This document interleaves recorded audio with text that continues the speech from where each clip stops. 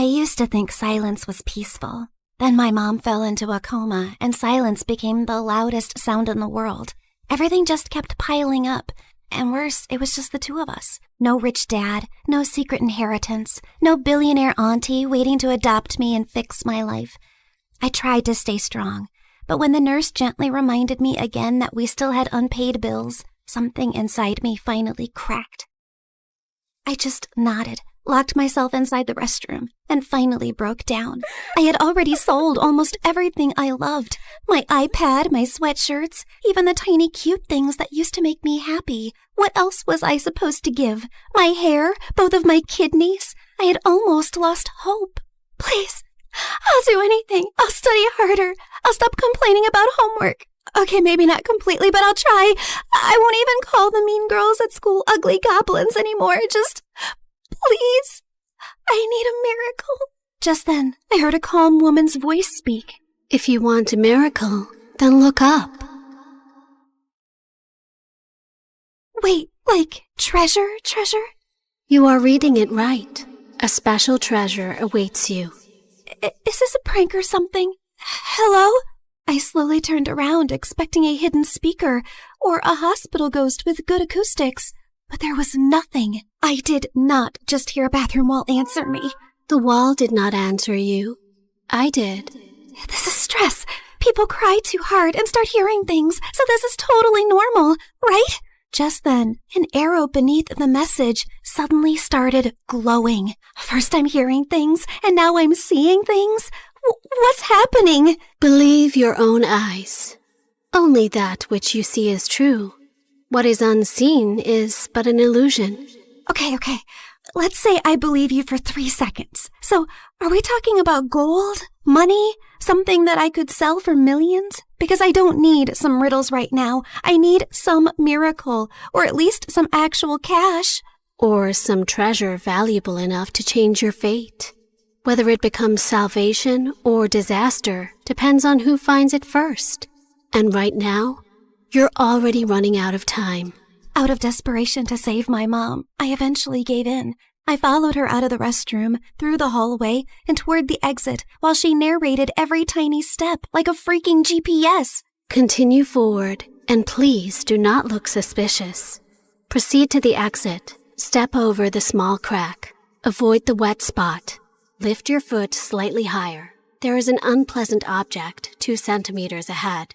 I stepped down, and my whole body froze. Oh, my apologies. I meant there was an unpleasant object 2 centimeters ahead. Too late. Soon, we reached a narrow alley between 2 old buildings. Miss, are you sure this is the right way? The path continues forward. Though I understand your hesitation, narrow passages often awaken the mind's instinct for danger. However, if treasure were always placed in bright, comfortable places, far few people would learn anything from searching for it. So, that's a yes? Oh, that pretty summarizes what I've said. So, yes. I finally stepped into the alley, and thankfully it was only normal scary and not dangerous and life-threatening scary. Just then, everything went silent all at once. Even the dramatic pigeon on the street shut up. Miss Lady Voice? Hello? Are you still here with me? Don't worry. I'm here. Just keep walking. Do not turn back yet. Step back and just breathe slowly. I only asked if you were there. And I answered with additional guidance. The alley stretched longer than it should have. Soon warm wind rushed past me, and when I looked back, the alley was gone, and I was now standing in an open field under a bright blue sky. Holy yummy cheese balls! Did I just teleport to another place? I also noticed a small glowing orb floating in front of me, shining softly like a tiny star. Yes, you have arrived in Mondstadt, the city of freedom, a land of wind, songs, nights, and many stories carried through time. I realized that the glowing orb pulsed when the voice lady continued yapping. So that meant her voice now had some sort of a body? So you mean I'm not somewhere in Europe and not dreaming? Yes. This is not Europe, nor is it a dream. A world with its own laws, gods, stories, wounds, and miracles. Why am I exactly in this unfamiliar land? I just want my mom to wake up. Then keep walking, Sabrina. The treasure hunt begins here. Fine. If this treasure can really give me a miracle, then lead the way. Watch out! Explosive encounter highly likely nearby. Explosive what? Just then, a loud boom suddenly echoed from somewhere near the trees, and a tiny red figure then burst out from behind a bush. Ta-da! Clee is here! Spark Knight of the Knights of Favonius. She is known throughout for her enthusiasm, remarkable explosive talent, and a long history of incidents that are best described as energetic. Sorry about that. Clee was only doing a little fish blasting. Well, maybe not a little, but the fish tastes so good, so Clee thinks being grounded for a day is worth it. Anyway, are you here for the treasure hunt? You know about that? Uh-huh. Miss Nicole told Clee. She said a dear traveler named Sabrina would arrive. Wait, you can hear her too? And she actually has a name? Of course, Miss Nicole is the best. And she talks inside heads because she can't talk with her mouth. Mom says she's very smart and very nice, but also talks a lot. Alice said that? Yep. I see. Clee skipped closer and grabbed my hand like we'd been friends for 10 years. Can Clee come play with her today, Miss Nicole? Please? Yes, you are allowed. As far as Alice is concerned, nothing is more important than a request from her beloved daughter. Yay! But why does Sabrina look so sad? Did someone make you cry? Was it a bad guy? Clee can blow them up! Only a little. Well, maybe not a little, but Clee will try. I'm not sad. You are. I know crying faces. Jean makes that face when Clee accidentally causes big disasters. My mom is really sick. She's in a coma right now. That's why I need to find the treasure so I can buy her medicines and pay the bills. Clee gave me a soft smile and squeezed my hand. Mom always says love can travel very far, even farther than my best bombs. So your mom's love must still be with you too, even if she's sleeping. Thanks, Clee. You're welcome. And don't worry, we're going to find that treasure, help your mom, and only blow up the bad guys. Maybe we can do the first two without the third one? Clee will try very hard. Just then, Nicole's panicked voice suddenly filled my head. Watch out! Hilly Churls incoming! Hilly what? Literally 6 seconds later, masked monsters burst out of the bushes, and Clee pulled out her bombs like this was a normal Tuesday. Jumpy, jumpy, go! Boing, boing, boom! Yeah! Oh my god, am I gonna die? Stay calm. Step back. Duck! Now! Before I could fully lose it, golden light bloomed beneath us. Moment of birth.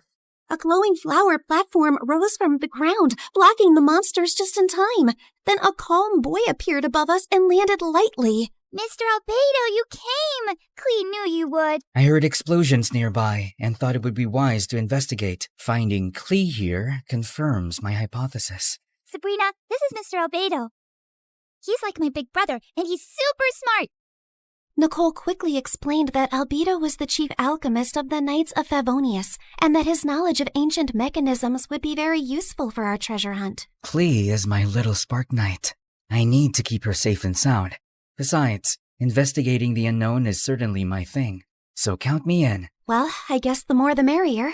After that, Nicole led us to Thousand Winds Temple, an ancient ruin full of broken pillars, weird symbols, traps, slimes, and things that clearly wanted me flattened. But somehow, because of Nicole's directions, Albedo's magic, and Clee's little bombs, we made it through. I thought you were just going to lead me to the treasure. You did not warn me about all this. Seriously, did I get transported into a video game world or what? A world is only called a game by those watching safely from the outside. To those inside it, every path, every danger, every choice is real. Wow, that was beautiful, but also very unhelpful. Then allow me to be more direct. Keep moving. Something larger is approaching. Larger? Just then the ground shook. From the dark corners of the ruin, 2 giant metal monsters slowly woke up. Please tell me those are statues. Please. Unfortunately, no. Those are ruin guards. Ancient machines built for battle. and judging by the glow in their eyes, they have already identified us as a threat. Before I could pee my pants, someone crashed down from a broken wall and stood between us and the machines like a walking shield. One swing sent a ruin guard flying back like a stupid little tin can. Whoa, this guy looked like he could punch a mountain and the mountain would apologize. Uncle Varka, you came! Klee knew you would. Now the big metal meanies are in trouble. Ah, the almighty Knight of Favonius to the rescue. How timely. Ha! Miss Nicole! Didn't expect to find you leading children into ancient ruins. And I didn't expect you to enter by jumping from a wall. Yet, here you are. Fair enough. When the coast was finally clear, Albedo calmly stepped toward the broken machines and found a small glowing fragment inside them. The moment he lifted it, the air around us shimmered. The first clue has awakened. First clue? Nicole's glowing orb rose into the air, stretched like a flower opening, and became a beautiful woman. Well, there you are. I was wondering how long you planned to stay as a floating light. Wait, you're Miss Voice Lady? You actually had a physical form this whole time? Nicole looked at me, and even though her lips did not move, her voice gently entered my head again. My apologies. Until the first clue awakened, I could only guide you through a small projection of my presence. Now that the path has opened, I can take this form before you. However, for certain reasons, I am unable to speak. This is the only way I can communicate with you. Now then. She continued yapping for 8 more minutes straight. And from what I understood, she was an angel called N from the Hexen Circle, a circle of powerful witches. She then explained that the glowing fragment was a piece of the treasure's scattered light and could lead us to the traces left across Tevat. The treasure you seek was broken long ago. Its light scattered across Tevat, leaving traces behind. This fragment will reach those traces. The brighter it shines, the closer we are to the treasure. Across Tevat? As in, this whole world of yours? Several regions, yes. That means a long trip, but don't worry. With Miss Nicole's incredible sense of direction, we'd never have to worry about getting lost. Yay! More big adventures! Wait, no, not yay. I need to go back. I have classes tomorrow and a sick mom in the hospital. Nobody told me this treasure hunt came with a lot of obstacles and a whole world tour. I understand. Your fear is not unreasonable, but the treasure you seek cannot be reached by standing still. Each clue will bring us closer, and each step will return you to the wish that brought you here. Fine. For Mom, I would continue this crazy mission. After that, everything turned into the fastest, weirdest world tour of my life. The mute angel continued her directions like an unmutable treasure hunt navigation guide, dragging us across a giant magical map, jumping from one region to another, while I tried my best to stay alive and understand what was actually happening.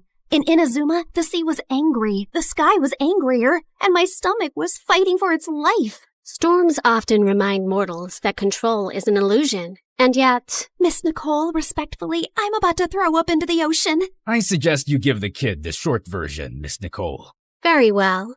Storms pass. Thank you. That one helped. In Sumeru, we finally got one peaceful break near a waterfall. Albedo sketched the view. Klee showed me Dodoko, and when she said her mom gave it to her so she would never feel lonely, my chest hurt in the softest way. After our little break, Nicole led us to Natlan, where we were nearly roasted alive. Fiery creatures chased us through rocky paths while she calmly yelled directions. And at one point, Varka carried Klee and me like luggage. This is fun! Uncle Varka is the best! Hold on tighter! Every trace we followed made the fragment shine brighter. And by the time we reached Fontaine, it was full-on glowing, like it had finally remembered where the real treasure was hidden. Nicole led us beneath the water to hidden ruins, where the fragment pointed us toward the final trace, the one hiding the real treasure. Freaking finally! Soon, we found a mysterious sealed door, and Albedo figured it out like a puzzle in minutes, using one of Fontaine's underwater mechanisms like it was nothing. The sealed door opened, and I thought we had finally reached the treasure. Behind it were more passages, hidden compartments, and even more puzzles. I swear to God, is the treasure shy or what? Ancient civilizations valued protection. Finally, we reached a chamber where a small chest waited on a pedestal. I opened it with shaking hands, but there was no gold, no money, no jewels, nothing I could sell. Inside was just a small, broken, flower-shaped relic. No, we traveled across Tivat for this? For a broken thing? It is indeed damaged. We can fix this, right? Yes, but not with gold, not with force, not even with knowledge alone. Then how? This relic is a vessel of hope. It reflects the heart's deepest wish. It was never meant to make someone rich. It was meant to answer the part of a person who refuses to give up. I stared at the tiny broken flower and slowly understood. The treasure was never something I could sell to fix my life overnight. It was hope. The one thing I had almost lost in that hospital restroom. Nicole said every region had left something inside me. Courage, endurance, wisdom, strength, and truth. I held the broken relic and thought of Mom's smile, her warm hugs, and the little things she did whenever I was sad. I wish for my mom to wake up. I don't need gold or anything. I just want more time with her. Please. Just then, the relic started glowing. Golden light filled the cracks, and the broken petals slowly repaired themselves until the flower became whole again. You fixed it! The restoration is complete. The way home can now be opened. A portal appeared behind us, and my chest hurt when I realized I was really leaving them. They were supposed to be just my treasure hunting team, but somehow they had become my friends. Klee hugged me first and gave me a tiny Dodeko charm. So you won't forget Klee. Fear doesn't mean you're weak. It means what you're fighting for matters. Always remember that, kid. If fate allows us to meet again, perhaps we could continue this conversation over dessert. You asked for a miracle, but you were the one who kept walking toward it. Remember that, too. After a tearful goodbye with them, I finally stepped into the light. When I opened my eyes again, I was back in the hospital restroom. I thought it had all been a dream until I felt Klee's Dodoku charm in my pocket. So it was real. Everything was real. I ran back to Mom's room. The bills were still there. Mom was still sleeping. But I felt different. Scared, yes, but not empty and hopeless anymore. One day, my seatmate was secretly playing some online game called Genshin Impact, and the second I saw her screen, my soul almost left my body. The characters looked way too familiar. And then it hit me. So I was in a game? That night, I downloaded the game beside Mom's hospital bed, and when Nicole's banner finally appeared, I pulled for her. Not gonna lie, I really miss her voice and her endless yapping about lore and random facts. Step into the world of Genshin Impact, the open-world action RPG where you explore, battle, and uncover the secrets of Tivat across PC, mobile, and console, all seamlessly connected. Experience exciting new adventures in Luna 7 Truth Amongst the Pages of Piranha, featuring powerful new weapons, fun minigames, and exciting rewards to enjoy. Uncover a brand new story chapter in Sumeru. Meet new Wishbanner characters like Nicole, Prune, and Lowen. One afternoon while I was studying beside Mom, her fingers finally moved. Mom? Hey, sweetie. Mommy, you're awake. You're really awake. I missed you so much. And for the first time in a long time, the silence in the room did not feel scary. It felt peaceful at last.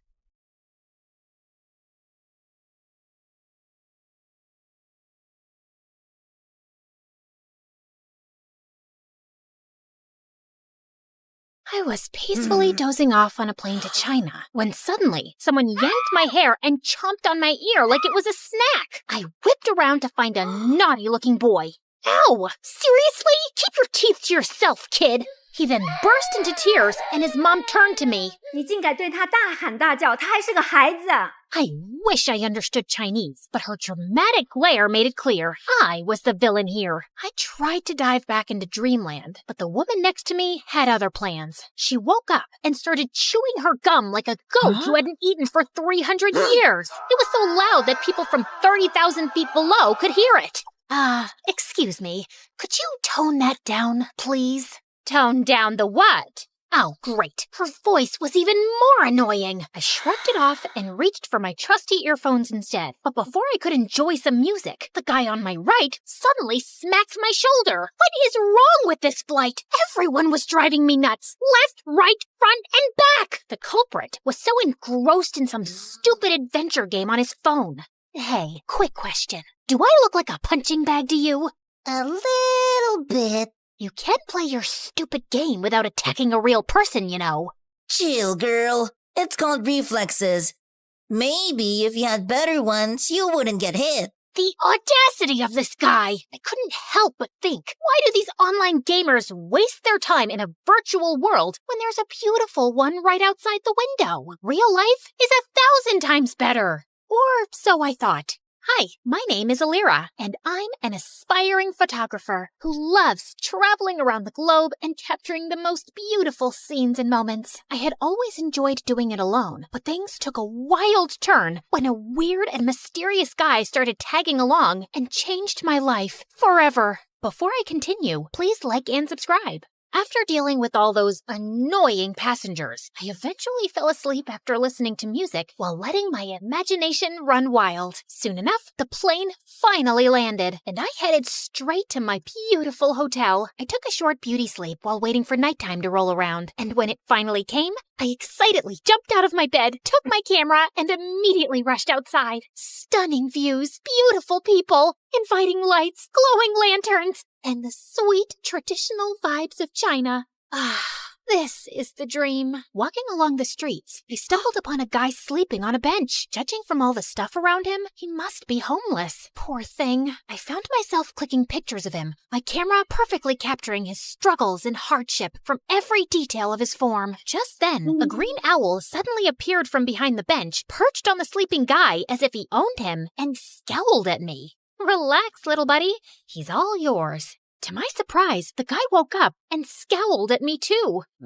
Who are you? And what are you doing here? His eyes then lowered to my camera. Were you taking pictures of me while I was sleeping? Duh, I was taking pictures of the street, but you were blocking my view. It's not my fault you were sleeping there. That's a terrible excuse for disrespecting my private space. The private space? That's rich coming from you, who is sleeping on public property. Delete my pictures, or I'm gonna delete it myself. Don't you dare touch my camera! Do you have any idea what it takes to capture a beautiful moment or view? The countless hours, the right timing, the quest for the perfect angle. I pour my heart and soul into every shot. Those aren't just pictures. It's a piece of me, a piece of my struggle, my passion, my life. So please, don't take that away from me. I trailed off when I realized that he was now holding my camera and swiping through the shots. But how? So you're not only homeless, you're also a snatcher. Give it back, you jerk. I lunged at him to retrieve my camera, but he suddenly vanished. I spun around, and he was still swiping. This guy, I swear to God. In all fairness, you have quite a remarkable talent for capturing beautiful images. What do you think of me now? Just some lousy, try-hard photographer? I snatched the camera back, and this time he didn't resist. He practically handed it over. I immediately checked my gallery and realized he hadn't deleted anything. Relax. I usually don't meddle with other people's business. Unlike you. I tried glaring at him, but I felt like I ended up pouting, which made him smirk. Oh, well, at least I finally bumped into someone who speaks English. I'm so tired of racking my brains and using weird hand gestures to understand what the locals are saying. He ignored me and started picking up his things as if preparing to leave. So, where are you from? Not from around here. I see. Where are you going? I don't know. Maybe under the bridge, at the back of the junkyard? Just anywhere with a roof where I can recharge my energy, so I can continue my pursuit of answers to my questions. Just then, a sudden rumble of thunder echoed through the streets. I think you should speed your pursuit up, because the rain is about to pour, buddy. I don't mind the rain. It helps me think better. But your owl doesn't. He stopped in his tracks when he realized that I was right.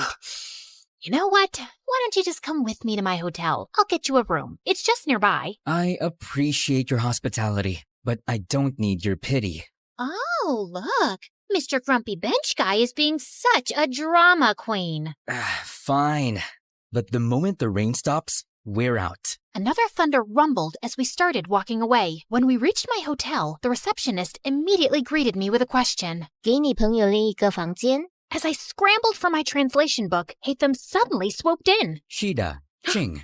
Did you just speak Chinese? I speak multiple languages. I have a constant hunger for endless knowledge. So, you're a polyglot. So cool. That's literally my dream. But learning another language is so difficult for me. What's your secret? Oh, I use this splendid application on my phone, Duolingo. Oh, I have heard about it, but I never tried it. It has a fun and engaging approach to learning a language. It's like casually playing a game, which is a pretty good motivation for the learning process. Okay, that sold me. I immediately downloaded the app and was greeted by a cute green owl named Duo, who looked very familiar. I turned to his pet, who was sitting on his shoulder. Whoa, Duo looks exactly like your owl. They have the same name too. Just a little warning. Duo's nice and helpful, but he can be a little persistent sometimes. But it's also for your own good. Well, he seems to be a cute little guide. I went straight to my first lesson, and I was already liking it. Shui means water. Shui? Gosh, I am so thirsty. I need some shui. Okay, got it. Okay, so this is my room, and yours will be that one. I was talking to him, but he seemed preoccupied with something over my shoulder. I turned around and realized that he was looking at my collection of postcards on the wall. To my surprise, he suddenly barged inside. Where did you get these photographs? Those are the places that I captured with my precious camera. And these right here are my goal destinations. They're beautiful, aren't they? He looked so ecstatic as he gawked at one of the pictures like it was the most delicious meal he had ever seen. Where is this place? That's my next destination, the Tianzi Mountain. It's one of the reasons why I visited this country. Take me with you. Consider yourself lucky, my friend, because I'm going there tomorrow.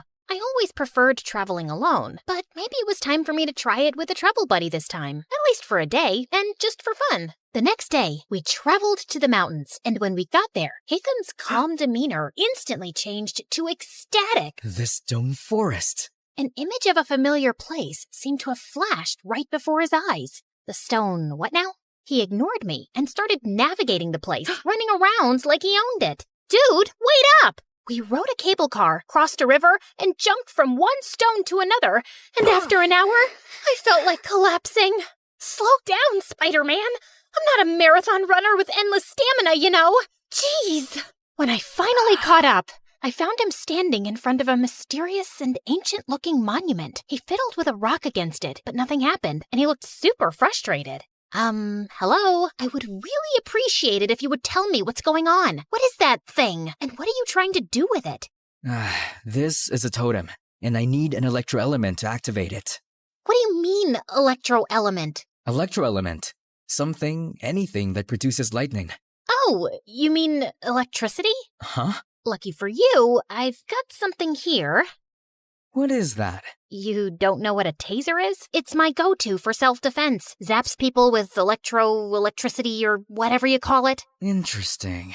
He immediately took it from me and tried it on the totem. After a few sparks, it suddenly got triggered and a glowing symbol appeared on top of it. Holy cheeky bananas! Is that a hologram or something?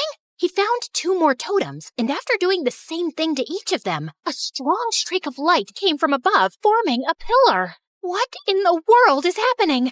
Is this some kind of secret experiment from the government? And what's your deal with all of this? I've been traveling from place to place looking for these runes. Since I'm not from around here, I don't know where to go. I need to activate these beacons in 6 places scattered around the world.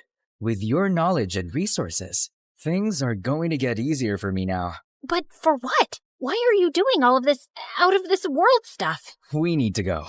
Dude, you didn't answer my question. Sometimes, the journey to find answers is more important than the answers themselves. Whatever you say, Plato. After activating the first beacon, we embarked on a thrilling and action-packed adventure of a lifetime. After Tianzi Mountain, we rushed straight to Huanglong River, which Hatham kept calling Luhua Pool Liu. There, we had to light up some fire totems. There were 5 of them, but according to him, only 3 needed to be activated. Of course, those 3 we needed were surrounded by water. Great, right? Hatham was all business, using his fancy tricks to get those waterlogged totems blazing, while I just snapped pictures of these outrageous moments. Our next stop was the breathtaking Matterhorn in Switzerland, aka Dragonspine, according to my travel buddy, where we faced a puzzle with circular platforms and wall signs. The place was so cold that I had to huddle by fire torches just to keep myself from turning into a popsicle. I let Mr. Mysterious Smarty Pants solve the puzzle by himself while I continued my Duolingo sessions. You know I can't miss those streaks. With each beacon we activated, I felt a mixture of excitement and curiosity. What was this leading to? And why did it feel like the world had turned into one big adventurous playground? During our flight to our next destination, I found myself fully immersed in my new favorite app, Xin Chao Ten Toila Elira. You could take a break sometimes, you know? I need to learn the basics, at least for now, and I like how Duo keeps reminding me with his cute little expressions. When we finally reached Vietnam, I decided to try out what I learned by asking the locals about the directions. Xin lỗi, bang có thể trong tôi doang. The woman stared at me as if she was solving the most difficult math puzzle. Có thể... Xin lỗi, nếu ngàn còn đích chỗ, chúng tôi viết đúng viết vinh, hà lòng đục trong. Được chứ, bạn chỉ cần đi thẳng, rồi đi qua cái cây khổng lồ kia, sau đó rẽ phải và đi bộ khoảng 200 mét sẽ thấy một khoảng đất trống. Okay, I guess it was too early for me to attempt a conversation. After learning the direction, Hatham continued walking towards the bay. Ugh, why is this guy so good at everything? You still have a long way to go, Elira. I literally just started. Just wait and see. I'll be leading the leaderboard with an unbeatable streak in no time. I commend your determination. Keep it up.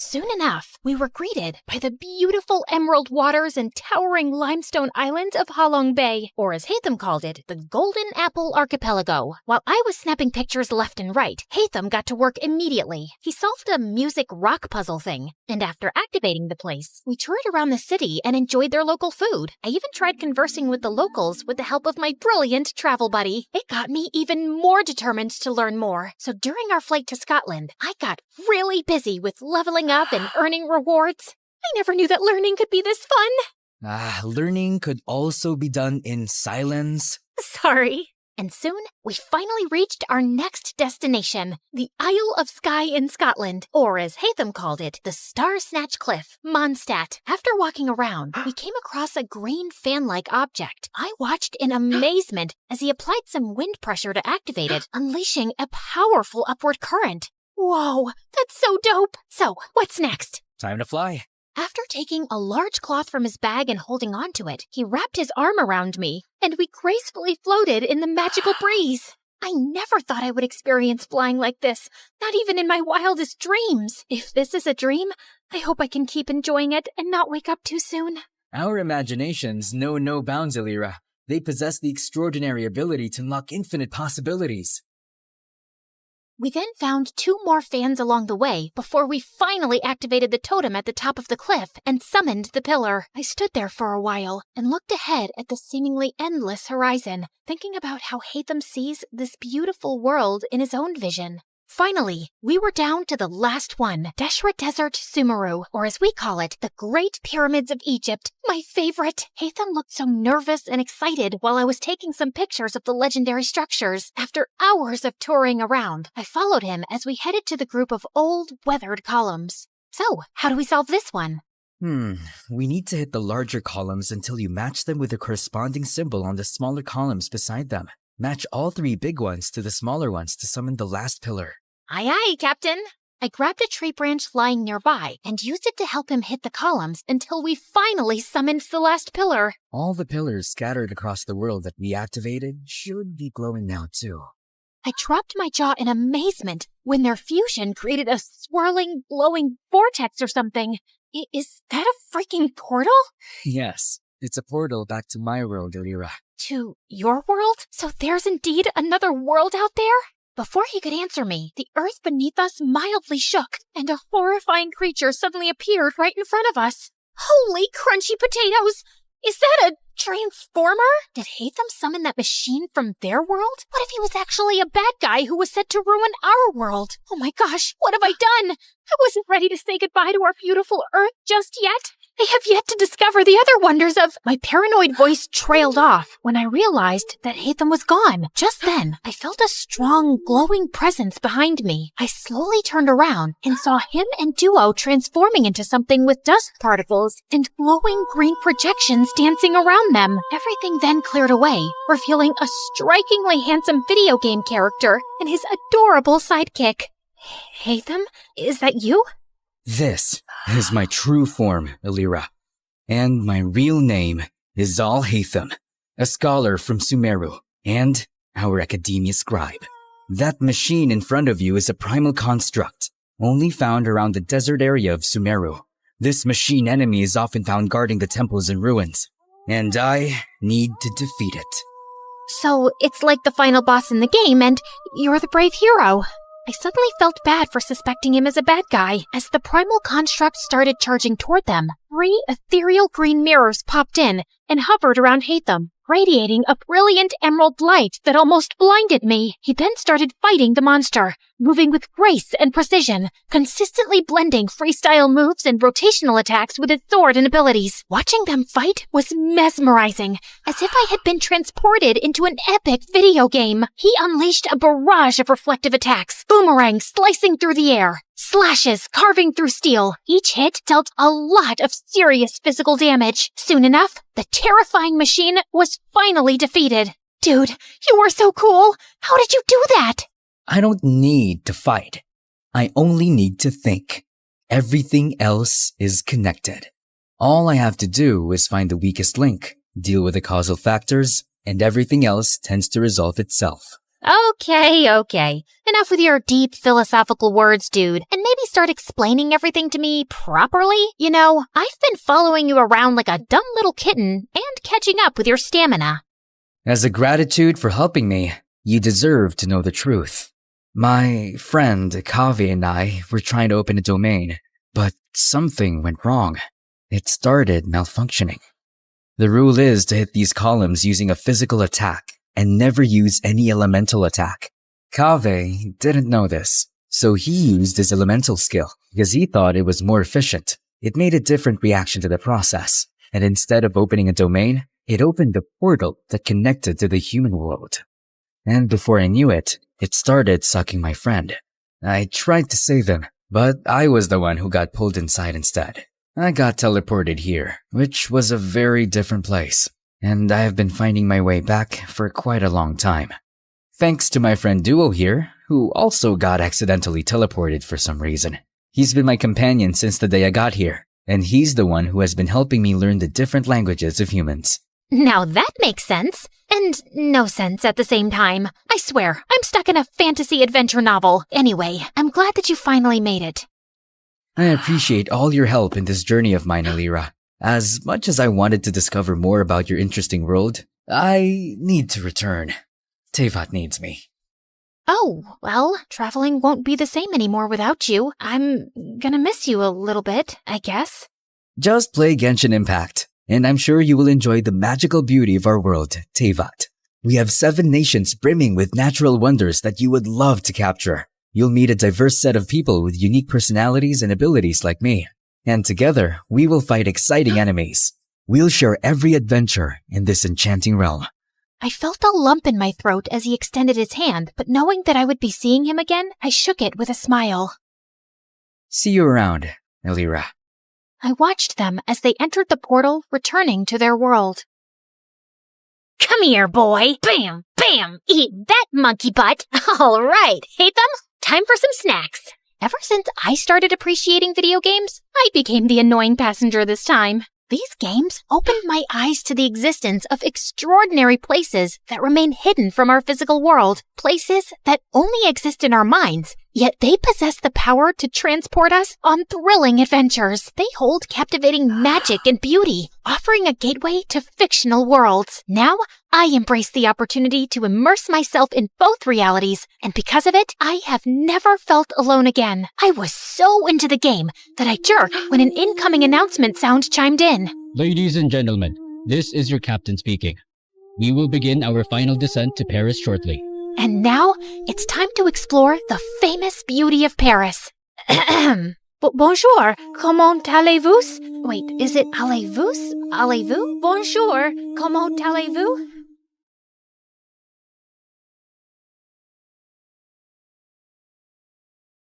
You're never here when my tears dry. You're never around to see me thrive. When it's my birthday or my day off, you got other plans and can't show up.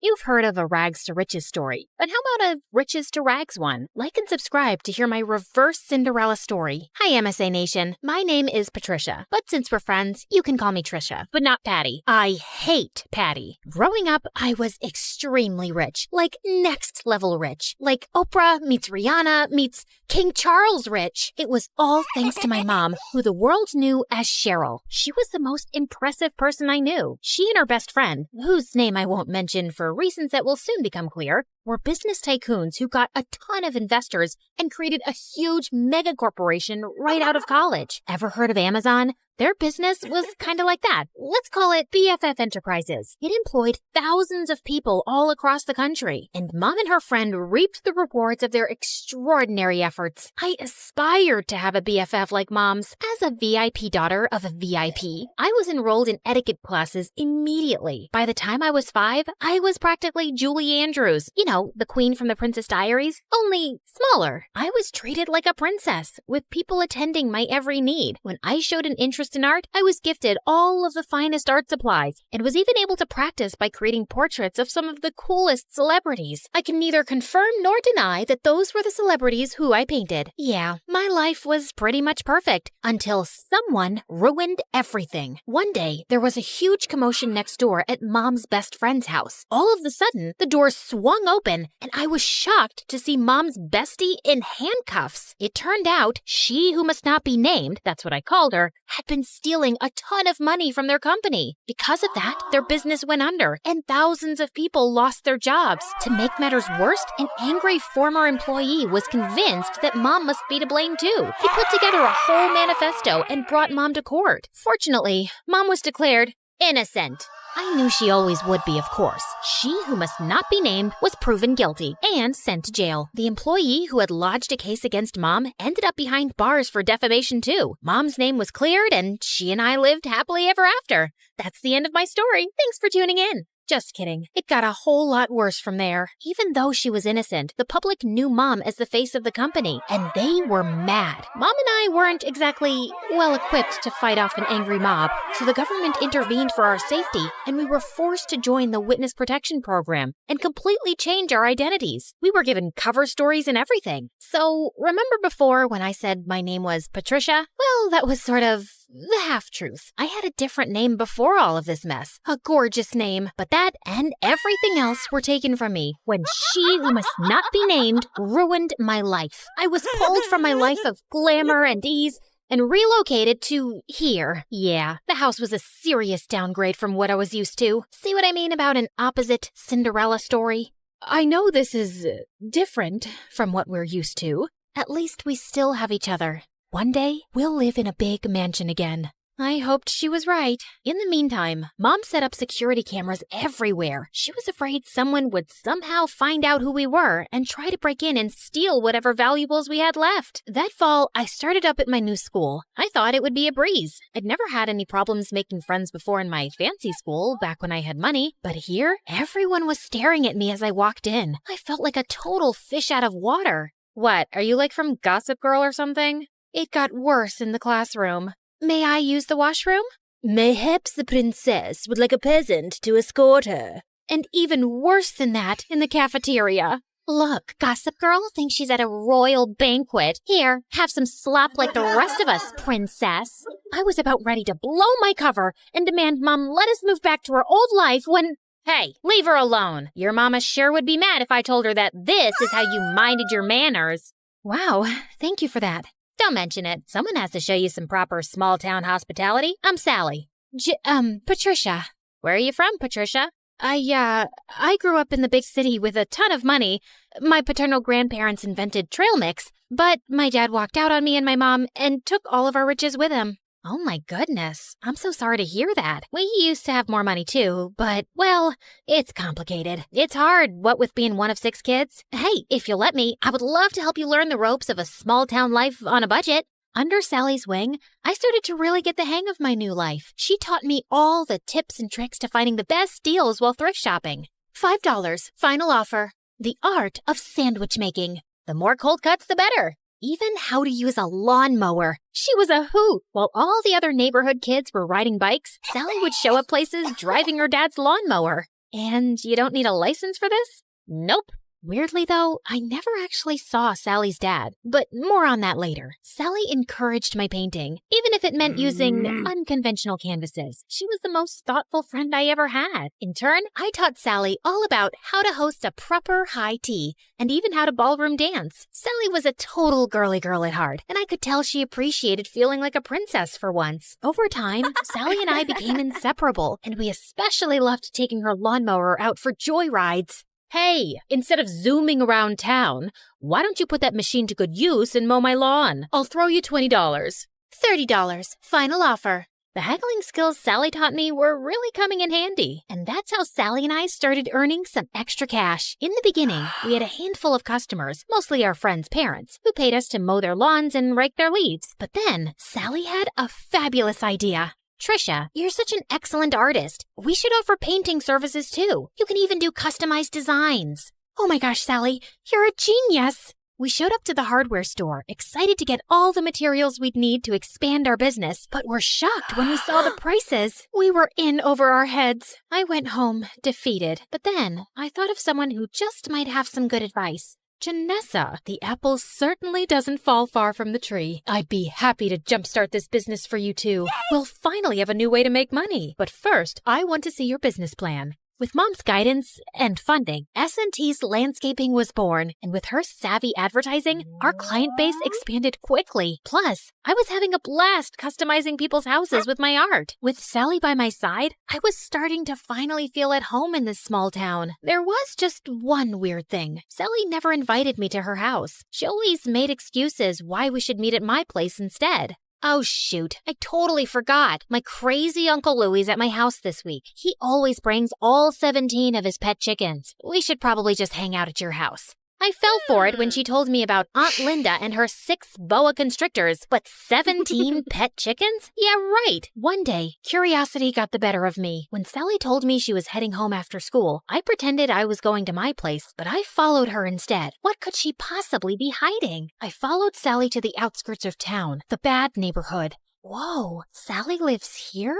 The trailer barely looked big enough to hold a twin bed. How could Sally and her 5 siblings and her parents even fit in there? Just then, I lost my balance and fell to the ground with a huge thud.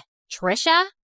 Sally, I can explain. I thought Sally was gonna start screaming at me, but instead, she started crying. I'm sorry I never showed you my home. It's just, well, I was embarrassed of this ugly trailer. My dad used to have an excellent job, and we had a big house and a big yard, but Dad lost his job a few years ago and ended up in jail. Ugh! If it wasn't for BFF Enterprises, we would never be in this mess. He was just trying to stand up to their evil owners, and instead Cheryl hired her cronies to make it look like Dad was lying and put him away. It felt like my stomach had dropped out of my butt. Sally's dad was the angry former employee who'd made a case against Mom. Thank goodness Sally had no idea who Mom and I actually were, thanks to our aliases and dye jobs. But why was she blaming Mom when it was really her dad who put us in this mess? I knew I shouldn't say anything or risk Sally getting suspicious, so I ran home before I put my foot in my mouth. Trisha, wait! Was it something I said? I avoided Sally the rest of the week, which wasn't easy. I felt so conflicted. Sally was my best friend, but she hated my mom and blamed her for her dad being in jail. So, I decided to get Mom's advice. I need to talk to you. Sally's dad is your angry former employee who ended up in jail. Oh, come on now, Trisha. What a strange joke. Why was Mom calling me Trisha? At home, she always called me by my real name. Mom, this is serious. Sally has no idea who I really am, or that you're actually the co-founder of BFF Enterprises. Just then, Sally popped up from behind the couch, and suddenly, Mom's behavior made sense. Sally, it's not... I can't believe this. I thought we were best friends, and all along, your family is why my family is suffering? Sally, please. Leave me alone. I don't want to talk to you ever again. I've heard of surprise birthday parties gone wrong, but never this badly. I probably lost my BFF forever. But Mom was more preoccupied that Sally would out us both. What are you doing? Follow her. Make sure she doesn't talk. Do whatever it takes. I hadn't seen Mom this stressed out since the trial. I tried texting, calling, even showing up at Sally's window, but she wouldn't even look at me. I returned home completely hopeless. Did it work? Will she keep quiet? She won't even talk to me. Just then, Mom turned into a fire-breathing dragon. Well, not literally, but I'd never seen her this angry. Then we need to move again, now. But this is her home. Sally is my friend. Some friend. As soon as she talks, I'm going to jail. Mom, what are you talking about? Why would you go to jail? The judge said you were innocent. Of course he did. I bribed him. My business partner and I were both stealing funds from the investors because we deserved more. But unlike me, she was dumb enough to get caught and unwilling to do whatever it took to stay out of jail. And Sally's dad figured it all out and tried to get me behind bars too. But I showed him I am not to be messed with. I couldn't believe it. I was so blinded by all of her generosity over the years. I'd never even once suspected that she could have done anything criminal. And I felt so awful for Sally and her family. They didn't deserve this. But then again, how could I choose between my mom and my best friend? What Mom said next, though, made everything totally clear. You got us into this mess. Now you have to get us out. Me? I'm just a kid. You're the one who was so greedy that you stole money and ruined your company and all of your employees' lives. You even let your own best friend take the fall. You cared so much about money. You forgot about what really matters, friendship. Trisha, come back here. My name isn't Trisha, Mom. It's Janissa. So, let me reintroduce myself. Hi, MSA Nation. My name is actually Janissa. Pretty, right? Okay, back to the action. I grabbed the security cameras on my way out and headed straight to the police station. It had our conversation and Mom's confession recorded. The police took my mom away, and because I had just turned 18 recently, they let me take care of myself. And that night, the story was all over the news. I knew I'd done the right thing, but I'd never felt lonelier. The next morning, I woke up to a knock at the door. Sally, you have to believe me.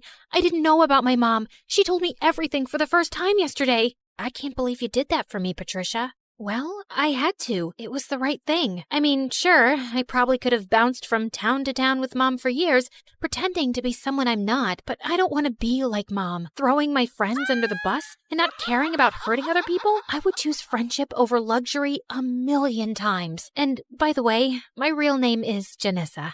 It took months, but after campaigning tirelessly, we finally got Sally's dad out of jail and back home where he belonged. With Mom behind bars, I was finally free to come out of hiding. Even though I was totally free to move back to the city, I decided to stay put in this small town. After all, this had become my home. I even asked Sally's family to move in with me. Plus, Sally's dad was able to take over the landscaping business. With him in charge, business is booming. Everyone is just so thrilled that he's back home where he belongs. We did have a company name change, though. I'm just so happy to have my best friend by my side.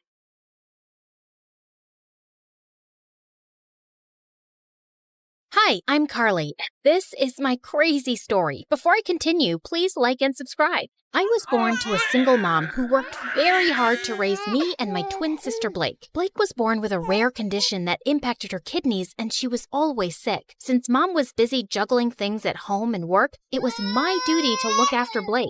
You can't eat milk with your hands. Drink it. Blake, don't chew on your gross shoes. Even Mom was extra paranoid about Blake, and she hardly paid attention to me. Like this one time when I was 6, Mom had to leave for some urgent overnight office trip, and she dropped us off at the neighbor's place. These are Blake's medicines. You know she drinks chocolate milk before sleeping, and I've also packed her favorite pink night clothes. Wait, where's my stuff? The bag's too small to carry both your things, but hey, I packed your toothbrush. You'll be okay, right? I wanted to say no, but Mom already looked tense, so I nodded and she left. Everything was going great, but right before bedtime, I went to get milk for Blake, and I heard a huge thud. I rushed to see Blake crying on the floor with a bleeding nose. Apparently, Blake was jumping on the bed with the neighbor's son, and he thought it would be fun to push her off of it. Thankfully, the injury wasn't big, but when Mom found out, she went ballistic on me. Carly, I trusted you to look after her. And I did. I was just getting her milk, like you asked me to. And she's okay, Mom. Everyone falls sometimes. Your sister isn't like everyone else. After that day, Mom banned both me and Blake from participating in any extracurriculars at school or playing in the park afterwards like other kids. I was always stuck at home with Blake, so I never really got a chance to make new friends. And those at school joined clubs and got busier. I missed having a normal life, but Blake needed me more. Mom got more paranoid with time and took special care preparing food for Blake. I knew how tired she was, so I'd get by with frozen meals. And over time, I started taking comfort in junk food, eating candy bars from the hospital vending machines while I sat in waiting rooms for hours. By 13, I was much bigger than most girls my age. One time, our aunt was visiting us and she hadn't seen me and Blake in a while. Look, I bought you girls matching outfits. Go on, try it. I'll just wear it later. What are you saying? Come here. Aunt pulled me to her and tried her best to fit me into the dress, but it barely got past my neck. I was so embarrassed. I went to my room and didn't come out till Aunt left. Don't be so sad now. So what if you're a little bigger? Easy for you to say. You don't have to wear clothes 3 times your age. You're thinking too much. Here, I got you these. Blake's health improved as we got older, and by 16, she was much better and put on medication to manage her condition. Soon after, Mom got married, and a year later, she delivered my twin brothers, Jake and Jonah. I was happy for Mom, but I could tell Blake wasn't adjusting so well. I want to pluck out my ears, they cry so much. I know for a fact Jonah hates me. He farted and gave me the stink eye. That one's a devil. I knew Blake didn't mean that. She just missed Mom since she was busier than ever. And I tried my best to make Blake comfortable, but she was constantly throwing tantrums and hardly ever helped me take care of the boys. Oh, Jonah pooped his pants again. Quick, hand me a nappy. Right. What's that? Forget it. Can you just warm up the milk? Actually, I don't feel so well. I'm getting a headache in my stomach. A stomach in my headache. You get the point, right?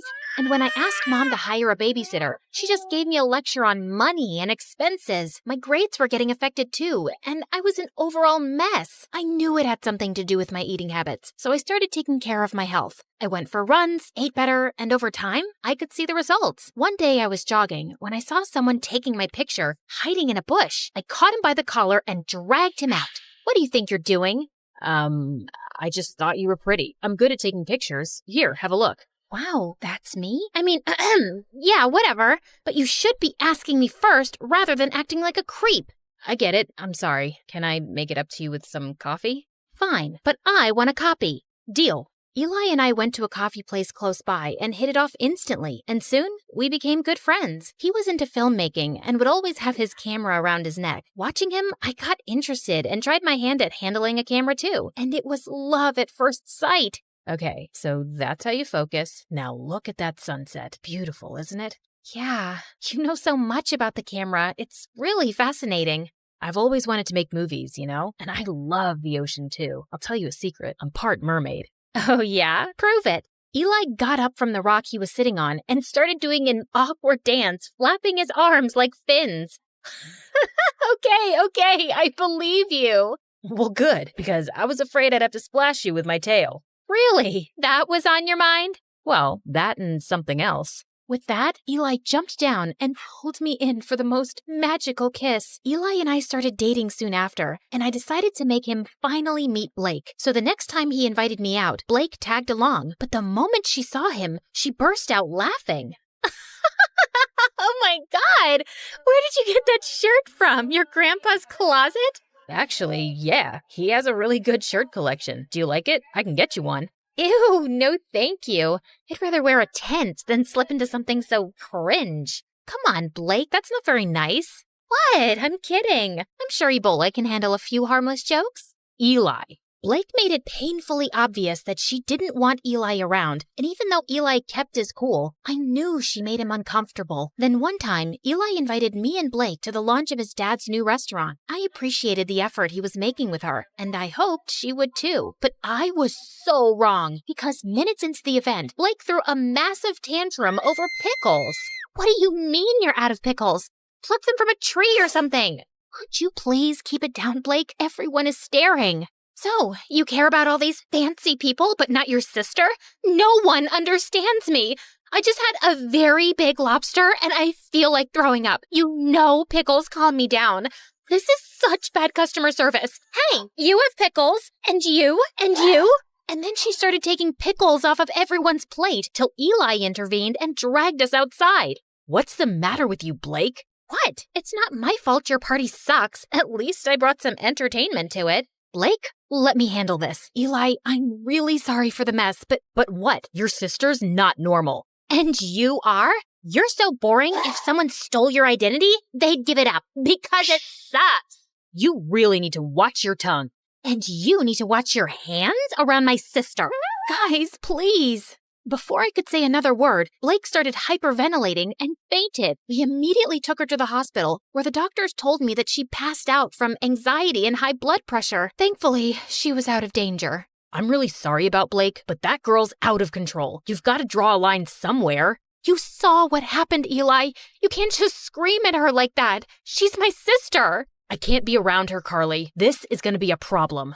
I wanted to stop Eli, but there was nothing more I could say. Blake was my sister, and she came first. I didn't meet Eli for a few days, and a week later, he told me that one of his movies that I'd helped him with had gotten selected for a local film festival. He wanted me to come, but Blake was still recovering, and I couldn't leave her alone. But when he came back, he told me something shocking. Everyone loved the movie, Carly. One of the biggest film schools in New York wants to take us both in on full scholarship. How amazing is that? I don't know what to say, but I don't think Mom would let me go to New York, Eli. You're a great filmmaker, Carly, and you should give it a fair shot. And think about it. You could finally live your life on your terms. God knows you need it. I was numb for a second, and then I felt like someone gave me new wings. It did sound like an amazing opportunity. All I had to do was convince Mom, but when I told her, she looked at me like I'd asked her for her kidneys. Have you gone crazy? You can't move to New York. Your life is here with me and Blake. I applied to this marine biology course on behalf of both of you, and you guys got in on scholarship. This was always the plan, and it's the right one. But that's not what I want to do. I want to make movies. I'm really good at this. Everyone says that. Everyone or Eli? Who's Eli? Just this dumb boy she's dating. I'm sure he's the one who's filled your head with this sawdust. How can you even think about leaving me? I just want to do what I want for once. Can't you give me a few years for my own life? Oh, stop being so dramatic. And not another word about this movie business, Carly. You'll stay here with us. Is that clear? Mom left and I turned to Blake angrily. You couldn't take my side for once? What did I do? Oh, you mean telling Mom about Eli? I don't think she even noticed. I left the room angrily and didn't speak to Mom or Blake for the next few days. I thought I could confide in Eli, but suddenly he was acting really cold. Every time I tried to talk to him, he would turn the other way, till one day I finally cornered him after class. Am I imagining things or are you ignoring me? Neither. I'm just busy. So, I told my mom I want to make movies and she went bonkers, but look, Carly, you and your family have issues and I don't want to get in the middle of it. Do whatever they say. But you told me to live my life. You said... Yeah, I did. And now I'm saying I don't care. You'd choose your clown sister over everything. I've seen that. So good luck, but I don't think I can be with you anymore. Eli, wait. Tell your sister she won.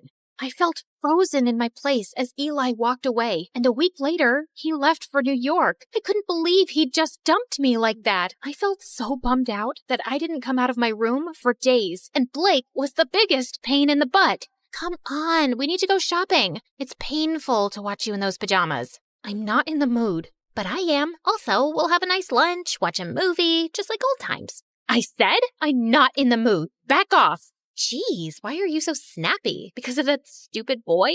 He wasn't stupid. I loved him, Blake, and now he's gone. Because I chose you over him, like always. And you don't care about my feelings, like always. Carly, just leave me alone. Blake left with a small face, and I felt kind of bad, but I was too mad to go after her. The next day, I calmed down a bit and was about to call Blake when her phone started buzzing like crazy. I picked it up, and I was shocked to see it was Eli. Before I could answer, the call got disconnected, and a text message appeared. I did what you wanted. Leave me alone. My mind went blank, and I opened the call logs on Blake's phone to see multiple calls to Eli. Suddenly, it all started making sense. Of course Blake must have driven Eli away. No one hated him more than her. What's this? You don't understand. Oh, I understand everything perfectly. You asked Eli to dump me so you and Mom could use me as your servant all my life, right? Before Blake could even say more, I pushed her out and slammed the door in her face. I started packing my bags and stormed downstairs, only to run into Mom. What's wrong? Is Blake okay? Yes, she's fine, but I'm not, and I haven't been fine for a while now. But you don't care, do you? Of course I do, sweetie. Why would you say that? Because you never have. Not since we were kids. Carly, I knew you could take care of yourself, and you were the healthy one, and Blake... No, Mom, I was eating my feelings, and you didn't even see that. I got back to being healthy on my own, and you've stunted both my growth and Blake's. Hers by over-coddling her, and mine by always holding me back to be her guardian. And now I'm done. I will go to New York because I want to get away from you and Blake, and you can't stop me. I left home and booked a flight to New York. On my way, I called Eli and explained everything to him. He told me that he was proud of me for taking a stand for myself and welcomed me with open arms. We moved in together and I was doing really well in my classes. Mom and Blake tried getting in touch with me multiple times, and even though I missed them, I needed my space. Eventually, they stopped calling. After graduation, Eli proposed to me and I said yes. Life was going great, till one day I heard a knock on the door and opened it to see Blake and Mom. What are you guys doing here? Eli called us and told us about the engagement. Carly, I have a confession. It was me who convinced Eli to break up with you, not Blake. Wait, what? Eli never told me that it was Mom behind everything. I didn't want to stress you out more. I could see you missed your family and this would have made you sad. But I saw the call logs and the messages on Blake's phone. I'd actually been calling him to apologize, but I guess he thought both me and Mom wanted him to dump you. And I don't blame him. I was always awful to Eli. I guess I was just terrified of being on my own without you, but I drove you further away. I'm sorry too, my baby. I'd just become used to having you around, always taking care of everything. And the thought of you going away for college crushed me. I was selfish and always burdened you with too much. I hope you can find a way to forgive me. Thank you for finally acknowledging that. It might take me a while to really forgive you, but I'll get there. I won't lie. I have missed you guys. Then let's start with a hug.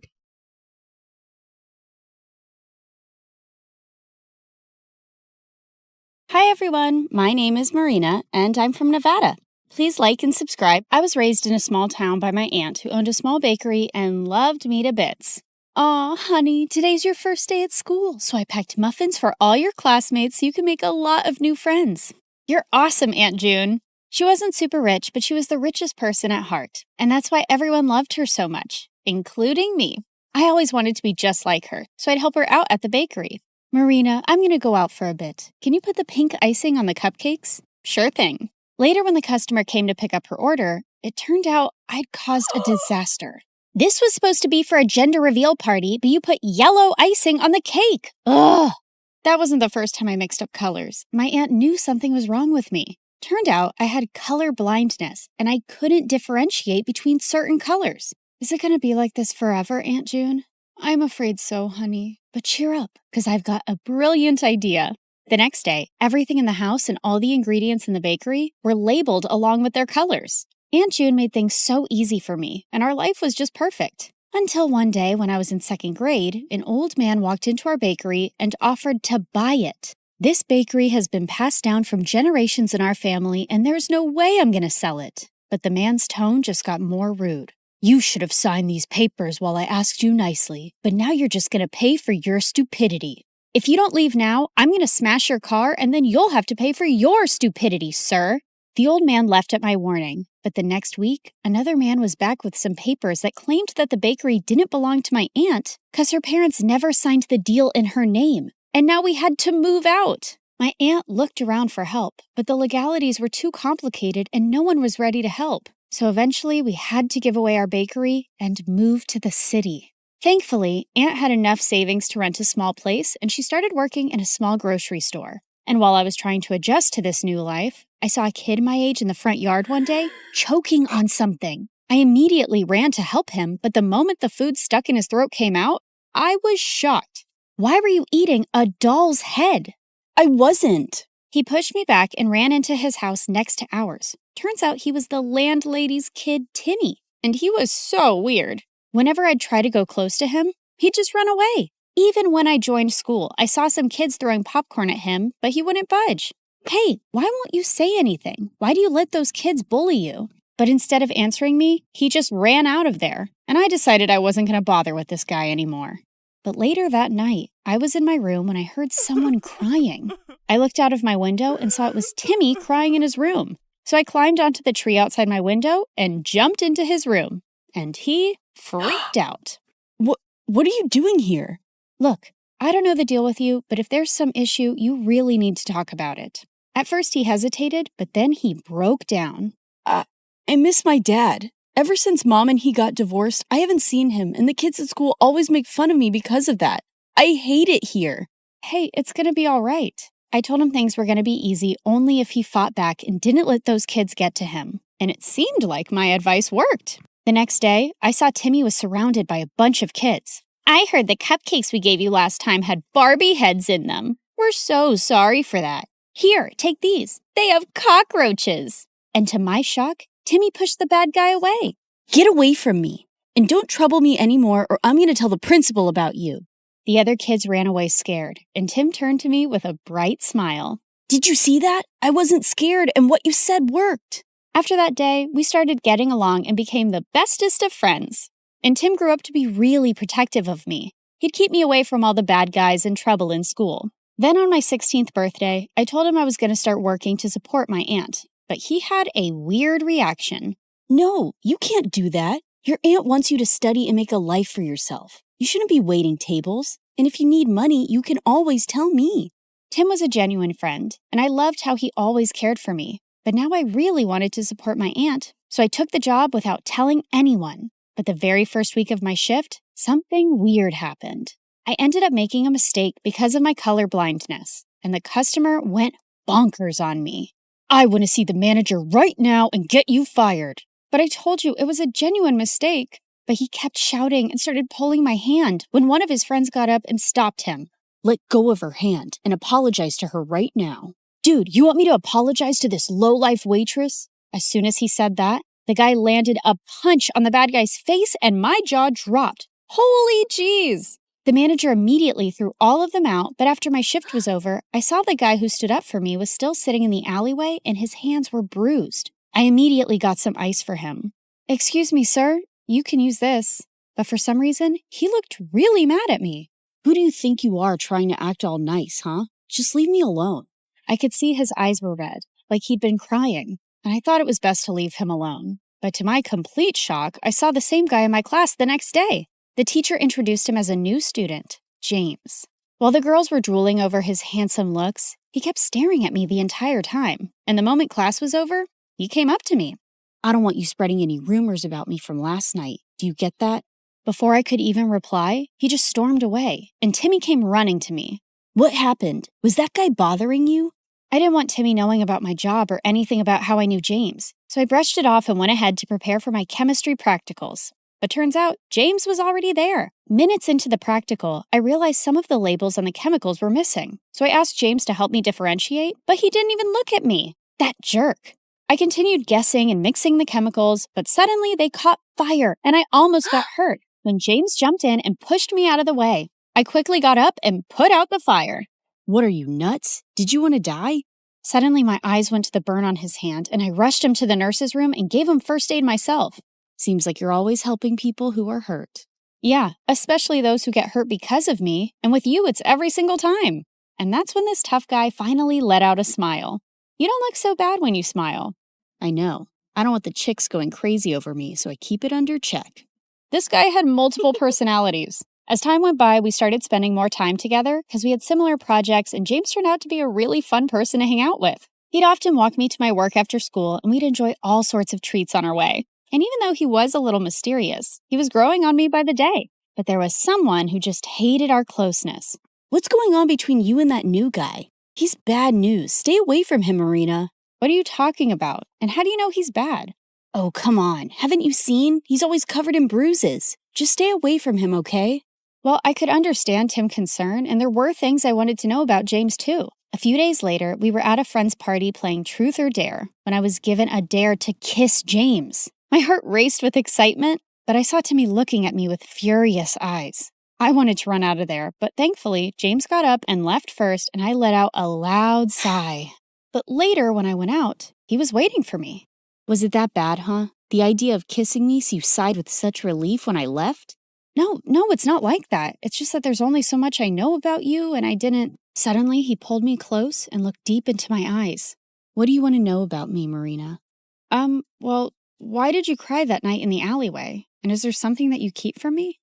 My mom is really sick, and she was admitted to the ICU that day, and I couldn't help but... Shh, it's okay. You don't have to say anymore. With that, I pulled him in for a kiss, and he whispered into my ears, I love you, Marina. Gosh, I loved him too. But the very next day at school, my fairy tale came to an end when I received a message from James's phone. Here's my parting gift to you, Marina. There were several pictures of me kissing him and me working as a waitress with ugly captions, and he shared them with everyone in the school. What in the world? I tried to call James about what was going on, but he wouldn't answer it. And I felt so embarrassed and furious about everything, but then Timmy came to me. Hey, are you all right? I thought he'd question me about the pictures, but he just took me home and comforted me. I don't believe what's going on, and I can't even reach James. He left, Marina, and he's never coming back. He then showed me the newspaper articles of how James was the grandson of the same businessman who took away my aunt's bakery. I heard his grandfather sent him here as a punishment because he used to be a jerk at his old school, but looks like he's still going around messing with people's feelings. Gosh, there was no way I was going to forgive a jerk like him, but I wasn't going to cry over him either. I blocked him everywhere and decided to shift to another city for my college, along with my aunt. And after graduation, I joined a top law firm and helped my aunt open a nice bakery in the city itself. For the opening day, we sent out invites to everyone across the city, and it all went so well.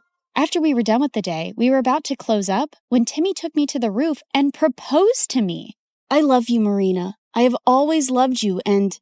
Oh, Timmy, please stop. I liked him too, but he was my friend and I could never see him any other way. What is it now? Don't tell me you still love that moron. Timmy, what are you saying? You know I hate him. Then why won't you say yes to me? I tried to explain to him, but he wouldn't listen. And suddenly he pulled me in and tried to kiss me. God, Timmy, just stop. Just then, I saw a man pull him away and punch him hard. James, what in the world are you doing here? How dare you touch her, you filthy. I pulled him away before he could hurt Timmy anymore and slapped him hard in the face. Who do you think you are walking into my life again? Didn't you already mess around enough last time? Marina, what are you saying? I never messed around with you. Oh, really? Then why did you leave? And what about those texts and pictures? What? I have no idea what you're saying. I know it was my fault to leave you like that, but I told Timmy everything. What? What do you mean? That night after you left the party, I received a call that my mom had passed away. My grandfather wanted me to return home. Timmy was right there, and I asked him to inform you. What? I even tried to contact you, but you had me blocked everywhere. And when I called Timmy, he said you hated me and you were with him now. Timmy, what is he saying? Did you hide this from me and lie to him? Yeah, I hid the truth. I didn't want you to be with a jerk like him when I've loved you all my life. So I lied. For you. But those messages from your phone and those posts. I have no idea, Marina. I lost my phone the same night.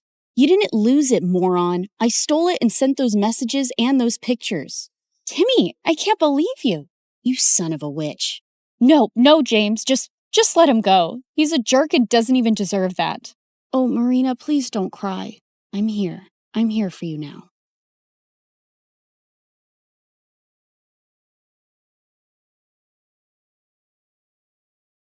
Hi, I'm Jessica from Napa Valley, and I have a weird story to tell you today. But first, please like and subscribe because MSA will give $1,000 to one lucky person in the coming 7 days. I lived in a beautiful house surrounded by trees. I had a good life, but growing up, I didn't get along too well with my family. For starters, my mom was like a 5-year-old trapped in an adult body. All she wanted to do was run around and play. Mom's idea of having fun was a water balloon fight with me and my older brother Dylan, and I found her childish behavior so annoying. I could never study in peace without hearing Mom sing show tunes around the house. Come on, you little bookworm. Let's bake some cupcakes. Don't you know how to have any fun, you nerd? Ugh, see what I mean? But the only person worse than Mom was Dad. He was barely home since he was a fancy businessman who traveled a lot. And when he was home, he treated us like servants. Bring Daddy some juice, will ya? My toes hurt and I can't move. There's not a lot left and we're saving it for tomorrow morning. Oh, so maybe you should be the one who goes on 5-hour flights to earn money for us. I kinda hated being around all of them, so I spent most of my time alone reading and practicing my violin. But when I got to 11th grade, things took a crazy turn. Mom told me one morning that we were taking in an exchange student. She's from Tokyo. She'll go to your school and live with us for 4 months. Isn't that exciting?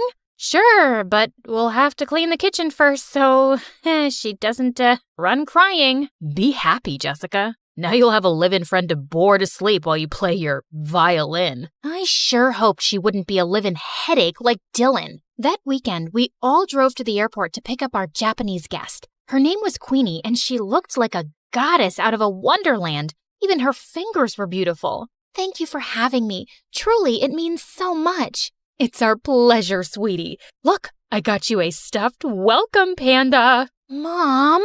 Hi, I'm Jessica, and I'm the normal one in the family. Please, don't judge me based on them. Oh my goodness, this is so sweet. Can one of you help me with my bags? They're heavy because of all the books I brought. Wait, Queenie was into books?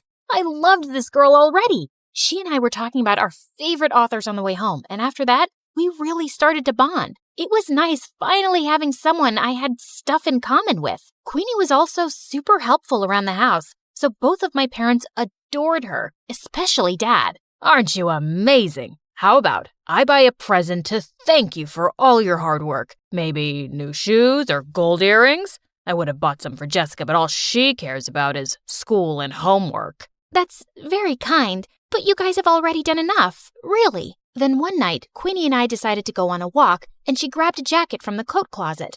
Oh, that's actually Dylan's. But it's so comfortable, and I don't have any warm jackets. Can't Dylan lend clothes to his guest? You can't just take someone's jacket without permission. Give it back. I don't want you wearing it. Fine, here you go. I'll just freeze to death then. Come on, Jessica. Dylan looked really mad, and suddenly he pulled me aside. What's her deal? After all we're doing for her, she gets this worked up over a jacket? I don't get why you can't just lend it to her for 10 minutes. Because there's something about that girl I just don't like. You mean 'cause she's actually sophisticated and has manners?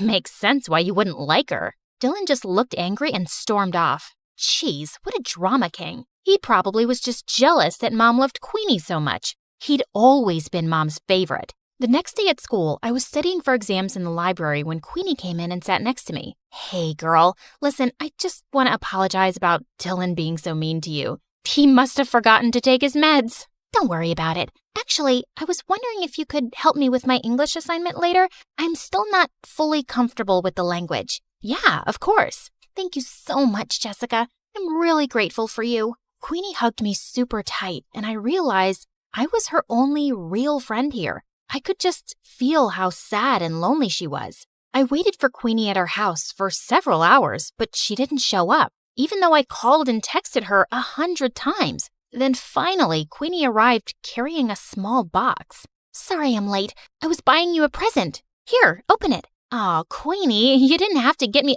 At that second, I saw a hissing rat and I started to scream. Jessica, calm down. This is a pet rat. I have one just like him at home. He's so sweet. Just hold him. Queenie let the rat crawl on my arm, but he bit me. Minutes later, I had to go to the emergency room, and Queenie burst into tears. I swear, I had no idea that rat bites were poisonous. I have the exact same one at home, and he's such good company. It's okay, Queenie. The doctor said I'll be fine. Just don't go around giving people pet rats in the future. Queenie just kept apologizing and hugging me. I felt bad for her, but man, it had been an exhausting day. And for some reason, things kinda went downhill after that. Queenie wanted to be around me 24/7 and do everything together. I was thinking I could come with you to your violin lesson today. I've always wanted to play an instrument. I have a recital tomorrow, Queenie, and don't take this the wrong way, but I need a little space. We already go to school together and live in the same house. Of course, I totally understand. Your mom wants me to make dinner anyway. I was relieved that Queenie wasn't upset, but when I knocked on my violin teacher's door, I saw he looked mad. What is it now, Jessica? Haven't you caused me enough stress today? Caused you stress? What are you talking about? Your mother called in to tell me you wanted to quit the violin for good. The recital is tomorrow night. I have 24 hours to find a replacement. My teacher slammed the door angrily, and I was so confused. Why would Mom tell him I was quitting the violin? I went home to confront her when I saw Queenie standing by the kitchen, smiling at me. How was your violin lesson? Was your teacher disappointed that you quit? How did you know about that? Wait, unless you were the one who said I quit? Yeah. I was a little hurt that you didn't let me observe your lesson. So I thought a good punishment would be taking the violin away from you for a while. I'm sorry, punishment? Queenie, you're not my mom. How could you do that? Playing the violin is one of the only things that gives me joy. Like you already don't have enough joy in your life? You don't appreciate anything your family does for you, especially your mom. You make it so obvious that you think she's dumb. You're just an ungrateful witch. That made me so mad that I slapped Queenie hard across the face, and then I stormed off to my room. I refused to speak to Queenie that whole morning and didn't even say thank you when she made me breakfast. I suppose all sisters fight once in a while. Honey, Queenie's going to come to school late today. We have to renew her passport. Good. Get it renewed ASAP so she can go back to Japan. And she's not my sister. Jessica, what's gotten into you? Queenie just smirked at me and I left. I tried to forget about her at school, but around lunchtime, I got a text from her. Jessica, where's your mom? I haven't seen her all morning. Is she okay? What was she talking about? Hadn't they gone to the passport office together? I called and texted Queenie to find out more, but she didn't answer. And when I called Mom, her phone went right to voicemail. I started panicking and went home as fast as I could to see what was going on. And I found Dylan on the porch looking super upset. I just got a text from Queenie asking where Mom is and if she's okay. What is she talking about? Neither her or Mom are answering their phones. Why would Queenie send a text like that? Something's going on. We have to call the police. Okay, but go tell Dad first. I found Dad in his office and told him everything, but he shrugged like it was nothing. What's the big deal? She'll turn up soon enough. So you're not worried at all if Mom's okay? You don't think those texts were weird or... Quit bothering me, Jessica. I could use a break from your mom. Get a little peace from her morning singing. What? What kind of monster was my dad, not caring if Mom was safe? I would have to take matters into my own hands. But just then, I heard yelling coming from Dylan's room, and I opened his door to find Queenie sitting on his bed, while Dylan looked furious. What is going on? Queenie, you've been home this whole time? Do you know how many times we tried calling you? What is going on with our mom? Sorry, that's not a question I can answer. Jessica, this girl's a creep, and I know she had something to do with Mom being missing. Look, Queenie, I know we had a fight yesterday, but we really need your help. Queenie didn't answer me. She just walked towards the door with her arms crossed. You two won't find your mom anytime soon. I'm making sure of it. You're making sure? Queenie, tell me right now where Mom is, or what? You'll go to the police? You'll accuse a poor, helpless exchange student of making your mom go missing with no proof? I don't see that working out, and I'm not done with you guys yet. In fact, I've just started. With that, Queenie pushed me off of her and walked out of the room. Dylan and I immediately went to the police station and reported everything. They sent out a search team to look for Mom and then did an investigation on Queenie. And to our shock, they discovered Queenie wasn't an exchange student at all. She'd faked her application. She wasn't even from Japan. She lived in LA. So she's just this stranger who came into our lives and made Mom go missing? Who is this girl and what does she want from us? I don't know, but that chick gave me weird vibes from the start. She's obviously out to get us. We stayed at the police station for several hours, waiting for any news. Then finally the police came back with Mom. Oh my God, what happened to you? It was Queenie. She said she had to show me something important, then drove me into the middle of the woods and threw me out of the car. She just left me there without my phone. I was just lucky some forest rangers found me. But don't worry, I'm all right now. Just then, some policemen walked in with Queenie. Looks like Mommy made her way out of the woods. You're a monster, Queenie. We know everything. How you kidnapped Mom, how you faked your exchange student application. Who are you and why are you trying to ruin our lives? Because you ruined my life first. When I was 10 years old, your dad conned my parents out of all their money and disappeared, and we ended up having to live on the streets. My mom had a mental breakdown. Your dad is a criminal, and I finally tracked him down because I wanted him and his perfect family to suffer the way I did. I was speechless. I knew Dad had been a jerk, but he was a crook too? Queenie was admitted into juvie, but we insisted that the police look into her family's case. And 2 days later, the police came to us with some news. It turned out that Dad was part of a group of conmen that had been going around in disguise all over the country for years, scamming people. And as soon as Dad got home, they arrested him. He kicked and screamed and shouted at us to do something, but we didn't. A part of me almost felt relieved to see him go. I am so sorry, you guys. I never knew much about your father because he always told me to mind my business and kept everything a secret from me, and I stopped asking. That's why I was never happy in our marriage. He was the worst. He never cared much about you or us. You did everything for us, Mom, and I really appreciate you. I'm so sorry if I looked down on you for being messy or childish or whatever. Now come on, let's go talk to the police to get Queenie's family help for their situation. Be grateful for the life you were given. Every day is a gift.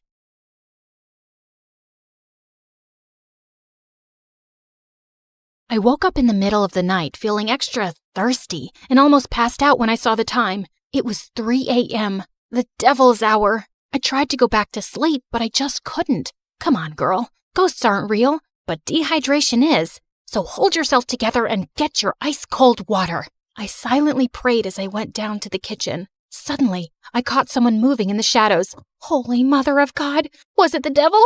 I was about to scream when I realized that it was just my older brother, Kevin, who looked suspicious. I silently followed him as he went down the basement and was surprised when he opened a mysterious door that I had never seen before. But before he could enter, he looked back and saw me. Don't you ever tell anyone about this, especially Dad, no matter what happens. Why? What's inside that room? He just patted my head and smirked. The devil himself. He then disappeared into the room and locked it, leaving me shaking in fear and confusion. Hi, my name is Kendra, and this is my story of how my mysterious brother changed my life forever. Before I continue, please like and subscribe. After what happened last night, the first thing that I did in the morning was to check that door in the basement. But unfortunately, it was padlocked to death. Kevin was definitely hiding something in there, and it was killing my curiosity. I was finally able to corner him during dinner. Are you sure that you weren't dreaming? Because that totally didn't happen.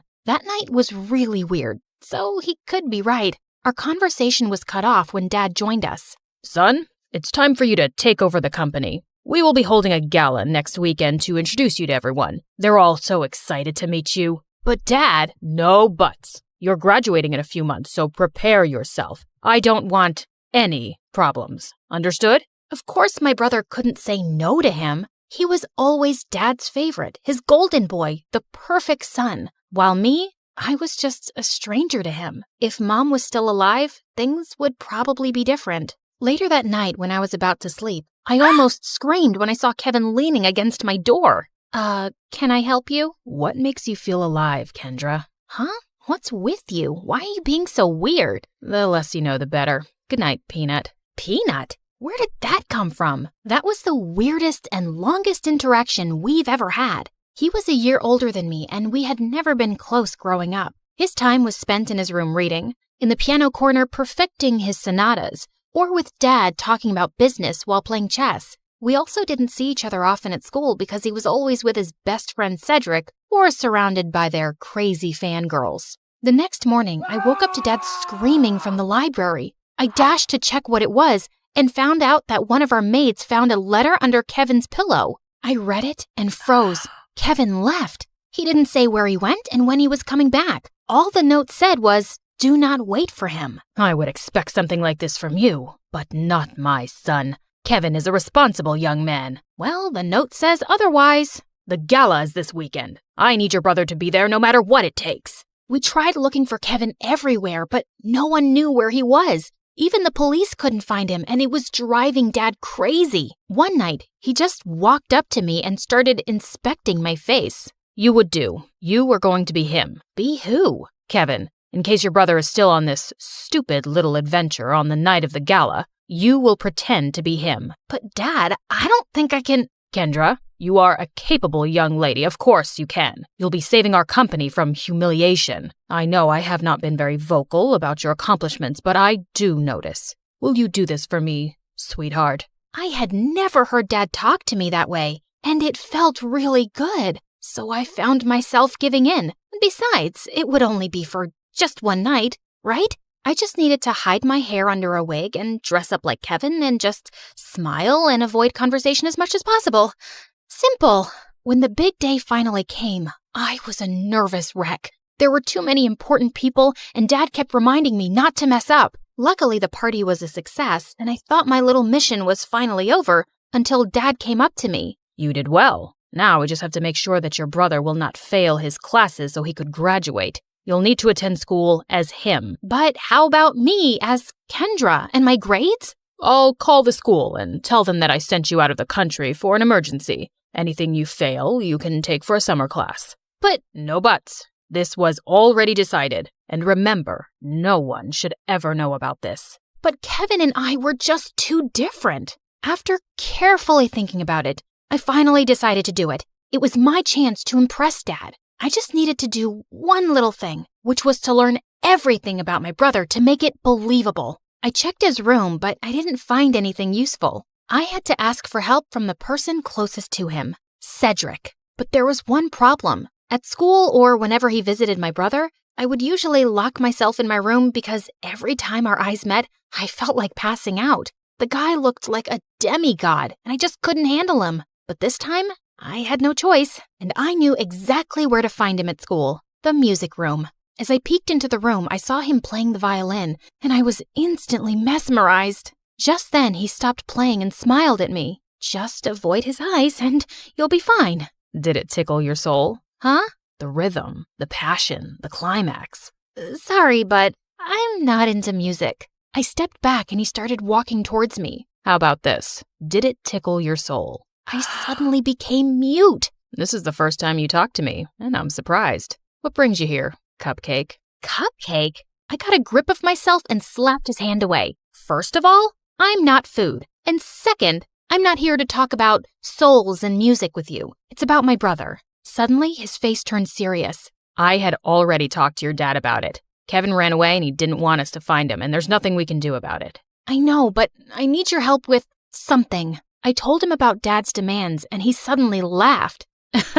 That's a ridiculous idea. You two look similar, yeah, but you're too cute and girly to be a boy. Wait, he found me cute? I excused myself to the bathroom, and after calming down, he was nowhere to be found. It took me a whole day to finally find him playing violin in the school garden. So, are you going to help me with this, or are you just going to play your violin all day? I only help people who can look me in the eye. Ugh, why was he being like this? I gathered up all my courage before finally meeting his eyes, and thankfully I was able to control myself until he smiled. You have the same eyes as your brother. They're very pretty. So he liked my brother's eyes? That was fruity. Whatever. Now, where do we start? Your appearance. And I think it needs a lot of work. For the makeover, he brought me to the mall to cut my hair short, and it took me several hours to finally say goodbye to my precious long hair. After accepting the fate of my hair, we tried on some clothes similar to Kevin's fashion. As I walked out in a leather jacket, he came up to me to zip it up. He was so close, I could hardly breathe. Looks perfect now. He then taught me about my brother's stance, walk, and gestures. I told you to walk faster, not like a gangster. And stick out your chest more. Think of yourself as the hunkiest man alive. Like this? He held my hips to guide me, and I felt like exploding from the sparks. Just then, I noticed some girls around drooling over us. Both guys are so cute. I'll take either of them. They look so in love. OMG. Love wins.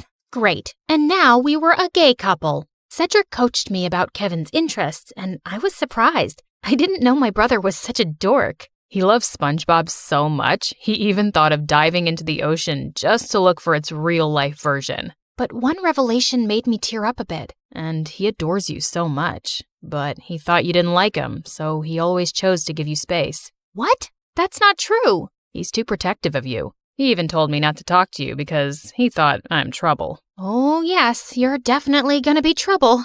To my heart. That weekend, we continued practicing until I looked convincing enough, and when we finally got to school, I just stayed close to him and smiled at people from time to time. I was doing an excellent job at being my brother until it was lunchtime. We sat at their usual table for lunch when suddenly someone sat on my lap and kissed my cheek. It was Lauren, the prettiest and coolest chick at school. What in the frickin' pregnant duck is happening? What? You hate my kisses now? You look like you've seen a ghost. I turned into the ripest tomato when she giggled into my ear. I could never hate such a goddess like you. Wow. Since when did you become this cheesy? I gave Cedric a panicked look, but the jerk was trying his best not to burst out laughing. I kicked his leg under the table and his wince was satisfying. I then excused myself in the bathroom and dragged him with me. There, he revealed that Kevin had been dating Lauren for a while now, and I had no idea about it. Lauren had been all over me for the next several days. This was totally normal, of course, except for the little detail that I was not her actual boyfriend. And through all of this, Cedric remained an unhelpful idiot who was clearly enjoying my discomfort. We were walking to our last class when someone suddenly grabbed and pushed me against the wall. You're acting weird lately, and I like it. Before she could kiss me, I acted like there was a bug inside my shirt and ran away. I needed to talk to Cedric. As usual, I found him in the music room. We need to tell Lauren. Suddenly, Lauren appeared from behind me. Tell me what? Wait a minute. Don't tell me that you guys are dating? What? Cedric finally stopped playing the violin and grinned at me. I'm straight, but I don't know about your boyfriend. Aw, baby. You know I would accept you however you identify, right? Well, that's good to hear. Lauren looked like she bought it, and I just found myself exploding. I'm not Kevin. I'm not your boyfriend. I'm his sister Kendra pretending to be him. I then explained everything to her. Oh, okay. Explains why you look and act differently. That's it? No violent reaction whatsoever? I'm used to Kevin's quirks. So, anything I can do to help with this mission? Just don't tell anyone about this. Got it, baby. Despite knowing the truth, she still kissed me on the cheek and it made Cedric laugh. I started hanging out with both of them since then. They would talk fondly about my brother and share things about him that I didn't know. It made me realize that he wasn't as boring as I thought he was. One day, Cedric dragged me to the music room and asked me to listen to his new composition. It was a wrong move to come with him, because the way his fingers moved and his handsome face played with the painfully sweet tune screamed danger to my heart. I calmed myself down and hyped him up when he was done. You really like playing the violin, don't you? I like to touch people's hearts with classical music. How about you? What makes you happy, Kendra? I'm curious. I ended up telling him about my passion, which was fashion designing. I used to draw my designs every day, but when Dad saw it, he burned all of them. He found it lame and useless to his company. I'm sorry to say this, but your dad is the biggest jerk in the world. He treats you and Kevin as assets to his company, and never as a son and daughter. You're right, but it just made me crave for his love and approval. Someday, I hope you'll be able to find the courage to do what you need to do. You have me now, you know. I'll take care of you. He leaned in closer, and I thought he was going to kiss me, but to my surprise, he pulled away and walked back to the platform to play again. What was that all about? After the incident in the music room, I started thinking that maybe Cedric liked me too, until one day I heard him talking to Lauren in an empty classroom. You like Kendra, don't you? What are you talking about? She's off limits. And besides, she's just like the little sister I never had. Those words were enough for me to accept the truth, that Cedric will just be my dream. To distract myself, I invited Lauren for a sleepover, and as she was trying on some of my favorite clothes, I couldn't help but admire how beautiful she was. Just then, I found her smirking at me through the mirror.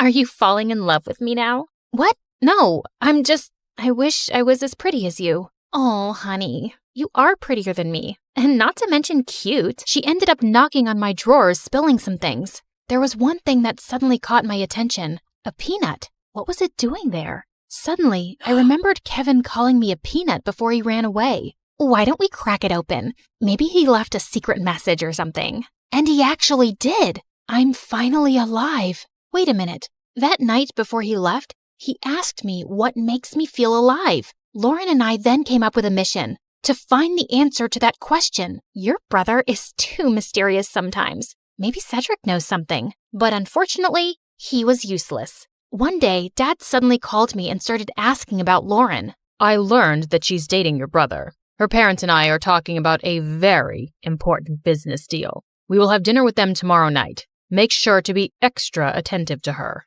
I thought it wouldn't be much of a problem until they suddenly decided to marry us off with Dad knowing that I was Kendra. He was crazier than I thought. Do you think Kevin will be home by then? I don't know if he's ever coming back. I can't believe you dated an idiot. Watch your words, honey. That's my idiot. Well, we need to find your idiot ASAP. The next day, we met up with Cedric in a cafe to talk about finding my brother. We don't even know what makes him feel alive. Shouldn't we just wait for him to come back? Our parents are talking about marriage, for Pete's sake. We're running out of time. Do you know what my parents would do if they found out they were being played? Out of panic, I remembered something again. The mysterious door in the basement. I told them about it, and we waited for Dad to be out before destroying the padlocked door, only to find out that it was actually a dark room where Kevin developed all his photographs, and it was connected to his room. And all those pictures were related to an island that only meant one thing. Kevin was staying on one of them. It makes sense now that he always disappears on weekends. I also found a camera in his bag one time, but I never saw it again. And why didn't you both tell me about this earlier? You're both idiots. And with that, the three of us were off to an adventure to get my brother back. As we traveled, I kept on flirting with Lauren to avoid Cedric. And for a moment, I thought I saw his deadly glare through the rearview mirror. Was he jealous? I wished. In a span of 2 days, we had already visited 7 islands, but there was no luck. Just when we were about to give up, we suddenly spotted someone resting on a hammock. It was Kevin. He looked shocked to see us. Suddenly, he glared at Cedric. Dude, you told them? Wait, you knew? Let me explain. No, you knew. And you kept silent while I was going crazy trying to find a way to bring back my brother so I could get me back. Kendra was equally furious. Babe, I can explain. Shut it, Kevin. You're not my favorite person right now. Kendra. Later. I need to speak to my brother. I walked away and Kevin followed me. Now start explaining the reason I'm sacrificing my identity. I'm sorry, Peanut. I didn't mean for you to be tangled up in my mess. I felt stuck and suffocated because of Dad's expectations. I always knew I would have to take over the company someday, but I didn't know it would be this soon. I thought I would have enough time to still do what I love, to enjoy every island and see its beauty through my lens. But suddenly, I didn't even have a year, so I panicked and I ran away. I'm such a coward. It didn't take a second for me to melt. No, that's the bravest thing I've seen you do. All our lives, I've only ever seen you nod to Dad's every demand. I'm proud of this version of you. I convinced him to come back, but he ended up convincing me to ditch Dad and come with him. After everything that happened, I just realized one thing. Dad wasn't worth it. So I agreed. Lauren is amazing, you know. She didn't deserve to be left without a word. I know, Peanut. I guess I have a lot of making up to do. Good luck, Walnut. Later that day, he spent his time making it up to Lauren and talking to Cedric, while I was left alone doodling some cute dresses on the sand. My brother then came up to me and asked me something. Are you mad at Cedric? I asked him not to tell anyone. Keeping this from you must have been very hard for him. I understand, but... You like him, don't you? What?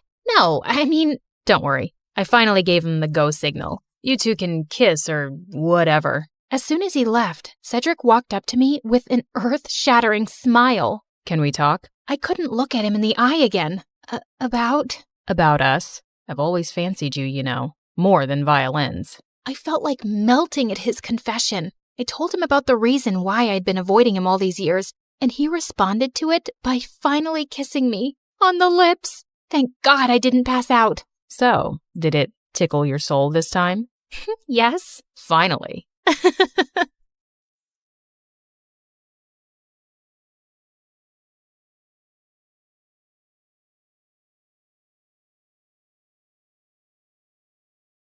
People call me the queen of entertainment, a famous pop icon, a musical superstar. You can take your pick. As for me, I like to be called the Queen of Hearts. Hi, I'm Ariana Grande. I was born in 1993 in Florida to overachiever parents who were super successful in their careers. Right since I was a toddler, I loved to sing. Mom would sing me lullabies and I'd sing along with her. You have a beautiful voice, my baby, just like an angel. I'm not so sure.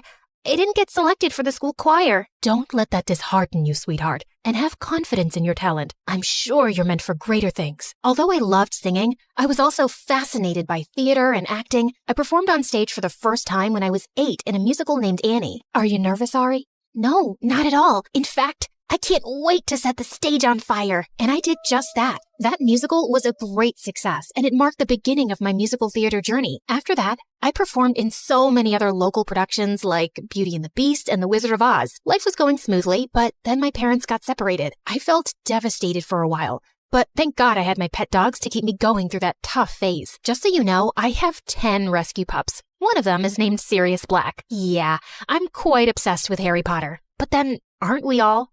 So by the time I turned 14, I decided I'd acted enough and now wanted to make a career in singing. I packed my bags and moved to Los Angeles to meet my managers. Guys, I think I want to make an R&B album. That's a hell of a goal, but who do you think's gonna buy a 14-year-old's R&B album? Well, that kind of made sense. So I went back to Florida and decided to focus on theater for the time being. Then when I was 15, I got chosen from among thousands of girls to play one of the main characters in a Broadway musical called 13, for which I later bagged a prestigious award. By this time, I had moved to New York, so I was missing school a lot. Mom, I want to continue performing, but what about studies? I want to finish high school at least. Don't worry, sweetheart. Your school has agreed to send study materials so you don't miss out on your studies. That was pretty cool. I was studying and focusing on my career, even though I was miles away from home. Then in 2009, I bagged the role of an adorable goofball named Cat Valentine in the famous Nickelodeon TV show named Victorious. Since the show was set in a performing arts school, it gave me an opportunity to showcase my acting as well as my singing abilities on a national platform. Thanks to the show, I was suddenly a teen idol. So, Ariana, what's next? Are you looking at a career in Hollywood? To be honest, acting is fun, but music has always been first and foremost with me. I was determined to give singing a shot, so I kept uploading my videos on YouTube where I sang covers of songs by Adele, Mariah Carey, and Whitney Houston. Meanwhile, the second season of Victorious premiered in 2011 to 6.2 million viewers, becoming the highest rated episode of the show. Victorious ran for 3 seasons until it was finally wrapped up in 2013. Then one day, I got the most unexpected call. Hello, Ariana. I'm Monte Lipman, CEO of Republic Records.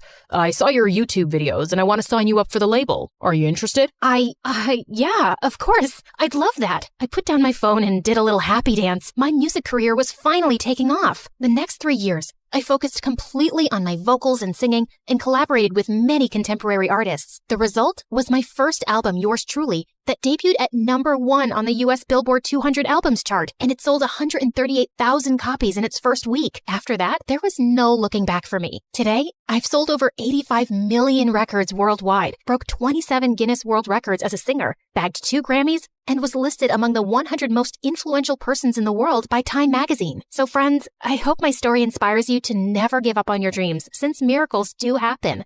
Just believe in yourself, because if you don't, who else will?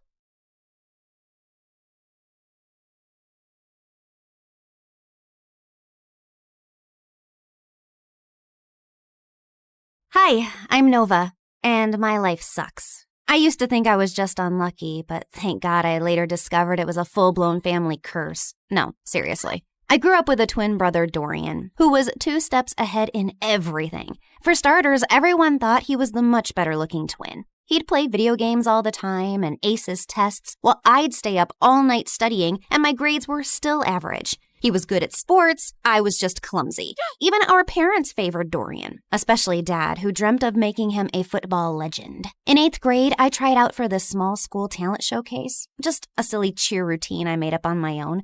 I asked everyone to come, but that same day, Dorian had his big football practice match, and guess where everyone went? Yep, including my parents. What's going on? Your brother scored the winning goal at his big match, so we called all his friends over to celebrate. So you missed my talent show for a dumb match? You participated in a talent show? Why? You're so uncoordinated. Just last week you tripped over a sock and hurt your head. Thanks, but I don't need your judgment. I'm just saying, maybe next time choose something you're good at. Oh wait, you can't. You're bad at everything. Shut up or I'll kick your face. Ugh, so annoying. I ran upstairs fighting tears when I heard a soft voice calling from a bedroom down the hall. Nova, is that you? That's Ella. She's my younger sister, and she's been sick since forever. Doctors didn't even have a proper diagnosis, just a fancy name that meant they were still trying to figure out what was wrong with her. And since our parents were too busy making Dorian a star, it was usually left to me to look after Ella, which I didn't mind at all. Hey, how was your talent show? What did Mom and Dad say? They never came because Mighty Dorian had a match.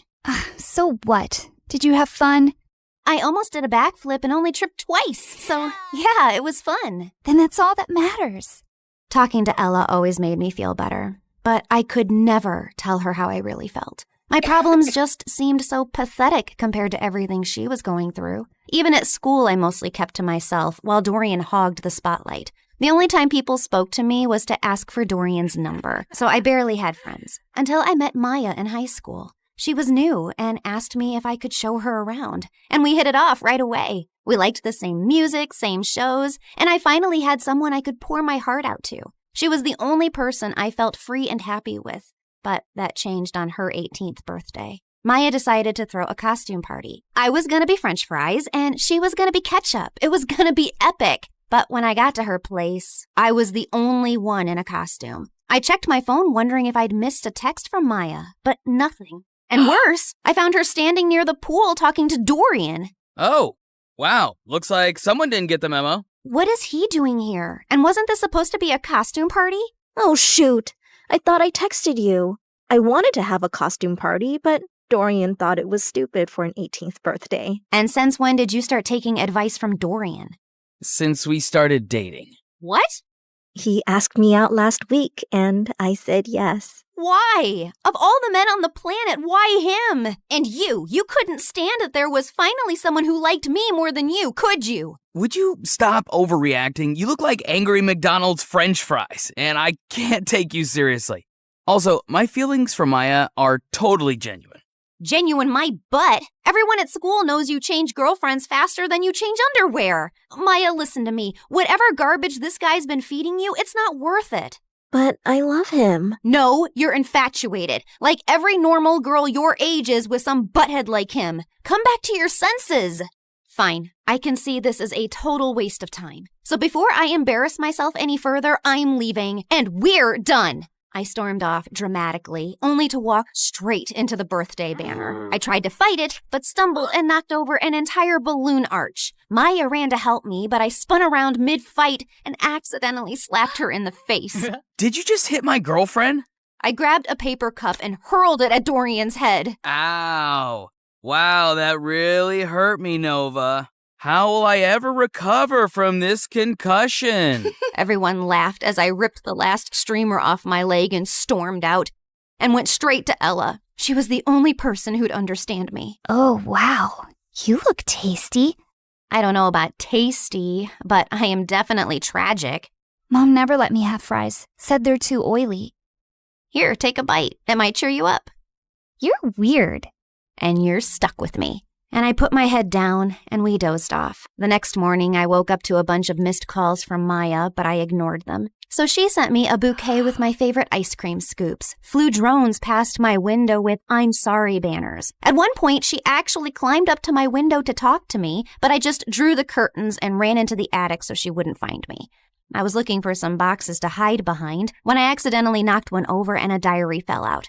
It had my grandmother's name on it, with a photograph of her standing next to someone who looked exactly like her. And there was a note. Lumiere se dara kinsol, veher dul ambrax? What? That's what it said, written in this bizarre language I've never seen before. Luckily, someone had scribbled a translation underneath. To break the curse, balance must be found. One light shall rise, one shadow bound. I read more and found out that my grandma had been overshadowed by her own twin, too. So she teamed with a psychic named Margot and crafted spells to break the twin curse, a generational cycle where one twin always thrived while the other faded into the background. I knew it sounded ridiculous, but this just couldn't be a coincidence. I was constantly lagging behind Dorian, not because there was something wrong with me, but because I was cursed. The note also said that to unlock the curse, like and subscribe to this video and leave a comment. Gotcha. She didn't write that. But seriously, like and subscribe. Things are about to get weird. I had to find out more, so the next day I skipped school and tracked down the psychic Margot. It wasn't too difficult since Grandma had her address in the diary, and by afternoon I was already knocking at the door of a rundown apartment. I waited for some old witchy lady to open the door, but instead it was a girl not much older than me. Sorry, I think I must have gotten the wrong address. No, you're in the right place. We've been expecting you. Like me and the spirits. They told me you were coming. You're Nova, right? Hilda's granddaughter. You know me? I know a lot of things. Like it's gonna rain in about 5 seconds and you should come in. And right on cue, it actually started raining. Freaky. Anyway, I walked in and the girl told me she was Margot's granddaughter and her name was Coco Lin. My dad's Chinese and my mom's American. They couldn't decide whether to give me a Chinese name or an English one, so they mashed them together. Kinda has a ring to it if you say it on repeat. Coco Lin, Coco Lin, Coco Lin. Cool, right? I think it's very cool. Like, it's also pretty cool that I'm my grandma's reincarnation. I've retained some of her memories and her power to see the future, talk to ghosts, and read your star chart, yada yada. In fact, before I was my grandma, I was this super rich woman who went on a ship, met this cute artist. He was poor. I was loaded. We fell in love, but then the ship crashed and he died. Like the movie Titanic? What? Never mind. Can we just get to work, please? I gave her the diary, and she invited me into this small room. As I settled into a beanbag, Coco Lin took the diary in her hands. Then suddenly, she threw her head back dramatically. Before I could ask if she was okay, she snapped her head forward like a possessed owl, then started spinning in slow circles. Then she dropped to her knees, flapped forward, and after a full minute of silence, popped back up. All done. The curse is now reversed. Whatever once belonged to your brother is now yours. Wait, what do you mean by reversed? I wanted you to end the curse. Yeah, well, unfortunately for that, you'd have to find the original witch who cast the curse on your family. And she's probably dead. So unless you have a shovel and a time machine, this is the best I could do. Now remember, every spell has its repercussions, so just be aware of potential side effects. What kind of side effects? Mild nausea, headaches, nosebleeds, and in rare cases, hallucinations. It depends. On what? On how badly cursed you are. Just kidding. I fixed the curse, remember? You'll be fine. Would you like some tea? But I just thanked her, paid her fee, and got out of there as fast as I could. The whole way home, I kept thinking if what I'd done was wrong. But was it really that bad if Dorian suffered a little? Also, Coco Lin was kind of a weirdo, so I wasn't too sure if her chaotic head Roomba fixed anything. But boy, was I wrong. I looked around and I froze. This wasn't my room. It was bigger, with velvet curtains, a chandelier, and a full-length mirror. I jumped out of my bed and pulled the curtains, only to see a massive, perfectly manicured garden with fountains and a freaking swan. Why am I in this place? How did I get here? I checked my phone. It showed the same date as yesterday.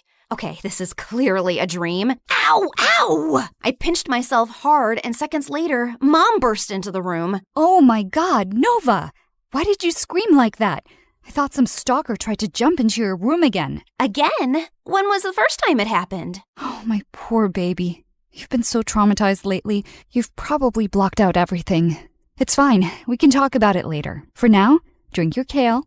You're already late for gym, and Coach gets cranky when you're not warmed up before cheer practice. Mom, I don't do cheer practice. I barely passed PE. This isn't real. I rushed outside to find Ella's room. She might have answers. But the house was so huge, I had no idea which room was hers and accidentally entered Dorian's. What are you doing in my room? Shut up and tell me what's happening. Are you trying to pull some elaborate joke on me? Who even owns this house? One of your weird rich friends? What are you rambling on about? I'm just living my perfectly miserable life in silence, and you won't let me have that? If your life is miserable, I might as well be an earthworm. You know, I saw this documentary about teen celebrities and how they all went bonkers at age 18. You should watch it. I think you'll fit right in. You think this is funny? God, just tell me where Ella is and I'll leave. Same place she's always been. Why? Suddenly remembered you have a sick sister who needs your attention? I've always cared about Ella. You don't care about anyone else but yourself, Nova. Now get out and go sign some stupid autographs. I was shocked. The way Dorian was talking and everything Mom said could only mean one of two things. Either everyone in my family had lost their minds, where the spell actually worked and transported me to my new reality where I was the golden child. I ran back to my room and opened my closet to find shoes and clothes that I could never afford. Downstairs, Mom was smiling like I was the best thing that ever happened to her, while Dorian sat quietly on the side scowling. Then I went to school, and the moment I got out of the car, people flocked around me. Hi, Nova. Love your outfit. Can we get a selfie? Are you coming to my birthday next week? You can cut the cake if you want to. It was like stepping into a dream where I finally mattered and wasn't invisible next to Dorian. I was still processing everything when Stacy walked over and linked her arm through mine. There you are, bestie. I've been trying to call you. Really? I didn't get any calls. I said I was trying, but then I got busy with these new cheer uniforms. Everyone's obsessed with pink, but what do you think? I actually kind of like blue. But clearly everyone else wants pink, so let's go with pink. Oh, I knew you'd say that. We're so in sync. If you were a boy, I'd totally date you. I mean, you'd have competition, obviously, but I'd cheat on my boyfriend with you. Okay, wow. I was best friends with Stacy? This girl who once insulted me in front of the whole school was now asking for my opinions? And over the next few days, it only got better. I had a personal stylist, a manager, and spa appointments booked every other morning. My closet had its own air conditioning, and Dorian had to ask my permission to even borrow a charger. My parents transformed into my biggest fans overnight, hovering at every photo shoot, attending even the smallest events, and proudly displaying an entire wall of my trophies and awards. At school, I never stood in line. I had my own table in the cafeteria stocked with fresh smoothies and sushi rolls. Teachers gave me extra credit just for showing up. And one afternoon, I got a letter from a college I hadn't even applied to offering me a full scholarship because they liked my vibe. My life was perfect, and it was everything I ever wanted. Until it wasn't. Because Stacy was as obnoxious as ever and was getting on my nerves. Oh my God. Who died and left you that hideous skirt? And why are you carrying a Prada purse when I don't have one? You need to pay fashion tax. What? You know, do my homework, pack my lunch, clean my sneakers, that kind of thing. Now hurry up, I'm hungry. The girl ran off in tears, and I turned to Stacy. Was that necessary? No, but it's fun. And why are you being all judgy today? Did you forget the time you bullied that new girl, Maya? She was so terrified of you, she literally transferred schools. I bullied her? Every day. You made fun of how she dressed, the way she spoke, and then when your loser brother started dating her, you totally snapped. My God, I'll never forget the tantrum Dorian threw when she left. I even have a video. Stacy shoved her phone in my face, and I watched in shock.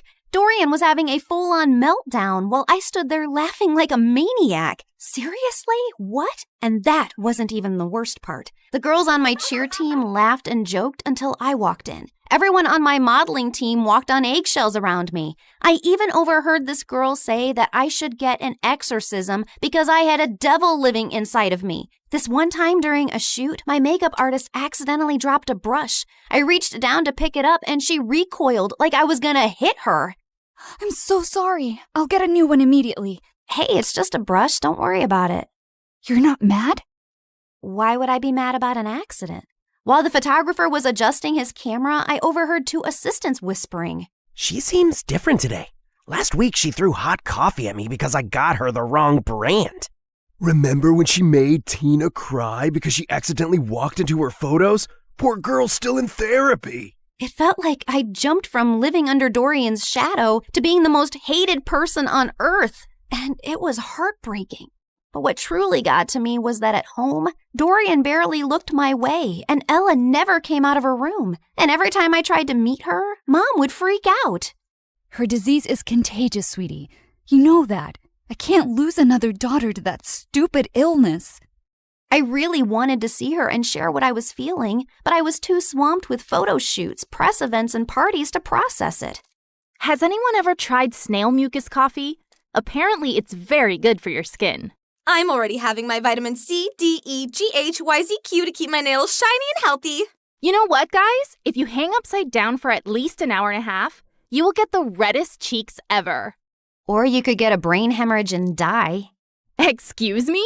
I'll just be right back. Jeez, how lame were these conversations? If these people were the cream of society, I'd rather be skimmed milk. The rest of the night was just as bad. The music was too loud, the people were fake, the food looked fancy but tasted like chalk. Then my date asked me to dance, and I accidentally stepped on his foot so hard he started limping. I rushed to grab him a first aid kit and came back to find him making out with a waitress. Ew. I just wanted to leave. I was walking to my car when I spotted someone across the road. Maya was standing at a stall selling t-shirts. I dropped everything and sprinted toward her. Maya!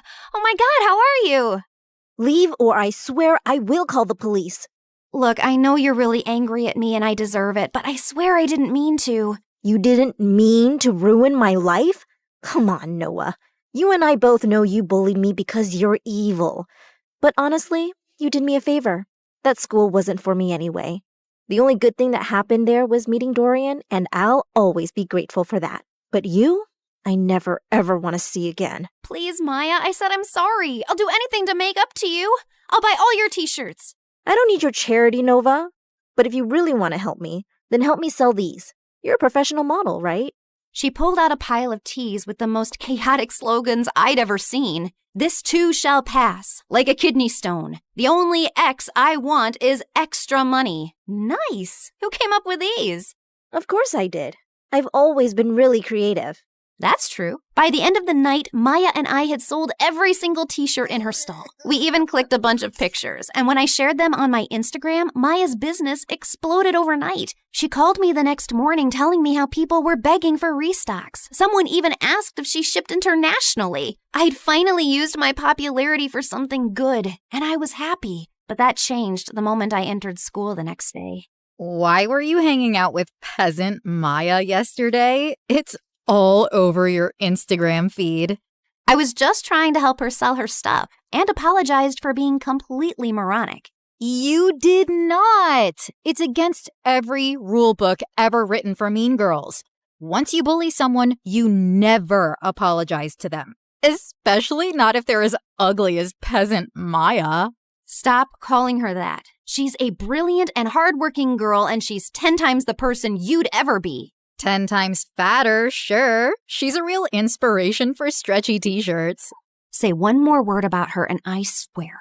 Or what? You'll cry into your organic kale smoothie? I have a better idea. And I launched myself at Stacy, but she didn't even budge. Instead, she smiled and punched me. Then she jumped on me, pulled my hair, elbowed me in the stomach, and I almost threw up. I thought I was gonna die when a bunch of girls rescued me. Later, while I sat outside the nurse's office with an ice pack on my face, I overheard a group of girls whispering nearby. Wow, Nova really thought she could take down Stacy? That girl's made of iron. I heard her mom's Russian. She came here illegally, then married some rich guy, and that's how Stacy got all her money.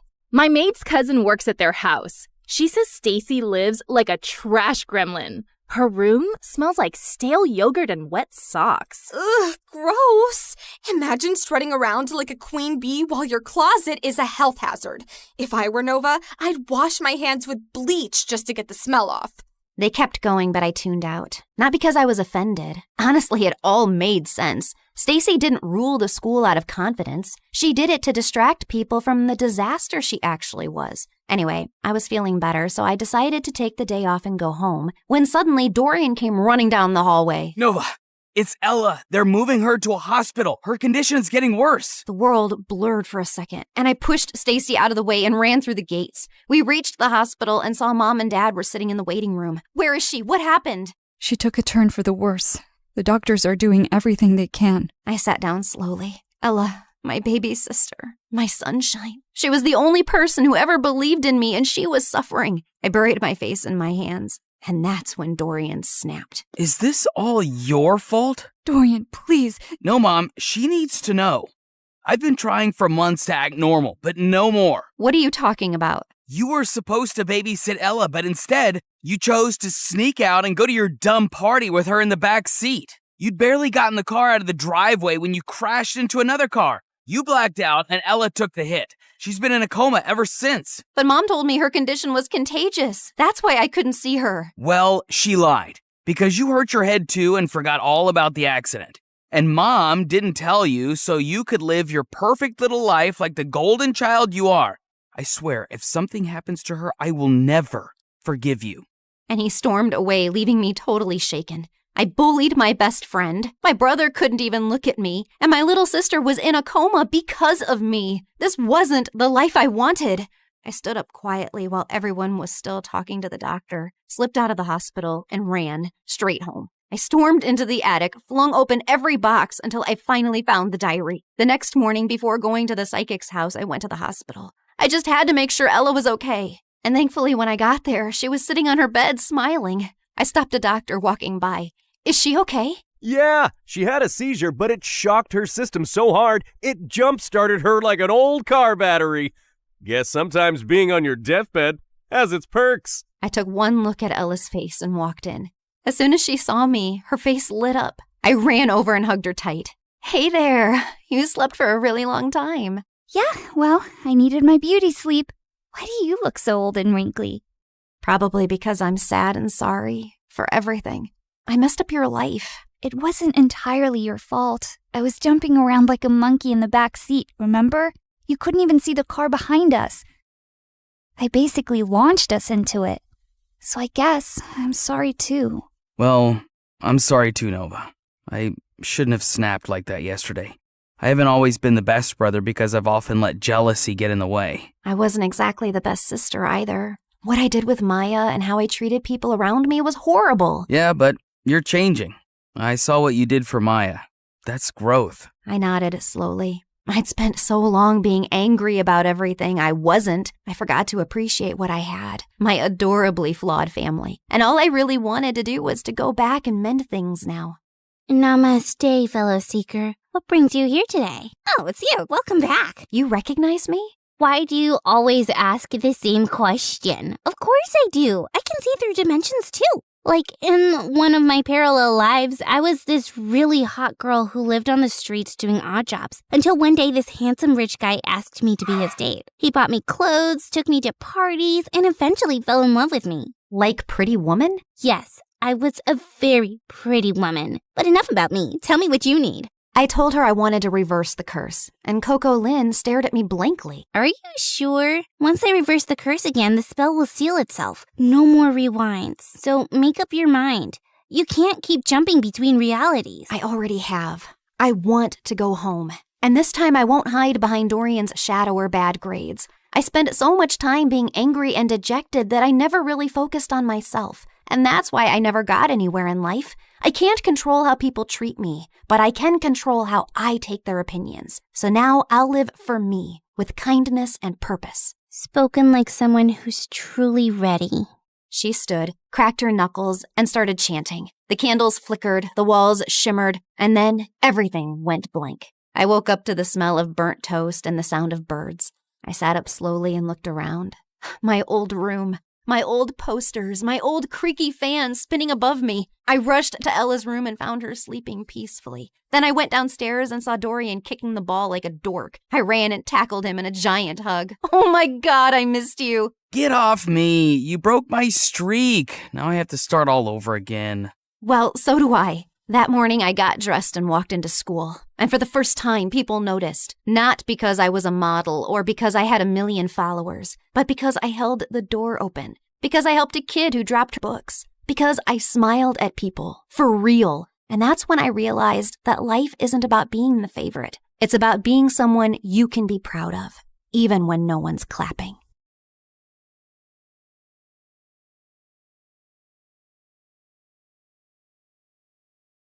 Contestant 9, please state your name. Sierra?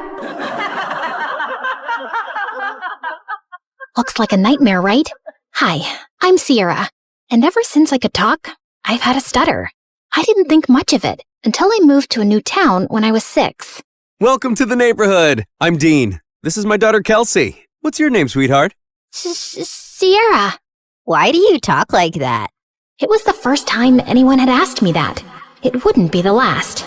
My stutter happened frequently, but it got worse when I was nervous. My mom barely noticed or cared that I had a stutter, or that I really existed. She was always working. And my dad? Well, he left the picture a while ago. Most days, Mr. Dean would watch me after school, and Kelsey and I became fast friends. We did everything together. Played at the park, put on fashion shows, grabbed ice cream at Scoopy's. When we went out as a trio, I'd secretly pretend that Mr. Dean was my dad, and Kelsey was my older sister. In those moments, it felt like the family I'd always wanted. But things started to change when Kelsey's mom announced she wanted a divorce and moved out of state. After that, Kelsey started to change. She wasn't just upset. She was furious. She yelled at everyone, and once even smashed the living room furniture in a fit of rage. She lashed out in class and got held back a grade. And if her dad hadn't been the superintendent, she probably would have been expelled. By middle school, we ended up in the same class, and Mr. Dean dropped us off on the first day.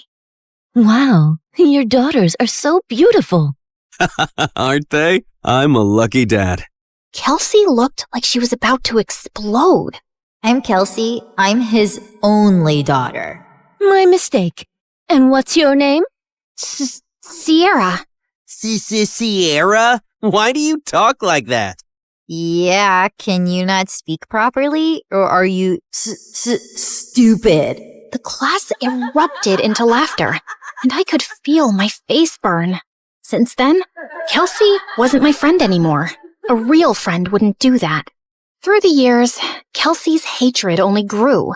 Anytime I had an accomplishment, she had to ruin it. Opening night of the school play, she stuffed worms in my costume. She threw her birthday party on the same day as mine every year and literally paid people to skip mine. At the science fair, she unplugged my volcano as the judges walked by, so it just looked like a sad pile of paper mache. And during my middle school graduation speech, she just had to make a scene. And so, I want to say how proud I am of our class. We did... What the glitch here is trying to say is we did it.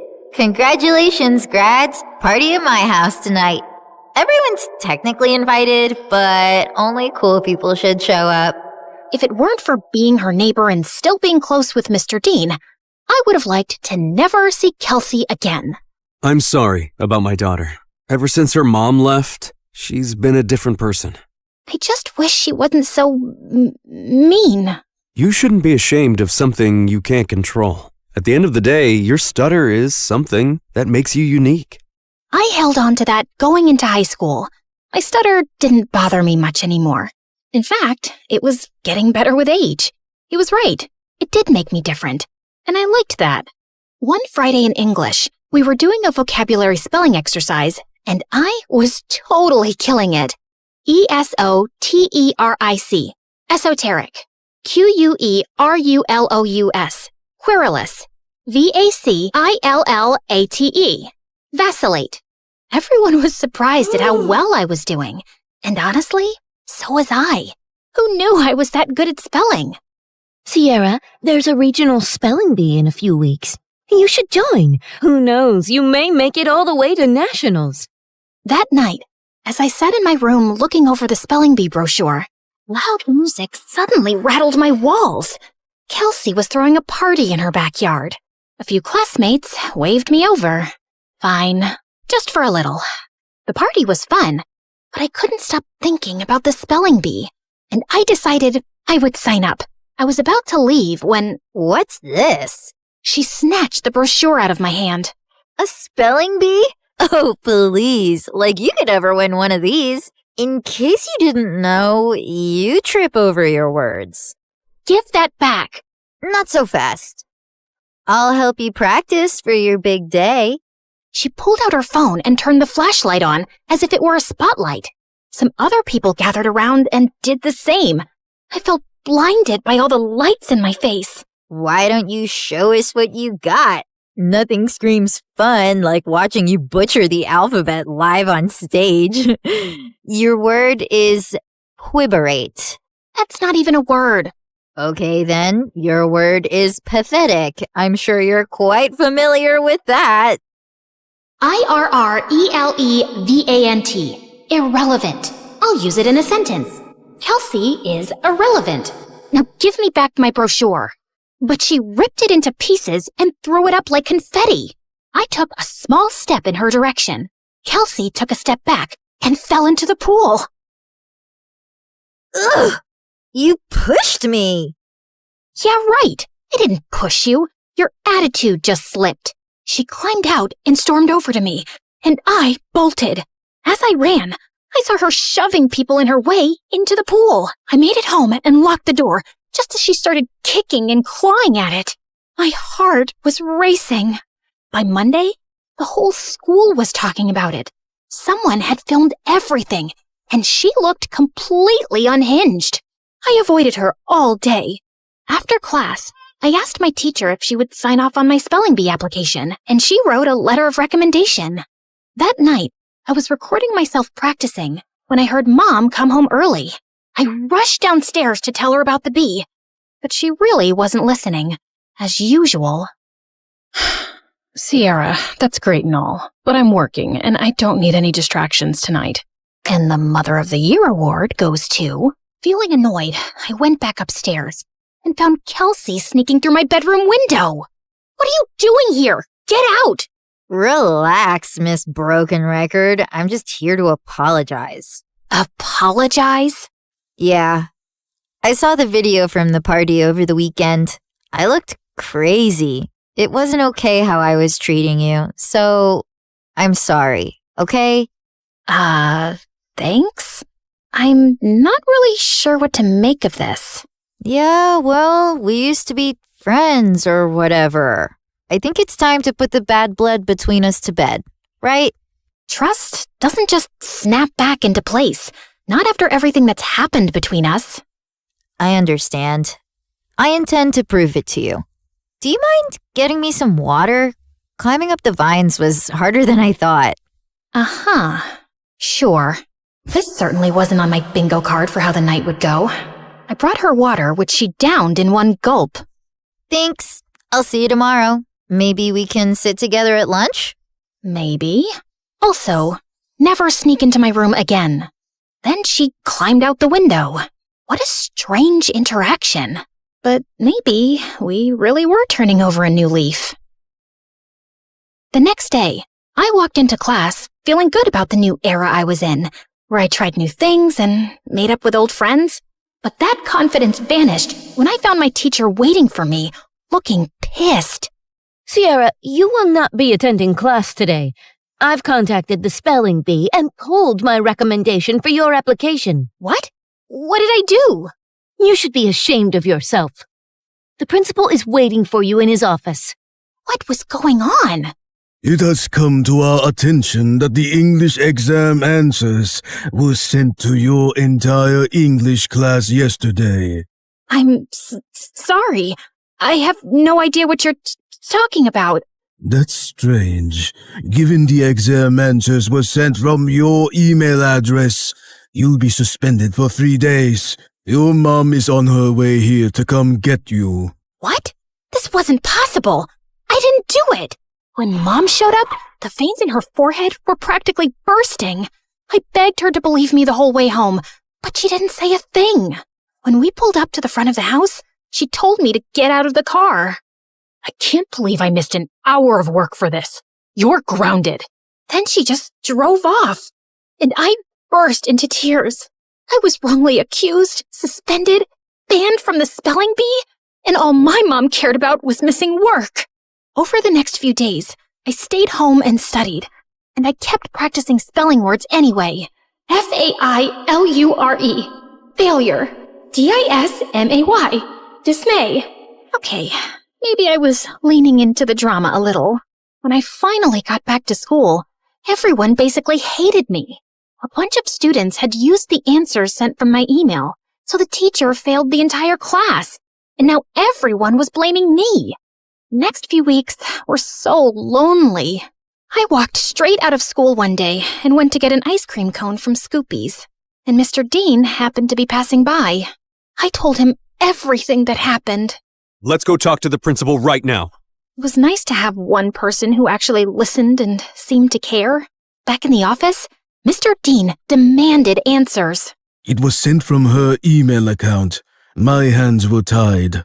Steve, you're talking like you weren't the biggest troublemaker back in school. Honestly, I'm shocked you became a principal. Mr. Dean insisted on seeing the email with the timestamp. It was around the time I was practicing spelling. Wait, I had recorded myself doing that. I pulled out my phone to prove it. We watched me spelling, then leaving when Mom got home.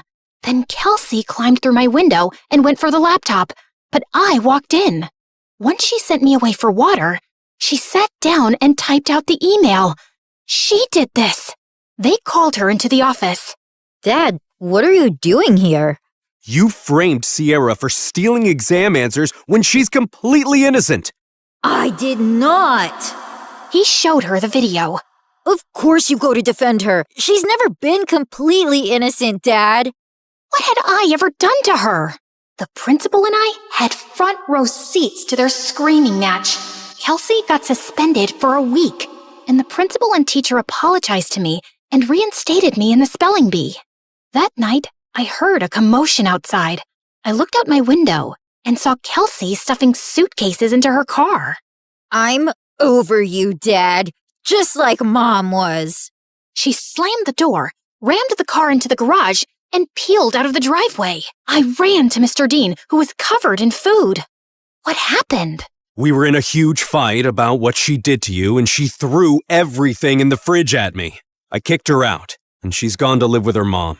As much as I wanted to jump with joy at the thought of never seeing Kelsey again, I didn't want things to be like this. Mr. Dean looked crushed as he walked back inside, and I followed him to help clean up the mess. At school, word got out about what Kelsey did, and people started being nice again. Things weren't just back to normal, they were better.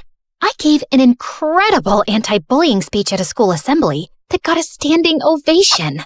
I started a support club where victims of bullying could share their stories. And at every free moment, I was practicing for the spelling bee, often with Mr. Dean's help. He still seemed down about being alone, but when I was around, he cheered up. He drilled practice words with me every day until regionals. And on that day, he was there in the audience. My mom wasn't. I got second place and was qualified for nationals in a month. Afterward, the top contestants did a group photo shoot. I was smiling for the camera when someone put an arm around my shoulder. I looked up. It was the guy who won first. You were a great competitor out there today. Congratulations. His accent, his eyes. Suddenly, I forgot how to breathe. Thanks. Where do you come from? Where do you come from? Sierra, are you kidding me? Is that how you speak, or did I just fluster you? Oh, no. I just have a stutter. It's adorable. I'm Leon, and I'd love to get your number. We should talk more, since we'll be seeing one another for nationals next month. Yes, please. We exchanged numbers, and I practically floated back to Mr. Dean. It felt like the best day of my life. When we got home, Mom was on the porch, arms crossed. She rolled her eyes when she saw us together. And where have you two been? The spelling bee, Mom. Remember? I won second place. She did amazing. You should have seen her. I'm sure, but I was too busy with the logistics of moving. Moving? Work wants me to relocate to California within the next couple of weeks. Mom, no! I have nationals next month. Well, that's too bad. Work comes first. You know that. Work always comes first for you, Mom. It's never me. Oh, stop being so dramatic. What if she stays with me until the end of the school year? What? I have Kelsey's empty bedroom. She can compete in nationals, finish out the year, and then move out to California. Please, Mom. Fine. Within a week, Mom was gone, and I had moved into Kelsey's old room. Mr. Dean cared in a way my mom never had, and this new life felt good. And to top it off, Leon reached out. He was a foreign exchange student from Spain living in New York, and we hit it off instantly, texting all night, every night. We had so much in common, and he was so easy to talk to. I had a major crush. One night, I even felt bold enough to tell him. I was losing sleep, slipping in school, and didn't care. I had never felt like this about someone in my life. Leon and I even planned our first date the night before nationals. That weekend, I was behind on prep, but I was more excited to see Leon than I was to compete. We planned to meet at a park, and I spent hours getting ready. I waited for him at the park.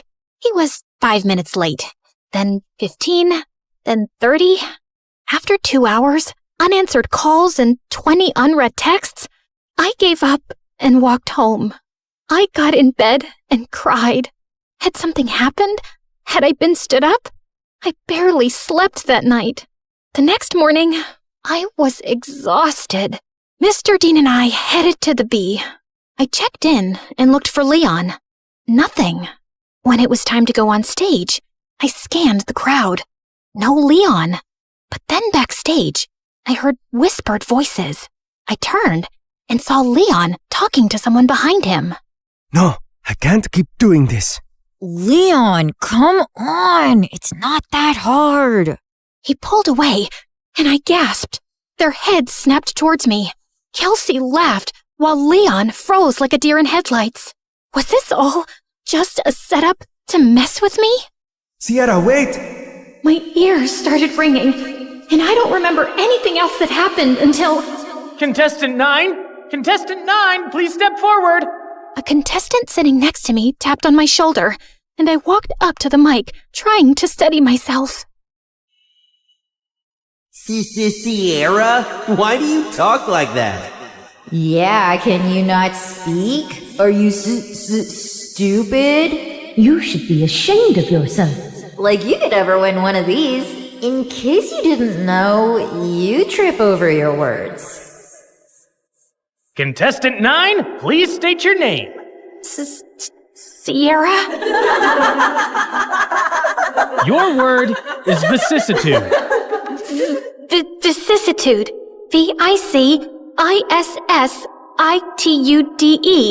That is correct. And just like that, my first round was over.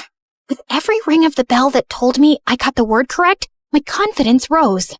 I shut Kelsey and Leon out of my mind. Contestants were dropping like flies, but I stayed strong. Until it was just Leon and I. Your word is appoggiatura. Appoggiatura. A-P-P-O-G-I-A-T-U-R-A. Appoggiatura. I'm sorry, that is incorrect. Sierra, if you can correctly spell the word, you will be our national spelling bee champion. Appoggiatura. A-P-P-O-G-G-I-A-T-U-R-A. Appoggiatura. That is correct! I did it! The audience went wild. I got my huge new trophy and went to the lobby to find Mr. Dean. But I heard Leon's voice behind me. Wait, Sierra, please! Leave me alone! Sierra, please, let me explain. It was all Kelsey. She put me up to this. She wanted to get in your head so you'd lose. Wait, don't go to the lobby. I walked through the doors, but Leon lunged at me and pushed me out of the way. The doors had buckets of slime and feathers on them, which all fell on Leon.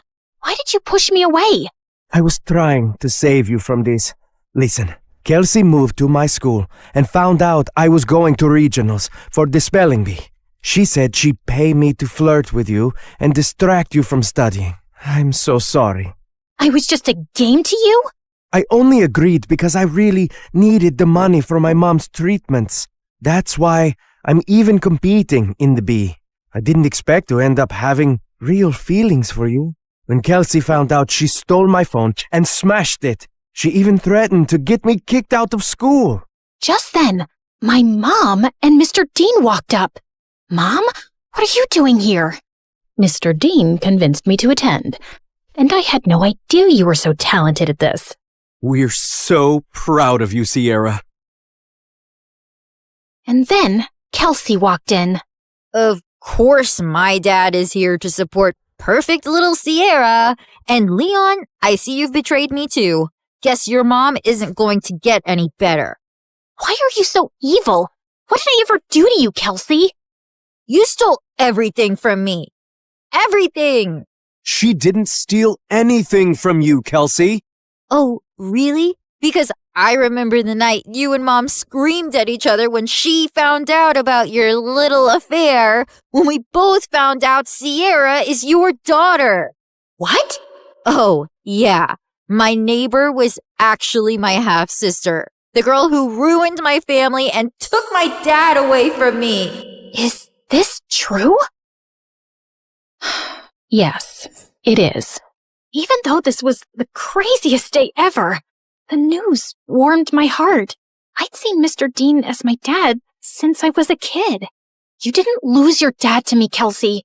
You lost him because of you. You could have told me the truth. You could have been my sister. But you chose to be a liar, a bully, and a sad little lowlife who only feels powerful when someone else is hurting. I may stutter, but I never had to hurt people to be heard. And why didn't you guys tell me sooner? I'm sorry. He didn't know until I told him once we moved in next door. I wanted to tell you right away, but then my wife left me and Kelsey took the news really hard and started lashing out. We thought it would be best for you to not know. For your sake, and Kelsey's. I was planning on telling you. I figured since we live together now, it was the right time. You live together now? She screamed, grabbed my trophy, and hurled it through the convention center's windows. She got arrested for property damage and spent some time in juvie before going to live with her mom. I told my mom I wanted to stay with Mr. Dean for the rest of high school, and thankfully, she allowed it. I gave the prize money to Leon to help his sick mom, but I refused to date him even after all his apologies. My self-worth wouldn't allow me to be with someone who thought it was okay to play with my feelings for any reason. I'm so proud of you, Sierra. Thanks, Dad.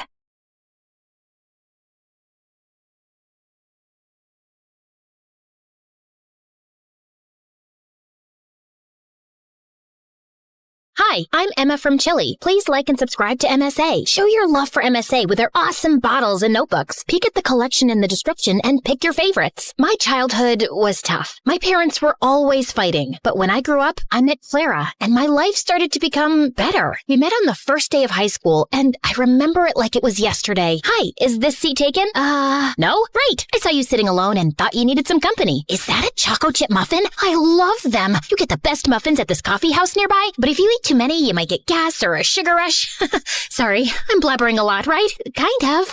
You'll get used to it. I'm Emma, by the way. Do you want to be my friend? Trust me, we both need friends if we want to survive high school. Oh, okay. I'd like that. I'm Clara. Since that day, we were like gum. Clara was a pretty and shy girl, and me, well, I was the weird girl with a tiny obsession for Sherlock Holmes. You better not be asking who Sherlock Holmes is. Wow, that's an interesting outfit. It's my Sherlock Holmes uniform, Clara. I already told you like 1 trillion times. Yes, of course. How can I forget? The world's greatest detective, right?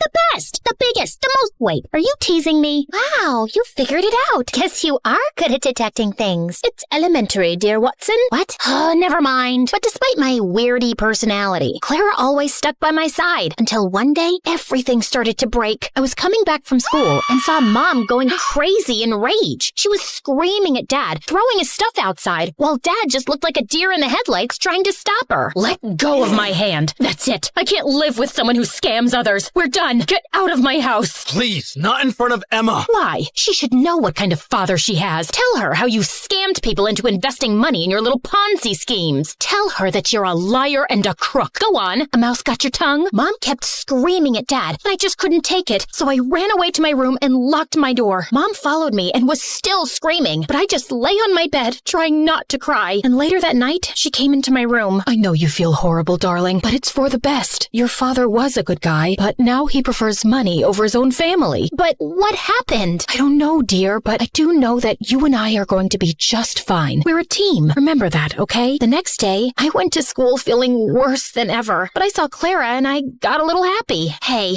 I had the most awful day yesterday. Can we skip classes and talk? I really need to vent. And why do you think I have the time to listen to you whine? Excuse me? Clara started to walk away from me, but I stopped her. No, wait, I don't understand. Did I do anything wrong? We can talk about it. Oh, God, if I have to listen to you talk one more time, I will kill myself. I don't even know how your parents tolerate you. You're so childish and annoying. I can't be around you anymore. But we're best friends. And now we're not. so please don't talk to me again. Clara left, and I felt completely broken. Did she always think of me like that? I tried to talk to Clara between breaks, but she ignored me, and she did so for the rest of the week. I had no other friends, so I just spent my time in the school library reading some Sherlock Holmes. At least the books were loyal. But one day, I was walking to my next class and saw a notebook by the lockers. I opened it out of curiosity, and what I saw blew my mind. The notebook was full of pictures of Clara. Clara going to class, Clara in the gym, Clara walking to her house. What kind of creep would do something like this? I was flipping through the pages when I noticed someone familiar in one of the photographs. It was this guy from our class, Gerardo, and he was holding a camera in a mirror reflection in the photograph. I'd seen Gerardo following Clara around in school, and I always felt that there was something off about him, but Clara would never let me chase him away. And now he was taking her pictures? This guy was a freak, and I had to do something before Clara was in some serious trouble. So I went to the principal and explained everything to her. I can't accuse any student without real proof, Emma. I mean, Gerardo is the official photographer for our yearbook. He could be taking pictures of anything else. But if you feel so strongly about this, I'll tell the teachers to be on the alert, okay? But nothing ever happened. Since telling the principal blew up in my face, I fell back on the one thing that I knew would work, my awesome detective skills. I spent the entire night stalking Gerardo on social media, but it was a dead end. The only possible solution was to confront him. But the next morning when I entered school, I saw Clara walk in with Gerardo looking completely different. Her face was painted with makeup, and her hair was all red. Oh my God, Clara, what happened? Did a radioactive spider bite you or something? What happened to your hair? And what's with the makeup? Can you stop touching her, you freak, and get out of the way? I wasn't talking to you, creepy stalker. Clara, what are you doing with him? Did he torture you? Do you need my help? She doesn't need anything from you, so get lost if you have nothing to say. Clara didn't look at me, so I walked closer to her, ignoring Gerardo's protests, and pulled out the notebook. Clara, this guy is a stalker. He's been taking your pictures since God knows when. Look, he's even in one of these pictures. Can you see that tiny little reflection in the background? Clara ripped the notebook out of my hands and finally looked at me, angry. What part of I don't want to be your friend didn't you understand? I don't care about your little detective games, okay? It's not a game. This guy is creepy and weird, and my boyfriend? He's my boyfriend, okay? Now stop insulting him with your dumb games and get out of my face. Clara stormed off before I could ask any questions, but Gerardo stayed, smiling at me. Thank you for finding my notebook. I was worried about losing my favorite photos of my girlfriend. Listen, I don't know how you brainwashed her, but she's not like that. I didn't do anything to her. I just offered her a quick way to earn money. What did you make her do? Why don't you ask her? He left with a victorious grin on his face. I started to feel really worried about Clara. The next day, after the end of the school day, I was determined to save Clara any way I could. So I decided to follow Gerardo like a shadow. After a while, I saw him slipping through the school back gate and entering a scary dark alley. I hid behind a pillar and saw him wait there. And moments later, a bunch of guys came in on their motorcycles, each scarier than the next. How you feeling about tomorrow, boss? Pretty good. You have the motorcycle I asked for? Yeah, it's in Clara's house. Perfect. I taught Clara everything she needs to know about riding motorcycles, and I've told her to meet us right here tomorrow. I'm telling you, Clara's so ready for this race. She's gonna nail it. And what if she doesn't? Then we train her more till she can. But don't worry, I can feel that money is ours already. Everyone started cheering in celebration, so I got out of there before they saw me. I ran until I found a bench and sat down. Clara was participating in a motorcycle race? Why? I had so many questions, but right now, the only thing on my mind was to save Clara from this dumb race. The plan was simple. I was gonna go to the dark alley after school and wait for Clara to show up, and then I would just grab her arm and run till we were safe. So the next day, I went to the alley extra early and waited for everyone to show up. Everyone, including Gerardo, was around, but Clara was nowhere in sight. Half an hour went by, and when she didn't show up, I decided to leave. But my jacket got caught in one of the boxes, and I fell, and all eyes turned to me. Whoopsie! I was just making sure there was no rats here. I think it's safe to say that this place is officially rat-free. Okay, bye! I turned around to run for my life when suddenly Clara popped in front of me looking like a raging bull. I thought I asked you to stay away. I just want to help you, Clara. This is too much. I don't know what's happening with you, but I can help. How? You didn't even know your father's a scamster till your mom told you. I know you think you're some great detective and you can help everyone, but no, Emma, you can't. You have to stay away from this. Get that in your thick skull and leave me alone. I know you're saying this to hurt me, and I am hurt, I won't lie. But Clara, this is too dangerous and— Okay, enough. My head's hurting listening to your annoying voice. Lock her up. Wait, Clara tried to protest, but someone dragged me into a room nearby, took off my backpack, threw me in and shut the door. I could hear Clara almost crying, so I pressed my ear to the door, trying to hear outside. I know she's in trouble, but you can't leave her here. You need to focus right now. We'll come back for her later, I promise. Now get on the motorcycle. You've got a race to win. I tried to scream for help, but I gave up after a while and just sat down on the floor. Ugh, how did I let this happen? I spent hours walking in circles and knocking on the door, but then I suddenly came up with an idea. I'd read in the Sherlock Holmes books how to pick locks with a hairpin, so I took the one I had in my hair and started to try it. Something clicked, and all of a sudden, the door opened. Bullseye! I knew I had it in me. Okay, now focus. I left the alley and started to run without direction, but then I heard sounds of motorcycles. I went down a stone stairway and found a giant tunnel full of motorcycles and people. And Clara! But before I get Clara out of there, I need to do something else. Hello? 911? Come to Keller Street, down the stone stairway, and hurry up. There's an illegal motorcycle street race happening. Can you provide me with your name? There's no time. Hurry up! I hung up and ran down the stairs. All the motorcycles were already lined up, and Clara was on one of them. I could see Gerardo talking to some guy, so I ran to Clara without him seeing me. Come with me. It's impossible to escape from you, right? You can roll your eyes later. Just get off this thing and come. Emma, you don't understand. I found out a week ago that my parents declared bankruptcy, and we might have to move to a homeless shelter. He's a liar. Look at that nose on his face. It's so plastic and fake. You can't trust him. His nose was really crooked. You should have seen. Wow, great story. Let's save it for another time. Now come. Just as Clara stepped down from the motorcycle, we heard police sirens outside. I pulled Clara away before Gerardo or anyone else could frame her. How? Shh, you're a suspect. If anyone asks why you're hiding behind this bush, pretend that you're from a really exotic island, you know? Maybe you're collecting a... Emma, I'm such an idiot. I've ruined everything. My grades, my life, my future, our relationship. Gerardo told me not to talk to you anymore because he wanted me all to himself. Emma, I am so sorry about everything. I just really need my friend right now. Hey, don't worry. I'm not going anywhere. You and your family can stay with us until you guys get back on your feet. Let's just go home and get you cleaned up. I missed you. I missed you too, Emma. Thank you.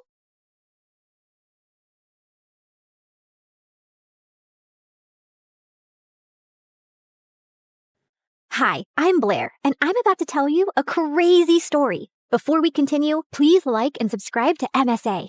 Growing up, my parents fought constantly over money. Dad was a struggling sculptor, and Mom, who was a waitress, cursed the day she met him because we constantly had money problems. She always said dropping out of school was her biggest mistake, so she made sure I studied hard. That's how I earned a full scholarship to one of the city's top schools. But my true passion was painting. I fell in love with it at 5, taught myself through YouTube, and by 13, I was winning major school competitions. Dad was proud, but Mom didn't like it one bit. Art's a hobby, Blair. You can't make a career out of it. Definitely not a successful one. It was my dream to become a world-famous artist. Well, mine and my best friend Ashley's. She was an artist just like me, and we'd been best friends since middle school. Ashley was rich, so she got to go to amazing art classes and shared everything she'd learned with me. And whenever my parents argued, I'd sneak over to her mansion. Life was just better with Ashley around, except for her annoying twin brother Dexter. He mocked our art, hid our supplies, and chased us with his paintball gun. Whenever we complained to Ashley's parents, Dexter would just put on his innocent face and get away with it. Even at school, everyone adored him for his sense of humor. Ashley absolutely hated him, and I could see why. Like on their 15th birthday, Ashley spent hours getting ready, and she looked beautiful. But the moment Dexter walked in, everyone gathered around him, completely ignoring Ashley. Look at him, smiling like he owns the world. I will never understand what people see in him. Probably his athletic body. I mean, if you look at it from an artistic point of view, Dexter's pretty much perfect for a portrait. What? I mean, so what if he's good looking? You've got a great personality. That's what you tell ugly people, Blair. You're also so much more creative and way smarter. People would notice that someday. Notice what someday? That you're a total jerk. Aw, are you jealous because no one's paying you attention? Go away, Dex. It's her birthday too. Don't make things worse. Fine, I'm sorry. Here, I got you a flower, little sis. Happy birthday. But as soon as Ashley took it, the flower squirted water all over her face, ruining her makeup, and Dexter ran away laughing. As we grew older, Dexter just got more annoying. At 17, he joined the football team, became the most popular guy in school, and a serial heartbreaker. Every day, some girl would be crying over him, and it was nauseating. As for me, my parents were fighting a lot more lately, and one day, Dad just packed his stuff and left. Shortly after, he filed for divorce, and Mom went bonkers. She refused to shower or step out of the house, and a week later she came home and told me she'd quit her job. Between rent and expenses, we soon ran out of our savings and didn't even have enough money for food. Do you have cash? Sure, let me just grab some from the secret trust fund your dad left me. No, I don't have cash, you moron. Just run the card again. I've already tried 3 times. It's not working. Pay or leave. Mom just started yelling at the cashier like a mad woman. He called security, but as they approached, Mom grabbed a bunch of stuff and bolted in the other direction. She went round and round in circles before the security guys finally caught her and dragged her out. Since Mom was acting all kinds of crazy, I took up a part-time job at a cafe to help out. But between work and school, my life was miserable, and Ashley wasn't helping. What do you mean you're not coming for the concert? We booked this months ago. Things were different back then. Now I have to work. Ask someone to cover your shift. We're short-staffed, and I need the money. But Hank's gonna be there, and I need your help talking to him. You're not getting out of this. Ashley kept pushing me, but I kept refusing, and eventually she gave up. The next morning, she told me Hank had asked her out, and I was happy for her. College applications were looming, and I desperately wanted to get into NYU's art program, where Ashley was applying to. It was expensive, and I needed a strong portfolio for a scholarship. I couldn't risk my mom finding out, so I stayed late after my shifts at the cafe to work on my portfolio. One day, while I was heading back home, it started raining heavily. It was already late, so I couldn't get the bus, and was waiting for a cab when someone walked up to me with an umbrella. Dexter, what are you doing here? I was just across the road running some errands, and by errands, I mean date that didn't go too well. Anyway, I saw and I thought I'd help. Dexter led me to his car, and on our way, we got talking. He asked me how I was doing, and I don't know why I ended up telling him everything about Mom and how things were really tough at home. Ashley told me about your parents' divorce, but I didn't know things were so bad. If you need anyone to talk to, I'm here. Something about the way he said it made my heart melt. And after that day, Dexter and I got closer. He would wait for me at the cafe and then walk me home. We'd debate over classic movies, argue over music, and bond over our favorite MSA videos. The more time we spent together, the more I saw a different side of Dexter. One that was kind, funny, and surprisingly thoughtful. And before long, I started having feelings for him. You know, I've always had a bit of a crush on you. Really? Why? You're kind, beautiful, smart, creative, and you're probably the toughest person I know. Wow, thanks. I always thought you're kind of annoying. Gee, thanks. What a compliment. Let me finish. But now I think you're the only person who gets me. You've shown me what it's like to really connect with someone, Dex. I guess what I'm saying is... That you like me? I like you too. And then Dexter kissed me, and it was perfect.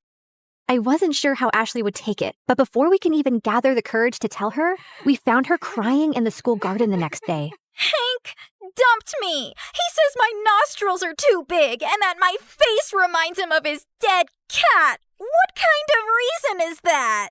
The kind that's a lie. Hank's a total player. Why would you ever fall for him, you dumb... Ow!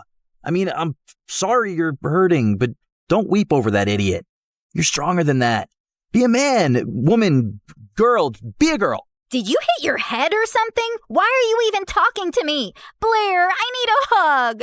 The next few days were a mess. Ashley was hung up on Hank and dragged me along for endless shopping sprees and salon visits to distract herself, and I didn't think it was a good time to tell her about me and Dex, who I wasn't even getting to spend any time with. She was also home all the time, so Dexter started sneaking into my room late at night. This is not fair. You're totally ignoring me. I know, but she's miserable, and she needs me. Hey, Han, remember when you needed her, but she was too busy falling in love? Anyway, my football team's having a party tomorrow night, and I'd love for you to come.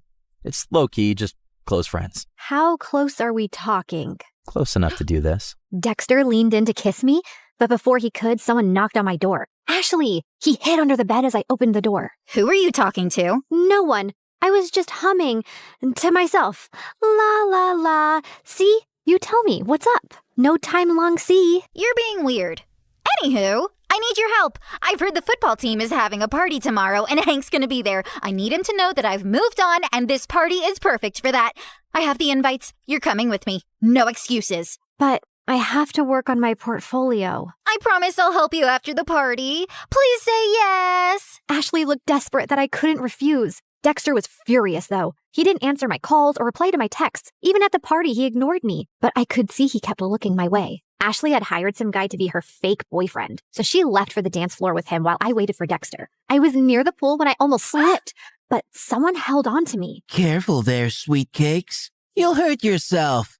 Blair, right? I'm Hank. I know. Great. Then let's skip the introductions and dance. I don't want to. Come on. She said no. I turned around and saw Dexter looking furious. And who are you? Her boyfriend? Yes, now back off! Or what? You'll hit me, pretty boy? You bet I will. Dexter punched Hank right in his face and he stumbled backward. Hank charged at Dexter and the two got into a fight.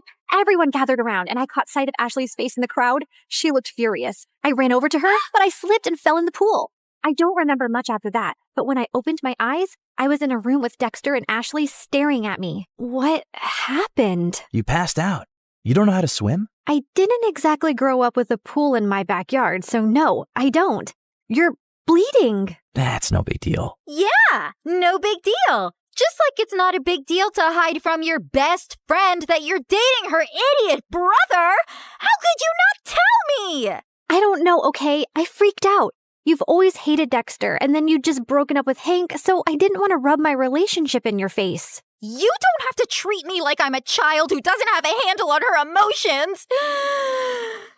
Anyway, you've chosen Dexter.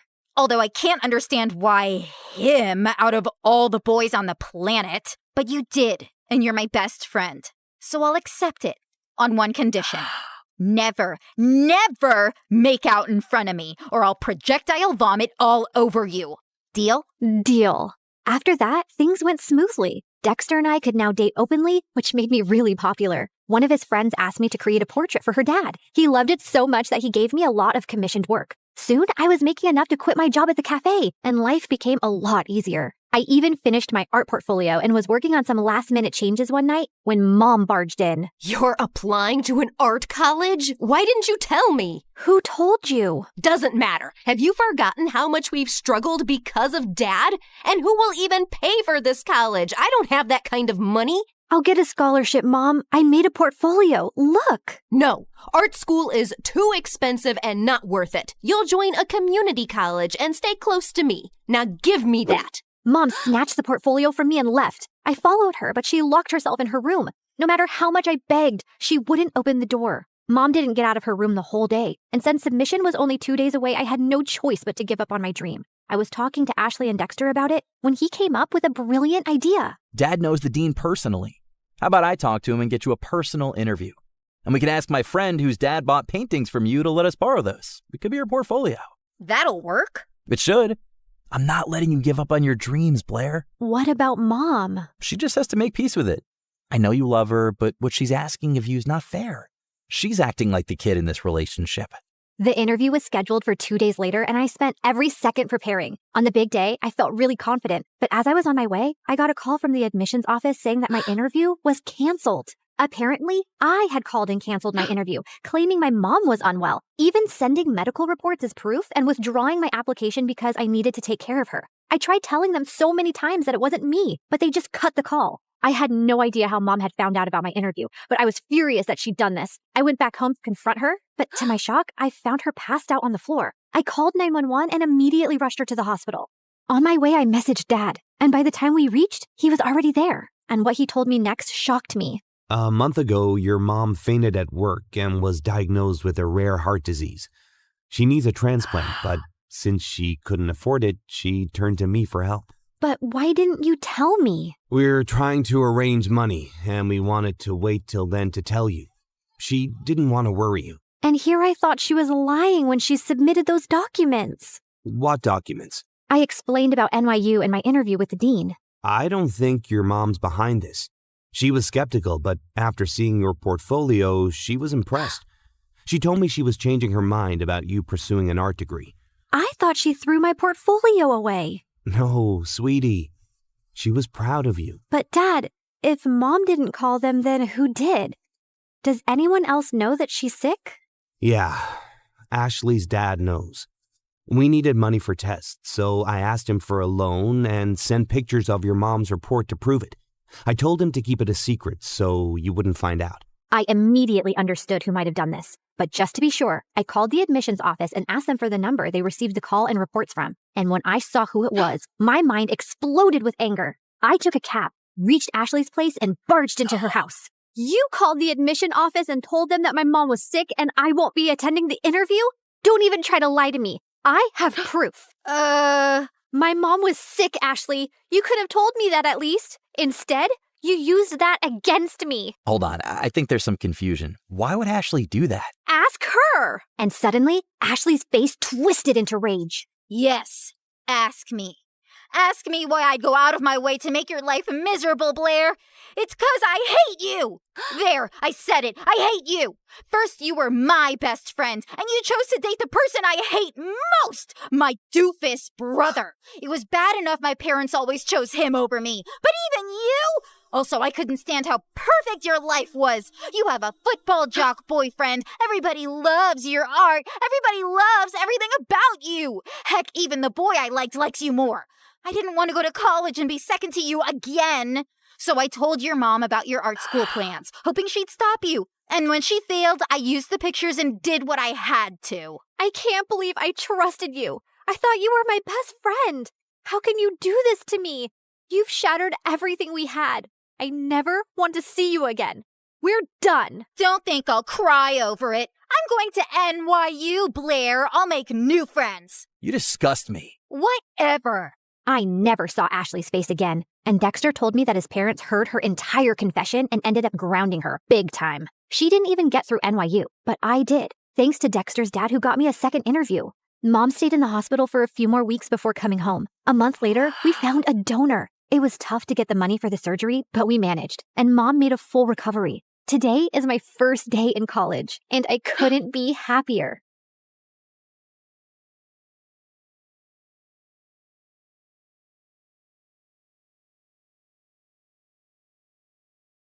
Hi, I'm Allison from a small village in France. Please like and subscribe. I lived in a small cottage with my single mother who worked as an artist. Life was tough since we had little money, so when I turned 5, Mom decided to move back to her home city, and it had a freaking palace. Whoa, is that a real palace, Mommy?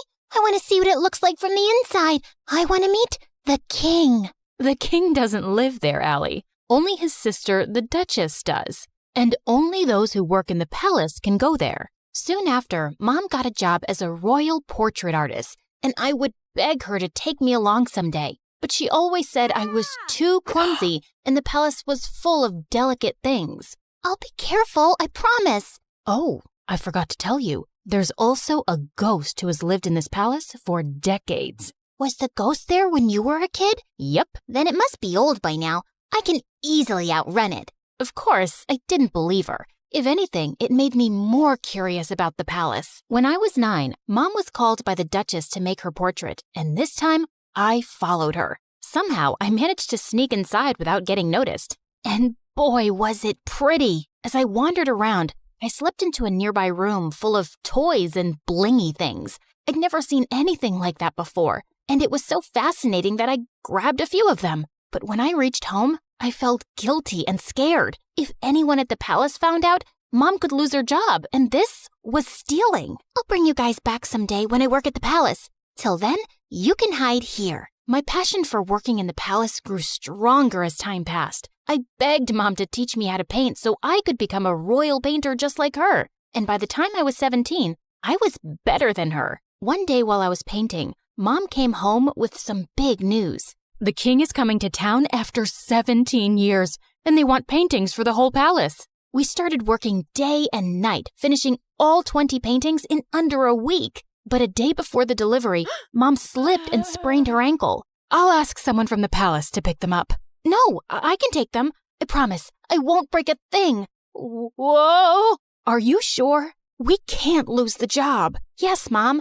You can count on me. I managed to convince Mom and then left for the palace. I also took the stuff I'd taken all those years back. I could finally put that back. When I entered the palace, it was exactly as I'd remembered. Wow, how dull. This place could really use some color. I was so lost looking around that I tripped over a giant statue's foot, and the paintings flew in the air. Just then, I heard someone scream, and when I looked back and saw a girl, I almost passed out. It was like I was looking in a mirror. I touched her to make sure she was real, and she slapped my hand away. "Don't you touch me, you peasant! Don't you know who I am?" My doppelganger? We look exactly the same. "No, we don't. I'm a princess, and you look like a street rat." "If I look like a street rat, so do you, because we have the same face."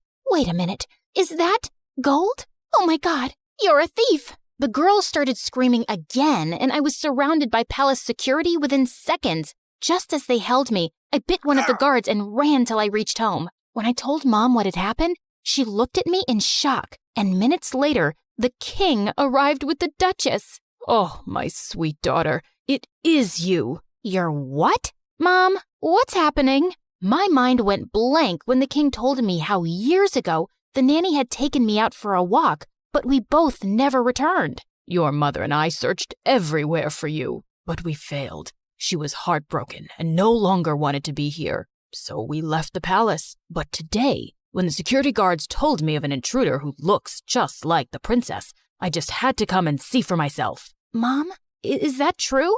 I'm not your daughter?" It's true, Allie. I found you on my doorstep with a note and some money, but I had no idea you were a princess." "Why didn't you ever tell me I'm not yours?" "Because I fell in love with you the moment I saw you. Now you were my daughter. I am so sorry, Allie." "It was just all too much to process, and I ran off. I was a princess, and I had a twin sister. I was living a lie for 17 years? I was walking along the road trying to clear my head when a big sports car pulled up next to me, and a handsome guy got out. "Cherry, what are you doing here? It's not safe." "Cherry? Do I look like a stupid fruit? Leave me alone." "I called you pumpkin before, but you hated that too." "What the heck's your problem, dude? This is not a good time." "I was saving this as a surprise. But here, will this make you come with me?" "Holy moly! That diamond was bigger than my fist!" "Calm down, Allie. Okay, you've got the wrong girl." "Whoa!" "Sorry. I'll have to carry you back home if you don't listen." I punched him in the nose as the guy screamed like a little boy and then ran for my life. This was officially the worst day ever. The next day, the royal staff packed all my stuff and I was moved to the castle. My royal chambers were bigger than my whole house, and everything was beautiful, except it didn't feel like home. Mom wasn't there, and even though I was mad at her, I missed her. I was unpacking when my sister walked in. "I know you think you're suddenly a princess now, too, but don't let this get to your head. Remember, I rule." "Charlotte, dear, don't be so rude to your sister. You should be happy she's back." "Okay, Amber." "Allison." "Allison, darling, we're starting with your royal lessons from tomorrow. Be ready at 4 a.m. sharp." "Good luck with that. It's not easy being a princess." She wasn't kidding. It was a mad schedule. Mornings were for horse riding, then music in the afternoon, and martial arts in the evening. My body was super sore, and I was exhausted. But within a few weeks, I'd grown tougher and learned a lot. One evening during martial arts practice, someone walked up to me. It was the diamond guy. "I thought they were just rumors, but you are prettier than Charlotte." "We look exactly the same, like identical. Can't you see that, or did the punch make you blind?" "Feisty. I'm Prince Arnold, by the way, Charlotte's fiancé." "Isn't she too young to get married?" "Are you jealous?" "What? Move along, dude, unless you want another punch." But the guy just winked and left. What a flirt! Later that evening at dinner, Dad announced that he'd be holding an official coming out party for his daughters, and the entire village would be invited. What's a coming out party? Lame question. It's your official introduction. So why are you having one? Don't people know you already? That's when Dad told me that Charlotte had always been sick all her life. She had a rare genetic heart condition that didn't allow her to roam around too much. It was only recently that she'd gotten better. But I'm still better than you. What's your problem? My problem is that you're here to take my crown away from me, and I won't let that happen. Enough. That's for me to decide. Now eat your dinner. I'd root for you. I kicked that butt face under the table, and he turned red. Much deserved. The coming out party had sent the whole town into a frenzy, and Mom was called to make our official portraits. seeing her made me feel so much better. So, how do I look? Like a princess. Have you forgiven me? Maybe. I mean, you're still my mom. Of course I am. The party was a huge success, and I could see the king's pride in introducing his daughters. You should see Allison fight. She's a natural. Her paintings are so good. I think I should send her to Paris to become a professional. Dad, I wanted to become a chef, and you didn't allow that. That's because you weren't well, Charlotte. Now, don't interrupt me while I'm talking, darling. I was a little embarrassed with all the praise, and it clearly bothered Charlotte, so I excused myself and went out for some fresh air, only to find that jerk, Arnold, making out with a maid. What the heck, dude? Oh, hey, Allie. Don't worry, this isn't serious. And you're next. I felt furious and turned around to leave, but he blocked me. Oh, don't be so mad. Come here. Arnold pulled me in and was about to kiss me when I pushed him hard, but Charlotte walked in just then. What's happening? Wait, I knew it wasn't you. My darling Charlotte, this imposter tried to take advantage of me. She tried to kiss me while pretending to be you. What? That's not true. This guy's been flirting with me ever since I came here. Charlotte, he's a jerk. I just caught him making out with a maid. Enough. First, you try to steal my life, then my dad, and now you have your eyes on my fiancé? I won't let you get away with it. With that, Charlotte went inside and got on stage as everyone stared at her in confusion. Attention! My twin sister is a manipulative witch. She's a thief and a liar, and so is her mom, that lady. Tell me, Allison, did she teach you how to be a lowlife? Because you surely weren't born one. Say what you want about me, but keep my mom out of it. I feel sorry for you, Charlotte. How could you be so bitter? It's so... Before I could finish, Charlotte jumped on me and we got into a crazy fight. As the king pulled us apart, Charlotte started shaking and fell to the ground. We rushed her to the hospital, and the doctors informed us that she had fainted because of stress and needed rest. I wanted to visit her, but the Duchess stopped me. I think it's best that you stay away. You've done enough damage. Brother, she's not good for Charlotte's health. We might not get along, but she's my sister. She's right, Allison. I think it's best if you give each other some space. Maybe you can stay with your mom for some time. It will only be temporary, love, and I'll have you back as soon as possible. I think we dumped too much on Charlotte, and she needs to get better. Of course, I understood, but I was actually happy to get away from everything for a while, especially since Charlotte and I were on the front page of every newspaper the next day. People called us the Crazy Royals. We were a joke. I was packing my stuff when the Duchess walked in. You're finally going back to where you belong. I knew you'd never fit in here, and it was a mistake to bring filth into the palace. I know I didn't grow up here, but I'm still a princess by birth. So please, mind your manners and never talk to me this way again. Don't forget your place. That's exactly what I'm doing. I pushed her aside and left for my old home. Mom was ecstatic to see me, and to be honest, I felt happier than I'd been in weeks. A few days later, once Charlotte was better, the king announced her engagement to Arnold to give people something else to talk about. Dad invited me, but I decided not to go to the ceremony. I just wanted to stay away and avoid any more drama. On the engagement day, Mom had gone out for something when Charlotte came over. What are you doing here? Don't you have an engagement to get to? I can't marry him, Allison. He's a snake. I should have trusted you. Good time to say I told you so. But what do you want from me? After our fight, we can't have another media blowout. Dad will never allow me to call off the engagement at the last minute. Please, come with me. Maybe we could convince him together. Please help me. Charlotte was crying like a baby now, and I didn't want her to have another fainting episode. So I agreed. But just as we entered the palace, Charlotte stopped. I need to fix my makeup. The entire town is in there. Wow, priorities. Thanks for doing this. I'll be right back. I started to walk around when I spotted Charlotte. She's here. I've done everything you asked me to do, including the fake fainting. Now do your part and make her leave forever before Dad decides to bring her back here again. Leave it to me now, princess. I have the perfect plan to make sure you get the crown. Oh my God, these people were crazy. I had no idea what her plan was, but it sounded dangerous. So I ran straight to Dad, and seconds later Charlotte followed. Allison, I thought you weren't coming, but I'm so glad you did. Of course she had to come. She had to ruin my engagement. She just can't see me happy. Oh my God, Arnold, hold me, please. Oh, shut up already. Don't you guys get tired of manipulating?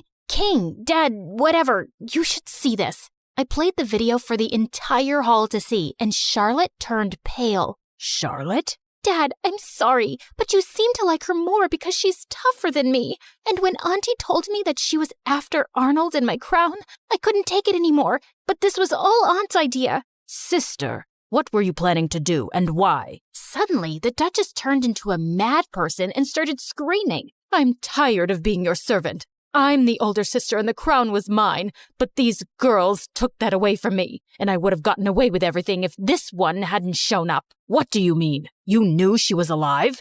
Whoopsie, you did a boo-boo. The Duchess confessed how she'd paid the nanny to take me away and drop me in the jungle, but the nanny had dropped me at Mom's doorstep instead. Charlotte was so sick as a kid, I didn't think she'd survive for so long. With both of you gone, I'd be a queen, but Karma's a witch. The king gave orders to take the Duchess away to the dungeons for treason, and Charlotte turned to me. I was horrible to you, and I probably don't deserve your forgiveness. But could you try? It might take some time, but I'll get there. What about me? You can chew your shoes and get lost. Yeah, I always knew you were a jerk. I was called back to the palace, and I took Mom along this time. Charlotte and I changed history by taking over the crown together. We were both queens in our own way. And I learned that those who love you will always stick by your side.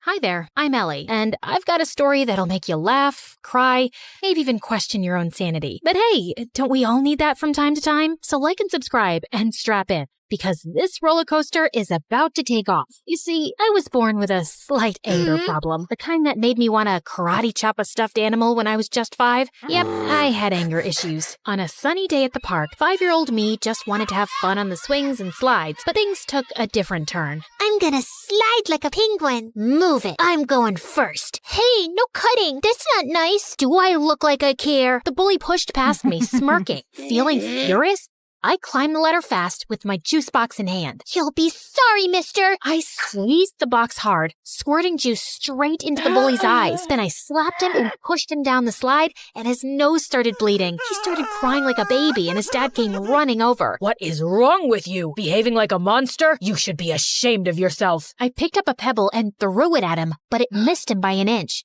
Don't tell me how to feel. You should be thanking me for teaching your awful kid a lesson. I threw another pebble at him and then ran away. Mom and Dad yelled at me all the way back home. I cried and said sorry. Then I jumped onto my parents and smothered them with kisses till they forgave me. Yeah, I think I'm a kind person in general. I mean, as long as I'm not angry. Fast forward to 1st grade, and there I was, little Ellie, eager to make friends at school. One day during recess, I spotted a group of girls playing hopscotch, and I approached them. Hey you, I think we should be friends. No thanks, I already have friends. Well, that didn't go as planned, but I wasn't giving up so easily. Oh yeah? Well, you haven't met a friend like me. I started shouting and spinning with my arms spread out like a wild little windmill. I even threw my sandwich on the ground. I'm fun, I'm cool, and I'll bring snacks to share. So why wouldn't you want to be my friend? Say yes, or you'll regret it. Say it. The girl hesitated, then let out a sigh. Okay, fine, I'll be your friend. Please, just stop yelling at me. And just like that, I made a new friend. Her name was Lucy, and she was the best. 2 years later in 3rd grade, my family told me one day that we had to move for Dad's job. Scared of losing Lucy, I got really angry. I won't leave Lucy. She's my best friend, and I'm not going anywhere. I protested by staying in our backyard treehouse, and I refused to come down till my parents changed their mind. We know you're upset, but we have to think about what's good for the family. But when I didn't budge, my parents caved after a few days. I was so happy, I finally climbed down from the treehouse. And I learned that standing up for what matters can make a difference, and that my anger was the best thing I had. It gave me whatever I wanted. What I didn't realize back then, though, was that Lucy eventually figured she could take advantage of my anger issues to get her way, too. If she wanted something from someone, she'd come up with a sneaky plan to get me all riled up against that person. Yeah, it always made me the bad guy fighting and bullying people, while Lucy looked like she was the nice, calm friend of a monster, but no one got seriously harmed. As we entered middle school, though, Lucy started doing it more frequently and for bigger things, and I I began getting into serious trouble. Like one day, Lucy came to me saying that Mrs. Thompson had called her into her office and said she was giving her a C- on her project. You know what else she said?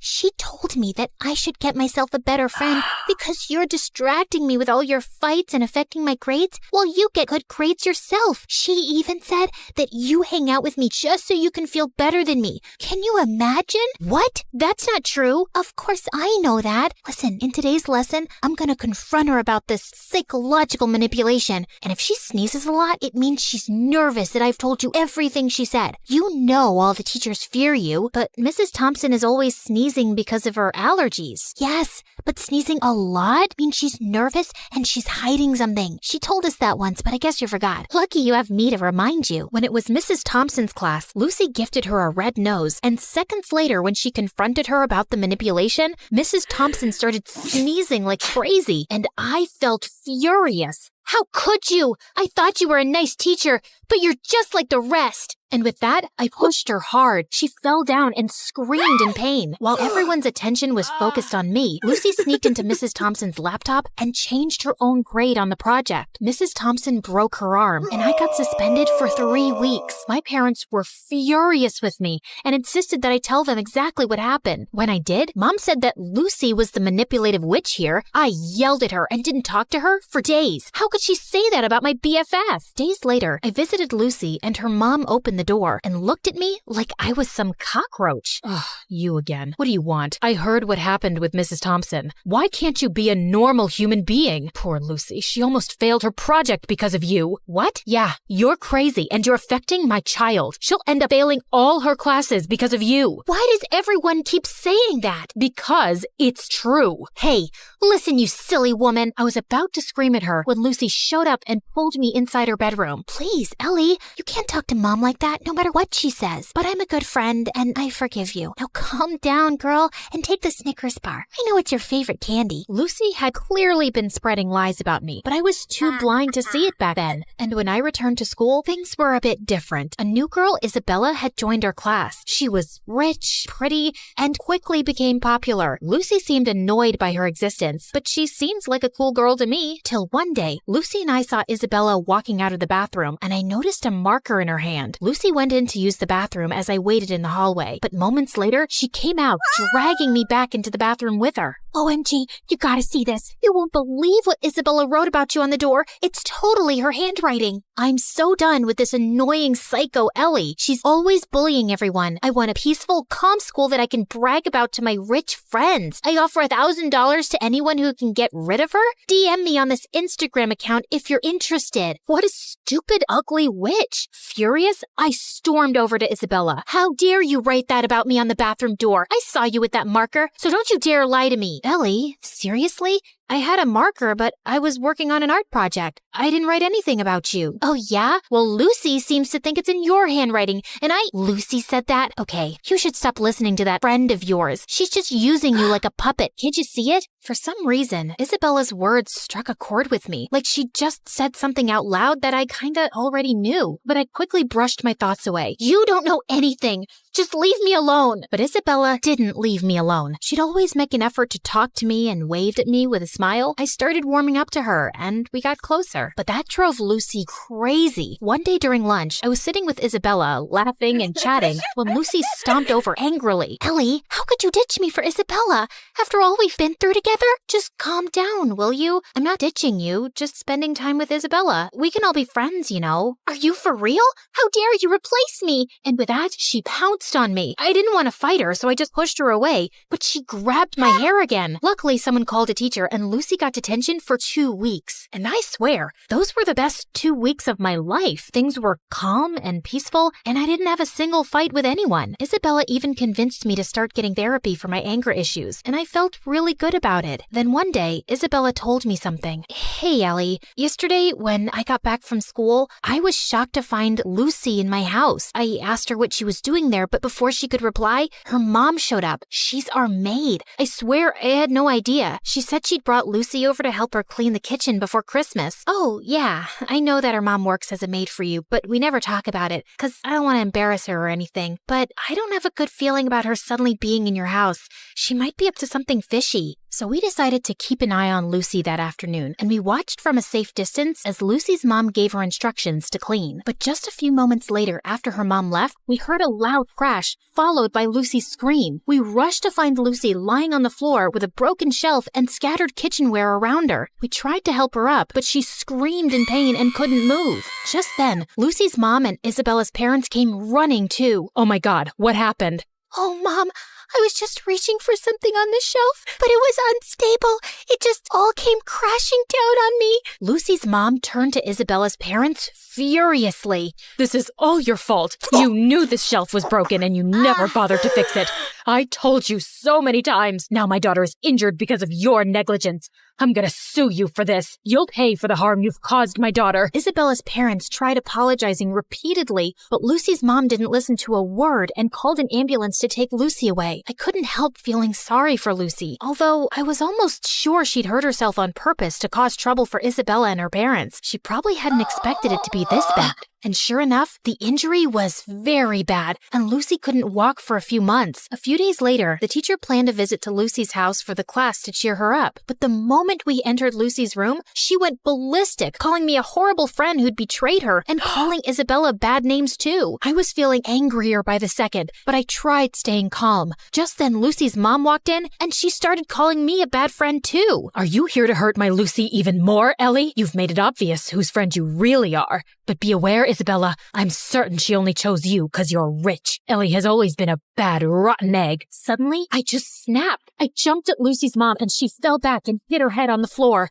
Everyone looked shocked, and I knew I'd messed up big time. I ran out crying. When Mom found out about it, she was so mad. Ellie, I can't believe you attacked Lucy's mom. She called me, threatening to contact child services and telling them that you need to be put in some rehab center because you're a danger for other people. I honestly felt terrified hearing that, and my first instinct was to lash out and scream in my defense. But instead, I took a deep breath and thought of my friendship with Isabella, and it helped calm me down. Mom, I know it was wrong, and I'm really sorry. I'm working on controlling my anger. I'll be better, I promise. Mom looked really surprised and then nodded, but she still took my phone away and grounded me for a month, and I didn't protest. I knew I deserved that. Back at school, Isabella told me Lucy's mom was going ahead with the lawsuit, and I really wished there was something I could do to help. Lucy or her mom wouldn't listen to a word I'd say. But then one day, I was in the school's bathroom when someone knocked on the stall door. It was Lucy's mom. Ellie, I need to talk to you.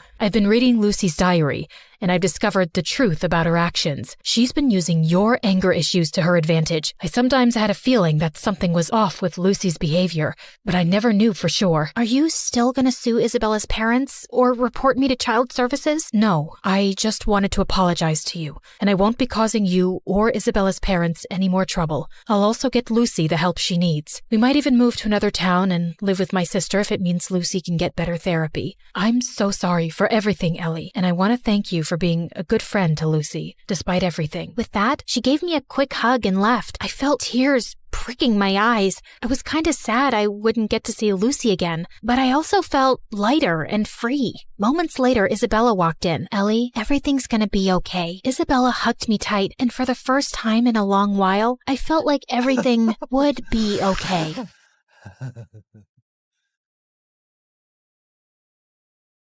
Hi, I'm Joyce, and I'm from China. People think my life is perfect. A pretty face, wealthy parents, and an elite school. But what good is any of that if my family doesn't love me and favors my genius brother? All I ever wanted was for my dad to be proud of me, but I made my brother disappear, and that ruined my life. Let me start from the beginning. I look like Mom, thankfully. Dad's beauty is mostly internal. Mom is the prettiest woman I've ever seen, and she looked more like my big sister than my mom.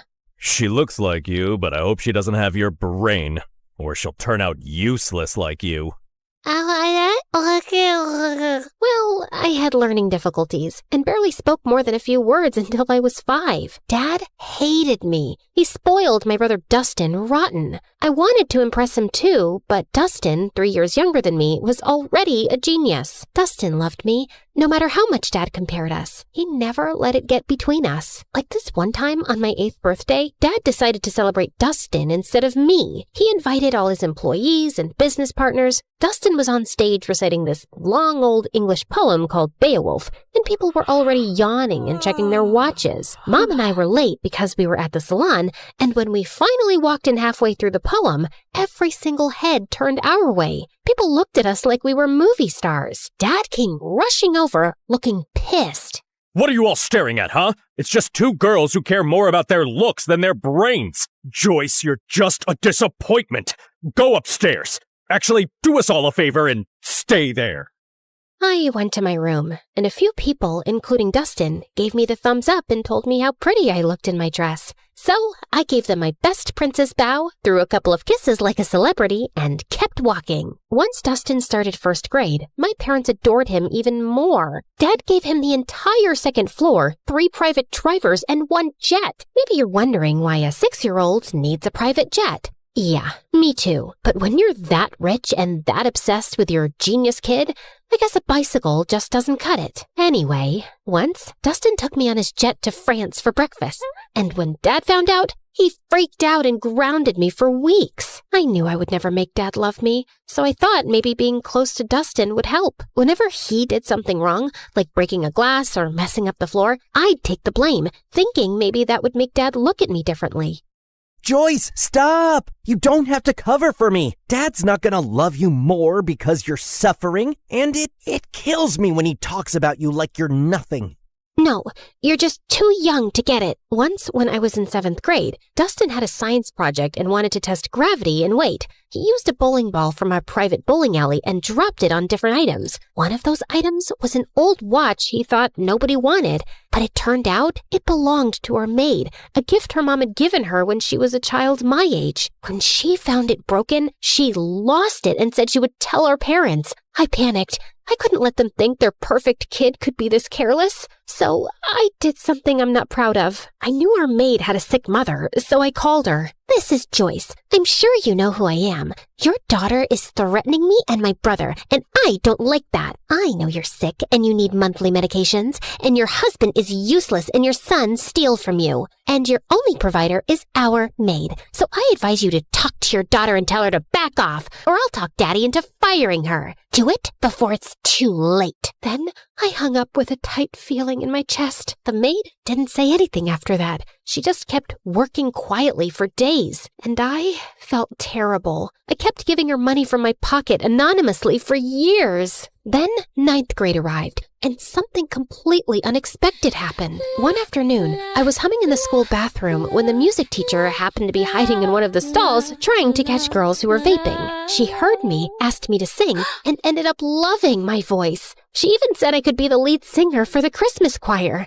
I was over the moon. And no, of course Dad didn't come to the choir. Only Mom came. And she didn't even stay until the end because Dad called her to come home for whatever reason. But everyone else was so impressed by my voice that a few people came up to talk to me afterward, including this kind-looking man who honestly resembled Keanu Reeves, if Keanu had a paunch. I'm Peter Anderson. I'm a music producer. You've probably heard the rumors that I'm a fraud, but this town loves gossip more than the truth.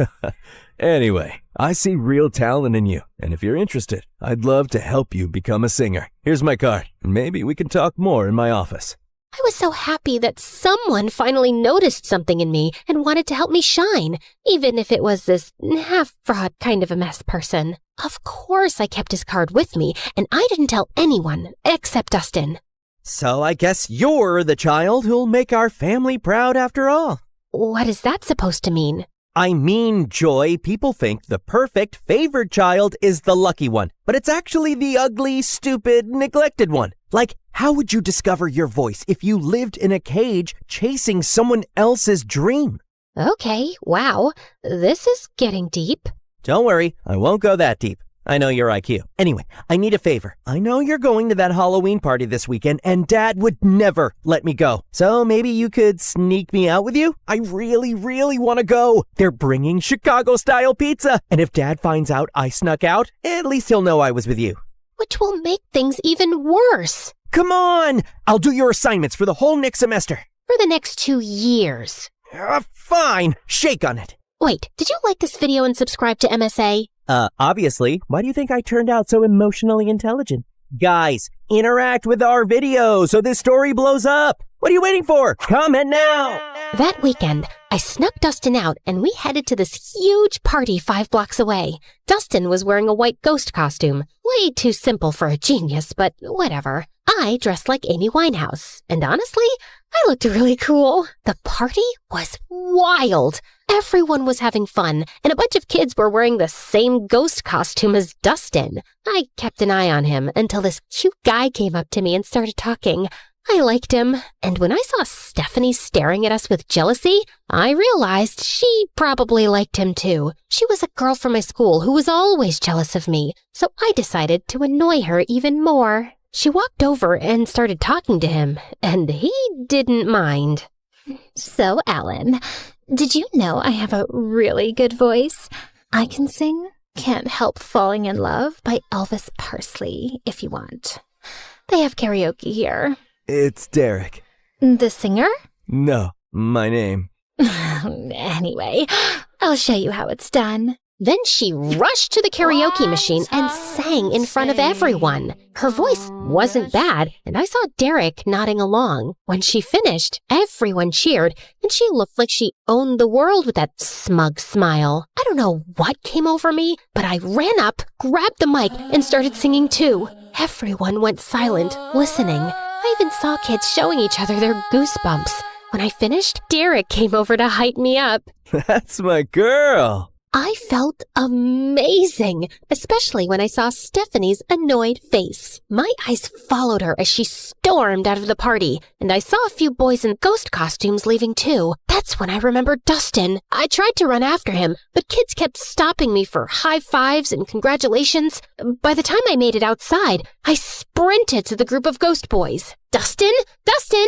Knock it off! This isn't funny! No one answered. I started pulling off their masks one by one, but none of them were Dustin. Back off, you weirdo! Panic shot through me. I ran like crazy through the streets. Dustin! Dustin! Dustin! 2 hours passed. I couldn't find him. I was so worried sick about my brother, and I knew there was no running from calling Dad. I was finished. Dad and Mom arrived with a few police officers, and Dad looked like he was about to finish me off. He lunged toward me, but Mom stepped between us. He glared at her with furious eyes. So now you're protecting your kid? Oh, that's funny because I didn't see you stopping them from sneaking out in the middle of the night.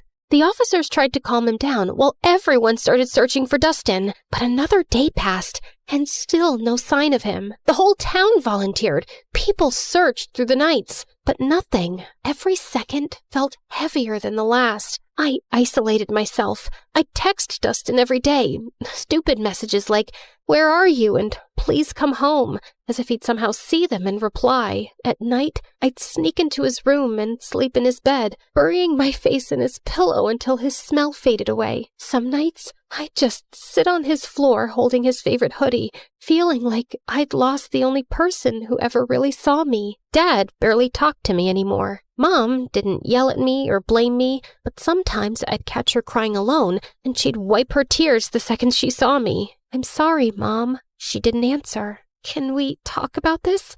I want to hear your voice. I know what happened is my fault, but I just want you to pat my shoulder, let me cry in your lap, tell me it'll be all right. Just say something, anything." But she didn't. She just gave me a sad little smile, nodded, and walked away. And then I completely shut down. A year of guilt and silence later, I couldn't take it anymore. I needed something, anything to distract myself, even if just for a little while. I remembered the card the producer gave me, and I figured, why not call him? It's not like I had much to do being alone all the time.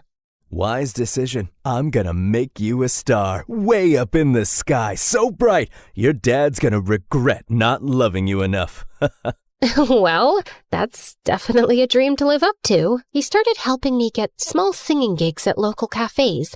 and I loved it. The attention, the clapping, the feeling that I mattered to someone. One day, someone recorded me singing and posted it on TikTok, and it went viral. People loved my voice and kept commenting that they wanted more. So, Peter created a small YouTube channel for me and uploaded my videos there. He was so proud. It felt nice having a father figure in my life who actually cared. But when my dad found out, he completely lost it.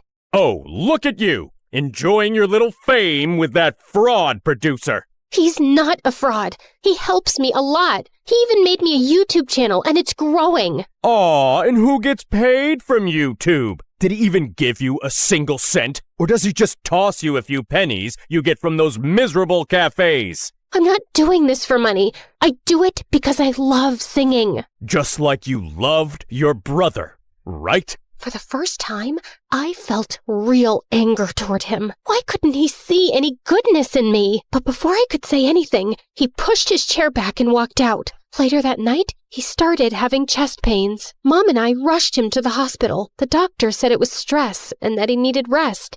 I didn't visit him much while he was there. Not after what Peter told me. Summer vacation's coming up. I was thinking we could go on a little tour around the country. Grow your audience. See where this takes us. I believe in you, kid. I went on that tour in a heartbeat, and I had the best time of my life. For once, I felt like a child again. No guilt, no pressure, just music and freedom. But even then, I worried about Mom. I always felt like she needed rescuing from Dad. That became my motive. Work harder, grow bigger, make more money, and buy us a house far away from him. My fame grew fast. By the time I finished high school, I was well known enough to earn a good income. One night, before leaving the house the next day for good and renting an apartment in the city, I was having my last dinner with my parents.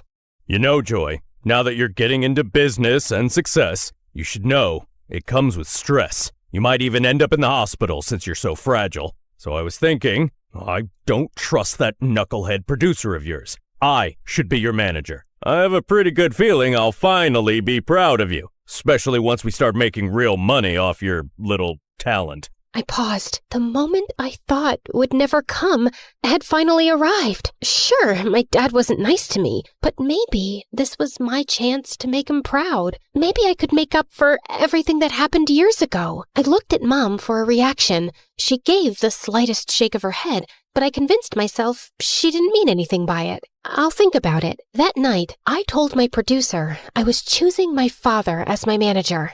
Kid, I can't force you or tell you what to do. You're grown up. If you think your dad's the right man for the job, then go ahead. And just remember, I'm still here for you. I canceled my move to the city, and Dad became responsible for all my finances, all my schedules, and everything. Everything was fine for the first few months, but then I started noticing that my finances didn't make sense. I was earning more back when Peter managed me, and I was working twice as hard now. Still, I gave my dad the benefit of the doubt until one day I checked my bank account and it was at zero, completely empty. I freaked out and went to confront him in his office, but he wasn't there. That's when Mom walked in, pale and shaking. She turned on the TV. William Clark, the billionaire owner of Clark Investment Companies, has been exposed as the center of a massive Ponzi scheme. Authorities estimate he conned thousands of people out of nearly $300 million. Records show the fraud began in the early 2000s, and officials confirm he fled the country this morning. The FBI is now searching for him. Back to you, James. I stared at the screen, frozen. My dad, the man who made me feel small, unworthy, and desperate to impress him, built his entire empire by scamming people. It was my biggest regret, choosing the wrong man to trust. I ran to my mom and hugged her. He stole from me, Mom. He hurt me, and he always made me feel incomplete. All I ever wanted was for him to be proud of me. Where did I go wrong? Mom wrapped her arms around me. You were focused on the wrong parent, honey. Every time I tried to hold you, I could feel myself breaking. And I didn't want you to see that. I didn't want you to carry my pain on top of your own. Words were never my thing, but I always loved having you around. After Dustin, everything fell apart. You shut yourself away, and I didn't know how to reach you. But your father's gone now. Good riddance. It's just us. I've saved some money. Let's start over. I hugged her tighter. Her words came late, and in the hardest moment of my life, but somehow I felt happy. I never knew you could feel so happy and so sad at the same time. After that, everything happened in a blur. The FBI seized our mansion, our cars, and everything inside. Mom and I moved into a tiny apartment and hardly left it. Then one day, someone knocked on the door. It was Peter. Didn't I tell you? I'll always be here when you need me. But who's gonna listen to my music after what my dad did? Joyce, what defines Joyce is what Joyce does, not her father. It's time to rock again. Remember your YouTube channel? I've been saving everything we earned from it for something big, and today's the day. No, I can't. I just want a quiet life with Mom. I'm sorry. Actually, I gave an interview this morning. I told everyone what your father did, including how he stole from you. People are sympathetic. I've read the comments. They love you, Joyce. They want you back. Wait, you did an actual interview? For me? Wow. Peter helped me restart my career, and people were happy to have me back. And soon enough, I was a huge success and making good money too. One day, before one of my biggest concerts, Mom told me that Dad had been arrested and was facing decades in prison. She said he wasn't feeling well and wanted to see me. I decided to see him one last time before closing his chapter for good. I know you probably think I was stupid, Joyce. No, you committed every sin in the book, but stupidity wasn't one of them.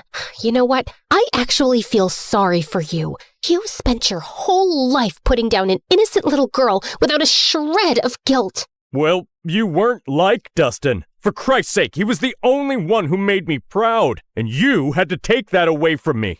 I guess it was for his own good. Otherwise, he would have grown up to be a miserable little fraud like his father. I finally get it. You were never capable of being proud of me. Not because of who I am, but because of who you are. A fraud, in business and as a father. Now, if you'll excuse me, I have a crowd of 200,000 proud people waiting for me. And with that, I spit on him and left. The moment I stepped on stage, the entire arena erupted. I looked out at all those excited faces, at Mom's proud smile, at Peter beaming at me like his daughter had made it. And then I closed my eyes, and I saw him, Dustin, with that same cute, confident little smile he always had when he believed in me more than anyone else. I keep running,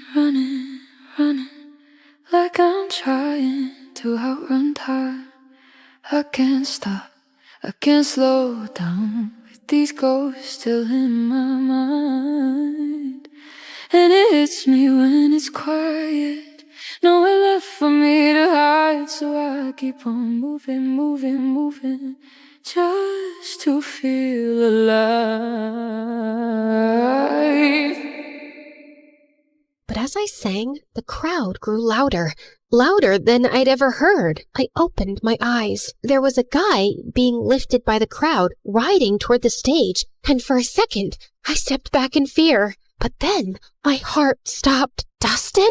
I signaled for my security to let him through. He climbed onto the stage, and I swear the world went silent around us. I looked at him like I had just seen a ghost. The hostess rushed forward, tears in her eyes. After your mother's interview about your missing brother, the internet made it their mission to find him. He's been missing for 10 years. We interviewed him and confirmed with your mom. He is your long-lost brother. My knees almost buckled. I couldn't breathe. But Dustin spoke first. I was taken by some shady people. They asked Dad for ransom, but he ignored them. They took me to Mexico. We got into a car accident. I lost my memory. A kind Mexican couple adopted me. I didn't know who I was, but I always felt like someone out there loved me. I just didn't know it was you. My heart shattered and healed all at once. I dreamt about this moment every day. always imagining myself as the stupid, reckless sister who failed you. I never pictured meeting you like this, as a woman with a life and strength and dreams of her own. Welcome home, brother. I threw my arms around him, and he broke too. And when I looked up, the whole arena was crying with us. I turned back to the microphone, wiping my tears. Thank you, everyone. I learned something I wish someone told me sooner. You can't buy love. You can't chase approval. Not even from the people you want it from the most. The greatest person you can learn to love is yourself. And once you do that, everything else falls into place. Thank you again. And now, if you'll excuse me, my brother and I have a lot to catch up on. And with that, we walked off the stage together. For the first time in years, and the first time all over again. Because sometimes the people who make you feel the smallest are just trying to make themselves feel big.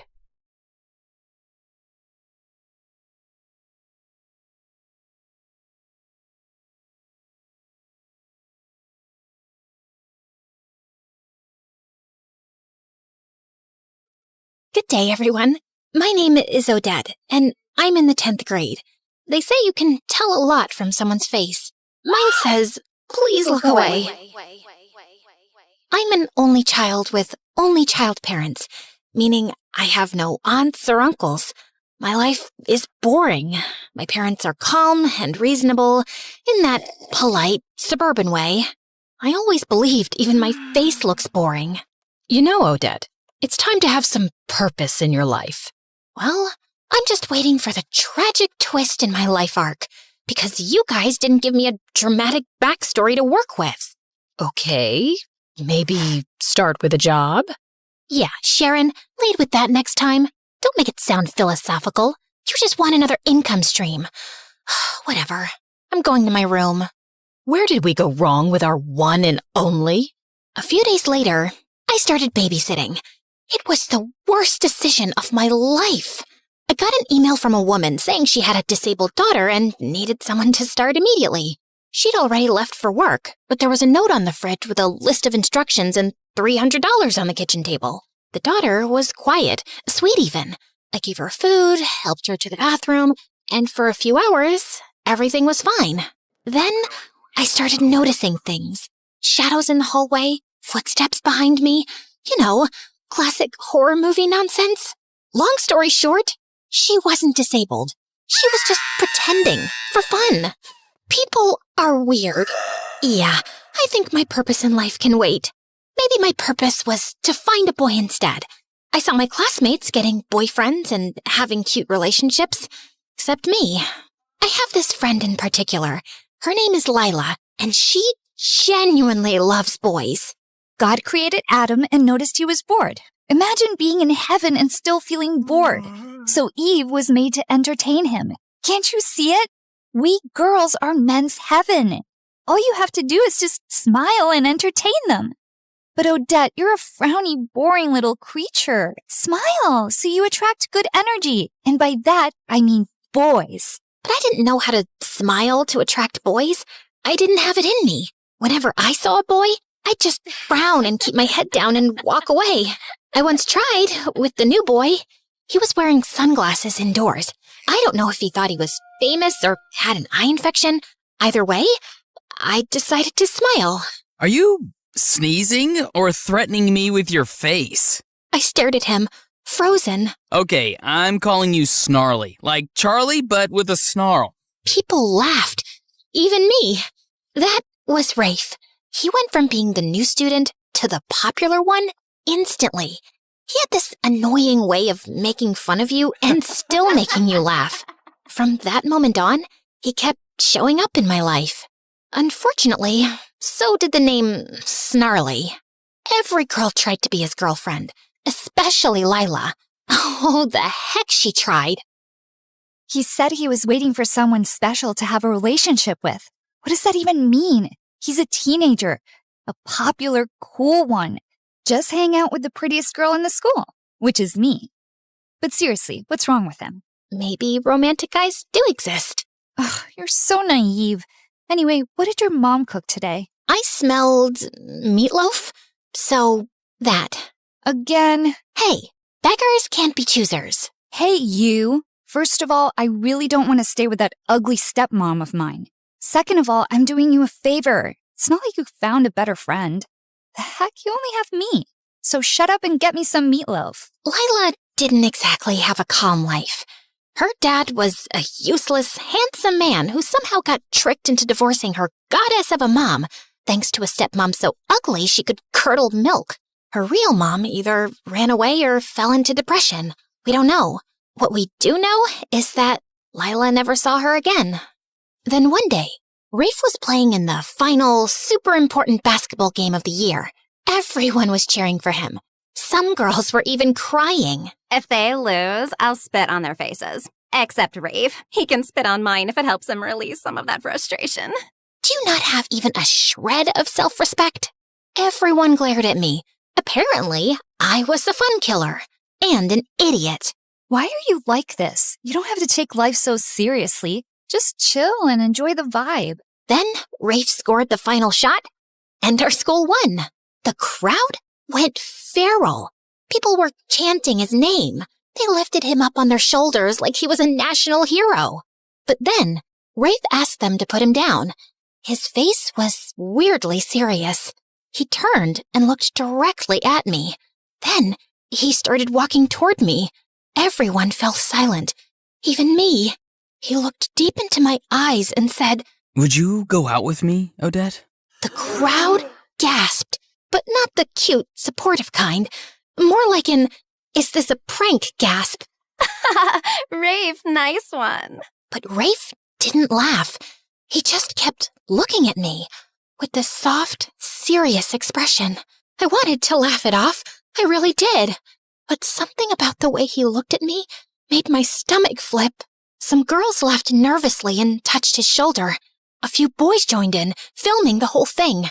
One guy grabbed Lila's hand. "Will you be my girlfriend?" Oh no, wait, what did Rafe say? Oh yeah, "Would you go out with me, Lila?" Then, out of nowhere, Rafe shoved him hard. The laughter died instantly. Then he just turned back to me, calm as ever. So... Just say yes for now. Let's see where this goes. Yeah, I'll go out with you, Rafe. He grinned from ear to ear, picked me up on his shoulder, and carried me away. Everyone just stood there, blinking, whispering, filming, trying to figure out what had just happened. And from that day on, my life changed forever. For a while, everything felt perfect. Rafe and I became that couple, walking the halls hand in hand, skipping class to sit behind the gym and share terrible vending machine snacks. My parents were totally against me dating Rafe. I don't get it. He's handsome, funny, and successful. Yeah, but something's off. Like how he just sat in our living room with his feet on the coffee table. Little things like that say a lot. Oh, come on, Daddy. Listen to your old man, daughter. He's no good news. For God's sake, last time I checked, you're an accountant living a boring life with dead parents, no siblings, and 0 friends. Since when are you a psychologist, David? Oh, Dad, come on, honey. It's his vibe, his aura. Are you a psychologist? No. Do you read psychology books, human behavior? Facebook posts don't count. No. Then please, just let me have this one. Finally someone notices me, and he's not just anyone. He's the most popular boy in the entire school, maybe the whole city. That's what makes it even more fishy. Why would he choose you? Honey, that's not how we agreed to phrase. Aha! So it is because he chose me, not his aura or his feet on the coffee table. Why am I not even surprised? Can we please never talk about this again? Lila was the happiest for me. Look, I know most besties would be super jealous if their average, boring-looking friend got the hottest guy in school, especially when that bestie is as pretty and fun as me. But trust me, I'm proud of you. Thanks. But why are you spraying that pink stuff on your feet? Oh, I've got a date with this rich guy. He's a couple years older than us. Well, maybe a couple years on top of those couple years. He's 5 years older, okay? But love doesn't care about age. I just want everything to be perfect, including my feet. So you're gonna tell him nice to feet you? Ha ha. You're actually so stupid sometimes. I love it.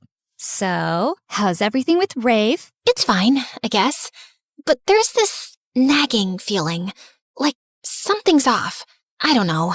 I know that feeling. It's called insecurity. Just live in the moment, babe. Stop overthinking. Oh, and I just had meatloaf. But brace yourself. It was actually good today.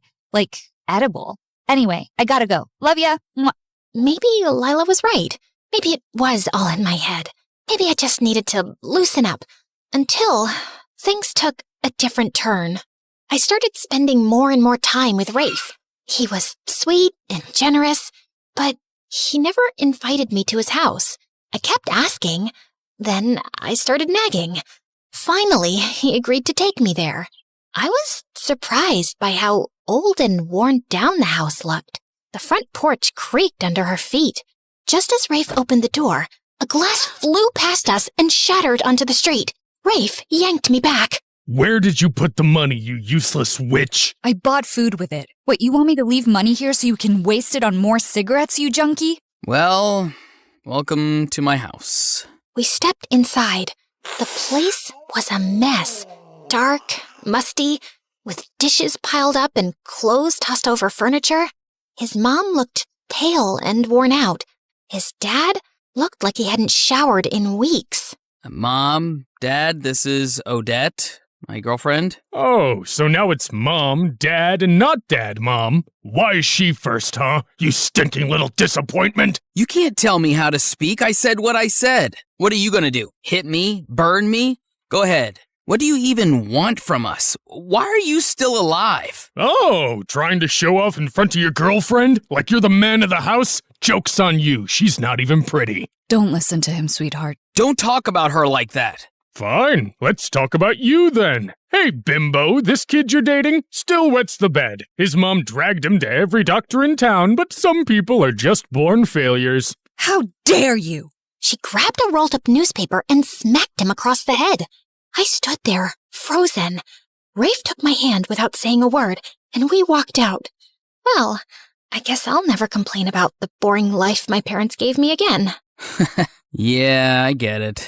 Now you know why I never wanted you to meet them. I'm sorry you had to see all that. Don't be, Rafe. I'm your girlfriend. I'll accept you no matter what. Cool. I like acceptance. So, not leveling up yet? You know, like love? Because, Odette, I love you. Finally! What took you so long? It's been, like, a few weeks, but yeah, I mean, you're amazing. I'm lucky to have you. And when I become this huge, successful basketball player, I'll give you the best life. He was ambitious. He had dreams, and I liked that about him. Then he leaned in to kiss me, and my stomach flipped. But just then, my phone rang. Ugh, it's my mom. Don't answer, Snarly. Let me kiss you and take you to your favorite diner. Rafe and I were only getting closer, which I didn't want my parents to know about, so I kept lying more and more to them. My grades slipped, but I told myself it was fine. I'd catch up later. I just needed time. Time to be with Rafe, to support him, to listen to his rants, to calm him down when he got angry for no reason and swore he wasn't actually mad. We had a routine. After school, I'd meet him behind the gas station near the edge of town. We'd sit on the curb, share a soda, and talk about how fake everyone else was. He said I was the only real person he knew. He started asking for little favors, borrowing my phone, asking me to cover for him when he missed something, lying to his mom. I did it all. That's what you do when someone loves you, right? Sometimes he disappeared for a day or two, and when he came back, he acted like nothing happened. And so would I. I stopped hanging out with Lila as much. You've been ditching me like you're in a full-time relationship with a ghost. He's just going through stuff. Right, and you're the emotional support animal. You're the one who told me to follow my heart and live in the moment. Yeah, the moment. Not the weeks, not the months. Odette, your parents call me all the time asking where you are. I lie and say you're with me, or studying in the library. It sucks. I hate lying to them. Then don't. If covering for me is such a burden, maybe you weren't a good friend to begin with. Whoa. Since when do you talk to me like that? Oh, wait. Since you started hanging out with Rafe. Open your eyes, Odette. Don't lose yourself. Oh, please. Says the girl dating some guy 5 years older than her just because he's rich? You want to talk about self-respect? You know what? I'm done with this conversation. I'm leaving. No, wait. Stay. You love my parents. They love you. You feel sorry for them, right? You can play the perfect daughter they wish they had. I'm leaving. We have SATs coming up, Odette. Don't you care? You're ruining everything for yourself over that dumb jerk. Surprisingly, Lila got a good score on the SATs. I got an acceptable grade, but not good enough to get into nursing school like I'd always planned. Rafe didn't even take the test. He overslept that day. I can't believe Lila scored higher than me. I mean, yeah, she's not dumb, but I've always been the one with the better grades. Now I can't even apply to nursing school. I should have studied more. I told you we didn't need to go to the movies every single night, Rafe. Oh, so now it's my fault, Snarly? Babe, what's done is done, okay? Don't beat yourself up. Come on, I'll get you some pancakes. That always cheers you up. Rafe, where do you even get all this money from? I mean, yeah, I lend you some sometimes, but it's not enough to cover everything we do. Wow. So you think I can't survive without your little charity coins? First of all, they're not little coins. Oh, come on, I'm joking. You know I don't mind helping. I was just asking. No, you weren't. You were judging me, belittling me. Why do you care where the money comes from? I take care of you, don't I? I feed you, I spoil you. Isn't that enough? I'm sorry, babe. You're right. I didn't mean it like that. I'm sorry, okay? Tell me what I can do to make it up to you. You can come with me on a country tour. I got this RV from my uncle. We'll travel, see the world, hit every state. Just you and me. But what about college? And my parents? What about them? I'm sure your parents don't mind you having fun and taking a break from all the stress. And in college, you said yourself, you're not doing nursing anymore. Take an online course, finance or something. That's a good career too, babe. I told my parents I needed time to think about my future. They begged me to stay, but I'd already made up my mind. 2 weeks later, I was packing my bags and climbing into the RV, ready for my freedom. At least, that's what I thought it was. It was amazing. We went to places I'd only seen on TV. Nevada desert, Hollywood, coastal cities with overpriced ice cream, and strangers who looked at us like we didn't match. People stared, sometimes whispered, like they couldn't believe a guy like Rafe would be with someone like me. Once, a pretty girl asked for his number. He smiled and shook his head. Already got the best girl in the world. She scoffed and walked off. He never saw me watching, but for the rest of the day, I couldn't stop smiling. I once posted a picture of us eating instant noodles on the RV steps. The caption said, "Love in the little things." It got a lot of likes. My parents still called. Sometimes I answered, and sometimes they were just yelling, begging me to come back. Eventually, I stopped picking up. Once, in Wyoming, there wasn't much to do. I went to sleep early. When I woke up, Rafe wasn't next to me. I called him many times, and it went straight to voicemail. Evening came, and still nothing. I decided to look around for him. Just as I stepped out of the RV, a police officer, a woman, was walking up, about to knock. Miss Odette, you're under arrest. Anything you say or do can be used against you in court. What the actual heck? She flipped me around and cuffed me. I tried to resist, tried to ask what was happening. She didn't answer, just shoved me in the car. The RV is stolen. I mean, what else do you think we deal with out here? The Wall Street crash? What? It's not even mine. No kidding. That's exactly the problem. The guy who actually owns it just reported it's stolen, and he says you were the one driving it around. Can I make a phone call? I'm allowed one, right? Ugh, these movies. Everyone thinks they get one call. Fine, go ahead. Call the president if you want. I called my parents, and I prayed they come to help me out. What do you mean, arrested? Odette, where are you? Wyoming. Is that in Japan? No, honey, give me the phone. Sweetie, that's like 7 hours away from here. Yeah? And I'm your only daughter. We're coming, honey. Just stay strong. Just then, Rafe showed up. Where the heck were you? I ran to him, hitting his chest with both fists. The officer stepped in and pulled me back into the cell. You don't have to lock her up. I talked to my uncle. He's coming to sort this out. That jerk filed a report because I'm behind on paying him back. Where were you, Rafe? You've disappeared before, but this time I was alone in a strange place, scared. And your uncle reported you? Nothing about this adds up. I'm sorry, but I called my parents. I think I'm gonna stay with them for a while. No, babe, please don't say that. Don't give up on me. You're all I have. Please. I can't be without you. Don't make me beg. You already are begging. Is that part of your dream too? The one where you become a famous basketball player and give me the perfect life? Yeah. How's that going so far? Funny thing, I once had someone beg like that. I didn't give him a chance. Thought I was being smart. And then I lost him. Not saying what you should do, but some things haunt you. I hated how much that got to me. The thought of losing him, of him disappearing forever, made my stomach twist. I wasn't strong enough yet. Fine. I'll call my parents. Then let's go, babe, before they get here. As we walked out, the officer leaned in and whispered in my ear. How'd you land someone that hot? Good for you, girl. You know what might even make him hotter? Liking this video and subscribing to MSA like everyone else? I called my parents, but they had already booked their flight and were heading to the airport. When they landed and kept calling, I let it ring. Then I let it ring again. And then I stopped checking. 2 months went by, and the fun life I'd been living started to feel dull. My parents barely called anymore. I opened Instagram and saw that Lila had gotten into the nursing school I always wanted. She even posted a picture of her engagement to that rich, successful guy.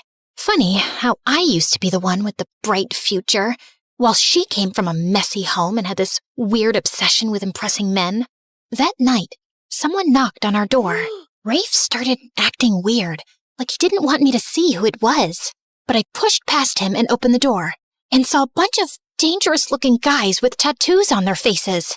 Why am I not even surprised at this point? Babe, it's not what it looks like. I just borrowed some money and they're being dramatic. You're saying it like we just met you yesterday. You've been working for us for years. Now, are you paying up, or can I take a closer look at your pretty little girlfriend?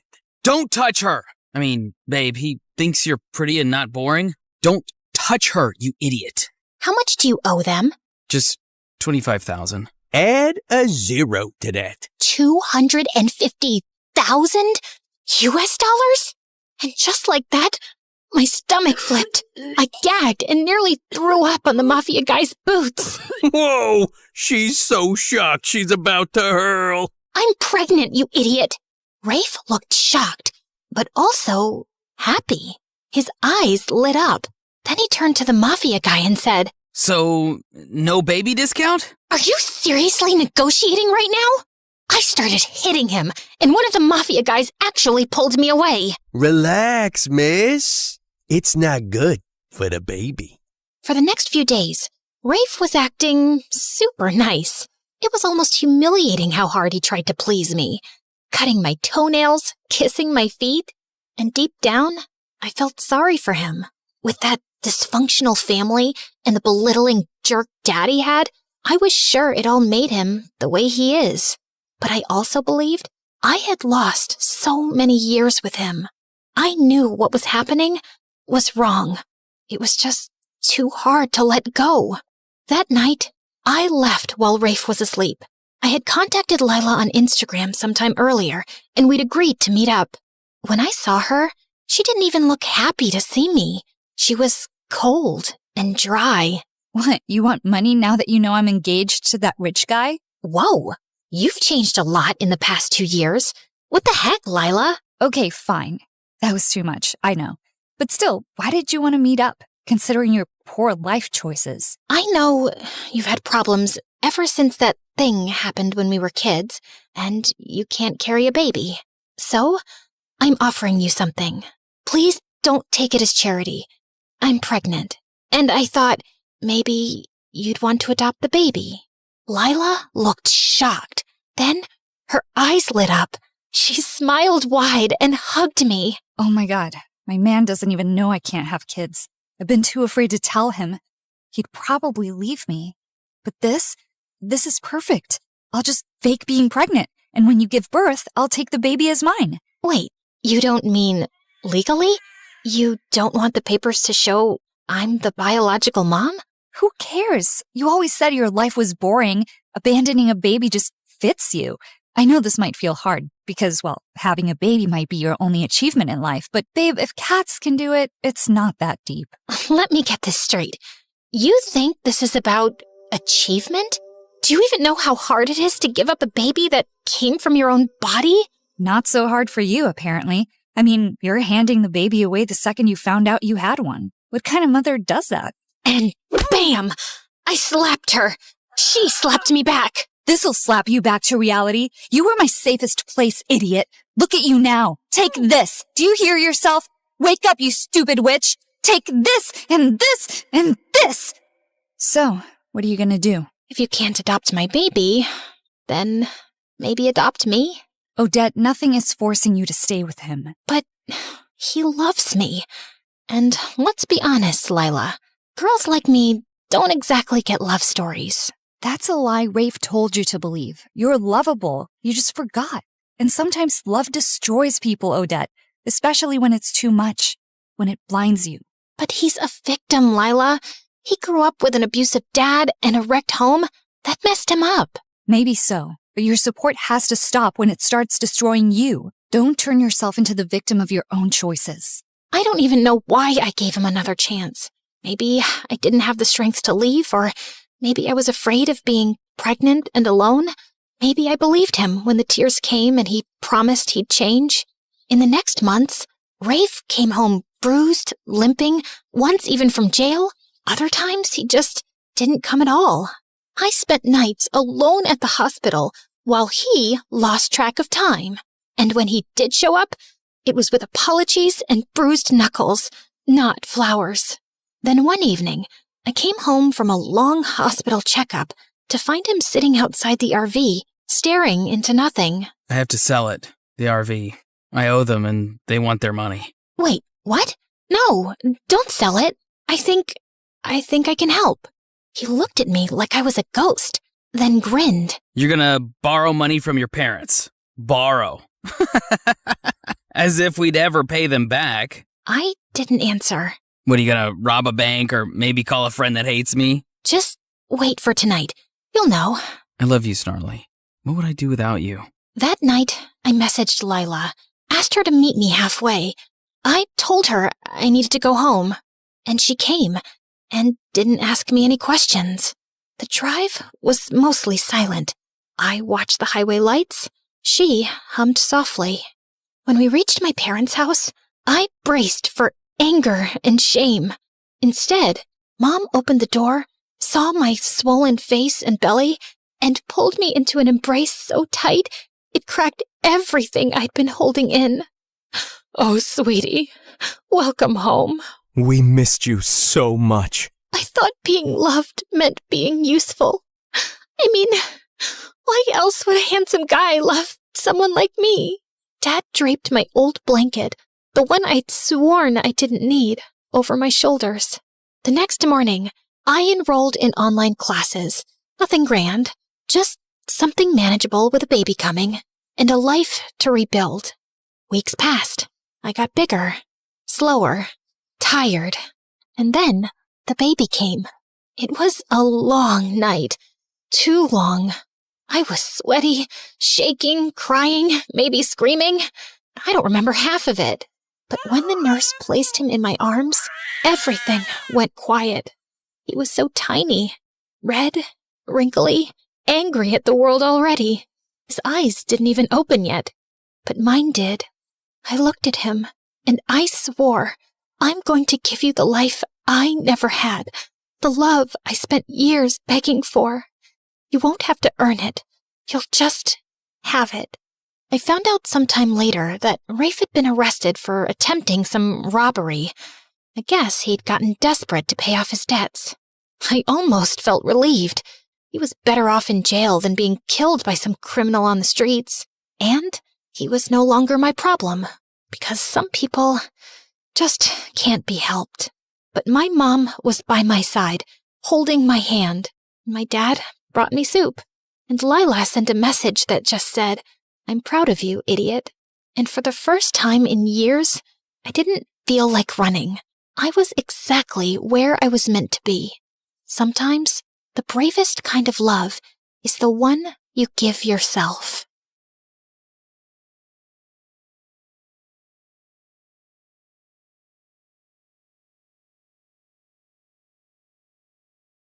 And then finally, a letter arrived one morning.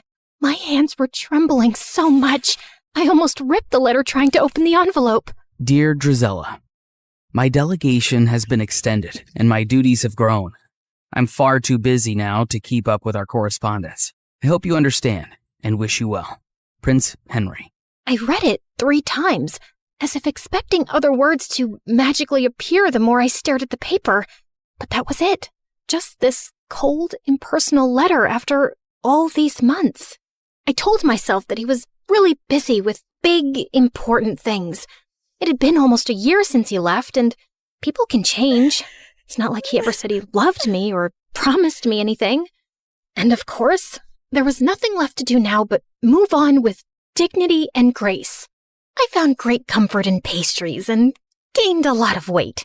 I considered becoming a nun, but decided against it since nuns aren't allowed to curse. I went to the village witch and said a friend was asking about ways to hex a prince. I started writing a vicious breakup letter to Henry, then realized you can't break up with someone you were never technically with, so I ate more pastries. Then I started running at dawn, lost all the weight, and used Cinderella's stupidly good skin and hair stuff so he'd choke on his regret the next time he laid eyes on me. But no matter what I did, it didn't dull the ache of missing someone who didn't miss me back anymore. It had been months since that last letter, and I had picked myself up and moved on. So I wasn't expecting my stomach to lurch when an official invitation arrived from the palace, announcing a grand ball in honor of the prince's return. Great. Other people could honor him. I wasn't going. Besides, Anastasia was terrified of dancing, and Mother wouldn't be up for it either. Over the past few months, she'd grown very weak and was always tired. I'd asked a couple of doctors to examine her, but they had no answers. Cinderella had been on top of her care, of course, always fluffing her pillows, rubbing her feet, making her special herbal teas. And the thought had crossed my mind more than once. What exactly was she putting in those concoctions? I didn't think she was beyond slowly poisoning a woman for her inheritance. I'd thrown the invitation in the trash. But sometime later, Cinderella came into the living room, clutching it to her chest. You're invited to a royal ball. Can you believe it? Oh, I've never been to a proper ball or worn a ball gown, and I've never seen the palace. I know I'm not invited, but maybe I could go, if you could take me with you. Yeah, no, we're not going. Royal balls are dull. Take our invitation and go, love. I'll arrange a carriage for you. You deserve to have some fun. Yeah, there was no cute fairy swishing a wand and going bibbidi-bobbidi-boo. Just my own mother handing Cinderella one of her finest gowns, a string of expensive pearls, and some money to buy shoes. Because naturally, Cinderella's feet were impossibly tiny and delicate, and she couldn't borrow shoes from us ogres. And off went Cinderella, looking like a vision. Since she was finally out of the house for a few hours, there was no way I wasn't going to snoop through her room, which was, as I suspected, disgustingly perfect. Not a speck of dust, and everything was arranged with military precision. Psychopath. I rifled through her drawers, opened her wardrobe, peered under the bed. I didn't find some secret stash of poisons or a diary confessing to slow murder. I wasn't even sure what I was looking for, and I was beginning to feel stupid. I turned to leave when suddenly, my elbow bumped into a picture frame on her vanity, knocking it to the floor. I cursed under my breath as I picked it up. Luckily, nothing was broken, and the picture had just come out. As I was placing it back in, something slipped out. a folded piece of paper tucked away carefully. And when I opened it, I recognized the handwriting instantly. I would have known it anywhere. Dearest Drizella, I'm so sorry I haven't written in a while. A sudden, strange illness gripped me and I was too sick to be moved or even lift my head. The royal court kept quiet to avoid panic, and it took me months to recover. Even now, the physicians say the worst is not over. I'm healthy otherwise, but my vision has been compromised permanently. They expect it will continue to worsen until I lose it entirely, perhaps within a few months or a year. Before that happens, before I lose my ability to pen down words myself, I need to tell you that I'm in love with you. I'm not the man you deserve, but if you could ever imagine a future with me, one where I will not have my sight, but you will have all my heart, I would ask you to marry me. Yours always, Just Henry. I read it again and again and again. My knees gave out and I sank to the floor. He had loved me. He had wanted to marry me. He had needed me when he had gotten such terrible news, and I'd never even known. I'd spent all this time thinking he'd forgotten me so easily, but it wasn't true. None of it was true. But Cinderella had known. How had she gotten this letter? Had she stolen it before it reached me? Did she intercept others too? Did Henry get mine? A broken sound escaped my throat. I wasn't crazy or paranoid. I'd been right about her all along. Suddenly, the sound of the front door opening snapped me back to reality. Cinderella had returned from the ball. I rose to my feet, pure rage surging through my veins. She'd taken everything from me, but this time, she wasn't getting away with it. I ran downstairs and found Cinderella by the fireplace, humming softly, and I lunged towards her and grabbed her hair. Oh my God, what are you doing? I shoved the letter in her face. Why do you have this? What did you do? What did you say to him? Her blue eyes went wide. Then slowly, she smiled. And before I could react, she grabbed the letter from me and flung it into the fire. What letter? I saw red as I screamed and tried to yank her hair from her skull. She managed to pull away from me, but I grabbed her dress, tearing away the silk. She shoved me, and I stumbled back as I ripped the pearls from her throat. Mother and Anastasia came running in at the noise. What is happening? She's attacking me! She's gone mad! Get her out of here. I swear I will kill her if you don't. You don't know what she's done. She stole him from me. What? Who are you talking about? Henry, the crown prince. We were in love. He wanted to marry me. Mother and Anastasia just stared at me like I was speaking a foreign language. She's crazy and jealous. She's always hated me. Drizella, you've lost your mind and you're scaring us. No, I'm not crazy. I'll prove it. I tore up the stairs, running to my room. I flung open the chest under my bed where I'd kept all our letters. They were gone. All of them. I stumbled back down the stairs, half mad with grief and rage. I charged at Cinderella again, but Mother blocked my path and shielded her. You will not come near her again, you hear me? Enough. I couldn't breathe. I bolted from the house and ran out into the cold. I stumbled into the barn and sank onto the dirt floor, sobbing until my whole body hurt. I didn't know how much time had passed, but eventually the door creaked open and Anastasia walked in softly, kneeling beside me. If you say you talked to the prince, if you say you loved him, I believe you. You do? I knew you were hurting this past year. I mean, I know what eating your feelings looks like, but you just shut me out. I wish you hadn't. I leaned into her, the way we used to when we were little girls, feeling scared of thunder, and she pulled me into a warm hug. Thank you. I didn't sleep a wink that night, Henry's letter replaying itself over and over in my mind. Tomorrow, I was going to the palace. I didn't have a plan or some speech prepared. I just knew I had to see him, and I wasn't coming back home without doing it. It was soon after dawn that I prepared my horse to leave, when a servant handed over a letter. Important news! By decree of His Majesty, members of the royal family will be visiting each household in this town today. What? Why would the royal family be doing that? Would Henry be among them? I didn't know what was going on, but I had to stay back for the visit. Cinderella was probably still holed up in Mother's room, which was good for her, because if I saw her face, I would tear her apart. I paced around impatiently, looking out the window for any signs of the royal delegation approaching. I thought I'd get a better view from the attic, so I ran up. And as I stood there, with my face pressed to the window, suddenly, the hair on the back of my neck stood up. I turned, and Cinderella was standing in the doorway, her eyes gleaming. Before I could run towards her, she slammed the door shut, and I heard the lock click. Let me out! You crazy witch! Let me out! And when I saw the royal delegation arrive at our house, I felt manic. I kicked and banged and screamed until my throat was raw. But no one heard me. Why was the royal family here? What was Cinderella doing? Finally, I heard someone running up the stairs, and the door burst open.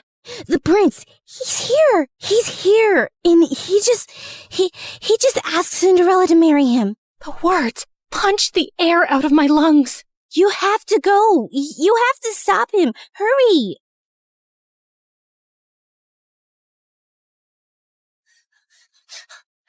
Just as the royal delegation was preparing to leave. And there he was. Henry was standing beside Cinderella, his hand cradling hers gently as he bent to kiss her fingers. Henry, no! You can't marry her! You don't know who she is! Everyone froze, including him. He slowly turned to me, squinting his eyes hard, and then his face hardened to stone. I told you she would never let me escape. Henry, whatever she's told you, it's all lies. Address me properly, miss. It's Crown Prince Henry. Okay, Crown Prince Henry. You cannot marry that two-faced witch. A ripple of murmurs went through the small crowd gathering around us. I need a moment alone with her. He led me forcefully into the stables away from everyone and slammed the door behind us. You are the biggest liar I've ever met. All the time you whined about your perfect stepsister replacing you when it was just a poor, abandoned girl that you and your family made your slave? I felt like he'd slapped me in the face. She didn't even dare tell me her name yesterday at the ball. She said she sneaked away because she wasn't allowed to exist freely, not even for a night. Then she ran away before I could even ask who she was. All I had was her slipper she left behind by accident. And then imagine looking for her and finding that you're the villain in her story. Henry, she's a manipulative psychopath. She stole my letters. She stole yours. I didn't even know you were sick or losing your sight. Stop lying. It was your handwriting on the letter I got, where you told me you couldn't be with me because of my illness, where you said it would be better to end things before they really even began. I never wrote that letter. She faked it. I think she always knew about us right from the start. Are you really so twisted that you think she plotted all this? So according to you, she intercepted our letters, forged your handwriting, and had been spying on us all along just to ruin things between us one day? I know it sounds crazy, but it's true. For a second, a shadow of doubt crossed his face, and I thought he might believe me. But then his jaw tightened. No, you didn't want me. And now you just don't want her to have me either. My heart felt like it would explode. You met her last night. How can you marry someone you don't even know? As if time is a guarantee of anything. I knew you for much longer, but it turns out I didn't know you at all. She knows about my ailment, and she accepted me as I am. And even though I've lost most of my sight now, when I look at her, she glows like an angel. She's kind and beautiful and good. I know she will save me, and I will save her from you. As he started walking away, I felt something break inside me, like a monster being unleashed. Maybe it's a blessing you're going blind, Henry. I hope it happens faster for your sake. It's better if you're spared from seeing the snake you're marrying, or the fool you've become! And I wouldn't have married you anyway. A blind fool is no prince, only a burden. Mind your tongue when speaking to your prince. And if you ever cross my path again, I will have you exiled. I walked out after him and watched from a distance as he took Cinderella's hand, lifted her into the royal carriage, and rode away, taking every dream I'd ever dared to have with him. What was it that Henry had called me? Ah, yes, the villain in Cinderella's story, in that she would save him and he would save her from me. Yes, her beauty was so bright, it even enchanted an almost blind man. It made everyone else look ugly. I calmly stepped over to the oil lamp and knocked it over. Then I stood back and watched as the flames ran up the curtains, licked up the walls, ate up her belongings, gobbled up all her lies. The whole room blazed, and it felt good. The fire spread faster than I'd expected. The house was old, and the walls were bone dry. By the time the servants managed to put it out, half the estate was gone. Mother, heartbroken and sickly, packed up what little we had left and moved in with some distant relatives. Anastasia went with her. And me? Well, I was declared unwell, hysterical, and quite dangerous. I was locked up in a sanatorium, just a fancy word for a prison with prettier walls. Anastasia tried to visit me regularly the first few years, bringing me sweet treats and books, but over time, the visits got fewer, and eventually they stopped altogether. And so, here I stayed, my name forgotten, just one half of the ugly stepsisters duo. The real question is, did Cinderella get her famous happy ending? Honestly, I don't know. The crown prince had a relapse of his disease a few years later, and this time, he did not survive it. I'm sure Cinderella wore black for a while and looked stunningly tragic, but I doubt she really mourned him, because I don't think she was capable of loving anything or anyone. But who knows? Maybe she lived happily ever after anyway, bedecked in jewels and finery, admired and beloved by the people, and with a whole castle to scrub to sparkling perfection. Anyway, this is how my story ends. It's so depressing, isn't it? But don't worry. This version won't stick, because no one really wants the truth. Not when the truth is ugly and the liar is beautiful. Hey, before you click away, can we talk?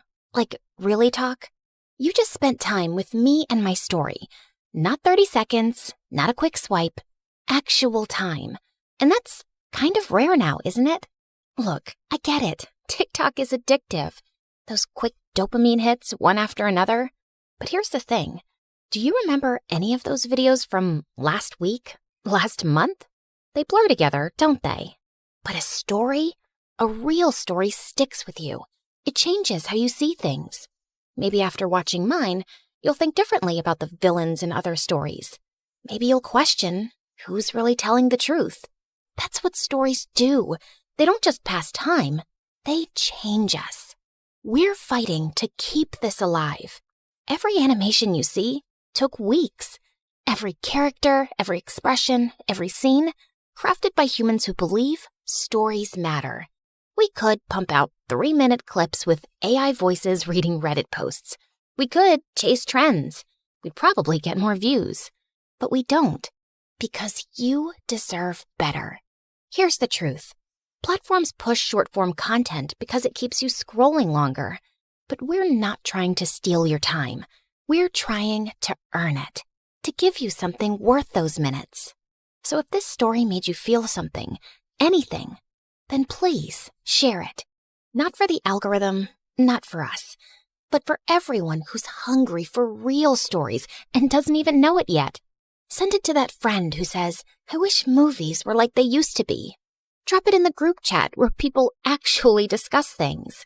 Because every share is a vote that says, yes, storytelling matters.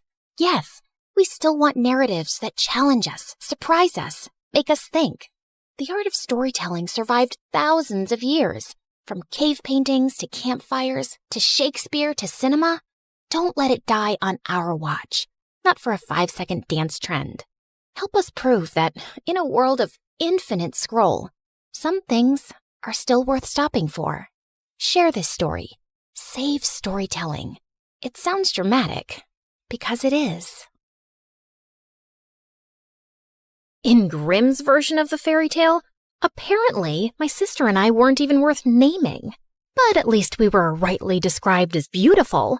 In Disney's version, our names are mentioned, but can you recall them? No. I bet all you can remember are 2 pug-nosed sisters with terrible hair, the nasolabial fold of a 70-year-old, annoying voices, and very big feet. The thing is, we really weren't ugly, especially me. Honestly, I was kind of a looker from the right angle. No, move to the left. That side is prettier. Like, sure, I could have benefited from a nose job if it was a thing back then, but I've got great hair, a bangin' body, and deep eyes that look like dark pools you could drown in. Or so I've been told. No, the problem wasn't us. The problem was her.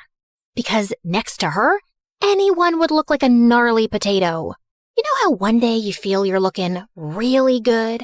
The skin is skinning, the hair is hairing, the outfit's outfitting. And then you see some celebrity on Instagram and feel like you two can't even be creatures from the same planet? Yeah, that's what the Cinderella effect was. Making everyone around her look like E.T. And you know what the biggest joke is? She was never a victim or forced to be our maid. She was very OCD, so scrubbing everything like a maniac all the time is entirely on her. No one asked her to do that. I guess she didn't love being a nobody, because slowly, very slowly, she started spinning her story. And before we knew it, we were the villains. She was the poor, mistreated servant girl, and I was the bitter hag trying to steal her man. But he was my man first. My name is Drizella, and I'm here from the dead to tell you the true story of how Cinderella pulled off one of the greatest cons in history. She got the name, the ball, the prince, the animated pigeons, the march, the eternal adoration. And it's built on lies, all of it. Well, except for the part about me having really big feet. Like, I was told most of my life to shop from the men's section of the shoe store. I bet that's half the reason I've ended up being a villain in every version. Because how dare I imagine myself as a worthy princess with my US size 11 feet? I digress. I must stay on track. And even though my version of events is no charming fairy tale, I must begin the story the right way. Once upon a time, there was a man with a family, a fortune, and a functioning household. So naturally, he had a midlife crisis and ran for the hills. Gone to figure myself out. Don't wait for me. And tell your mother, it's not me, it's her. I hope you figure out you suck big time. Yeah, I wasn't shocked. Because honestly, we'd be idiots if we hadn't seen this coming. I crave adventure. This provincial family life is suffocating my soul. Someday I'll leave to seek my higher purpose. Marriage and fatherhood can't be it. I have to find myself, and I really don't think I can do it, while married to you specifically. But Mother was still blindsided, shocked, bamboozled. Why had he left? Was it because she wasn't pretty enough, or young enough, or hadn't plucked her eyebrows properly since 1823? Maybe her elbows were too pointy. Maybe her eyes lacked emotional depth. I tried to explain that it was more about him being a spineless lizard running away from adult responsibility, but she just kept sinking in the depths of her despair. And the couch. And without a husband around, she went into full damsel in distress mode. Oh, how I crave pickles. If only I had a man with strong arms to open this jar for me. Never mind that she had servants to open all the jars in the world and 2 perfectly decent daughters. Okay, fine. She had 1 decent daughter, because the other one was Anastasia. Let's just say that we didn't know back then that excessive glue sniffing causes brain damage. And that kid always had her head stuck in a pot of glue. Anastasia, focus! With father gone and mother officially losing her mind, you and I have to run this household. Mother has plenty of money, but we need to start budgeting. Why? Mother's always telling me to stop budgeting when I'm around horses because it makes them nervous. Like, hello, lady, I'm the nervous one here. I'm the one who got kicked by a horse in the head. No, she's telling you to stop fidgeting. Those are 2 completely unrelated things. Are you sure? They sound a little related. They're not! Look, budgeting just means that we need to keep track of our expenses. For instance, how much do we spend on candles per week? Oh, candles? At least 11. 11 what? Candles. I meant money. What about it? How much money do we spend on candles? We spend money on them? No, Anastasia. They just grow on trees and we pluck them like fruit. Yeah, that's what I'm saying. Candles are free. What's the next item on your fidgeting list? Yep. This was my partner in responsibility. Her loyalty was unwavering, as was her misunderstanding of absolutely everything. She had a heart of gold and the usefulness of a fork in a soup bowl. Okay. I'll stop roasting my poor sister now. Despite all her flaws, she was my rock. Heavy, useless, and mostly in the way. Ha ha ha, bazinga. But we soon had a much bigger problem at hand. Mother was dying for attention from men, and word of her wealth and desperation spread fast, sending every gold-digging bachelor within 100 miles our way. And I figured out how to get rid of them fast. Of course, my sister slowed me down. Okay, Anastasia, are we ready for afternoon tea? Absolutely. I ordered those fancy pastries Mother loves, fresh lilacs, lemon curd. No, Anastasia, not the actual tea. The plan. Are we ready for the plan? Oh, the plan. Right. Let me just quickly cancel the musicians. You ordered musicians? This isn't an actual date. It's an ambush. Do you remember the strategy or not? Not really, but I'll think of something on the spot. You know I'm very quick on my, Did you just forget the word feet? Quick on my feet? No, that doesn't make sense. You know I run slower than a duck. I have yet to beat a duck in a race. Oh my God. Focus on the tea. Fine. I'll spill tea on his thighs. No, that's not what we... Actually, you know what? You do that. Leave the rest to me. Great. And afterwards, we can eat the pastries? Yes, we can eat the pastries. And the lemon curd? Yes, fine. The lemon curd, too. I had discovered that the fastest method to drive off unwanted suitors was to casually mention Dad, and then watch Mother spiral into all 5 stages of grief. Well, 4. Acceptance was off the table. Mother, you look lovely today. Isn't this the dress you were wearing the day Father left? No, that was the lavender one. Oh, yes. The one Father said made you look washed out. He said what? Madam, you look absolutely radiant today. I cannot understand why any man would leave you. Of course he didn't leave me. He just relocated temporarily. I'm sure at this very moment he's thinking about how much he misses me, and he's making his way back home. Oh, I didn't think this was something temporary. You're right. I'm such a fool. Because honestly, what is there to miss? Just the woman who gave him the best years of her life. I held this family together. I cooked. I cleaned. When? You ironed a napkin. Once. And I'm the one who holds anything together. But if he'd just communicated properly, I could have changed. I could have sent my daughters to finishing school and gone with him to find himself and slept under the stars. I could have been free-spirited and spontaneous. Do you think if he knew this, he'd come back? I really can't say, madam. Oh, there's no point thinking about it. He's gone now. But you're here to mend the pieces of my broken heart, right? You have good, strong shoulders to cry on.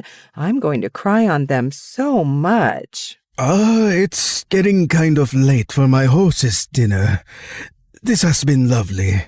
Are you running away from me too? No, I mean, yes, but it's not you, it's me. Oh! He was leaving anyway, genius. Tea is expensive. You're all crazy. As he ran off and Mother sobbed into the tablecloth, we high-fived. I thought I was so smart, chasing off Mom's suitors and taking charge of the household. But then I made the biggest mistake of my life. Yeah, bigger than letting Anastasia give me a haircut once. I hired a gardener. Ma'am, thank you for the position. If it pleases you, my daughter Ella will also be staying with me in the servants' quarters. I'm sure she can make herself useful to you. A girl my age emerged from behind him, and I will never forget the first time I saw her. Her hair was like honey catching sunlight, her skin like porcelain, and her patched-up linen dress looked better than any silk I owned. Her eyes were the kind of blue that would make painters cry into their palettes trying to replicate it. Every feature on her face was in perfect harmony. And then she smiled. We didn't know it yet, but the entire trajectory of our lives was rewritten at that moment. Oh my, just look at you, child, like something out of a dream. You're perfect. You're too kind, ma'am. I'm so grateful to you for letting me stay. She's glowing. Should people glow? Do you use some kind of special shampoo made from unicorn tears and fairy dust?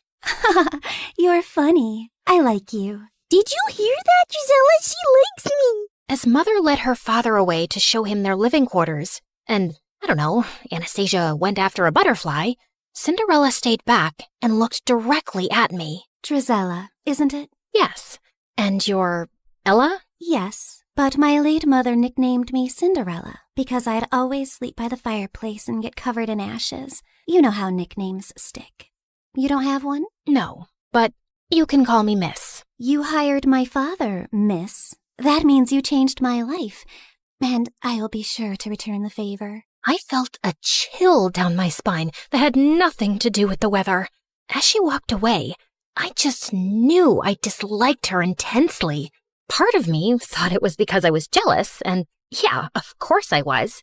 But I just had a feeling that beneath that flawless facade was someone calculating and dangerous.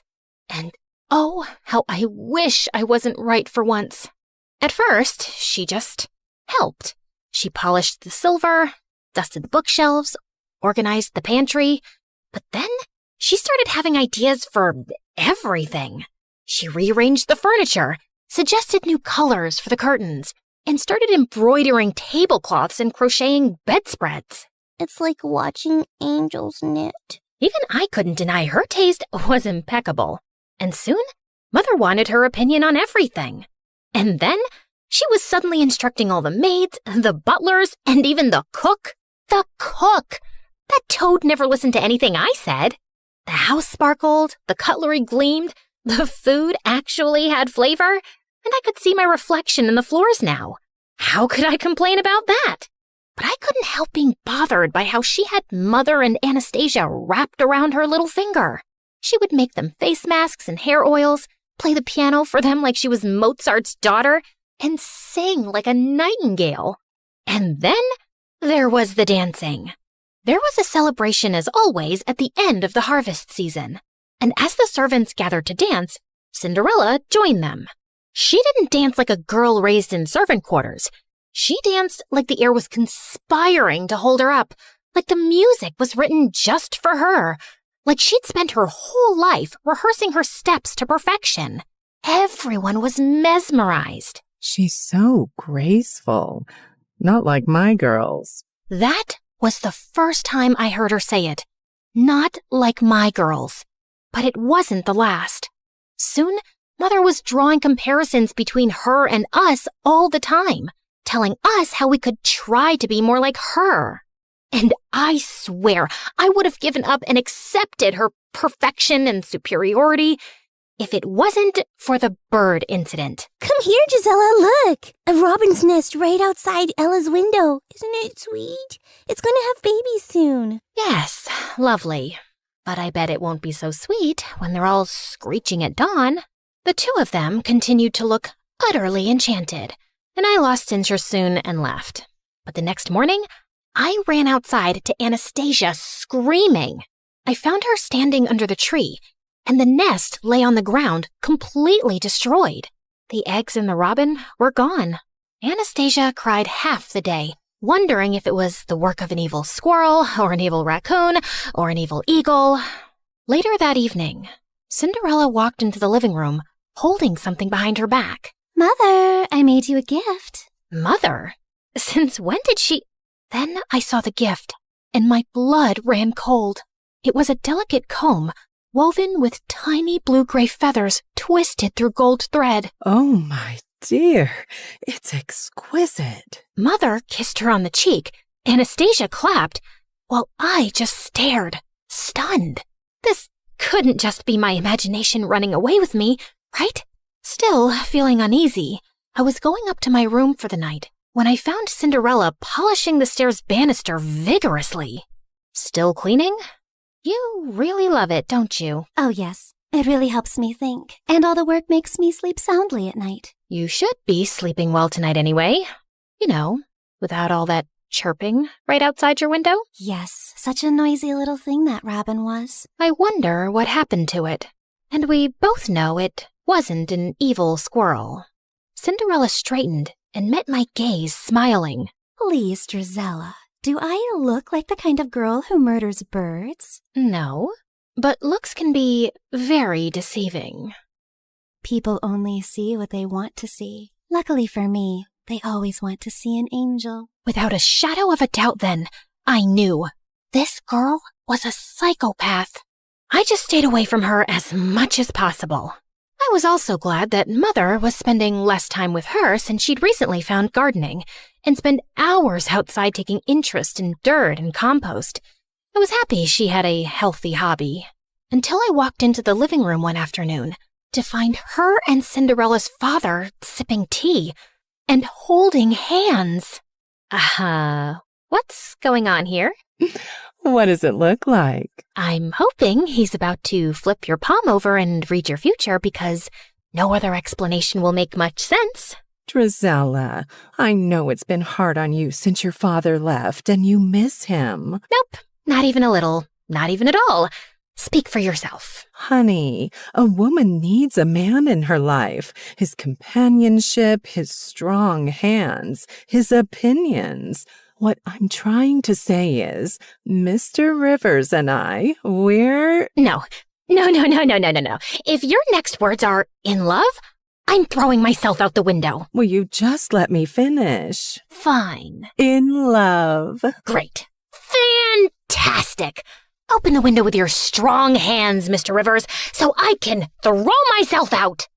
Why would you be so upset, Gisela? And then, to always make things worse, Cinderella walked in. It's a beautiful thing for two lonely widowers to find love again. My father isn't dead. We don't know that. Oh my God.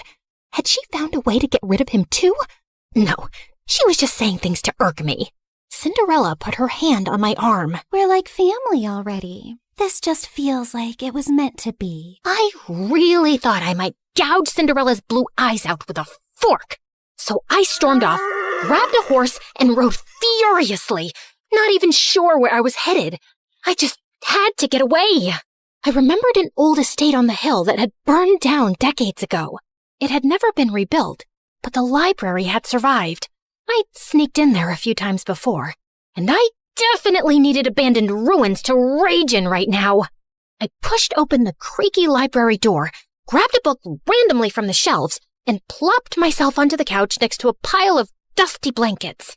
But then the pile moved.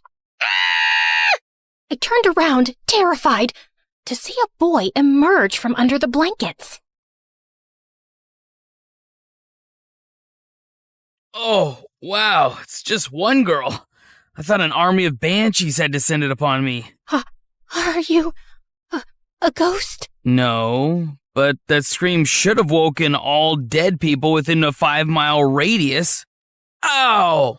What was that for? If it had passed through you, it would have meant you're a ghost. I was just checking. Did you miss the part where I specifically said no to that question? Why would I expect a ghost to tell the truth? Then why even ask? Okay, fair point. What are you doing here, blending into the furniture? Exactly that. I just wanted to disappear for a while. What about yourself? This isn't the most obvious hangout spot for a girl like you. A girl like me? Well, you don't look homeless in your silk gown. You're not exactly some local goat farmer yourself. How dare you? I'll have you know I milked a goat. Once. It ran away crying, but still. My name's Henry. Henry what? Just Henry. First name Just. Okay then. Just Henry. Countess Dracula. Charmed to make your acquaintance. Now, is there any chance we could both disappear here together for a while? We don't have to talk about what we're running away from. I like the sound of that. And somehow, after that, Henry and I started meeting at the old estate. Not often, maybe once every week. We didn't ask why the other was there. We didn't even ask real names. Of course, a part of me was growing curious, but not knowing also felt weirdly nice. Like we were two fugitives, hiding out here and talking about books, ideas, the world, anything but ourselves. But one afternoon, as I rode back home after meeting him, I came upon a scene of chaos. Mother was wailing like someone had died, Anastasia was blocking out the sound with pastries, and Cinderella was on the floor at Mother's feet, a picture of despair. It turned out that Mr. Rivers was a greasy rat who had run off with Mother's jewels, and he'd left Cinderella behind. Man, I would have given him the jewels myself if he'd just taken her. He took advantage of me. He played with my heart and threw dirt in my eyes. I will never forgive him. I will tear out every flower he planted with my bare hands. For a moment, I felt hope. Surely Mother would toss Cinderella out after this. She would be a constant reminder of his betrayal. Please don't send me away. Please don't send me away. This is the only place I've ever felt safe. I will do whatever you ask of me. Please, I love you. I love our home, Mother. Ugh. Oh, my poor precious child. How could I hate you? You're betrayed and abandoned just like me. Of course you will stay here and we will heal together. Anastasia and I were abandoned too, and Mother never paid attention to our healing. As Cinderella sobbed into Mother's lap, she shot me a sideways glance that clearly said, "Checkmate." Mr. Rivers' betrayal just cemented Cinderella's place in our home more firmly. Now she wasn't just beautiful, she was tragic too. She needed love and care, and everyone from the servants to the house cat wanted to give it to her. Mother now referred to her as my precious girl, while Anastasia and I were quietly downgraded to the other two. And I just found being around Cinderella unbearable. It's not like I was even needed around the house anymore. So I started slipping away more often to Henry. One afternoon, we decided to explore the woods near the estate.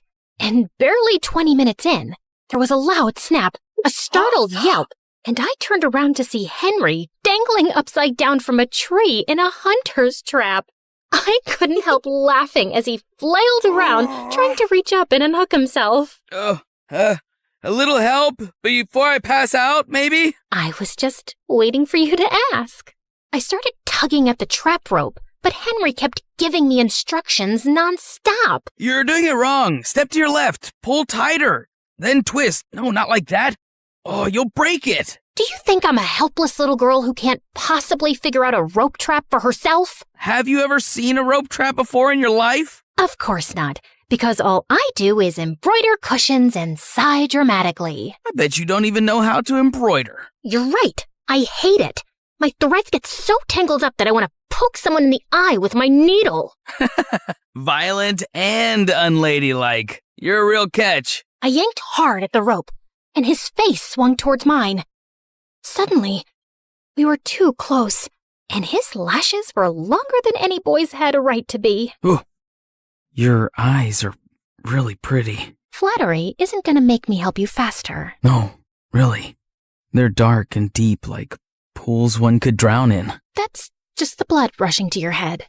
I quickly moved to brace the rope again, when suddenly I noticed his shirt had slipped to reveal his belt, which had a silver crest. The royal crest. Wait, are you from the palace? Define from. Define it before I drop you straight on your head. Technically, yes. Are you the court jester? The guy who polishes the king's shoes? Something like that. Yeah, I'm gonna need better answers before I help you. I pushed him hard and sent him swinging like a pendulum. Oh, come on, Lady Dracula, just let me down. That's when I heard boots thundering through the woods. And before I could react, a pair of soldiers in armor grabbed me roughly by the arms. Another two swooped in, expertly cutting Henry down and catching him before he face-planted into the dirt. Endangering the crown prince is a punishable offense, girl. Endangering the who now? Stand down, man. She's harmless, unless she has a needle and thread in her hands. I just gaped at him. You're the crown prince? Yes, first name, Crown, second name, Prince. You told me just Henry. Well, I am just Henry sometimes. You never asked follow-up questions. You will say nothing of this to anyone, men. Same as you. Keep quiet about my visits here. Is that understood? Yes, Your Highness. Your Highness? Your Highness? You look like you're both spiraling and want to murder me. No, that's just my normal expression. Now, since we're being honest and going for full disclosure... You're a liar who got forced into telling the truth. How about you tell me your real name, too? Drizella. That's pretty. Dracula suits you better. Lots of names are coming to my mind for you, but I shall refrain from using them since I know who you are now. Good day, Your Highness. Hey, don't let this change things between us. But I kept walking without turning to reply. How could it not change things between us? The boy I'd been sneaking off to meet, regularly insulted, hit a couple of times, and maybe, possibly, definitely liked, was the freaking crown prince. I didn't go back to the estate for days, still finding the truth about him too overwhelming. But eventually, I cracked, so I rode back to the old estate one afternoon, and my heart skipped a beat to find him already there, throwing pebbles into a broken fountain. Well, look what the cat dragged in. I was beginning to think you died. Or got married. Sorry to disappoint you, but still alive and unwed. You know, I was this close to going around town and knocking on random doors to inquire after a girl with violent tendencies and great hair. I just rolled my eyes, but inside, I was smiling stupidly. We just sat in silence for a while. I come here sometimes because it's all just too much. The title, the expectations, the spotlight. I don't even get along with my father mostly. I know I'm going to sound like an ungrateful brat, but sometimes I just don't want to be the prince. I come here for quite the opposite reason, I suppose. I feel invisible in my own house, completely replaced by my stepsister. My pride wouldn't let me say the gardener's daughter. She's perfect. Everyone admires and adores her. It's not hard to see why. Come on, no one's perfect. Oh no, she really is. I'm sure this sounds like some petty sister jealousy, and it doesn't compare to your royal problems. But honestly, they don't sound so bad. No one expects anything from me. Well, except maybe being more ladylike so I can marry some stuffy lord one day. But you could do so much with your life, Henry. And people expect things from you because you're important. Because you matter. Henry reached across the space between us and slipped his fingers through mine. You matter to me. As my heart tripped over itself, he leaned in and kissed me. It was clumsy at first. Our noses bumped, my hair got stuck in his stupid jacket, and we started laughing. But it was so sweet and real. And for a while, I forgot Cinderella. I forgot he was royalty. I forgot about everything. It was just me and Henry.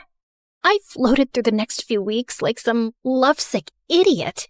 Of course, like any self-respecting lady, I didn't show it. You're grinning like you've got a clothes hanger stuck in your mouth. What is so funny about my art? I wasn't grinning.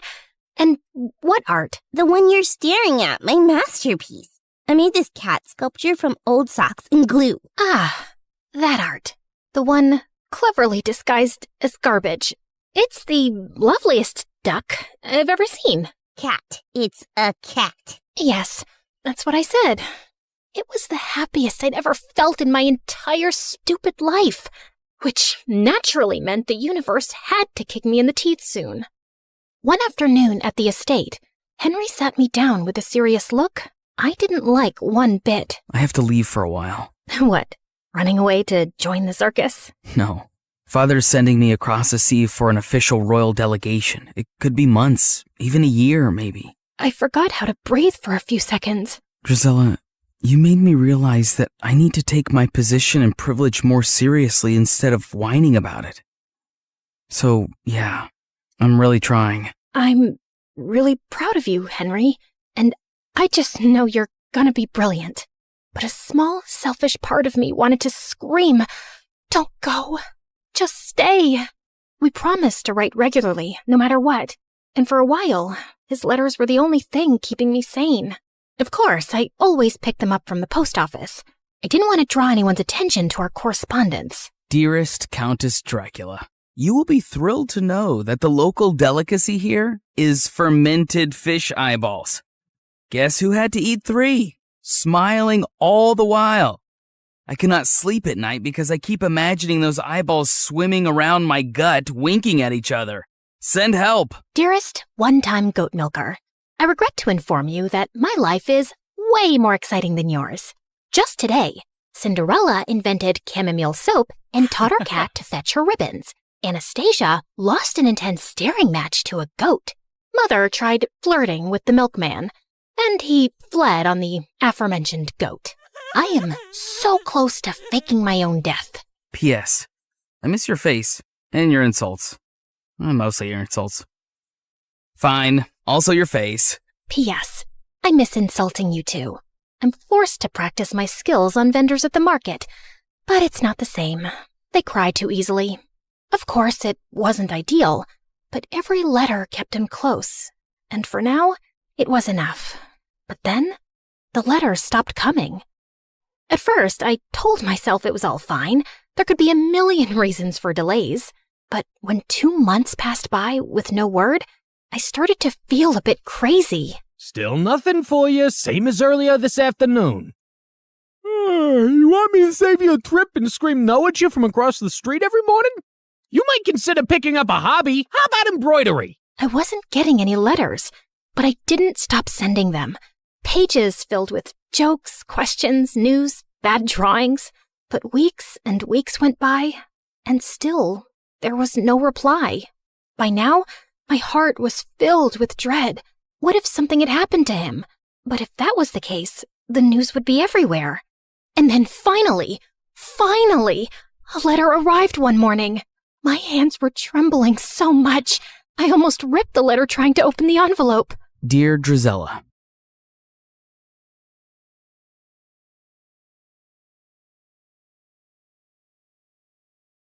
When the music kicked off and everyone started dancing, I escaped to the garden for some fresh air. As I sat down by the fountain and sighed, a soft object hit me squarely in the face. Then someone in black jumped down from the tree above me. Brought your favorite cheeseburger. Meredith, what are you doing here? And why would you hit me with a burger? Wait, are you dressed up like Catwoman? Yeah, it's been my look for weeks now. 1, it shows off my fantastic figure, which is a service to humanity. 2, every vigilante hero needs a costume, and I've always found Catwoman classy. 3, Vigilante hero? You basically rob people. Yeah, like Robin Hood, stealing from the rich and giving to the poor. You steal for yourself. I am the poor. And what's all this you nonsense? Last time I checked, we were a team. But sis, what's taking so long with this mission? It's not that simple. It's pretty simple. You make this rich dude fall for you, get access to his vault, steal the painting, and we run off to Bora Bora. Are you having trouble making him fall for you? Maybe he hates your eyebrows. I don't know, but I feel like punching you in the face every time I see your eyebrows, which is basically every time I see your face. Shut up, Em. Everything's going fine. Okay, but hurry up. This catsuit is giving me a butt rash, even though I use baby powder under it. I want to put it away soon and retire on a beach in a bikini. Aren't you looking forward to it? Just take the stupid suit off. You're a con artist, not a cat burglar. And of course, I'm looking forward to it. You should go before you blow my cover. And thanks for the burger. It's not a gift. Duh. You're gonna pay me back. I've noted it in my diary. See ya. I couldn't help laughing as I saw her clumsily climb the wall, then fall over to the other side. But as I turned away, I felt troubled. The problem wasn't about making this rich guy I had to rob fall for me. He already had. The problem was, I'd fallen for him too. Let's start from the start, okay? Hi, I'm Claire, originally from Connecticut. And yes, you might have heard some fun words being used for me. Deceitful witch, manipulative liar, and con artist might come up, none of which is an exaggeration. But people change, okay? Before I tell you my crazy story, please like and subscribe. My mother was born into what she always called old money, which basically means her family had been rich for a long time and their wealth was passed down generations. Unfortunately, it skipped our generation. Apparently, my dad was extremely charming and swept Mom off her feet when she was just 20. She married him against her parents' wishes and they cut her off from their wealth. Then, 2 years later, Mom gave birth to twins, Dad met another woman, and he abandoned us. At least he left us the house in a nice neighborhood, but my grandparents refused to help Mom out and said she had to live with her decisions. Mom, how are you feeling now?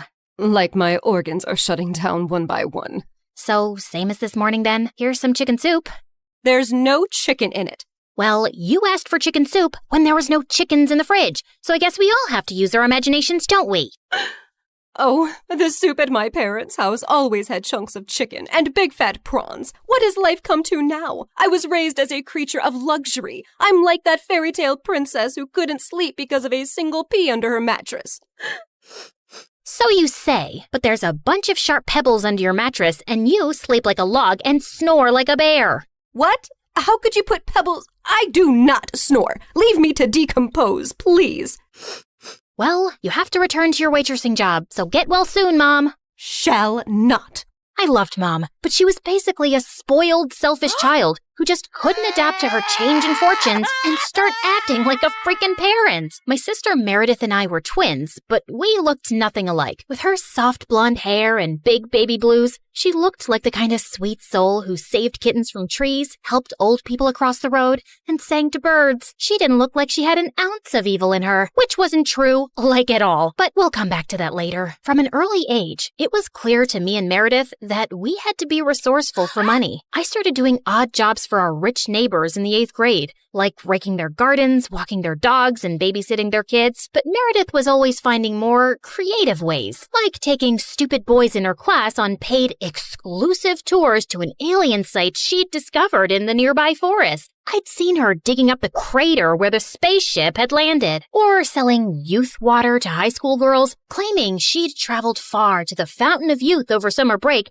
and had a limited supply. They actually thought she was telling the truth because it tasted different. Yeah, that's because she was filling up bottles from the neighbor's gross jacuzzi. People eventually caught on and stopped buying from her, and that's when she started stealing from me. But whenever I'd confront her, she'd throw a tantrum and deny it like I'd accused her of killing someone. So the next time, I hid money in my diary and made my latest entry. Dear Diary, guess what? What? When Mom took Meredith to the hospital for her sore throat the other day, the doctors made a shocking discovery. Meredith has a rare, incurable disease. She only only has a few more months with us. We've decided not to tell her so she isn't scared and lives the rest of her short life in peace. Yes, I'm sad, but not that much because my baby sister is going to a better place and leaving me all her stuff. I knew my trick had worked when Meredith came down one morning with swollen eyes. When Mom asked her what was wrong, she burst into tears about her incurable disease. Where would you get an idea like that? Yes, Meredith. Please, tell Mom where you got this idea from. You wrote it in your... Wait, you chubby witch! You made me believe I was dying! Meredith lunged at me and we went rolling all over the kitchen floor. But she ended up getting grounded for a month for stealing and invading my privacy. I soon started missing her at dinner time, though. So late one night, I snuck into her room with ice cream to find her playing darts with my face as the target. I'm sorry you're stuck here, but you did steal from me. I know we don't have a lot right now, but we'll work hard and make money in the future.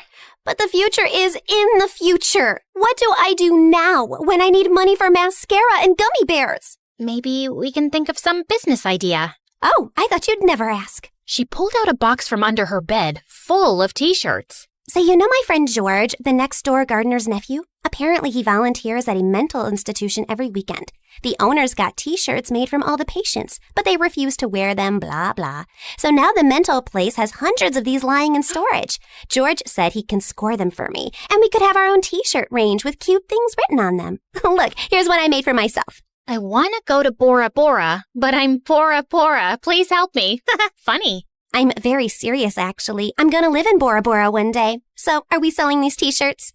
I'm in. I also made one for you. That'll be $10, thanks. Money can't buy happiness, but poverty can't buy anything. Please help me. You should pay me for wearing this. Meredith didn't have the best reputation in our neighborhood or school to sell things, so we decided to hit the other end of town and set up a t-shirt stall outside a private school. With my salesmanship and Meredith's flirting, we managed to sell quite a few on the first day. We started setting up shop at different locations, and one day as we were heading home, Meredith suddenly said she had to pee really badly. So we walked up to the closest house to ask if they'd let us use the bathroom. We rang the bell, but no one seemed to be home. I was peeking in through the window when suddenly I turned around to see Meredith already crawling halfway through one. Are you crazy? That's breaking and entering! I'll kick in your face so hard that you'll need plastic surgery, which we don't have money for. If you don't want to be ugly for the rest of your life, let me pee. I let her go and was standing guard at the door when, to my horror,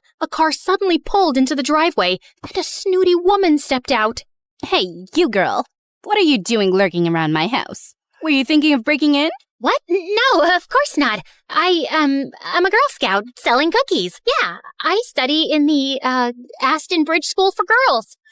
Oh, I see. It's a lovely school. I know many people whose children go there. Sorry for my mistake. I'll be happy to buy some cookies from you. Put me down for 20 boxes. Sure. It's, $5 a box, so that'll be $100. I'm putting your name down on my list, and I'll drop them by tomorrow. That's perfect, sweetie. Here's the money. I'll see you soon.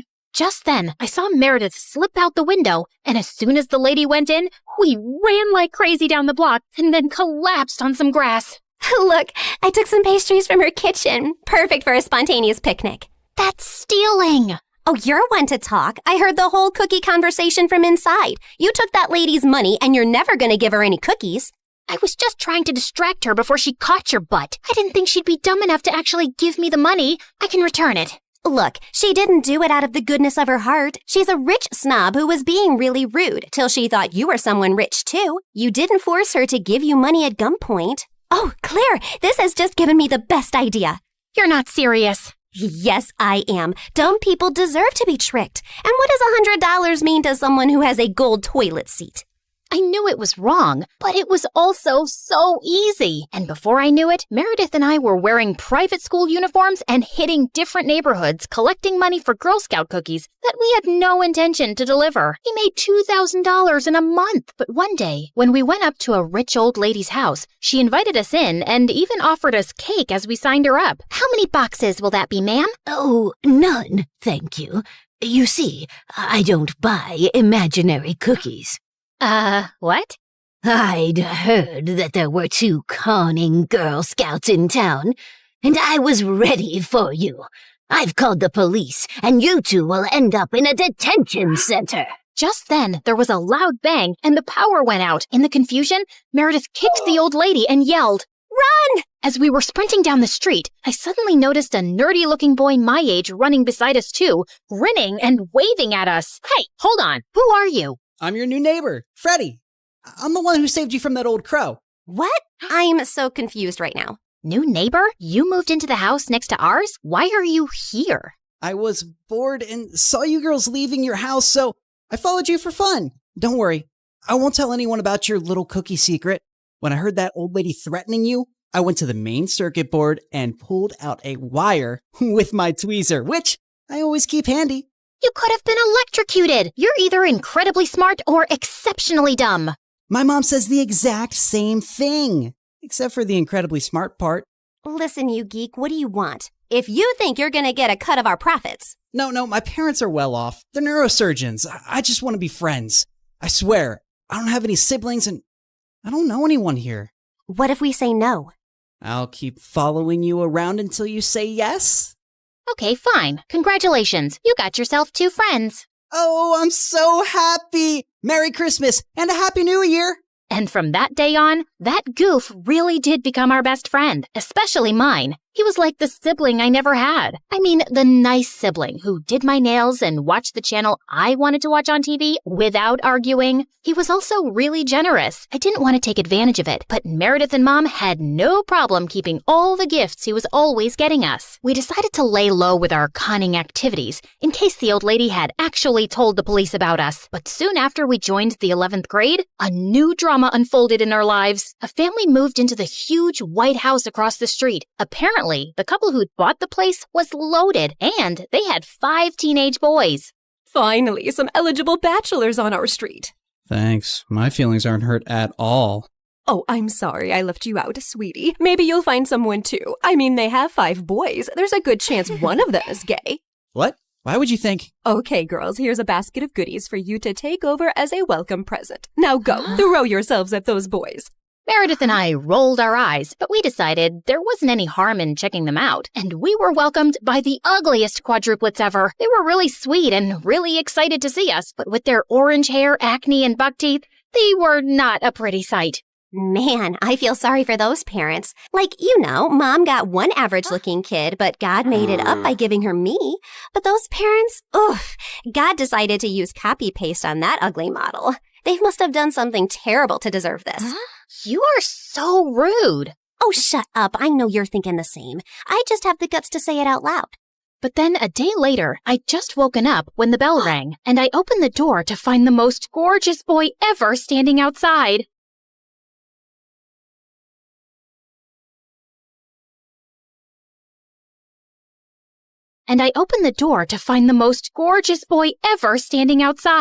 Hello, I'm Eric. We got some of your mail. I came to return it.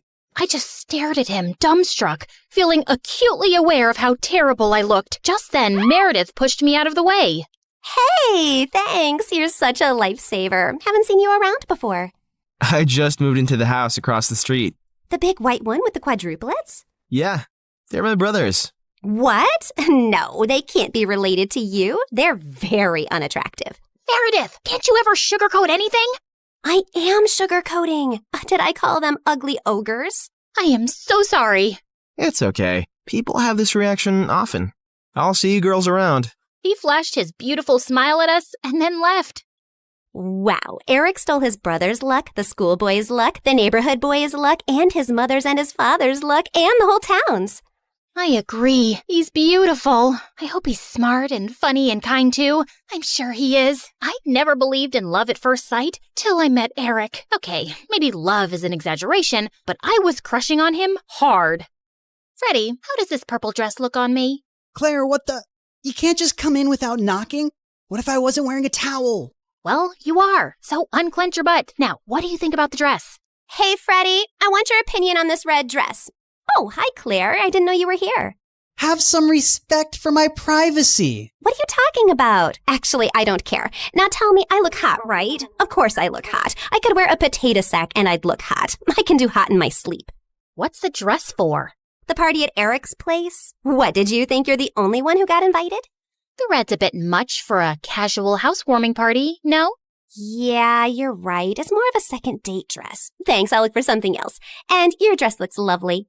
I am not your sister, and you can't treat me like this. I am a man. Okay, thanks for the news flash. Come on, Claire, let's go before Freddie has a heart attack.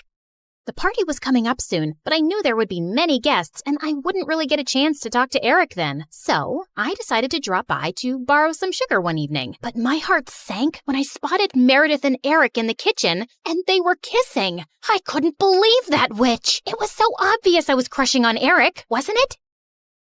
Can you give me some mashed potatoes, Claire? I lifted a spoonful and threw it straight at her face. Claire! What the heck? Oh, I'm sorry. You didn't want them on your face? You should have been clearer then. You got a problem with me? What a genius. Since you're so smart, I'm sure you already knew I liked Eric, but you went after him anyway. Yeah, I saw you two kissing. Oh my God, what? You like Eric? I had no idea. You should have been clearer too. Cut it out, okay? You knew. Did not. Okay, so now that you know, will you stop seeing him? No, duh. Are you really into him? Not really. I barely know him, but he's cute and rich and he likes me. You did see that he was kissing me back, right? I flung another dollop of mashed potato straight in her eye and stormed off. Fine, that jerk could have Eric. I wasn't even going to go to the party now. But on the night of the party, when I heard music floating from across the street, I couldn't help myself. Eric had just known Meredith for 2 days. This battle wasn't over yet. I knew I looked smoking hot as I marched up to Eric and Meredith in her stupid red dress. She looked furious to see me before she turned sickly sweet. Oh, hi. I thought you were unwell and not coming, honey. How are you doing now, honey? I'm good, honey. How are you, honey? I'm great, honey. Do you like my honey, honey? What honey? Honey? The honey. I see no honey. Honey? What's happening here? Don't worry about it. Let's go get some honey, honey. We don't have any honey, Meredith. Honey! You ruined it. You should have ended the sentence with honey. Don't mind her, Eric. You already know she's rude. And she has a vile temper. She once tried stealing money from an old lady and kicked her hard when she resisted. Oh, so that's how it's gonna be, huh? Eric, did you know that Claire is so dumb? I told her when we were kids that if she ate bluebells, her eyes would turn blue like mine. She ate a bunch and then pooped her pants in school.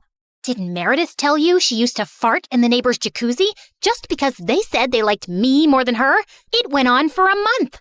Oh, how about the time you dropped Mom's toothbrush in the toilet and just put it right back? Imagine someone being so awful to their own mother. Meredith has a boyfriend who works in a mental institution, and he steals the patient's clothes from there for her. Imagine doing that to sick people. Claire keeps acting like she doesn't know her best friend is in love with her, and she keeps using him for his money. What? Are you talking about Fred? I've never used him, and he's not in love with me. Oh, please. A blind person can see Freddie's been in love with you since day one. Shut up. You shut up. How about you shut the heck up? Not till you shut up first. I pushed Meredith out of my way, but I ended up pushing a little too hard, and she crashed straight into the punch bowl. She got up and charged me, and we landed straight on the food table. As Eric was trying to pull us apart, Freddie suddenly ran in. Claire, Meredith, stop! Your mom, she isn't okay. You gotta come now. We ran outside to see Mom unconscious and being wheeled into an ambulance. Since Freddie's dad was a neurosurgeon, he took Mom's case and ran tests for weeks to discover that she had some inflammation in her brain for unknown reasons, which had sent her into a coma. Freddie's dad decided to enter her name in a clinical trial for rare brain diseases since she met all the criteria. But what's it going to cost us? We take one pro bono case for the trial, but there will still be other hospital expenses. And you girls will have to figure out something soon. Do you have any relatives?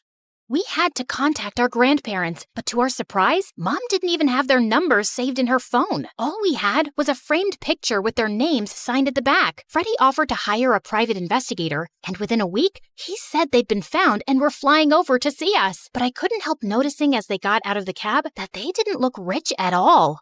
Those paupers are our grandparents? They're definitely the people from the picture. Why do Grandma's shoes look like something out of a museum? And Grandpa's coat is missing 3 buttons. The old lady hobbled towards us and hugged us tight. Oh, girls, it's so good to see you. We had no idea we had granddaughters till yesterday. You look nothing like our son, though. Your son? No, we're your daughter's kids. Oh, honey, we don't have a daughter. The private investigator who tracked us down did say our daughter was looking for us, but we just assumed that was our son who ran away from home 18 years ago. He was always saying he'd change into a woman one day. What? Our mom used to be a man?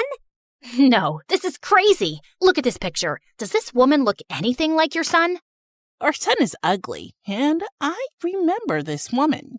Alfred, you remember this beautiful lady came to stay at our motel many years ago? She disappeared suddenly one night, and the next day some mafia men turned up looking for her. Ah, yes. Those men kept turning up for weeks. They seemed like bad news. I'm happy to hear the lady is okay. So, you're not her parents? Then why does she have this picture of you guys? She took it from the motel. I don't know why. I'm so tired, dear. Can I rest for a little while? No, if you're not our rich grandparents, you gotta go. Taxi! Meredith sent them packing immediately, and we just stood staring at each other. When was Mom in a motel? And why were there bad men after her? She told us all our lives these random people are our grandparents. What else has she been lying about? Apparently, a lot of things. When we checked out if she had any health insurance, she couldn't be found in the system. I went to the diner where she'd been working for years to see if the manager could help, only to find out that no one there had ever seen her. We had no clue where she'd been going all this time while she was pretending to work, or where she got her salary from. Meredith and I tore up Mom's room looking for more clues. We didn't find anything in the closets or under the bed, but I pulled the rug away and came across a loose floorboard. We pried it open to find a laptop and so many fake IDs and passports, all belonging to Mom. Oh my God. Mom? As a French redhead? Her hair is black here, and she's Swedish. We opened the laptop, but we couldn't get past the security code. We asked Freddie to come over and told him everything. And when he went over the laptop, he let out a low whistle. Whoa, this is heavy encryption and insane firewalls. Is your mom from the CIA or something? Have you ever seen her using this laptop?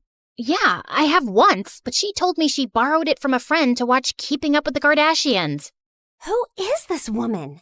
We really had no idea, except that her hair dye started fading soon, and we discovered she was a natural blonde. We still desperately needed the money and contemplated selling the house, but we couldn't even find any documents for it. For the first time in my life, I felt overwhelmed and completely out of ideas. Then one night, as Meredith and I were sitting on the porch, Freddie joined us, looking grim.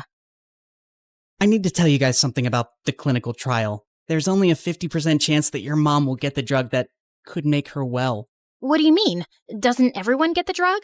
No, half the patients get a placebo drug. Oh God, I did something really wrong. I checked the files of everyone on the clinical trial, and your mom has been assigned the placebo drug. She's not going to get the treatment. So that's it? We're just gonna sit back and watch, knowing there's no chance of her getting better? Make your dad give her the drug! I can't. Dad would lose his medical license if anyone thought he interfered with the trial. Then why did you even tell us, Freddie? Freddie looked at me silently. He told us because he and his dad can't do anything, but we can. Whatever you plan, I can't be part of it, but you have to do it soon. The trial starts next week. Thank you, Freddie. You don't know what this means to us. Of course. I'd do anything for you, Claire. For the first time, I saw what had maybe been so obvious all along. Freddie was in love with me, and I was about to use it to my advantage.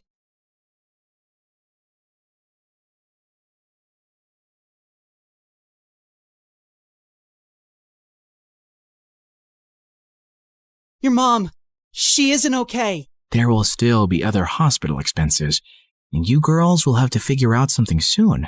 Do you have any relatives? Of course. I'd do anything for you, Claire. Can you tell me where the trial patient files are? When we visited Mom next at the hospital, I was able to slip away and retrieve Mom's file and another patient's who was receiving the drug. That night, Meredith and I used every Photoshop skill we had to make duplicate copies, complete with the hospital seal and everyone's signatures to ensure that Mom was the patient chosen for the treatment. And the next day, I slipped the files back in. I knew what I'd done was wrong, and I'd broken at least 5 different laws. But as I walked away, I didn't feel like a criminal at all.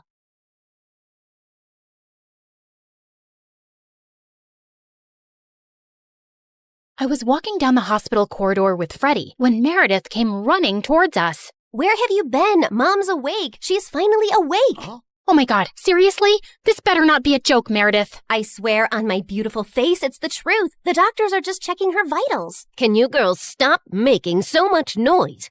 It's a hospital. Oh, shut it, nurse. We're in the coma ward. Who are we disturbing here? Don't you want these people to wake up? How dare you talk to me like that? This is preposterous. That's not even a real word. Remind me to buy you a dictionary. How did you become a nurse? Jeez. You ran down to Mom's room to find her fighting off the doctors. She jumped onto her bed like an animal and started screaming at them. Where am I? Are you doing science experiment on me? You will not touch the daughter of Vladimir. I learned how to catch fish with my bare hands when I was 3 and tackled a bear when I was 5. You think you are any match for me? Ma'am, we mean no harm. We're your doctors. How are you old enough to be a doctor? You have a pimples like a teenager. I'm fully qualified. Shut up, little boy. Tell me where I am before I take your eyeballs out and play bubbles with them. Mom? Mom turned and stared at me with wild eyes. Let's get out of here before she attacks us. For once, I agree with Meredith. Who are you? And what did you just call me? Hey guys, the last time you saw me, I was walking down a hospital corridor after switching the clinical trial files. That was 2 years ago, so let me get you up to speed on everything that's happened since then. Mom entered the clinical trial, and her tests started showing signs of progress, but she didn't come out of her coma anytime soon. Freddie tried to help us, but Meredith and I had to learn to manage on our own. And it turns out, there's a lot you can steal from a hospital. We never had to buy toilet paper or cleaning supplies again. And we always had endless cups of pudding and Jell-O. Meredith, is that diaper cream you're putting on your face? A girl's gotta moisturize. It's very hydrating. My face is as soft as a baby's butt. What did you score today? More useful things like new bed sheets, pads, towels, and batteries for our TV remote. Time for our show and more Jell-O. Woohoo! But we still needed money, and after high school, we went back to our conning ways. I always pushed away the guilt and justified it to myself with things like, we needed the money, we had no other choice. But I have to admit, I also felt a thrill every time we outwitted someone and got away with it. It started out small, like hitting venues of concerts and games in different cities and selling fake tickets to desperate fans, hoping to get in at the last minute for twice the regular price. By the time they figured the tickets were bogus, we were gone. Or going to the American Idol audition venues and convincing hopeful contestants that we were part of the TV show crew, and we'd get them through to the next round if they paid us a little money. Then, we set up an Instagram matchmaking business account with tons of fake success stories. We were getting booked for our services by loads of women. We'd always meet at the client's house in disguise. What is this exquisite dessert? It's like a cloud melting in my mouth. It's a Japanese cheesecake, delivered fresh every day from Japan. You are just the kind of people I like. Ow! Let's get down to business, shall we? Wow, I mean, this cake. Yes, business. This is your daughter? Oof. We know she's a bit plain. And she's 6 feet tall? With that face? Is her case hopeless? Oh no, we've dealt with a lot of uggos before. Believe me. Ow! What my partner means is there's someone for everyone out there, and we're experts at making those two people meet. We'll need a small advance, and we'll bring you a portfolio of suitable bachelors in a week. You'll be the mother of the bride soon, watching your little giraffe walk down the aisle. Sounds good, right? Make that check to cash, please. Can you also pack the rest of this cake? We'd take the advance, keep in touch for a few weeks saying we were gathering options, and then disappear. Of course, people soon started commenting on our page, calling us frauds and reporting our account, but we made a good amount while it lasted. We tried out a wedding planner service next. That's a gorgeous cake, but it's so expensive. But it goes so perfectly with your pink and white theme. Also, we're planning to order 2,000 pink and white roses. And an ice sculpture for the reception area. How much will all this cost? You can't put a price tag on happiness.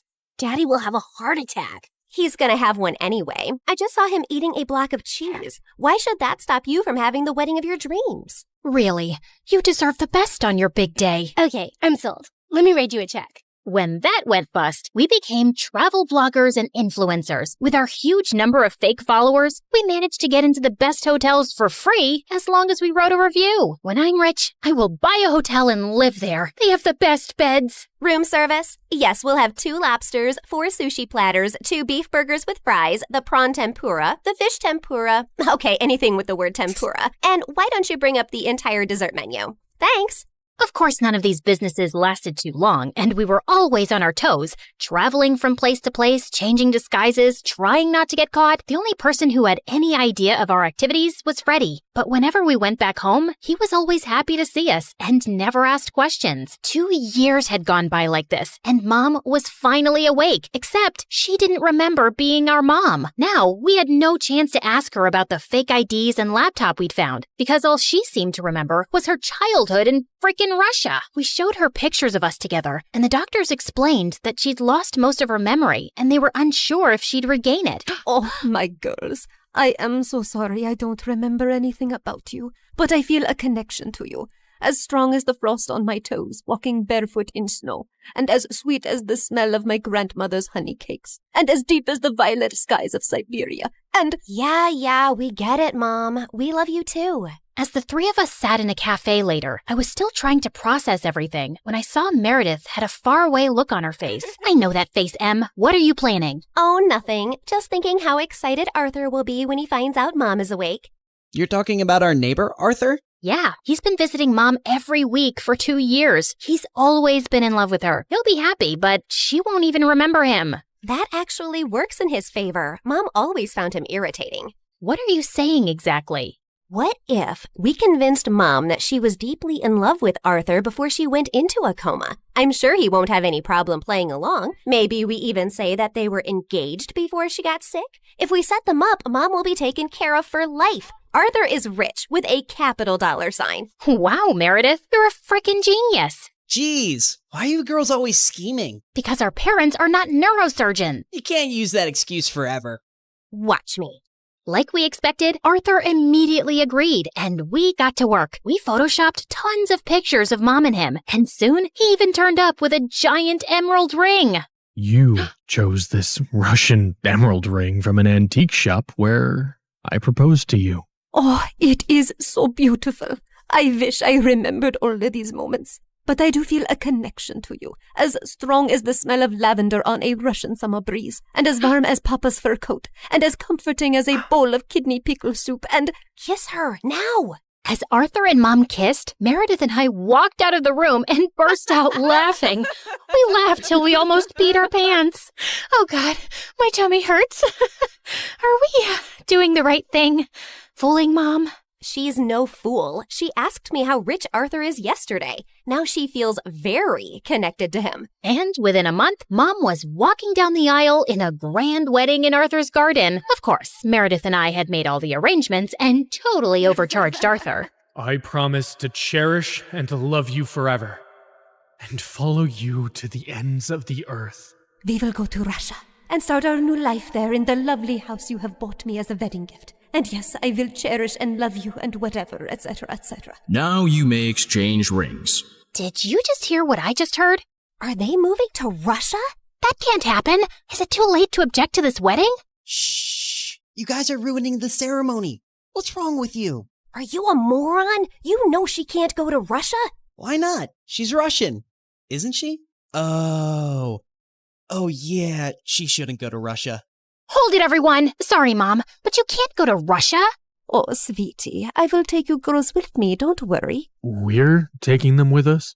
No one's going to Russia. Can we, discuss this later? You're ruining the moment. Arthur, shh! Listen, Mom, we need to talk. As I got up to talk to Mom, I tripped on my dress and crashed into this big cage holding 100 pigeons, and they all started flying off. This was supposed to be for after the ceremony! But suddenly, those pigeons turned vicious and came back to attack everyone. They clawed at people's hair, poked them with their beaks, and pooped everywhere. As the guests ran around in chaos, someone slammed straight into the wedding cake. Meredith and I grabbed Mom's arms and dragged her home. What is wrong with you two? There's something you need to know, Mom. Meredith and I ended up showing her all her fake passports, IDs, and the laptop, and she was stunned. My name is Alexi, and none of these IDs have that name. Mom, we don't know who you really are or why you left Russia. What if you were a spy or some sort of criminal? What if you're wanted in Russia? If you go back there, you might get arrested or worse. Apparently, many years ago, some bad people were looking for you, and we don't know why. You have to stay here and keep a low profile. But I want to find my parents and see my home. It's all I remember. You can't risk it. Not till you get your memory back. Or we get someone to tell us what's on that laptop and figure out who you are. We're sorry. We hugged Mom as she cried, then fixed her makeup and returned to the wedding. The pigeons had left, and the guests were leaving too. Stop, everyone. The wedding isn't over yet. And Arthur, Mom wants to move to Hawaii instead. From the top, people! Arthur was very confused, but they finally got married. Later, as everyone moved towards the dance floor, Freddie asked me to join him. So, now your mom is well and you have a rich stepfather. What are your plans? I like traveling around with Meredith. Maybe I'll do that for some time. There isn't any reason to stay here anyway. Ouch. Why don't you just hit me with an axe? Of course, there's you. I can always come visit. That's not good enough, Claire. Look, I have to say this now. I've been in love with you since forever, and let's not pretend you don't know that. Don't you think you can give us a chance? We're best friends, and I'd do anything for you. I know, Freddie, but I just can't. I love you, but not like you want me to. You can try dating me.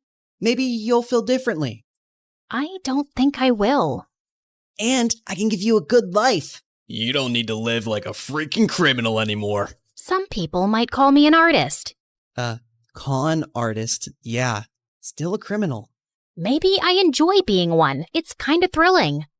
I don't really believe that. You don't want to believe that. We're too different, Freddie. You're going to be a neurosurgeon like your parents, and she'll find a nice girlfriend and then marry her and live in a nice neighborhood, and you'll be content. I'm not sure that's the life I want. It sounds boring. I wish I'd said something else when I saw Freddie's hurt face, but there was no easy way to let him down. He kissed me gently on the cheek and walked away, and I felt a lump in my throat. Mom moved to Hawaii with Arthur, and Meredith and I went down a crazy path over the next few years. There wasn't a scam, fraud, or con we didn't attempt. We never stuck to the same thing for too long, in case the police picked up a pattern, but word got around in underground circles about 2 female con artists, and we actually started getting hired for our services. People were always less likely to suspect 2 pretty, innocent-looking girls than someone who looks like a thug. And working with these thugs, we learned how to forge signatures, create counterfeit money, make fake checks, and steal credit card information. I'd always been bad with computers, but Meredith even showed a great knack for hacking. We made good money, partied with rich people, traveled first class, and stayed in amazing hotels. But for me, the glitz and glamour gradually started to fade. I was getting tired living out of suitcases, always wearing disguises and looking over my shoulder. I had no real friends, and even if I met someone I thought I could like, I knew I couldn't be in a real relationship. I was almost thinking of talking to Meredith about quitting the con artist life, when one day she burst into our New York hotel room looking beyond excited. You won't believe the job we just got. It's gonna pay us $250,000. Who would pay that kind of money? And for what? Turns out, the kind of people who take you to their headquarters blindfolded. As Meredith and I walked into an underground room,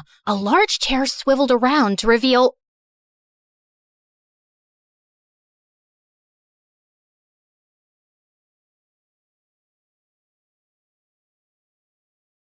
When the music kicked off and everyone started dancing, I escaped to the garden for some fresh air. As I sat down by the fountain and sighed, a soft object hit me squarely in the face. Then someone in black jumped down from the tree above me. Brought your favorite cheeseburger. Meredith, what are you doing here? And why would you hit me with a burger? Wait, are you dressed up like Catwoman? Yeah, it's been my look for weeks now. 1, it shows off my fantastic figure, which is a service to humanity. 2, every vigilante hero needs a costume, and I've always found Catwoman classy. 3, vigilante hero? You basically rob people. Yeah, like Robin Hood, stealing from the rich and giving to the poor. You steal for yourself. I am the poor. And what's all this you nonsense? Last time I checked, we were a team. But sis, what's taking so long with this mission? It's not that simple. It's pretty simple. You make this rich dude fall for you, get access to his vault, steal the painting, and we run off to Bora Bora. Are you having trouble making him fall for you? Maybe he hates your eyebrows. I don't know,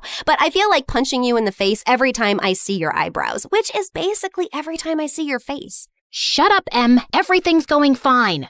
Okay, but hurry up. This catsuit is giving me a butt rash, even though I use baby powder under it. I want to put it away soon and retire on a beach in a bikini. Aren't you looking forward to it? Just take the stupid suit off. You're a con artist, not a cat burglar. And of course I'm looking forward to it. You should go before you blow my cover. And thanks for the burger. It's not a gift. Duh. You're gonna pay me back. I've noted it in my diary. See ya.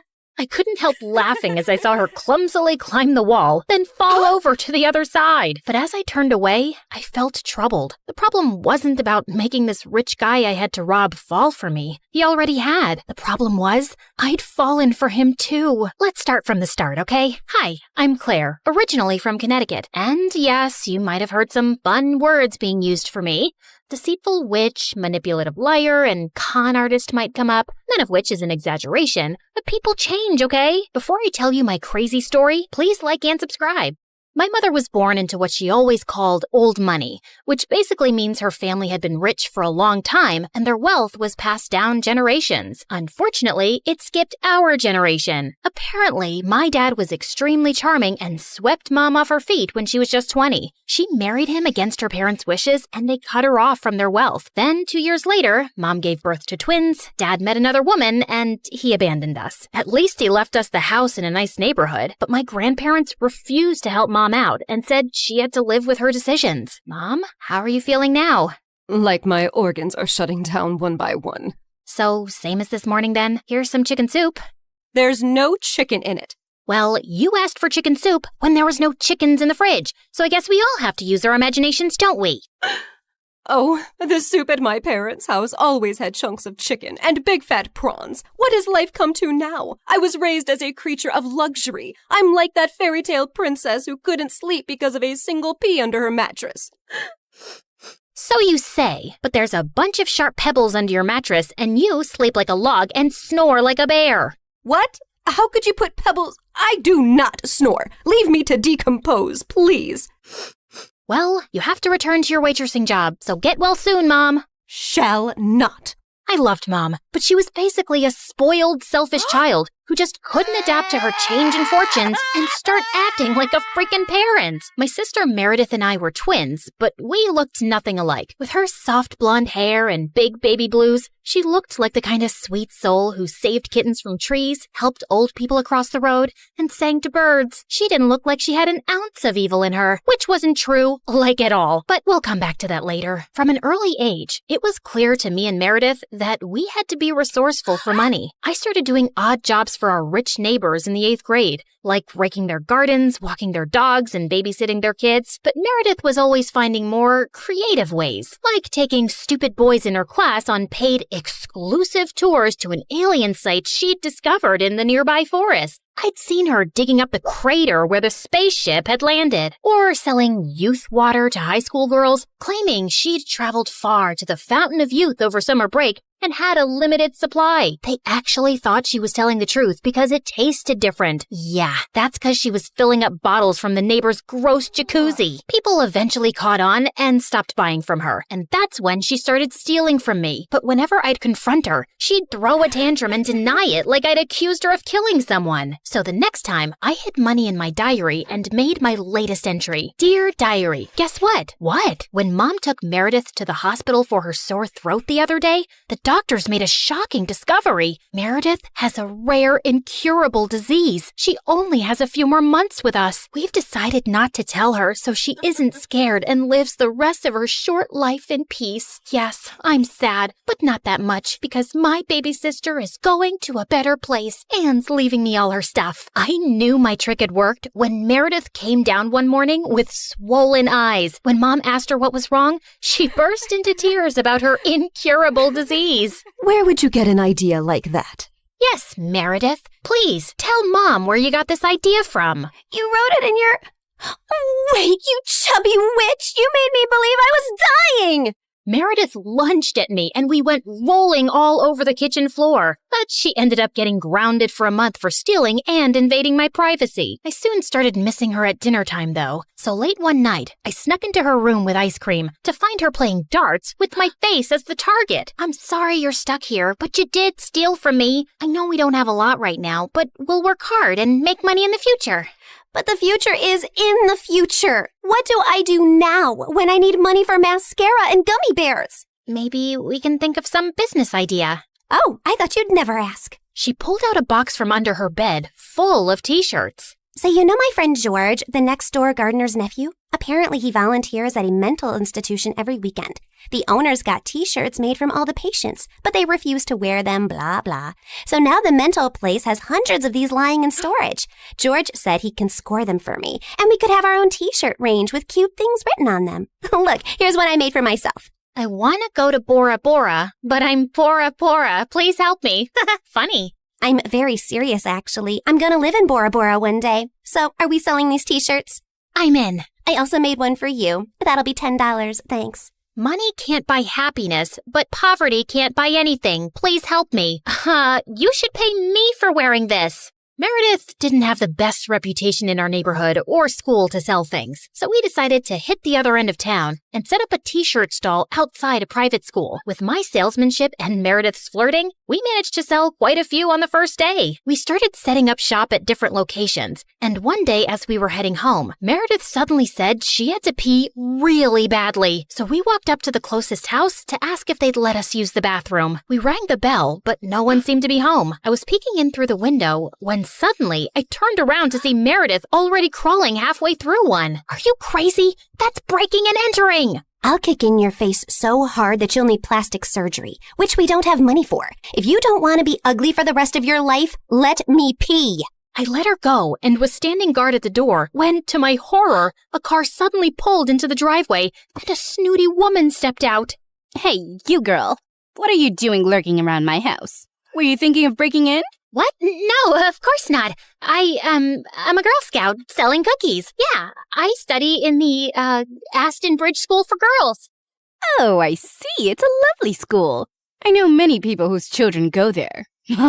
Sorry for my mistake. I'll be happy to buy some cookies from you. Put me down for 20 boxes. Sure. It's, $5 a box, so that'll be $100. I'm putting your name down on my list, and I'll drop them by tomorrow. That's perfect, sweetie. Here's the money. I'll see you soon. Just then, I saw Meredith slip out the window, and as soon as the lady went in, we ran like crazy down the block and then collapsed on some grass. Look, I took some pastries from her kitchen. Perfect for a spontaneous picnic. That's stealing. Oh, you're one to talk. I heard the whole cookie conversation from inside. You took that lady's money, and you're never going to give her any cookies. I was just trying to distract her before she caught your butt. I didn't think she'd be dumb enough to actually give me the money. I can return it. Look, she didn't do it out of the goodness of her heart. She's a rich snob who was being really rude till she thought you were someone rich, too. You didn't force her to give you money at gunpoint. Oh, Claire, this has just given me the best idea. You're not serious. Yes, I am. Dumb people deserve to be tricked. And what does $100 mean to someone who has a gold toilet seat? I knew it was wrong, but it was also so easy. And before I knew it, Meredith and I were wearing private school uniforms and hitting different neighborhoods, collecting money for Girl Scout cookies that we had no intention to deliver. We made $2,000 in a month. But one day, when we went up to a rich old lady's house, she invited us in and even offered us cake as we signed her up. How many boxes will that be, ma'am? Oh, none, thank you. You see, I don't buy imaginary cookies. What? I'd heard that there were 2 conning Girl Scouts in town, and I was ready for you. I've called the police, and you 2 will end up in a detention center. Just then, there was a loud bang, and the power went out. In the confusion, Meredith kicked the old lady and yelled, "Run!" As we were sprinting down the street, I suddenly noticed a nerdy-looking boy my age running beside us too, grinning and waving at us. Hey, hold on. Who are you? I'm your new neighbor, Freddie. I'm the one who saved you from that old crow. What? I'm so confused right now. New neighbor? You moved into the house next to ours? Why are you here? I was bored and saw you girls leaving your house, so I followed you for fun. Don't worry, I won't tell anyone about your little cookie secret. When I heard that old lady threatening you, I went to the main circuit board and pulled out a wire with my tweezer, which I always keep handy. You could have been electrocuted. You're either incredibly smart or exceptionally dumb. My mom says the exact same thing, except for the incredibly smart part. Listen, you geek, what do you want? If you think you're gonna get a cut of our profits. No, my parents are well off. They're neurosurgeons. I just want to be friends. I swear, I don't have any siblings and I don't know anyone here. What if we say no? I'll keep following you around until you say yes. Okay, fine. Congratulations. You got yourself 2 friends. Oh, I'm so happy. Merry Christmas and a Happy New Year.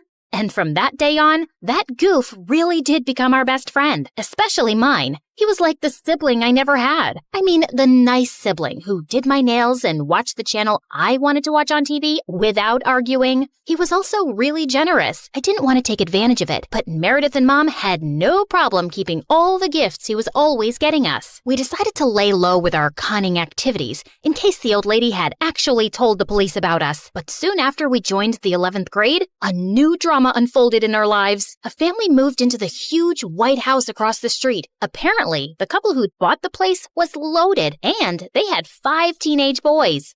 Finally, some eligible bachelors on our street. Thanks. My feelings aren't hurt at all. Oh, I'm sorry I left you out, sweetie. Maybe you'll find someone too. I mean, they have 5 boys. There's a good chance one of them is gay. What? Why would you think? Okay, girls, here's a basket of goodies for you to take over as a welcome present. Now go, throw yourselves at those boys. Meredith and I rolled our eyes, but we decided there wasn't any harm in checking them out, and we were welcomed by the ugliest quadruplets ever. They were really sweet and really excited to see us, but with their orange hair, acne, and buck teeth, they were not a pretty sight. Man, I feel sorry for those parents. Like, Mom got one average-looking kid, but God made it up by giving her me. But those parents, God decided to use copy-paste on that ugly model. They must have done something terrible to deserve this. Huh? You are so rude. Oh, shut up. I know you're thinking the same. I just have the guts to say it out loud. But then a day later, I'd just woken up when the bell rang, and I opened the door to find the most gorgeous boy ever standing outside. Hello, I'm Eric. We got some of your mail. I came to return it. I just stared at him, dumbstruck, feeling acutely aware of how terrible I looked. Just then, Meredith pushed me out of the way. Hey, thanks. You're such a lifesaver. Haven't seen you around before. I just moved into the house across the street. The big white one with the quadruplets? Yeah, they're my brothers. What? No, they can't be related to you. They're very unattractive. Meredith, can't you ever sugarcoat anything? I am sugarcoating. Did I call them ugly ogres? I am so sorry.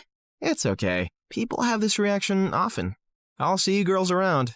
He flashed his beautiful smile at us and then left. Wow, Eric stole his brother's luck, the schoolboy's luck, the neighborhood boy's luck, and his mother's and his father's luck, and the whole town's.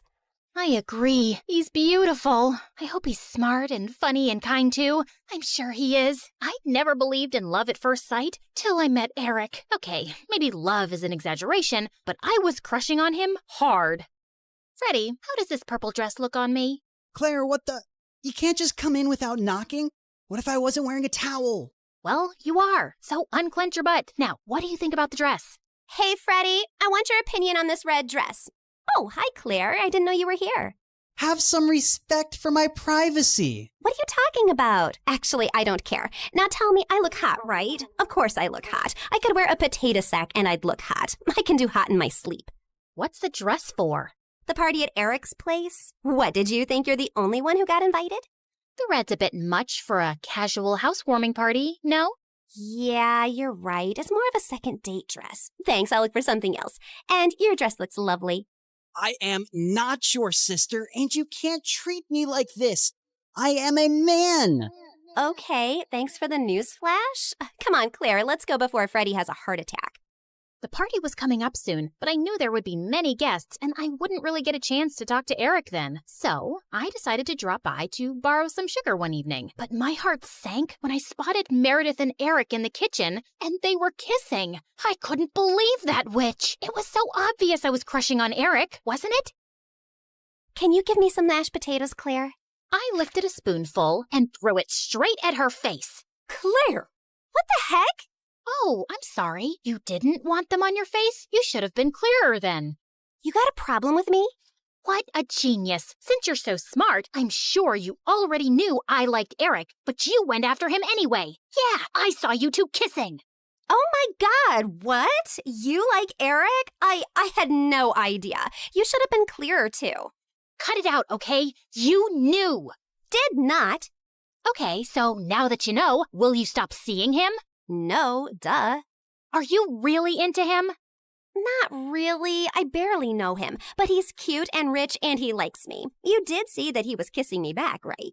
I flung another dollop of mashed potato straight in her eye and stormed off. Fine, that jerk could have Eric. I wasn't even gonna go to the party now. But on the night of the party, when I heard music floating from across the street, I couldn't help myself. Eric had just known Meredith for 2 days. This battle wasn't over yet. I knew I looked smoking hot as I marched up to Eric and Meredith in her stupid red dress. She looked furious to see me before she turned sickly sweet. Oh, hi. I thought you were unwell and not coming, honey. How are you doing now, honey? I'm good, honey. How are you, honey? I'm great, honey. Do you like my honey, honey? What honey? Honey? The honey, honey. I see no honey. Honey? What's happening here? Don't worry about it. Let's go get some honey, honey. We don't have any honey, Meredith. Honey! You ruined it. You should have ended the sentence with honey. Don't mind her, Eric. You already know she's rude. And she has a vile temper. She once tried stealing money from an old lady and kicked her hard when she resisted. Oh, so that's how it's gonna be, huh? Eric, did you know that Claire is so dumb? I told her when we were kids that if she ate bluebells, her eyes would turn blue like mine. She ate a bunch and then pooped her pants in school. Didn't Meredith tell you she used to fart in the neighbor's jacuzzi just because they said they liked me more than her? It went on for a month. Oh, how about the time you dropped Mom's toothbrush in the toilet and just put it right back? Imagine someone being so awful to their own mother. Meredith has a boyfriend who works in a mental institution, and he steals the patient's clothes from there for her. Imagine doing that to sick people. Claire keeps acting like she doesn't know her best friend is in love with her, and she keeps using him for his money. What? Are you talking about Fred? I've never used him, and he's not in love with me. Oh, please. A blind person can see Freddie's been in love with you since day one. Shut up. You shut up. How about you shut the heck up? Not till you shut up first. I pushed Meredith out of my way, but I ended up pushing a little too hard, and she crashed straight into the punch bowl. She got up and charged me, and we landed straight on the food table. As Eric was trying to pull us apart, Freddie suddenly ran in. Claire, Meredith, stop! Your mom, she isn't okay. You gotta come now.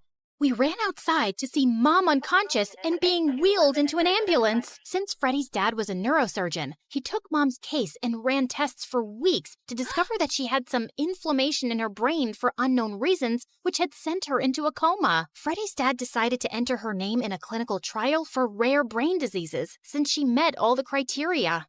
But what's it going to cost us?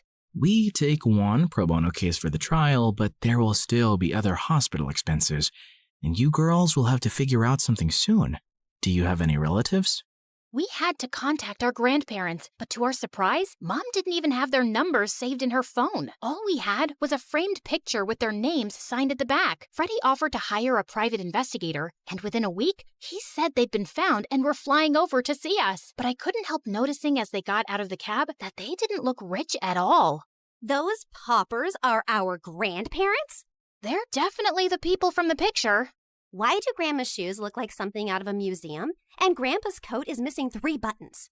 The old lady hobbled towards us and hugged us tight. Oh, girls, it's so good to see you. We had no idea we had granddaughters till yesterday. You look nothing like our son, though. Your son? No, we're your daughter's kids. Oh, honey, we don't have a daughter. The private investigator who tracked us down did say our daughter was looking for us, but we just assumed that was our son who ran away from home 18 years ago. He was always saying he'd change into a woman one day. What? Our mom used to be a man? No, this is crazy. Look at this picture. Does this woman look anything like your son? Our son is ugly, and I remember this woman. Alfred, you remember this beautiful lady came to stay at our motel many years ago? She disappeared suddenly one night, and the next day some mafia men turned up looking for her. Ah, yes. Those men kept turning up for weeks. They seemed like bad news. I'm happy to hear the lady is okay. So, you're not her parents? Then why does she have this picture of you guys? She took it from the motel. I don't know why. I'm so tired, dear. Can I rest for a little while? No, if you're not our rich grandparents, you gotta go. Taxi! Meredith sent them packing immediately, and we just stood staring at each other. When was Mom in a motel? And why were there bad men after her? She told us all our lives these random people are our grandparents. What else has she been lying about? Apparently, a lot of things. When we checked out if she had any health insurance, she couldn't be found in the system. I went to the diner where she'd been working for years to see if the manager could help, only to find out that no one there had ever seen her. We had no clue where she'd been going all this time while she was pretending to work, or where she got her salary from. Meredith and I tore up Mom's room looking for more clues. We didn't find anything in the closets or under the bed, but I pulled the rug away and came across a loose floorboard. We pried it open to find a laptop and so many fake IDs and passports, all belonging to Mom. Oh my God. Mom? As a French redhead?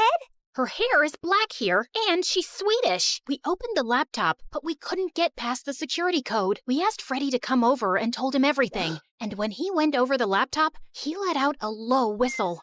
Whoa, this is heavy encryption and insane firewalls. Is your mom from the CIA or something? Have you ever seen her using this laptop? Yeah, I have once, but she told me she borrowed it from a friend to watch Keeping Up with the Kardashians. Who is this woman? We really had no idea, except that her hair dye started fading soon, and we discovered she was a natural blonde. We still desperately needed the money and contemplated selling the house, but we couldn't even find any documents for it. For the first time in my life, I felt overwhelmed and completely out of ideas. Then one night, as Meredith and I were sitting on the porch, Freddie joined us, looking grim. I need to tell you guys something about the clinical trial. There's only a 50% chance that your mom will get the drug that could make her well. What do you mean? Doesn't everyone get the drug? No, half the patients get a placebo drug. Oh God, I did something really wrong. I checked the files of everyone on the clinical trial, and your mom has been assigned the placebo drug. She's not gonna get the treatment. So that's it? We're just gonna sit back and watch, knowing there's no chance of her getting better? Make your dad give her the drug! I can't. Dad would lose his medical license if anyone thought he interfered with the trial. Then why did you even tell us, Freddie? Freddie looked at me silently. He told us because he and his dad can't do anything, but we can. Whatever you plan, I can't be part of it, but you have to do it soon. The trial starts next week. Thank you, Freddie. You don't know what this means to us. Of course.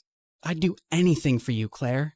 For the first time, I saw what had maybe been so obvious all along. Freddie was in love with me, and I was about to use it to my advantage. Can you tell me where the trial patient files are? When we visited Mom next at the hospital, I was able to slip away and retrieve Mom's file and another patient's who was receiving the drug. That night, Meredith and I used every Photoshop skill we had to make duplicate copies, complete with the hospital's seal and everyone's signatures to ensure that Mom was the patient chosen for the treatment. And the next day, I slipped the files back in. I knew what I'd done was wrong, and I'd broken at least 5 different laws. But as I walked away, I didn't feel like a criminal at all.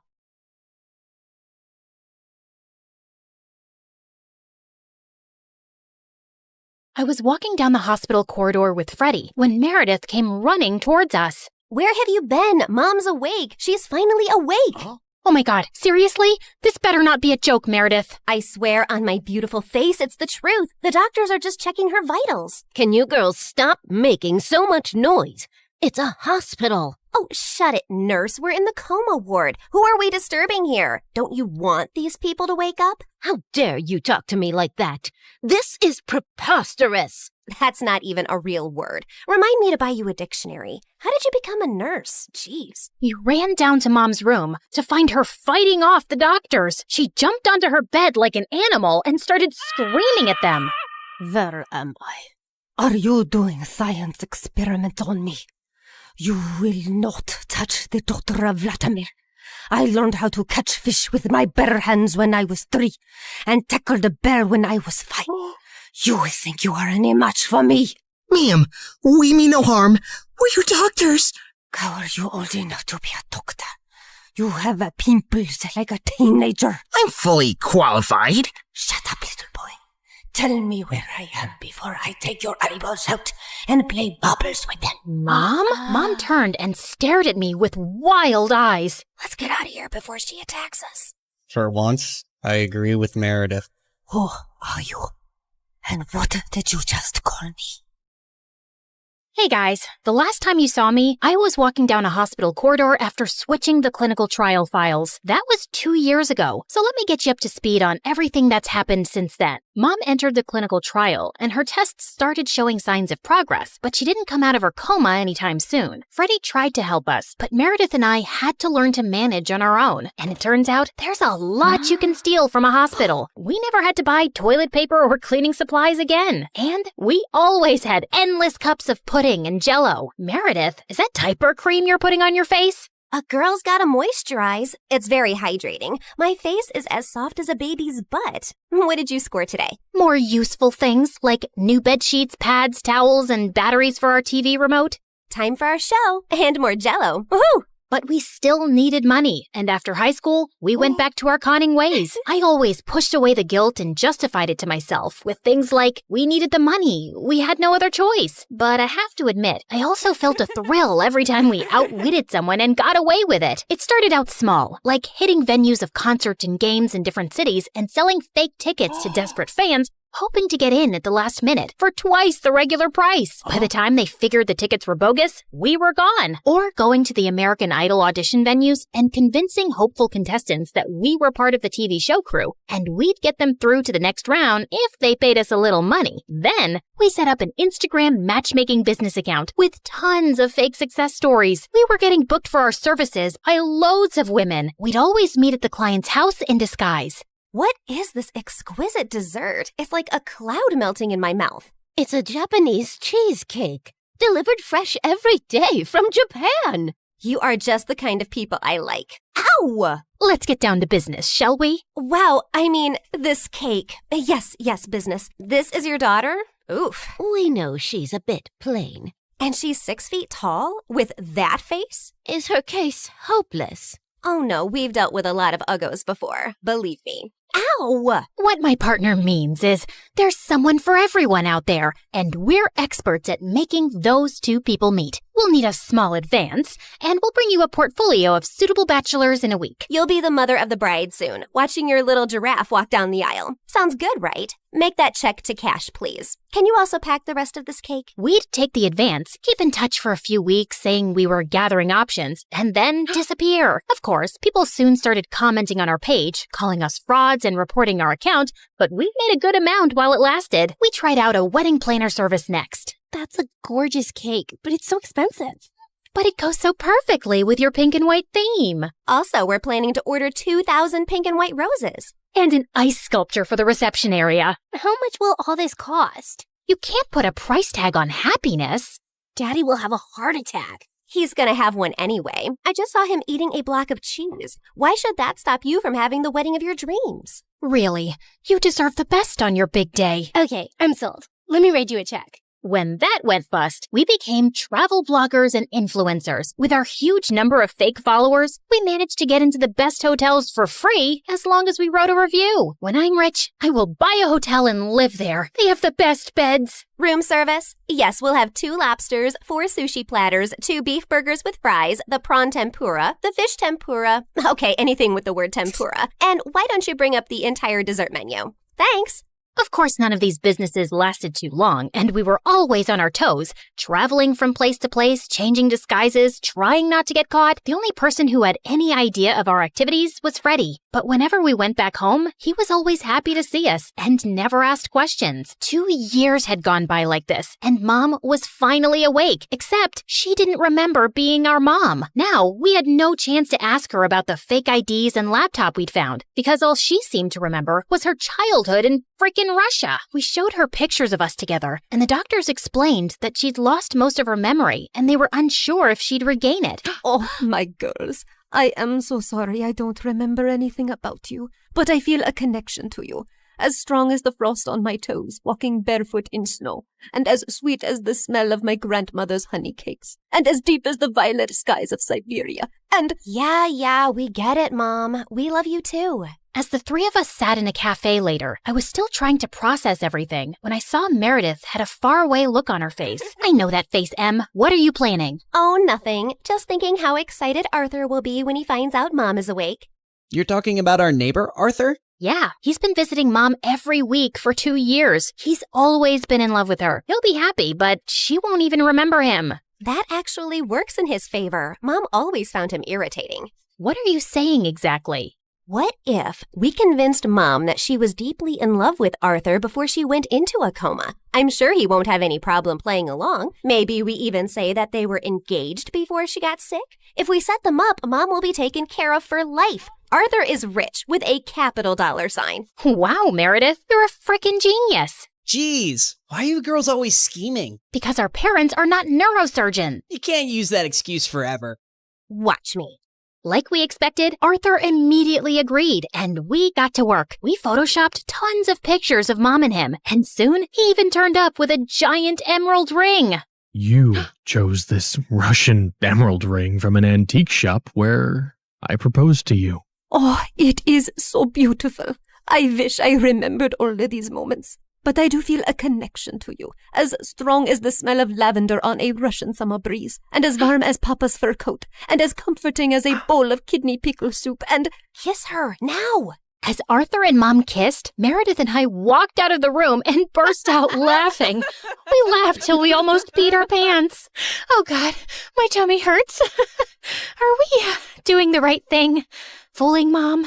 She's no fool. She asked me how rich Arthur is yesterday. Now she feels very connected to him. And within a month, Mom was walking down the aisle in a grand wedding in Arthur's garden. Of course, Meredith and I had made all the arrangements and totally overcharged Arthur. I promise to cherish and to love you forever, and follow you to the ends of the earth. We will go to Russia and start our new life there in the lovely house you have bought me as a wedding gift. And yes, I will cherish and love you and whatever, etc., etc. Now you may exchange rings. Did you just hear what I just heard? Are they moving to Russia? That can't happen. Is it too late to object to this wedding? Shh! You guys are ruining the ceremony. What's wrong with you? Are you a moron? You know she can't go to Russia? Why not? She's Russian. Isn't she? Oh, yeah, she shouldn't go to Russia. Hold it, everyone. Sorry, Mom, but you can't go to Russia. Oh, sweetie, I will take you girls with me, don't worry. We're taking them with us? No one's going to Russia. Can we, discuss this later? You're ruining the moment. Arthur, shh! Listen, Mom, we need to talk. As I got up to talk to Mom, I tripped on my dress and crashed into this big cage holding 100 pigeons, and they all started flying off. This was supposed to be for after the ceremony! But suddenly, those pigeons turned vicious and came back to attack everyone. They clawed at people's hair, poked them with their beaks, and pooped everywhere. As the guests ran around in chaos, someone slammed straight into the wedding cake. Meredith and I grabbed Mom's arms and dragged her home. What is wrong with you two? There's something you need to know, Mom. Meredith and I ended up showing her all her fake passports, IDs, and the laptop, and she was stunned. My name is Alexei, and none of these IDs have that name. Mom, we don't know who you really are or why you left Russia. What if you were a spy or some sort of criminal? What if you're wanted in Russia? If you go back there, you might get arrested or worse. Apparently, many years ago, some bad people were looking for you, and we don't know why. You have to stay here and keep a low profile. But I want to find my parents and see my home. It's all I remember. You can't risk it. Not till you get your memory back, or we get someone to tell us what's on that laptop and figure out who you are. We're sorry. We hugged Mom as she cried, then fixed her makeup and returned to the wedding. The pigeons had left, and the guests were leaving too. Stop, everyone. The wedding isn't over yet. And Arthur, Mom wants to move to Hawaii instead. From the top, people. Arthur was very confused, but they finally got married. Later, as everyone moved towards the dance floor, Freddie asked me to join him. So, now your mom is well and you have a rich stepfather. What are your plans? I like traveling around with Meredith. Maybe I'll do that for some time. There isn't any reason to stay here anyway. Ouch. Why don't you just hit me with an axe? Of course, there's you. I can always come visit. That's not good enough, Claire. Look, I have to say this now. I've been in love with you since forever, and let's not pretend you don't know that. Don't you think you can give us a chance? We're best friends, and I'd do anything for you. I know, Freddie, but I just can't. I love you, but not like you want me to. You can try dating me. Maybe you'll feel differently. I don't think I will. And I can give you a good life. You don't need to live like a freaking criminal anymore. Some people might call me an artist. Con artist, yeah. Still a criminal. Maybe I enjoy being one. It's kind of thrilling.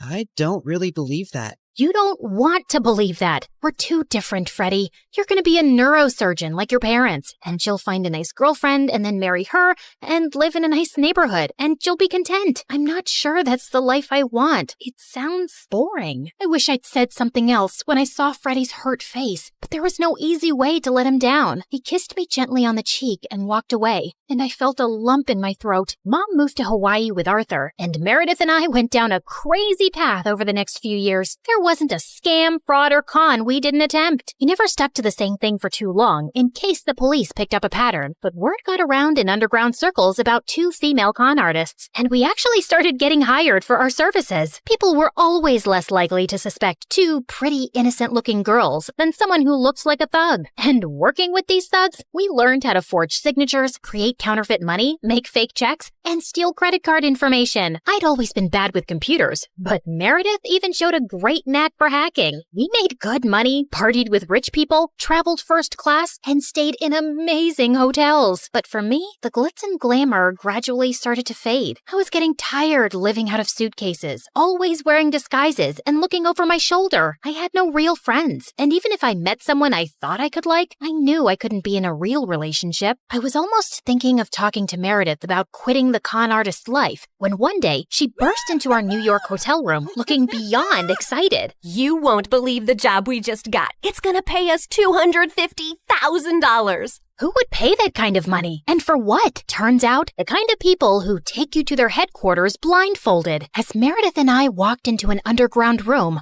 a large chair swiveled around to reveal a tiny, skinny guy. What? You think all mafia bosses are tall, fat, bald, and wear gold rings? Sorry to disappoint you with my looks, but trust me, I am every bit as ruthless.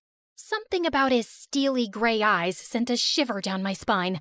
I believed him. His name was Pierre Soufflé, which was obviously a lie, and the job he had for us was to steal a priceless painting from a museum and replace it with a fake. That's the painting? It's, tiny. What's your problem with tiny things and people? It's also kinda stupid. What is that? A raccoon eating a cheeseburger? It's worth $10 million, so the joke's on you, dummy. Now, the owner of the painting has allowed the museum to borrow it for only 3 days, so we don't have a lot of time. Wouldn't it be easier to steal it from the owner's house? Everyone, look at Lady Einstein coming up with brilliant ideas. Why didn't we think of that ourselves? Happy to help. Of course we thought of that ourselves. Trust me, the museum is easier. Why choose us? It's a very stupid security measure, but the museum's floors are activated by pressure sensors at night. Anything above 55 kilograms and they go off.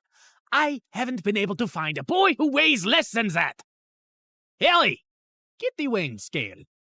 Meredith weighed 52 kgs, while I weighed 55.1. How is this possible? You eat so much more than I do.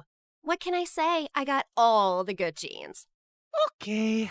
You're out, fatty! Meredith, you're my leading lady. The plan was to enter the museum through its large air ducts, carrying the fake painting with us. We first had to make a stop in the security room and disable all the cameras and alarms. Then we'd crawl back through the ducts till we reached the exhibit area, and I'd lower Meredith down along with the painting so she could switch them out. As Meredith made it to the bottom, I dropped the painting to her, and she missed it. And we heard a loud crack. Oh my God, did you break the frame? Me? It's your fault. Who told you to throw it like that? I was expecting you to catch it. But what was I thinking? You made us lose the Frisbee tournament in 8th grade because you're so bad at catching things. Unless it's someone's boyfriend. Seriously? You were so distracted by that hot boy on the bleachers, your throwing skills were completely off. FYI, that boy was totally into me. Why are we even talking about Frisbees and boys right now? You started it. No, I didn't. Okay, shut up. Let me think how to fix this. Are you trying to glue it together with your saliva? You got a better idea? Any idea would be a better idea than that. Look, it's a museum. They must fix broken, ancient things here all the time, right? I'm looking at the floor map, and there are some offices in the left wing.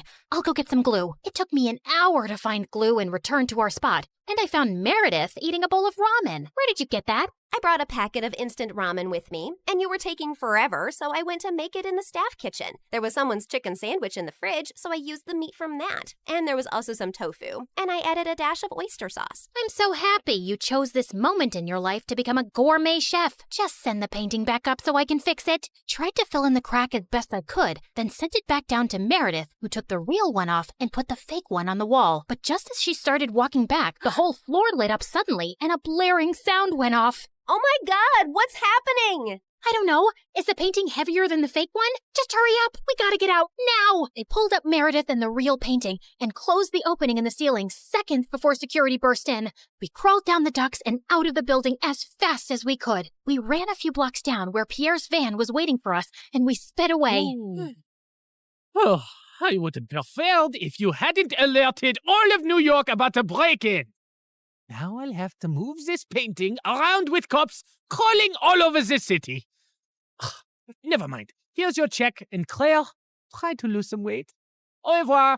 And without warning, we were dumped on a dark street. We scrambled to our feet, headed for the subway, and made it home. It was all over the news the next morning that someone had broken into the museum and switched off all of the security systems. But apparently, nothing had been stolen, except a chicken sandwich and a block of tofu from the staff kitchen. You ate the entire block?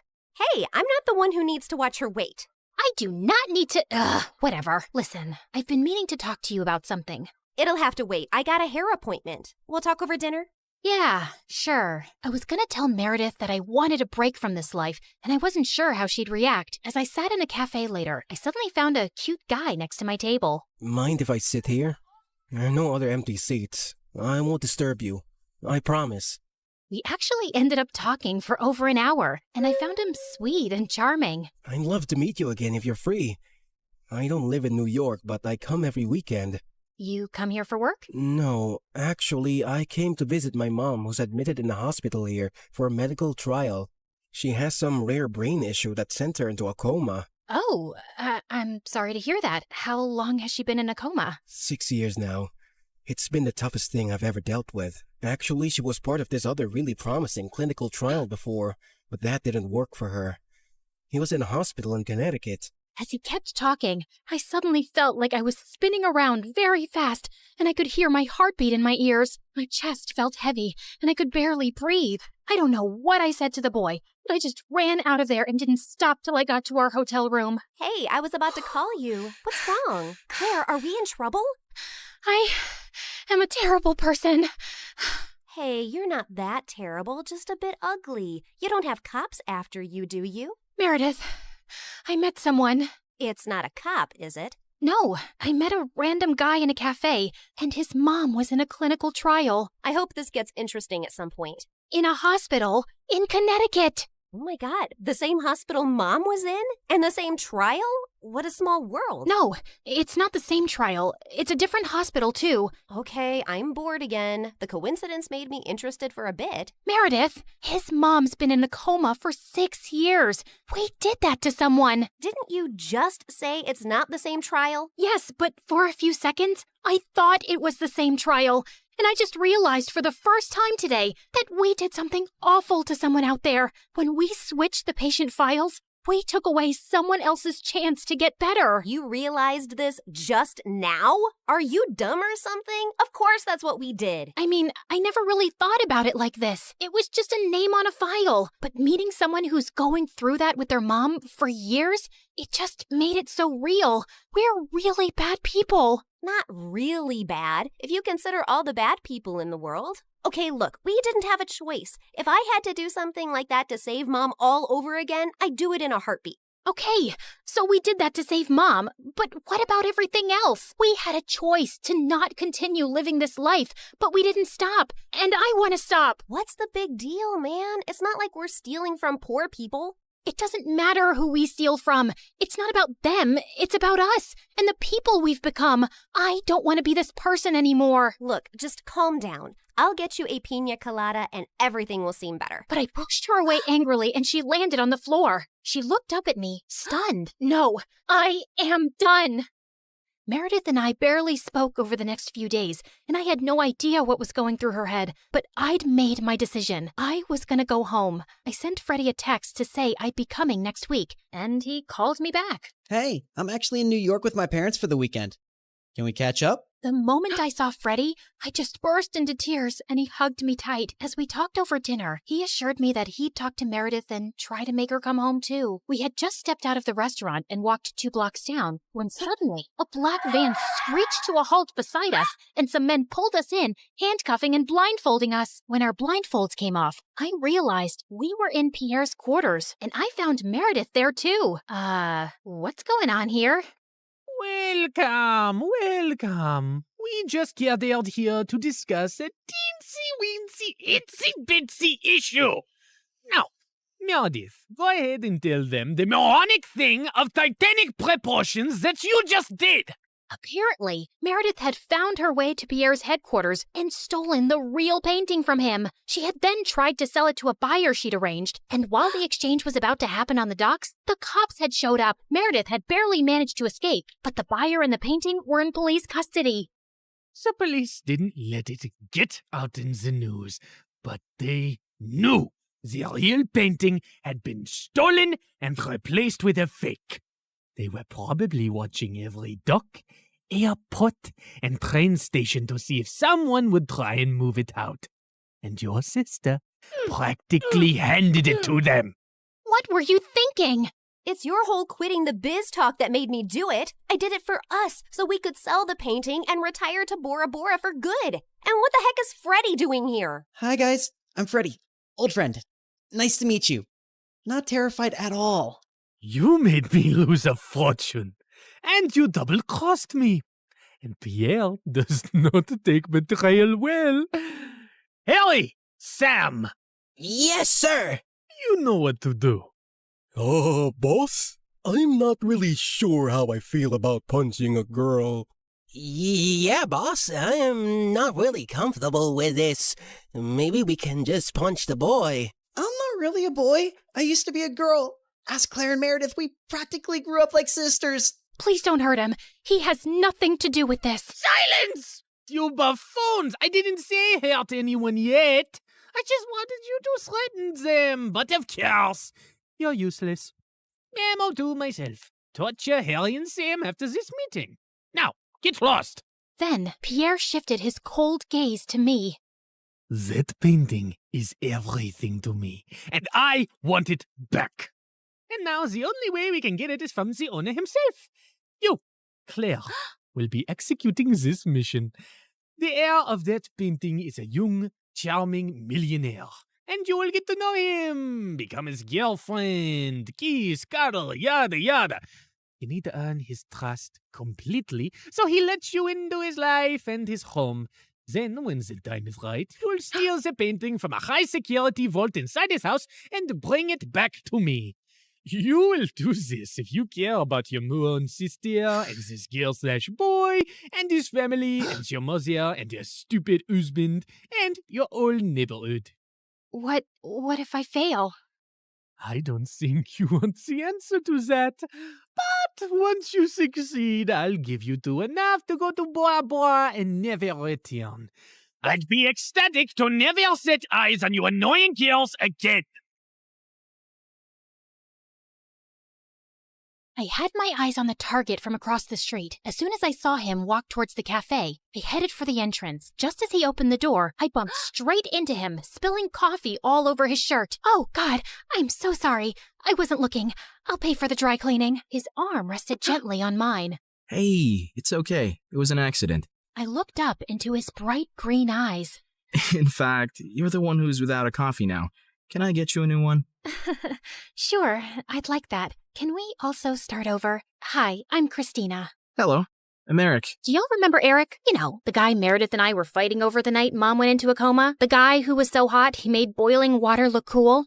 The guy whose smile shone brighter than the sun and whose eyes were deeper than the Amazon rainforest? The guy who... He looks familiar. Oh my God, I've kissed this guy once. Yeah, the guy who stole my heart the minute I saw him. And then Meredith kissed him. Do you girls know him? Not super well, but I'd rate him number 8 on my list of good kissers. And I've kissed tons of people, so that's pretty high. Oh, Pierre, you really gotta see his brothers. They look like... Ugly old girls, I know. I know everything about him, but how well does he know you? He and his family lived in our neighborhood only for a month, and that was years ago. I don't think he'd recognize me now. Yeah, she's not that memorable. You're all still going in disguise. We have to convince him that you're just a stranger who has randomly bumped into him with no agenda. Also, he must believe you're very rich, so he doesn't think you're a gold digger. From Pierre, we learned that Eric's mom had passed away at his birth, and his dad had remarried a woman years later who already had children of her own, the quadruplets. The world makes sense again. Thank you. Eric's maternal grandmother recently left the painting to him in her will. His father is a big business tycoon, so they always have security at the mansion. But the painting is even harder to access. The only way you'll make it in and out of there is if you're welcomed into their home. I couldn't believe that of all the millionaires in the world, I had to pretend to like Eric, make him fall for me, and then rob him blind. And how was he even better looking now? Over the next few days, I took on the identity of Christina Delafour, a wealthy socialite with a law degree who lived in a beautiful apartment in a posh area and wore only designer brands. Wow, this Givenchy coat is stunning. It's Givenchy, you moron. Okay, geez. Also, Pierre, can't someone do a background check on me and easily find out that I did not graduate from Harvard and that I don't have parents who made a fortune out of selling toilets in India and now live there? If anyone runs a check, they'll find all this information to be accurate. I've made sure of it, and no one is interested in the law or toilets. So they won't ask you many questions. Now, show me how to walk in heels like a rich lady. Fine. Meredith, pass me the Jackie Chimchus. Oh my God, they'll know you're fake in a second. I was joking. Relax. I've hung out with enough rich people to pick up a few things. I got this. And then, a week later, I was inserted into Eric's life. We talked over coffee for an hour, and I thought it was going really well. But when it was time to part ways, he didn't ask for my number and just left. Ugh, I'd failed to capture his interest. I'd have to plan another encounter without seeming suspicious. As I was walking away distracted, I ran straight into a garbage can and stuffed my toe hard. Son of a biscuit! Holy mother of fudge! I was still hopping around when I crashed into a woman pushing a stroller, and a doll went flying out of her hand onto the road. Just then, a car ran over the doll and turned it into a pancake. You destroyed my child's precious doll! I'm so sorry. It was an accident. I'll get your little girl a... Wait, your child is a cat? Yes. And that was my childhood doll, which I passed on to my baby. Look, here's some money. Get your baby another doll. She loves that one, and they don't make those anymore. Your baby is a cat. She doesn't love that particular doll. She probably doesn't even love you. She'd eat your face in your sleep if you weren't the one to feed her. Now, please. Just then, someone tugged hard at my purse, and I saw a thief running away with it. You've got to be kidding me! I took my heels off and sprinted after the thief. He jumped over a fence into a park, and I followed. I was gaining on him and sent a flying heel at his head. Just then, someone ran past me, pounced at the thief, and pinned him to the ground. Gotcha! Eric, the park security, immediately arrived on the spot and took the thief away. Aren't you glad I followed you and came to your rescue? My rescue? I hit him with my shoe to slow him down and was about to catch him, but then you swooped in at the last minute, and now you want credit? Whoa, easy. I was just flirting with you. Oh, sorry. Wait, you said you followed me? Yeah, I felt stupid that I left without asking for your number. I definitely want it now. You became even more interesting when you stubbed your toe, murdered a doll, yelled at the cat lady, and chased a robber. Eric and I started seeing each other, and even though I knew it wasn't a real relationship, it still felt wonderful. We both hated rom-coms, but were always up for watching horror movies. We supported different baseball teams and had heated debates about who sucked more, and we both loved eating from street vendors and walking around the city at night. I enjoyed his company more than I cared to admit, and my heart skipped a beat every time he took my hand or gave me a goodnight peck on the cheek. And then one night, as we watched a fireworks show in the park, he pulled me close and kissed me, and I practically melted in his arms. Soon enough, he told me his parents were hosting a party at their house, and he wanted to introduce me to them. This was the first time I'd be in his mansion, and I needed to make sure I got invited often enough to find out where the vault was. Eric's dad was lovely, but his stepmom looked at me with a stare so icy it could make hell freeze over. I escaped from the party for a while when the dancing started. Yeah, that's when Meredith dropped by as Catwoman with a cheeseburger, but soon enough, Eric came around to call me in for dinner, where the quadruplets also joined us. So, Eric told us your parents sell toilets in India. Yeah. It's a great business because everyone needs a toilet, right? And you know the population of India. Multiply that with toilets and you have a fortune. What is the population of India? Well, I don't have an exact figure. It's just a lot of people. Suddenly, I had a queasy feeling in my stomach. Didn't you get made fun of as a kid? If you were in my school, you'd be called the Toilet Princess. Grabber Queen. Duchess of Poop. Guys, cut it out. You're not in high school anymore. Wait a second. Have we ever met before? What? No, I really don't think so. Oh God, why was my stomach churning? You know I'm really good with faces, and you remind me a lot of this girl we met in a neighborhood in Connecticut years ago. Guys, remember? She had a twin sister. Oh yeah, I remember those twins vaguely. The blonde one was prettier, right? Dang it! Has to be someone else. I'm an only child, and I've always lived in Boston until I moved here. Yeah, Eric told us you're a lawyer from Harvard. So who's the baddest person you put behind bars? Not that kind of lawyer. I'm actually an environmental lawyer. I was really feeling sick now. Maybe it was that burger I ate? Like you have trees as clients? What do they pay you with? Leaves? Hey, why are you turning green? You love trees so much that you're becoming one? You guys stop. You're not even that funny. No, look at her. She's green. I think I'm gonna hurl. Eric called the doctor immediately, who said I had food poisoning. He gave me some medicines, and Eric insisted I stay over for the night in one of their guest rooms. I fell asleep immediately and woke up a few hours later feeling thirsty. As I made my way down to the kitchen, I realized I had the perfect opportunity to try finding the vault. Just then, I heard some low voices from some room, and I slowly crept up to find Eric's stepmom talking to one of the bodyguards in the library. Were you able to figure out how to unlock the vault? There's no way. I've tried everything for weeks. I'll have to use a tiny explosive device to destroy the lock. The vault is all the way up in the attic. No one will hear a thing. But we have to steal a painting the day after tomorrow while your husband and Eric are away on business. Are you ready for this? And then he pulled Eric's stepmom into his arms. I can't wait to run away with you, James. I'm so tired of seeing you secretly, and I am completely ready. As the two locked lips, I turned around and tiptoed away as fast as I could. Okay, so the vault was in the attic, the lock could only be destroyed with an explosive device, and I couldn't let Eric's cheating stepmom and traitorous bodyguard run away with it. The next morning, when Eric came to check on me, I decided to tell him the truth for once. Eric, I have something really difficult to tell you. I got up last night to get some water, and I heard your stepmom and this bodyguard James talking. They were talking late at night? Yeah. Do you have some vault in this house with some painting inside? How do you know that? That's what they were talking about. Breaking in and stealing the painting. They're planning to do it the day after tomorrow. And your stepmom said something about running away with James. I saw them kiss. I'm so sorry. I wish I hadn't. No, I'm glad you did. This is gonna be a huge blow for Dad. But it would have been much worse if we'd found out everything afterwards. Thank you for telling me.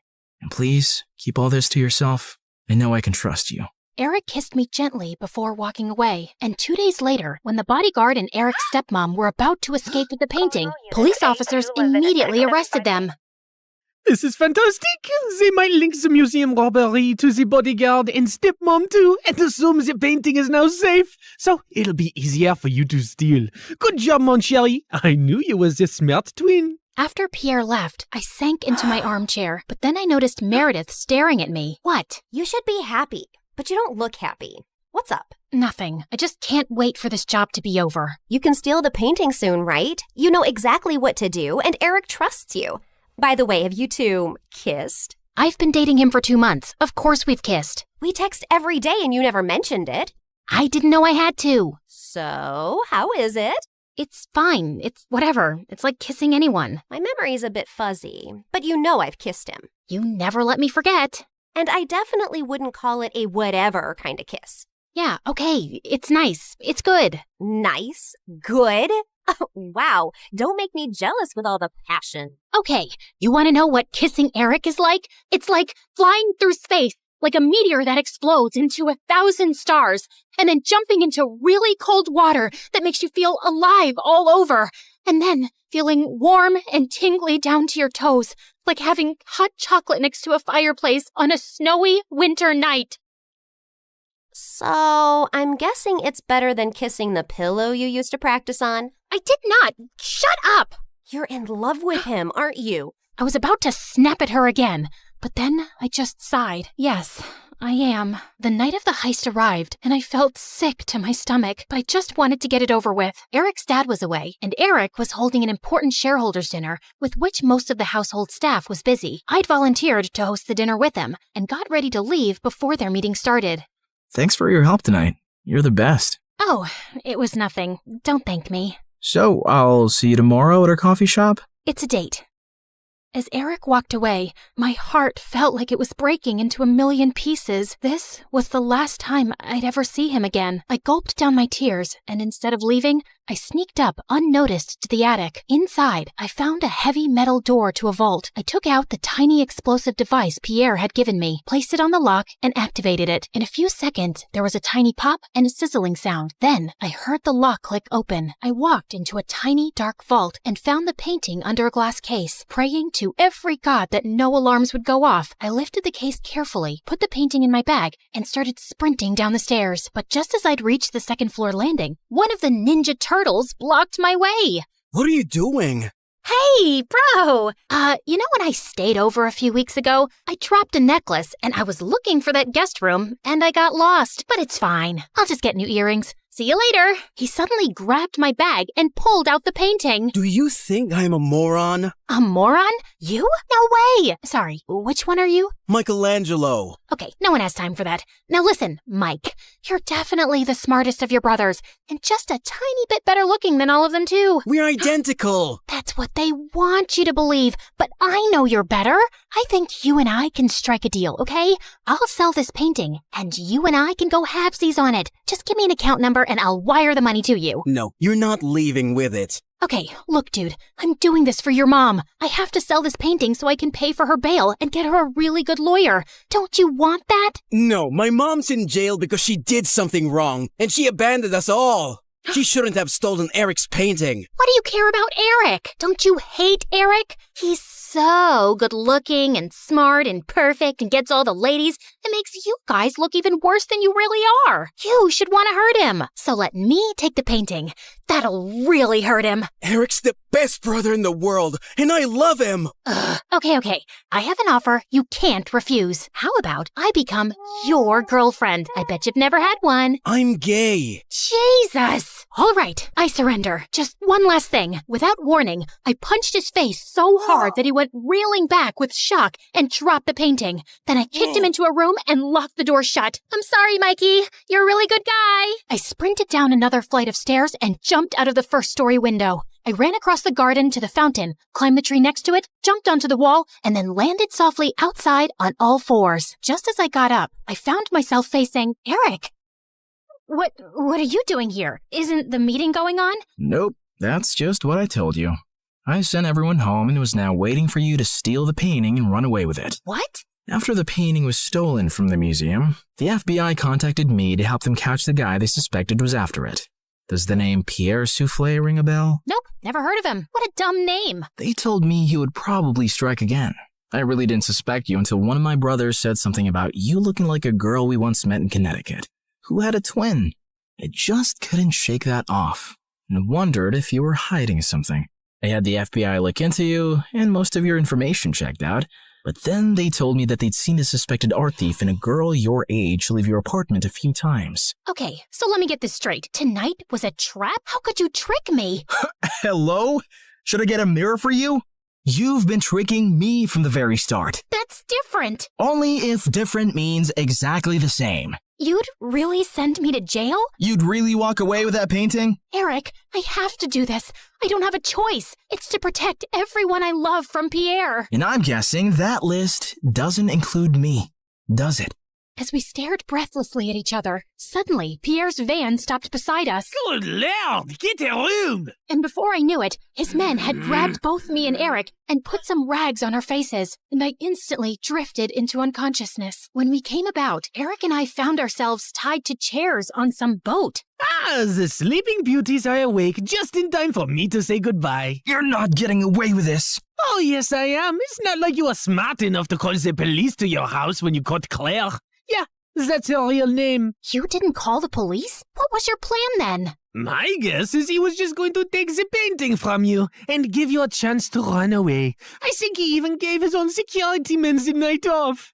Why would you do that, Eric? Because he wasn't going to send the girl he loves to prison. Duh. Eric sat there poker-faced as I glanced at him. Pierre, you got what you wanted. Now keep your end of the deal. Pay up and let us go. Your sister double-crossed me first, which landed you in this mess, remember? I think I'll do the same. Why is there water coming in the boat? Oh, that's because it's got oils everywhere. It's going to sink soon. You two should make up and forgive each other because life's too short to be angry. I mean, literally, your life is really short. I'd say about another 30 minutes. Adieu. So long. Farewell. And with that, Pierre and his goons left. There has to be some way out. Don't you know how to get out of such situations after all your years as a criminal?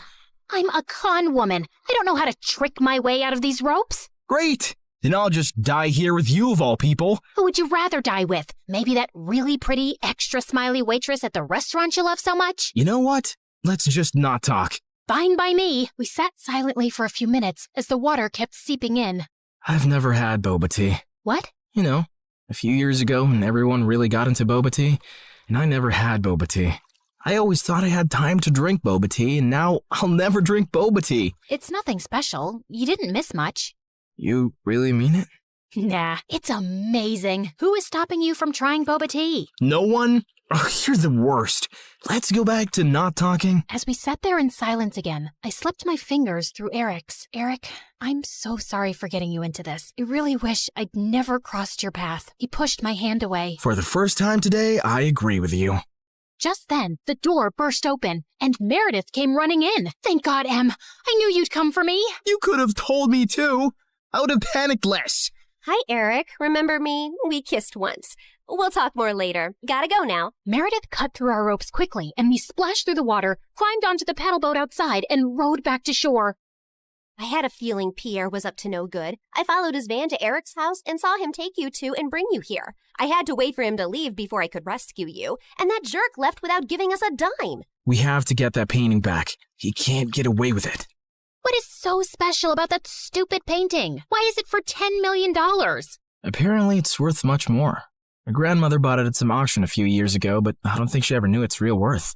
The FBI told me that painting has hidden codes all over it. Sensitive government secrets and coordinates of underground facilities. and Pierre wants to sell those secrets to the highest bidder. Jeez. Trust stupid men to make everything so complicated. Who put codes in a painting? Who wants them now? What is wrong with everybody? All I ever wanted from life was to go to Bora Bora, and now we have no money. If you girls know anything about where he's going, help me catch him. I'll tell the FBI you were helping me all along, and you'll go scot-free. Free but poor? Should I offer you a reward for helping me get back a painting you stole from me? That would be polite, yeah.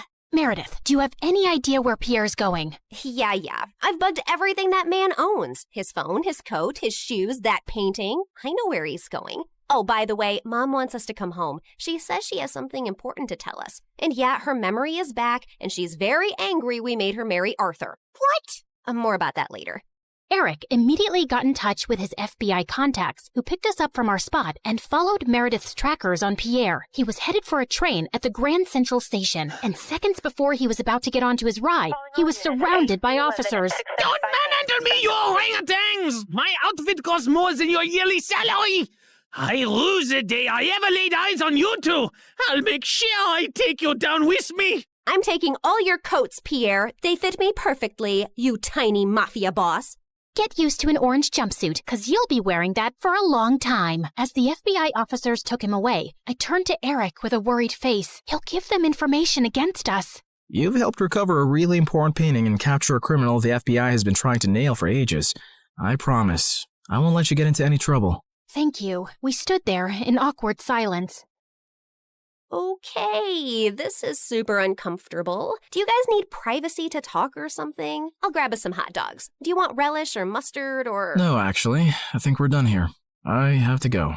Good luck and goodbye, Claire. Goodbye, Eric. Meredith and I took the next flight to Connecticut to see Mom back at her old house, and I was really happy to see her with her memory back. And then, Mom shocked us with her whole story. Many years ago, I was a government scientist in Russia, working on top secret technology. And our team later wanted to sell it to an enemy country. I refused to do that and destroyed the technology. And after that, I had to go on the run because I knew those traitors would come after me. I had a boyfriend, and he recently found out I was pregnant. So I never told him about you girls and just escaped. I settled in America and took on the identity of a helpless mom living in the suburbs. Before I left Russia, I set up this laptop as a way to communicate with my father, who sent me a little money every few months to get by. I was even afraid of working in any place for too long, as being part of any system by which I could be tracked down. Whoa! Mom, that's insane and so cool. I'm sorry we never had much, but I was glad you grew up independent and resourceful. When I finally recovered my memory a week ago, I was able to access the laptop and get in touch with my father. He hadn't heard from me in so long, he thought I wasn't even alive anymore. He told me that the traitors working on the project are all behind bars now. It's safe for me to go home. So we're going to Russia? Man, it's so cold there. I always wanted to go to... Bora Bora, I know. That's all you said growing up. We'll visit Russia to see my family, and then we'll go anywhere you girls want. Mom, we're kinda poor, especially since you've left Arthur too. Oh, but my family isn't poor at all. I come from old money. We've been rich forever. There is a God out there. Thank you. Claire, we're finally going to Bora Bora. Yeah, it's everything we ever wanted. I tried to be as excited about the trip as Mom and Meredith, but my heart felt heavy. I wish things had ended with Eric on a better note. On the bright side, I got to meet Freddie, and I was so pleased when he introduced me to his lovely girlfriend. I'm so happy for you, Freddie, and I don't know if I can ever thank you for everything. You're amazing. I know. Just don't forget about me and come to visit, okay? On the day of our flight to Russia, we just reached the airport when Mom and Meredith turned to me with strange smiles on their faces. What's going on? Here's your ticket. That's a ticket for New York. Why, are we going there? No, Mom and I are going to Russia, then Bora Bora. You're going to New York. What? Why would I do that? Come on, Claire. You've been so mopey lately. I can't stand your face anymore. Just go talk to Eric, okay? You're in love with him. And even though he's way out of your league, he loves you too. And that's something you shouldn't give up on so easily. Pretty sure he hates me now. Claire, go meet him once. You'll regret not trying. And in case it doesn't work out, you know where to find us, love. Go get him, loser. Mom and Meredith hugged me, and I felt tears flowing down my face fast as I turned away. Suddenly, I got the wind knocked out of me as Meredith gave me a bear hug. I can't say this with you looking at me directly, so don't turn around, okay? I love you more than anyone in the world, sis. You're my BFF and my soulmate and my better half, so you better not stay away too long because of some stupid boy. No one's ever coming between us, Em. I love you too, and I'll see you soon. As I walked out onto the New York airport, I was feeling so nervous about visiting Eric that I accidentally bumped into a man's luggage cart and went down with the suitcases. Are you blind? You blind idiot? It was an accident, sir. You don't have to be so rude. You don't have to be so blind, you blind idiot. You're so obnoxious. I grabbed the bagel the man was holding, threw it on the floor, and started jumping on it. As I continued jumping and he kept yelling, I suddenly found Eric by my side. I'm sorry, sir. She hasn't taken her meds today. So sorry. Jeez, what's with your temper? He started it, and what are you doing here? You texted me that you were coming and wanted me to pick you up. You said it was an emergency? Oh, I'm guessing that was Meredith. Yep, but I did come to New York just to see you, Eric. So I might as well say my piece now, which I've been rehearsing on the plane, and I've forgotten every single word. Dang it. Okay, I'll just spit it out. Look, I'm really sorry about the tricking and the lying and stealing and hitting your brother and endangering your life. The one thing that wasn't part of this assignment was falling for you, but I just couldn't help it right from the start. In fact, you made me fall for you years ago, and I often wondered what had happened to you. I really wish we'd met again under different circumstances, and I know I don't deserve another chance, but here I am, asking for one anyway. Well, they say third time's the charm. They do say that, whoever they are. Just as Eric pulled me closer, we suddenly found ourselves surrounded by federal agents. Did you set me up? I swear I didn't. Ma'am, there's no need to panic. We got notified about your arrival in New York when you checked in for your flight. We've also apprehended your sister before she could leave for Russia. We've been looking for you girls for a long time, actually, but you always managed to get away. Now we have a deal for you. Come work for us and help us nail some con artists, and you'll have a clean slate. Are you offering me a job? Yes, and a really well-paying one. The only catch is that you two will have to serve 6 months jail time first. We have to do that as a formality. No, officer, there has to be another way. Eric, wait, it's okay. I think I need to do this actually. Maybe we got away for too long without any consequences. If this gives me a chance to start over fresh, I'm willing to do it. What about Meredith? Oh, she's gonna be pissed, but she'll do it for me. So, will you come see me in prison? It's a date. How many weeks has it been here already? It's just been 2 days. Oh, God. I was so close to Bora Bora. And you're so ugly and orange. How am I supposed to look at you for 6 months? I think you're actually happy we're getting to spend more time together. You know, since I'm your BFF and soulmate and better half.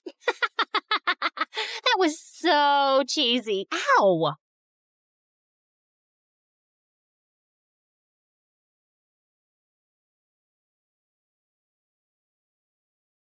Hi, I'm Lucy.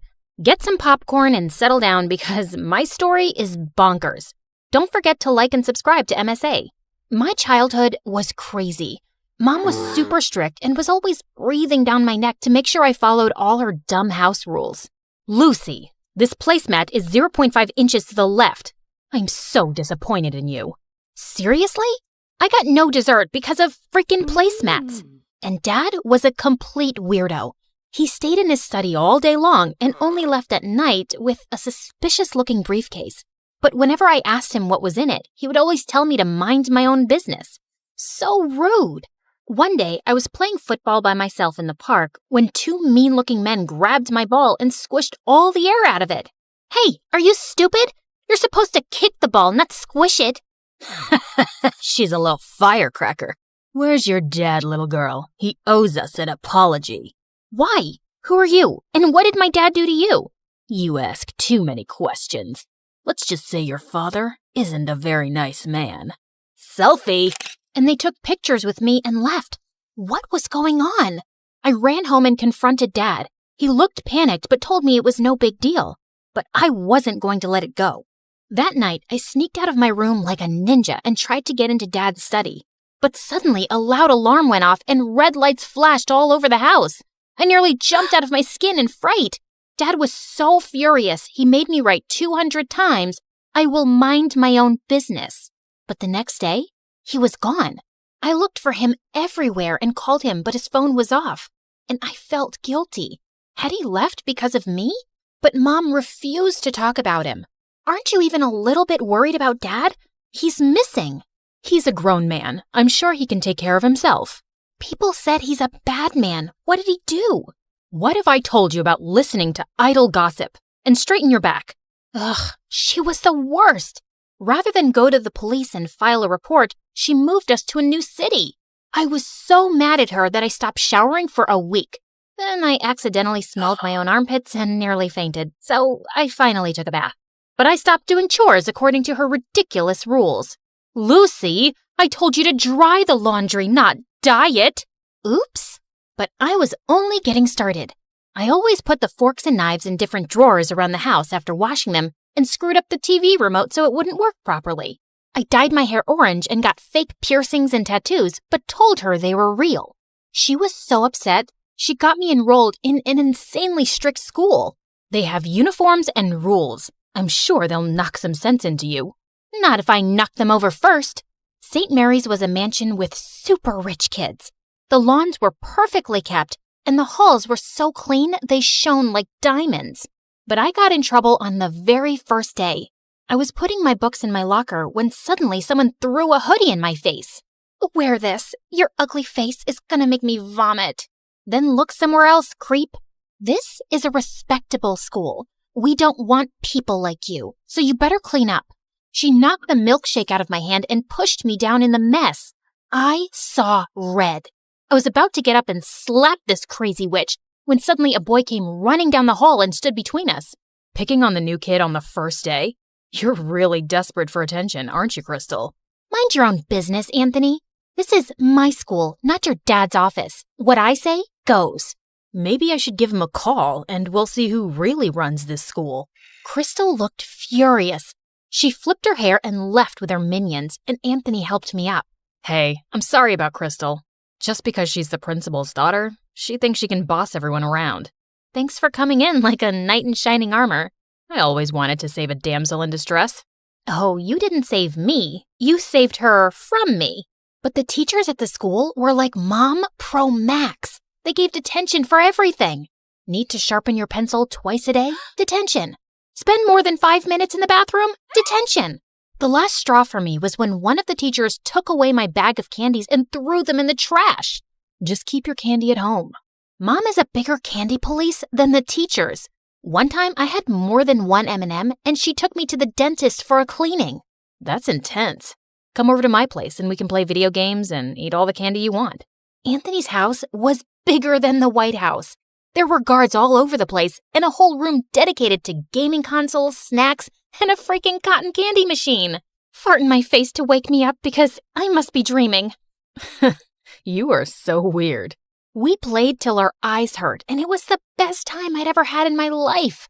Over a dinner of greasy burgers, I told him all about my parents, how we'd moved so suddenly, and how I'd never had a normal childhood, and how Dad left. I think Dad was a criminal or something. That's the only logical explanation.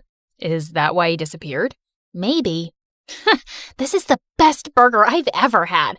Mom would freak out if she saw me eating this. That just shows your mom really cares about you. My dad builds bridges and has a whole list of rules that he needs to follow strictly or people's lives could be in danger. Your mom is just trying to build a strong bridge. I'd never really thought about it like that. Maybe Mom wasn't so bad. But Anthony was so wrong, because when I got home, Mom was waiting for me in the living room, boiling with anger. How dare you go to a friend's house without permission? Do I even know these people?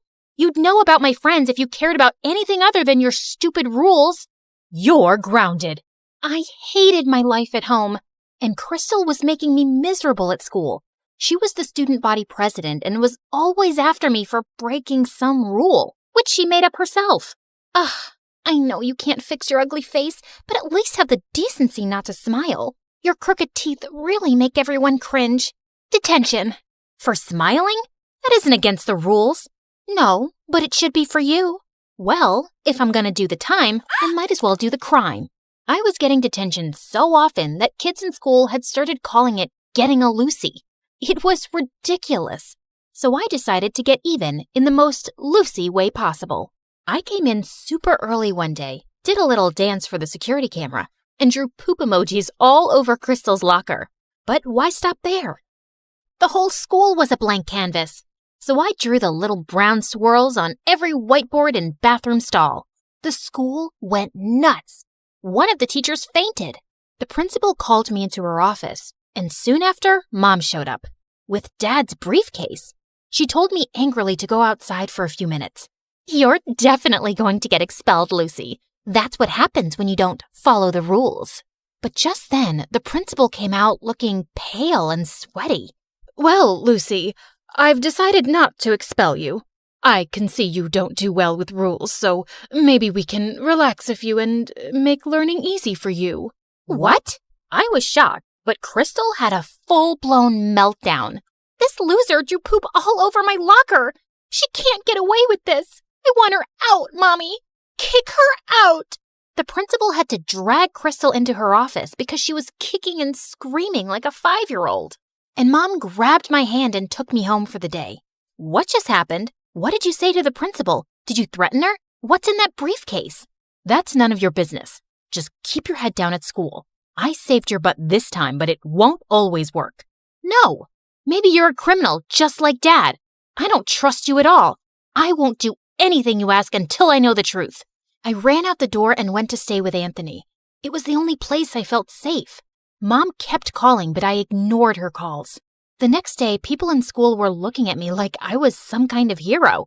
One of Crystal's minions actually dusted my locker and opened it for me, while another girl brought me coffee and offered to carry my books. What's going on here? Why are you guys doing this? Because someone finally put Crystal in her place. She's no longer the student body president thanks to you. We were all so tired of her being mean to us. Aw, shucks. But I didn't really do anything. Thanks for the coffee, but you don't have to do this anymore, okay? Life was pretty sweet after that. The teachers left me alone, and Crystal's day of ruling the school halls was over. She was always glaring at me like she was planning something evil in that petty brain of hers. And a few weeks later, I found out what. Someone had spray-painted poop emojis on every teacher's car and left a giant cat turd on the principal's windshield. Don't look at me. I didn't do it. Then who did? You're such a witch, Lucy. Everyone tried their best to make you straighten your ways, but you're a lost cause. Once a criminal, always a criminal. You take that back. You're a criminal. I slapped Crystal so hard that her contacts fell out. I was expelled on the spot, and the teachers reported me to the police for destroying their cars. My case was being investigated, and I was probably going to end up in juvie. But I wasn't a criminal like Dad, and I had to prove my innocence. So that night, I sneaked into the school's security room and got all the camera footage on a USB, and then ran to Anthony's place. Lucy, what happened? Why did you do that to all the teachers' cars? I didn't. Someone's framing me, and I'm going to find out who. We used his laptop to look through the videos, but there were hours and hours of it, and I was getting sleepy. I went to the bathroom to change into my pajamas when I saw something that made the hair on the back of my head stand up.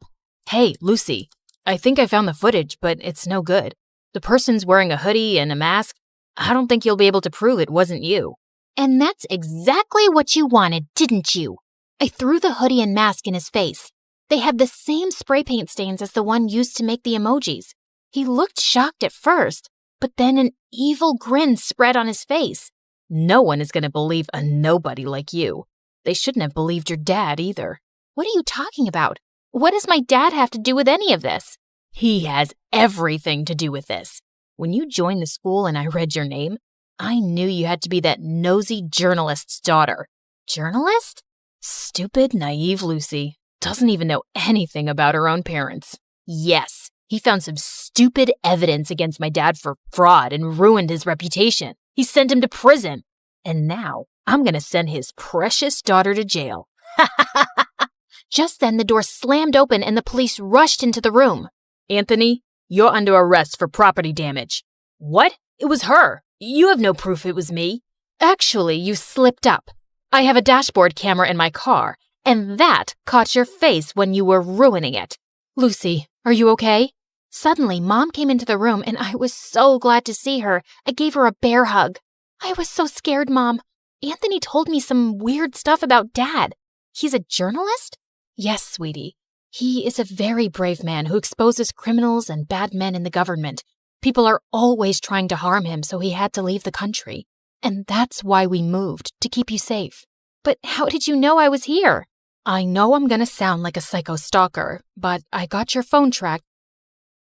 You weren't picking up, and I was worried about you.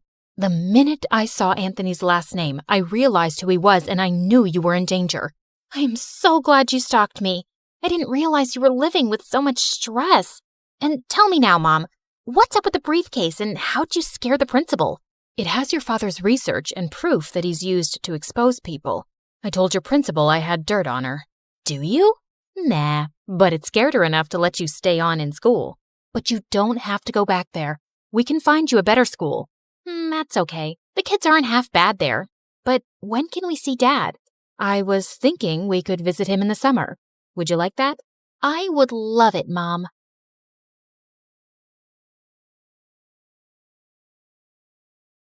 Hi, I'm Clara, and I'm a story hunter. I see a story in everything, and I won't stop until I find it. But before we get into it, please like and subscribe to MSA. My parents thought they'd never have kids, but 10 years after their marriage, they had me. While Mom was over the moon, Dad always seemed annoyed when I tried getting his attention. Daddy, look! I found a ladybug in the park. Isn't she cute? I rescued her from a parade of ants. Could you please take this girl away? I'm on a phone call. Of course, honey. Come on, Clara. Let's read some Nancy Drew. Yay! My favorite! Dad was weird, but at least I had Mom. She was a journalist before she married Dad and had the craziest stories to tell me. And growing up, I wanted to be just like her. When I turned 10, Mom got me my first recording set, and I went crazy interviewing people on the streets. Since how long have you been homeless? That's a cute dog. Did you steal it or buy it? People would pass me weird stares, but I just didn't care. I was following my passion. One evening, I was in a far end of my neighborhood when I missed a turn. The street was empty and it was getting really dark, so I started to walk quickly when a shady black car pulled up next to me. Hey, kid, are you lost? It's freezing out there. Hop in. I'll drop you off. Don't be scared. I won't harm you. See, before he could finish, I punched him hard and ran. I thought I was successful, but seconds later the car stopped again and the guy got out, and I was shocked to see he was the frickin' mayor. He wasn't hurt, but this was so embarrassing. I apologized and he dropped me back home, but someone on the street had made a video of me punching the mayor and it went viral. I was the joke of the town, and Dad was furious. You've crossed all limits. You hit the mayor. It was a reflex, Dad. I was scared, and I've read so much about these kidnappers in a black car. All this investigation and these stupid stories are ruining you. What if he wants to take action and drag us to court? I'm a really private person. I don't want this. Jeez, relax, Dad. He won't. He knows it was just a mistake. Why are you getting so worked up? That's it. You're grounded. And no more story hunting. But why? Mom, say something. But as always, Mom said nothing, and I was done for. Growing up, Dad and I drifted further apart. He stayed cooped up in his office while I got busy with school and perfecting my investigation skills. On my 15th birthday, I begged Mom to get me a professional recording set with a mic, but she simply refused. We just don't have the money for it. I decided to try my luck with Dad and ask him for some money. I wouldn't tell him what it was for exactly, but he wasn't in his office. As I was leaving, suddenly my foot got caught in the carpet and I landed on some boxes full of money. Oh my God, Clara, what are you doing in here? Mom, you said we don't have any money. What is all this? It belongs to your dad, and it's not your concern. But it's a lot of money, Mom. It has to come from somewhere. Is Dad a mafia guy? Oh my God, he robbed a bank, didn't he? Stop it. Please, Clara, you don't understand. You need to leave, now. And don't say a word about this to anyone, least of all your dad. Promise me. Something was definitely fishy. But I'd never seen Mom so serious, so I did what she said. I wanted to know more, but I just didn't get the chance to go into Dad's study again. Soon, I got busy with school and forgot all about it. One time in 11th grade, Lena, the head cheerleader and the most popular girl, walked up to me. I heard you can uncover any truth in the world. Is that true? That depends on what kind of truth you want. Well, don't tell anyone, but I think Nick's cheating on me. Who's Nick? Do you live under a rock? Nick's my boyfriend. He's the captain of the football team. Got it. What about him? I just told you. He's cheating on me, and I want you to find out the truth. Oh, yeah. Leave this to me. Be careful. He's a very good liar. No liar can ever hide the truth from the world's greatest investigator. Go and chill, kid. I got this. I started following Nick around everywhere, but I couldn't find any dirt on him. Until one day, I saw him sneak into the coach's office and saw him making out with another girl. I waited till he left without noticing me, and then, right in the middle of the cafeteria, I made him pay. I dropped an entire carton of milk all over his head. What the heck? What do you want, weirdo? Listen up, everyone. This jerk right here cheated on his girlfriend. No, I didn't. I knew you'd say that. Here's the proof. Nick looked at me in shock as I showed him the video of his makeout session. Lena broke up with him instantly, and he was getting a lot of backlash for cheating on the most popular girl around. Soon after, he left and got transferred to North High, our rival school. After that, Lena and I started hanging out and became besties. As much as I liked having her around, her band of cheerleaders annoyed me. Especially this girl, Wendy. Lena even had a YouTube channel with her where they ran gossip sessions and fashion advice. You know, I was thinking, why don't we add Clara to the channel? Why? So we lose all our followers and our popularity? I don't think having 5 followers makes you popular. But then again, what do I know? Stop it, you two. Clara is a professional. You saw what she did with Nick, and with her brains and cool stories and my beauty tips and styling, we'll be so much more popular. We'll be like Daphne and Velma. Who? Scooby-Doo? Forget it. We should totally do it. I joined the YouTube channel soon after, and we started with collecting scoops on everyone in school. Within a few months, we hit 1 million subscribers. I was happy, but Lena was on cloud 9. Her popularity was through the roof, and she loved the attention. We got invited to every party in town, and she would drag me with her even when I didn't feel like going. One day I was at her house getting ready for a party when Wendy made a snarky comment. Do you always have to dress up like a homeless person? And why's your hair such a mess? There's nothing wrong with my hair or clothes. I don't want to look all dolled up. Detectives are meant to look rugged, right, Lena? Yeah, but it won't hurt you to put on a little makeup now and then. It'll only make you look prettier. No, it'll make me look like a bimbo. So you think I'm a bimbo? I didn't mean it like that. But Lena was already walking in the other direction. Good job, Sherlock. I wanted to apologize to Lena, but she kept ignoring me at the party and at school the next day. I got that she was mad at me, but it wasn't like she supported me in front of Wendy either. I decided to give her some time and continue doing my bit for the channel. The next day after lunch, I was passing by when I saw Wendy terrorizing the school topper and making him do her assignments. But as I took my camera out, Lena walked up to me and knocked it out of my hand. What are you doing? She's our friend. Nope, she's your friend. She doesn't even like me. Why can't you guys just try to get along? For me? I know you think we're bimbos, but that's the least you can do as my best friend. Oh, you're so dramatic. Okay, fine. I'll let this go. Just this once. And I don't think you're a bimbo. I'm sorry. Stop talking and meet me for boba tea later. Deal? Deal. And just like that, we were back to being besties. And I tried to tolerate Wendy better, even though she still got on my nerves. Soon after, the entire school was buzzing over the senior day prank wars with North High, and Lena was determined to crush the rival school, mainly because Nick was their new student body president. We need to ace this. They should never see us coming. How about we break into the school? You can't be serious, Wendy. You guys will get caught. Not with these masks, we won't. And why are you so negative? I'm being practical. It's the dumbest plan on earth. Back me up, Lena. Actually, I like it. No one will ever know. Now, are you in or out? Out. You know my dad. He would ground me for life if I got caught. You know what, Clara? I've been there for all your dumb investigations. I even got you in on the channel. And now, if you can't support me, then you're not a good friend. Hey, that's not fair. It's my channel too. I made it popular. Really? Wow.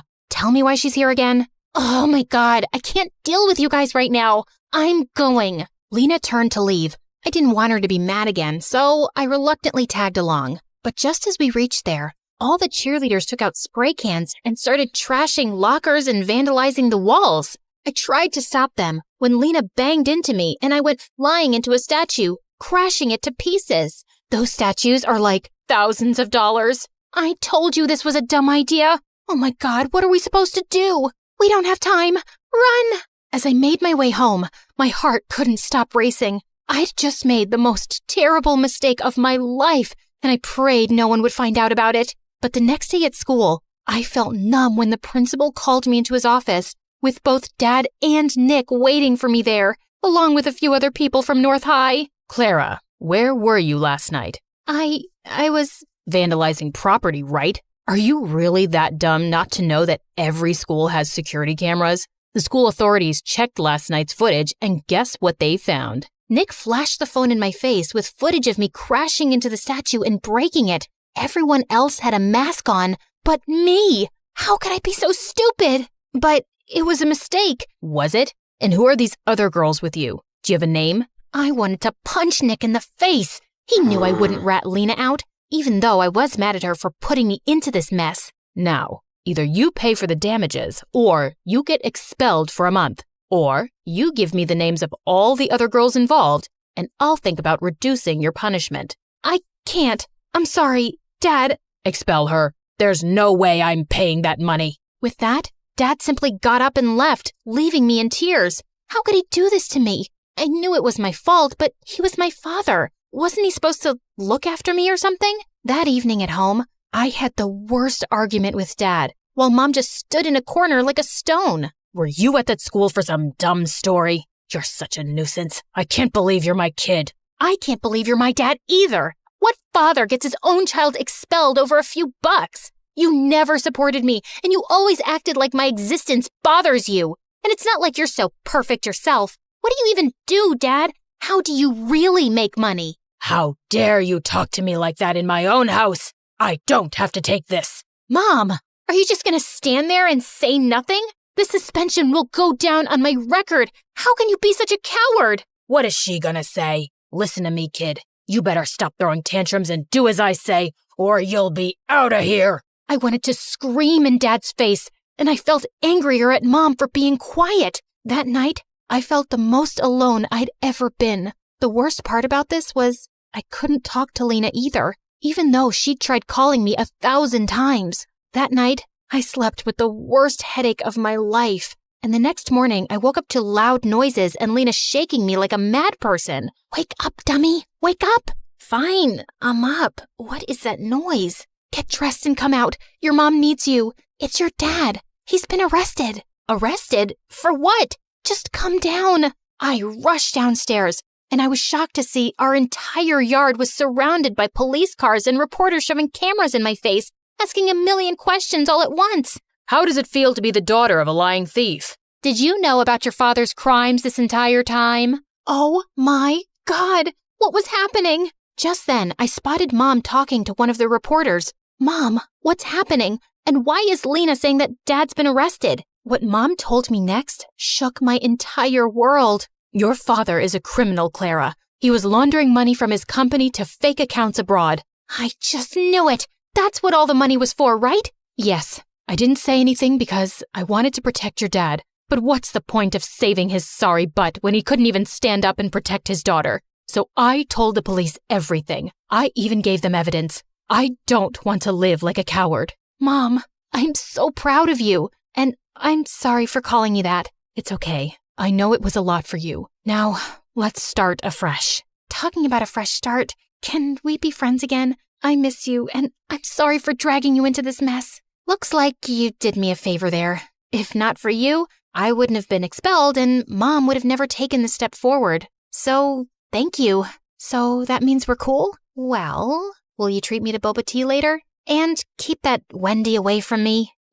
You got it.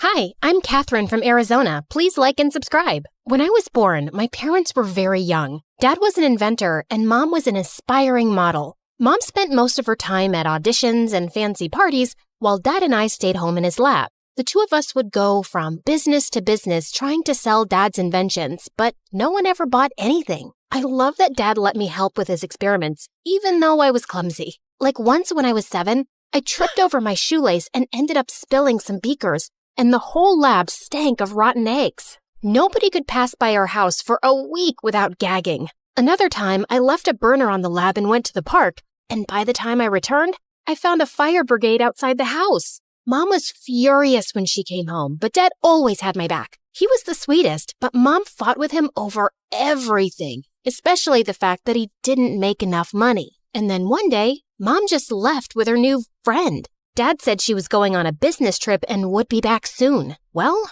Mom never came back, and Dad did his best to keep me happy. Once when I was 9, we were at the supermarket and Dad picked up the last bag of marshmallows when suddenly a lady started yelling at him. Hey, I was about to take that. Give that to me. Ma'am, I picked them up first. So what? I saw them first. Don't you have any manners? It's ladies first. Dad gave the bag to her, but I was furious. He was just too nice, and I had to protect him. Plus, there were marshmallows on the line. I acted nice and offered the lady some gum. And seconds later, the witch started to scream. It was a spicy gum that made your mouth feel like it's on fire for 10 hours. One of my favorite inventions. Dad and I kept working together, and by the time I was 12, we had developed something spectacular. He sold our invention to a huge corporation, and overnight, we became millionaires. We moved into a huge house, and Dad started his own company. But I couldn't help noticing that sometimes he was really sad. What's wrong, Dad? Nothing, honey. I'm totally fine. Then one day, a magazine named him the city's most eligible bachelor, and suddenly, he was going on dates every weekend. I was jealous. For so long, it had been just the two of us. But Dad seemed happier. Dad had always homeschooled me, but now he was too busy. So I started school for the first time in 9th grade. We had a test in science class soon, and I turned in my exam in 5 minutes and got all the answers right. My teacher, Mr. Johnson, swore I cheated. I didn't cheat. I studied the chapter last night.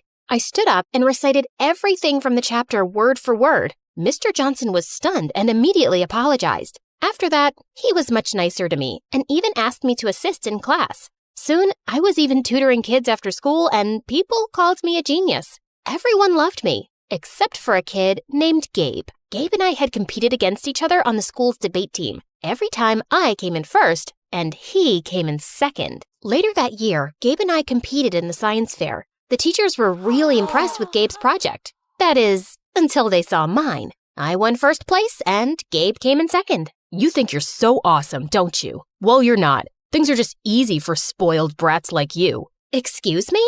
You heard me. You're a billionaire's daughter. You have everything handed to you. People only love you because of your money. Your dad probably buys you the first prize every time. I didn't want to admit it, but his words did hurt. I knew Dad gave a lot of donations to my school. Did everyone just like me because of my father? A few nights later, Dad brought home a pretty blonde woman. Catherine, this is Layla. She's my new friend. The next thing I knew, Layla had moved into our house. Dad was head over heels for her. He showered her with gifts and followed her around like a lovesick puppy. Ew, can you two get a room? Layla was the worst. First, she threw out all my favorite foods. She painted my room bright pink, and on one occasion, she dragged me out of the lab to take me to her stylist. You're such a pretty girl. Don't hide your face with all that hair and baggy clothes. Wow, honey, you look like a clown. Layla is the worst. Don't be rude. She's just trying to help. She's ruining everything. After a while, I hardly recognized our house anymore, and Dad spent all his free time taking Layla shopping and on romantic getaways. I didn't trust her one bit. She was probably just after his money. But it didn't matter what I thought, because soon, Dad and Layla were married. A few months later, while Dad was away on a business trip, I woke up at night to get water when I found Layla talking outside with a man in a hoodie. The two argued for a while, then she hugged and kissed him. I saw her coming back in and ran upstairs. What? The next morning, Dad was back and I found him with Layla in the kitchen. Good morning. I made your favorite pancakes. What's the matter, honey? Is something wrong? Yes, it is. I saw Layla with a strange man last night. She kissed him. What? Kat, are you sure you're okay? I was out like a light last night. It was probably just a dream, silly. I felt like an idiot. Layla just lied to Dad's face, and he was too love-struck to believe me. A few weeks later, Dad went on another business trip, and at 2 a.m. in the morning, I heard a strange man whispering with Layla in her bedroom. I was pissed. I grabbed my cell phone. This time, I'd get evidence. I crept towards their room. The door was closed, but I could hear the man's voice through the walls. I pressed record and sent the audio to Dad. The next morning when Dad returned, he and Layla confronted me. Are you spying on Layla? Dad, she's cheating on you. I sent you the evidence. I left the television on, Kat. That's what you heard. I love your dad. I'd never cheat on him. That wasn't the television. It was another man. I swear. She's a liar. I am so disappointed in you, Catherine. She's done nothing but be nice to you, and you've treated her horribly. You need to accept that Layla and I are together, and your lies won't change that. Dad grounded me for a week. After that, I didn't say a word about Layla's late-night excursions. If Dad wanted to be with a cheater, so be it. I focused on school and preparing for the next big debate competition, but I noticed that Gabe wasn't there. He wasn't my favorite person, but I started to worry when a few weeks passed and none of the teachers or students knew why he was absent. Then I remembered that Gabe worked at a local deli after school. One afternoon, I decided to stop by the deli. I saw Gabe at the counter looking like he hadn't slept in days. Gabe, are you okay? What are you doing here? I was just worried about you. I brought you the homework you missed from class. Why are you being nice to me? No one's ever nice to me. You might be my nemesis, but I still care. Suddenly, Gabe burst into tears. He told me about how his mom was sick and he was working day and night to pay for a special surgery she needed. I'm scared I won't be able to raise enough money in time. I can give you the money. I don't want your charity. It's not charity. Consider it an investment. Competing with you keeps me on my toes. Gabe accepted the money, and a week later, he ran up to me and gave me the biggest hug. Whoa, I can hardly breathe, buddy. Mom's surgery was a success, and it's all thanks to you. Also, I'm sorry, Catherine. It's not true that you win everything because you're rich. You're just better than me, and I know that. Soon, Gabe and I started spending all our time together. We studied together every day, texted late into the night, and sent each other our favorite MSA videos. I was happy being at his place anyway because I wanted to avoid Dad and Layla as much as I could. One day as we were walking home, he was unusually quiet. What's wrong? You look like you swallowed a lemon. I don't know how to say this, but I was thinking, just contemplating if maybe you would consider or like to, Just spit it out, man. Do you want to go with me to the winter dance? Oh, I don't know. That might not be such a good idea. It's okay, I get it. You'd rather go with some rich, cool guy, not a poor nerd like me. No, I don't care how much money you have, and we're both nerds, duh. It's just that I'm a horrible dancer. I'd probably embarrass you. You'd never embarrass me, Catherine. You're perfect. Then Gabe kissed me, and it was so romantic. That weekend, Gabe came to pick me up in his mom's car for the dance. Gabe walked up to Dad to meet him, but Dad ignored him and pulled me to the side. Are you sure you want to go out with this boy? He drives that piece of junk, and it looks like he pulled out his suit from the trash. Dad, what is wrong with you? I like him. He's a sweet guy. And since when do you care about how much money someone has? You were never this way before. Not until you met Layla. Don't drag Layla into this. You're my daughter, and you deserve better than a poor loser. You're being impossible. Let's go, Gabe. Gabe and I had a blast at the winter dance, and we officially started dating. I started inviting Gabe over to my house, and thankfully, Dad didn't create a fuss again. He even tried to be pleasant to Gabe, and I was sure he felt sorry for his behavior. One day, Gabe and I were studying a math test in the kitchen when Gabe excused himself to go to the restroom. He came back a few minutes later, and then Dad stormed into the room. You thief! What? What's going on? Honey, calm down. I saw him roaming through the house near my study, and now my wallet's gone. I know he took it. No, I didn't. I swear. Dad grabbed Gabe's backpack and tossed its contents onto the floor. Then he made Gabe turn out his pockets, which were empty. I know you stole my wallet. Where is it? Stop it. Leave him alone. Gabe ran out of the house terrified. I didn't speak to Dad or Layla for the rest of the night. The next morning, I tried apologizing to Gabe. We need to break up. Your father hates me. No, Gabe, we can make this work. No, we can't. You're a millionaire and I'm poor. Your dad'll never accept me. I love you, Catherine, but I can't do this. I have my pride too. After that, Gabe didn't speak to me again. He blocked my calls, and when I went to his house, his mom said he didn't want to see me. Days passed and I focused on my studies, but I still missed Gabe and felt so angry. Catherine, your father is upset that you've been ignoring him completely. He didn't mean what he said about Gabe. The things aren't always what they seem. He's been under a lot of pressure at work, and I don't care about your excuses, Layla. All I know is that my dad was amazing and we were happy till you came along, and now he's changed and everything's awful. A few weeks later, Dad and Layla had their anniversary, and Dad made dinner reservations for us at a fancy restaurant. I said I didn't want to go, but Dad looked upset, so I reluctantly agreed. I was getting ready and decided to wear my favorite diamond necklace, which was in Dad's safe. I went into Dad's office and opened his safe, and inside there were suitcases full of money, stacks of gold bars, and duffel bags full of diamond jewelry. But then my eyes wandered to the table, to Dad's lost wallet, and next to it were some newspaper clippings that made my blood run cold. They were all from unsolved bank robberies with pictures of the masked robber. I examined the photos, and one of them had a close-up of the robber's neck and the birthmark on it. It was just like my dad's. Dad? What's wrong, honey? I showed Dad the newspaper clippings. This is you? How could you do this? What? No, I don't understand. This can't be. I didn't. Then Dad fainted and hit his head. Layla called the ambulance and Dad was rushed to the hospital. I sat in the waiting room while Layla spoke to the doctors. Then she asked me to come into Dad's room. Layla and I have been keeping a secret from you. I have dissociative identity disorder, also known as a split personality. I struggled with it when I was younger, and I had it under control for years.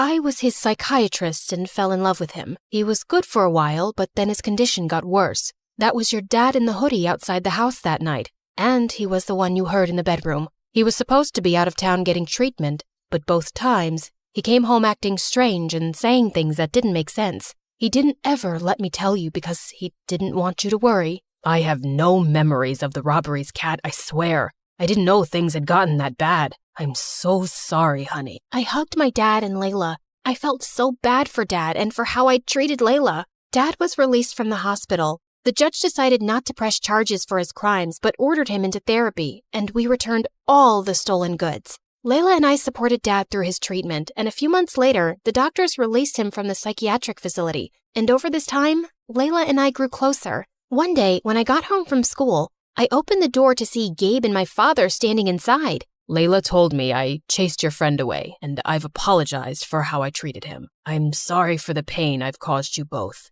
I would never stand in the way of your happiness, Kat. Thank you, Dad. Gabe rushed over to me and kissed me, and from then on, he never let me go.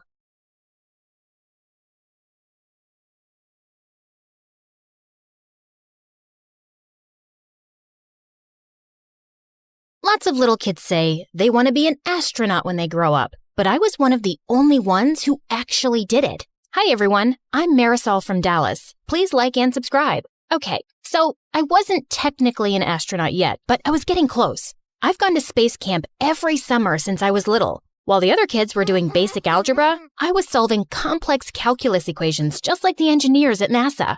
My heroes were Valentina Tereshkova and Sally Ride, two of the first women to go to space. I wanted to follow in her footsteps and inspire other girls one day. My parents thought I was strange for only eating freeze-dried space food, but I didn't care. Maybe I wasn't an astronaut yet, but no one could say I wasn't living the lifestyle. I had to hide the food, though, because my little brother was always chasing our cat around the house and squirting her with space ketchup. Rodrigo, that only works when there's no gravity. My dad didn't approve of my dream to go to space. He wanted me to aim for somewhere more practical, like a courthouse or a hospital. But being a lawyer or a doctor just wasn't my dream. One day at school, I saw some students gathering around the bulletin board. I pushed through to see what they were looking at. It was a flyer for Space Cadet Tryouts? My heart leapt into my throat. This was exactly the opportunity I'd been searching for. The tryouts were this weekend at the Space Center in Houston. Now I just had to convince my dad to let me go.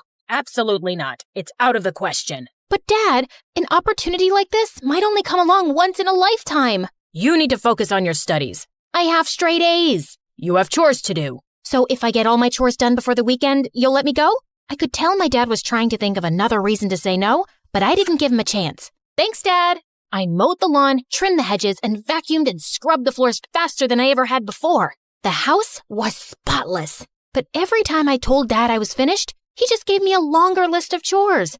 Oh, so annoying. If he thought I was going to let a little housework stand in my way, he was sorely mistaken. Finally, I'd finished everything. My dad looked up from his newspaper and handed me another piece of paper. Dad, come on. I've done everything you've asked. This is getting ridiculous. Look at what you're holding. It was a bus ticket to Houston. This doesn't mean I approve, but a deal's a deal. Oh, thank you. That Saturday, as the bus approached the Space Center, I watched the launch pad come into view on the horizon. It was incredible. A piece of history right in front of my eyes. And there was Mission Control. Once we got inside, I got into my uniform and glanced around at the other cadets. There were about 100 of us. Most of them were boys. They looked tough, disciplined, almost like soldiers. But I was tough too, in my own way. I made my way towards one of the girls. Hey, is it okay if I sit here? Go for it. I'm Marisol, Jessa. This place is so cool. I can't believe I'm really here. No offense, but I'm not here to make friends. Sorry, I won't bug you anymore. Just then, an intimidating-looking officer approached, and a hushed silence fell on the cadets. My name is Commander McLean. I'll be your training officer. Out of everyone in this room, only 10 will make the cut for Phase 2 of training. If you fail, you'll be leaving at noon. That made me a little nervous. It would be so embarrassing if I came all this way just to leave before lunchtime. Of the 10 who make the cut, only 1 will be chosen for the mission. Here at NASA, we only take the best of the best. And before I knew it, we were completing an obstacle course. A lot of the cadets had an advantage over me because they were taller and stronger, but I was smarter. I noticed on the climbing wall that the ropes were frayed. Most of the cadets grabbed the ropes to scale the wall, but I used the handholds instead. While I climbed, I glanced back to see the ropes break, and a bunch of cadets crashed to the mat below. A boy was climbing right beside me, and he winked at me. Who did he think he was? If he thought that was going to distract me, he was wrong. I hit the ground running. The other cadets were coming up fast. Whoa, Jessa was way ahead of the rest of us. I pushed myself as hard as I could, and I finished right behind her. Congratulations. You just made it to Phase 2. I stopped myself from jumping and cheering loudly, but on the inside, I was throwing a party. I glanced around to check out who else made it to Phase 2. Some really tall and athletic cadets were still here, which wasn't surprising, and the boy who had winked at me.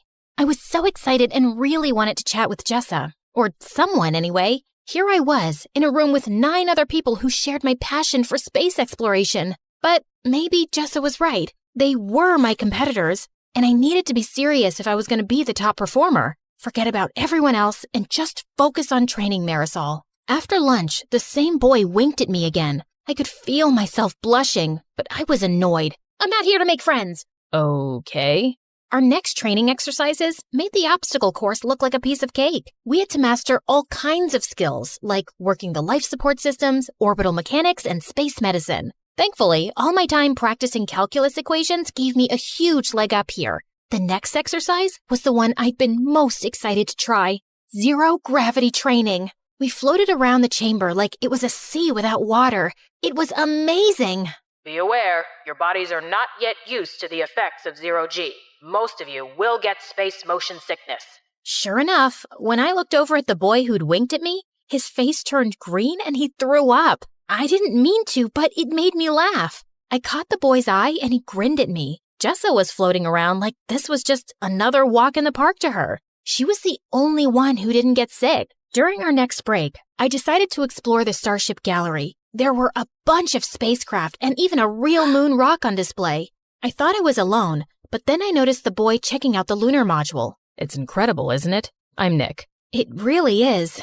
I'm Marisol. It's so wild to actually be here. I've been dreaming of this since I was 2. My bedroom is covered in planets and stars and model rockets. I'm embarrassing myself, aren't I? Your room sounds a lot like mine. I've been obsessed with space ever since my dad bought me my first telescope when I was little. I think he regrets it because all he talks about now is me becoming a lawyer or a doctor. He probably worries about you. This is a dangerous job. It's not that. He doesn't believe it's a realistic dream. Not for most people, maybe, but he didn't see how impressive you were in training earlier. It's nice to talk to someone who cares about space like I do. I felt Nick's fingertips touch mine. It gave me butterflies. Surrounded by all the spacecraft, in the dark with the little starlights on the wall, it was almost like we were really in space. Nick leaned in to kiss me, but at the last second I turned my head. I'm sorry. I really do want to, but I can't. This is my dream. I can't afford to get distracted. No, I totally get it. I was glad he took it so well. He really did seem like a great guy. Under different circumstances, I would have kissed him in a heartbeat. But this wasn't the time or place. You know this means I'm going to do my best to beat you, right? I'd expect nothing less. Our break was over. Now it was time for something super cool. The space flight simulator. It was awesome at first. It was so realistic that it was easy to forget we were on the ground. But then an emergency alarm started to beep. Mission Control, we have a problem. There was an explosion in the service module. It ruptured oxygen tank number 2. I redirected power to our primary oxygen tank, but then a second alarm started beeping. Red lights were flashing everywhere. There's a line ruptured in your primary oxygen tank. You're losing oxygen fast. I did my best not to panic. My hands were shaking. Wow, this was intense. All the cadets were scrambling to figure out how to solve the problem. Remember, only one of you will be chosen for the mission, but this is a group exercise. If you can't work together as a team, you won't survive. Jessa and I locked eyes. Marisol, can you calculate how much oxygen we have left? On it. Nick, I need you to shut down all non-critical systems to conserve energy. Copy that. At our current rate, we'll run out of oxygen in 10 hours. That's not enough time to complete our mission. I'm going to try and bring us in for an emergency landing.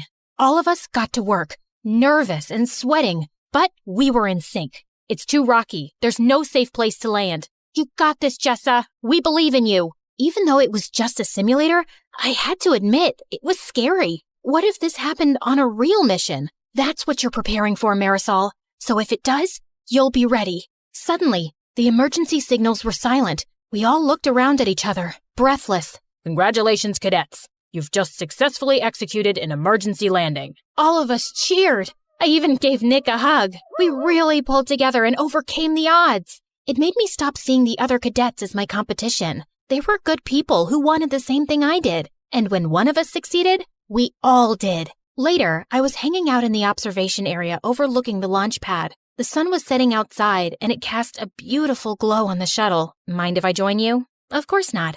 I'm sorry if I was rude earlier. The truth is, I was afraid if I opened up, it would make me vulnerable. And it's already hard enough, especially for girls. I know what you mean. You really had my back in the simulator. We're a team. When one of us succeeds, we all do. Friends? Friends. You know, I think you have a really good chance of being chosen. Really?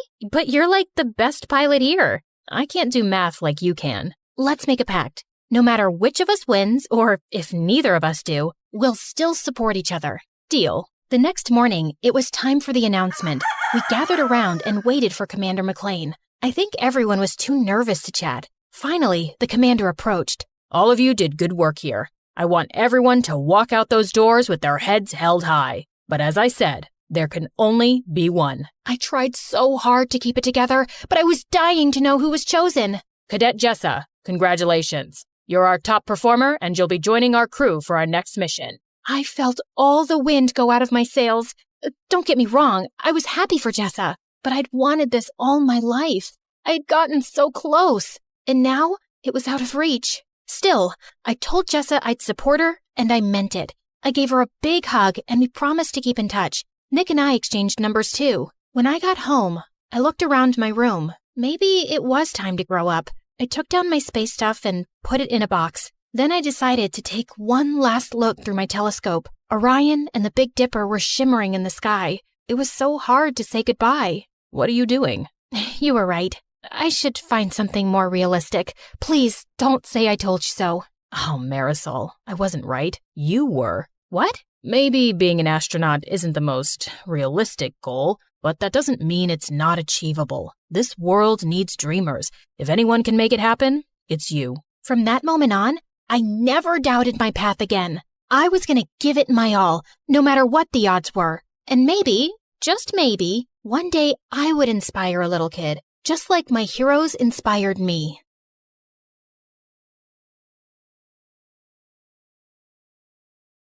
I was just a month into my freshman year at college, and I never in a million years would have guessed that the night I was pinned against the bleachers of the school football field by bullies was the night that would change my life forever.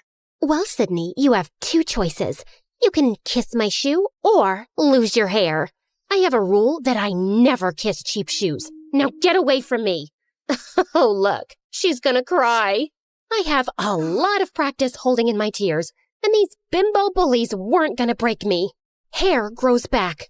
I guess you've made your choice then. After they threw me to the ground, I prepared myself for what was coming, but a voice boomed from behind them. What the hell do you think you're doing? Leave her alone. The girls turned around and sprinted away. The person walking toward me was silhouetted by the field's lights, so I couldn't see him. When he got close and helped me up, I saw who it was, and my jaw nearly fell off my face. Are you okay? Did they hurt you? It was Ian Gallagher, the son of the president. He also just started at my school and was the image of perfection. Flowing blonde hair, a chiseled jaw, and deep green eyes. Other than my pride? No, but there wasn't much of that to begin with, so I'm good. Thank you. Maybe you and Sydney should go get some food, Ian. Who was this guy, and how did he know my name? Yes, absolutely. Are you hungry? Joe Jr.'s Diner is just up the street. I'm Todd, Ian's assistant. Our driver will be happy to take you and then bring you back to your dorm room afterward. Right, Ian? Yeah, absolutely. Please stop saying absolutely. Absolutely. I mean, right. I wasn't sure what was happening here, but whatever it was really frickin' weird. Okay then, shall we go so you two can eat and get acquainted? Can you two hold on for just a minute? I need to pause this here. As you already guessed, my name is Sydney, and it would be awesome if you clicked like and subscribe. And while you do that, I'm going to fill you in on some quick backstory. I grew up in a huge house with everything a girl could want. Giant stuffed animals, so much chocolate that Willy Wonka would be envious, and an arcade packed with every video game that ever existed. There was only one thing missing. My parents. Sure, I had an amazing nanny who hated children and would lock me in my room when she wanted to be left alone. But all I wanted was to spend time with my mom and dad. They ran an international hotel business and traveled the world visiting their properties. Even when they were home, all they would do was criticize me and compare me to others, like my spoiled brat of a cousin who screamed whenever she didn't get what she wanted, or their friend's daughter who was forced to perform at the most ridiculous beauty pageants, or even the little girl on the cereal commercial who ate the cereal, acting like it was the best thing ever. That little girl appreciates her life. I've never seen you enjoy your cereal that much, Sydney. I felt so bad about myself that I developed this nervous facial tic where I would squeeze my eyes shut and then open them really wide. Yeah, weird facial tics are like catnip for bullies at school, and when you're the smartest kid in class, it just adds to their joy when they stuff you in the garbage can. So I kept to myself and didn't care about my appearance because there was no point. No makeup, big glasses, and my hair in a bun. I looked like a mini version of the school librarian. Okay, I did have one friend, Monty. We were friends since kindergarten because he was as awkward as me. He was also really smart and had asthma, so he was always walking around sucking on his inhaler. Also catnip for bullies. Okay, that's enough backstory. I think you get it. I thought college would be better, but clearly I was mistaken. Once an outcast, always an outcast, it seems. Now, back to the night I met Ian, because it just gets weirder from here. He took me to the diner, but our table was guarded by his two big, serious-looking Secret Service agents. His tiny assistant, Todd, sat in the booth across from us, just staring. Sorry about all this. It must be really weird for you, Sydney. This? Weird? Nah, I'm used to it. Happens every time I meet a president's son. He laughed. Someone actually thought I was funny besides me. And then he leaned in. Just imagine that your whole life is like this. It was manageable when I was a minor because the media left me alone. But now that I'm 18 and my father is running for re-election, it's like every move I make is under a microscope. Sometimes I just want to disappear. In a weird way, I completely understood. I felt the same way, except I always wanted to disappear. Just then, reporters swarmed into the diner and started taking photos of us. Todd signaled for us to smile, so I did, but I had absolutely no idea what was happening. Okay, that's enough. Everybody out. Why do they want pictures of me with the president's son? My own parents didn't want pictures of me. I think it's time you head back to your apartment, Ian. If it's okay with Sydney, I'd like to stay and chat some more. Considering all the insanity of the last couple of hours, the one thing that didn't feel completely nuts was the connection I had with Ian. It's like we instantly got along. I'd like that. Yeah, no. Sorry, we're leaving. Car's waiting outside to take Sydney home, so it's time to say goodnight.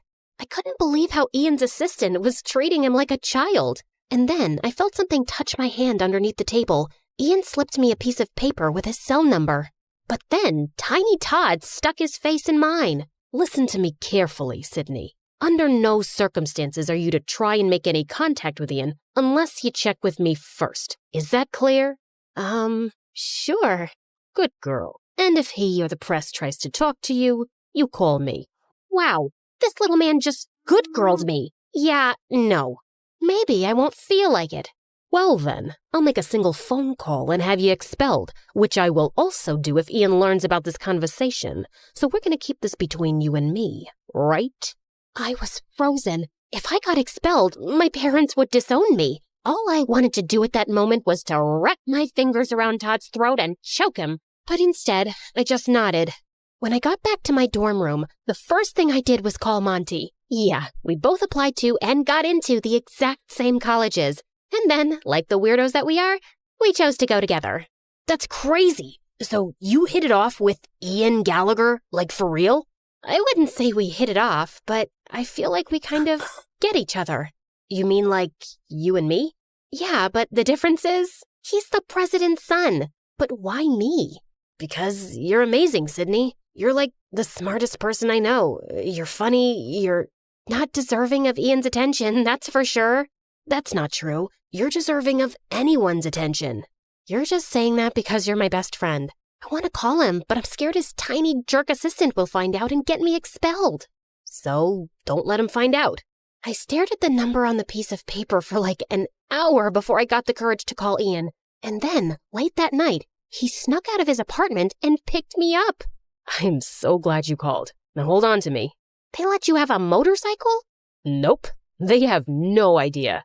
And then we sped down the road, and it was thrilling. I actually had to pinch myself to believe that I wasn't dreaming. We raced up to a narrow, twisting road to a spot that looked out over the city below. Wow, this view! I found this spot when I first got to school. I needed a secret place to get away from everything. My dad, his re-election campaign, Todd. He was so sincere. When he looked into my eyes, I thought I would melt into a big puddle. He's such a jerk. He really is. Why do you let him treat you like that? Why don't you just fire him? I wish I could. My dad hired him to manage me, and now you're in it too. I'm so sorry. What do you mean I'm in it too? He then handed me a copy of the morning newspaper. On the front page was a photo of Ian and me at the diner with the headline, Ian Gallagher's new college girlfriend? I couldn't believe what I was seeing. If you never want to see me again, I totally understand. This is my life, but it doesn't have to be yours. I had spent my whole life avoiding attention, and here I was, about to be on the front page. My instinct was to run away as fast as I could, but Ian needed someone, and for some reason, that someone was me. We just sat on a rock and talked and laughed for hours, but as the sun came up, Ian looked at his watch and panicked. Oh no, they're going to be looking for me. We have to go, now. We sped down the road, but suddenly there were flashing lights behind us. It was the police. At that moment, I knew I was going to get expelled. My life was officially over. But instead of being pulled over, Ian floored it. We raced down the road away from the police car. Forget about being expelled. I was going to jail. Ian pulled behind a tree and shut off the motorcycle lights. We watched as the police car sped by. My heart was racing, but Ian looked at me, and we both just burst out laughing. The next day, when the papers came out, I walked through campus, and everyone at school was just staring, including the 3 bullies. All I could do was smile. For the first time ever, I cared about how I looked. Monty went with me to get a prescription for contact lenses, then to the salon to get my hair done, and finally to Sephora to get a makeover. Listen, Sid, something feels off about this whole thing with Ian. Wow, is somebody getting jealous because someone else is taking up my attention for once? No, that's not it at all. You said it yourself. Why did Todd know your name? But I wasn't listening. All I could think about was seeing Ian again, and then the cosmetologist turned my chair around. So, how do I look? That bad, huh? You're beautiful. I hugged him as hard as I could. I don't know what I would have done without him all these years. For the next few months, Ian and I snuck out nearly every night and went on crazy adventures. We went to a closed amusement park and turned on one of the rides, did a Ouija board in an abandoned house, and went for a midnight swim in the park fountain. During the day, I struggled to stay awake in class, and my grades went down, but I didn't care. I was falling in love. I was so caught up in Ian that I barely ever saw Monty anymore. I didn't even care that Todd kept posing us for the press. Until one day, when things took a dark turn, Todd had Ian and I meet. Well, look at you two lovebirds. It just warms my heart. I didn't know you had one of those, Todd. Every day there's a new surprise. Ian tried to contain his laughter, but Todd was not amused. When the press gets here, Ian, I want you to kiss Sydney. Ian and I hadn't kissed yet, which I thought was strange, but I felt like he was just taking it slow. Then, out of the corner of my eye, I saw Monty sitting alone on a bench eating his lunch. Is that necessary, Todd? Of course it's necessary, Ian. And I want you to kiss her like you mean it. Understand? What the heck was that supposed to mean? Why wouldn't he mean it? And like clockwork, Ian's bodyguards ushered a dozen reporters over to us. But Ian looked so uncomfortable. He gave me the most awkward, quick kiss. Now, I'm no kissing expert, but I would have to say it was pretty terrible. I looked over and Monty was gone. Ian and I got to the back seat of his limo. Todd got into the front and just exploded. What the hell was that? I'm sorry, Todd. I'll do better. For your father's sake, you better. For your father's sake? What does that mean, Ian? What does it matter to you, Sydney? You're not bullied anymore. People admire you, which I'm guessing is a first. So be a good girl and keep your mouth shut. Hey, don't talk to her like that. Or what, Ian? You gonna fire me? I was waiting for Ian to defend me, but he just went quiet. When I opened the door to my dorm room, Monty was waiting. I had given him his own key at the start of the year. I was so happy to see him. Monty! But that happiness didn't last long. You're being played, Sid. Played? Oh, stop it, Monty. You and Ian? It's a setup because his father is running for re-election, and Todd was hired to craft his image for the public. You're just jealous because I fell in love and I'm spending my time with someone else. And then Monty held up a printed photo of Ian embracing another boy. I did some digging, and this was Ian's high school boyfriend. Boyfriend? You're saying that Ian is... Yes, I'm so sorry, Sid. And they're using you to give off the image that he's straight, so it doesn't affect his father's re-election campaign. Wow, Monty, you are pathetic. I was a loser until I met Ian, and you're just upset that you're still one. I can't believe I was ever friends with you. Now get out. Monty looked like I just slapped him as I slammed the door in his face. That night, when Ian picked me up, I told him I wanted to go to our spot on the cliff overlooking the city. I'm so sorry about today, Sydney. The pressure to perform in front of the camera just... Before he could finish, I held up the photo. Have you been lying to me, Ian? Where did you get that? Who cares where I got it? This is the reason why you've never kissed me, isn't it? Todd says if the world finds out about this, my father will lose. I was furious at myself. Monty tried to warn me, but I didn't listen, and now I've probably lost him forever. But it all suddenly made sense. Right. Choose a girl with low self-esteem who wouldn't question what was happening, who would be so thrilled with the attention that she would just go with it. And these adventures at night, were they part of it? Not at first, but the police officer that first night ID'd me, and Todd thought it was a great idea to keep them going. He threatened to tell my dad if I told you. I'm so sorry, Sydney. I never wanted to hurt you. Your dad doesn't know about you? No, that was the only photo ever taken of my boyfriend and me in high school. And Todd found it too. Goodbye, Ian. Sydney, you need to see this through until the election. My dad is coming to campus tomorrow, and if you're not there, Todd will have you expelled. Doesn't matter. I'm dropping out anyway. I'm done.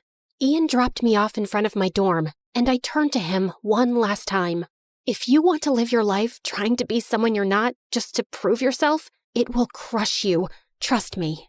The next morning, my face was puffy from crying. I loaded up my car with all my stuff and was preparing to head home, back to a life where I wasn't worth anything, back to face the judgment of my parents who already thought so little of me. I got into the car and tried to close the door, but it didn't budge. Monty was standing there holding it. "What are you doing here?" "Stopping you from making a huge mistake." "Didn't you already try that?" "Yeah, well, that's what best friends do, right?" And then I just lost it. "I am so sorry. I was such a huge jerk. Why do you even want to talk to me after those horrible things I said? I don't deserve you." "Because I love you, Sid. I always have. Why do you think I chose this school? It was to be with you." And then he kissed me with a passion that I had never experienced before. My body felt like it was plugged into an electrical outlet. "The president's about to speak. Shall we go watch?" Why would I want to watch? And so we went to the football stadium, where Ian was standing on the stage next to his father. Todd was standing behind them. "And as I stand on the cusp of the next presidential election, I want to hand the mic over to my son Ian, who means more to me than anything in the world." During my dad's first election, nobody paid attention to me because I was only 14 years old. But now that the world is paying attention, I want them to meet my true love. And suddenly, the boy from the photo walked onto the stage. The whole stadium burst out into applause. It was incredible. And then Ian turned and hugged his father. Todd looked horrified. After the speech ended, the Secret Service let Monty and me backstage, just in time for Todd to walk out. "I hope you enjoyed your time here, Sydney, because you're as good as expelled." "Nah, but you're as good as fired, Todd." Ian walked over, and for the first time, Todd looked terrified. "You can't fire me." "But I can. Mr. President, I was only doing this for you." "Who told you to do that? You harassed my son for years and misused the power I gave you. Get him out of here." And the Secret Service dragged him away, kicking and screaming. It was glorious. I forgave Ian, and 4 years later, he and his boyfriend became the best men at Monty's and my wedding, at the White House. My parents were there, glowing with pride, but winning their approval didn't matter to me anymore. I was happy that at least they were there. And finally, I was just happy being me.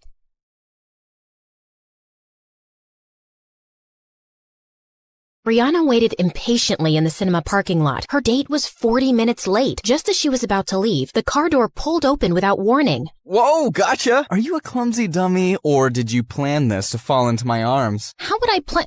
Never mind. We've probably missed half the movie, Elijah. I booked a hall just for us. The movie starts when I say it starts, babe. Once the lights went off, Brianna turned pale. The Ring? I told you, I hate horror movies. But you don't know what you're missing. You're gonna love it, sweet cheeks. Trust me. Brianna cringed as she watched with eyes half closed, and at one point, she screamed and jumped off her seat. That's it. I'm leaving. You call yourself an actress, but you can't appreciate this masterpiece? You're such a baby. And you're such a jerk. I don't know why I agreed to this. Want me to call you an ambulance, baby Brianna? Brianna dumped her popcorn on his head before storming out, and then she walked straight into somebody carrying sodas and fell on her butt. Brianna, are you okay? Jeez, can this night get any worse? Yeah, there are infinite possibilities. You could get struck by lightning, or get robbed, or be kidnapped, or get hit by a bus. Then there are serial killers. It wasn't really a question, dude.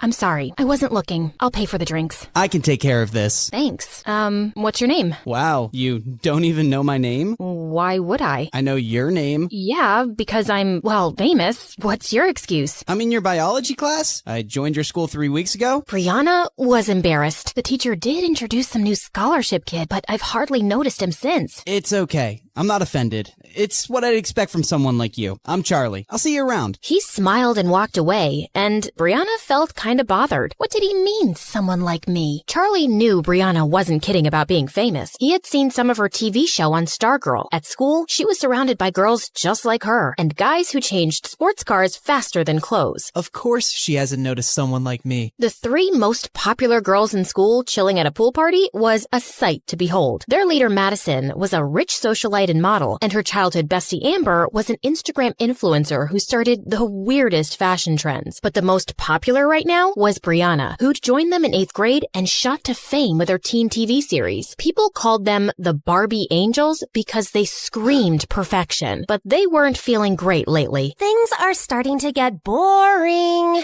It's not a challenge to get any of these guys around us, and it's even harder to lose them.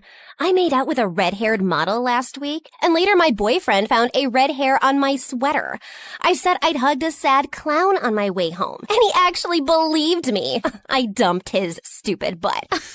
Seriously. I went on a horrible date with Elijah, and he texted me to say he was going to Korea, and we'd go out again once he returned. What made him think that would happen? Crazy, right? Ugh, even blind guys are drooling over me. I feel you, girl. Remember my blind stalker who tried to climb my bedroom window, but he fell down and was taken to the hospital? Ugh, so clumsy. Yeah, what a dummy. Girls, we need to spice things up. I want to find someone really different. Make him fall in love with me, mess around with him, and then dump him. Wouldn't that be fun for us? OMG, yes. I haven't felt this excited since the 11th Harry Potter book came out. Just then, something caught Brianna's eye, and she left. I wasn't even done talking. Amber, do you feel sometimes that she isn't as nice as before and her fame's gone to her head? Her head does look a bit smaller than usual. Anyway, who cares, Maddie? You've got me. I'm your favorite girl, right? You know you are, babe. Brianna had spotted the DJ at the party, and it was Charlie, looking much cuter. Wow, you're full of surprises, DJ Charlie. What? I said you're full of surprises, DJ Charlie. Brianna, I heard you the first time. Then why did you say what? I just meant, what's the surprise? Oh, well, you're a scholarship student, so I thought you'd be a nerd. Didn't imagine you as a DJ.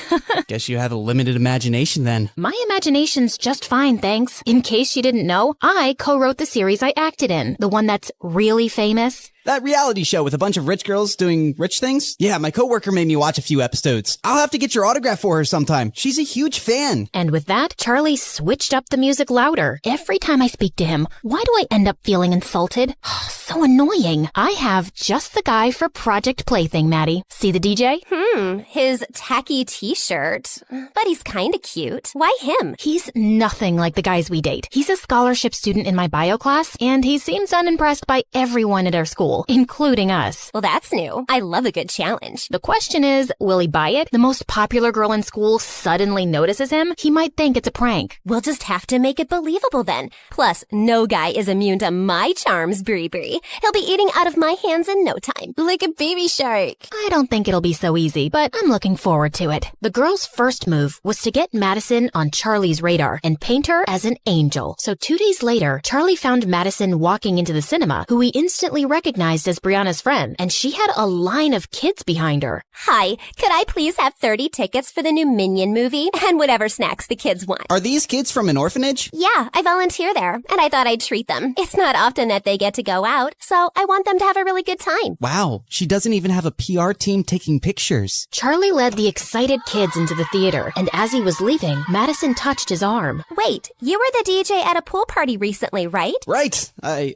also go to your school. How did I not know that? Oh, don't beat yourself up. I'm super easy to miss. I'm like a pigeon in a school of peacocks, but I prefer my own company anyway. It's the best. I'm sure it is. Well, thanks for your help today. Madison kissed him on the cheek, and Charlie smiled awkwardly before running off. Was the most popular girl in school just flirting with me? Nah, she probably flirts with everybody. Later, Maddie called the others to update them. Do you think he bought your act? Of course. I'm beginning to think I'm a better actress than you are, and this is going to be a lot easier than I thought. The next day, when Madison walked into the cafeteria, she spotted Charlie in a corner, and his eyes were already on her. She helped a kid with crutches get his lunch and tipped a janitor generously before making her way to Charlie's table. Hi, do you mind if I sit here? Of course not. Yes, please sit. I am sitting. Oh, righto. You want half my sandwich? My grandma made it. The filling is probably this week's leftovers mixed together, and the bread is a bit stale, but it's not bad. I think the gravy she put inside is maybe making it, what's the word I'm looking for? Moist. Yeah, it's moist. Tempting, but I haven't had bread in years. Just then, Charlie noticed that half the cafeteria was staring at them. They're thinking what I'm thinking. What is a beautiful, rich model doing with me? This is clearly a prank. You know, I just remembered. The librarian asked me to feed her fish, and they'll die if I don't do it right now. Really? Well, I can come with you. No! I'd rather you didn't, okay? They like their privacy. The fish. They're private people. She stared at him, and he felt more flustered as he reached for his bag and ended up stepping hard on her toe. He turned to apologize and knocked his sandwich on her clothes. I am so sorry. So sorry. Gotta run. And later in the bathroom, as Maddie cleaned up, Brianna and Amber howled. Will you two stop laughing? He had to feed the librarian's fish? Girl, that is the lamest thing I have ever heard. He couldn't get away fast enough. Oh, that was so funny too. My grandma made me this gravy sandwich. Yeah, right. His grandma came back from the dead to make him a sandwich. Maybe his grandma is just alive? But both my grandmas are dead. Aren't everyone's grandmas dead? Oh my God, focus! He seemed smitten with me when I took those gross kids to the movies. Why is he running away from me now? Maybe I just make him really nervous. Or maybe he isn't stupid and he's not buying your sudden interest in him. Well, you're in the same class with him. Do something. I'll get the teacher to make me his lab partner tomorrow. Let's see what I can pull off. Charlie just wanted some peace, but the universe literally said no when he got paired up in the lab with Brianna. Are we really gonna open up that frog? There's no way I'm touching that thing. Charlie ignored her and started doing it himself. Oh my God, look at those intestines. Ew, I'm gonna throw up. Why don't you just stop looking at the frog? It's not like you're helping me. Yeah, that sounds good. Anyway, I have to talk to you about something. I think Madison's really into you. Don't ask me why. The heart wants what it wants. So, I was wondering, what do you think about her? Brianna, I don't know what you girls are up to, but I don't have time for this. I'm just here to study hard so I can get into a good college, and Madison can literally have any guy. What do girls like you want with a poor nobody like me? Wow, you just made us sound so arrogant and judgmental, but you've basically written us off without even knowing us. Look, I didn't mean... Yeah, you did. You think girls like us wouldn't like a poor guy since we're shallow, right? And yeah, Maddie could have any guy, but maybe she saw something different in you. Trust me, if it was fancy things we wanted, we don't need a guy for that. Charlie felt unsure. Maddie is beautiful, and she seemed sweet. Maybe I misjudged her. So, how'd it go? Brilliantly. I think I've convinced him a bit that you're genuinely into him. We've got to keep the ball rolling. Let's find out more about Charlie's personal life. Madison hired a private investigator and found out that Charlie lived with his grandma. She also found out that he worked in a small club as a DJ on weekends. We know where we're going tonight. Oh, please say Tokyo. I've been craving sushi for weeks. No, to this nightclub, silly. But I'll take you for sushi anywhere after the success of Project Plaything. Later, when the Barbie angels walked into the small club, all eyes turned to them, and Charlie was just as surprised. This really wasn't their kind of place. Once he sees my heart-stopping dance moves, he'll be following me around like a lovesick puppy. The girls moved to the dance floor and had everyone's attention. As the song ended, Madison walked over to Charlie. The music here is amazing. You're really talented. Gee, thanks. Listen, Madison, I've been avoiding you, but I want to say I'm sorry. For that day in the cafeteria, I was such an idiot. I'll forgive you if you dance with me. Oh no, there's a reason why I'm in charge of the music. Those who can't do, teach. Those who can't dance, DJ. Come on, it can't be that bad. Just put a song on and join me. No, really. Just then, Maddie lost her balance a little and her drink fell all over the music dashboard. 2 seconds later, it stopped working. Oh my God, what did you do? It was an accident. The system's fried. The club owner's gonna fire me. You came in here just for your fun and games, but this is serious business for me, Madison. Thanks for nothing. Charlie instantly felt awful as he realized everybody was staring at them, and Madison stood frozen in her spot. Then she burst into tears and ran out. Amber and Brianna ran after Madison to her car, where she lost it. Who the heck does he think he is? You're not crying? Of course not. And it took all my willpower to not claw his eyes out. How dare he humiliate me like that? Oh, once he falls in love with me, I'm gonna squish him like a bug. That was brilliant. Now he's gonna feel terrible because you didn't even lash out at him. And he'll think you're the sweetest angel on earth. Oh, I underestimated you, Maddie. You're the worst. I am the worst. And when I'm done with him, he's gonna wish he was dead. Charlie just couldn't face Madison in school the next day. And after a lot of begging, he finally managed to get her number from Brianna. Little did he know, the girls had decided that Brianna would be the the one to talk to him, pretending to be Maddie because she was the smoothest talker. Charlie felt super nervous as he called her that night. Hello? Hello? Hi. Hello. Hi. Madison? It's me.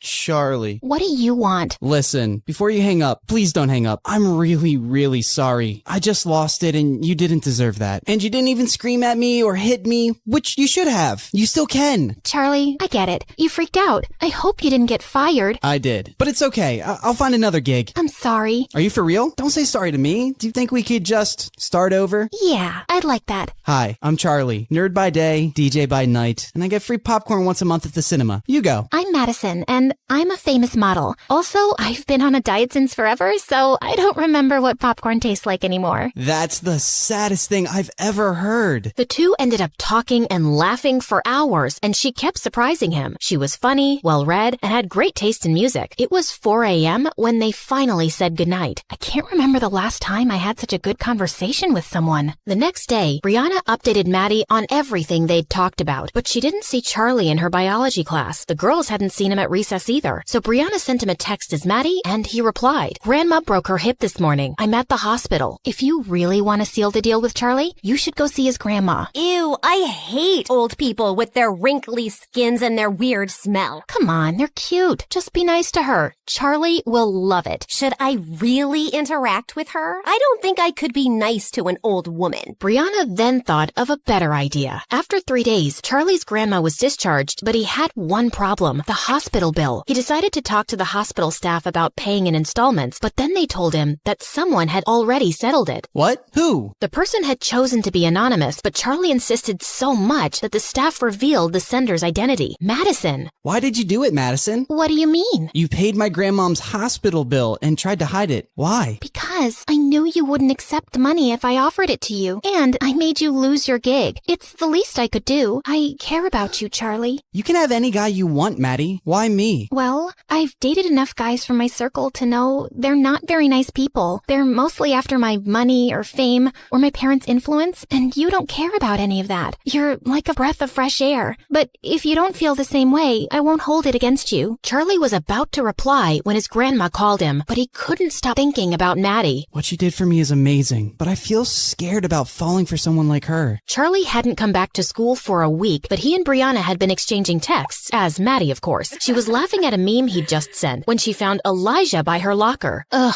why is he back? Just read something funny? Tell me, babe. I love a good joke. Excuse me? You were just laughing at your phone? I hope it's a joke and not a boy whose butt I have to kick. What are you, my dad? Because you're definitely not my boyfriend. Stay out of my business and don't call me babe again. I've forgiven you for the last tantrum, Bree. Now tell me where you'd like to have our next date. How do I spell this out for you? There won't be a next... Brianna, is this guy bothering you? Charlie, you're back. No. We're done here. Who's this loser? Did you wander here by mistake from some homeless shelter? Just leave him alone, Elijah. Charlie turned around to see Maddie, and his heart skipped a beat. What happened while I was gone? Since when did you girls start mingling with nobodies like him? Suddenly, Charlie walked over to Maddie, and he pulled her close. There you are. I've been looking for you everywhere. I've missed you. And then he kissed her on the lips, and Brianna was even more surprised than Maddie at Charlie's move.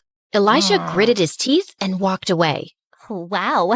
What was that about? I've been wanting to say it the whole week, but not on the phone. I do feel the same way. I care about you too, Maddie, a lot. Madison hugged him and smirked at Brianna. Once everyone knew that Maddie and Charlie were dating, his life in school took a 360-degree turn. People stopped to smile at him, say hello, crack jokes. Why does it feel like even the teachers are nicer to me? The other two Barbie angels welcomed him into their gang, and being with Madison was a dream. They went on long walks, watched sunset, ate ice cream, and kissed on top of a Ferris wheel. But later that night, Brianna and Amber cringed hearing Maddie throw up. Is Charlie trying to kill me? That gross ice cream at the amusement park made me sick, and my feet hurt from the long walks. And what is so fascinating about freaking sunsets? I think it's sweet. Yeah, 'cause you're not the one suffering. But there is one thing about Charlie. He sure can kiss. Makes you feel like you're the only girl in the world. Ugh, please, spare us the makeout details. Okay. Listen, Brianna, try giving him a hint about planning fancier dates for me. I know he's poor, but come on, he's dating me. The next day, while Charlie was watching football practice, the ball suddenly came in his direction, and he gave it a strong kick back. Hey, kid, you play football? I used to, but I don't have time now. Come on, grab some shoes and join for a game. Just then, Charlie caught Elijah looking at him like he was a buck, and that motivated him. Elijah was coming at him aggressively, but Charlie dodged him and kicked the ball straight into the goalpost. Charlie, you're a natural. You have to join the team. Sir, I really don't think I can commit to practice. Kid, just try it out for a month and see if it works, okay? Elijah, you better watch out. He's going to give you a run for your money. Charlie ran off to the locker room to put back the cleat, but when he walked out, someone had pushed him to the ground. What the heck, dude? I just don't understand why a low-class idiot like you is in this school. I'm here on scholarship, which means I earned my spot here. But that doesn't mean you belong here. Well, Maddie doesn't think so, and the coach. Don't let the coach's stupid words get to your head. And as for Maddie, gosh, you're a moron. Do you really think? Just then, someone pushed Elijah away hard. Dude, seriously, what is wrong with you? Why are you jumping to his defense? Because he's my friend. And what, are you threatened by a little competition on the field? Oh, please. This loser just had beginner's luck today. I'll crush him next time, and he won't have mommy out there to defend him. Elijah and his friends went out laughing as Charlie picked up his bag and fished out a broken snow globe. Great, this was for Maddie. She's so excited about her Vogue photo shoot coming out, and I wanted to give her something thoughtful. What was this supposed to be? It was a guy, but instead of arms, he had wings, like a fan, and it said, "I'm your #1 fan." Oh God, I'm glad it's broken. It's so lame. No, it's cute. Yeah, maybe you could do something a little extra. Rent a car, get some flowers, go out for a nice dinner. Girls like being pampered. Wow, yeah, that sounds nice. Thanks, Brianna. Also for saving my butt. Also for calling me your friend. You're welcome. This is the place you were raving about? And why don't you have a reservation? It's walk-ins only, but it's so worth the wait. After 30 minutes, when they finally got a table, the place was dirty and loud. Isn't the energy of this place something else? Yeah, it's something. Oh my God, I just felt something on my foot. Maybe it was my foot. But just then, a mouse jumped onto Maddie's lap. She screamed and started jumping around like a maniac. Then she tripped on her dress and went crashing straight into another table. Ah! Oh my God. Madison, I am so sorry. Why would you bring me to this horrible place? And did you see all those people who were making videos of me? This is gonna be all over the internet. I get why you're upset, but you know, today's video is tomorrow's old news. No one remembers these things. Excuse me? Are you gonna explain to me how fame works? People don't forget anything. Once something's on the internet, it stays there forever.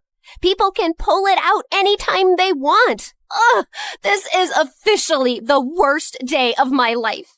With that, Madison stormed out of the car. Brianna couldn't stop laughing as she watched Madison's video posted online, but now she had to do some damage control. So she called him as Maddie. I've had some time to cool down, and I'm sorry for going off on you like that. And I'm sorry about the mouse and the video. You're right. I don't know what it's like to be famous. It's the best and the worst. It's great to have people look up to you, but sometimes they talk about you like you're not even a real person. And imagine having your failures or embarrassing moments splashed across the news as entertainment. It sounds brutal. I'm almost glad I'm a poor nobody. As they were talking, Charlie ended up telling Brianna all about his amazing grandma and how she'd made him apply to the school. I just want to get myself into a good university so I can make something of myself and spoil my grandma rotten. She deserves the whole world. Well, you're definitely the guy who'd get it for her, Charlie. Over the next few weeks, Charlie found himself bewitched and confused by Madison. He felt closer than ever over their late-night talk, but in person, she was totally unpredictable. One moment, she'd be all over him, and the next, she was snapping his head off. Charlie, do you think I'm fat? No. Why did you pause before answering? What? No, I didn't. Yes, you did. You said, no. You even looked at me before replying. I shouldn't have looked? Why would you look? Don't you just know? Maddie, you're being irrational. Now I'm crazy, am I?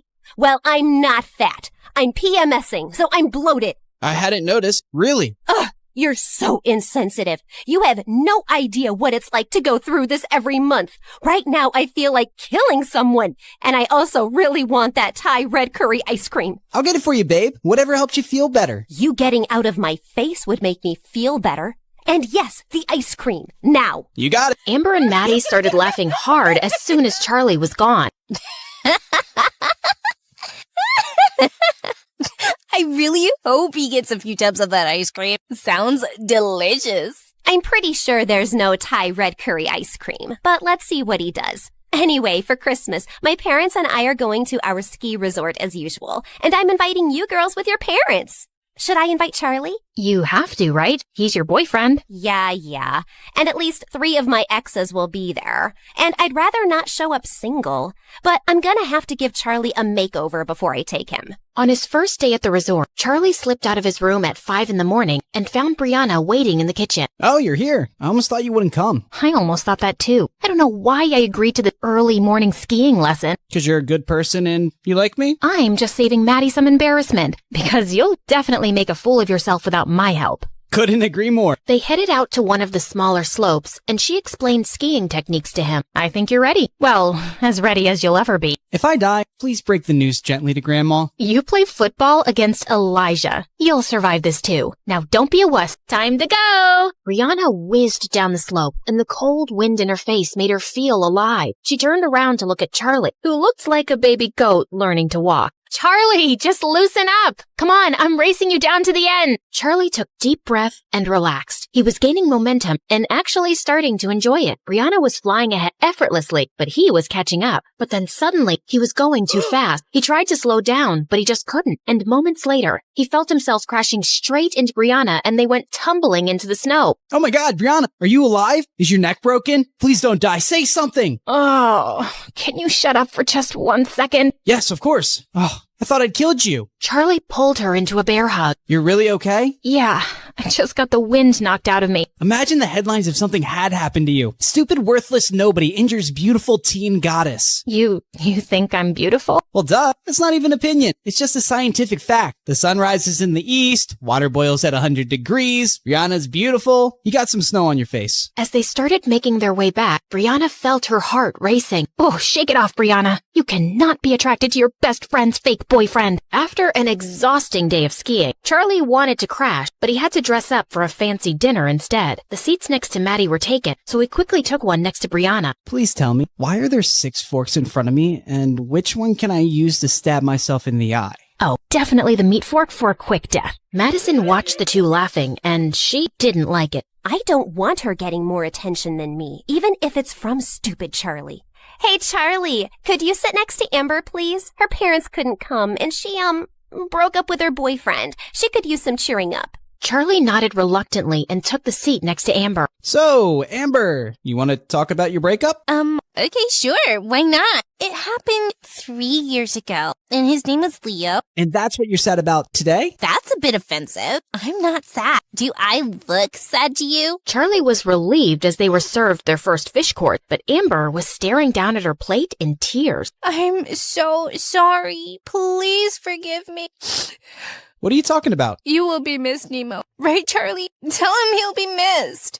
Yeah, you will be missed, Nemo. Just then, Brianna's mom, who was sitting opposite him, spoke. So, Charlie, where were you studying before? Well, I was in public school in another town. I got a scholarship here, so I moved with my grandma, who raised me. And what does your grandma do? She's an amazing healer. She cures people with herbal medicines and different techniques. So she's not a real doctor? No, not in the typical sense. And this healer thing, it makes her enough money? Mom, stop! It's okay. Yeah, she earns enough. And I work at the cinema. And I also DJ on the weekends. We manage to take care of each other. There was an uncomfortable silence, and Charlie felt his face turning hot. Then, Maddie's mom spoke with her country accent. That's sweet, honey. You seem like a brat kid, and I'm sure you'll go places one day. It's funny how life turns around. I mean, look at me. I was raising little Maddie as a single teenage mom in a trailer park with nothing. And then, boom, one day I won the frickin' lottery, and we were rich. rich. Soon after, I met my husband, and life's amazing now. Let's raise a toast. Our blessings. Brianna looked over at Madison, who looked like she was gonna crush her glass. She always felt ashamed of her past and that she wasn't born rich like everyone else. Just then, Amber said she wasn't feeling well, and as she was leaving, she tripped over the carpet and fell down. Amber, are you okay? Did you hit your head? No, didn't. But it hurts so bad lately. And even my eyes. Like, sometimes I wake up and it takes me like 2 seconds to see the light. And I swear the lights are on. You know, I'm a scared cute mouse, right? I don't sleep in the dark. Okay, I'm gonna take her to her room to rest. When Madison returned later to the main hall, she suddenly overheard Brianna's mom and another woman talking. That woman sure loves to tell her trailer park story. She's been rich for years now, but she still sounds so trashy. Money can't buy class. And now look at Madison's choice of boyfriend. I mean, he's sweet, but no amount of designer clothes can hide where you really come from. Madison's ear burned as she stormed off and ran straight into Charlie in the hallway. Hey, I was looking for you. How's Amber? Why did you say all that nonsense at dinner? What? Oh, I'm on scholarship, and I work at the cinema, and my granny does voodoo. It's not voodoo. And why would I hide all that? It doesn't embarrass me. And even your mom was poor, and she's not ashamed of it. Well, she should be. I don't know why she keeps telling that story so proudly. No one respects her for it, and I don't want to be reminded of the cheap start of my life. She said all that stuff because of you. I've been trying to please you all day, Maddie, but I'm really tired now. I hate skiing, these clothes are pretentious, and I don't like talking about my grandma like that. Charlie stormed off to his room, packed his thing, and called a cab. Charlie didn't speak to Maddie for a few days, but he gave in after all her apologies. I'm really sorry, okay? I just wanted my stepdad to like you, and he's a bit difficult. But I shouldn't have asked you to act differently. I like you, just as you are. Well, if you really want to make it up, you'll have to spend more time with my family now. Of course. I volunteer at the community center for old people and take Grandma there every Saturday. You should come. Can't wait. Madison had begged Brianna and Amber to accompany her. Eek. Oh, this place smells like disease and something rotten. Shut up, Maddie, and just act normal. After they'd all met, Charlie asked Maddie to help him set up a game of musical chairs while Brianna joined his grandma. I'm so glad to meet you, girl. Charlie was certain he wouldn't make any friends at his new school. You've raised a pretty nice guy. Oh, trust me, I didn't do much. That kid was born with a heart of gold. Once when he was 8, he came home saying he'd lost his bicycle somewhere, and I was so mad. Well, a week later, I found him 3 streets down, teaching a little girl how to ride the bicycle. He told me that she'd lost her brother recently, and the cycle made her happy. She needed it more than he did. That's what he said. Hey, he's always been special. Later that night, Brianna's heart felt heavy when she got Charlie's text. Thanks for today, Maddie. It meant the world to me, and I love you. I love you too, Charlie. The next day, when Brianna showed Maddie the text, she was ecstatic. Finally, the 3 golden words. It's time for phase 3 of Project Plaything. Dump his sorry butt. Yay! Then sushi in Tokyo. But Maddie, he really cares about you, and dumping him out of the blue feels cruel. Can't we think of an easier way to let him down? But this was always the plan. Are we supposed to care about his feelings now? Well, yeah, we've gotten to know him, and I just think he would take this really hard. You know what? You're right. He is a bit oversensitive. Maybe I can be really difficult the next few weeks, and then he'll just get sick of me and be happy to break up. That sounds better. Thanks. After Brianna walked away, Madison turned to Amber. Who does she suddenly think she is, Mother Teresa? I'm tired of Charlie, and I want to pay him back for the times he was rude to me. I have the perfect plan to dump that loser. But don't say anything to Brianna, okay? Oh, I love it when we have secrets. Just the 2 of us. 3 days later, it was Madison's birthday, and she was having a big party in a dance club with Charlie as DJ. Then suddenly, she climbed onto a table with a mic. May I have everyone's attention, please? I have something to say to our resident DJ. Everyone fell silent, and Brianna suddenly had a horrible feeling. As you all know, I've turned 17 today, and I just want to start this year fresh. So Charlie, I'll start with you, 'cause I just can't fake things anymore. You are just a game to me, okay? To us. I got bored, so my girls and I decided to make you fall in love with me as a challenge. Actually, Brianna was the one who brought you to my attention. It's been fun messing around with you, but it's just made me realize that dating below my league isn't for me. I don't relate to you and your third world problems, dude. But thanks for a few fun weeks. And I'm sure you'll find a nice average girl soon. Ciao. Charlie just stared at her, frozen in his place. Joke, right? This doesn't make any sense. He suddenly looked over at Brianna, who looked pale. His head started spinning. Need to get out of here. He threw his headphones aside and started running, but then tripped and crashed to the floor. Suddenly, Brianna was by his side, helping him up, but he pushed her away. Madison and Amber were laughing like hyenas, and then someone put on a song, and they all started dancing again. Brianna marched over Madison and pulled her aside. How could you do this, Maddie? You said you'd let him down easy. No, Bree. I said I'd crush him like a bug once he fell for me. And you thought I was brilliant then. What changed? What changed is that we found out he's a really nice guy. He didn't deserve that. Not my problem. I wasn't gonna keep dating him just because you suddenly decided to become a humanitarian. Now, please don't create a scene at my party. Tears stung Brianna's eyes. She remembered Charlie's heartbroken face, and she left immediately. Brianna didn't know how she was going to face Charlie in school the next day, but he didn't show up. He wouldn't reply to any text or call, and he didn't come the entire week. Yes! I checked, and my private plane is free this weekend. They're going to Tokyo, ladies. What? Why? Well, Project Plaything is successfully over, and I promised Anne I'd take her for sushi. Remember? Right. Well, consider me out of this plan. Brianna walked off, and a smirk spread across Madison's face. You thinking what I'm thinking, Amber? If you're thinking about what being by a butterfly feels like, then yeah. No, I mean about Brianna.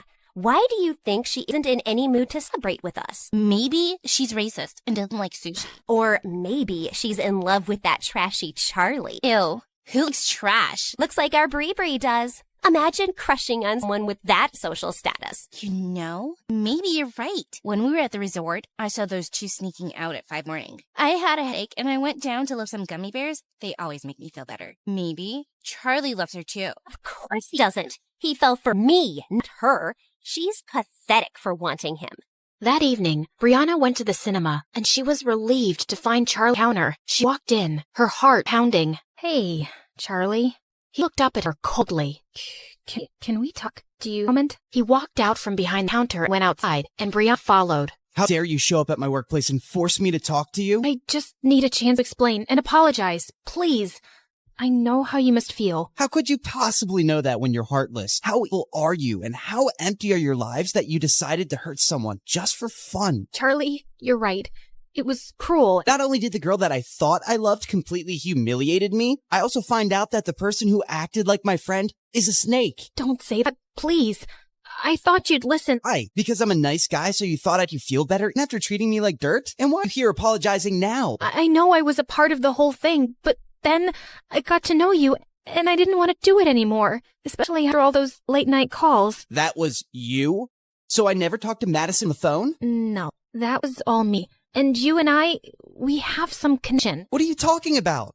I don't even know you. Just leave me alone. I can't take this anymore. Charlie down against the wall with his head buried in his arms. Just then, his colleague came running out. He's been having a very hard time. Please, don't make it worse. Just go. Brianna turned and ran away, her heart about to burst. On Monday, Brianna was sitting on the bleachers during football practice when she saw Charlie walk onto the field. Oh, thank God, he's back. Hey, kid, where have you been all week? I had a family emergency, and I'm quitting the team, sir. No, Charlie!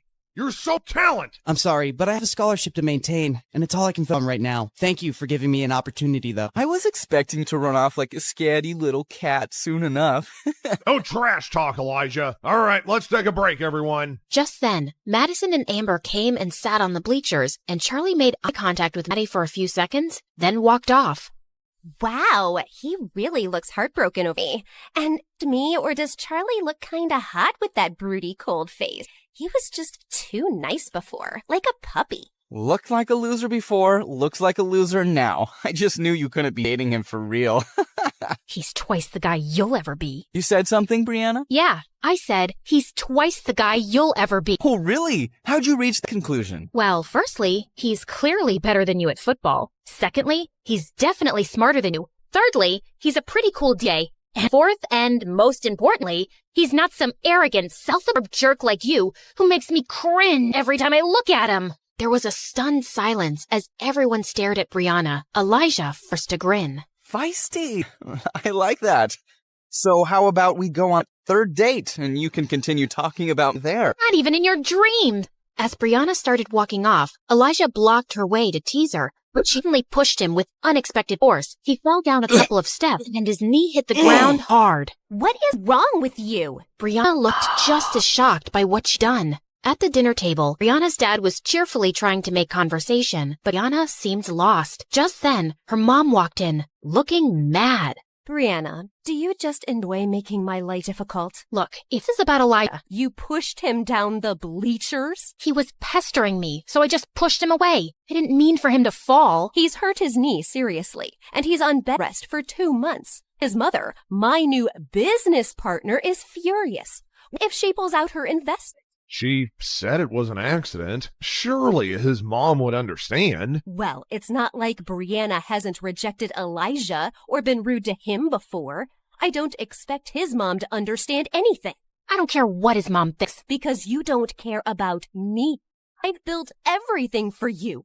But no, you'd rather be an actress. And now you're upon ruining. Oh, God, I can't have this conversation again. Just because I don't want your company doesn't mean I don't care about you. And stop trying to make me feel bad. If it's any consolation, I feel terrible already. Brianna stormed off with her mom staring after her. She's always been difficult, but something extra's been going on with her lately. I never thought she'd be violent. That's an exaggeration. And you never try to actually talk to her. She doesn't talk to me. I'm going to ask her friends what's up with her. Charlie had returned to school, but he just kept his head down, talked to no one, and pretended Brianna didn't exist. She kept her distance from him, but she also found excuses to stay away from Amber and Maddie. One day, she was reading in the empty gym during recess when Madison snatched her book. Come on, Bree. This is getting ridiculous. It's time for an intervention. What? We know you're going through something. Even your mom is so worried. I told her you've been avoiding us too. And well, I think I know what the problem is. You lied to me about your breakup with Charlie, and I'm mad. But it's not just that, right? I think you have feelings for him. Yes, I have feelings, 'cause I'm not a robot. And I'm also mad at myself for being a part of this horrible plan. It's making me think about the kind of people we are. Kind who like to have fun. We have everything, Maddie. And we decided to pick on the poor orphan who's working hard to support his grandma for fun? Who the heck cares? I care. I don't want to be this person, and I don't want to have friends like that either. So, are you saying you don't want to be a Barbie angel anymore? Yeah, I don't. And for the record, that's a really stupid name. Wow, you're so ungrateful. When you came to school as a nobody, I made you one of the most popular girls. And in case you've forgotten, I got you your first audition. How could I forget? You never let me.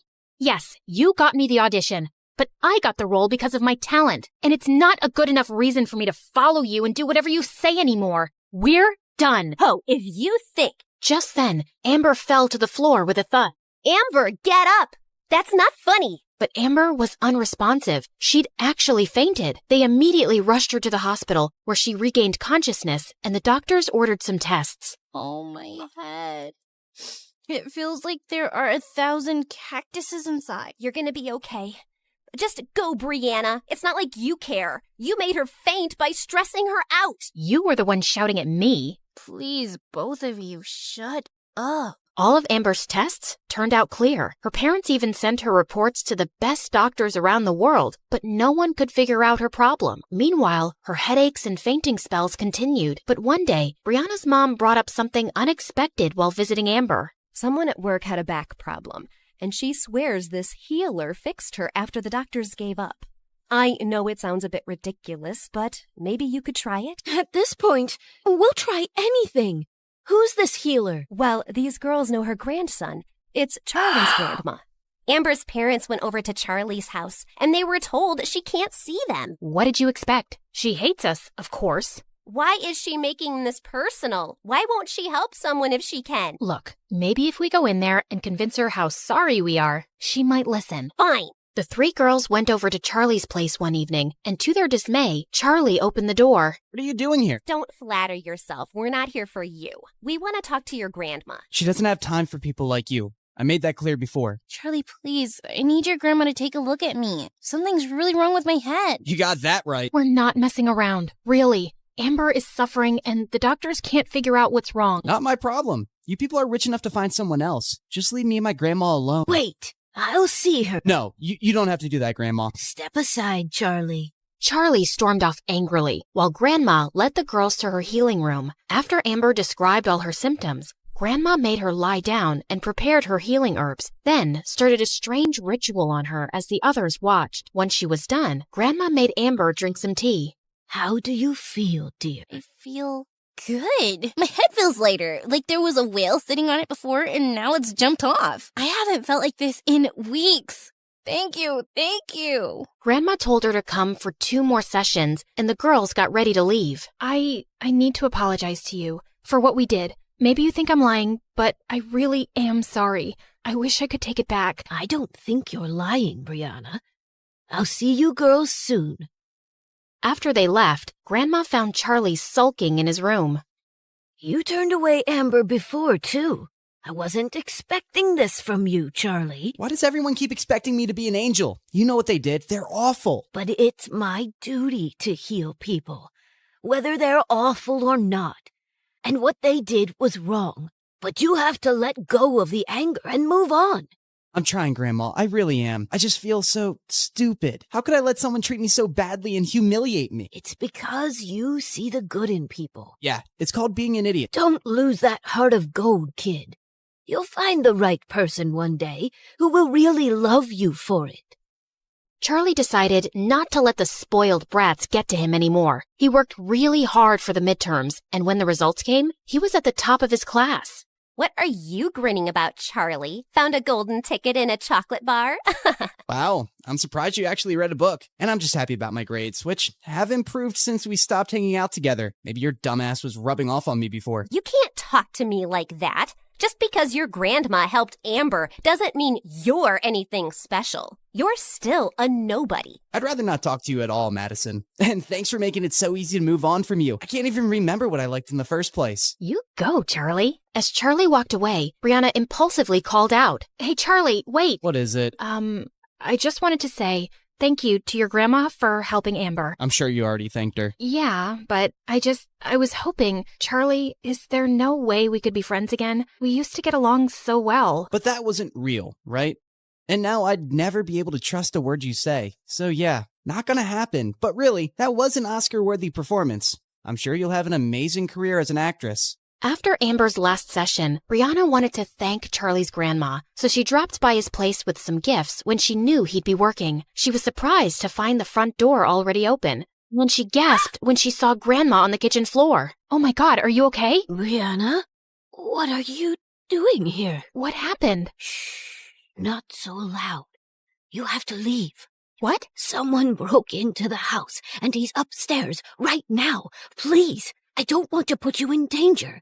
I'm not leaving you. Brianna heard the thief coming down the stairs and quickly locked the kitchen door and called 911. He kept kicking the door, but minutes later, when he heard the police siren, he ran out and escaped. From your description, he seems like a crazy homeless guy who's been bothering other people too. We'll get him.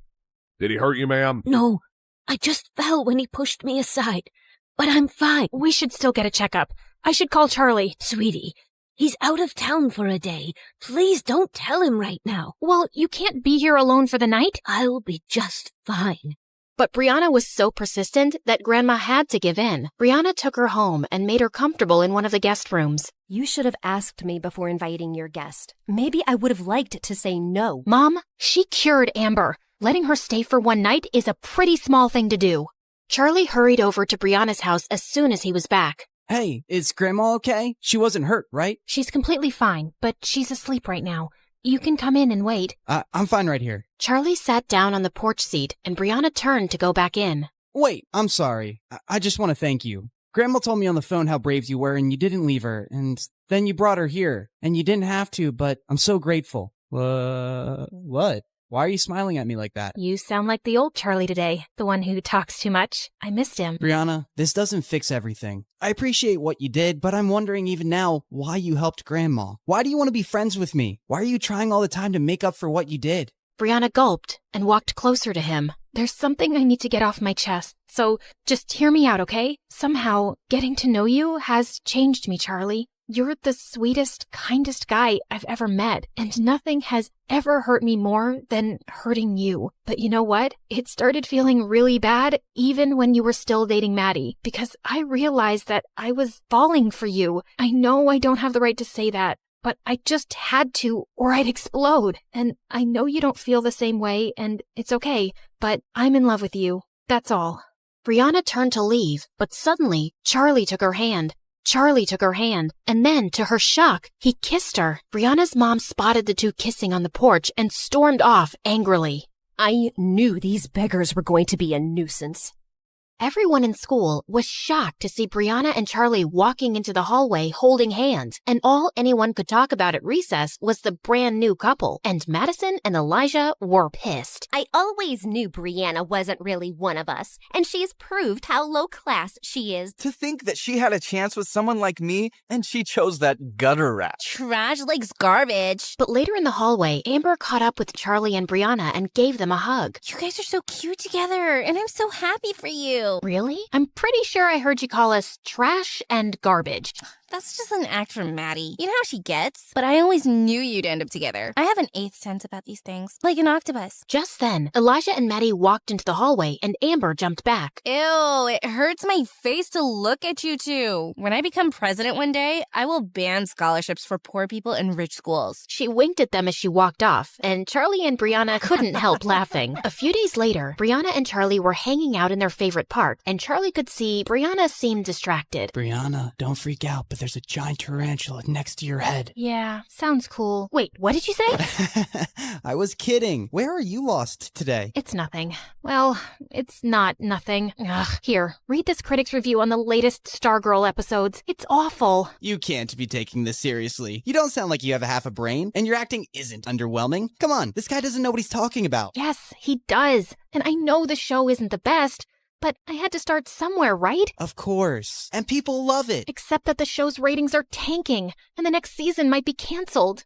Maybe Mom was right all along, and I'm just kidding myself with this acting business. No, you're brave to pursue your dream, and you're lucky you get to do that without worrying about money. Don't give up on it. Well, there is something I've been thinking about to boost ratings. Don't judge me, okay? I have this doctor who I could pay to make fake medical records and say I have a serious disease. People would feel a lot of sympathy for a young, suffering actress, and it would jump up the views. It's a reality show, so you'd act like you're sick? Yeah, just to spice things up. All reality shows do stuff like that. How much would this cost? Like $200,000? Wow, okay, so you'd really just spend so much money on that? You're judging me, aren't you? I didn't say anything. He lay back down and fell quiet, and Brianna looked over at him. If you had $200,000 right now, what would you do with it? You know, when I was away some weeks ago, I went back to my hometown to meet an old friend. Well, we've been working on an app together. I think we have a really good idea, so yeah, I'd invest in that. Then that's what I'll be doing with my $200,000. What? No, I wasn't asking for money, Brianna. I don't want charity. It's a loan. You said the app is promising. I'm sure you'll be able to pay me back. Do you really mean that?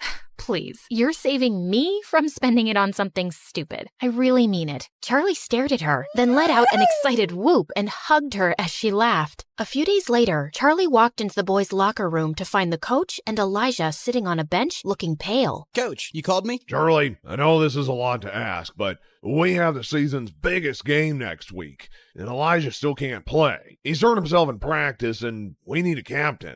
It'd be a huge favor to the team. Otherwise, we're out. Elijah was seething with rage, but Charlie just couldn't turn down the coach. Of course, sir. I'll see you at practice. On the day of the match, Charlie played his heart out as team captain, and when he scored the winning goal against the school's biggest rivals, the whole crowd erupted into cheers. He ran over to Brianna in the stands and kissed her in front of everybody. Then his teammates carried him away on their shoulders while he waved the trophy happily. After celebrating with the team, Charlie headed out of school. He was just a couple of blocks away when someone pushed him into an alley. He looked up to see a couple of thugs, and behind them was Elijah. What are you doing? No, Charlie, what are you doing? You've really picked the wrong guy to mess with, haven't you? I'm not messing with you, man. I helped your team because you couldn't play. Now you want to beat me up for that? I couldn't play because your girlfriend caused my injury, and you're to blame. She rejected me and insulted me because of you. She rejected you before she even met me, because you're a jerk.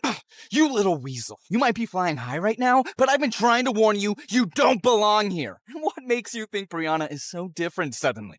How can you be sure she isn't making a fool of you again? I'm sure. Now back off. I'm the school's hero right now. I don't think you want to mess with me. Elijah looked ready to punch him, but some kids passed by the alley just then, and he stepped away. This isn't over. 2 days later, the school was holding its annual spring dance, and Brianna walked into the gym looking for Charlie, who had said he'd meet her there. She saw Maddie, Amber, and Elijah glaring at her from a corner, then turned away to spot Charlie talking to someone. Hey, there you are.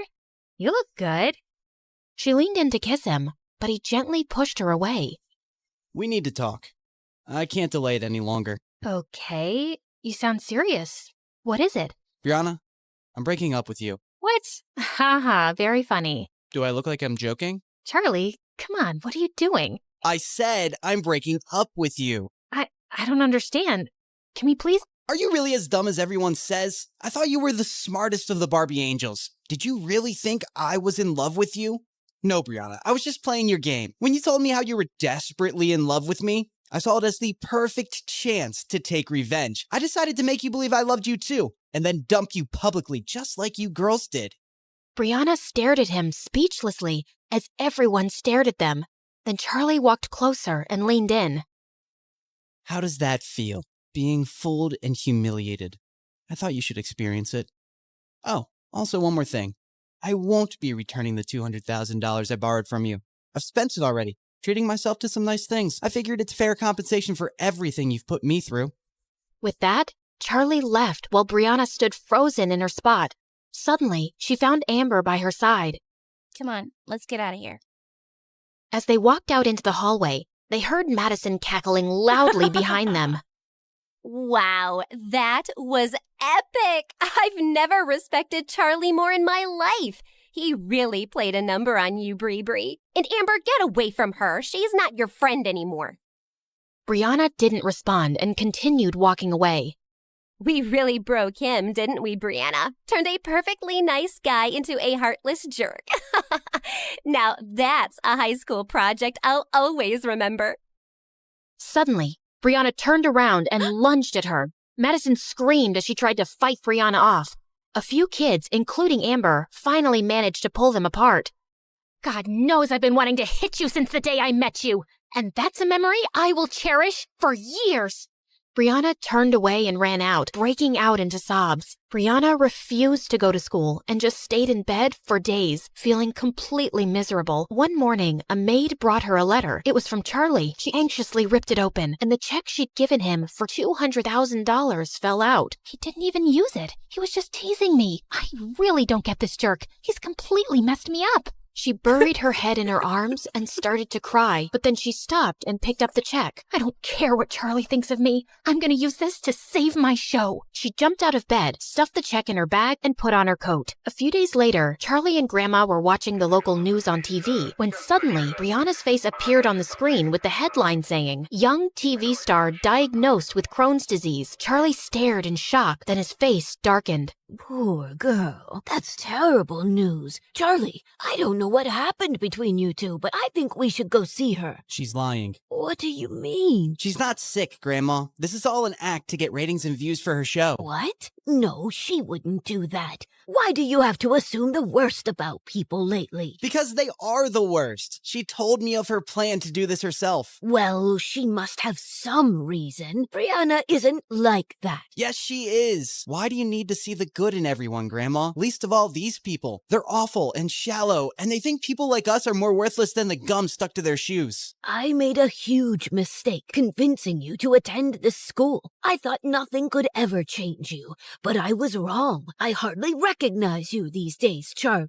Grandma walked out before Charlie could say another word. A few days later, Brianna was told someone had come to see her downstairs. She made sure she looked pale and walked weakly into the lounge to find Elijah sitting next to her mom. What are you doing here? Mom, I told you, I feel too sick to have visitors. Brianna, please sit down. This is important. Brianna, we both know you haven't been very nice to me, but I've always cared about you. It just crushed me the way that poor scumbag humiliated you. What do you want, Elijah? Oh, I don't want anything, but I brought you something that will really teach Charlie the lesson he deserves. That day at the spring dance, one of the kids standing close to you made a video. Elijah handed her his phone, and Brianna stared at it in shock to see Charlie caught on camera saying, How does that feel? Being fooled and humiliated. I thought you should experience it. Oh, also one more thing. I won't be returning the $200,000 I borrowed from you. I've spent it already, treating myself to some nice things. I figured it's fair compensation for everything you've put me through. Brianna, when were you going to tell me about this? If Elijah hadn't shown me this video,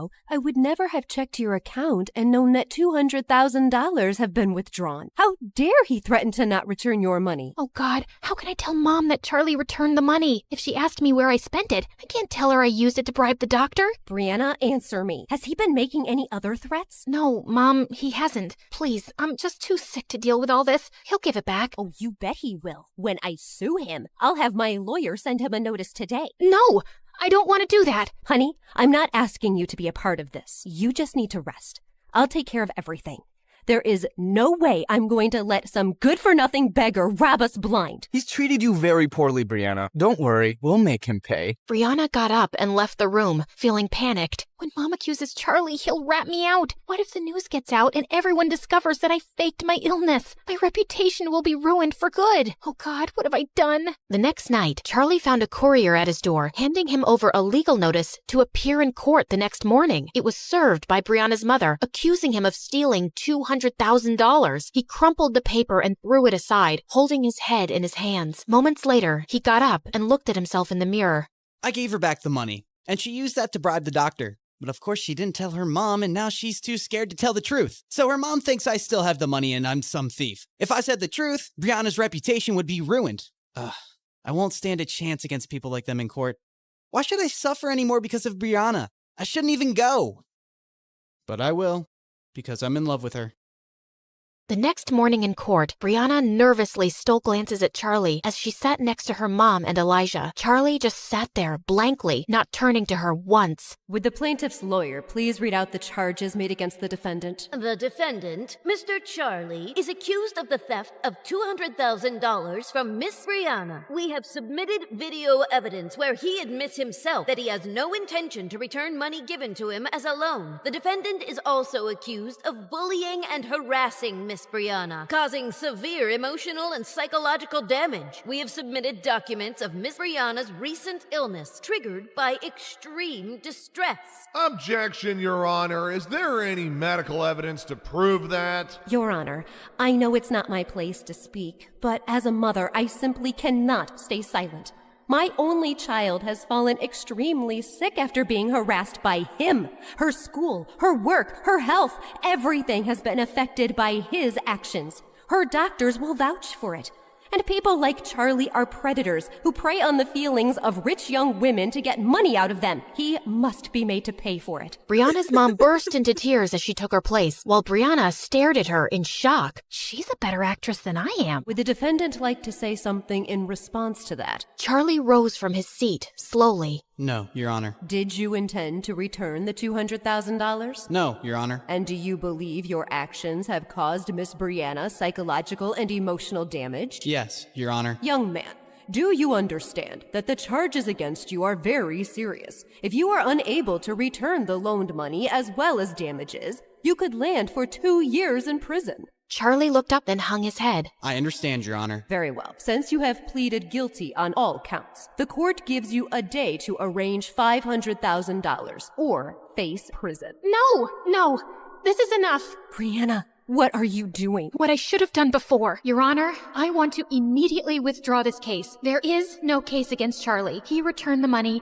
and I spent it on bribing a doctor to say that I'm sick. I did it to increase ratings and views for my stupid show. Everyone stared at Brianna in shock. Why would you? How could you lie to me like this? Because you've made me feel like I'm a failure as an actress, and I just wanted to fix things on my own. I was feeling down, and I wasn't thinking clearly. It was desperate and stupid, and I would have never told you, but this has gone too far. Young lady, you will be fined for wasting the court's time. I understand, Your Honor, and I will pay it, and I am so sorry. Case dismissed. The judge walked out of the courtroom, and Brianna held up a hand to her mom. We'll talk, but not now. Please, just leave me alone, Mom. Just go. Brianna's mom and Elijah stormed off, and soon it was just Charlie and Brianna in the room, and suddenly Brianna pushed him really hard. Oh my god, what is your problem? You! I swear, Charlie, I don't understand you one bit. Yeah, I wouldn't expect someone like you to. If you hate me so much, why were you about to go to freaking jail for me instead of telling the truth? You answered your question yourself, but I'll give you a few minutes to figure it out. I know you're slow. What are you saying? You don't hate me? Charlie just looked at her and she started to cry. If you don't hate me, Charlie, then why did you break my heart? Because I became a monster, Brianna. I just couldn't get over how you girls used me for entertainment. I was just so consumed by anger and revenge. But after I broke up with you, I realized that hurting someone you love is the worst feeling in the world. I just couldn't expose your secrets and make you look bad, and I'm really sorry for how I've treated you. So am I. I hate the things we've done to each other. Listen, do you think there's any chance that we can start over? No drama, no games, no lies. Because I really love you, Brianna. I know you're way out of my league. I always knew that. And you could find someone else 10 times richer and handsomer, like you deserve to be with some movie star. But I swear I'll try to be cooler and I won't ever hurt you again. And if you let me out... How do I get you to stop talking? I'll even work on that. It's a nervous tic. I'll go to a therapist and... I have a better idea. And with that, Brianna leaned in and kissed him.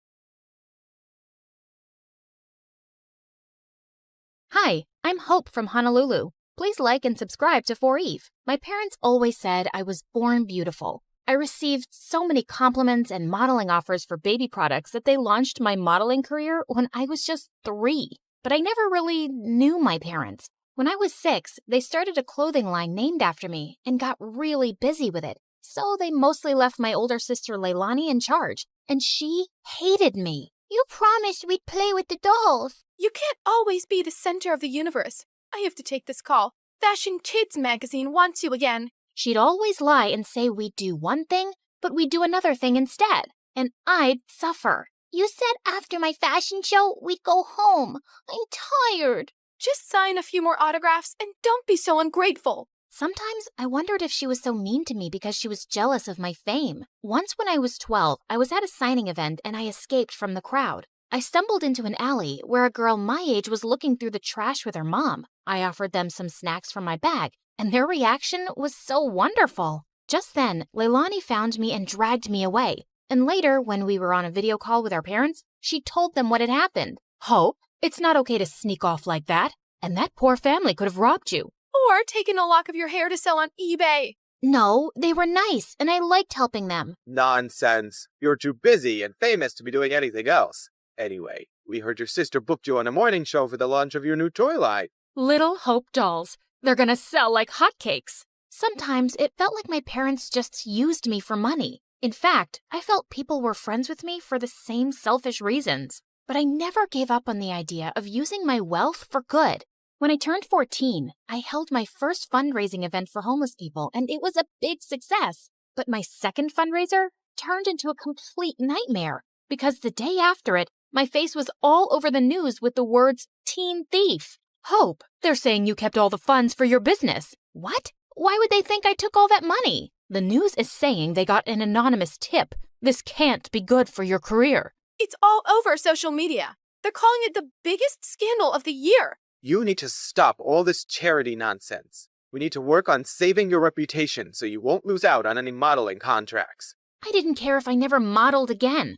I didn't understand how anyone could think I'd steal charity money. I was too embarrassed to even leave the mansion. Soon after, I was about to join a new high school, and I went to Leilani with an odd request. Help me make a disguise for high school. You're my makeup artist. If anyone can do it, it's you. Look, it's hard for me to trust people. They'll probably use me for my money and fame or spread more lies. I'd rather just go as a regular kid. so I can be active in the school's charity clubs. You don't think you could just go as yourself? Doubtful. I always become the center of attention without meaning to. And because of that scandal, the charity clubs might not trust me. I just want to fade into the background and do the things I care about. Please. To my shock, she agreed to the makeover. She gave me cute short hair as part of my disguise. I decided to keep my disguise a secret from my parents. They were not happy about my short hair, but my agent had advised me to take a break from modeling and stay out of the public eye anyway till the scandal died down. At home, I was Hope, the supermodel on a break. But at school, I was Minnie, the humanitarian. I joined the charity club, and the volunteer work I was doing felt amazing. And I was making friends pretty easily. But one day at school, I was lifting a heavy box of canned food donations when I suddenly threw out my back. Whoa, are you okay? I suddenly noticed there were two really cute guys watching me struggle to stand up straight. Guess I'm an old lady who's not used to heavy lifting. Ouch. Let's take you to the school nurse, Granny. I'm Kai. And I'm Crane. Here, let me take your bag. What was in that box? Canned stuff for a food drive. Crane immediately dropped my bag to the floor. You're part of a food drive? Not gonna help you. What? Come on, Nan. Let's just take her to the nurse. She's hurt. Whatever. Not my problem. And then he just left. What was that about? Are you seriously doing a stupid food drive, Granny? My name is Minnie, and what's wrong with food drives? Minnie? Minnie. Everything about them is wrong, Minnie. If the poor just got off their butts and worked, they wouldn't be poor. Why should we treat them like babies and take money from people who do work? Wow. Sometimes it's hard for people to find work or earn enough, and they need help. Maybe lame losers do. Well, Minnie, here you are. Kai winked at me as he left. What a jerk. But I wasn't going to let his arrogant opinions stop me. I organized a school dance to raise funds for the food drive, and it was a hit. But just as I was dancing with some friends, Kai and Crane busted through the gym doors with crowns on their heads. To the rich, stand with the rich. What are you doing, Kai?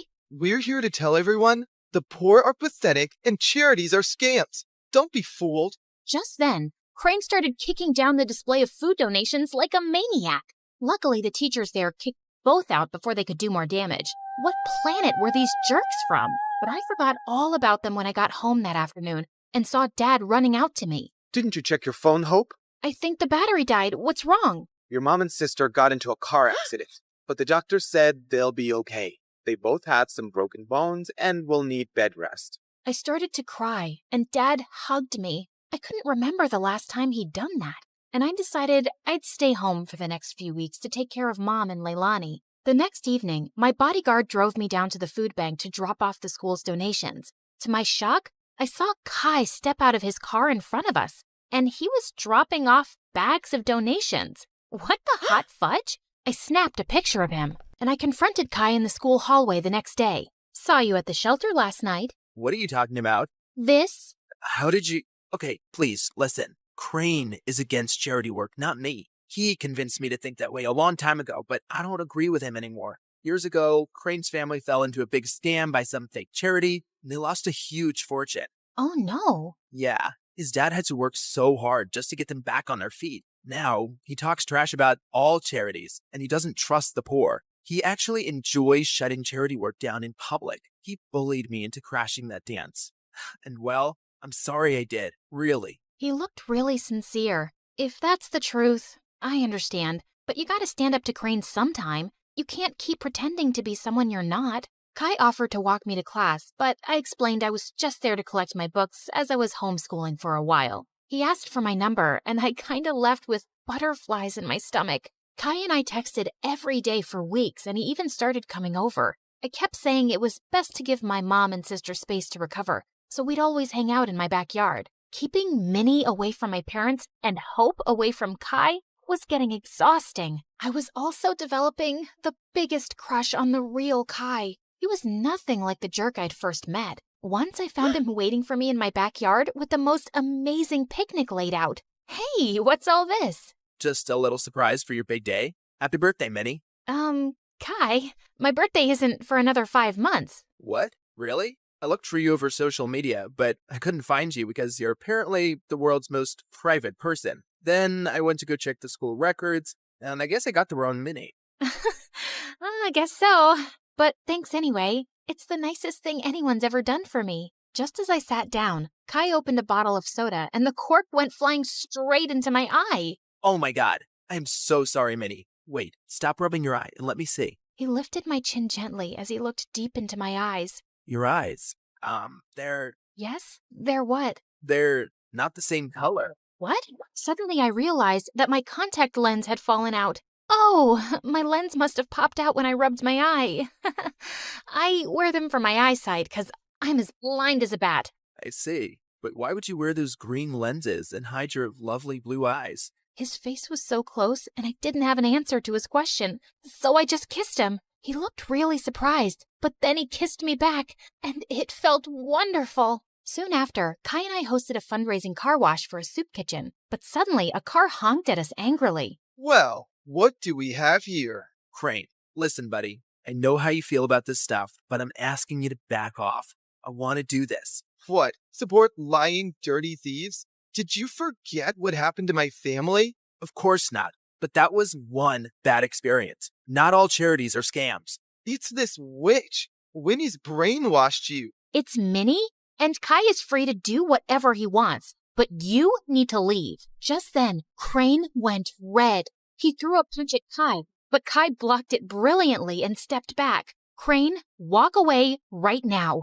You better watch yourself, Winnie, or you'll end up like that stupid teen thief model who raised funds for her business. She got what she deserved. She's a forgotten fraud now, a nobody.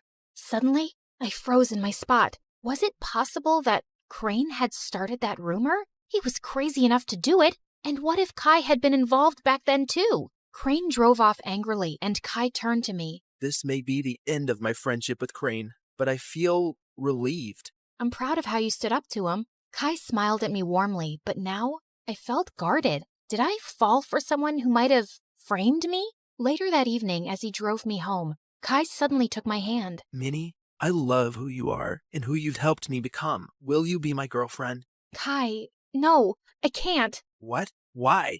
I thought you felt the same way. You kissed me. And maybe that was a mistake. I'm sorry, but I can't be with you. Not only did I feel paranoid about trusting him, he had no idea I was Hope. I hated lies, and now I hated lying. Things were a mess. Kai begged to see me and kept messaging me, but I just ignored him until he gave up. One afternoon, I was fluffing Leilani's pillows when she asked me something unexpected. Hope, how are you? Not bad. Why?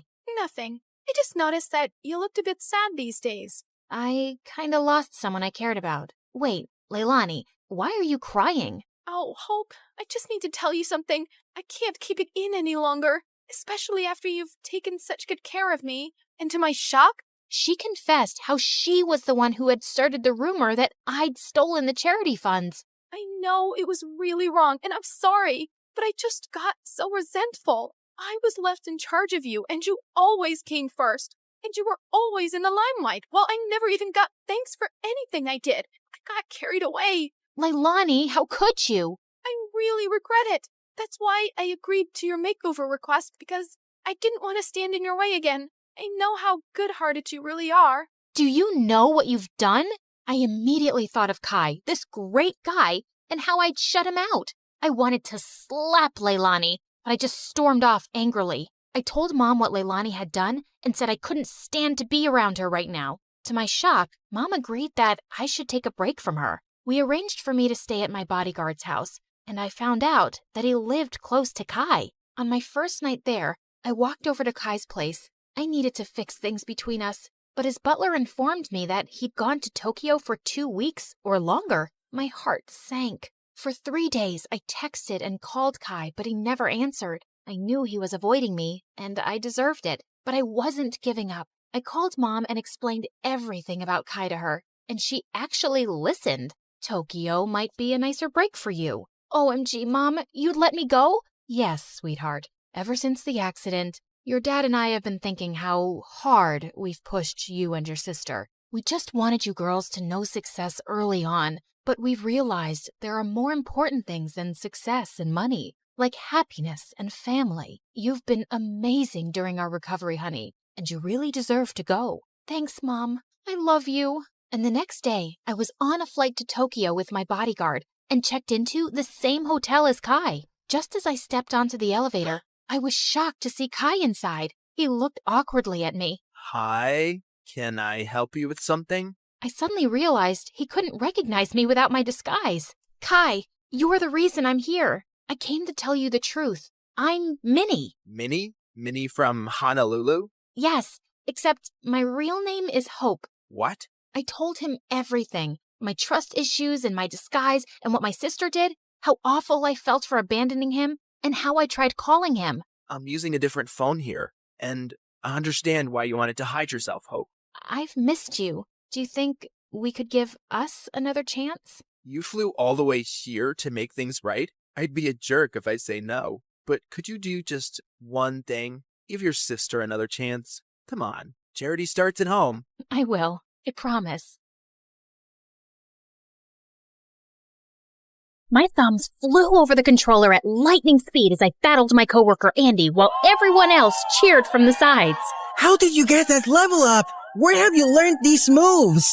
From the deep, dark corners of the internet, my friend, and I'm about to own your butt. With that, I unleashed my final secret move and blew up the enemy. You're a loser, I'm a winner, your mama's buying me chicken dinner. Suddenly, there was pin drop silence, and I turned around to face the Dragon Store Manager, aka Andy's mom. You have 10 seconds to clear up this mess and get back to your jobs. Or you're on fire!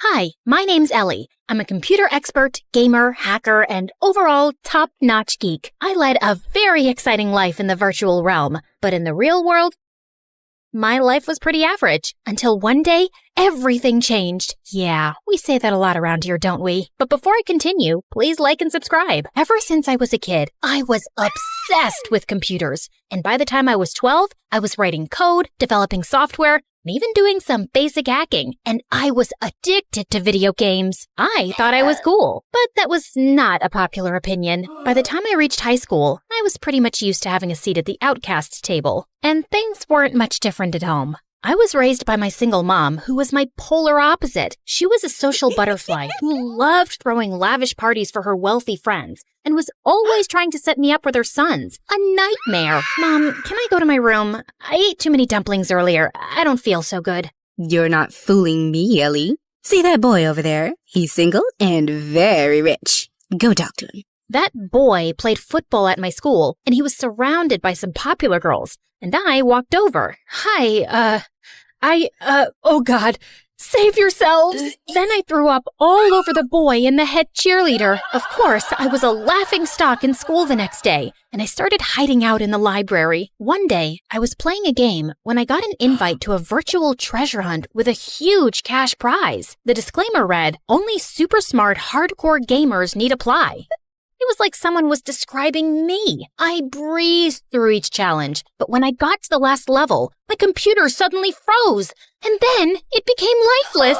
No! But this was just the beginning of a series of unfortunate events. Soon after my 18th birthday, Mom suddenly fell really sick. The doctors ran a million tests and gave her expensive treatments, but nothing was working. And we had a ton of medical bills we couldn't pay because Mom's credit cards were all overdrawn.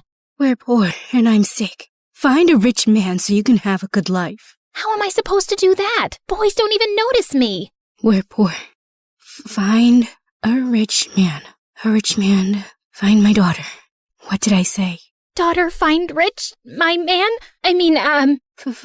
Find a rich man. And then my mom slipped into a coma. My life turned around 180 degrees. I had no idea when Mom would be okay. I was drowning in debt. My grades were suffering, and I felt so alone. But then one day, as I was leaving my work shift, a strange man came running to me and shoved a device in my hand, then fled the scene. You've been selected for a top secret mission. This message will self-destruct in 30 seconds. I read the details fast. I'd make a ton of money and work with computers and security systems all day. Was this for real? My life was at rock bottom anyway. So it was worth finding out. I accepted, and a second before the time ran out, I tossed the device into the air, and it exploded. What in the Mission Impossible? And the next day, I was whisked away in a private jet to a state-of-the-art facility with a dozen computer geeks. All day, we worked on hacking software, computer codes, and sophisticated simulations. We were given board and lodging, too, and for the first time, I was with people I had something in common with. A week later, I was busy working at my desk when this guy a few years older than me walked in, and I felt like the Matrix had glitched. Like I was Ellie in a parallel dimension where it was possible for Ellie to fall in love with a boy at first sight. And he was like a young Keanu Reeves, but with spectacles. So hot. I don't remember the part where I floated away from my seat, but suddenly I found myself standing in front of him. Can I help you? Maybe I can help you. I'm very helpful. Help me help you. What? Sorry, ow, I just poked myself in the eye.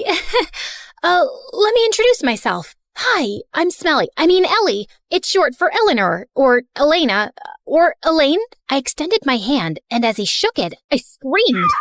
What? What happened? Oh, it's not your fault. That was just a very firm handshake, and I have a very low threshold for pain. Like, really. I once fainted when an apple fell from a tree and hit my head. It wasn't even a hard apple. Like, it was rotten and squishy, but he walked away while I was still talking. That's the head of the company, girl. Oh my gigabytes. This demigod was my boss? His name was Liam Finch. He could solve any problem, crack any code, and he looked amazing while doing it. I had such a giant, stupid crush on him, and I couldn't help recalling Mom's words about finding a rich man for a better life. Liam looked and smelled expensive. I had to get him to ask me out, and I turned to Ask Brain 2 for helpful tips. The next day, I turned up to work in a tight, short dress, and I'd made sure to apply plenty of tanning lotion to look like those gorgeous models I'd seen online. All eyes were on me, and I was sure to have the same effect on Liam. Before we start this meeting, I have to ask Emmy, are you having a reaction to something? Emmy, speak up, whoever you are. The boss is asking you something. Oh, wait, you meant me. It's Ellie. And, no, I'm good. I think you should go to the bathroom. There's some anti-allergy medicine in the first aid kit there.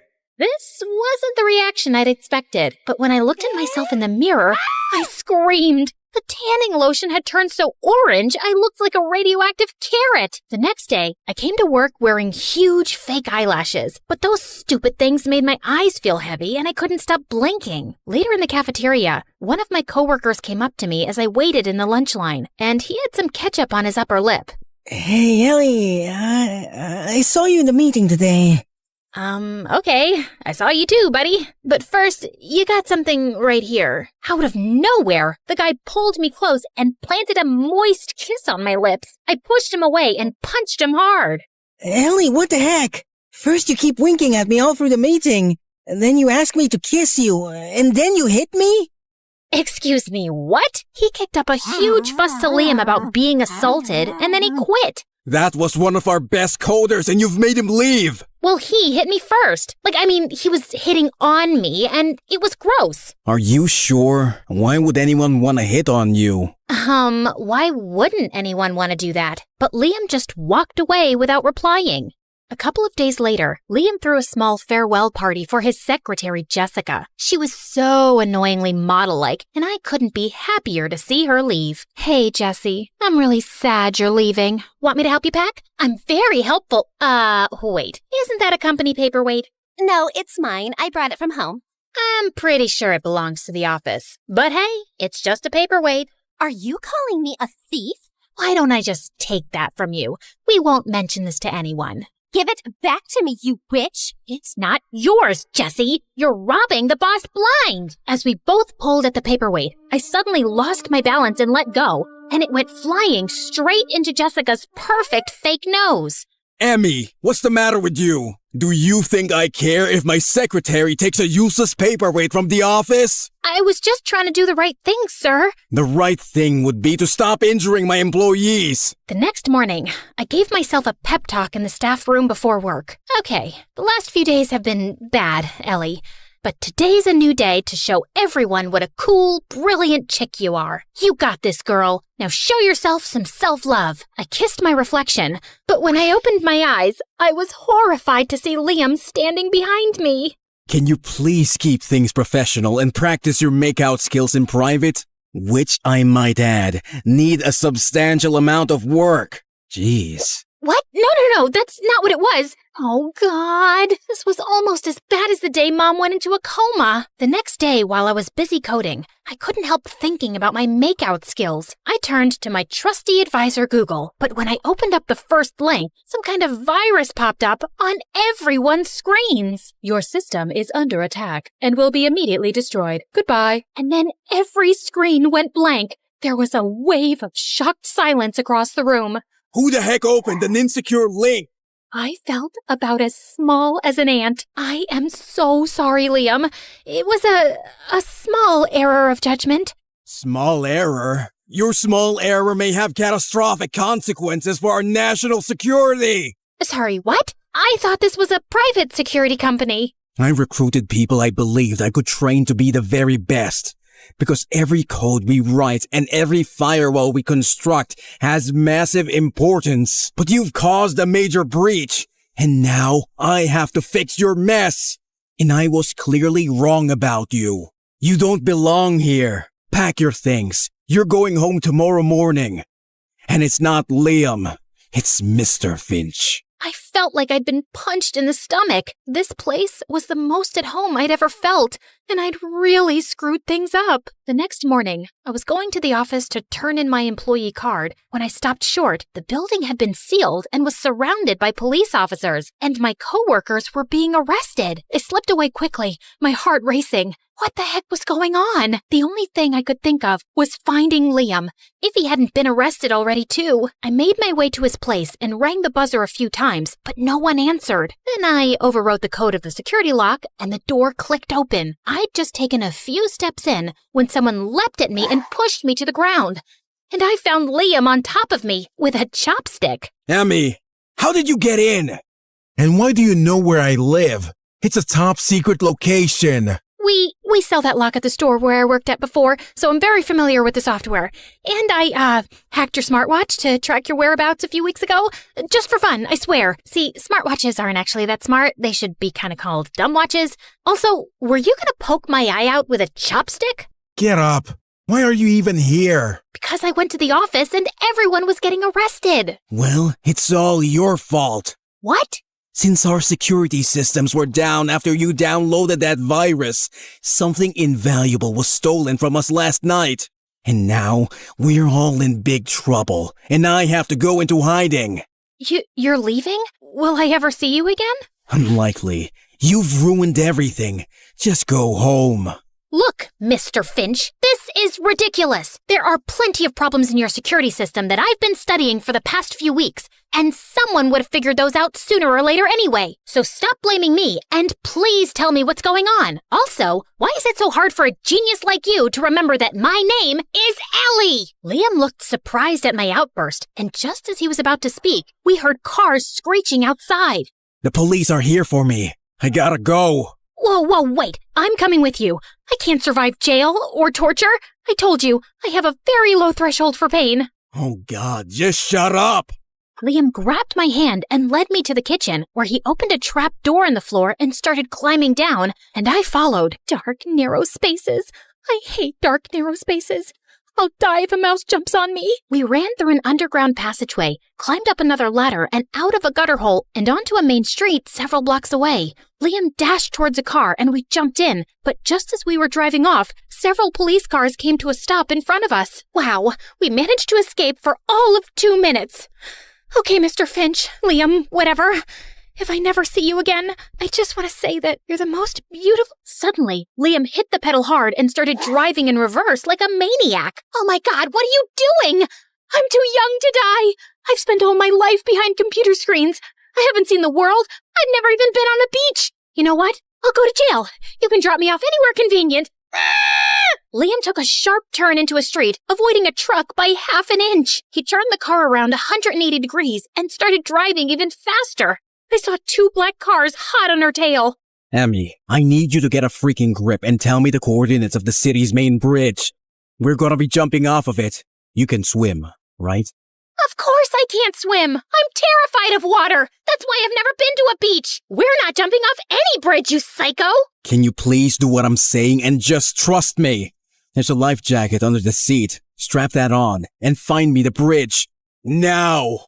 With shaking fingers, I located the bridge and fed the coordinates into the car's GPS. Undo your seatbelt, and when I say go, open the car door. Your seat will automatically eject, and you'll land in the water. Don't panic. You're wearing a life vest, and I'll get to you quickly.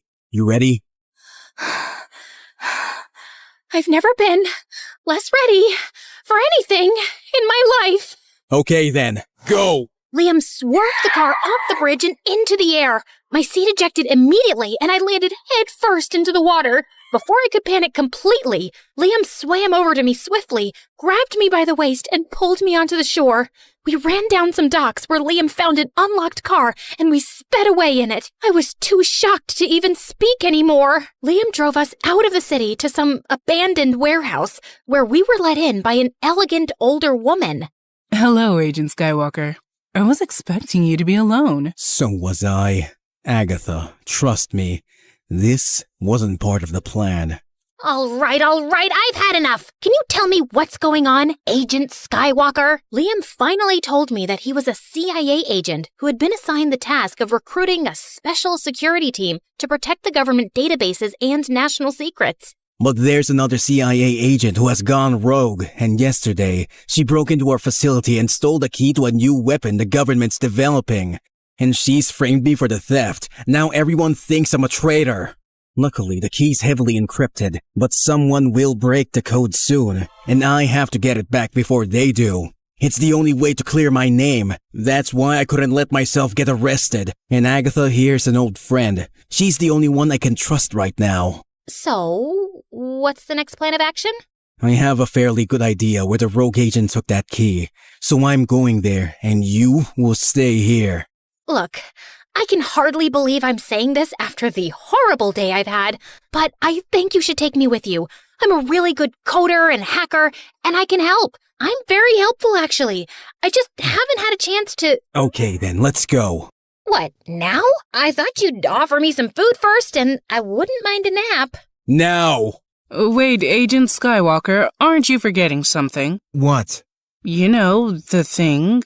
Agatha, I really don't have time for riddles, so just say it. Okay, you're forgetting your lucky underwear from your Star Wars collection, the one you always wear before an important mission. I looked at Liam's face and burst out laughing. Lucky underwear? Oh my god. Oh geez, I think I peed my pants. Oops, I really did. Can I get some underwear too, please? According to Liam, the key was in a highly secure facility inside a toothpaste factory. The only way we could get in was to wear employee uniforms and hide in the back of one of the company trucks taking some supplies inside. Dark, confined spaces. I hate dark, confined spaces. Why don't you try distracting yourself? Sure. Why don't you help me do that? Why was Agatha calling you Agent Skywalker? Because of your lucky underwear? It's just one of my many names. Is Liam your real name? No. So what is your real name? I'm obviously not gonna tell you. Okay then, do you tell your girlfriends your real name? Depends. I haven't dated in a while, especially after what happened with the last one. Why? What happened? None of your business. Let me guess. She couldn't put up with your cold heart anymore? Or she found out you're lying about your identity and thought you're a cheater. Oh no, wait, I've got it. Some enemy of yours killed her. Liam went quiet and my heart suddenly sank. Oh my god, no! She really died? I couldn't save her, Ellie. I'm sorry, Liam. I'm so sorry. That's so tragic. And it also explains why you're a cold-hearted robot now. I mean, this kind of stuff changes a person. Jeez, why are you so gullible? I'm a CIA agent. I'm trained to convincingly lie about anything. That was a joke? Dude, that's just mean. Well, if you still want the sob story, she did betray me. My ex is the rogue agent, and she's the one who's stolen the key and framed me. Are you happy now? Oh, wow. That's a lot. So how do you feel about it? Like, I just want you to be quiet now. I silently processed everything I'd just heard, but after a few minutes, I started feeling anxious again. I wish I was special, so very special, but I'm a creep, I'm a weirdo. What am I doing here?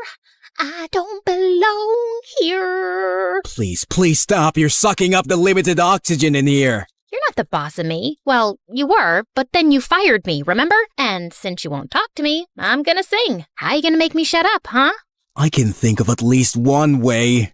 Suddenly, Liam moved closer and put his hands on my face. Oh my God, was he about to kiss me? Just then, the truck jolted to a halt and Liam pushed me away. Rude! We quietly slipped out and made our way to the entrance. We scanned the fake IDs Agatha had given us, and we were inside the building. Liam had the building's blueprints, and he led the way to the surveillance room. We peeked inside to see a security guard observing the screens, and Liam quietly crept up to him. Just then, my nose started itching like crazy, and I tried desperately not to sneeze. The guard turned around, and Liam punched him hard in the face, then stabbed him with a tranquilizer. Why do you look like you're gonna be sick? I've only put him to sleep. Oh, I know. I'm just terrified of needles. I think I told you, I have... Yeah, a very low threshold for pain, I remember. Okay, we gotta check all the rooms in this place. There's gotta be a team working hard to decode that key. We scanned all the screens, but it seemed like there was hardly anyone in the building. Just then, I spotted an empty room with only a glass case in the center. Liam, do you think the key's in that vault? Yeah, it looks like it. Listen, Ellie, I need you to hack into their system and find out whatever you can about the security measures in that vault. I'm gonna be by the door to keep an eye out. You got it. I was totally lost in my work when suddenly my eyes flitted to one of the screens. Liam, what did you say your ex-girlfriend looks like? I don't think I said anything. Would you say she's a skinny supermodel type with lovely blonde hair, a perfect jawline, and very, very long legs? Yeah? Why? Well, if we don't scram out of here in the next 3 minutes, I think you're about to be reunited with your ex. She's coming this way. Liam grabbed my hand and we ran out and down the corridor like crazy. Suddenly, security alarms started blaring all over the building. I guess she found the unconscious guard in the surveillance room. Ellie, why have you stopped running? I'm so out of breath. I'm a computer person on my butt all day. Not used to running. Suddenly, Liam swept me up like a sack of potatoes, flung me over his shoulder, and started running again. All the entrances were being sealed, and Liam managed to get through the last one seconds before it slammed shut. We went rolling onto the ground, then got up quickly and sprinted as some guards chased us. As soon as we got outside the gates, a car screeched to a stop in front of us. Get in! Hurry! Yet another narrow escape. Was the mission successful? Far from it. We didn't manage to get the information we needed to break into the vault where the key's being kept. What are you talking about? I downloaded every single piece of information on their system in this flash drive. This one. No, wait. Not this one either. It's the neon green one. It's my favorite. Aha! Here you go. What? Oh my God, Ellie. You're amazing. He pulled me into a hug, and I was so startled that I didn't even hug him back. I wanted to kick myself for this wasted opportunity. And when we got back to the safe house, I crashed onto my bed like a malfunctioned hard drive. I was exhausted, but I kept having nightmares, and at some point, I woke up in a cold sweat. Just then, I screamed to see a dark shadow hovering over me, and I punched it hard. Ow! Liam, what are you doing here? You were shouting in your sleep. I was just checking on you. Aw, you came to see if I was okay? Well, that's too much to hope for. I already know you're unhinged. Jeez, I think you've broken my nose. What, with these jelly arms? Come on, don't be a baby. A baby could punch harder than me. I'm not being a baby. Ugh. Since you're finally up, let me show you what we found from that information you got. Agatha and Liam then proceeded to tell me that we didn't need to break into the vault. Apparently, they'd discovered a foreign delegation was visiting the embassy in 2 days for a big event, and the stolen key would be exchanged there. The rogue agent, Princess Leia, will be disguised as a journalist. She will be secretly handing it over to this undercover foreign. Whoa, hold on. Your ex-girlfriend's code name is Princess Leia? Oh, now I get why you're Agent Skywalker. That's really cheesy. Can you focus on what's actually important? Leia might recognize you, Liam, even in disguise. I can get you in the building as the kitchen staff. But we need to send someone else in as a guest, preferably a pretty harmless-looking girl who can get close enough to the arms dealer to find out when the exchange is happening.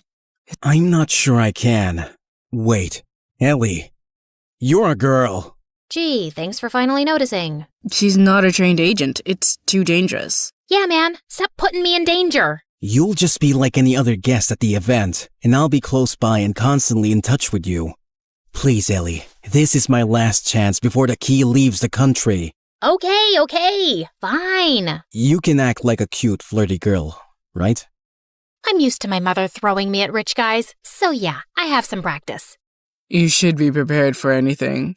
You know, once I was working the field, I had to kiss a mafia boss to distract him. It brought down his whole operation. She's not very good in that department, Agatha. I've seen her practicing in a mirror. That's not what I was doing. Look, I'm a pretty good kisser, okay? Well, it's an important skill any undercover agent should have. So, prove it. Prove it? How? You could just kiss me. Duh. What, like right now? Is that really necessary? Maybe she just finds you ugly, Agent Skywalker. I didn't say that. I mean, who would find him ugly? He's very good looking. That's just a fact. Like, I'm sure even a lesbian would find him attractive. Then it's just your bad kissing skills stopping you, I guess. Let's hope you don't need to use them.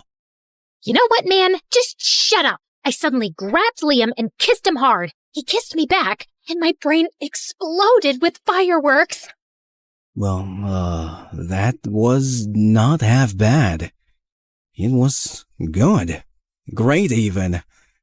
Yeah, she'll be fine. I'm gonna get some more coffee. I'm proud of you, kid. 2 days later, as I was getting ready for the event, I felt sick with anxiety. Just then, someone knocked gently, and Liam walked in. Wow, you clean up nice. I mean, your dress is pretty. I think I'm gonna barf all over it soon. Don't be so nervous. I won't let anything happen to you. Here's your earpiece. It has a tracker in there. I'm just not cut out for this, Liam. I'm not so sure about that. Do you know anything about your dad, Ellie? My dad? No, I don't. He left when I was just a few months old. Yeah, because he was an undercover CIA agent too. What? Your dad was one of the best agents in the field, and he was brilliant with computers. He's not around anymore, but he served his country well. And finding you wasn't just a coincidence. We've been keeping an eye on you, and you proved you have his skills when you crossed every level on that treasure hunt game we sent you. So maybe you are meant for all this. It's in your blood. You've met my dad? Yeah, once. You have his eyes too. He tucked my hair behind my ear and gave me a warm smile, and my heart nearly fell out of my chest. Just then, Agatha walked in, saying the car was ready. At the event, I was looking everywhere for the arms dealer, and I finally spotted him. Just then, a tall, dark girl with glasses approached him and whispered something in his ear, and they both started walking out of the hall. Princess Leia is on the move. I think the exchange is happening now. Follow them to see where they're going. I'll come after you. I rushed out of the hall and saw them going down a corridor. They walked to the end of it and entered the room on the left. I inched closer, and as I tried peeking through the door, I suddenly lost my balance and fell inside. And all eyes turned to me. Oh, I'm so sorry. I thought this was the bathroom. Sorry. You can continue with whatever you were doing. Not so fast, girl. Ow, that hurts. Hey, maybe it was just a mistake. She seems like a harmless little girl. Oh, really? Is that why she is wearing an earpiece? That's my hearing aid. Who do you work for? What? I can't hear you. Look, we can't do the exchange right now. This place is probably surrounded by federal agents. Leave immediately. I will create a distraction. And you, girl, you're staying here. Sit down. I plopped my butt into a chair as the girl took out a laptop and started typing like crazy. What you doing? You know, I'm very good at computers. You need any help?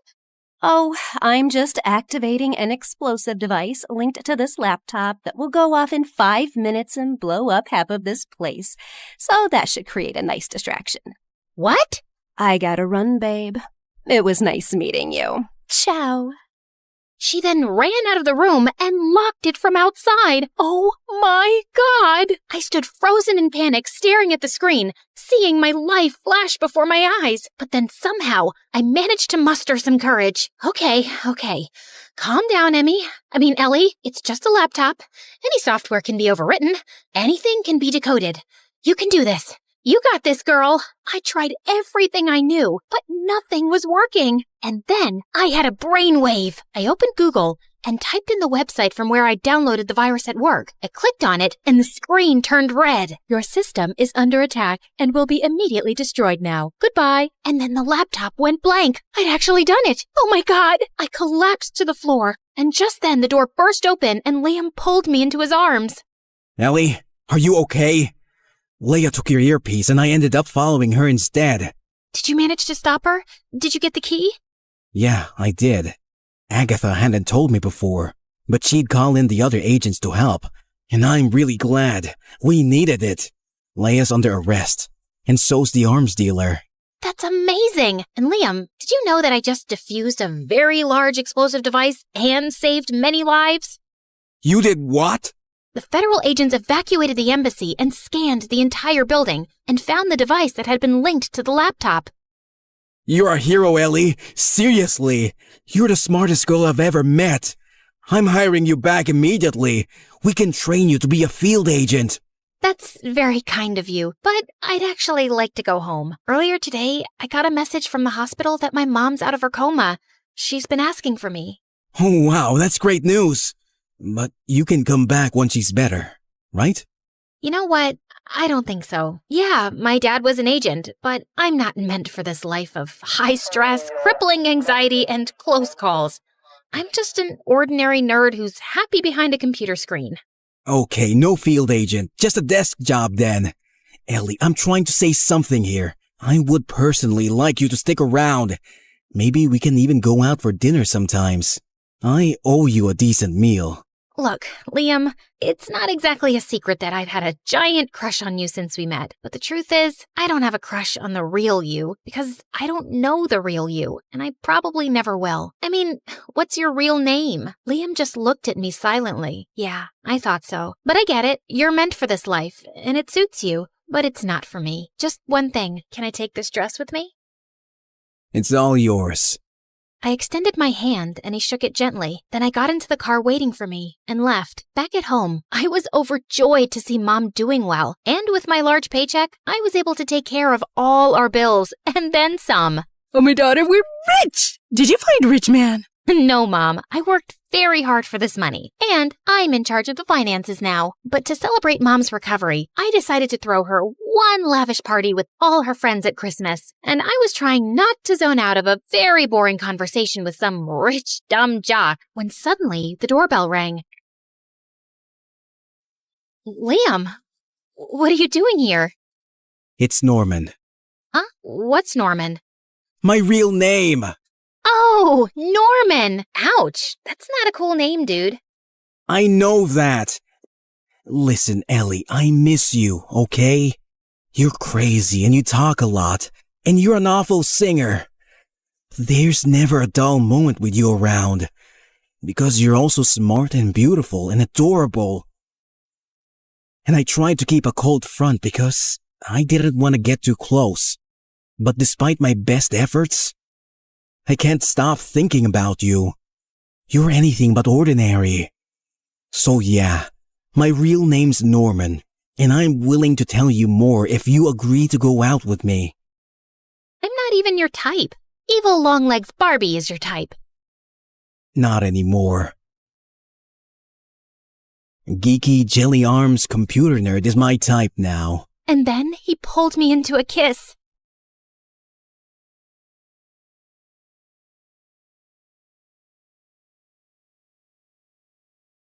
Does this mean you're like my boyfriend now? I like the sound of that. Can I tell my mom you're rich? I am rich. Like, really rich. Perfect. Mom, I found a rich man.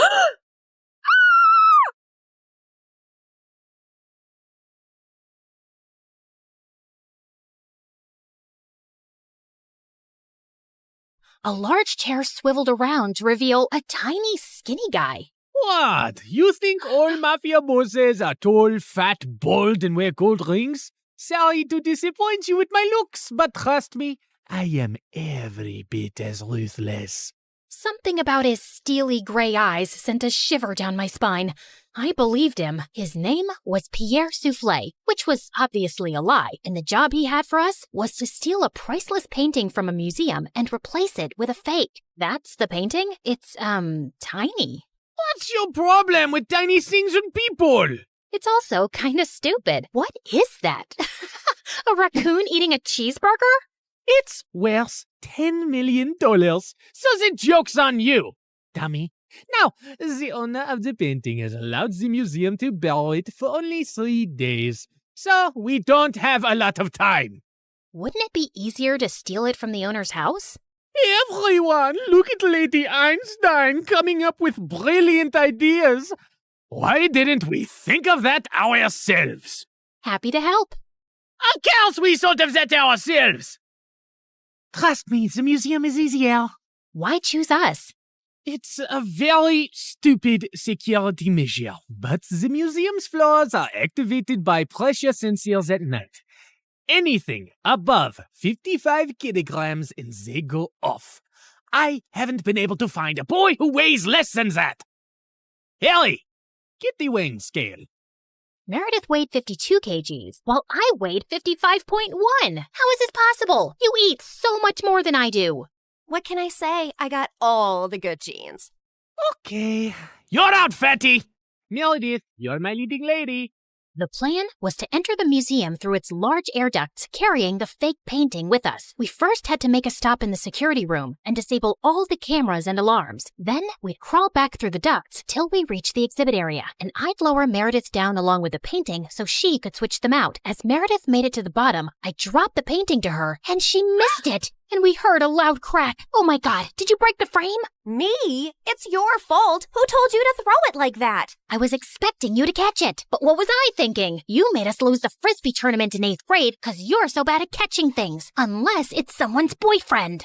Seriously? You were so distracted by that hot boy on the bleachers, your throwing skills were completely off. FYI, that boy was totally into me. Why are we even talking about Frisbees and boys right now? You started it. No, I didn't. Okay, shut up. Let me think how to fix this. Are you trying to glue it together with your saliva? You got a better idea? Any idea would be a better idea than that. Look, it's a museum. They must fix broken, ancient things here all the time, right? I'm looking at the floor map, and there are some offices in the left wing. I'll go get some glue. It took me an hour to find glue and return to our spot. And I found Meredith eating a bowl of ramen. Where did you get that? I brought a packet of instant ramen with me, and you were taking forever, so I went to make it in the staff kitchen. There was someone's chicken sandwich in the fridge, so I used the meat from that. And there was also some tofu, and I added a dash of oyster sauce. I'm so happy you chose this moment in your life to become a gourmet chef. Just send the painting back up so I can fix it. Tried to fill in the crack as best I could, then sent it back down to Meredith, who took the real one off and put the fake one on the wall. But just as she started walking back, the whole floor lit up suddenly, and a blaring sound went off. Oh my God, what's happening?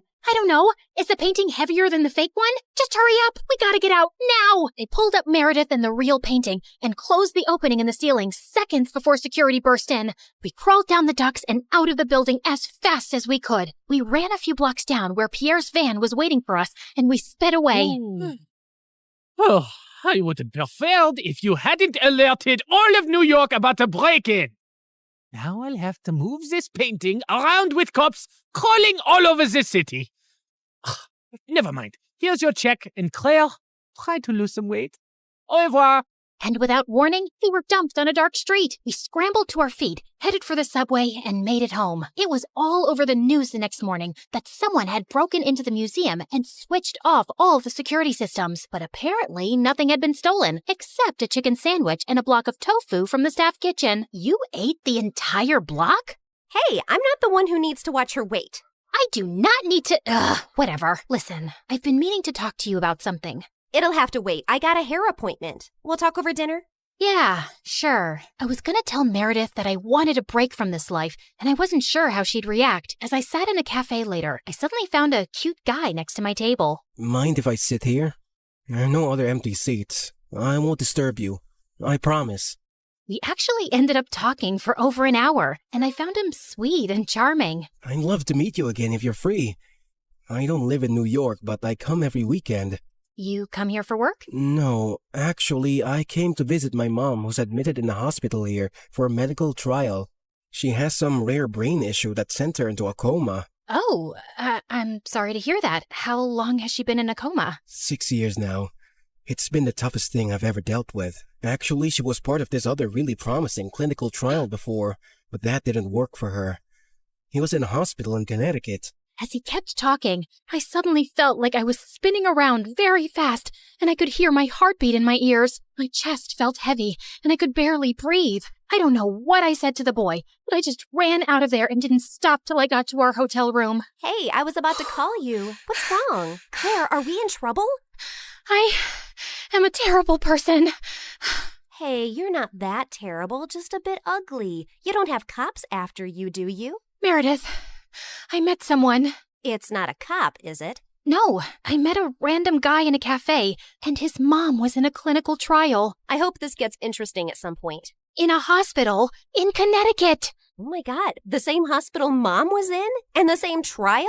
What a small world. No, it's not the same trial. It's a different hospital, too. Okay, I'm bored again. The coincidence made me interested for a bit. Meredith, his mom's been in a coma for 6 years. We did that to someone. Didn't you just say it's not the same trial? Yes, but for a few seconds, I thought it was the same trial. And I just realized for the first time today that we did something awful to someone out there. When we switched the patient files, we took away someone else's chance to get better. You realized this just now? Are you dumb or something? Of course that's what we did. I mean, I never really thought about it like this. It was just a name on a file. But meeting someone who's going through that with their mom for years, it just made it so real. We're really bad people. Not really bad, if you consider all the bad people in the world. Okay, look, we didn't have a choice. If I had to do something like that to save Mom all over again, I'd do it in a heartbeat. Okay, so we did that to save Mom, but what about everything else? We had a choice to not continue living this life, but we didn't stop, and I want to stop. What's the big deal, man? It's not like we're stealing from poor people. It doesn't matter who we steal from. It's not about them. It's about us and the people we've become. I don't want to be this person anymore. Look, just calm down. I'll get you a pina colada and everything will seem better. But I pushed her away angrily and she landed on the floor. She looked up at me, stunned. No, I am done. Meredith and I barely spoke over the next few days, and I had no idea what was going through her head, but I'd made my decision. I was gonna go home. I sent Freddie a text to say I'd be coming next week, and he called me back. Hey, I'm actually in New York with my parents for the weekend. Can we catch up? The moment I saw Freddie, I just burst into tears and he hugged me tight. As we talked over dinner, he assured me that he'd talk to Meredith and try to make her come home too. We had just stepped out of the restaurant and walked 2 blocks down when suddenly a black van screeched to a halt beside us and some men pulled us in, handcuffing and blindfolding us. When our blindfolds came off, I realized we were in Pierre's quarters and I found Meredith there too. What's going on here? Welcome. We just gathered here to discuss a teensy-weensy, itsy-bitsy issue. Now, Meredith, go ahead and tell them the moronic thing of titanic proportions that you just did. Apparently, Meredith had found her way to Pierre's headquarters and stolen the real painting from him. She had then tried to sell it to a buyer she'd arranged, and while the exchange was about to happen on the docks, the cops had showed up. Meredith had barely managed to escape, but the buyer and the painting were in police custody. The police didn't let it get out in the news, but they knew the real painting had been stolen and replaced with a fake. They were probably watching every dock, airport, and train station to see if someone would try and move it out. And your sister practically handed it to them. What were you thinking? It's your whole quitting the biz talk that made me do it. I did it for us, so we could sell the painting and retire to Bora Bora for good. And what the heck is Freddy doing here? Hi, guys. I'm Freddy. Old friend. Nice to meet you. Not terrified at all. You made me lose a fortune, and you double-crossed me. And Pierre does not take betrayal well. Harry! Sam! Yes, sir! You know what to do. Boss? I'm not really sure how I feel about punching a girl. Yeah, boss, I am not really comfortable with this. Maybe we can just punch the boy. I'm not really a boy. I used to be a girl. Ask Claire and Meredith, we practically grew up like sisters. Please don't hurt him. He has nothing to do with this. Silence! You buffoons! I didn't say hurt anyone yet. I just wanted you to threaten them, but of course, you're useless. I'll do myself. Torture Harry and Sam after this meeting. Now, get lost. Then Pierre shifted his cold gaze to me. That painting is everything to me, and I want it back. And now the only way we can get it is from the owner himself. You, Claire, will be executing this mission. The heir of that painting is a young, charming millionaire. And you will get to know him, become his girlfriend, kiss, cuddle, yada, yada.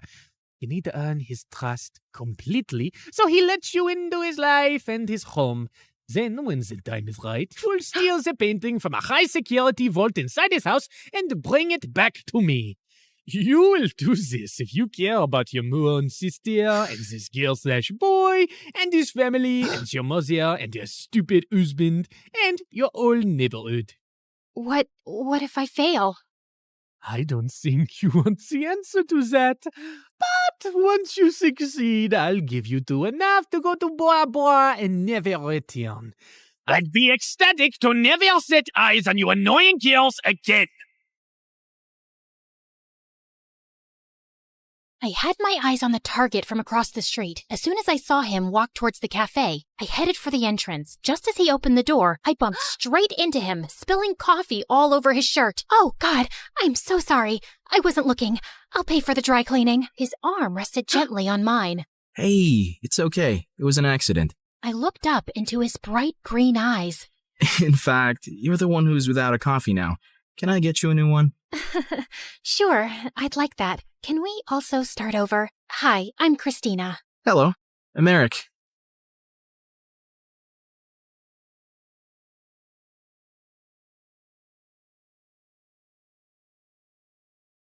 The heir of that painting is a young, charming millionaire.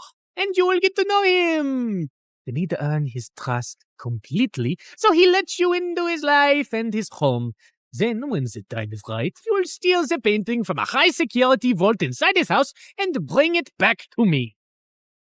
Do y'all remember Eric? You know, the guy Meredith and I were fighting over the night Mom went into a coma? The guy who was so hot he made boiling water look cool? The guy whose smile shone brighter than the sun and whose eyes were deeper than the Amazon rainforest? The guy who... He looks familiar. Oh my God, I've kissed this guy once. Yeah, the guy who stole my heart the minute I saw him. And then Meredith kissed him. Do you girls know him? Not super well, but I'd rate him number 8 on my list of good kissers. And I've kissed tons of people, so that's pretty high. Oh, Pierre, you really gotta see his brothers. They look like... Ugly old girls, I know. I know everything about him, but how well does he know you? He and his family lived in our neighborhood only for a month, and that was years ago. I don't think he'd recognize me now. Yeah, she's not that memorable. You're all still going in disguise. We have to convince him that you're just a stranger who has randomly bumped into him with no agenda. Also, he must believe you're very rich, so he doesn't think you're a gold digger. From Pierre, we learned that Eric's mom had passed away at his birth, and his dad had remarried a woman years later who already had children of her own, the quadruplets. The world makes sense again. Thank you. Eric's maternal grandmother recently left the painting to him in her will. His father is a big business tycoon, so they always have security at the mansion. But the painting is even harder to access. The only way you'll make it in and out of there is if you're welcomed into their home. I couldn't believe that of all the millionaires in the world, I had to pretend to like Eric, make him fall for me, and then rob him blind. And how was he even better looking now? Over the next few days, I took on the identity of Christina Delafour, a wealthy socialite with a law degree who lived in a beautiful apartment in a posh area and wore only designer braids. Wow, this Givenchy coat is stunning. It's Givenchy, you moron. Okay, geez. Also, Pierre, can't someone do a background check on me and easily find out that I did not graduate from Harvard and that I don't have parents who made a fortune out of selling toilets in India and now live there? If anyone runs a check, they'll find all this information to be accurate. I've made sure of it, and no one is interested in the law or toilets. So they won't ask you many questions. Now, show me how to walk in heels like a rich lady. Fine. Meredith, pass me the Jackie Chim Chews. Oh my god, they'll know you're fake in a second. I was joking. Relax. I've hung out with enough rich people to pick up a few things. I got this. And then, a week later, I was inserted into Eric's life. We talked over coffee for an hour, and I thought it was going really well. But when it was time to part ways, he didn't ask for my number and just left. Ugh, I'd failed to capture his interest. I'd have to plan another encounter without seeming suspicious. As I was walking away distracted, I ran straight into a garbage can and stuffed my toe hard. Son of a biscuit! Holy mother of fudge! I was still hopping around when I crashed into a woman pushing a stroller, and a doll went flying out of her hand onto the road. Just then, the car ran over the doll and turned it into a pancake. You destroyed my child's precious doll! I'm so sorry. It was an accident. I'll get your little girl a... Wait, your child is a cat? Yes. And that was my childhood doll, which I passed on to my baby. Look, here's some money. Get your baby another doll. She loves that one, and they don't make those anymore. Your baby is a cat. She doesn't love that particular doll. She probably doesn't even love you. She'd eat your face in your sleep if you weren't the one to feed her. Now, please. Just then, someone tugged hard at my purse, and I saw a thief running away with it. You've got to be kidding me! I took my heels off and sprinted after the thief. He jumped over a fence into a park, and I followed. I was gaining on him and sent a flying heel at his head. Just then, someone ran past me, pounced at the thief, and pinned him to the ground. Gotcha! Eric? The park security immediately arrived on the spot and took the thief away. Aren't you glad I followed you and came to your rescue? My rescue? I hit him with my shoe to slow him down and was about to catch him, but then you swooped in at the last minute, and now you want credit? Whoa, easy. I was just flirting with you. Oh, sorry. Wait, you said you followed me? Yeah, I felt stupid that I left without asking for your number. I definitely want it now. You became even more interesting when you stubbed your toe, murdered a doll, yelled at the cat lady, and chased a robber. Eric and I started seeing each other, and even though I knew it wasn't a real relationship, it still felt wonderful. We both hated rom-coms, but were always up for watching horror movies. We supported different baseball teams and had heated debates about who sucked more, and we both loved eating from street vendors and walking around the city at night. I enjoyed his company more than I cared to admit, and my heart skipped a beat every time he took my hand or gave me a goodnight peck on the cheek. And then one night, as we watched a fireworks show in the park, he pulled me close and kissed me, and I practically melted in his arms. Soon enough, he told me his parents were hosting a party at their house, and he wanted to introduce me to them. This was the first time I'd be in his mansion, and I needed to make sure I got invited often enough to find out where the vault was. Eric's dad was lovely, but his stepmom looked at me with a stare so icy it could make hell freeze over. I escaped from the party for a while when the dancing started. Yeah, that's when Meredith dropped by as Catwoman with a cheeseburger, but soon enough, Eric came around to call me in for dinner, where the quadruplets also joined us. So, Eric told us your parents sell toilets in India. Yeah. It's a great business because everyone needs a toilet, right? And you know the population of India. Multiply that with toilets and you have a fortune. What is the population of India? Well, I don't have an exact figure. It's just a lot of people. Suddenly, I had a queasy feeling in my stomach. Didn't you get made fun of as a kid? If you were in my school, you'd be called the Toilet Princess. Grabber Queen. Duchess of Poop. Guys, cut it out. You're not in high school anymore. Wait a second. Have we ever met before? What? No, I really don't think so. Oh God, why was my stomach churning? You know I'm really good with faces, and you remind me a lot of this girl we met in a neighborhood in Connecticut years ago. Guys, remember? She had a twin sister. Oh yeah, I remember those twins vaguely. The blonde one was prettier, right? Dang it! Has to be someone else. I'm an only child, and I've always lived in Boston until I moved here. Yeah, Eric told us you're a lawyer from Harvard. So who's the baddest person you put behind bars? Not that kind of lawyer. I'm actually an environmental lawyer. I was really feeling sick now. Maybe it was that burger I ate? Like you have trees as clients? What do they pay you with? Leaves? Hey, why are you turning green? You love trees so much that you're becoming one? You guys stop. You're not even that funny. No, look at her. She's green. I think I'm gonna hurl. Eric called the doctor immediately, who said I had food poisoning. He gave me some medicines, and Eric insisted I stay over for the night in one of their guest rooms. I fell asleep immediately and woke up a few hours later feeling thirsty. As I made my way down to the kitchen, I realized I had the perfect opportunity to try finding the vault. Just then, I heard some low voices from some room, and I slowly crept up to find Eric's stepmom talking to one of the bodyguards in the library. Were you able to figure out how to unlock the vault? There's no way. I've tried everything for weeks. I only have to use a tiny explosive device to destroy the lock. The vault is all the way up in the attic. No one will hear a thing. But we have to steal a painting the day after tomorrow while your husband and Eric are away on business. Are you ready for this? And then he pulled Eric's stepmom into his arms. I can't wait to run away with you, James. I'm so tired of seeing you secretly, and I'm completely ready. As the two locked lips, I turned around and tiptoed away as fast as I could. Okay, so the vault was in the attic, the lock could only be destroyed with an explosive device, and I couldn't let Eric's cheating stepmom and traitorous bodyguard run away with it. The next morning, when Eric came to check on me, I decided to tell him the truth for once. Eric, I have something really difficult to tell you. I got up last night to get some water, and I heard your stepmom and this bodyguard, James, talking. They were talking late at night? Yeah. Do you have some vault in this house with some painting inside? How do you know that? That's what they were talking about, breaking in and stealing the painting. They're planning to do it the day after tomorrow, and your stepmom said something about running away with James. I saw them kiss. I'm so sorry. I wish I hadn't. No, I'm glad you did. This is gonna be a huge blow for Dad. But it would have been much worse if we'd found out everything afterwards. Thank you for telling me. And please, keep all this to yourself. I know I can trust you. Eric kissed me gently before walking away, and 2 days later, when the bodyguard and Eric's stepmom were about to escape with the painting, police officers immediately arrested them. This is fantastic. They might link the museum robbery to the bodyguard and stepmom too, and assume the painting is now safe. So it'll be easier for you to steal. Good job, mon chéri. I knew you was a smart twin. After Pierre left, I sank into my armchair, but then I noticed Meredith staring at me. What? You should be happy, but you don't look happy. What's up? Nothing. I just can't wait for this job to be over. You can steal the painting soon, right? You know exactly what to do, and Eric trusts you.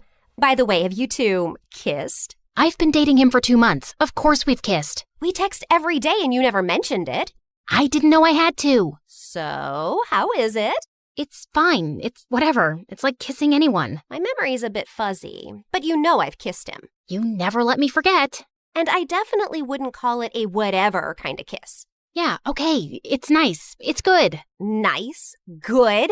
Oh, wow. Don't make me jealous with all the passion. Okay, you want to know what kissing Eric is like? It's like flying through space, like a meteor that explodes into 1,000 stars, and then jumping into really cold water that makes you feel alive all over, and then feeling warm and tingly down to your toes, like having hot chocolate next to a fireplace on a snowy winter night. So, I'm guessing it's better than kissing the pillow you used to practice on? I did not! Shut up!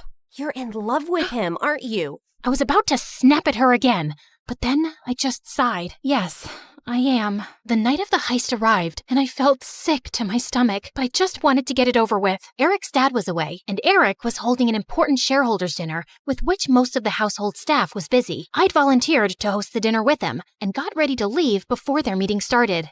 Thanks for your help tonight. You're the best. Oh, it was nothing. Don't thank me. So, I'll see you tomorrow at our coffee shop? It's a date.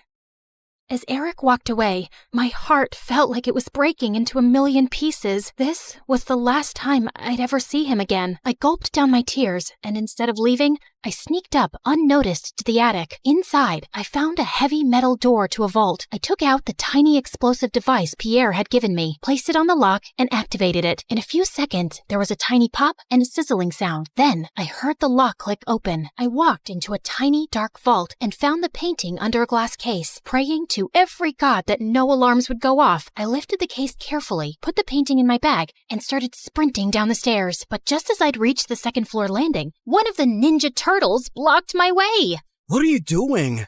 Hey, bro! You know when I stayed over a few weeks ago? I dropped a necklace, and I was looking for that guest room, and I got lost. But it's fine. I'll just get new earrings. See you later. He suddenly grabbed my bag and pulled out the painting. Do you think I'm a moron? A moron? You? No way! Sorry, which one are you? Michelangelo. Okay, no one has time for that. Now listen, Mike, you're definitely the smartest of your brothers, and just a tiny bit better looking than all of them too. We're identical. That's what they want you to believe, but I know you're better. I think you and I can strike a deal, okay? I'll sell this painting, and you and I can go halvesies on it. Just give me an account number and I'll wire the money to you. No, you're not leaving with it. Okay, look, dude, I'm doing this for your mom. I have to sell this painting so I can pay for her bail and get her a really good lawyer. Don't you want that? No, my mom's in jail because she did something wrong, and she abandoned us all. She shouldn't have stolen Eric's painting. What do you care about Eric? Don't you hate Eric? He's so good looking and smart and perfect and gets all the ladies. It makes you guys look even worse than you really are. You should want to hurt him. So let me take the painting. That'll really hurt him. Eric's the best brother in the world, and I love him. Okay. I have an offer you can't refuse. How about I become your girlfriend? I bet you've never had one. I'm gay. Jesus! All right, I surrender. Just one last thing. Without warning, I punched his face so hard that he went reeling back with shock and dropped the painting. Then I kicked him into a room and locked the door shut. I'm sorry, Mikey. You're a really good guy. I sprinted down another flight of stairs and jumped out of the first-story window. I ran across the garden to the fountain, climbed the tree next to it, jumped onto the wall, and then landed softly outside on all fours. Just as I got up, I found myself facing Eric.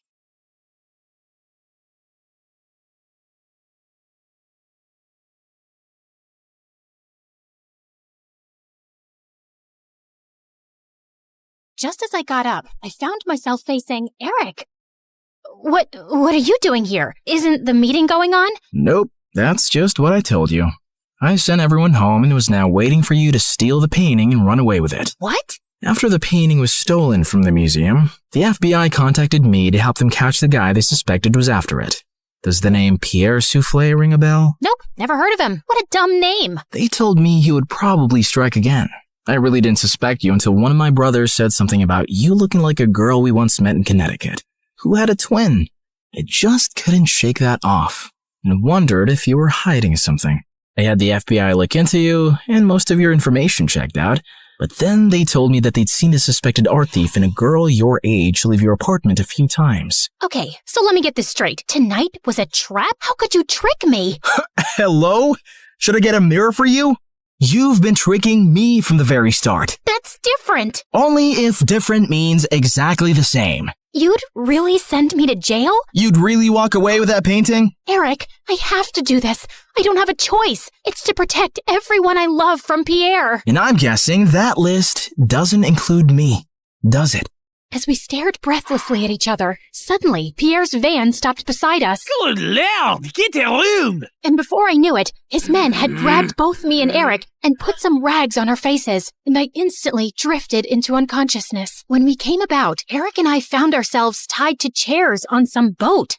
The sleeping beauties are awake just in time for me to say goodbye. You're not getting away with this. Oh, yes, I am. It's not like you are smart enough to call the police to your house when you caught Claire. Yeah, that's her real name. You didn't call the police? What was your plan then? My guess is he was just going to take the painting from you and give you a chance to run away. I think he even gave his own security men the night off. Why would you do that, Eric? Because he wasn't going to send the girl he loves to prison. Duh. Eric sat there poker-faced as I glanced at him. Pierre, you got what you wanted. Now keep your end of the deal. Pay up and let us go. Your sister double-crossed me first, which landed you in this mess, remember? I think I'll do the same. Why is there water coming in the boat? Oh, that's because it's got oils everywhere. It's going to sink soon. You two should make up and forgive each other, because life's too short to be angry. I mean, literally, your life is really short. I'd say about another 30 minutes. Adieu, so long, farewell. And with that, Pierre and his goons left. There has to be some way out. Don't you know how to get out of such situations after all your years as a criminal? I'm a con woman. I don't know how to trick my way out of these ropes. Great! Then I'll just die here with you of all people. Who would you rather die with? Maybe that really pretty, extra smiley waitress at the restaurant you love so much? You know what? Let's just not talk. Fine by me. We sat silently for a few minutes as the water kept seeping in. I've never had boba tea. What? You know, a few years ago when everyone really got into boba tea, and I never had boba tea. I always thought I had time to drink boba tea, and now I'll never drink boba tea. It's nothing special. You didn't miss much. You really mean it? Nah, it's amazing. Who is stopping you from trying boba tea? No one? Oh, you're the worst. Let's go back to not talking. As we sat there in silence again, I slipped my fingers through Eric's. Eric, I'm so sorry for getting you into this. I really wish I'd never crossed your path. He pushed my hand away. For the first time today, I agree with you. Just then, the door burst open, and Meredith came running in. Thank God, Em. I knew you'd come for me. You could have told me too. I would have panicked less. Hi, Eric. Remember me? We kissed once. We'll talk more later. Gotta go now. Meredith cut through our ropes quickly, and we splashed through the water, climbed onto the paddle boat outside, and rowed back to shore. I had a feeling Pierre was up to no good. I followed his van to Eric's house and saw him take you two and bring you here. I had to wait for him to leave before I could rescue you, and that jerk left without giving us a dime. We have to get that painting back. He can't get away with it. What is so special about that stupid painting? Why is it for $10 million? Apparently, it's worth much more. My grandmother bought it at some auction a few years ago, but I don't think she ever knew its real worth. The FBI told me that painting has hidden codes all over it. Sensitive government secrets and coordinates of underground facilities, and Pierre wants to sell those secrets to the highest bidder. Jeez. Trust stupid men to make everything so complicated. Who put codes in a painting? Who wants them now? What is wrong with everybody? All I ever wanted from life was to go to Bora Bora, and now we have no money. If you girls know anything about where he's going, help me catch him. I'll tell the FBI you were helping me all along, and you'll go scot-free. Free but poor? Should I offer you a reward for helping me get back a painting you stole from me? That would be polite, yeah. Meredith, do you have any idea where Pierre's going? Yeah. I've bugged everything that man owns. His phone, his coat, his shoes, that painting. I know where he's going. Oh, by the way, Mom wants us to come home. She says she has something important to tell us. And yeah, her memory is back, and she's very angry we made her marry Arthur. What? More about that later. Eric immediately got in touch with his FBI contacts, who picked us up from our spot and followed Meredith's trackers on Pierre. He was headed for a train at the Grand Central Station, and seconds before he was about to get onto his ride, he was surrounded by officers. Don't manhandle me, you orangutans! My outfit costs more than your yearly salary! I lose the day I ever laid eyes on you two! I'll make sure I take you down with me! I'm taking all your coats, Pierre. They fit me perfectly, you tiny mafia boss. Get used to an orange jumpsuit, cause you'll be wearing that for a long time. As the FBI officers took him away, I turned to Eric with a worried face. He'll give them information against us. You've helped recover a really important painting and capture a criminal the FBI has been trying to nail for ages. I promise, I won't let you get into any trouble. Thank you. We stood there in awkward silence. Okay, this is super uncomfortable. Do you guys need privacy to talk or something? I'll grab us some hot dogs. Do you want relish or mustard or... No, actually, I think we're done here. I have to go. Good luck and goodbye, Claire. Goodbye, Eric. Meredith and I took the next flight to Connecticut to see Mom back at her old house, and I was really happy to see her with her memory back. And then, Mom shocked us with her whole story. Many years ago, I was a government scientist in Russia, working on top secret technology, and our team later wanted to sell it to an enemy country. I refused to do that, and destroyed the technology, and after that I had to go on the run, because I knew those traitors would come after me. I had a boyfriend, and he recently found out I was pregnant. So I never told him about you girls and just escaped. I settled in America and took on the identity of a helpless mom living in the suburbs. Before I left Russia, I set up this laptop as a way to communicate with my father, who sent me a little money every few months to get by. I was even afraid of working in any place for too long, as being part of any system by which I could be tracked down. Whoa, Mom, that's insane and so cool. I'm sorry we never had much, but I was glad you grew up independent and resourceful. When I finally recovered my memory a week ago, I was able to access the laptop and get in touch with my father. He hadn't heard from me in so long, he thought I wasn't even alive anymore. He told me that the traitors working on the project are all behind bars now. It's safe for me to go home. So we're going to Russia? Man, it's so cold there. I always wanted to go to... Bora Bora, I know. That's all you said growing up. We'll visit Russia to see my family, and then we'll go anywhere you girls want. Mom, we're kinda poor, especially since you've left Arthur too. Oh, but my family isn't poor at all. I come from old money. We've been rich forever. There is a God out there. Thank you. Claire, we're finally going to Bora Bora. Yeah, it's everything we ever wanted. I tried to be as excited about the trip as Mom and Meredith, but my heart felt heavy. I wish things had ended with Eric on a better note. On the bright side, I got to meet Freddie, and I was so pleased when he introduced me to his lovely girlfriend. I'm so happy for you, Freddie, and I don't know if I can ever thank you for everything. You're amazing. I know. Just don't forget about me and come to visit, okay? On the day of our flight to Russia, we just reached the airport when Mom and Meredith turned to me with strange smiles on their faces. What's going on? Here's your ticket.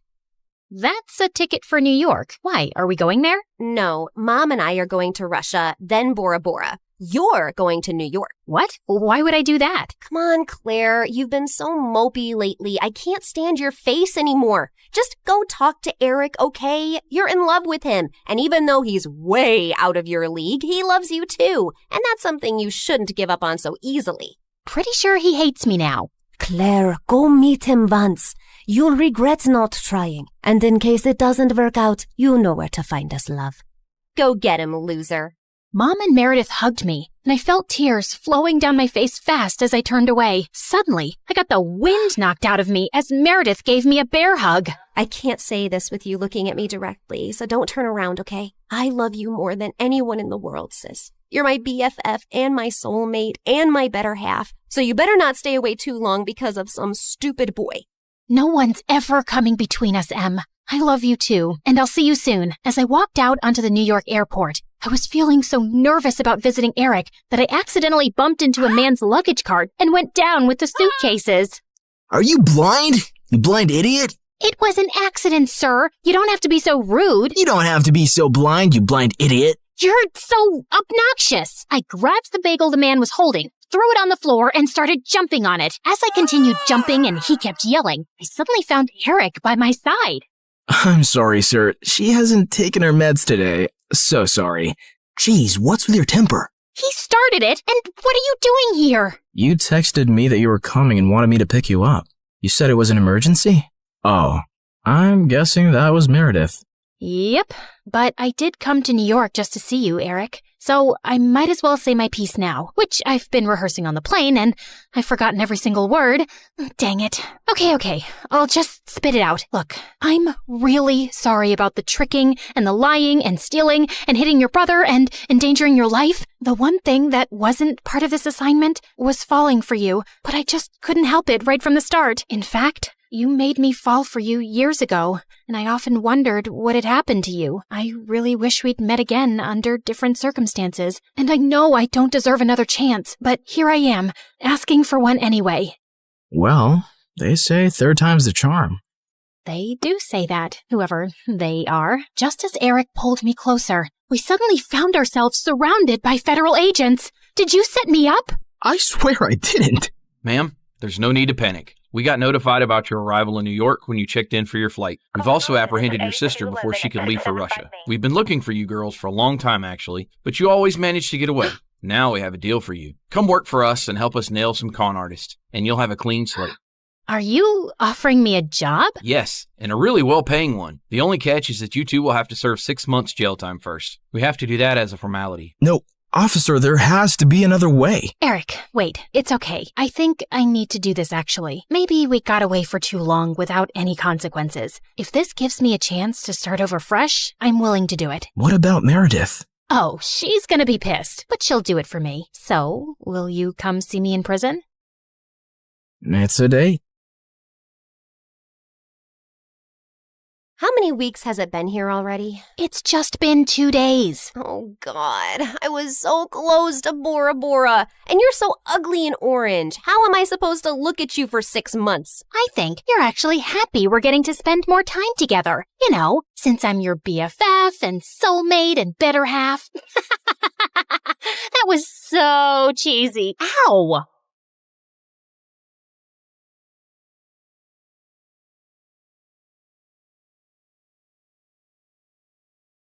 Hi everyone, my name is Summer. Please like and subscribe to MSA. I come from a poor family where my single mom used to work in fields for rich people. And since I was the eldest daughter, I always tried to help her out. Except I was kinda slow and really clumsy. Honey, can you go pick up those baskets for me? Sure thing, Mom. Oh, ouch! I'd destroy more things than I'd fix. You're sick, Mom. You should rest. I'll feed the cattle for you today. Oh no, wait, Summer, no, shh, you can thank me later. But as soon as I went near the animals, I stepped on a cow's tail and sent them all running around in panic. Just then, my BFF Jackson showed up, laughing like crazy. I guess that adds to another of your achievements this week, Summer. Shut up and help me. Jackson's family had lived next to us for years, and we'd grown up really close. And since he was a freaking genius, he'd help me study while I just tried to sleep my way out of it. At school, all the girls drooled over him and came to me to put in a good word for them. Can you give these chocolates to Jackson and ask him to come to our party? Nah, I got a test. You can eat them all. Really? The girls would hate me for being his favorite. And likewise, I adored him too. He was really hardworking and had part-time jobs to support his mom, who was sick most of the time. One day, I went over to check on his mom, and he was surprised when he came home. Summer, what are you doing here? I knew you'd be working late shifts, so I thought I'd help out. I am so lucky to have you in my life. I love you. Suddenly, my eyes went all wide. What, you don't like me? Oh, no! I mean, yes, I like you a lot. But I thought you were too perfect and wouldn't like someone like me. You're the most beautiful person, both inside and out. Summer, I don't just like you, dummy. I love you. After that, Jackson and I started dating, and it was really fun. But over time, things started to get tough. Jackson's mom got sicker, and he became super stressed and started working more part-time jobs. He'd be so busy that I'd barely get to see him. So one day, I decided to stop by at the ranch where he worked. But when I got there, I saw Jackson's clothes were all muddy, and a bunch of kids our age were messing with him. How dare you touch me, you filthy rat? I didn't touch you on purpose. I was just trying to save you from falling. But suddenly, the girl slapped Jackson hard across his face, and I just couldn't watch him being humiliated like that. You jerks! Leave him alone! I jumped over the fence to save him, but I ended up landing in a puddle. Ugh. The other kids started laughing, and Jackson pulled me away quickly. But the next day, Jackson came to my place with the most extraordinary request. Summer, if I asked you, would you date the guy I work for? What? You want me to be someone else's girlfriend? No, I just want you to pretend. Why would you ask me to do that? And do you mean one of those jerks who was bullying you? Just hear me out. He asked me if I could get him a fake girlfriend in exchange for a lot of money. Summer, you know I'd never even think of such a thing if I didn't really need it. Mom needs that surgery soon. So, you'll put me up for sale? No, don't say it like that. It's just like any job. It doesn't mean anything more. Please, help me. I knew his need was genuine, but this was insane, and I refused. The next few days, Jackson kept texting me to apologize, but I didn't want to talk to him. Until one day I came home, and Mom told me that Jackson's mom had been admitted to the hospital. I went there as fast as I could, and it broke my heart to see how defeated Jackson looked. And I decided to go along with the fake dating plan. I was going to get him that money and maybe even teach those jerk kids a lesson. When I told him I'd do it, Jackson was shocked. Are you sure, Summer? Yeah, I'm sure. I can't thank you enough. You're the best. The next day, I went to see that guy Aiden at his ranch. Interesting. Aren't you Jackson's girlfriend who tried to save him that day? That was brave of you, although you looked pretty stupid. Also, you don't find it weird that he has no problem with you dating another guy? What? No, Jackson and I are just friends. Wow, you're one amazing friend. So you're single then? Yeah, but don't get any ideas. I'm only here to be your fake girlfriend. And as far as you're concerned, I'm like gay. I see you and I feel nothing. In fact, I look at you and I want to puke. Yuck. Oh, really? How are you going to be a convincing fake girlfriend for me then? 'Cause I'm a top-class actress and I've played major roles in school plays. I played Juliet once, and in the end, I laid so still, some people actually thought I'd died. Pretending to be your girlfriend will be a piece of cake. Why do you need one, though? Is it hard to find someone to actually like you? None of your business, girl. And I might regret this deeply, but you're hired. He told me he was going to enroll me into his school, and we had to make everyone believe that we were super in love. But I wasn't going to make this easy for him, especially after the way he and that girl had treated Jackson. I was going to be the most annoying girlfriend ever. On the first day, I put on a hideous outfit to embarrass him. God, who is that clown with you, Aiden? What is she even wearing? Ew, she smells like cattle. But my plan failed because Aiden shut everyone up and told them I was his girlfriend, with pride. Just then, the same girl who slapped Jackson at the ranch came catwalking towards us. You must be crazy, brother. I mean, just look at her. Our maids dress better. Turns out that witch was Aiden's stepsister, Meg. It is what it is, and you gotta deal with it, Meg. But later that day, as we were heading home, Aiden warned me. Look, take my credit card and get yourself some decent clothes. This is very important to me, so don't joke around. People have to believe you're my girlfriend, so you need to look and act the part. I nodded and smiled sweetly, but I wasn't going to stop so easily. The next day during lunch, all eyes were on us, so I filled my tray to the top with food. Seriously? What's wrong with you? A girl's gotta eat, man. I have a healthy appetite. I kissed him on the cheek and danced back to our table. I ate like a pig and let out the loudest burp. It was so funny to see Aiden act like this didn't bother him. But just then, a skinny guy with glasses walked up to our table and asked Aiden's friend for some money he owed him for doing his assignment. You want money? Here you go. And he threw some of his loose change at the poor guy's face. I suddenly lost my temper and flung my orange juice at him. What the heck? Aiden, control this ill-mannered girl you got from some jungle. Aiden suddenly leapt up and grabbed that guy's collar, but the rest of them quickly separated them and the jerk stormed off, fuming. But then Aiden pulled me away angrily. Ah, stop! What are you doing? What is wrong with you, huh? Why are you acting like this? Those people are my friends. They're jerks, and so are you. But I already knew that. And I hate rich, entitled brats like you. And I hate poverty. And I hate that I have to pretend to be your girlfriend and— Oh, shut up. I don't care about your whole poverty speech. You agreed to do a job, and whether you like it or not, you'll act like my girlfriend who's dying to make me happy. And I know you're doing this because your friend's mom is sick, and the treatment is super expensive. It's nothing he can afford, even if he works his butt off for the next 5 to 6 years. You better behave or I'll fire you. Gosh, I hated him even more now. I even stayed late at school so I could avoid going back with that jerk. But then Meg and her friends caught me and locked me up in the janitor's closet. Hey, open up! I kept banging on the door for a while, but it was no use. I tried calling Jackson and left him some messages, but he wouldn't reply. And then suddenly, the door flew open, and I was so startled that I lost my balance and fell to the ground, hurting my ankle.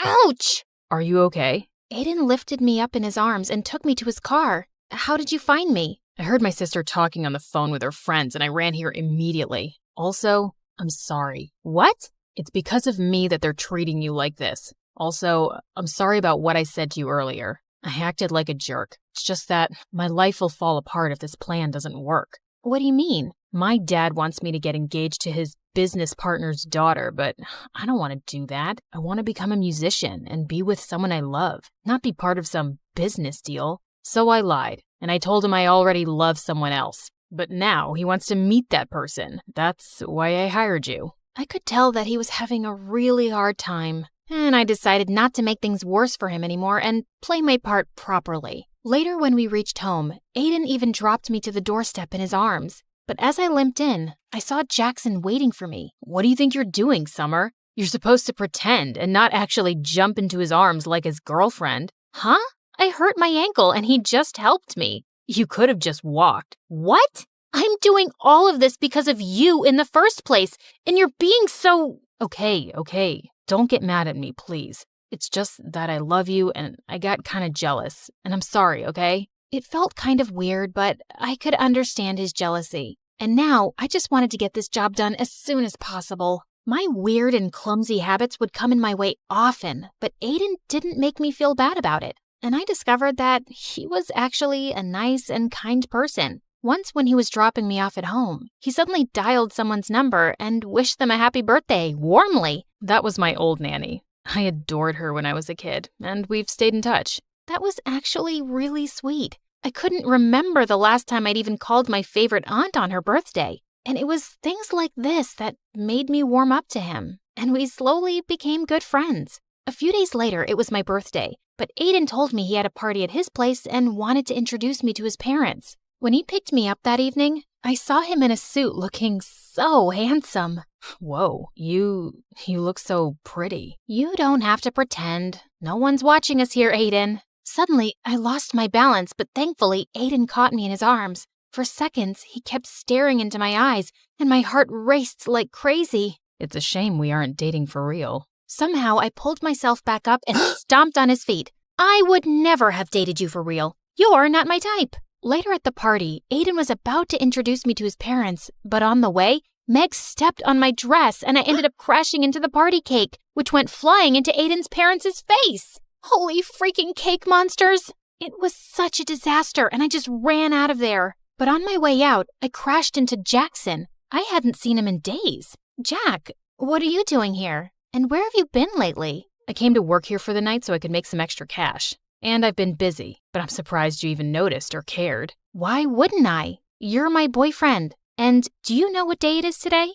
Yeah, Saturday. Now if you'll excuse me, I got work to do. And you should go and be with Aiden. Saying that, he just left without even wishing me a happy birthday. I was sitting outside by myself when Aiden joined me. Are you okay? I'm sorry about what happened back there. No, don't be. It wasn't your fault. So, what now? Are your parents going to be mad at you? Did I ruin things for you? Hey, take it easy. Why are you always so worried about everyone but yourself? Here, let me get that. He had some napkins and wiped some cake off my shoes. As he was doing that, I couldn't help staring at him. Suddenly, he looked up and started leaning closer to kiss me. My heart was pounding wildly, but I pulled myself back just in time and ran out of there. What just happened? The entire night, I kept thinking about Aiden. I was definitely catching feelings for him, and I felt guilty. I decided I couldn't go on with this deal, and I had to talk to Jackson about it. But then early the next morning, I received a message from Aiden calling me at his place.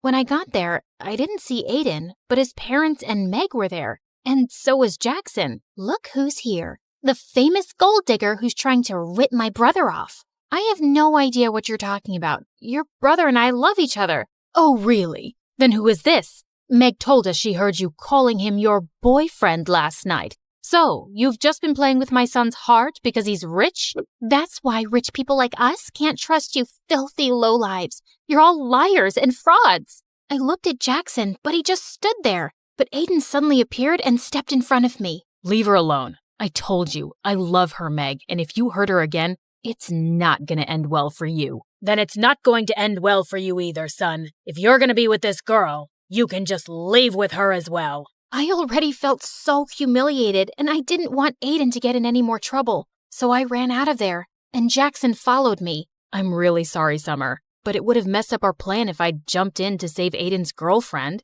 Jackson, I think the plan is already over. Aiden's family won't accept me as his girlfriend now. But Summer, you still asked Aiden to pay for you, right? This can't have been all a waste. I failed at the job, and I don't want to ask him for the money. I was going to talk to you about ending the deal anyway. Why? 'Cause Aiden kissed you last night? What? I actually left before he could kiss me. But you thought we kissed? And you still didn't want to break the deal? Do you even care about me? Of course I care about you, Summer. You think it's been easy for me to see my girlfriend with him? But you know how desperately we need the money. Not me, you. It's you who's lost his mind over the money. It's like I don't even know who you are anymore, Jackson. Just leave me alone. We're done. Because you fell in love with Mr. Fancy Rich Pants, right? Because I'm not good enough for you anymore, right? Jackson, just stop. No, I won't. In fact, let's see if you still love me or not. He tried to kiss me, and just as I was about to slap him,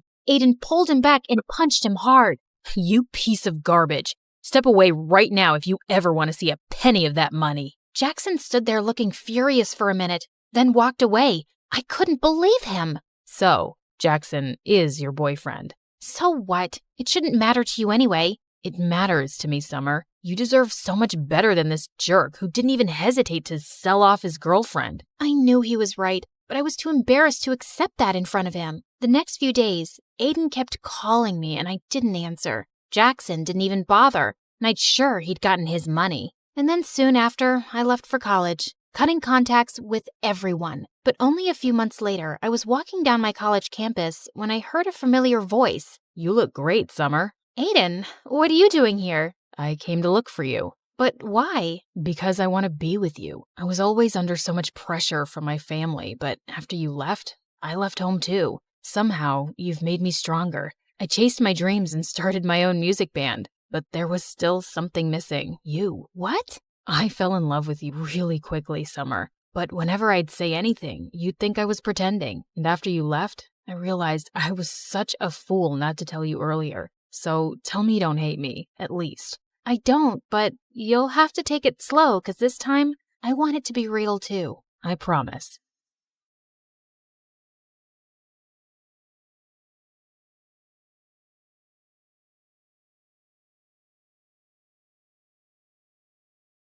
Hey friends, I'm Sabrina from Miami. Please like and subscribe. I was born to two high school sweethearts who loved me to bits. My parents were like each other's best friend, and people called them couple goals. But in reality, they were complete opposites. While Mom was a hardworking, no-nonsense lawyer at a big firm, my dad, well, he was a stay-at-home dad. Polar opposites. Yeah, I know, but still, they were so much in love. As a kid, I wanted to be just like them. I was the best student in class, and I guess that came from my mom, considering what a book nerd she was, and a total goofball. That part, I am 100% sure came from my dad. As a kid, I always dreamt of becoming a scientist after a field trip with my school to a science lab. I was mesmerized by the many colorful test tubes. I would read science magazines like they were fairy tales and was able to remember everything. Why is it so hard for you to wake up in the morning? Come on, we're going to be late. That's because of Newton's first law.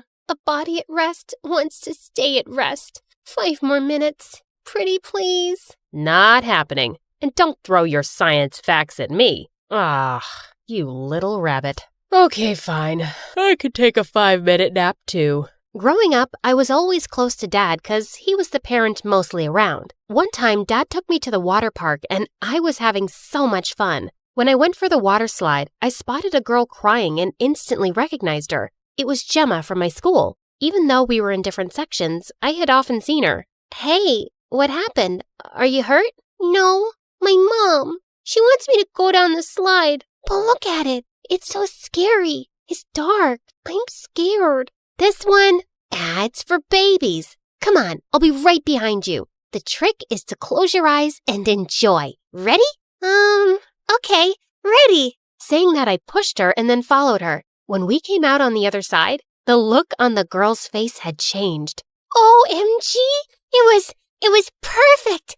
Let's do it again! Yay! We had a blast, but our fun was cut short when we heard some people scream and run out of the pool. I turned around and what I saw made me want to hide my face from the world forever. Dad was in the middle of the pool while the water around him was turning blue and all the kids were running out of it. No. That's your dad, right?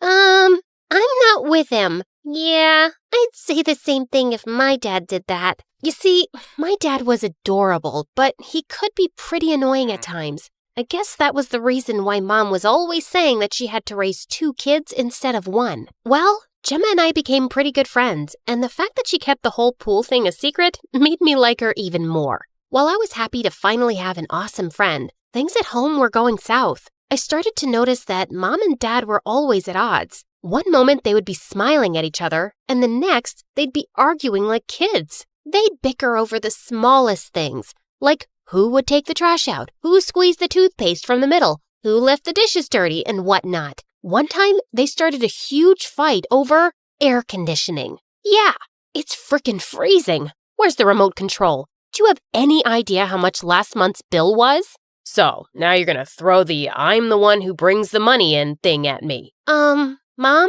Dad? I have homework.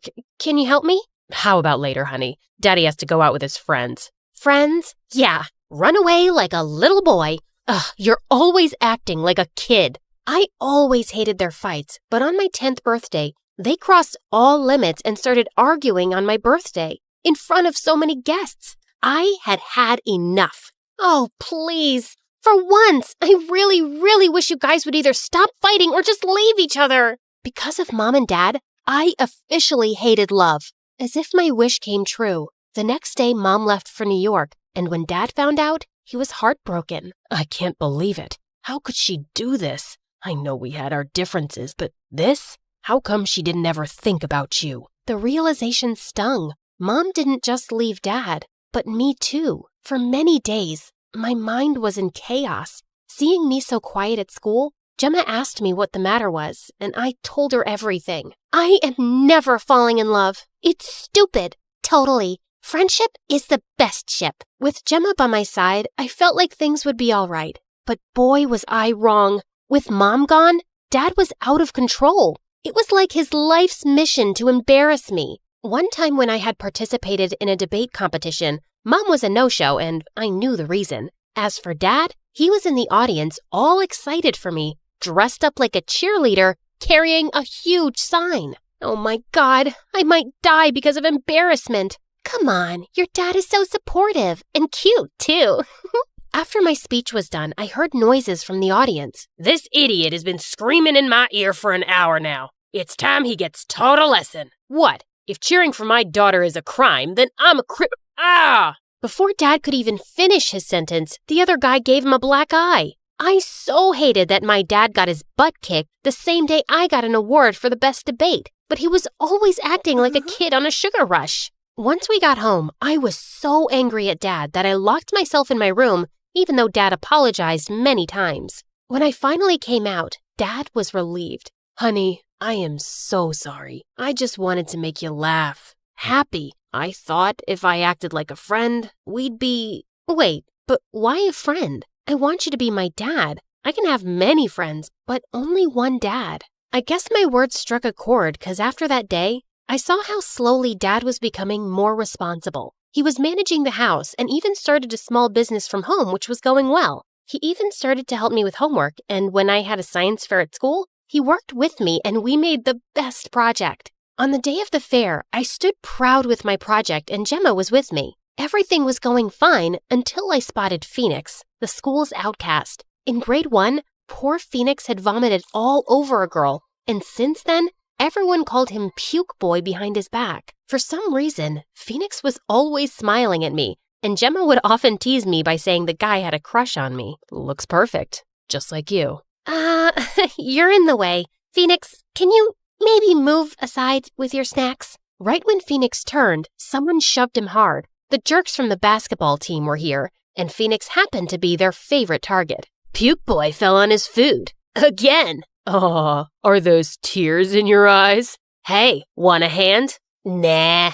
Instead of helping Phoenix up, they shoved him back and started laughing. I couldn't just stand there and watch the poor guy suffer, so I gave him a napkin. What are you doing?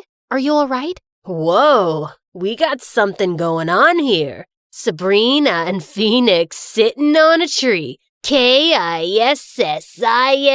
Before he could finish, I gave the jerk a much-deserved slap, and that really angered him. But before he could come at me, the principal came and took the whole group away. Good riddance. Oh my God. I want to be you when I grow up. Thank you so much, Sabrina. You're welcome. That was something, Sabrina. Gemma and I spent the day with Phoenix, and it turned out he was a gem. Not only was he good at school, he had a heart of gold. After that day, we started to hang out with Phoenix a lot. As time passed, our friendship grew stronger, and in the final year of high school, all three of us decided to go to the same university. I was doing so well, but then I had a 2-week break before my final exams, and I had to go and visit Mom. I was dreading it because I knew she'd be pissed as I didn't attend her wedding a couple of years ago, but when I reached her place, I was pretty shocked. Wow, Mom had surely married a rich guy, and now she even had 2 kids. Meet your brothers. Aren't they adorable? Yeah.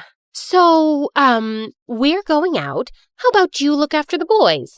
Before I could say anything, Mom and her husband rushed out and I was left to babysit. The entire week went by in a haze, and I realized one thing. Mom had moved on. I knew I should be happy for her, but I felt betrayed. At least I had Dad, but once I was back, I got a surprise at home. Dad was dating again. First, Mom has a new family. Now you're both moving on? Where do I fit in? You are our child. Nothing in the world can ever come between the love we have for you. Yeah, some love. Ugh, but why was I blaming Mom and Dad? I was the one who had wished for them to be apart. The guilt was keeping me awake at night, and to take my mind off it, I poured my heart and soul into my studies and got a scholarship to my favorite university in New York. The best thing was that Gemma and Phoenix were going to be with me, but in different facilities. It was totally worth it considering how we got to meet every single day. Things were going great, and in the 3rd year, I was one of 2 students selected to be part of a research team.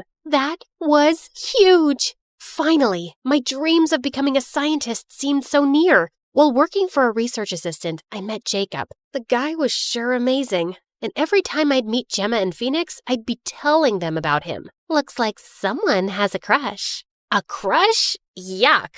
Jacob and I, we're just good friends. Yeah, everyone says the same thing when they have a crush. Did I really have a thing for Jacob? No.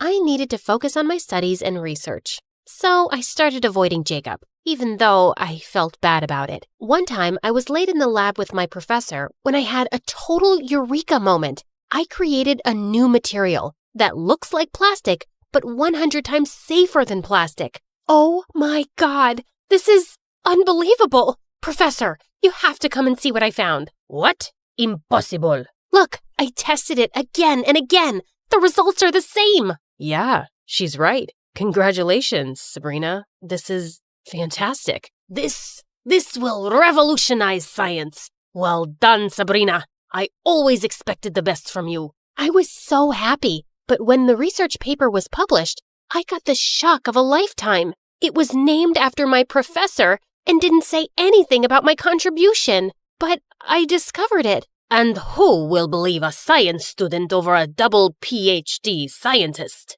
I'll tell everyone. You won't get away with this. Oh, really? Well, then be prepared to lose your scholarship and fail epically. What a monster! I had been such a fool trusting him with my research. I needed to tell Gemma and Phoenix about this and ask them what to do next. I ran to Gemma's dorm room, and right when I opened the door, I felt the air knock out of my lungs. Gemma and Phoenix were kissing. What the heck? Sabrina, wow, Finally. I was telling Gemma for so long that we should tell Sabrina about our relationship, but look how well everything fell into place. Fell into place? Are you crazy? This can't be happening. No way! You betrayed me! It was like the walls were closing in on me. I felt like my mind was spinning. It actually was, and when Gemma came to hold me, I slapped her. Accidentally.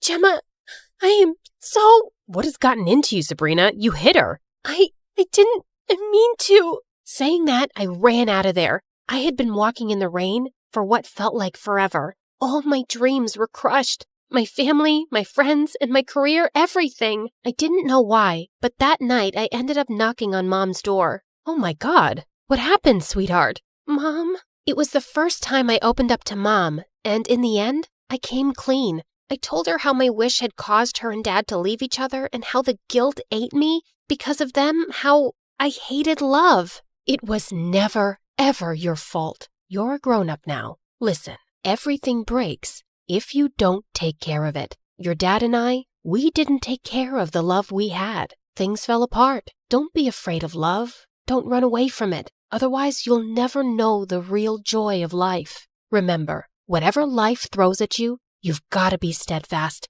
and strong, and everything will fall into place. Even though we're no longer together, look what we have. A smart, strong daughter. You, sweetie. Strong? Smart? Me? Ugh.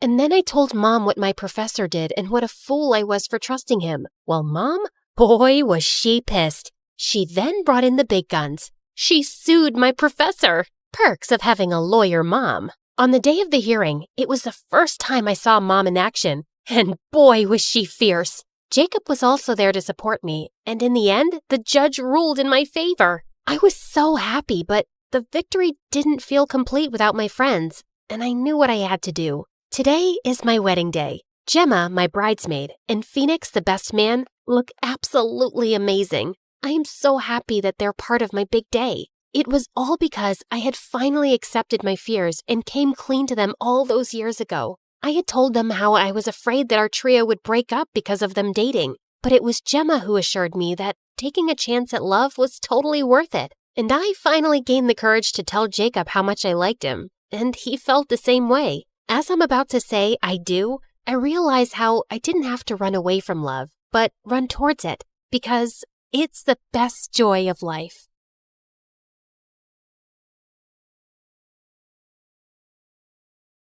Hi, I'm Jules from Arizona, and I have the most opposite parents ever. But that's not why I'm telling you this story. If you want to know more, please like and subscribe to MSA. My mom was a lawyer who worked long hours for a multinational company, and Dad was a broke, stay-at-home artist with a wild imagination. He'd spend hours telling me stories about random superheroes, which Mom thought was a waste of time. On my 10th birthday, Dad threw me a huge superhero party, and everyone was asked to dress in costumes. We've got a costume for you, too. Ugh, really? Wonder Woman? The guests are gonna be here soon. I can't wear this junk. But Mom, I stayed up all night to pick that outfit for you. Well then, sweetie, you obviously need to make better choices in life, which you won't if you continue sticking with your dad. What's the matter with you? It's her birthday. Why can't you loosen up a bit? And why can't you be like an adult? Ugh, I'm so tired of this. I need a break. With that, Mom simply tossed the costume aside and left. As time went by, I became more like Dad. I loved art and painting. Life was good, except when I turned 16, Mom asked Dad for a divorce. He tried convincing her otherwise, but she was set. Since Dad was struggling to find a job, Mom won full custody, and I had to move with her to a new city. Mom tried her best, but she had no idea how to take care of me. Eventually, she found a new boyfriend, a bigger house, and a new cook, and that was the end of her efforts. I started school soon, and on my first day, even though the kids were cool, I just wanted to be left alone. So I went to the school garden and had taken out my sketchbook when this girl in a chicken costume flew past me and hid behind a huge tree. And soon after, a group of girls followed. Have you seen a headless chicken running around here somewhere? Chicken? Here? Nah, maybe try the poultry farm? The girls just pouted and walked away, and I went behind the tree to see the girl in the chicken costume crouching. Hey, they're gone. Are you okay? Who are those people? Oh, just some bullies. I'm in the school play. Well, not technically, because I could never act in front of people. But anyway, I was just trying out the costumes and they spotted me, and now they're after me to lay an egg. How can I lay an egg? I'm not a real chicken. I'm Maggie, by the way. Jules, and I think your costume is cool. My dad and I dressed up as superheroes all the time. Maggie and I were quick to become friends. She was a bit introverted and hardly spoke to anyone in school, but when we were alone, Maggie was a totally different person. She would dance, sing, and had some of the best jokes to crack. It was fun to be around her, and with time, Maggie and I got closer. When we turned 17, I started getting a lot of attention from boys, but every time someone asked me out, Maggie would talk me out of it. Heck no, he applies too much gel on his eyebrows. Such a loser. I think his eyebrows are just naturally thick. Nope, he smells like horse poop. But he's so cute. Yeah, so? You deserve better. I didn't think much of it at the time. Maggie was only looking out for me. But then this new guy, Charlie, joined our school, and boy, was he a stunner. Charlie and I hit it off instantly and bonded over our love for art. We started hanging out, and when he asked me out, it was an easy yes for me. On our first date, Charlie decided to take me to this really really fancy place downtown, and I was more than excited. We were having the best time when suddenly Maggie popped up out of nowhere. Oh, hey, guys. What a surprise. What are you doing here? I was just here to get their snail croissant. Oh, they're the best in town. Anyway, now that I'm here, maybe I should just join you guys for dinner. That's, of course, if Charlie doesn't mind. Right? Perfect. You know, Charlie, I never thought Jules would find anyone. Not after she found out she farts when she's nervous. I do what? It's okay, babe. There's nothing to be ashamed of. We all have our ups and downs. You have more than what a normal person does. Like the time you pooped your pants because you ate too many burgers before a roller coaster ride. Or like that you shaved your head when it was too hot and... Okay, that's enough. She's just kidding. I don't do that. Tell him. Yes, I was just turning around to tell him. Didn't you see me turning around? Yes, tell him now. Like I was literally turning around and about to tell him. Stop telling me to tell him. It sounds like an order and that I have to obey you. Charlie, I was turning around to your side. You saw that, right? Just tell him, Maggie. Now you said my name, so it's officially an order. Fine. Yeah, I was totally kidding. I'm not. Oh, look at the time. My croissants must be ready. Enjoy your date. So nice to meet you. Maggie left soon after, but the damage was done. Charlie looked visibly disgusted, and the next day in school, he told everyone that I was a weirdo with a thing for shaved heads and farts. Everyone looked at me like a crazy person. It was so embarrassing, and I only had one person to blame, Maggie. But where the heck was she anyway? I tried calling her, but she didn't answer, so I searched the school for her and finally found her hiding in one of the bathrooms. What do you think you're doing?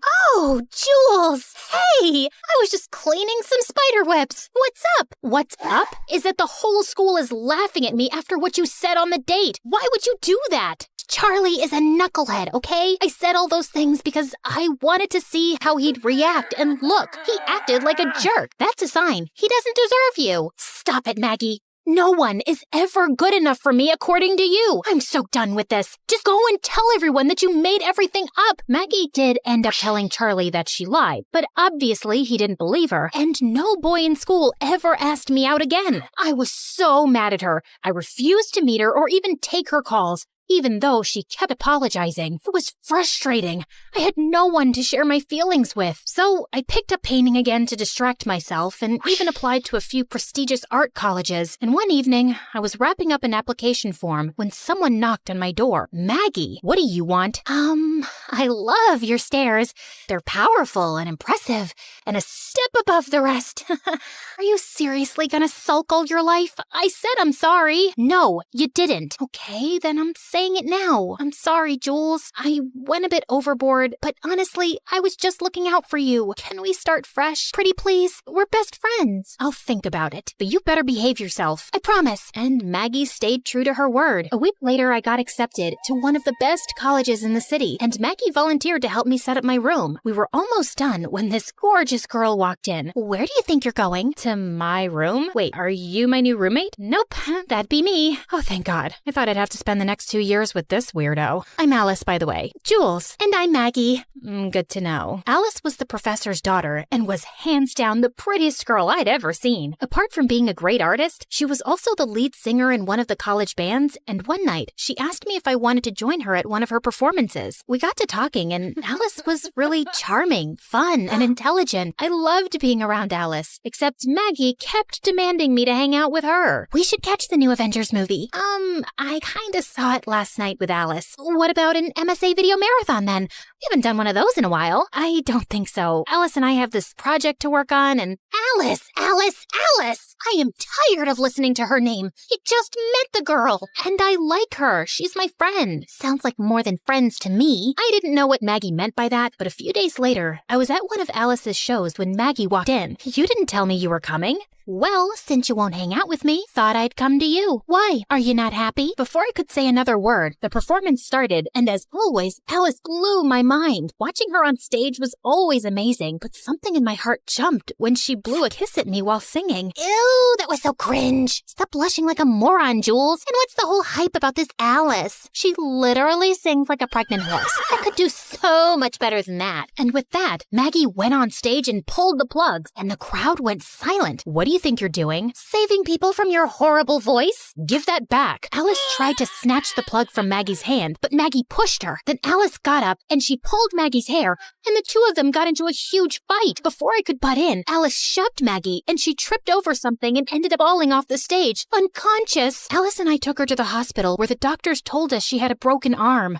Maggie got discharged the next day, but the doctors said that she needed to rest. Her parents requested if I could help her with her recovery since she was always happy around me, so I tried to drop in whenever I could, but every time I said I couldn't come over, she'd freak out or have a full-on panic attack, making me feel like I had to drop everything and go see her. Even Alice started noticing how stressed I was. Then one day, she told me about this great art exhibition in town, and I really wanted to see it. I told Maggie that I wasn't well, and surprisingly, she understood. Alice and I were having a great time, and the exhibition was out of this world. I've missed that smile, you know. Me too. Thanks for bringing me here.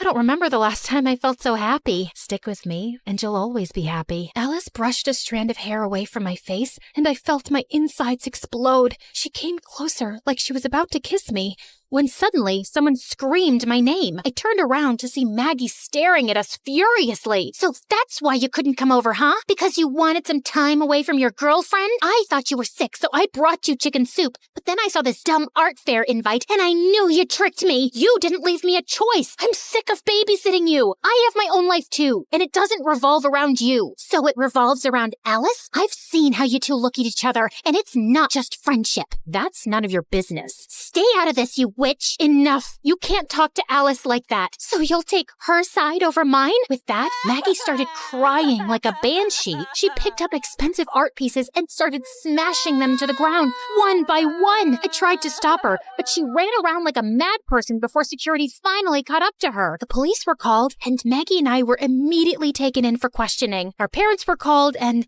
it was a huge mess. Mom dropped me back off at my college, where Alice was already waiting for me. Are you okay? Look, Jules, you need to cut that girl loose. She's clearly obsessed with you. I don't know what's gotten into her. I mean, she's always been weird, but she's not a bad person. Then why did she spread that rumor about you in school? I had a friend who went to the same school as you and did some digging. They told me how she said something about you farting and... Wait a minute. You asked around about me? Why? Because I wanted to know more about this stupid friend of yours. Then you should have asked me. Don't go sneaking around like that. I'm sorry. I just wanted to make sure you were okay. You should know better and stay away from someone so toxic. She's not wrong, Jules. Sometimes it's okay to let go in order to stay happy. As painful as my separation with your dad was, it ended up being a blessing because we're so much happier. Just be selfish for once and choose your own happiness. Oh my God. You all need to stop telling me what to do.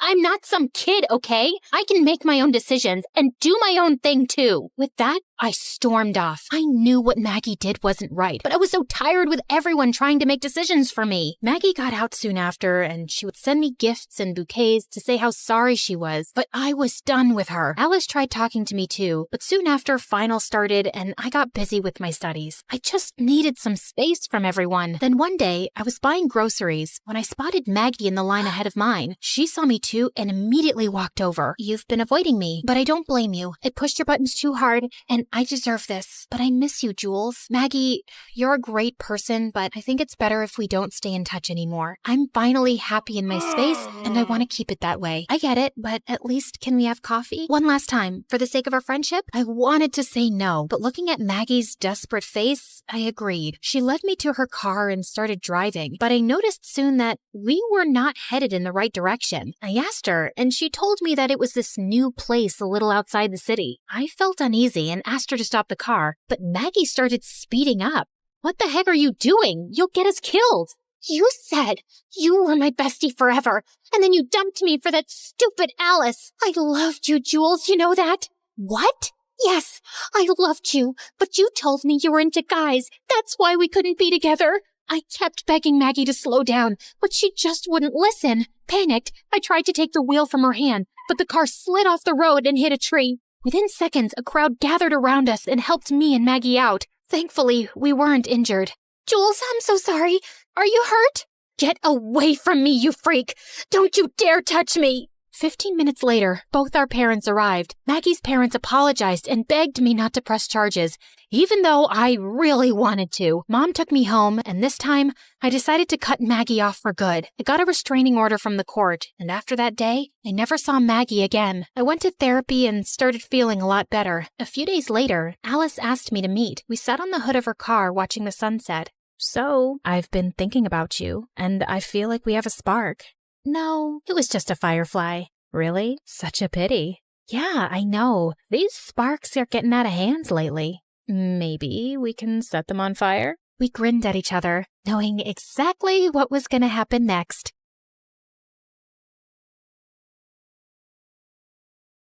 I felt a firm push on my back, and before I knew it, I was being dragged into the back of a waiting van. Let me go, please! I pleaded as tears streamed down my face, but my cries fell on deaf ears, and the van roared to life, carrying me away to a fate unknown. Little did I know, social media would save my life. Hey, my name is Carly, and I live in Washington. Don't forget to like and subscribe to MSA. Growing up with a politician as a dad was like living in a reality TV show on steroids. We jetted off to fancy places like nobody's business. Forget Disneyland. Our family vacations were on a whole different level. It was so glamorous. Red carpets? Check. Paparazzi? Double check. Speaking of paparazzi, I remembered the day when a photographer jumped out at me after school and asked me how much I loved my parents. I love them both, but when Mommy comes in for a kiss, it's like I'm being attacked by an octopus. It was a joke, but I was only 4 years old. Little did I know that innocent quip would turn Mom into a hilarious meme overnight. Wow,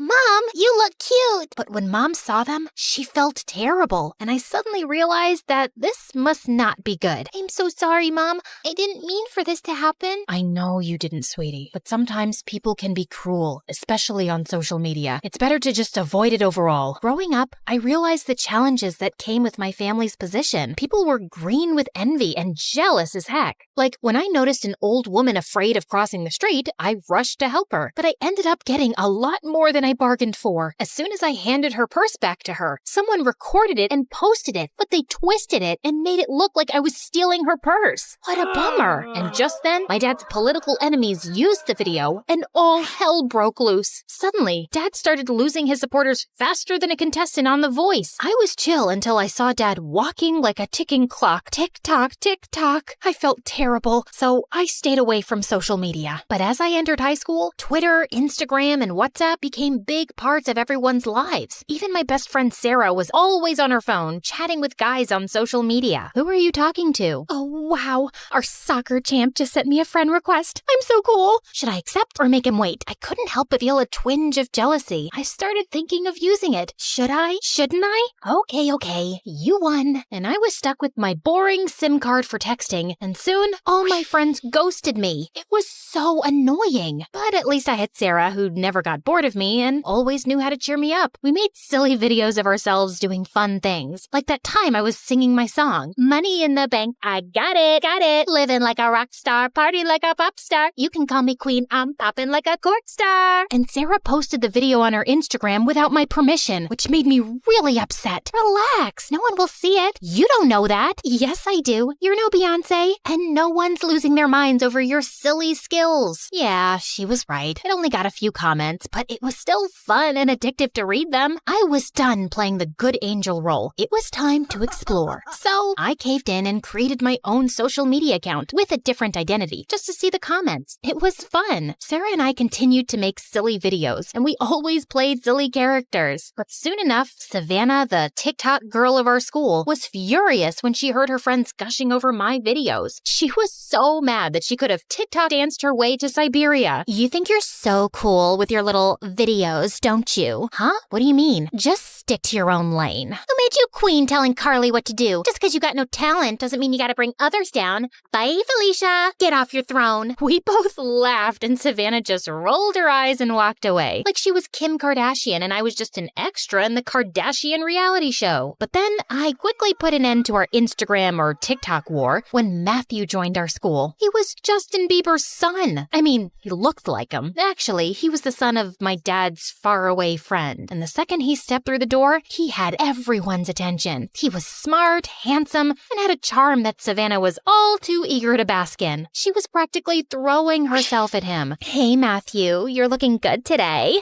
Mind if I take a quick selfie with you? Actually, I'd prefer if you didn't. Come on, don't be so uptight. It's just a harmless picture. I'm sorry, Savannah. I'm just not interested. I was wondering why Matthew didn't. I mean, everyone has social media, right? So I did what any self-respecting Gen Z would do. I stalked him online. To my surprise, I found absolutely nothing, leaving me to conclude that Matthew must be part of the 1% of people who don't have a presence on the internet. Hashtag, where are you, Matthew? Hashtag, no social life. Is this seat taken? Yes, by me.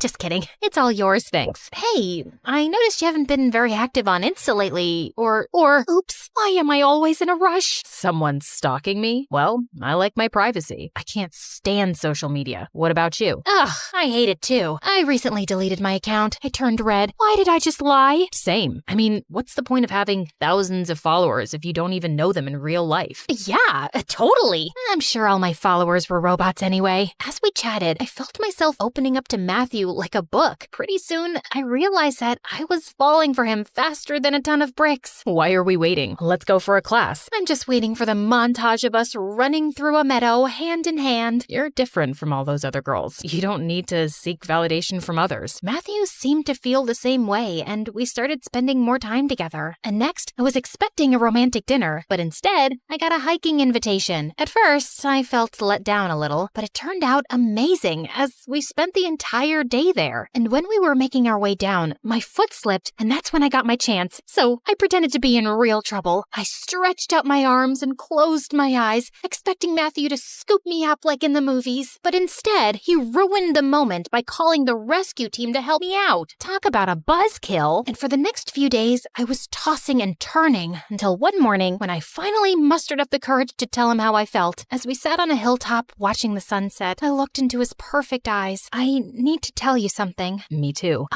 Okay, you first. He smiled and pulled me close to whisper in my ear. You're the best thing that's ever happened to me. I think I've fallen in love with you. I felt my heart skip a beat. I think Cupid just shot me too. We shared our first kiss as the sun dipped below the horizon, and I knew that our love was something special. Everything was perfect, and even our parents began to talk about us moving in together after graduation and getting married one day. But Savannah, who was still jealous of our relationship, had other plans. The next day at school, I was more anxious than a squirrel on a highway, as I couldn't find Matthew, and he didn't reply to me the entire day. Have you seen Matthew? I think he's avoiding me. Sorry, what? I was too busy stalking my ex's new girlfriend on Instagram. You know, I always knew you were too basic for Matthew. He needs someone who doesn't embarrass herself on social media all the time. And just like that, my worst fear was confirmed. She had shown him my silly videos. The bell rang, and Savannah and I had a face-off. I was ready to go all Jersey Shore on her if I had to, but thankfully Sarah stepped in before I had to break out my hair-pulling skills. After my fight with Savannah, I stormed out of the school, and there he was, standing outside, waiting for me. As we got into his car, Matthew turned to me, and his expression was colder than an iceberg in Antarctica. Why didn't you tell me? I was scared to lose you by telling you the truth. I can't believe you lied to me. I'm sorry. My parents are really upset. They saw the dance video and all the others. My dad is a politician, and I can't have a girlfriend who's a social media sensation. But I only have like 20 followers. I felt a lump in my throat as I realized what was happening. You're breaking up with me because of this? I'm sorry. I don't know if I can go past that lie. And this whole social media thing is not my cup of tea. But we love each other. Can't we work through this together? I need to do what's best for my family. Please, Matthew, don't do this.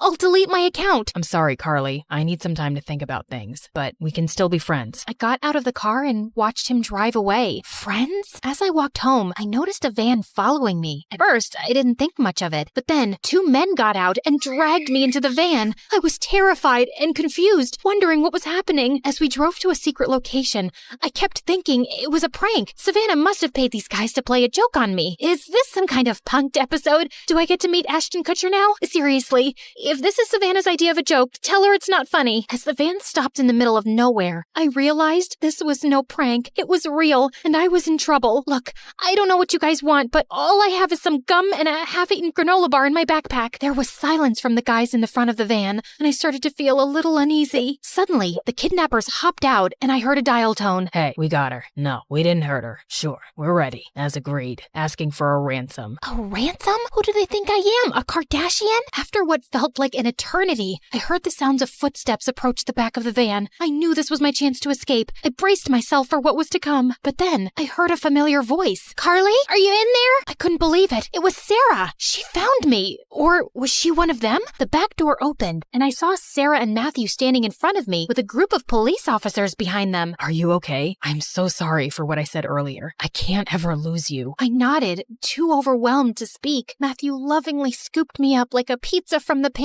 van. Come on, guys, it's a serious situation. Stop giggling. What is happening here? How did you find me? Social media. Savannah was acting really weird in school, like wearing sunglasses inside and being afraid of her own shadow. I got suspicious that she was hiding something. I checked her social media and saw that she had posted a vlog of herself walking. And that's when we saw you in the background of our video getting shoved into a van. We got the license plate and gave the information to the police. You saved my life. Carly! My parents arrived by helicopter like their own personal Mission Impossible, and it was hard to tell who was more relieved, me or them. Oh, my dear, we were worried sick about you. I can't even imagine what you've been through. Your safety is our top priority, Carly. We were ready to do anything to bring you back. I thought I was never going to see you guys again, but thanks to Sarah and Matthew, I'm here, and social media. It's funny how something that almost ruined my life ended up saving it. Social media caused so much drama in my life and almost cost me everything, including Matthew. But without it, who knows how long it would have taken to find me. Just then, the police took the kidnappers into custody. You'll pay for this!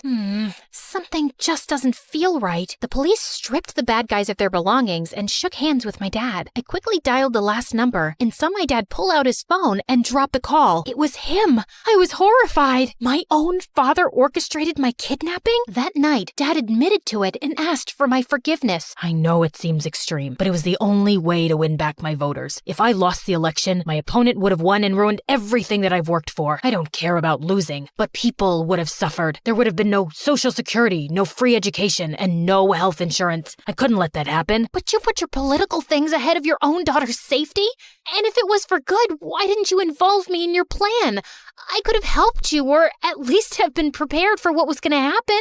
I wish I could have involved you, but the plan involved highly confidential information. Even family members can accidentally leak information, and I couldn't take that risk. I truly believed that what I was doing was for the greater good. I instructed the fake kidnappers not to hurt you, and they didn't. And now that you're home safe, I hope you can understand why I did this. As news of my kidnapping spread, the public's empathy for my father grew. I knew his intentions were good, but his actions were wrong. Still, I forgave him. He was reelected and made sure that everyone got what they deserve. Better wages. I learned the value of honesty and communication. I realized that sometimes people make mistakes, but forgiveness and understanding can bring healing and peace. As for Matthew and I, we were able to continue our relationship, and our love only grew stronger. He even willingly participated in a video for Sarah's TikTok.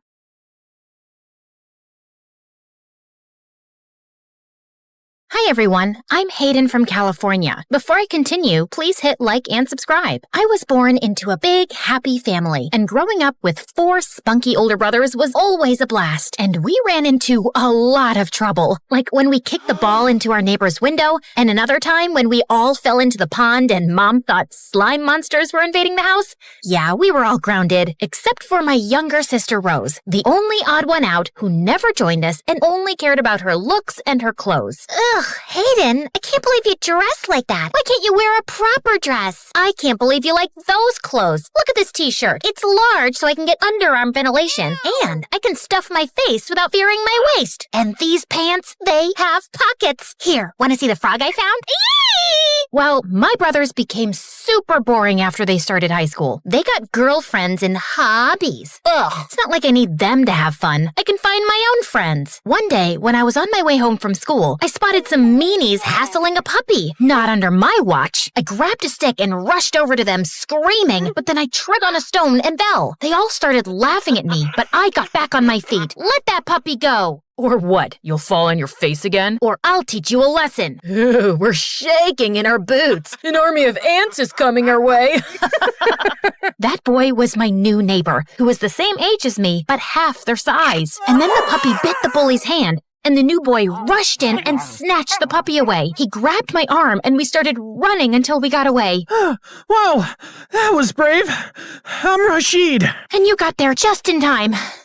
I'm Hayden. He adopted the puppy, and from that day on, Rashid and I became best friends, and everyone called us the Terrible Duo. But things changed the summer before high school, when Rashid decided to visit his grandparents in India. Can't you stay home? Aw, I'll text you every day, and then we'll be in the same class this year. Finally, we can sit together. Without him, I was so bored that I even tried spending time with Rose. She pulled me out for shopping or a salon, which I never liked. She even dragged me to her ballet class. Ugh, all that pink tulle and that boring music. I was starving, so I searched for a vending machine and almost crashed into a girl doing a backflip. I peeked into the classroom and everyone was doing backflips and handstands, and the splits, they looked free, strong, and flexible. I wanted to be one of them, and that was my true calling. I caved in and trained every day, and by the end of the summer, I had already won 3 trophies at local competitions. I couldn't wait to show them to Rashid. On the first day of high school, I got in early to save us the best seats, but when I got in, someone was already there. Hey, can you? The guy looked at me, smiled, and... Hey, Hayden, I missed you. OMG, Rashid? Wow, I almost didn't recognize you. He looks tall, and the glasses are gone, and wow, he's so... No,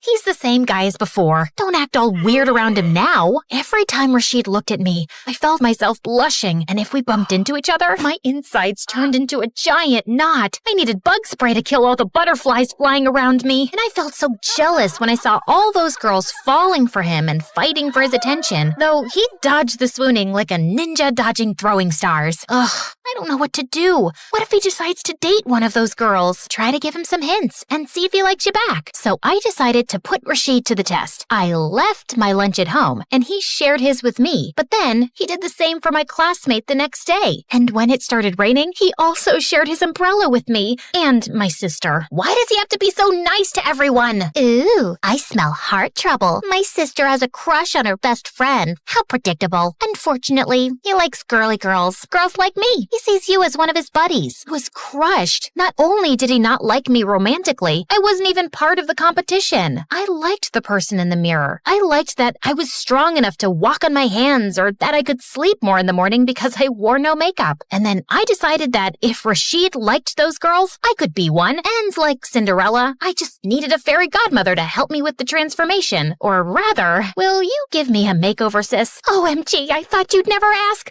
I would love to. And you need to learn that Puma and Adidas are not the same brands. Well, leave it to me. I'll take care of your closet. Suddenly, Rose turned into a whirlwind. She plopped me in front of the mirror, pulled out brushes and paint, stuffed me into tight clothes, and gave me the highest heels to wear. Are you sure about these? Maybe I can still wear my sneakers. Do you want to catch a boy or not? I was shocked. Was that even me? Rose had certainly transformed me, but I wasn't sure it was for the better. It's okay, Hayden. Think of this as an undercover mission. I thought being a girly girl would be a breeze. Boy, was I wrong. I had to do this awkward, clumsy walk because of that dress. And of course, I missed the bus and got to school late. As if that wasn't bad enough, when I walked into the class, my dress tangled on my feet and I stumbled, but thankfully Rashid was there. Oh, Hayden, you look... Magnificent? Majestic? Breathtaking? You've got lipstick on your teeth. I didn't know you were into makeup. Well, you know, of course I'm into makeup. I'm a girl, no? Okay, let me help you with that backpack. It worked. Rashid had never offered to carry my books before, but every day I got into a new accident. Once I sneezed while putting on mascara, and I drew a line all across my face. Another time, I found a fake nail in my lunch and almost swallowed it. No matter what I did, it felt like we were growing distant. Rashid was treating me more like a girly girl and less like a friend. No more games of basketball or all-you-can-eat buffet lunches on Saturdays, but I'm still the same person. I can stuff my face even if I wear a tight shirt, right? Luckily, I still had my gymnastics practice where I could burn out my frustration. I trained so hard that I was ready for the regional competition by the end of the year. Congratulations! I'll come and cheer you on. Perfect. I'll tell him about my feelings there. With Rashid cheering me on from the stands, I felt like I could do anything. And soon enough, I won first place. It was such an exciting moment. Even a scout stopped to watch. I run a prestigious academy for stunt actors. You've got the looks and you've got the moves. If you want to make it in Hollywood, give me a call. It's never too early to start. I wanted to run to Rashid to talk, but I was a disgusting sweat fountain. Plus, I needed the time to rehearse the speech I had prepared with the help of Rose for him. So I snuck into the storage room. Hey, I know we started as friends, but since last summer, I started to like you, you know? I won today because you're here. Brian! OMG, you scared me! Brian was one of my teammates, just a couple of years older than me. Sorry. I just needed to put these away. Sure, I was leaving anyway. Oh gosh, what if he heard? This is so embarrassing. Brian had said nothing, so I hurried to get change and do my makeup perfectly. Wow, look at you. You're really girly now. Just Rashid's type, right? But when I came out of the changing room, Rashid wasn't there. I texted him, and he replied coldly. Sorry, something came up. I couldn't wait. That's disappointing. Hey, do you need a ride home? I turned. Brian was waving at me, and for the first time, I noticed how cute he was. He was leaning against a nice sports car. I could wait for the bus, but I was sad and I didn't want to go home alone. Well, thank you. We spent the ride home talking about gymnastics, and by the end of the trip, Brian had asked for my number. I like this new style, by the way. You'll look even better with long hair.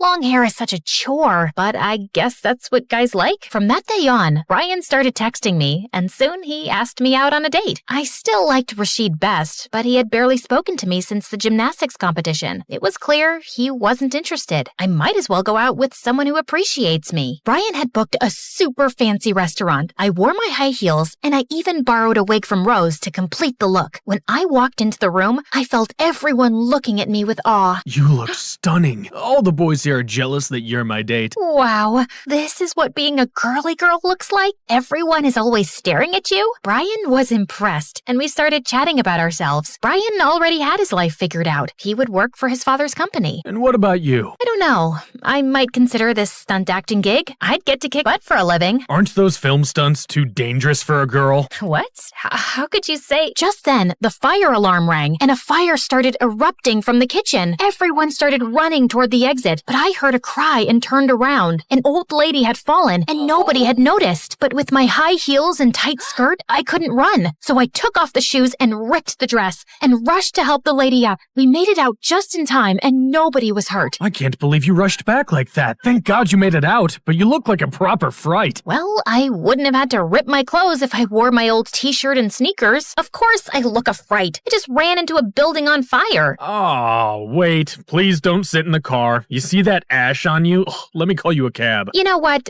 I'll get it myself. We're done. But you like me. That letter. That wasn't for you, jerk. And you know what? You were my biggest mistake. I left. And with the fire, all the cabs were stuck in traffic. So I decided to walk home. And after a short while, it started to rain. I was miserable, dirty, and wearing no shoes. So when I saw the diner where Rashid and I always went, I walked in to wait out the rain. But as I stepped in, I froze. Rashid was there with his friends. Hayden, what happened? Are you okay? I'm fine. Just a bit. Well, I was going home, but I couldn't get a cab. I'll take you. But I'm all dirty. What about your car? He didn't care about his car, and he drove me home. Around him, my heart fluttered, and my feelings for him rushed back like they'd never gone. And I couldn't hold it in anymore. Hey, so that day at the competition, I wanted to tell you that since last summer, I started to like you. Wow, you really have changed. I didn't think you were the type of girl who jumps from one boy to the next. What? You mean Brian? I only went out with him because you kept ignoring me. You're the one I've liked for a long time. Sure, well I don't. Bye, Hayden. Rashid drove away, and I felt devastated and humiliated. When I walked in, I saw Rose. I hugged her and told her everything. I'm sorry. I feel like this is partially my fault. I actually don't know what kind of girl Rashid likes, but I lied so we could spend more time together and share everything like sisters do. You're the only sister I have, but you were always hanging out with our brothers. I was stunned that my sister lied to me, but I understand her. It wasn't all her fault. That same night, I called the Stunt Academy director. I'd like to accept your offer, but I want to move in immediately. Rashid texted me after I started going to the academy, but I ignored him and even blocked him. One rejection is enough, thank you. The classes at the academy were intense. I was learning the most amazing moves and killing it as a stunt girl on big sets. Who needed Rashid when I had my passion passion and talent to keep me going. I also abandoned the heels and skirt and went back to my style. No one cares what you wear if you can jump from a moving helicopter. Years later, I was at the premiere of my latest film when I saw Rashid as one of the waiters. He was even more handsome than before. Forget him. He rejected you. You're not even friends anymore. But everywhere I turned, he was there. And finally, he cornered me at the buffet table. What are you doing here? And when did you become a waiter? I tried to get into your premiere, but all the tickets were sold out, so I sent flowers, but you weren't interested, so I had to dress up as a waiter and sneak in.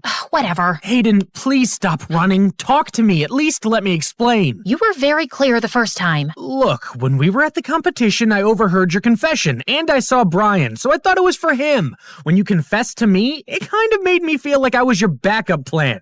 It made me pretty mad because I had a crush on you. And later, I got to know the truth from Brian, and I felt too guilty. I tried to reach you, but you blocked me. Wait, you had a crush? Yeah, since we met. After you started dressing more girly, I got really confused because I liked you the way you were. So I didn't need to change for you? Absolutely not. You were perfect, and I never stopped liking you. I couldn't believe it. All these years, I could have been with Rashid, and it was all because of a stupid misunderstanding. Well, it was clear now what I needed to do. I spun on my heels and perfectly landed into Rashid's arms in the perfect position to kiss him. I never stopped liking you either. Let's get the camera rolling.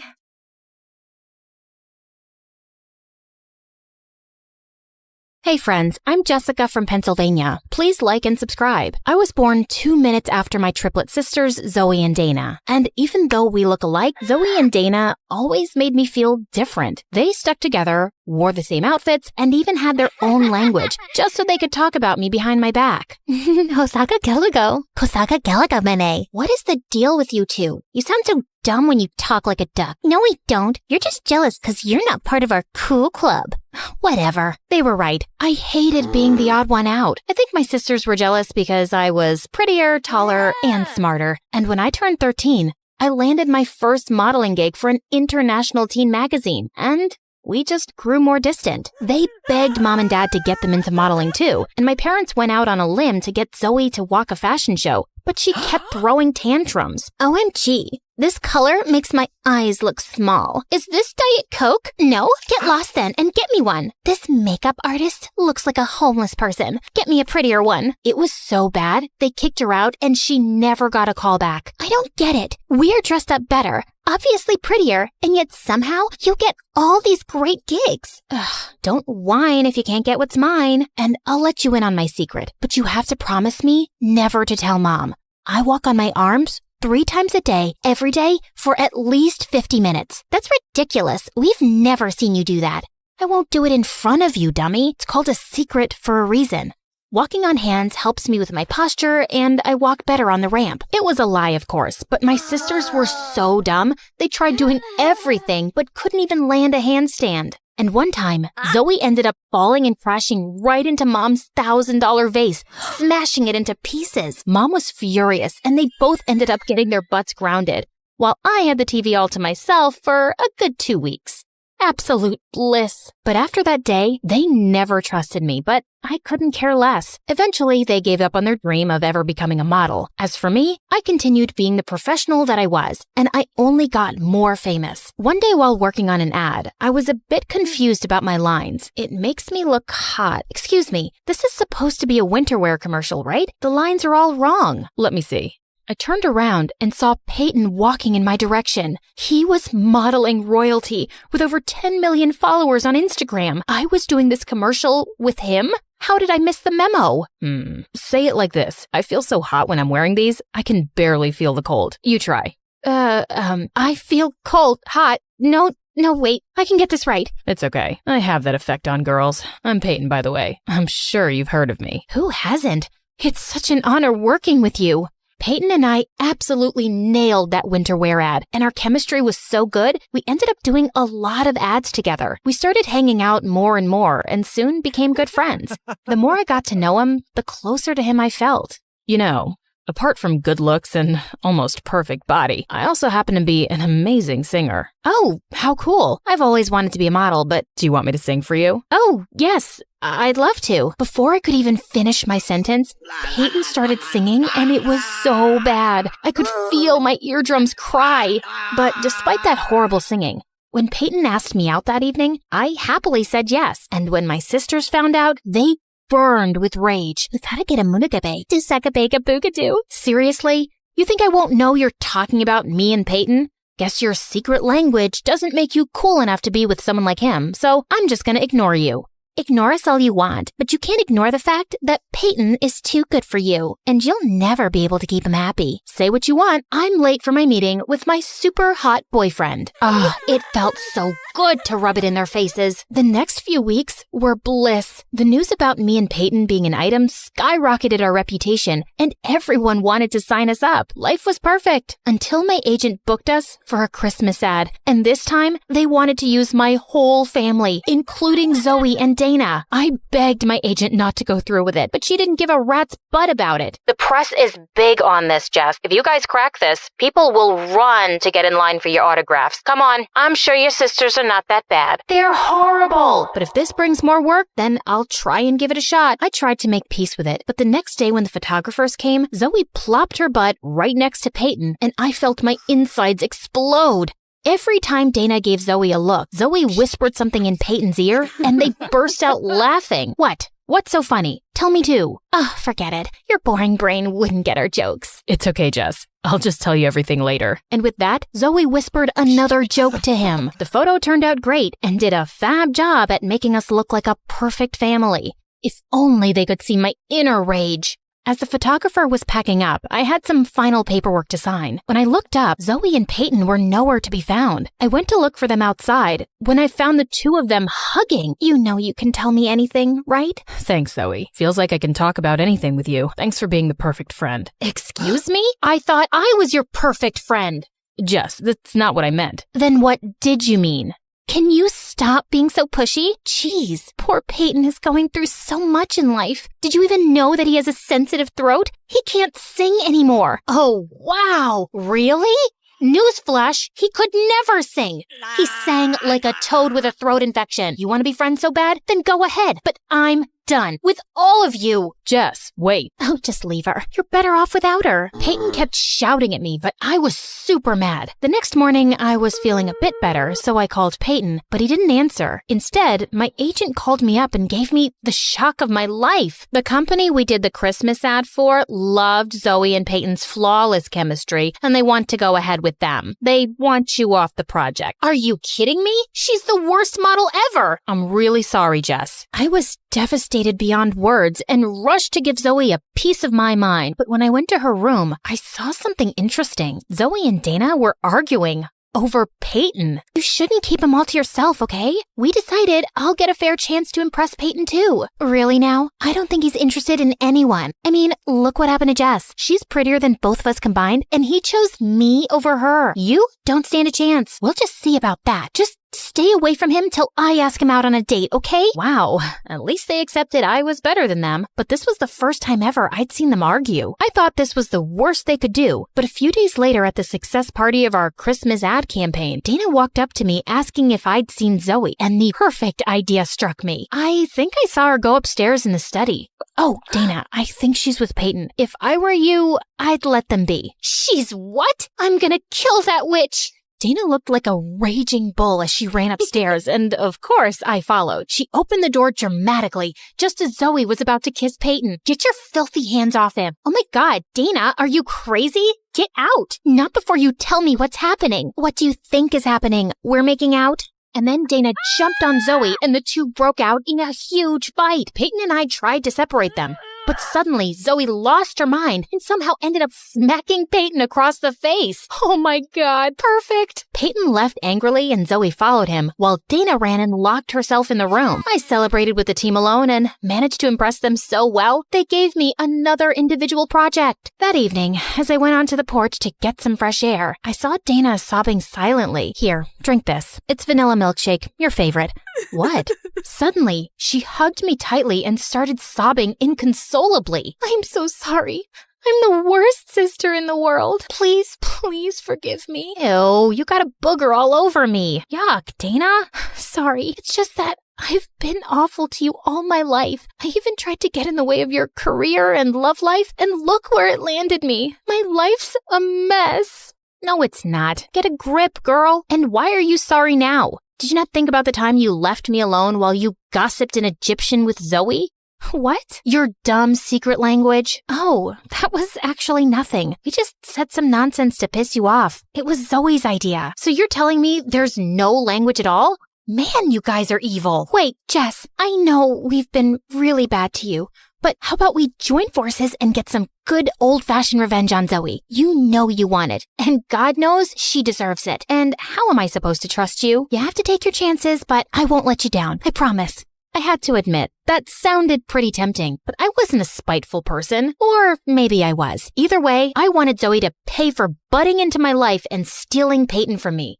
So I agreed. The plan was simple. Every time Peyton and Zoe went out on a date, Dana and I would follow them and tip off the paparazzi to take the weirdest pictures, till one of them eventually got annoyed. It went on for days, till one day Peyton got so fed up that he turned to one of the photographers with a snarl. Come on, Peyton, how about a smile for the camera? How about this instead? Peyton punching the reporter and Zoe's smirking face was all over the papers and tabloids. He lost most of his contracts, and so did Zoe, since she only worked on his recommendation. Once their professional relationship was over, their personal one soon followed. Dana and I watched as Peyton came over to see Zoe. I can't get any work since that terrible night.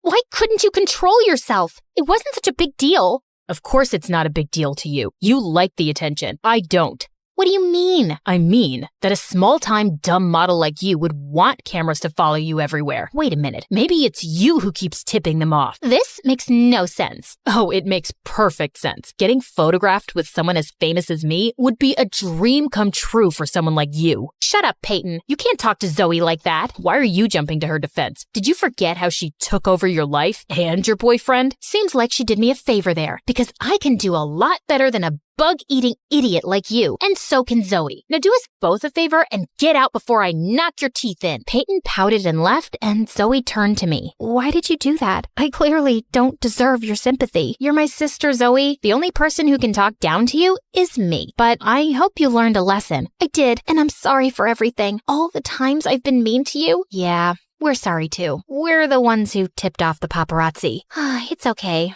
I kinda deserved it, so we're good? Might take me a little while, but I'll get there. Even if it takes us years, we're gonna prove to you that we've always got your back. Triplets. To the end. A few days later, my agent told me that due to bad publicity, Peyton got dropped from his modeling agency. Zoe and Dana worked non-stop to get back into business, and I helped my sisters in every way I could, till they were eventually good enough to land their own gigs. Working together brought us closer. But I think the best part was when we got to go on vacation and just relax and do little things together like chatting and even learning new languages. Agana bina gutge, amunka chukadu.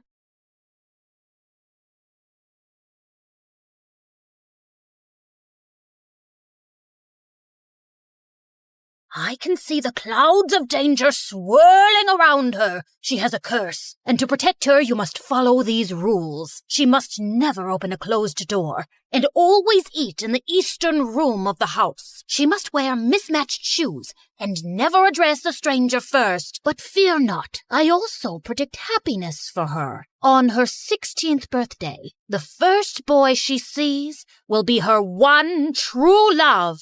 Hey guys, it's T from Oregon. A little weird, yeah, but it's all thanks to this fortune teller who said I should have a name starting with T. I mean, why not Tina, Tyler, or Talia? Anyway, don't forget to like and subscribe if you want to know my crazy story and ramblings. You guessed it right. My parents were believers in superstitions and horoscopes, and that's the short of it. But Mom was the worst. Like once I asked her to buy me a toy, and it said on her horoscope that she shouldn't invest that day. No toys.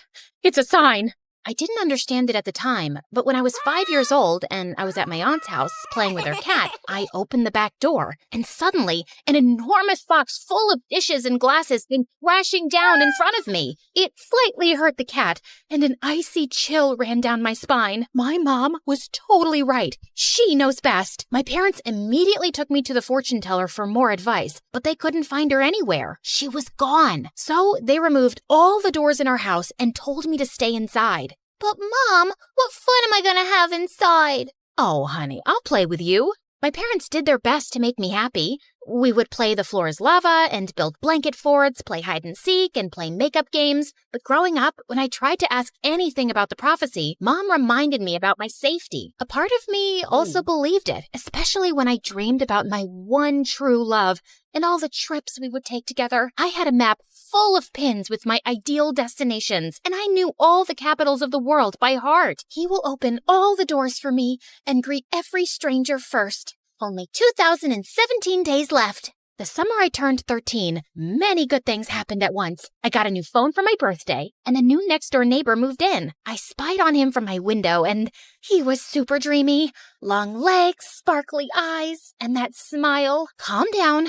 Maybe he's just cute from a distance. Since his room was just across from mine, I used to zoom in with the camera of my phone, but all I could see was the spider crawling down the wall and a poster for a video game he liked. Bingo! I downloaded the game on my phone, and only 2 players in my area. That must be him. Yeah, we girls make the best detectives, right? I went from fighting imaginary potatoes to defeating trolls and orcs online, and it was so much fun, and he noticed me. Hey, you're pretty great at this. Want to team up? Sure, you're pretty good too.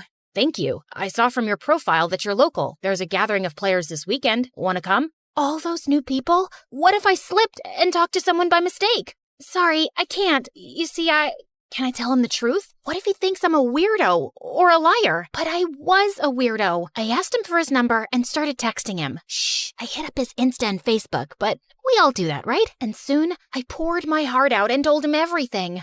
Wow, that must be tough. Are you sure the fortune teller was right? I never met her, but my parents are absolutely convinced she was, and I want to trust that they know what's best for me. I don't know if there's a fate worse than staying locked in all the time. When I went to bed that night, Sebastian's words kept ringing in my ears. I dreamed that I was going to school and traveling everywhere. So when I woke up, the disappointment was too much. I think you're right, but now I need to convince my parents too.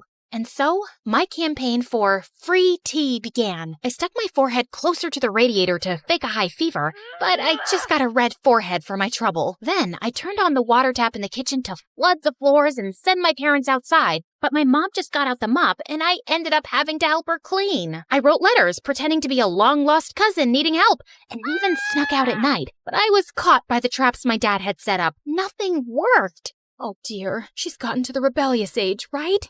Nothing I do seems to work. And just then, there was a tap-tap sound. Someone was knocking at my window? Could it be burglars? Should I scream now? I got my hair straightener and my perfume spray. Hi, it's Sebastian. Hi. I'm T. Yeah, I know. My teammate and my friend. I can hear you cheering from my room. You talk to yourself a lot, you know. How embarrassing. Was I that obvious? And I'm about to slip. I opened the window and he climbed in. I was too nervous. I had a boy in my room, and he smelled so good. I thought boys were all smelly, but he smelled like rainbow cake with sprinkles. My brain short-circuited, and I could only look at him like a fish. I apologize for scaring you. I've tried to visit you before, but your parents always sent me away. Our T is very frail. She can't have visitors. I'm here to help you. Is there something your parents believe in more than a curse? No, they're obsessed with it. And just to make extra sure, my mom checks the horoscopes too.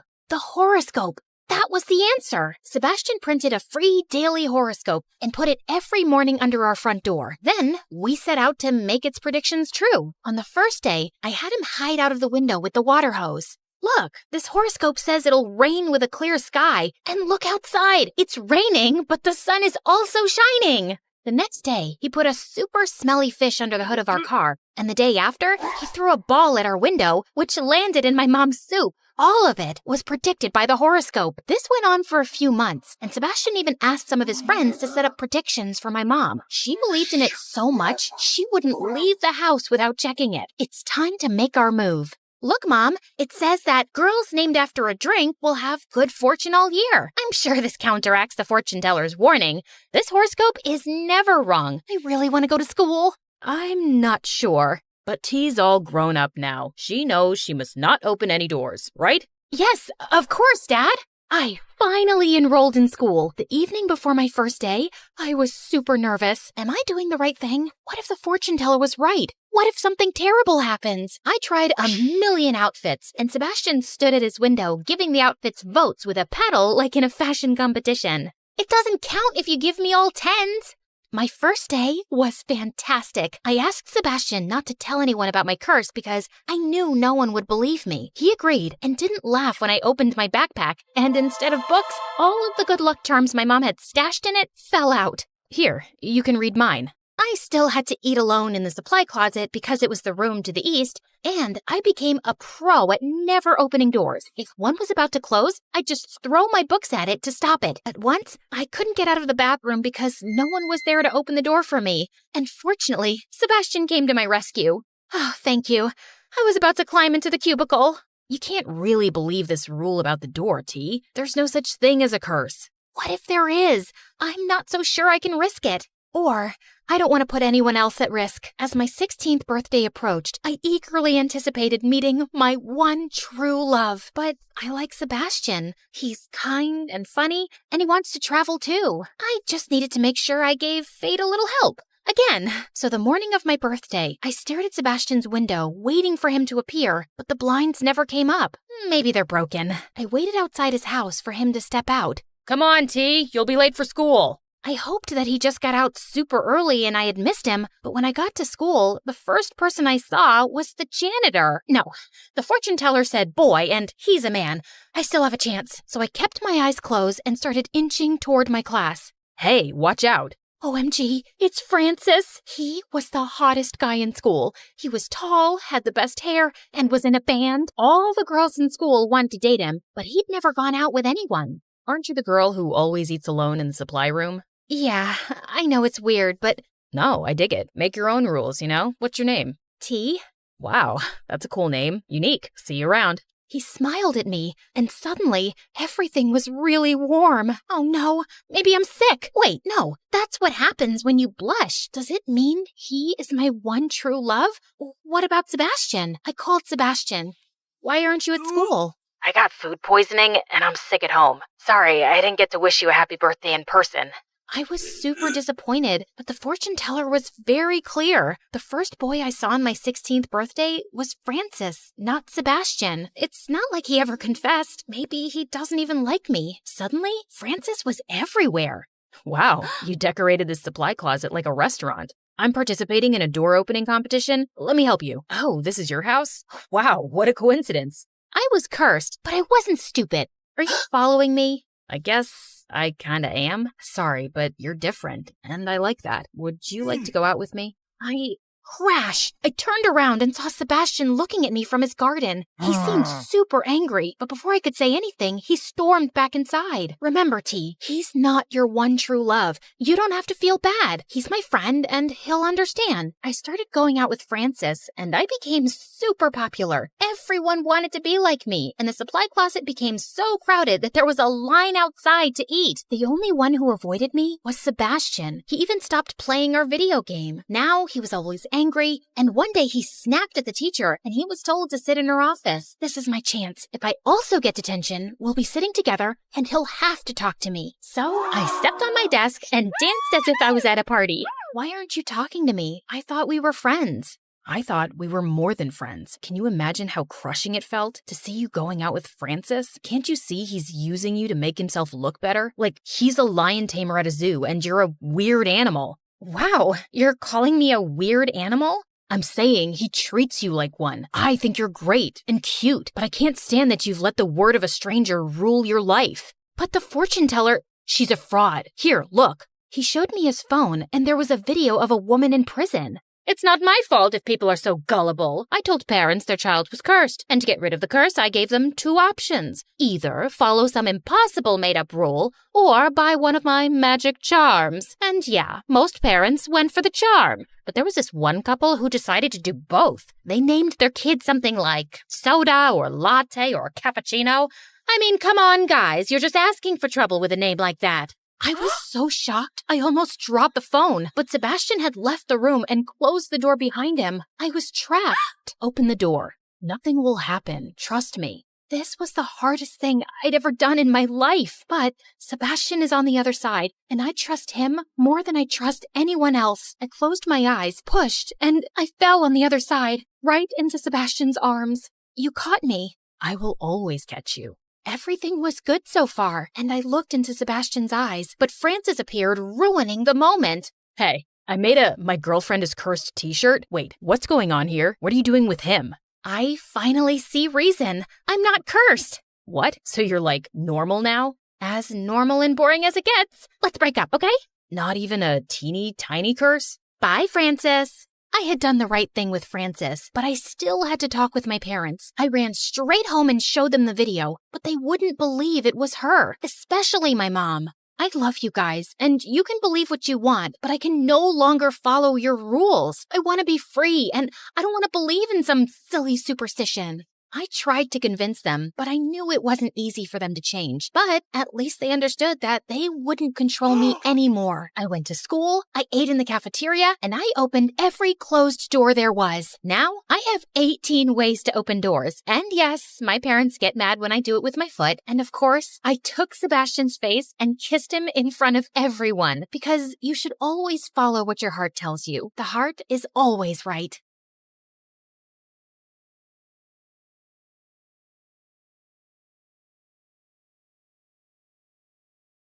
Hi, I'm Zoe, and I grew up in a small town in Iowa where nothing interesting ever happened. Till one day, someone moved in next door and my life turned upside down. Before I continue, please like and subscribe. Dad was a farmer, and as a kid, I always saw him struggling for money. So when I joined high school, I started working part-time to earn extra cash. That's also how I got my first guitar. At the end of the day, I would sit back playing songs from my favorite band, the Starboys. I want to hold you in my arms and never let you go.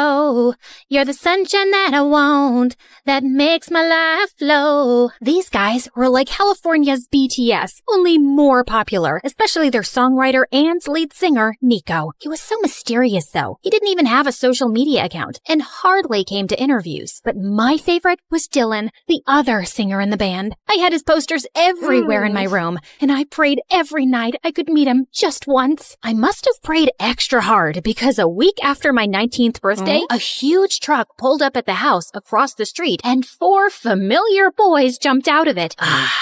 Now that's what nature and isolation smells like. The only thing I can smell is cow dung. You couldn't find a better place to lay low, Nico? The heat here is making my butt sweat. We need some time away to concentrate on our music, and this place is perfect. Now get in before someone spots us. All 4 boys hurried inside while I just stood there dumbfounded. What the freaking fruitcake? The Starboys were gonna be my neighbors? I could scream my lungs out. The next morning, I got up extra early to bake some cookies and hurried next door to welcome the new neighbors.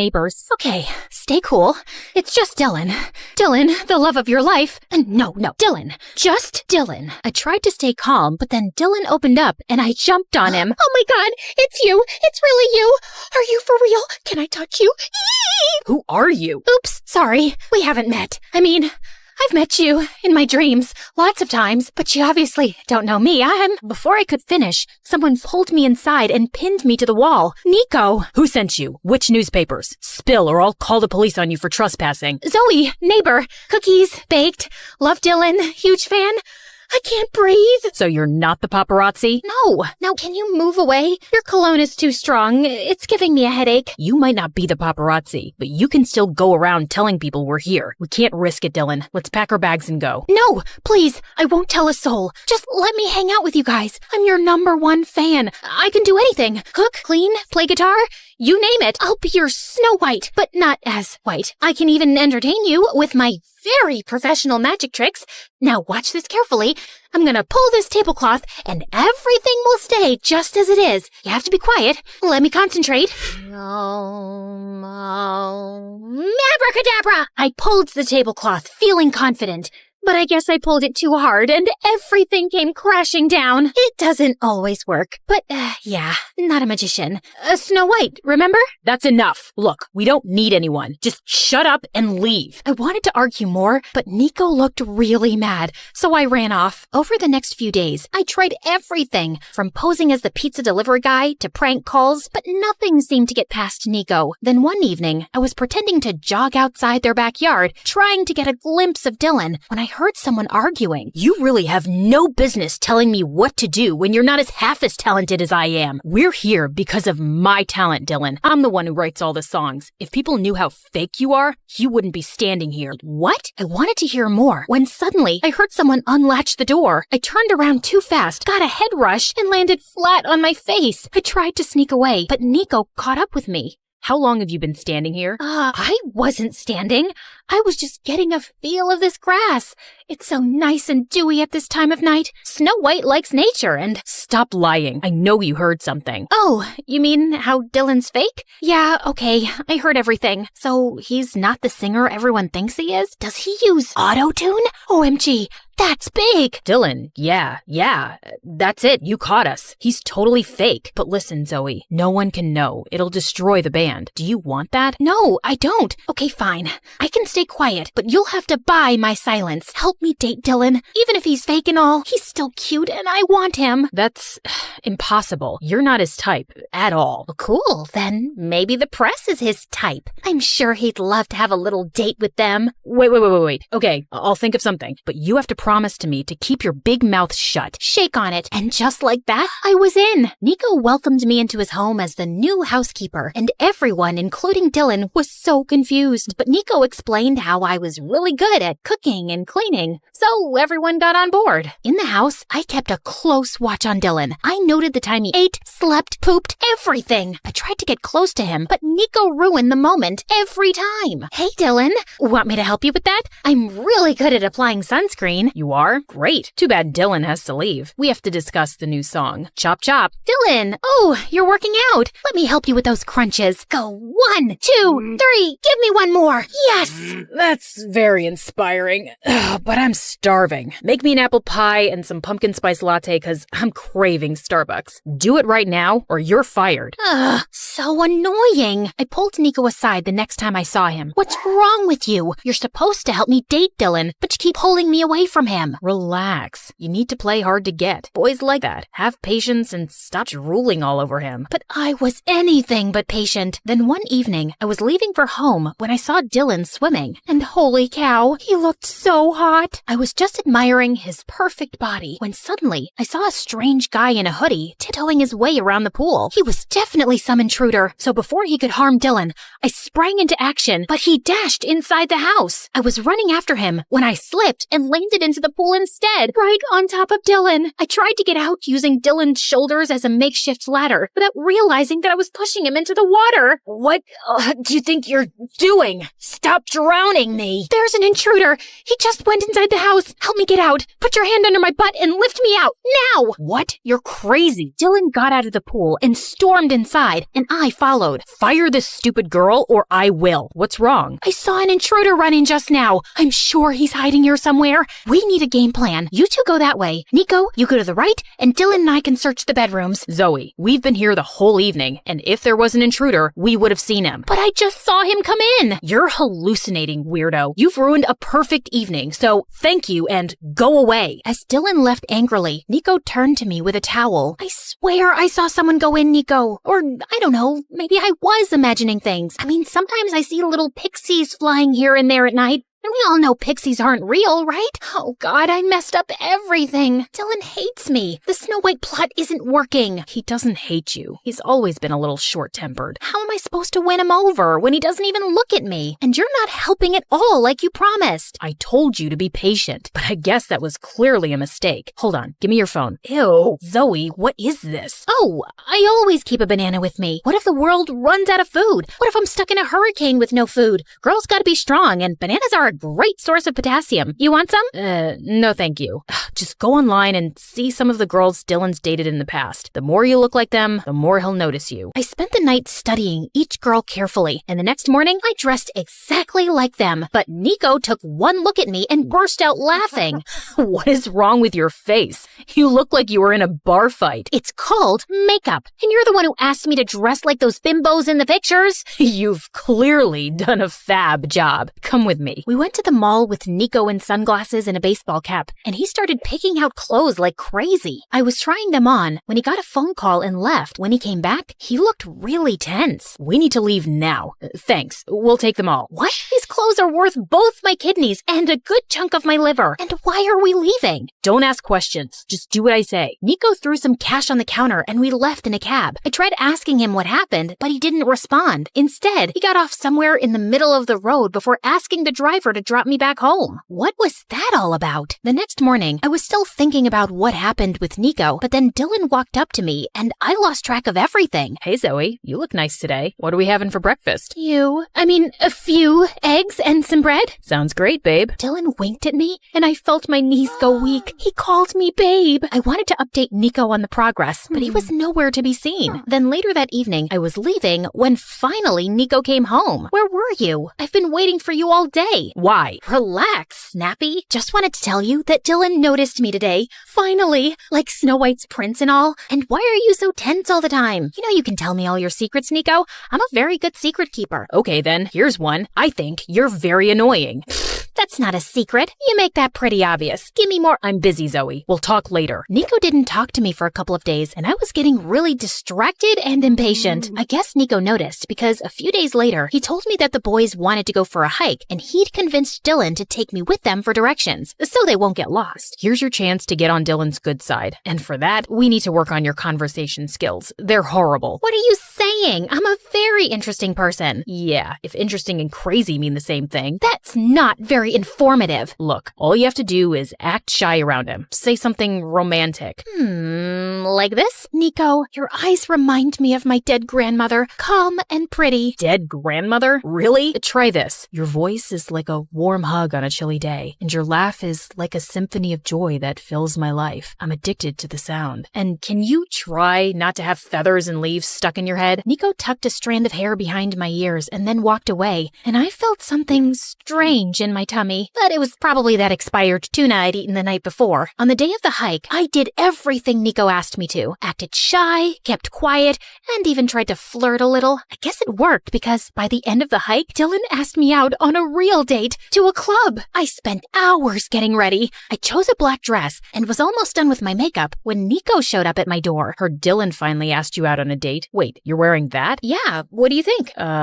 You look good. I mean, good for Dylan, but you don't look like yourself. It looks like you're trying too hard. Seriously? First, you asked me to dress how Dylan likes, and now there's still something wrong with me? I didn't say wrong. Never mind. It's not my place. Good luck on your date or whatever. With that, Nico left. What was his problem? I was still a bit annoyed when Dylan showed up, but we actually ended up having a great time together. He even asked me out on a second date, and I was thrilled. After the date, Dylan excused himself to the washroom while I waited for him outside when someone tapped on my shoulder. Nico. So how was it? Wait, why should I tell you? You didn't even say sorry. I'm sorry, okay? You don't mean it.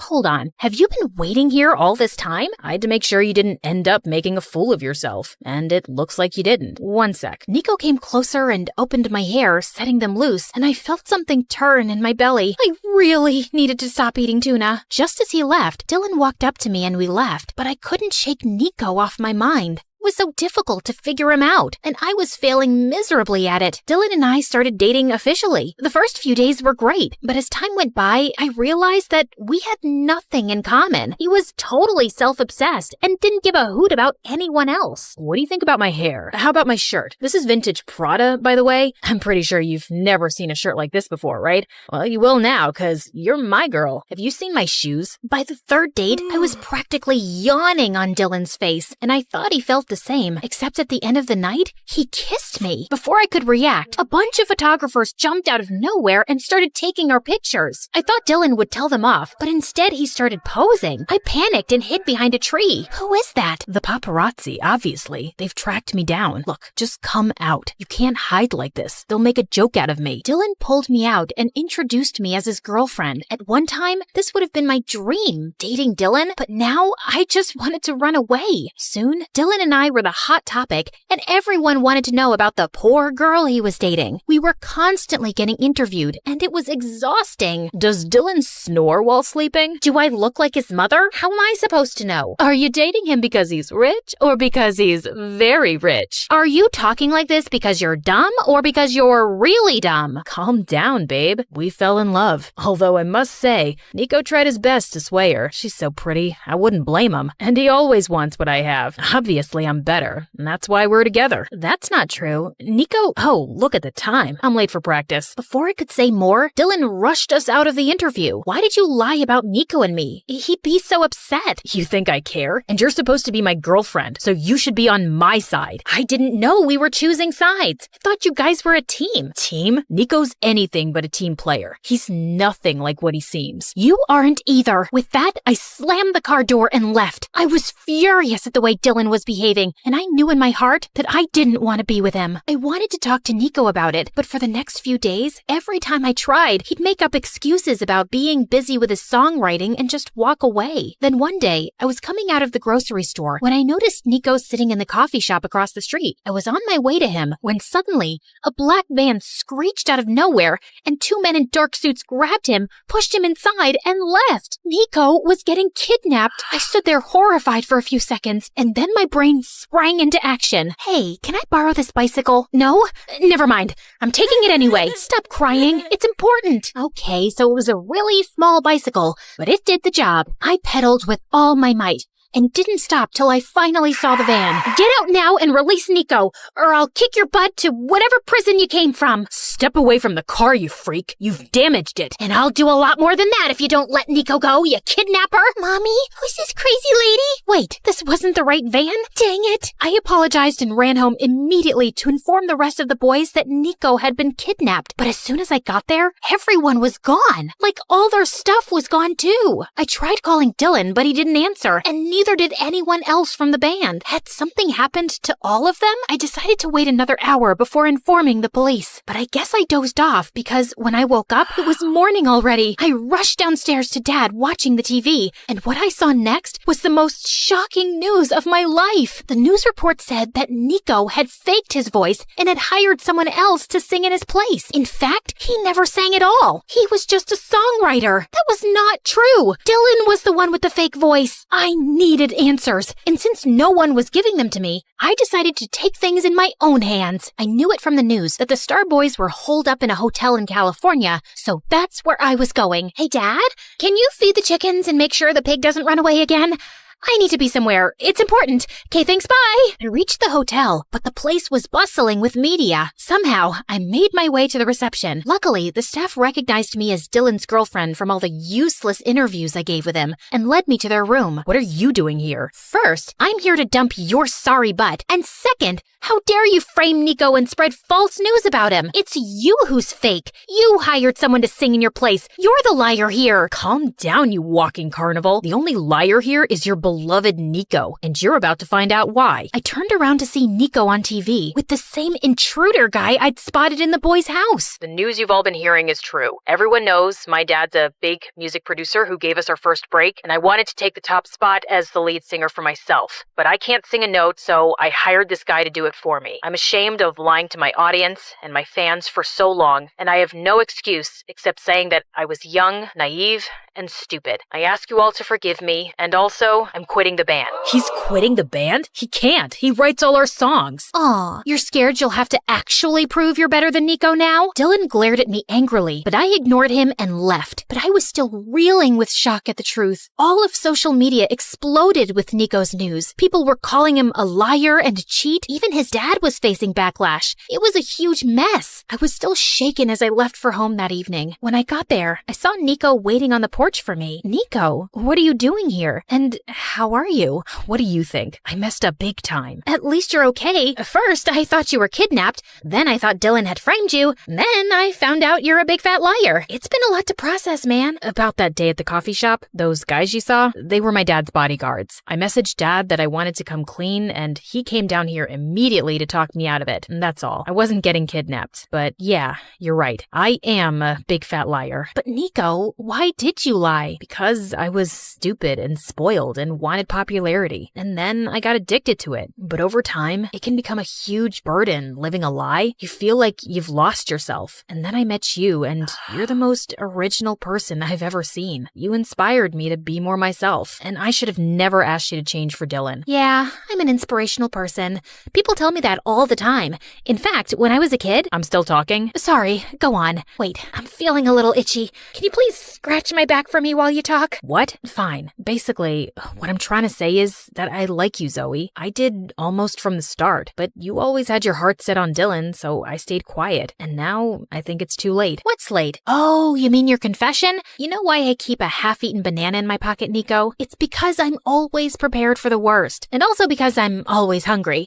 Anyway, the point is, I like you too, Nico. And I wish you would have told me the truth. But it's not always easy, and I get that. I think you were really brave to do it publicly. I mean, your career's tanked, but it was an admirable thing to do. So you're saying you forgive me? Well, depends on how good of a kisser you are. Let's find out, shall we?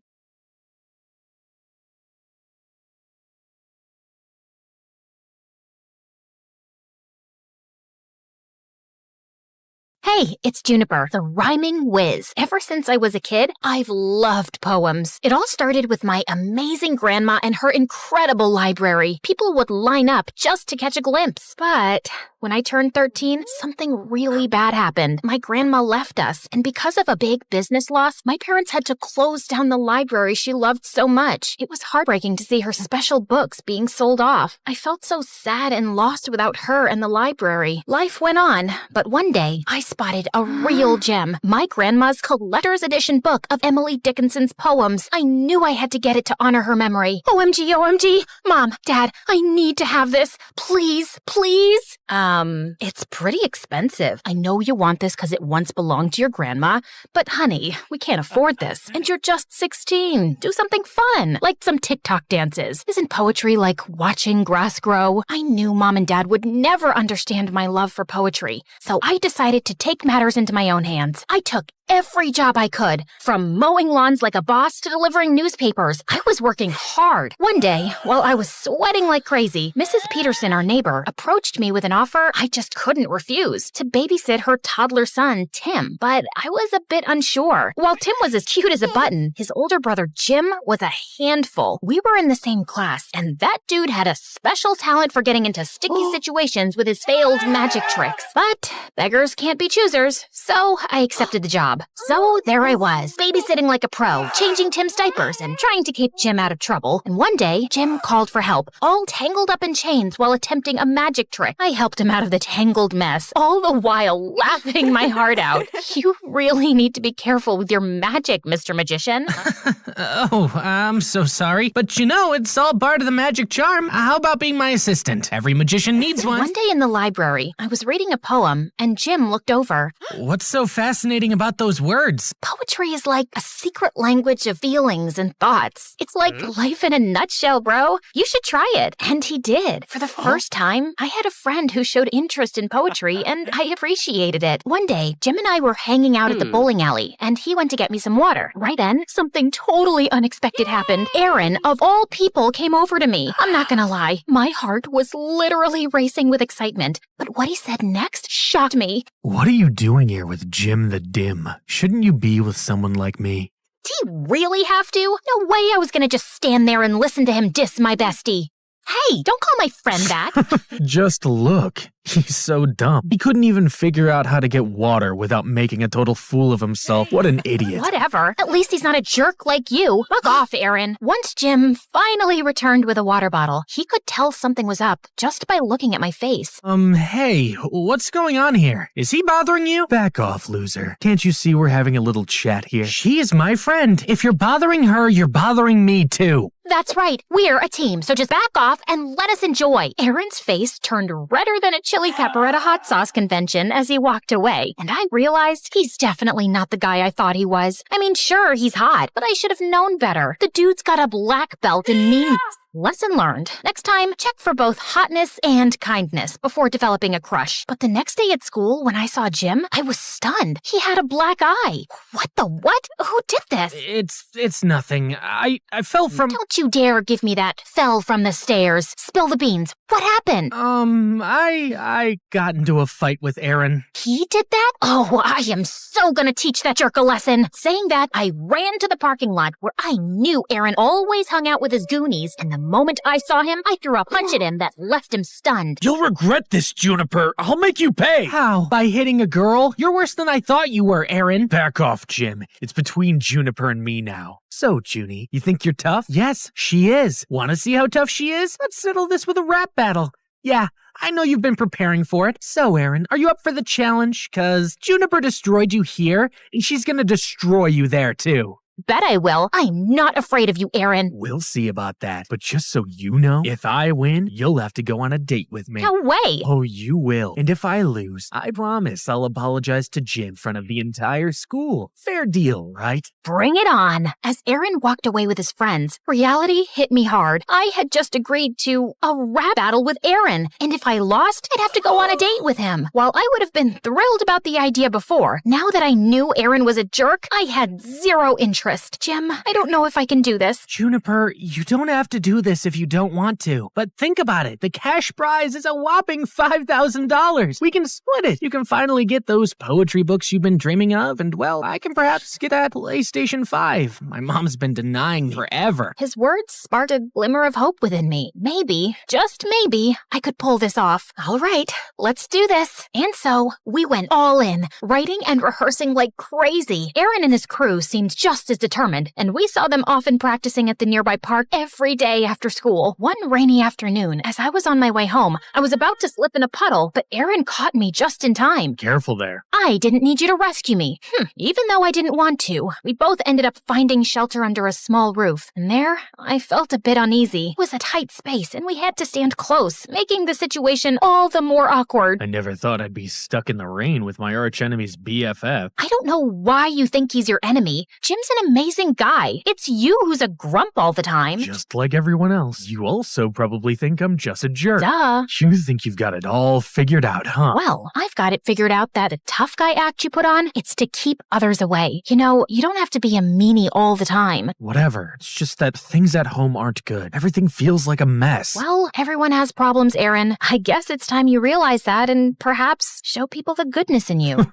You're weird. You know that? Takes one to know one, I guess. As Aaron and I kept talking, I realized he wasn't so bad after all. Once the rain finally eased up, we both went our separate ways, but I couldn't help but feel a newfound understanding for Aaron. As the days passed, I saw a new side of Aaron, and it amazed me. One time, I spotted him helping a stray dog find its way home, and another time, he even shared his lunch money with a classmate in need. One day, I noticed Aaron leaving school in a hurry, forgetting his phone. I chased after him on my bicycle and found him at a hospital, sitting in a room and crying. Hey, Aaron. What are you doing here? You left your phone at school. Is everything okay? You seem upset. It's none of your business. This is my mom. She's been in a coma for a long time. I come here every day to see her. Oh my God, I had no idea. I hope things get better for you. Yeah, thanks. From that day on, I saw Aaron in a totally new light. And when I told Jim about how Aaron's mom was sick, without revealing the part that I spoke to him, he just rolled his eyes. That guy's a phony. Don't believe everything you hear, Juniper. Jim hated Aaron, but I guess I had started to have feelings for him. One day, at lunchtime when Jim wasn't around, Aaron approached me. Hey, Juniper. Want to catch a movie together? Barbie's playing. I heard it's hilarious.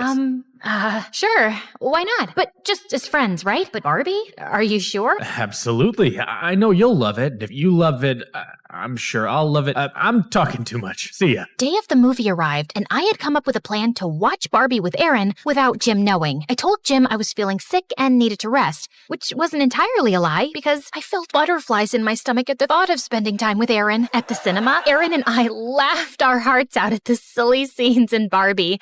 It was so fun. But as we left the cinema, I was in for a surprise. Jim was standing there looking heartbroken and hurt. Juniper, you lied to me. I thought we were supposed to be best friends, and here you are with Aaron of all people? It's not what you think, Jim. Aaron is a really nice guy. Juniper, please. This guy, he's a snake. Hey, dude, I'm standing right here. You better shut that mouth. You shut up and stay away from Juniper. Before I knew it, Jim threw a punch at Aaron and knocked him on the ground. I was shocked. Are you crazy, Jim? What's gotten into you? You hurt him badly. But Juniper, you're my friend. You're supposed to be on my side. Jim, I'll be friends with whoever I want. I can't stay around you. It's like I don't even know who you are. I then helped Aaron up and walked him home. He could have pressed charges against Jim, but he didn't, which was very kind of him. In the days that followed, Jim tried to contact me many times, but I wasn't ready to talk to him yet. It felt like everything was spinning out of control, and I needed some time to sort out my feelings. So, on the day of the rap battle, instead of participating, I messaged Jim that I wouldn't be joining. All he replied with was a simple okay. Feeling torn and anxious, I decided to at least visit the rap battle to see Aaron perform and support him, but what I saw there left me shook. Jim was trying his best, but Aaron, he was killing it, and not in a good way. Hey, Jimbo, you lost your friend. Now you're on your own. My tricks played well. She fell for my lies. What a surprise. To the cinema. Took her. She didn't know. Faked about my mom. Perfect sorrowful show. She thought I'd changed, but it was just a facade.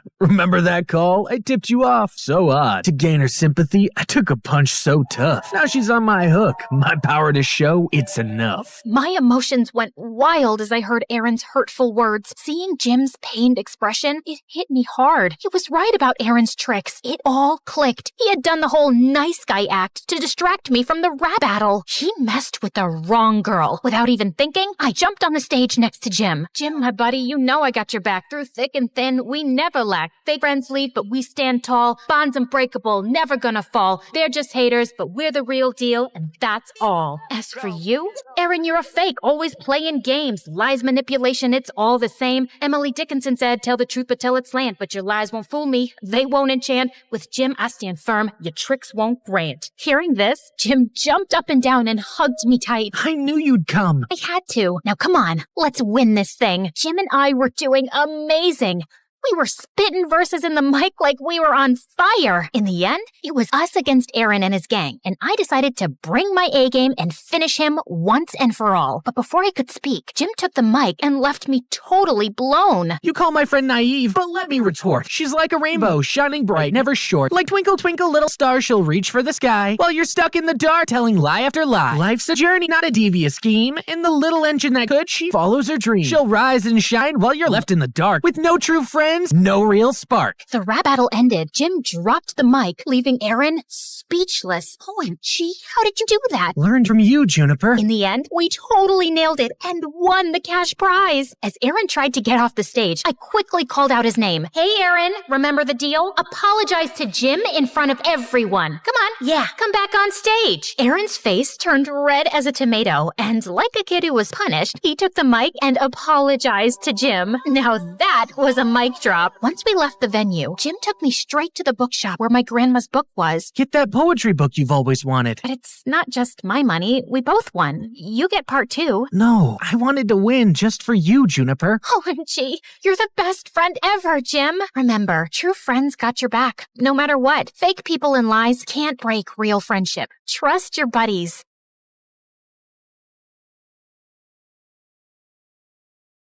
Hi everyone, I'm Gina from China. Or so I thought.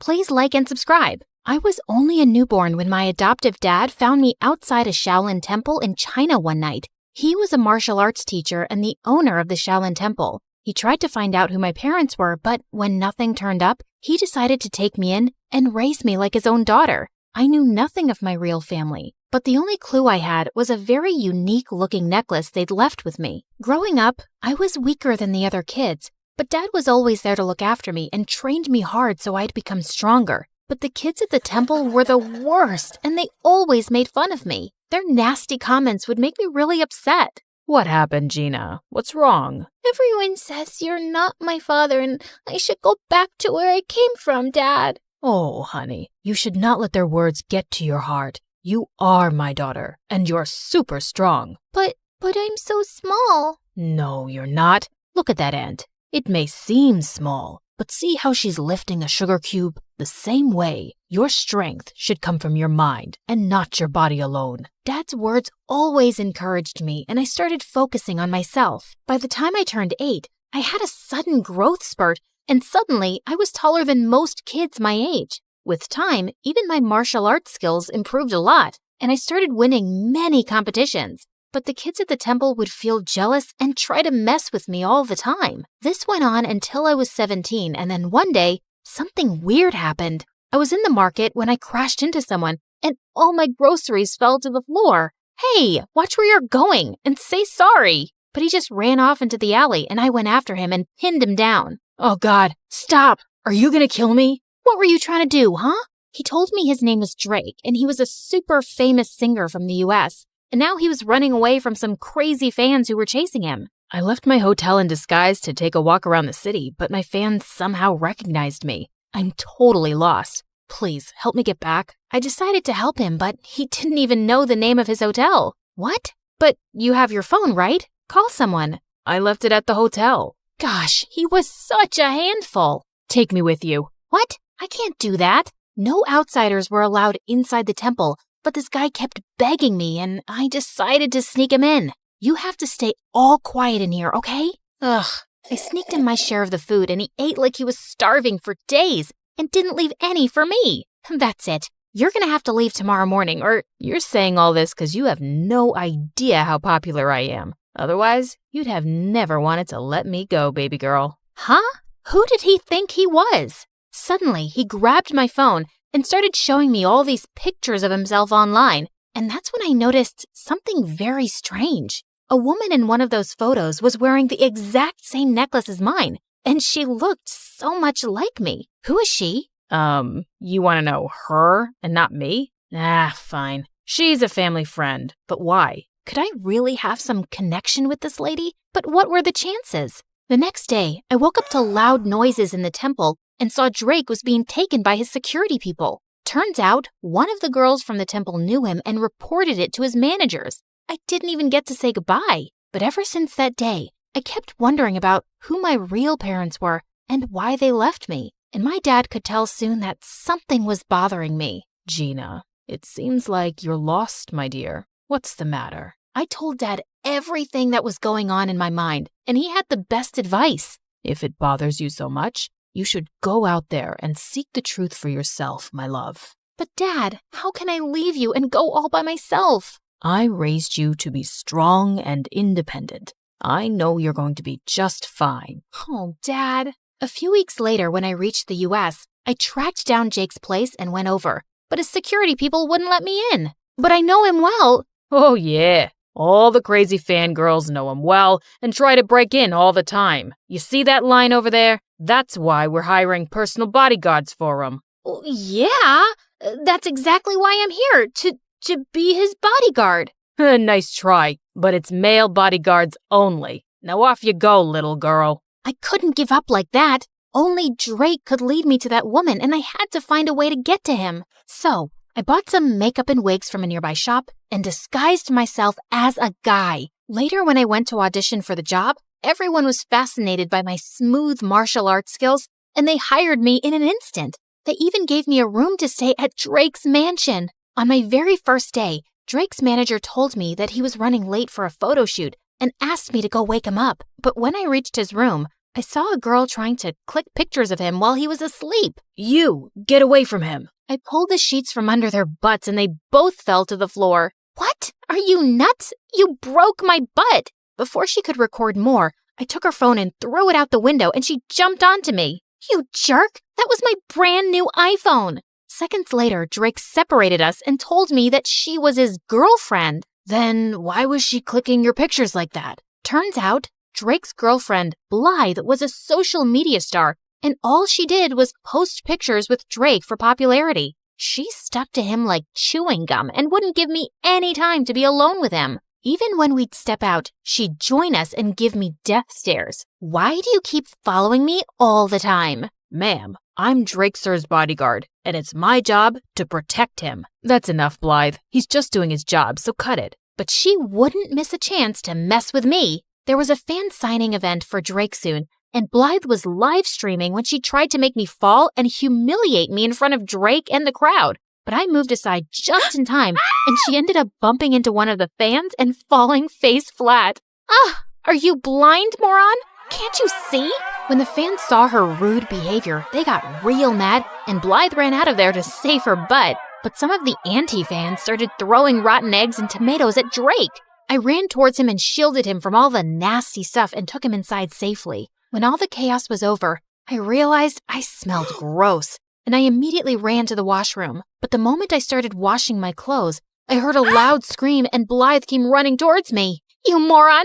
I knew it! You're a pervert, and you've been following me this whole time! What? Have you lost your mind? Why would I do that? It's then when I realized I was in the girls' washroom, and Blythe pulled me out in front of everyone. I want you to fire this guy immediately, Drake. He followed me into the washroom. I swear, it was a mistake. I was the one who asked him to go and look for you. What? He took my side in front of all those people over his girlfriend, and I had no idea why. So later that night, when I saw him sitting in the garden, I went to talk to him. Hey, are you okay? Yeah, all thanks to you, man. You were the one who came to save me even when Blythe ran away. That's just my job. He then signaled me to sit down, and I did as he asked. Why did you take my side today? 'Cause I knew Blythe was lying. I've known her ever since we were kids, and I know when she doesn't like anyone, she makes a huge fuss about it. But still, she's your girlfriend. Sometimes, I wish she wasn't. I always saw her as a friend, but one day, she asked me out. I said no, but my mom and Blythe's mom are best friends,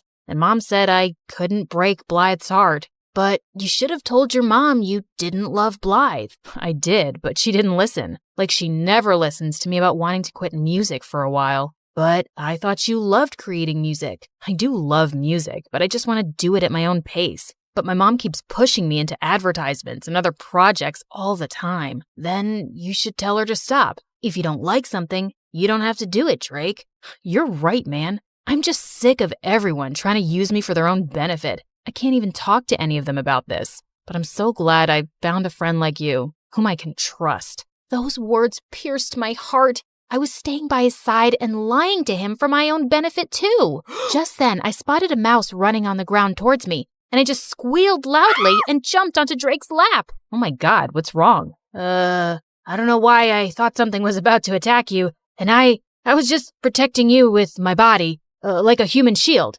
Just my training, you know? Okay. And is the girly scream part of the training too? Yeah, totally. It's like a war cry to scare the enemy. It's gotta be shrill.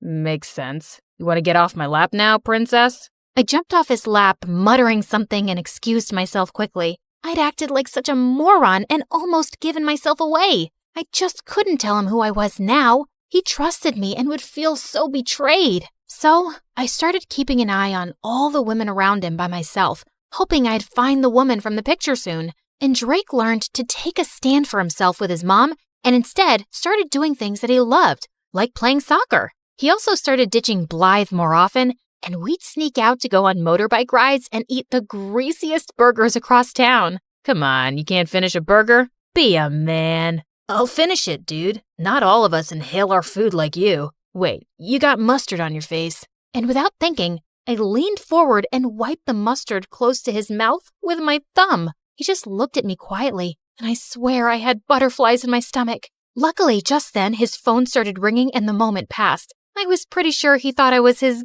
gay bodyguard now. A few days later, Blythe followed us to the match and offered to take everyone out for drinks. I quickly sneaked into the shower room first so no one would know my real identity. But just as I was done taking off my makeup and wig, I turned around and saw Drake standing there, and I let out a loud scream. Suddenly, I could hear some footsteps approaching, and Drake pulled me into one of the shower stalls. What the? Stay quiet, or someone's gonna see you. He was so close to me, and my heart was racing. But seeing how Drake didn't look shocked one bit, I could tell he already knew who I was. How long have you known? Almost since the start. What do you think I am, an idiot? Why didn't you say something then? I wanted to see what you were really up to, or how long you'd keep up the act. It's been fun, liar. Drake, I'm sorry. I never wanted to lie to you. I was just trying to find the woman with the same necklace as mine. Huh? What necklace? I told him everything, and when I noticed that the person outside had left, I stepped out to show him the necklace. But I was shocked to see that all the stuff I'd taken off while removing my makeup was gone, along with my necklace. I looked for it everywhere, but I couldn't find it. Calm down, Gina. It must be here somewhere. And I know who the woman in that picture was. But before he could tell me, Blythe barged in with the cops who wanted to arrest me for fraud. Fraud? That's a lie. Oh, come on. You pretended to be a guy and stole expensive things, including my mom's necklace. I've called her. She'll be here any minute, officers, and you can ask her. But arrest that fraud first. Your mom's necklace? What are you talking about? I didn't steal it. It's mine. Gina's right. She didn't steal anything and she didn't lie to anyone. I knew who she was all along. And Blythe, I'm breaking up with you. Blythe looked ready to explode. But just then, Blythe's mom entered and took the necklace from her hand. Where did you get this from? It's mine. She turned to me, and that's when I saw she was the same lady from the picture, and she was wearing the same necklace. I told her everything about myself, and at first she looked stunned. But then she broke into tears. "Oh, honey, my daughter, I can't believe it's you. You're alive." She then told me how she got pregnant before marriage, but her super rich family was against her giving birth here and ruining their reputation, so she fled to China. "Soon after I gave birth to you, my parents found me, and the doctors told me you had passed away because you were too weak. But now I know. They lied to me. So you didn't abandon me?" Ugh, stop with your act. She's a liar, Mom. And this necklace must be a fake. Blythe, I know it's a lot to take in, but it's not a lie. She's indeed your sister. I can tell just by looking at her. Ugh! Blythe stormed out of there in anger, and the lady turned towards me. "I'm so sorry that you had to live like this for all these years, but I'm so glad that you found your way to me. Please, give me a chance to make up for all these years." "I can't do that." "What? All my life? I wanted to know the truth about who I was, and now that I've discovered it, my heart is at peace. But this isn't where I belong. I have a life and a loving dad back in China, but I promise I'll visit often and get to know you more." "Oh, dear." Does this mean I'm losing my favorite bodyguard? "Pretty much. But you've got a friend for life." Just a friend? No chance you'd say yes if I asked you out? "I'll have to think about it."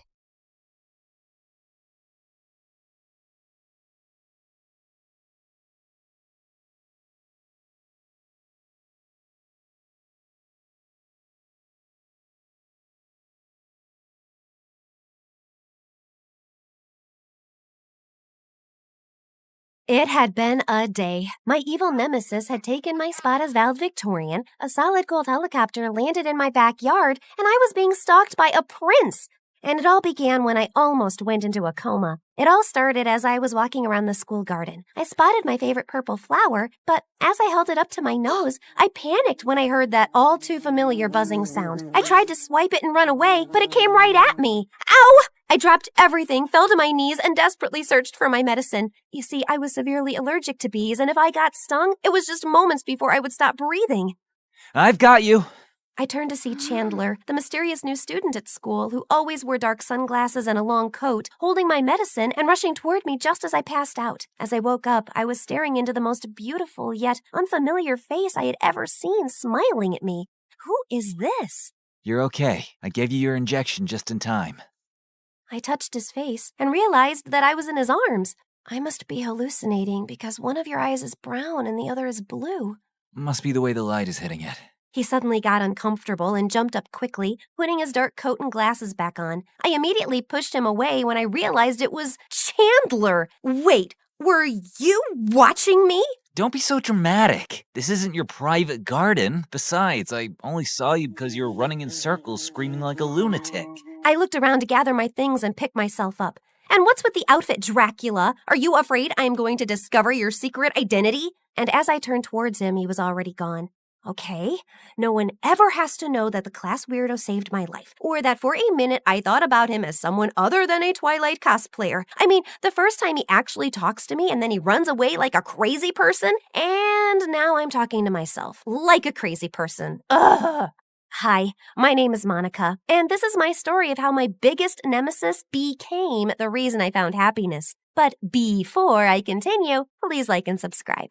That weekend, I invited my best friend Phoebe to play tennis at my house on our private court. I told her what happened, and she started screaming like a Swiftie. "Oh my God, Mon! He's totally into you." Ew, gross. Well, he never talked to any of the girls at school before, so it definitely meant something. He's too weird for me. Besides, I have so much going on with being valedictorian and homecoming queen this year. I don't have time for a fan fiction fanatic. Rumor has it that his family has ties to the mob, and that will make your love story even hotter. I can see it now. Coming to theaters soon. Mafia Queen and her mysterious man. That might be your fantasy, but mine is a little more Prince Harry than Dirty Harry. Suddenly, a solid gold helicopter landed right on the tennis court. Talk about be careful what you wish for. We had to hold on to the net so we wouldn't get blown into the next yard. The truth is, I was more annoyed than surprised, since we lived in a very rich neighborhood, and our neighbors were constantly landing at our house by mistake. Oh man, if this is one of the Blackpink girls again, my dad's gonna explode. But it was actually my childhood friend Ross, who'd moved to Germany when his mom married royalty. I hadn't seen him in 5 years. I barely recognized him. He ran to me and hugged me. Hey, hot stuff. Tell me how much you miss me. Ross? Holy extreme makeover! You look amazing! Where's the rest of you? You like it? I lost 80 pounds, got rid of my acne, and now I wear contacts. Are you, posing for me? Just then, he spotted Phoebe standing behind me. Who's the dweeb? Dweeb? This is Phoebe. She's my best friend. Of course. You needed a pet to keep you company while I was away. Okay, well, I'm back now, so run along, dweeby. Monica and I have a lot of catching up to do. I put my arm around her to stop her from slapping Ross and smiled uncomfortably. Wow, you sure have changed. I know.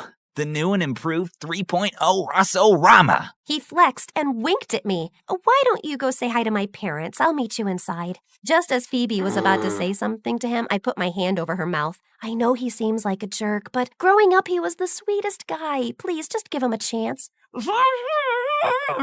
What? Oh, I said I'll give him a shot, but if his manners don't improve, I'll show him how good I am with a tennis racket. My parents told Ross he could stay with us until his parents arrived a few weeks later. I thought it would also be a good chance for us to reconnect and for him to remind me of his sweet side that I used to love so much. Yeah, that so didn't happen. From the minute he arrived, he was bossing all the house staff around and constantly parading around with no shirt. Sure, he had a great body, but the minute he opened his mouth, I wanted to put my boot in it. Let's face it, guys, somewhere out there's even someone who Ryan Gosling annoys, am I right? And to make matters worse, he insisted on taking his precious gold helicopter everywhere, to the mall, the movies, and worse, to my school. One day, the helicopter landed on the football field, and as he stepped out, he took a t-shirt gun and shot shirts with a picture of his face on them at all the girls swooning over him. Yes, ladies, and a few of you boys, I see you. Your dream man, Prince Ross, has arrived. He walked over and put his arm around me and held my hand. I thought I would pick you up and we can go for protein shakes at the new juice bar.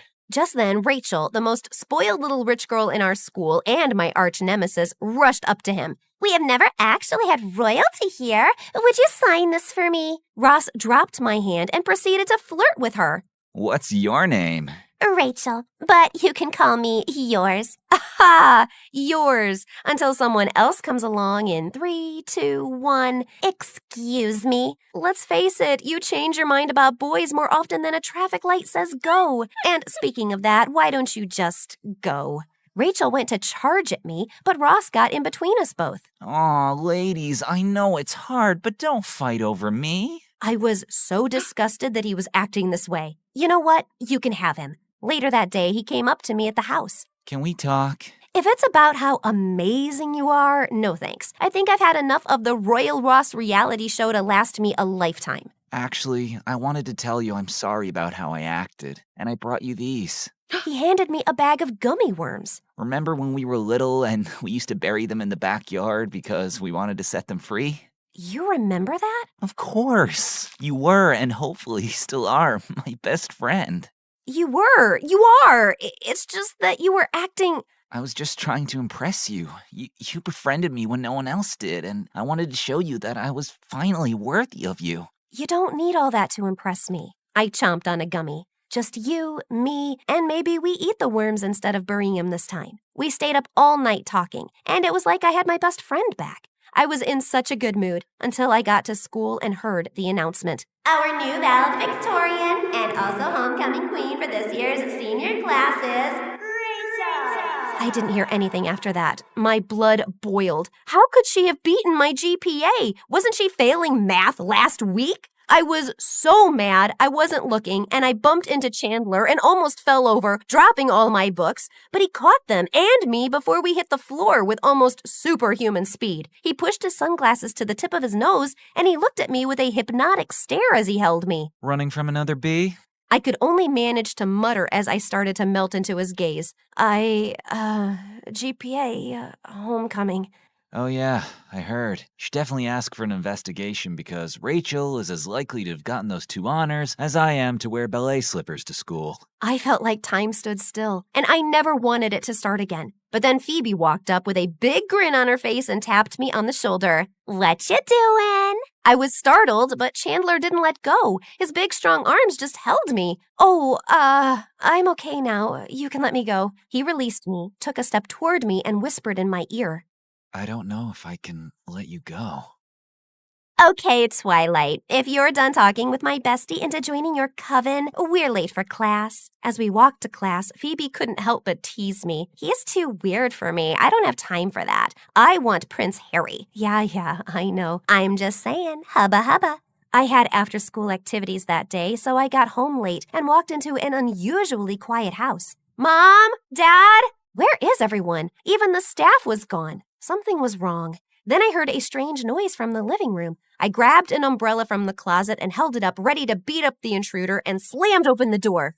Whoa, okay. You can pick the movie. I looked around to see Ross had set up a movie night for us with popcorn and gummy worms. Ross? Hey, baby. I heard about the whole Rachel thing, and I thought you need a little cheering up. Where is everyone? Your mom and dad mentioned going to dinner across town. I think they left you a note on the kitchen counter, and I gave the staff the night off so we could chill together. It did seem sweet, but something still felt off. I sat down next to him on the couch, and he handed me the popcorn. Wait, how did you know what happened today? Did you have one of your groupies spying on me? Aw, babe, are you jealous? Of your Rossettes? Never. Good, 'cause you're the only girl for me. He put his arm around me and went to kiss me. I was so shocked that I dumped the popcorn on his head. What are you doing? We are just friends. I don't think of you that way. Maybe in time, you will. I'm a prince now. I can give you even more than you already have. I'm sorry, Ross, but it's been a long day. I'm just gonna go to bed. As I walked to my room, I could feel him watching me. Okay, but I'm here if you need anything. When I woke up for school the next day, the house was still eerily quiet. I looked in my parents' bedroom and the bed was still made. I remembered that Ross said they left me a note and went to the kitchen. When I read the note, I screamed.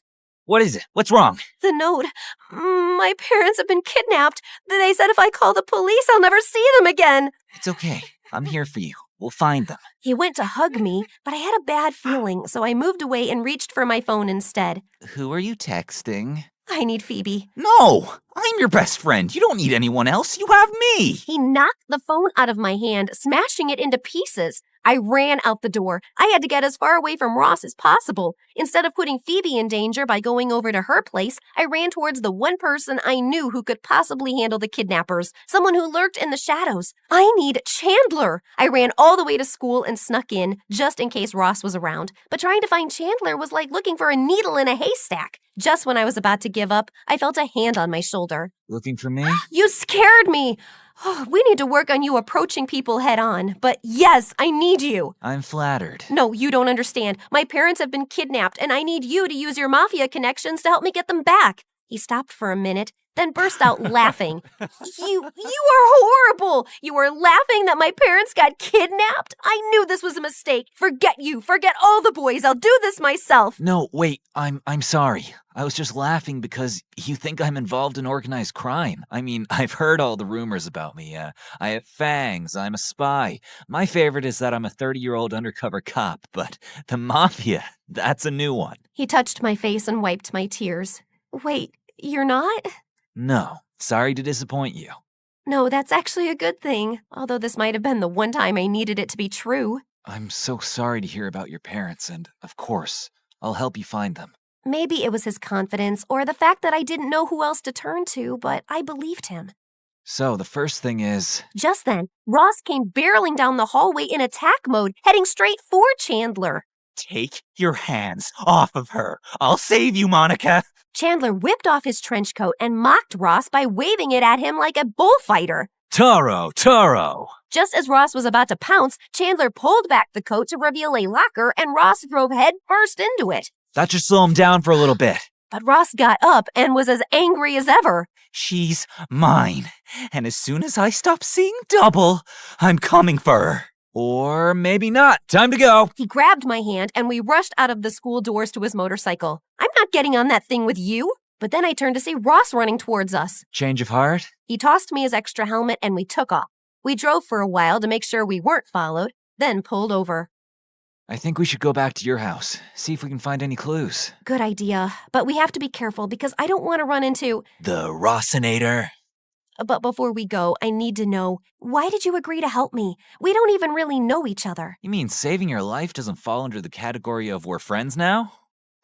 Okay, good point. But I feel like you are avoiding telling me about you. Well, I would love to take you for coffee and tell you my life story, but you might want to rescue your parents first. Also a good point.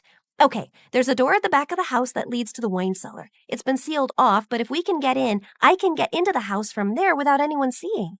Once we got to the house, I tried to pry it open.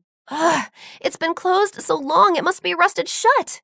Here, let me try. He handed me his coat. If it's easier, you can take off your shirt too. He paused for a moment and gave me a flirty smile. I mean, so it doesn't get dirty.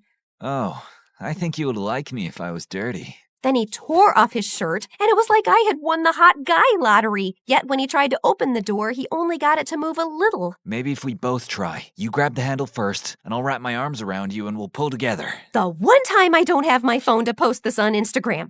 As he put his huge muscular arms around mine, I could feel his heart beating. And once again, I wish I could have made this time stand still in that moment forever. Then suddenly the door gave way and we both went tumbling backward. I landed on top of him with our faces so close that our lips were practically touching. Your eyes are so beautiful. Were you born that way? No. He looked embarrassed. What is it? You can trust me. I actually grew up in the poor section of town, and one day I saw a little boy wandering the streets about to get hit by a car, and on instinct I dove in front to save him. The next thing I know, I'm waking up after surgery with this eye, and it turns out the boy was the governor's son. He paid for the best medical care and even sent me to finish my education at your school. Holy Bruce Wayne! Is this guy too good to be true or what? This would be that moment in the movie when we would have our first kiss. Just then, I paused because I heard quiet yelling, except I didn't imagine hearing my parents yelling my name in the background. Then I realized it actually was my parents. I jumped up and rushed into the wine cellar, and there were my parents tied up and blindfolded. I ran to set them free and hugged them. Who did this to you? We don't know. Last thing we remember, we were on our way to dinner, then we heard a helicopter and everything went dark. Then we woke up here. Helicopter? Obviously, Ross. But we can't prove it because we didn't see him. We only heard a female voice. I think I might have an idea, but we would need your mom and dad to stay out of sight, so Ross continues to believe that he controls the situation. My parents agreed, and we brought spare food, blankets, and a corkscrew from the pool house down to the cellar to make them more comfortable. Call the police in exactly 3 hours and tell them to come to the school to arrest your kidnapper. And Mom, Dad, don't drink all the wine in the cellar. We rode back to school and snuck in through the gym. Okay, Super Cop, what's your plan? Well, you know how you think I'm all mysterious? I'm about to reveal to you who I really am. He walked me into the audio-visual classroom, and all the movie nerds turned to look with their mouths open. You brought a girl into the secret chamber? How many times do I have to tell you, Joey? It's not exactly a secret. It's a classroom at a school. Potato, potato. Hold up. You're a movie nerd? Yep, I'm proud of it. And me and my group of nerds are gonna catch Ross confessing on tape. You see, we helped install the security cameras in the school so we can access them. Security cameras? Can you access footage from a few days ago? Sure. What are you looking for? I'm not sure, but I'll know it when I see it. Go back to a few hours before they announced the valedictorian. Hey, weren't you supposed to be? Don't remind me. There! Right there! Is that Ross sneaking into the office and changing the winner to Rachel? I knew that jerk wasn't working alone. I bet he did that for her, so she would help him kidnap my parents. That must have been the female voice they heard. Now to put our plan into action. I borrowed one of the nerds' phones and called Ross to meet me at school. Once he saw me, he ran and hugged me. It was all I could do not to vomit, so I played it cool. Oh, Ross, thank God you're here. I was so worried for you. The police arrested Rachel for tampering with the school votes, and she said she was going to blame you for kidnapping my parents. What? That's crazy. I had nothing to do with any of that. She must be saying that because she has a super crush on me. But you know, my heart and my helicopter belong to you. Just then, Rachel came out of the AV classroom where she had been watching on camera as Ross blamed her. You liar! You are the one who wanted to kidnap her parents so you could save them and make her fall in love with you. Oh, Ross, you did that for me? Oh, that's so romantic. Well, in that case, yes, it was all my idea. I would do anything for you. That's a wrap. The police arrived, and even as they carted him and Rachel off in the police car, he was still patting himself on the back. Can't believe you're choosing him over me. I'm a catch. Phoebe came running up to me and gave me a great big bear hug. Mon, I've been so worried. You weren't answering your phone, but I finally talked to your parents and they explained everything to me. I knew that jerk was no good. Maybe next time you listen to your best friend. 100% from here on out. Best friends forever. Later that night, Chandler and I finally had that cup of coffee and learned a lot about each other. Monica, I've liked you since the first time I laid eyes on you fleeing from a bee. I knew then you were my movie queen, and I just hoped that you'd be okay with dating a poor movie nerd on a scholarship. So, is this the part in the movie when the hero finally kisses the heroine? Nope. This is the part when she kisses him.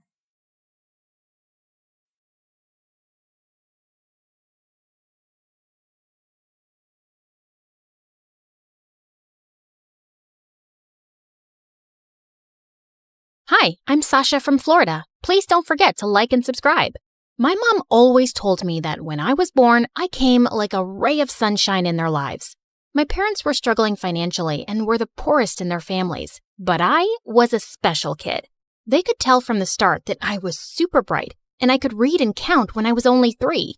This made them so proud, especially since my brother Damien, who was 2 years older than me, was just a troublemaker. Once when I was 5, Damien and I were playing baseball in our small yard, and I told him not to throw so far, but he wouldn't listen. Relax, Sasha. Don't be such a nagging baby. But Damien, the neighbors... He threw it again, and this time it broke the neighbor's window, which my parents had to pay for. Damien, you're not getting a Christmas gift this year after that stunt. You're always getting into trouble and costing us money we can't afford. I told him not to throw so high, Mom. Of course you did, baby. I wish your brother was smart like you. Damien looked at me with pure hatred. And ever since then, we fought like cats and dogs, and there was no peace in the house with us around. I kept excelling at school, and with time, my parents' struggles also started getting easier. Dad got a job in the city planning department, and he had a good salary now. The only one getting worse was Damien. He failed 10th grade twice, and now we were in the same class. If you fail another year, you'll have to find a part-time job and pay for your own school fees. I am not spending my hard-earned money on your failures. Sasha, why don't you help Damien with his math? Heck no, I don't want any help from Little Miss Perfect. It's not like I'm dying to teach you, but this is just getting embarrassing, bro. Take my help if you ever want to leave high school. I tried my best to help Damien, but he was such a thick-headed student. How could someone's IQ be this low? One day, while we were sitting at the local ice cream shop going through his homework, this fancy, overdressed girl sitting at a table opposite us started yelling at the waiter for accidentally spilling a milkshake on her. You stupid fool! Look at what you did to my Gucci top! Even though the waiter apologized 10 times, the girl kept being a jerk and told him she wasn't paying for her food. She started walking out, and just as she was passing by our table, her shoe's heel broke and she tripped. But Damien moved at some lightning speed and caught her just before she fell. It was like watching a Bollywood movie in slow motion. The two were staring deep into each other's eyes till I interrupted. Hey, Superman, these algebra exercises won't solve themselves. Thank you so much. You really are my Superman. You saved my life. I'm Chanel. Watching Dumb and Dumber making gaga eyes at each other was making me nauseous. So I left them and took the bus home. But I was surprised to see Damien and Chanel already there. How did you get here so fast? Chanel drives a Lamborghini. Didn't you see it parked outside? What surprised me even more was that my parents were smiling from ear to ear at her.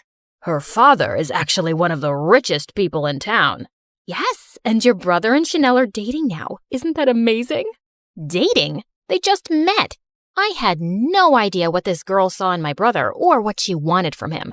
So when she was leaving, I caught up with her. Excuse me, Chanel, right? Yes, and you're Sasha. Your parents tell me you're so smart. Yeah, and I love my family very much.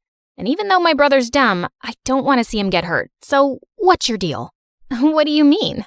I just like him, and I'm gonna ask my daddy to transfer him to my school. I didn't think Chanel was serious, but a month later, Damien was going to her school, and she was coming over to our house for Sunday lunches. My parents started giving Damien all their attention, and I stopped existing. Damien, my darling, we're so proud of you. We always knew that there was something special about you. Hey guys, I got selected to participate in the international math competition. Oh, that's nice, dear. Oh, and Chanel, thank you for speaking to your father. Because of you, I now have a good job at the bank. But Mom, you don't even have any banking qualifications. Who needs qualifications when you know people in high places?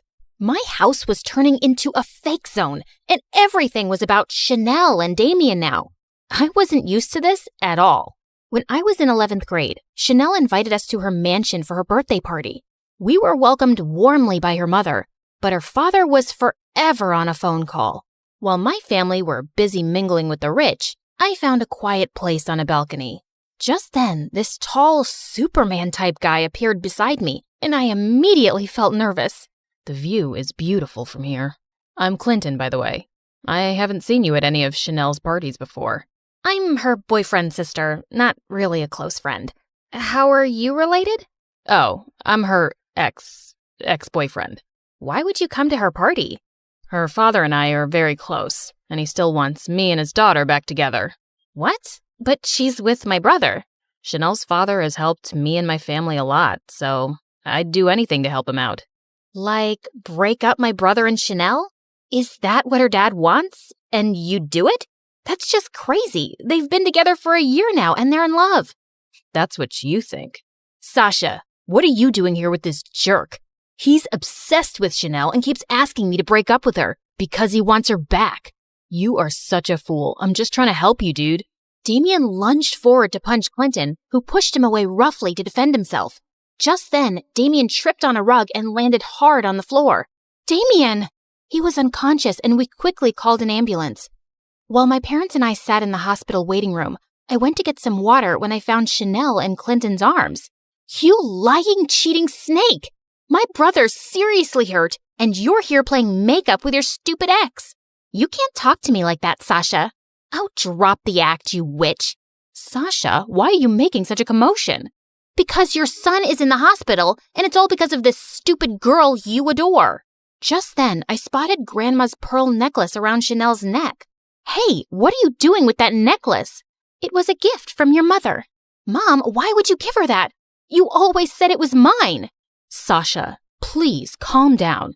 Chanel has done so much for our family since she came into our lives. You need to be more thankful. Chanel is fooling all of you. She is not who she seems. Enough of your jealousy. Not everything is about you, Sasha. After my dad said that, I suddenly lost it and pulled the pearls off Chanel's neck, sending them flying everywhere. I ran away before my blind, foolish family could say more.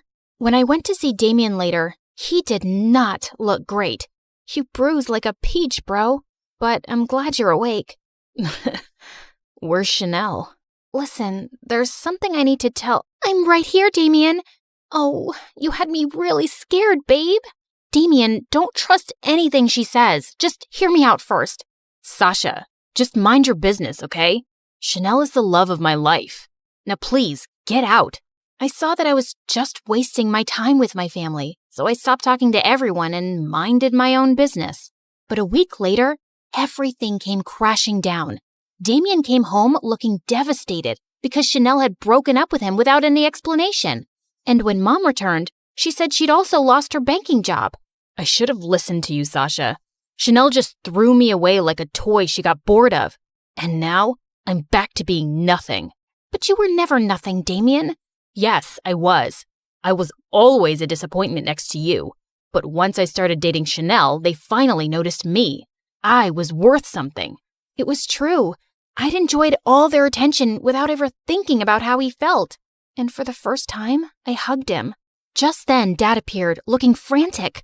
Chanel is a bigger traitor than we could have imagined. She stole some important work documents from my study, which proved that our entire neighborhood was built on some illegal land decades ago. Her father has those documents now, and he's planning to demolish the whole neighborhood to set up his factory here. Son, I think this is why she was dating you all along. And now we'll lose our house and I'll definitely lose my job. I couldn't believe how far Chanel had gone to deceive us all. And I had to do something. I was sitting at the local cafe wondering what could be done when I spotted Clinton in the corner looking upset. Why do you look like you've been crying? Aren't you back with Chanel? No, I'm not. That day at the hospital, I was only hugging her because she was really upset about your brother. Whose heart she broke, by the way. Upset my butt. She totally used him. You don't know everything. It's all because of her dad. Anyway, I told him I didn't want to get back with Chanel because I don't love her, and he fired me from his company. Well, I'm sorry to hear that, but right now I have to figure out how to save our entire neighborhood from getting bulldozed by Chanel's dad. I know how you can stop him. Look, I still don't really trust you, but I'm listening. Clinton told me that Chanel's father had some important documents in his safe at home, which proved he'd committed fraud to steal people's lands. I still have the access card to his home office, and the whole family goes to the golf course every Saturday morning. That's when we can get in. If we expose him, he'll be ruined. I was very nervous about this whole plan, but a lot of people were about to lose their homes, so I had to try. When the day arrived, we managed to get into his office and get the documents from the safe when suddenly Chanel walked in. What are you doing here? Chanel, I should call the police. I was scared out of my wits, but suddenly she took my hand. But I won't. My dad's been using me for his dirty business all this time, and I'm sick of it. I don't want anyone to lose their homes. So go and save your neighborhood. I suddenly hugged her. Thank you, and I'm sorry. No, you had every right to be angry, but you have to know, even if it started off as an act, I really did fall in love with your brother. Come on, Sasha, we have to go. They'll be back any moment now. The documents we had were enough proof to get tons of lawsuits slapped on Chanel's dad and shut his illegal businesses for good. And our neighborhood was safe. You did it, Sasha. We're so proud of you, love. Well, I wasn't alone. Clinton helped me. And Chanel. Just then the two walked in and Damien looked furious. What? Why would you have anything to do with these people, especially her, after what she did? She only hurt you because of her father, Damien. You have to give her a chance. Yeah, and all that time I warned you about breaking up with Chanel. I was just trying to protect you from her dad's plans. Because you're a good guy, Damien. Also, you should listen to your sister because she's strong and smart. I was taken aback by Clinton's words, and the way he looked at me gave me butterflies. We don't know about Damien, but we will never forgive her. Mom, Dad, you aren't completely innocent here either. You only started giving Damien attention when he brought a rich girlfriend home. And you accepted all kinds of favors from Chanel, even though you didn't deserve them. Let's just all forgive each other and start over, okay? We left Damien and Chanel to talk things over, and I was certain things would be right between them because they truly loved each other. We make a good team, don't we? I guess you could say that. We should, team up more often. Okay, I'll contact you next time there's another neighborhood that needs to be saved. Or how about you try to understand what I'm saying and realize I'm asking you out? Yeah, I understood that the first time. And sure, why not?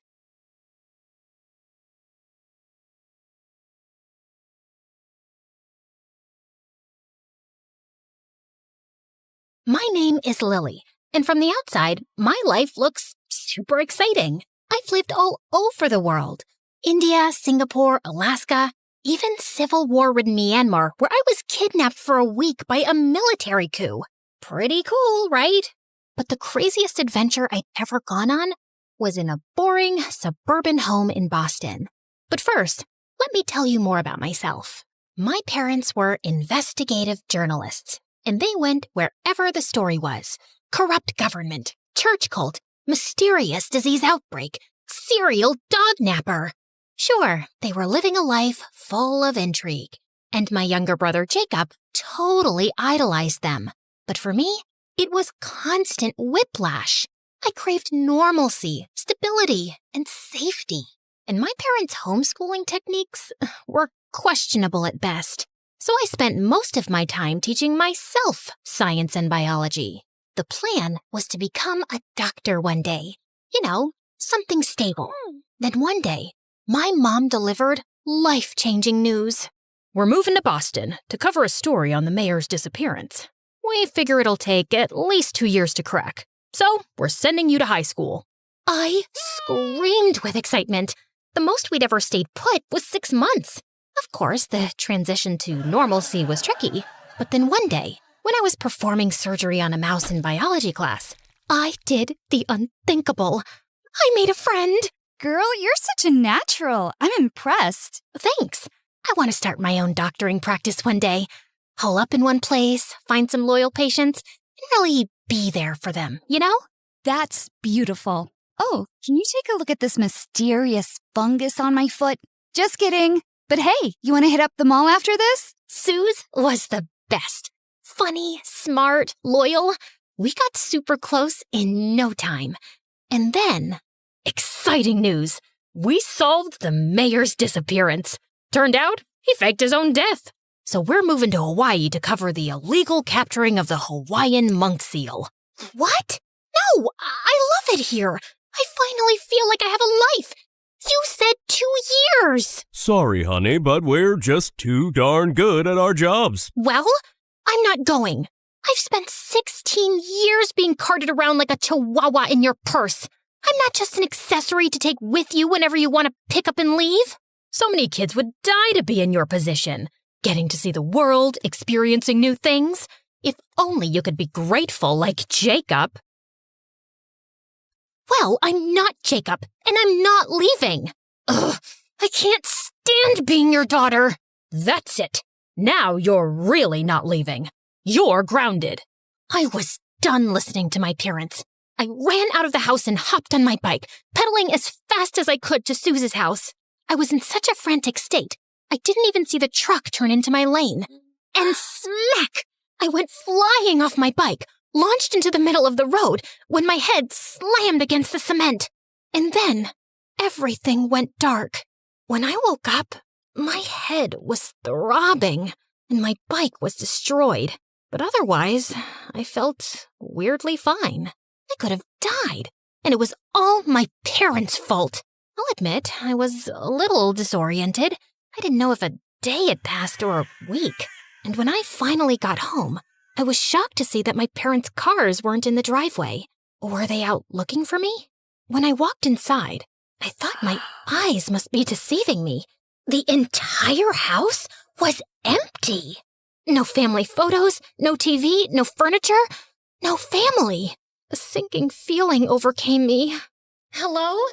Is anyone here? Hello? I checked every room, but not only was no one home, none of their stuff was here. And without the furniture, the place felt really eerie. When I got to my room, I was afraid to open the door. But to my surprise, it was exactly as I'd left it. I grabbed my phone to call my mom, but it went straight to voicemail. What the heck?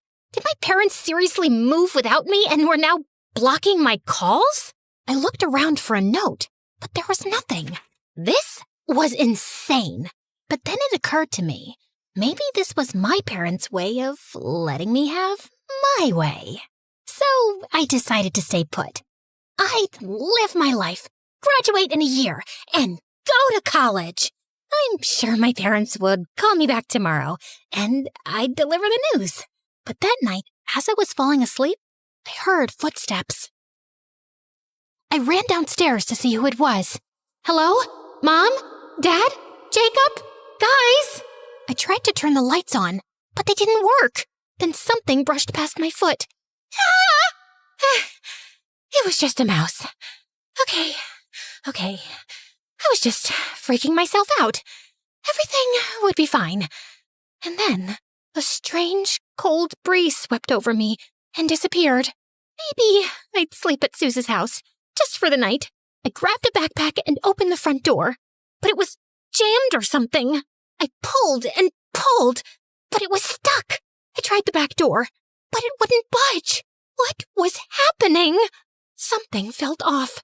I decided to sneak out through the window, but when I went to lift it, it slammed shut, right on my hand. Ow! I frantically tried calling Suze, but it also went to voicemail. What was happening? Okay, I had to calm myself down. I bandaged my wound and tried calling my dad. As the phone rang, there was a pit in my stomach. It went to voicemail. Dad, it's me. I just got home and no one's here. And for some reason, I can't leave. Where are you guys? I got into an accident. Sorry I didn't come home sooner. I'm okay. Just call me back, please. I spent the night shivering in bed. It took me hours to fall asleep, and I had the craziest dreams. As I was sliding on an iceberg in the middle of Antarctica, surrounded by killer orca whales, the sound of the doorknob turning jolted me awake. Oh my gosh, I was so relieved. My parents had finally come home. And then I heard something strange, a voice I didn't recognize, of a teenage girl laughing. I peeked over the staircase, and the door was cracked, but no one was there. Hello? I ran down the stairs, desperate to escape the house. But as soon as I arrived at the front door, it slammed shut. I pulled frantically on the knob, but it was like someone was holding it from the other side or something. Let me out! Help! Suddenly, the sound of the teenager giggling was met with another voice. Yara, honey, put your phone down and help me unpack. I followed the chatter down the long, dark hallway, all the way to the kitchen. You said you wouldn't tell me what to do if I didn't complain about moving to this creepy house. I poked my head into the kitchen, shocked to see a mother and her daughter, maybe a year or two younger than me, unpacking boxes? The mom looked totally normal, and the girl was a hardcore emo goth, so also pretty normal. I tried not to startle them, scared they might be dangerous. Hello? Excuse me, what are you doing? How long have you been here? I've been calling for help. I'm stuck in this house. But they just kept unpacking boxes. They didn't even look at me. Hello? What is happening? I tapped the woman on the shoulder, but I couldn't feel her shoulder. Just air. Suddenly, I saw my hand move through her shoulder like a hologram. Like she wasn't real. Like she was a ghost. I screamed. I screamed! The woman and her daughter cocked their heads like chickens, looking right at me. They seemed terrified. For a moment, I thought they'd seen me. But then the daughter said, Mom, what was that? I had to get them out of here. These spirits were clearly trapping me in my own home for some mysterious, nefarious reason. I got on my phone and called the first medium Google could find, Cassandra.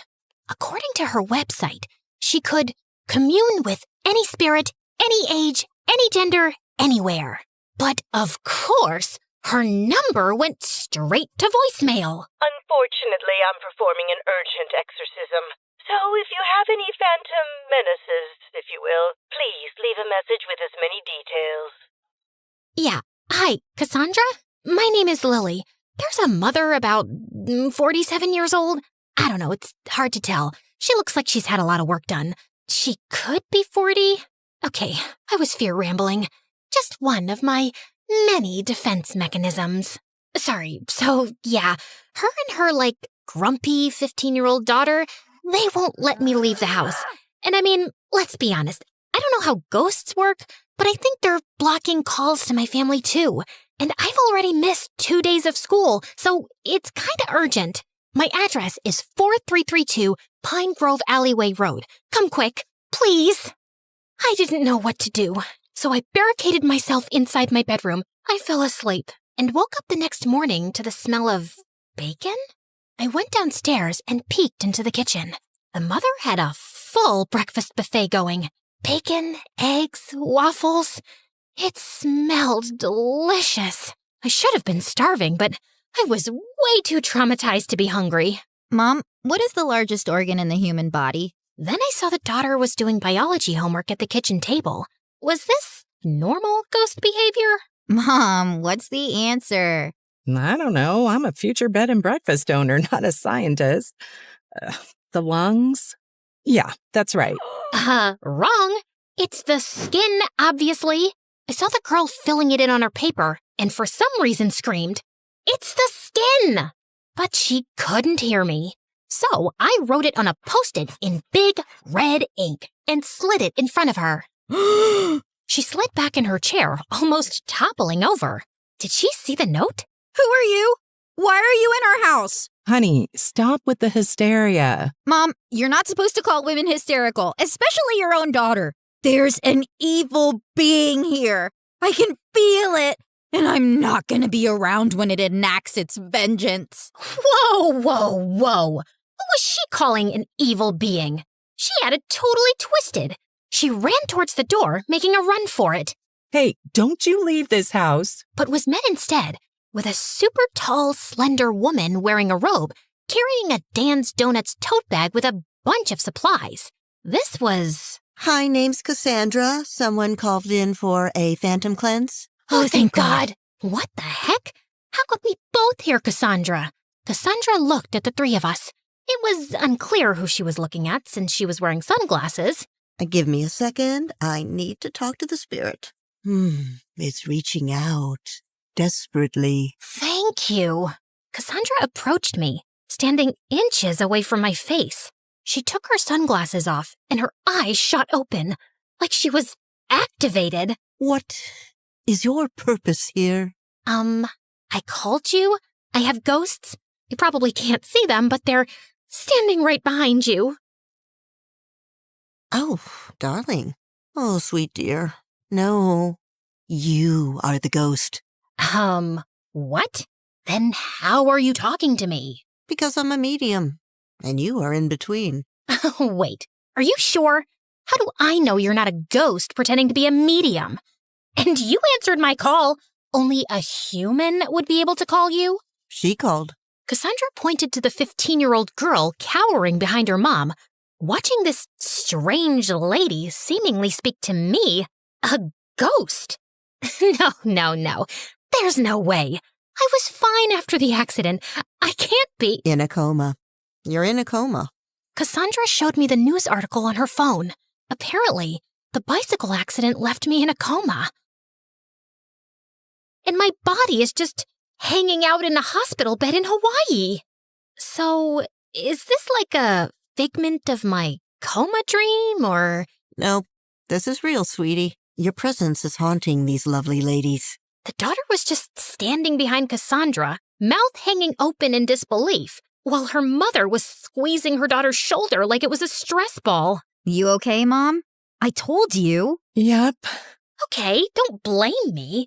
Jeez, the news is bad enough. Honey, in a way, you are to blame. Because you're clinging to a space you won't let go of. Think of this place like emotional limbo. You're not dead, but you're not living either. And until you let go, you'll be trapped here. She turned to the terrified, lovely ladies and presented her credit card swiper. And for a second, I could have sworn she was holding a paper that said, "Like and subscribe to MSA." Nope, made that up. She didn't have that. Seriously? Please, like and subscribe to MSA. Time to pay. So, is she gonna leave? I want to. Tell me how. But Cassandra was already out the door. Luckily, she left it propped open. I tried running outside, but the door slammed right in my face. Oh my God, was that the ghost? Mom, maybe it's a sign. You're scared. I'm not happy. It would be the perfect time to bail on your bed and breakfast dreams and move back to where Dad is and where my old life used to be. Just saying. Honey, no. We're not gonna let one ghost ruin our dreams. I've got bigger fish to fry. Believe me. Mom, stop calling your dreams ours. Woof. I didn't want any of this mother-daughter drama. I just wanted to leave and be back in my body. I screamed it, hoping it would come true. I want to get out of here. I want to get out of here. I'm letting go. I reached for the door, but it wouldn't budge. I tried kicking and pushing, but my limbs just swooshed right through the wood. 4 hours later, after I calmed down, I figured being a sorta ghost, or whatever I was, came with special abilities that I didn't know about yet, like flickering light switches, floating, blowing cold air at people. Maybe that stuff would be helpful? What was I capable of? I tried hovering a chair just to see if I could. It lifted, wobbled, and then launched through the kitchen window and smacked the gardener in the back.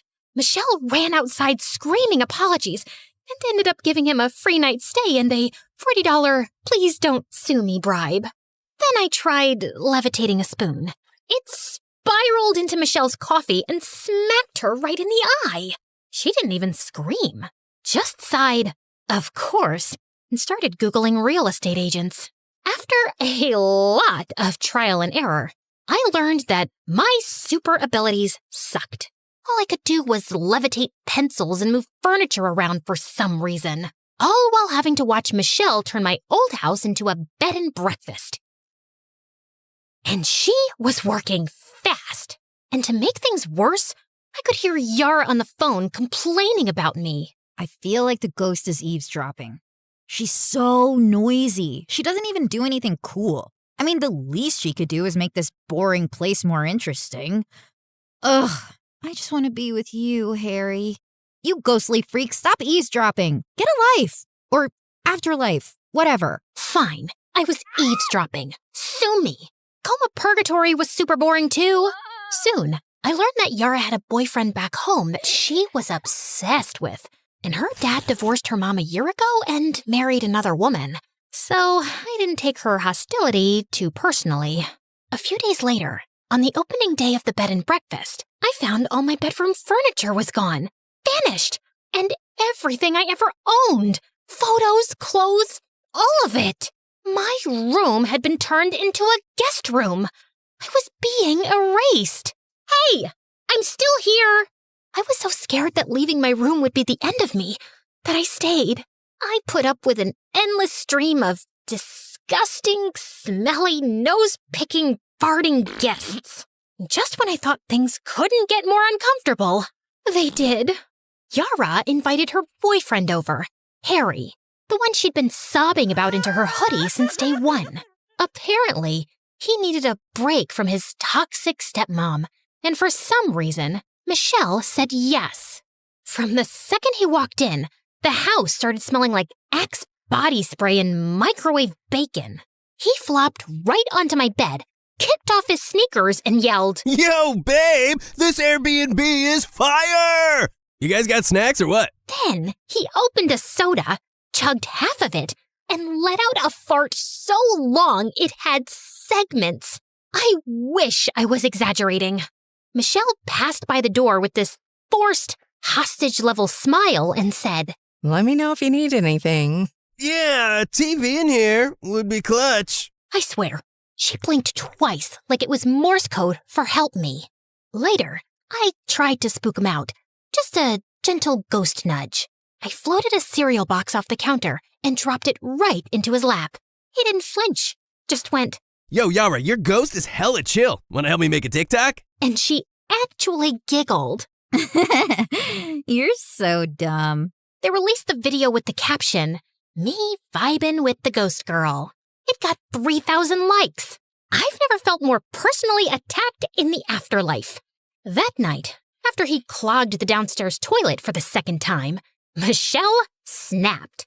She stood at the bottom of the stairs and called up, "Yara, this is not a frat house. If Harry isn't gone by tomorrow, I'm calling his stepmother myself." Don't you dare! He's the only thing that feels normal in this stupid place. I swear, Mom, you better not do it. 2 days later, with Harry still around, the air in the house was tense. Neither Yara and Michelle would talk to each other, or if they did, they would end up screaming and slamming doors. I was ready to full-on poltergeist this boy out of the house. Then one afternoon, I was lurking under the dining table when Harry left his phone on it and wandered off to microwave bacon. Again, the phone buzzed and a text lit up the screen. "Kelsey, still thinking about our kiss last week? Miss your lips, babe? Excuse me?" I stared at the phone like it had personally insulted me. Yara had to know what a fart bag Harry was. Okay, she already knew that. But if farting wasn't a deal breaker, maybe the cheating would be. Just then, I saw Yara walk into the room. and I rattled the table leg hard. The phone slid to the edge. One more rattle, and yes! It hit the floor, screen side up. Yara looked startled, then bent down to pick it up, and as soon as she saw the screen, she froze. Our kiss? Last week? Just then, Harry returned with his plate of bacon. Yo, babe, you seen the hot sauce? Who is Kelsey? Wait, what? Miss your lips, babe? It's not what it looks like. Oh, really? Because it looks like you were swapping spit with someone named Kelsey while I was crying into my hoodie in this cursed house. I didn't think we were, like, exclusive since you moved. As the two argued, I took the opportunity to rush upstairs and kick Harry's crusty backpack down the stairs and into the dining room, where Michelle was now standing too. All of this is your fault, Mom. Are you seriously saying it's my fault that your good-for-nothing boyfriend is a two-timer? Yeah! If you hadn't made us leave, he wouldn't be sneaking around kissing other people behind my back. She's not wrong, you know. Get out! As Harry picked up his backpack and left, Yara started to run out too. But Michelle threw her body against the front door, blocking Yara from leaving. Everyone in the bed and breakfast had gathered at the noise and were staring. I know you're upset, but you deserve so much better than that useless, toilet-clogging piece of garbage. You're a beautiful, brave, and resilient girl. You could have... Ugh! Just stop. This is so embarrassing. Just leave me alone. Yara shoved past her mom and darted toward the bathroom, locking herself inside. The guest seemed super confused. Suddenly, I was reminded of the fight with my mom. But instead of running after me or stopping me from leaving, my mom just let me go. And then wasted no time before moving to Hawaii. She didn't care about me at all. I had to fight for myself and find my way out of here. And then, the next day, some super old guy left his laptop open in my room. I had an idea. I focused on levitating a pencil over the keyboard, typing my name into the search bar, key by key. Maybe I could at least find out what the status of my body was. But just as I was pressing the last button with my mind, I heard a shriek. There's something here, my keyboard. It's moving. I jolted, startled, and fell out of the swivel chair, launching it to the other side of the room. The chair just tried to attack me. There's a ghost. All of the guests ran over to see the commotion. I tried tiptoeing away, but tripped and knocked into the lamp, toppling it over, the light bulb shattering. Suddenly, all the guests were screaming and running. It was like a scene out of a horror movie, but I was the horror. Wait, don't go. I wasn't trying to be spooky, I swear. But then I saw an out. I leapt onto the old man's back, trying to hitch a ride out the door. He must have felt my presence or something. The spirit is clinging to me. Get her off. Get her off! As soon as he was out the door, I was blown back by an imaginary gust of wind, thrust into the living room, toppling into the coffee table. Yara poked her head out of the bathroom. Oh, wow. Finally some action here. Yara, stay in the bathroom. Okay, Spirit, come at me. What do you want? I just wanted to leave, but how could I tell her? I picked up a pencil and began writing on the wall. Oh my God. Whoa. Cool. I wrote, I'm sorry. I mean no harm. I'm just stuck. I dropped the pencil and then started pushing the furniture back to where it belonged.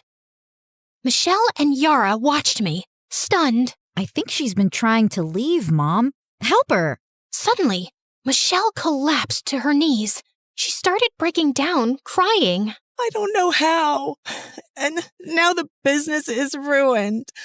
Yara, I'm sorry I moved us here. It's just the divorce was hard on you, I know, but it was devastating for me too. I was with Dad for 20 years. I was heartbroken. I was so focused on running to something new, something that would make me happy. I didn't consider you. Maybe the ghost is a sign that I haven't been seeing you. If you want to move back, we can move back. Yara came out of the bathroom and grabbed her mom's hand. Mom, no. Believe it or not, I like seeing you happy. I don't want to take that away from you. Plus, things are finally getting interesting. Mom, it's okay to be heartbroken. But I'm the parent. Exactly. And that means I know where I got my strength from. Michelle gave her daughter a huge hug. Somehow, my presence had brought them together, and watching them hug made me feel so alone. I went back to my room and laid on the bed crying. Yep, apparently ghosts can cry. The next morning, I noticed something on the computer. The search result from earlier. I levitated a pencil and sneakily clicked on one of the links. It was an article about me, about how my parents had poured all their resources and energy into doing a story on brain activity during comas. Apparently, there was a procedure that could save me, but it was only because of the greed of the healthcare industry that it wasn't public knowledge. My parents even sold the house to fund the investigation. I walked down the stairs to see the front door was propped open. I saw Yara and her mom laughing as they added the word haunted in front of the bed and breakfast. Then it occurred to me, if Yara could forgive her mom, maybe I could forgive mine.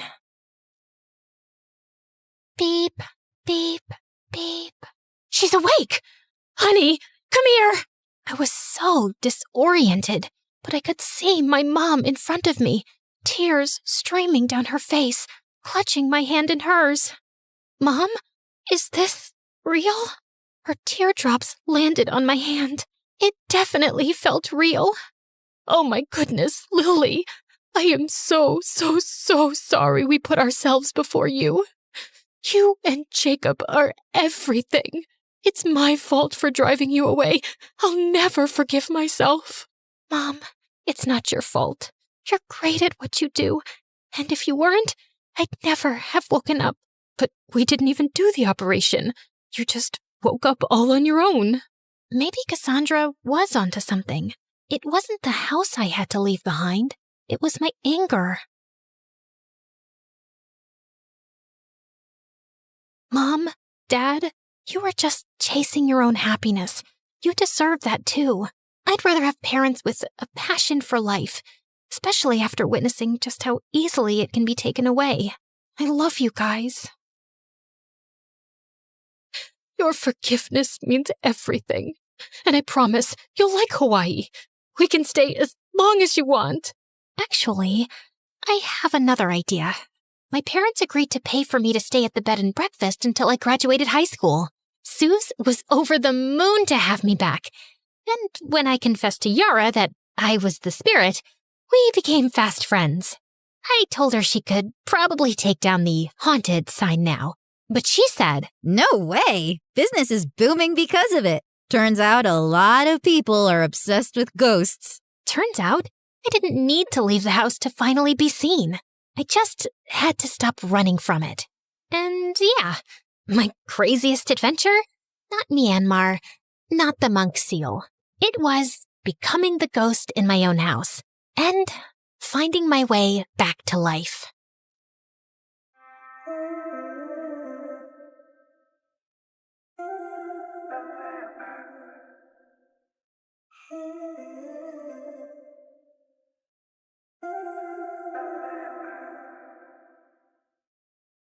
Hi, my name is Rose. When I was 10, I found out that the woman I called Mom was actually my aunt. My biological mother had given me to her as an act of charity, since my aunt couldn't have children and my mom already had 3. Ever since then, I haven't stopped wondering, was I an act of kindness or just an act of neglect? People always said I had a unique look, olive skin, this odd shade of green eyes. I started wearing glasses at 6, so maybe that ruined the effect. Doesn't matter. Let me just tell you up front. My life wasn't some wild adventure. Just me, drifting through school with a weirdly decent sense of humor, and a family situation no one could explain in one sentence. Now, my dad, God bless his midlife crisis, decided he wanted to be the next Steve Irwin. Not in a cute, let's volunteer at the zoo kind of way, but full full-blown obsessed. Animal documentaries, snake facts at dinner, backyard traps to train my instincts. By the time I was 7, I could name more venomous reptiles than I could types of candy, which, honestly, explains a lot. So when Christmas rolled around, I didn't ask for Barbies or ponies or whatever other kids were crying about. I had one very specific, very non-negotiable wish. A snake. A real one. A snake? Absolutely not. But not just any snake. He's educational. So is watching a nature show. Why don't you print out a picture and hang it on your wall? His name is Venno. I already made a tank out of the rice cooker box. I'm not feeding it. I'm not touching it. And if it escapes, you're sleeping outside. I was that weird kid in school, obsessed with snakes, reptiles, and obscure animal facts. So no, I didn't have many friends. And honestly, I was fine with that. Apparently, not everyone else was. So, as you both know, Rose is different, and I think we should work together to help her make some friends. Well, you're saying it like there's something wrong with my daughter. Maybe all her classmates are just weird and stupid, and she doesn't want to be their friend. Honey. Mrs. McGill, I understand your frustration, but your daughter brought a snake to school, and she threw it at another student. Do you understand how dangerous that is? She threw it at Jessica, the little bully brat you should have suspended years ago? But no, let's go after the quiet, weird kid who minds her business and likes snakes. Look, I get what you're saying. I do. But this is our daughter. She'll stay like this until she grows out of it, hopefully. So please, don't call us in for these Dr. Phil meetings again. Come on, honey. That night, I did the only logical thing a lonely, misunderstood 11-year-old could do. I sneaked out to get a tattoo of Venno. But the guy at the shop called my parents before the needle even touched my skin.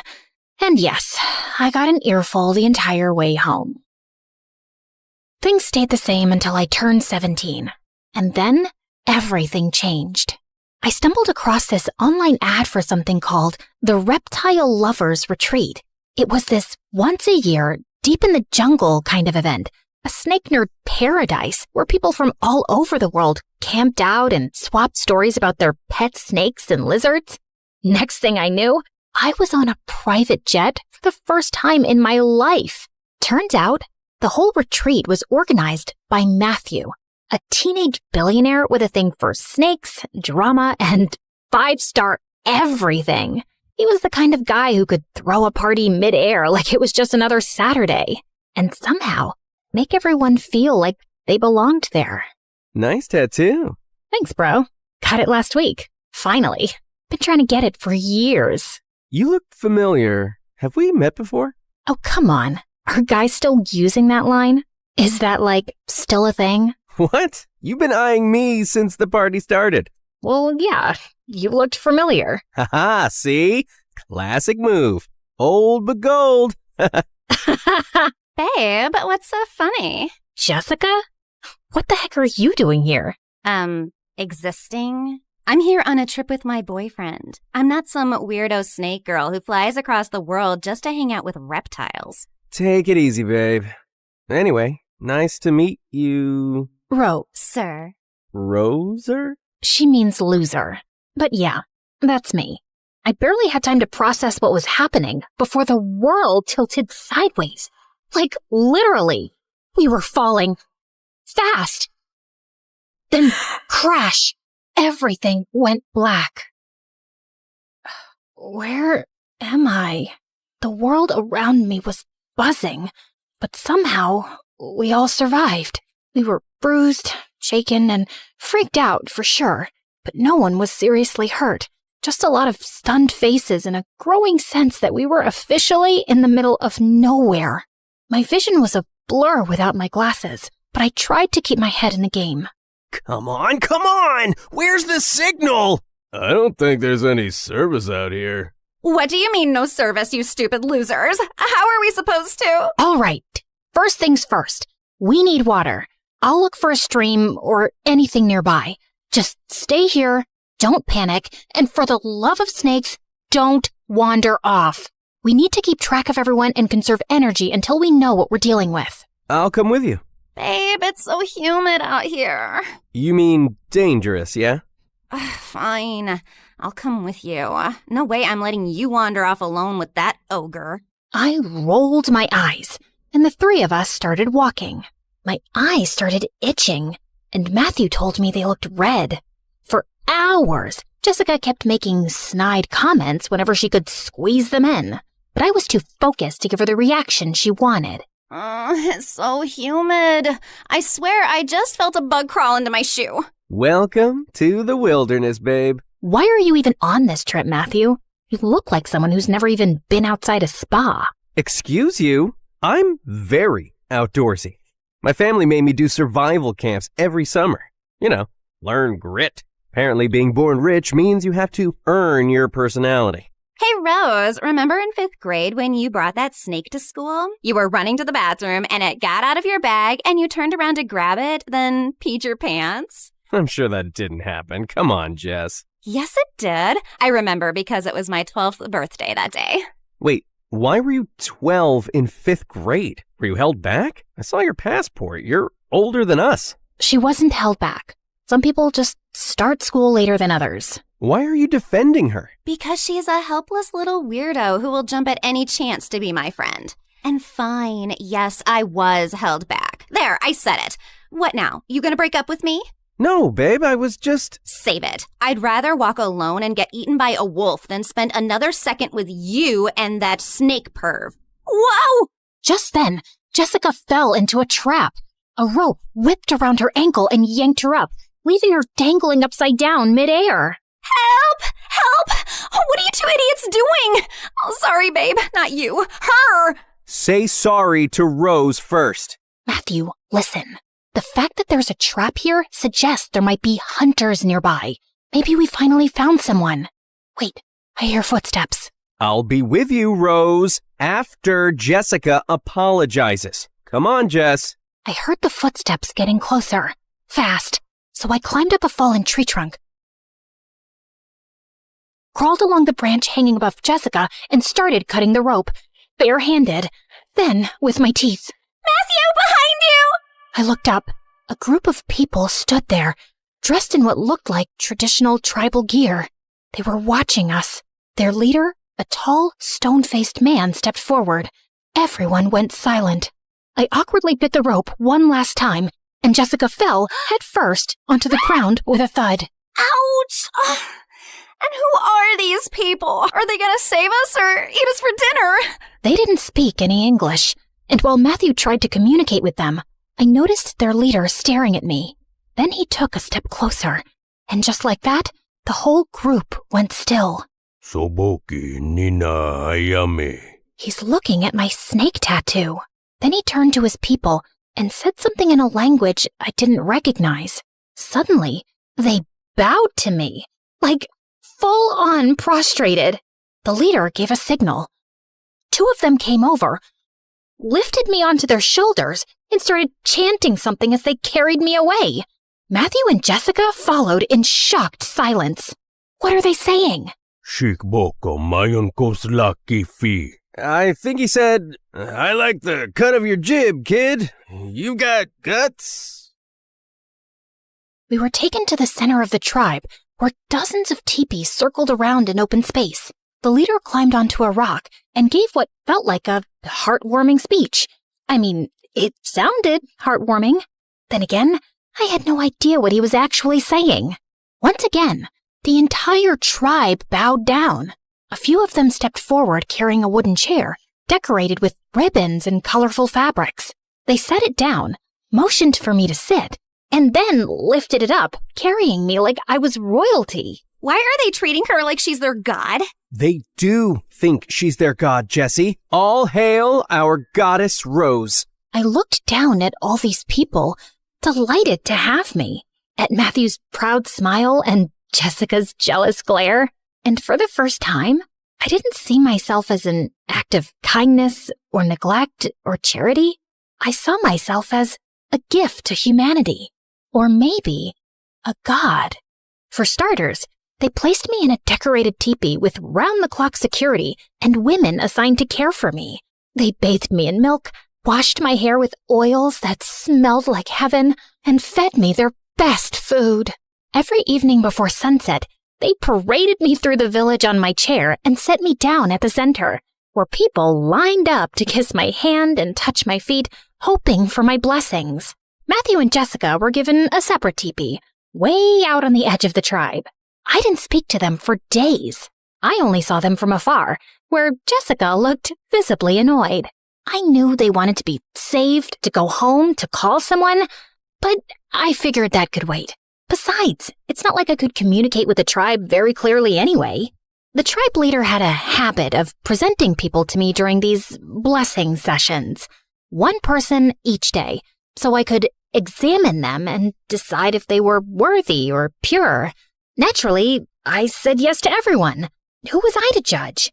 But one day, he brought me a young man, maybe in his early 20s. As he got closer, I caught a whiff of something unpleasant. Let's just say he didn't wipe well. I winced. Just for a second.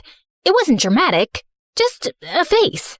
The leader's eyes widened immediately. He turned to his men and made a gesture, sharp and fast. Before I could say anything, they rushed in, grabbed the guy, and started dragging him away. He burst into tears, trying to crawl back, begging, looking right at me. He reached for my feet and cried harder. I stood up, trying to stop them. I stepped forward, blocking his path, trying to say something, anything. But the leader suddenly turned toward me and placed his hand on my shoulder. His eyes were cold, wide, steady. I froze and just stood there, watching them drag the crying men out of the clearing, and there was nothing I could do. For the next few days, I pretended to be sick so I wouldn't have to leave my bed. I just wanted to avoid those blessing sessions altogether. There was this girl, Huna. I eventually learned her name. She was assigned to be my personal assistant, but really, she was more like a babysitter. She barely left my side, day and night. Over time, I managed to learn a few words from her and teach her a few English ones too. Of course, I had to keep up the I'm sick act the whole time. You've been staring at the necklace for a while now, Huna. Do you like it? I wish I could give it to you. It's from my mom. My biological mom, actually. She gave it to me when I was 6, and even though I was too young to understand it back then, I remember thinking it was strange that my aunt would give me something so expensive. Oh, sorry, that's confusing. She was my aunt back then. When I turned 10, I found out she was actually my biological mother. She'd given me to her sister, my aunt, because she was poor and already had 3 kids, and her sister couldn't have any. I was angry and confused that day, but somehow I ended up pulling this necklace out of the drawer and putting it on. And ever since then, I haven't taken it off. Una didn't respond. She just kept staring at the necklace. Sorry, girl, I can't give you this one. But here, take this bracelet. It's from Target, but it's cute. I'll give you the other bracelet if you like and subscribe and interact with this video so more people can see it and I become more famous. Una gave me a side eye, but took the bracelet anyway. Just then, the leader barged in.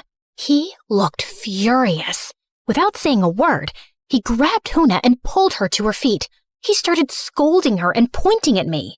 My guess was that he figured out I was faking being sick and that Huna was covering for me. He tried to drag her out. I panicked. I didn't want her to get in trouble, especially not for me. I jumped up to stop him. The moment he saw me on my feet, his eyes widened. He shouted even louder at Huna. And I don't know what came over me, but I slapped him. He froze, stunned. For a few seconds, no one moved. Then he just turned around and walked out. Huna, I'll give you the necklace, but you've got to help me with something. Eventually, I managed to explain, at least partly, that I needed her to sneak Matthew and Jessica over to me. She looked hesitant, but after I gave her the necklace and pleaded for what felt like hours, she finally reluctantly agreed. That night, just before dawn, she stuffed them into the giant bags they usually use to carry firewood and placed the cart near my teepee's entrance. Matthew and Jessica snuck in quietly. You better get us out of here before I kick your butt, you little miserable smackhead. I wouldn't use miserable here, Jess. In case you haven't noticed, she's literally a god here. She's still a stupid loser to me, and don't you ever defend her again. You did it before, and you're doing it now. I'm warning you, Matthew. What are you gonna do, Jessica? We're stuck in the middle of some weird cult tribe, and this is what you're focused on? Belittling Rose? What has she ever actually done to you? It's okay, Matthew. Thanks, but let's just focus. We need to figure out how we're getting out of here. Oh, now you care about us? Do you have any idea what we've been through? We wake up at dawn, get sent to the mountains to hunt, whatever that means, and then we're out in the fields all afternoon. All we get to eat is plain rice and dry corn, while you're here eating fish and meat and bathing in milk like some freaking goddess. You're letting this whole thing get to your head. Maybe because deep down, you know how worthless and dirty you are. Just a smug little snake-loving mutt. Jessica, enough! Cut it out, all right? Huna sensed something was wrong. She stepped in, trying to gesture for Jessica to calm down. Oh, what do you want now? Instead of standing there like some useless statue, why don't you go fetch us something decent to eat, huh? Food, stomach, hunger, food. You hear that? She shoved Huna toward the entrance. Matthew rushed to stop her. I'm tired. I want to go home. I miss my bed so bad. It's okay. Calm down. Rose will help us figure this out. She's an idiot. She never does anything right. She killed my brother. Yeah, she did. You didn't know that, huh? We were best friends, Rose, for 10 years. And then that night, you showed up crying, pouring rain, screaming about your mom and whatever. My brother, he came running down to check what was going on, and he tripped over you. Yeah, she was lying on the floor crying because she's that dramatic. He just had surgery, okay? He wasn't supposed to fall. Now he's in a coma. And every time I see you smiling and pretending like it didn't happen, I see him lying there. You didn't just ruin our friendship, you ruined everything. Jess, that's not fair. You can't blame her for that. I'm sure Rose is sorry. God knows how sorry I am. I think about it every single night. I've said I'm sorry more times than I can count. Yeah? Look how sorry you are. Getting pampered like royalty while we rot out there. You and your crocodile tears. I'll never forgive you. I'm sorry. I'm sorry. I was crying hard. That incident never left me. It came right after I found out about my mom and aunt. And then Jessica completely cut me off. She hated me. Made sure everyone else did too. That's when I started isolating. When I got more into snakes. They didn't judge. I took a shaky step forward, trying to reach out, maybe just to plead. But Jessica looked at me with pure disgust. Then she spat on me. Don't you dare touch me, you pathetic little freak! She stormed off. Matthew tried to shout after her, but she was already gone. He followed a second later. I stood there, wiped her spit off my cheek, and blinked my last tear away. The next day, during the blessing ceremony, the leader brought forward a few villagers like usual, but I didn't even look at them. I shook my head. He stopped, looking confused. I scanned the crowd. Then slowly, I raised my hand and pointed at Jessica. The crowd turned to look at her. Jessica didn't move. Her eyes locked on mine, wide and panicked. Her face went pale. You wouldn't dare, Rose.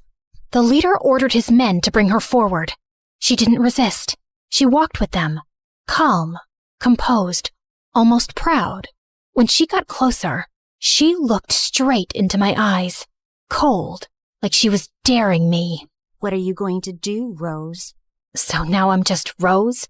Not a pathetic loser anymore? She didn't say a word, just stared. But her eyes were saying, do the right thing. I looked at the leader and gave the signal to take her away. No, please, stop! Rose, tell them to stop! He tried to run toward us, but a few of the men held him back as Jessica walked away silently, without a fight, never once looking back.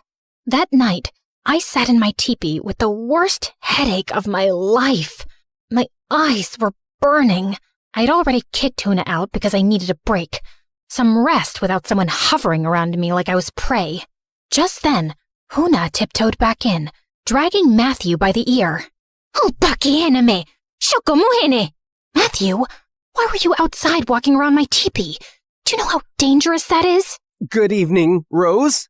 Couldn't have a bad one if I tried. I needed to talk to you, and I didn't know how. Ow! Seriously, tell her to let go of my ear. If you're here to talk about Jessica, save it.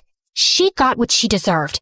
I've been silent enough. I get your pain, I really do, but she's been through a lot too. I mean, I wanted to break up with her, but ow! What is her hand made of, metal? It's okay, Huna. You can let go of his ear now. I was gonna break up with her before the trip, but her dad asked me to wait. He's a friend of my dad's. Said she wasn't doing well, that this trip might help. Her therapist thought nature would fix things, I guess. She's all he's got. I just wanted to get her back safe. All of us. Boo and who? Come on, Rose, show empathy. Her going through stuff doesn't mean everyone else has to suffer for it. Her therapist should have taught her not to be a jerk, not to go out and connect with the trees. Now, if you don't mind, it's time for my nap. Huna pushed him toward the exit. Wait, Huna, right? Here, I picked this flower for you. Thought it looked cool. I've never seen anything like it. Huna clutched her chest, visibly touched, then promptly threw the flower away. Shokuri! It's poisonous, you idiot. Now get out.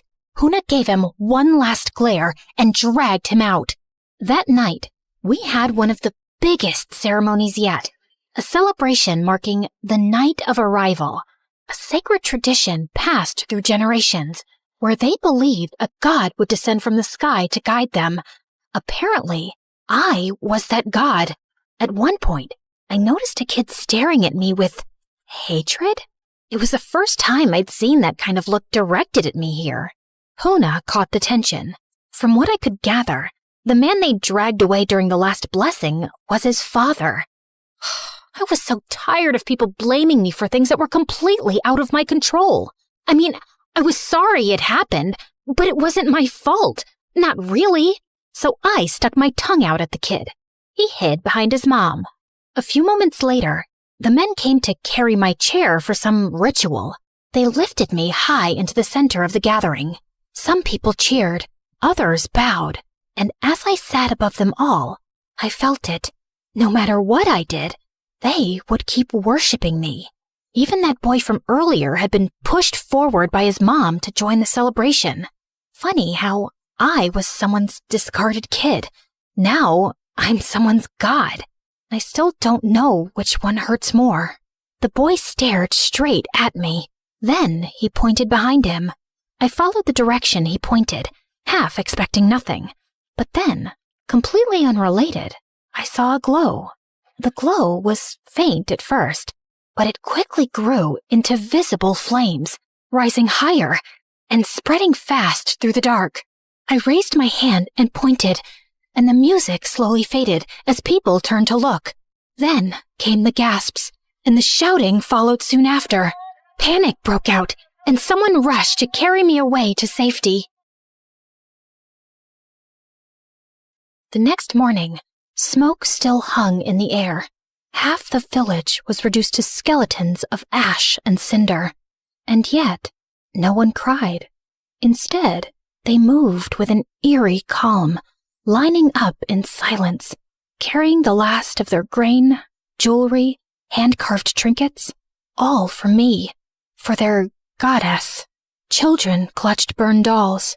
Old women limped barefoot across blackened earth, as if none of it mattered. As long as I was safe, they would have done anything I asked. Anything. And for a second, I didn't hate that. That scared me more than the fire.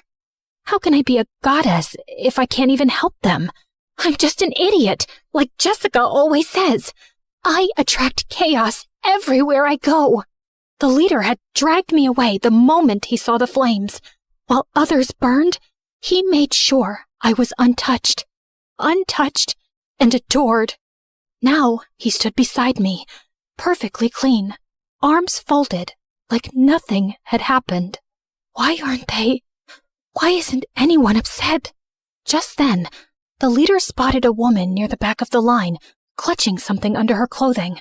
His face darkened. He barked something in his language and pointed at her. She froze, then slowly stepped forward, shaking. From beneath her clothing, she pulled out a small bundle of dried herbs and placed it at my feet. Her child clung to her side, coughing quietly. No, keep it. It's yours.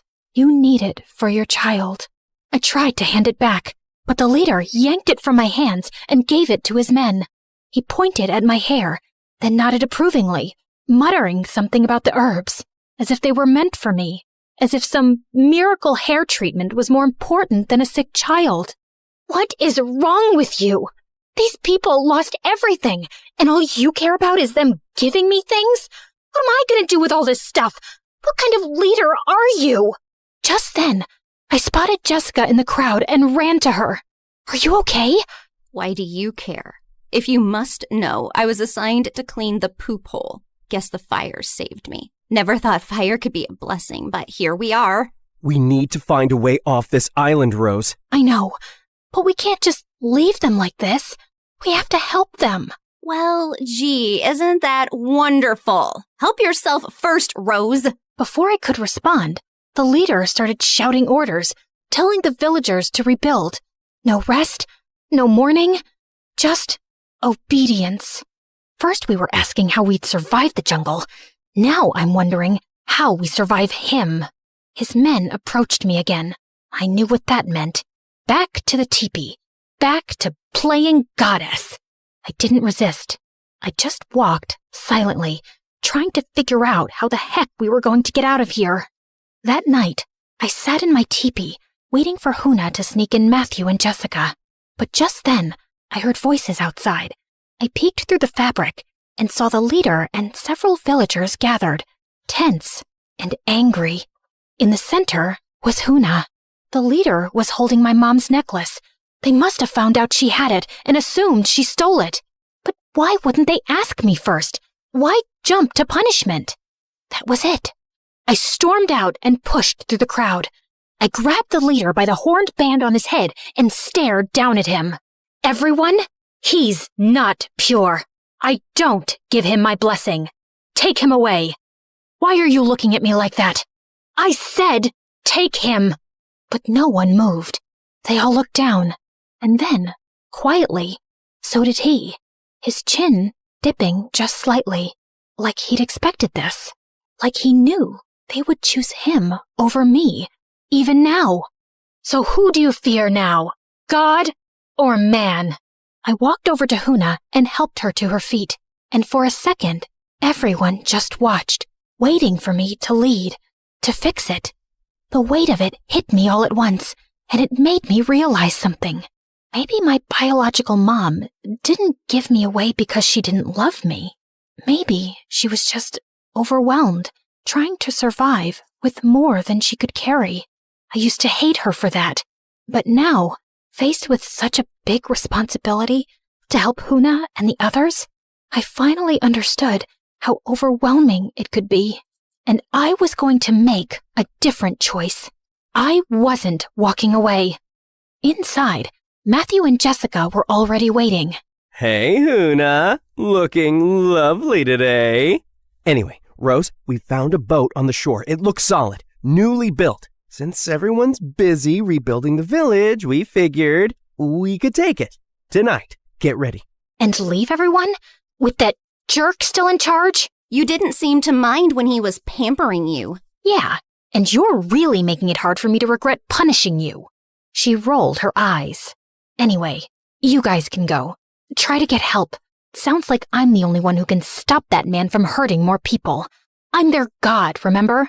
I'm safe. Just then, Huna reached over and squeezed my hand. Father, leader.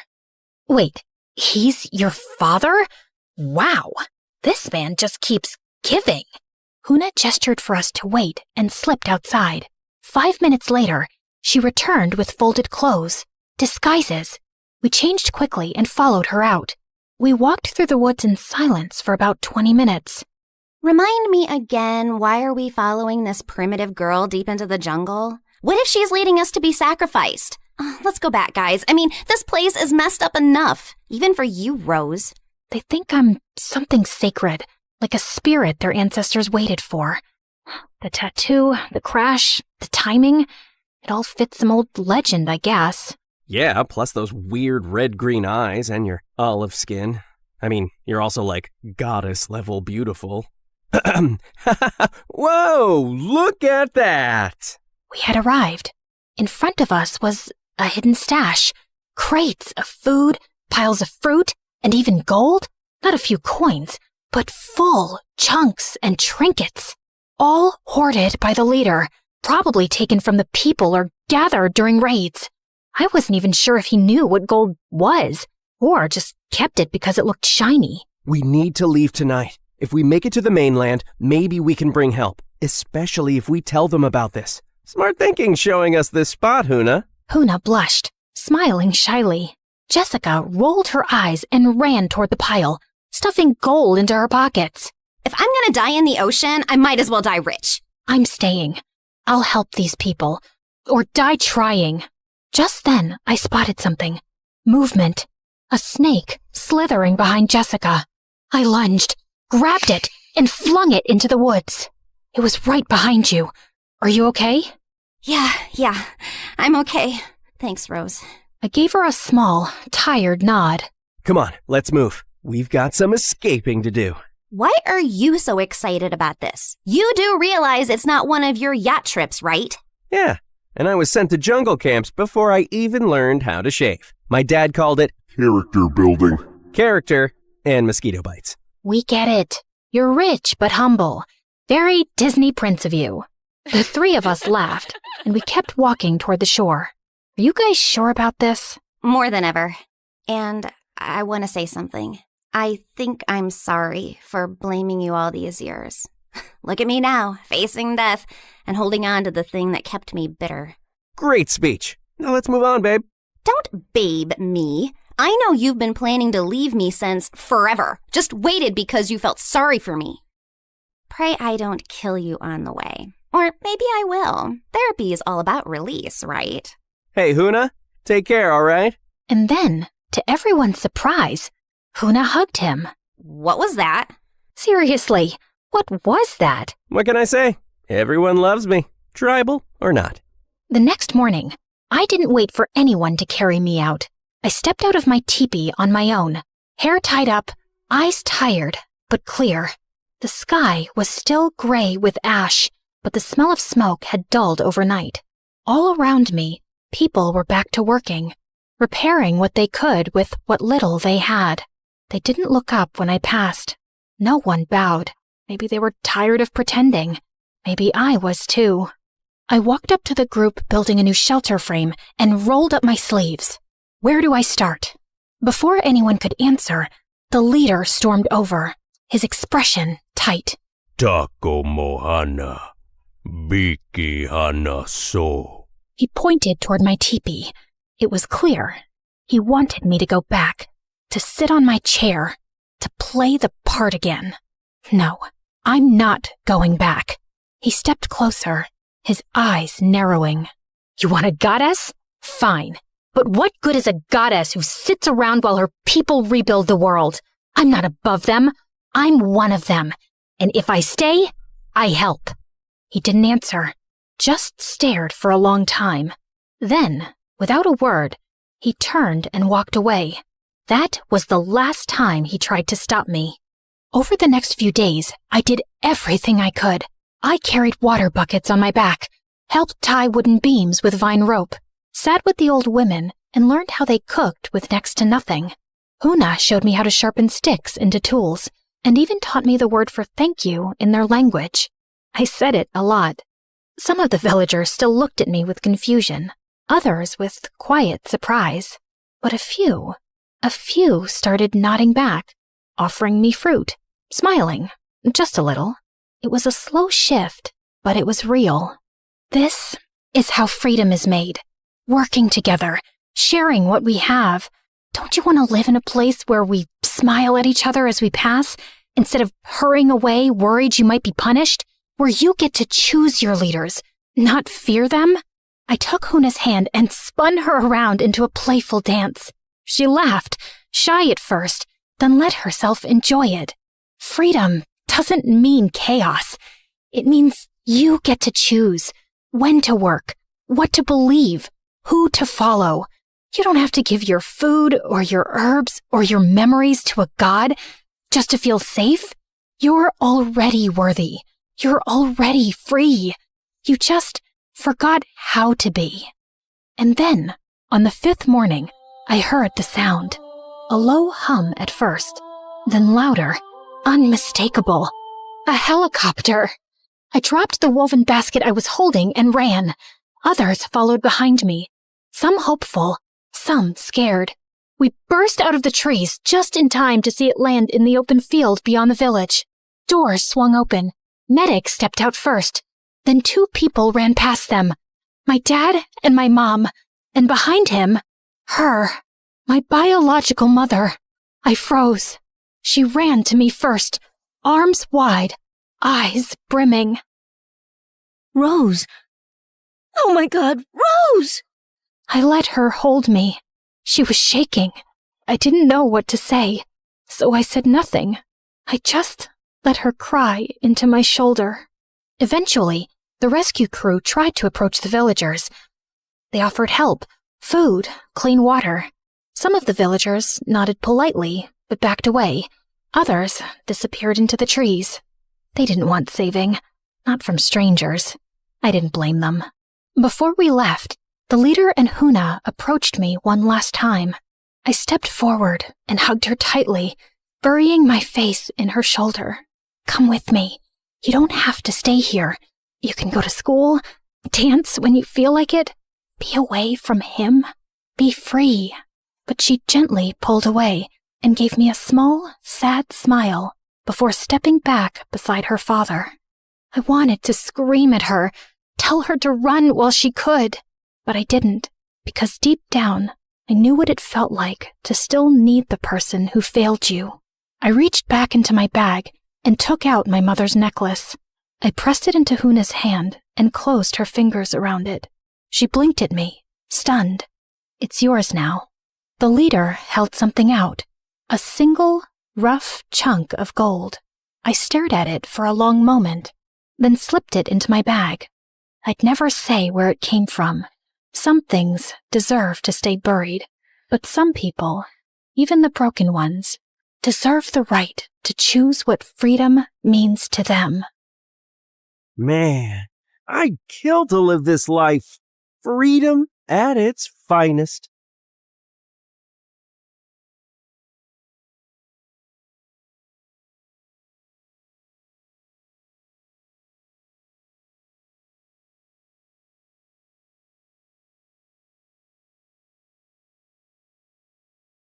Hi, I'm Marie.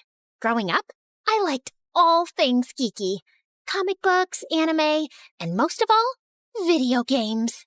I was the kid in elementary school that would sneak behind some trees during recess to play my Nintendo DS instead of socializing. So I never really had any friends. And home wasn't so peachy either.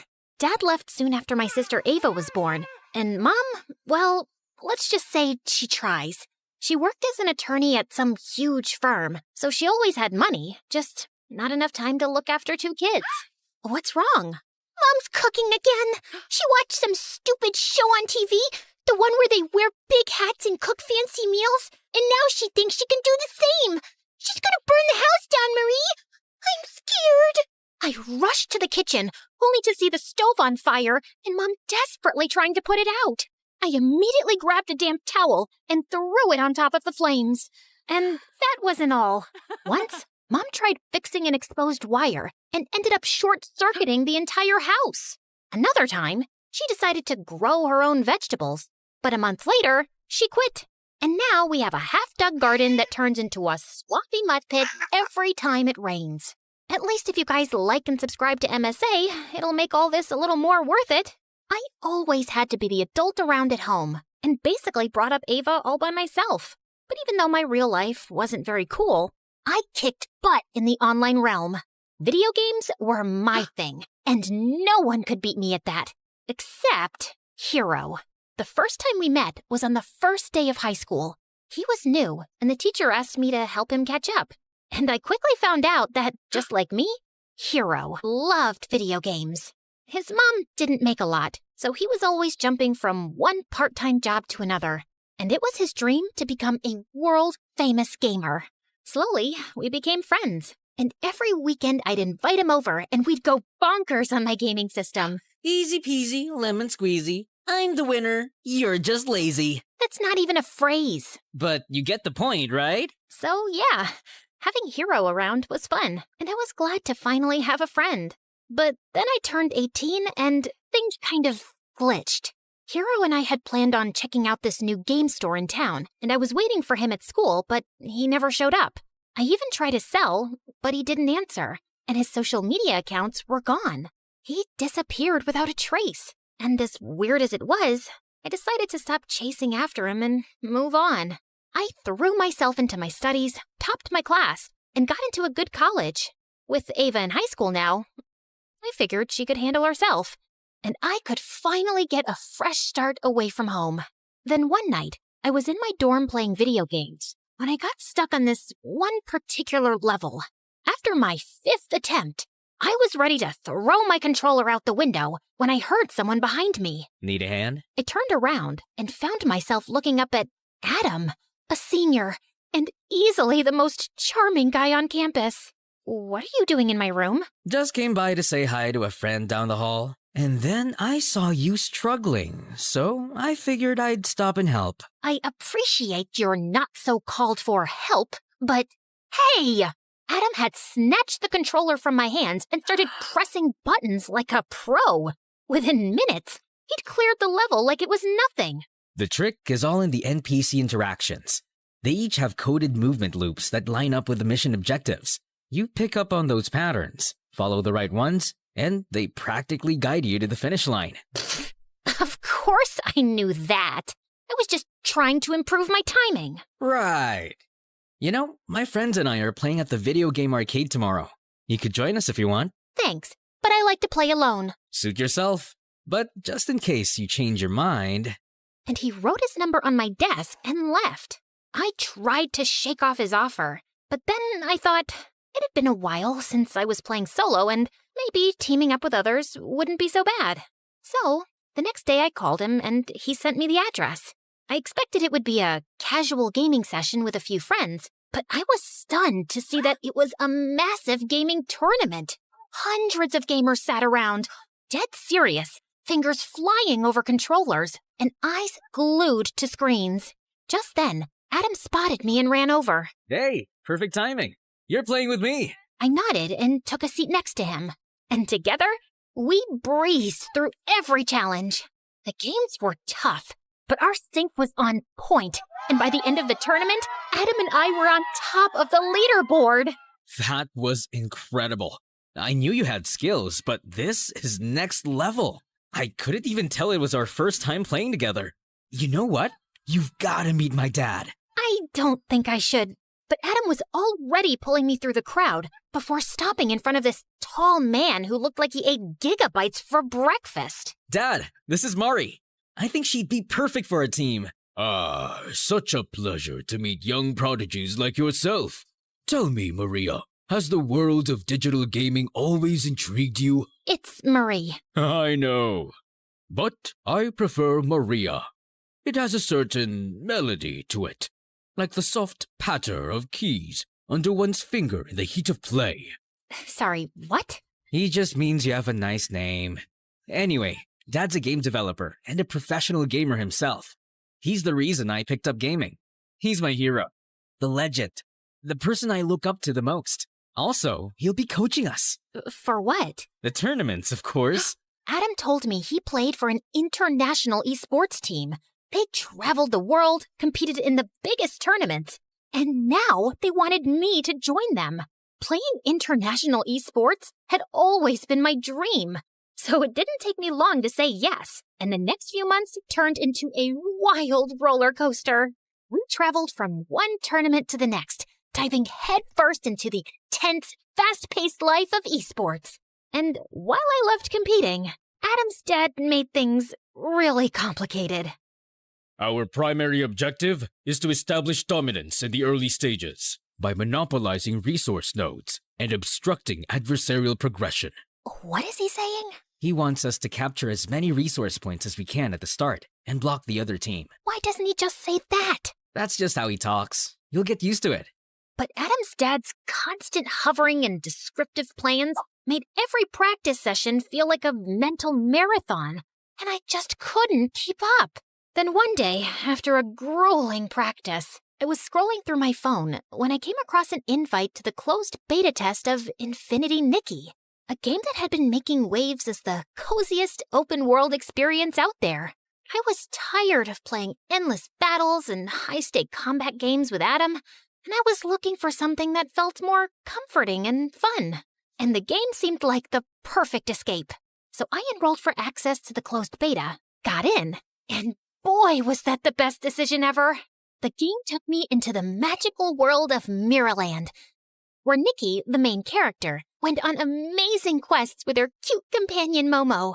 The coolest part of the game were the ability outfits that helped Nikki navigate Mirrorland, gather resources, and complete quests. I got to explore dungeons, tackle boss battles, ride vehicles, and even capture beautiful moments with the photo feature. It was so much more than a dress-up game. It was pure magic. I was so amazed by it, I even joined Infinity Nikki fan forums to know more about shortcuts and outfit combos. And I found myself chatting regularly with one user in particular, Silent Warrior. Oh my god, Momo camera is so cute. I could pose in front of that forever. Oh, but here's something that makes it even better. Usually, you can only take pictures of the scenery in Nikki, but there are certain spots on the map where this Feywish sprite, Dakabo, will suddenly pop up and look straight at the camera while you're capturing the shot. I swear, it's the funniest and most unexpected thing ever. No way. How did you even figure that out? Spent hours wandering the map, taking random shots. The first time Dakabo appeared, I almost dropped my controller. You've got to try it. It's seriously worth it. Well, since you've been so helpful, I've got news for you too. December 6th is actually Nikki's birthday, and to celebrate that special day, all Infinity Nikki players will be getting this stunning new dress called Starlit Celebration, absolutely free of charge. I mean, talk about a sweet deal. But you have to log into the game before December 19th to redeem it, so tell all your friends to download it now. I've already told mine. It felt like I'd found someone who spoke my gaming language, and I really wanted to meet him.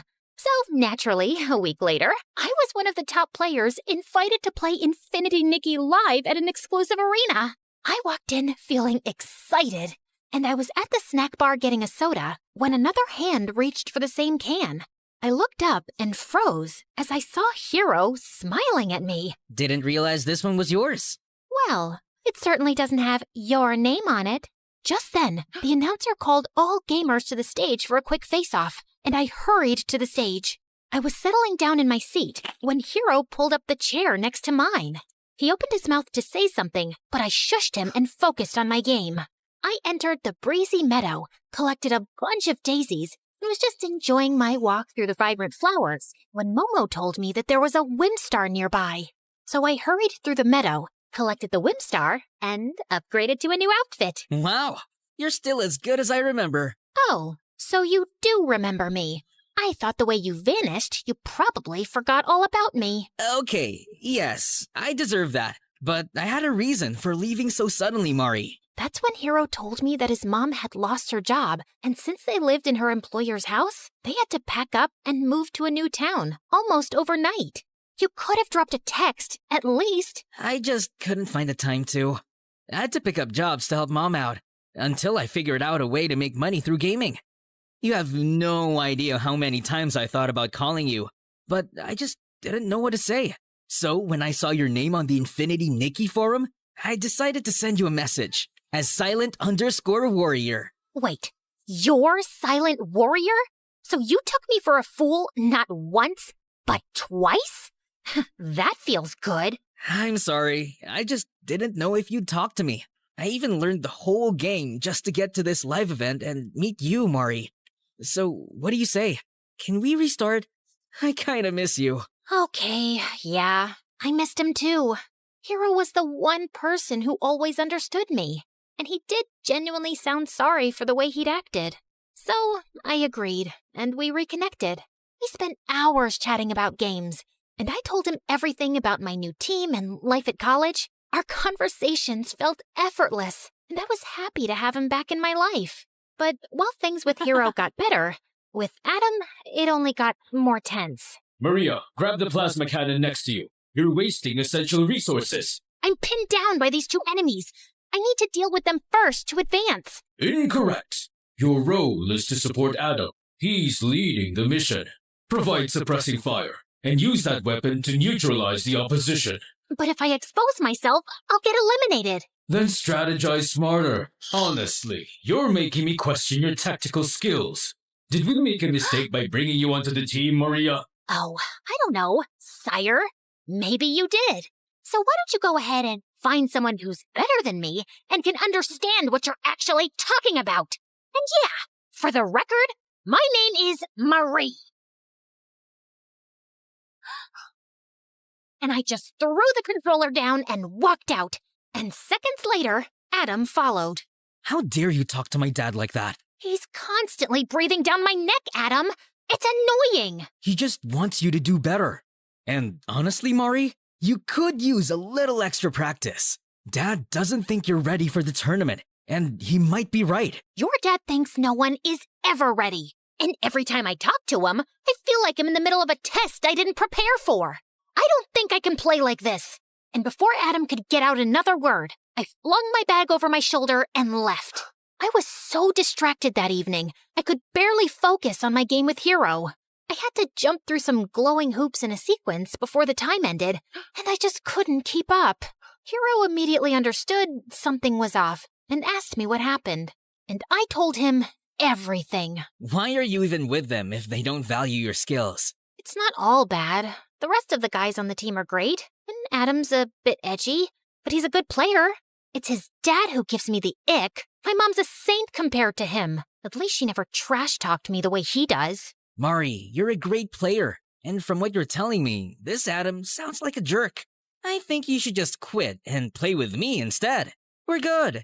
I just laughed at Hero's suggestion. He was clearly joking. There's no way he'd actually expect me to quit my team at the last minute. Although, I'll admit, the idea was kind of tempting, considering how Adam being on the team was seriously getting on my nerves lately. Later, I ended up talking to my sister Ava about it, and the next day, she and Mom showed up at my dorm with dinner to cheer me up. I was struggling through the lasagna Mom made, when suddenly there was a knock at the door. Hero? What are you doing here? Okay, don't freak out. But I kind of put our names down together for the tournament tomorrow. What? Why? Because your team sucks, Mari. Adam and his dad are dragging you down, and it's obvious you're not happy. But playing Infinity Nikki with you these past few days made me realize how amazing we are together. If we team up, we actually have a chance of winning. And I found out from my sources, and the prize money on this tournament is insane. Hero, Planning to ditch me at the last minute? I saw Adam standing behind Hero with a hard expression on his face. You're taking this the wrong way. Oh, am I? Wasn't he just telling you to leave us and join him?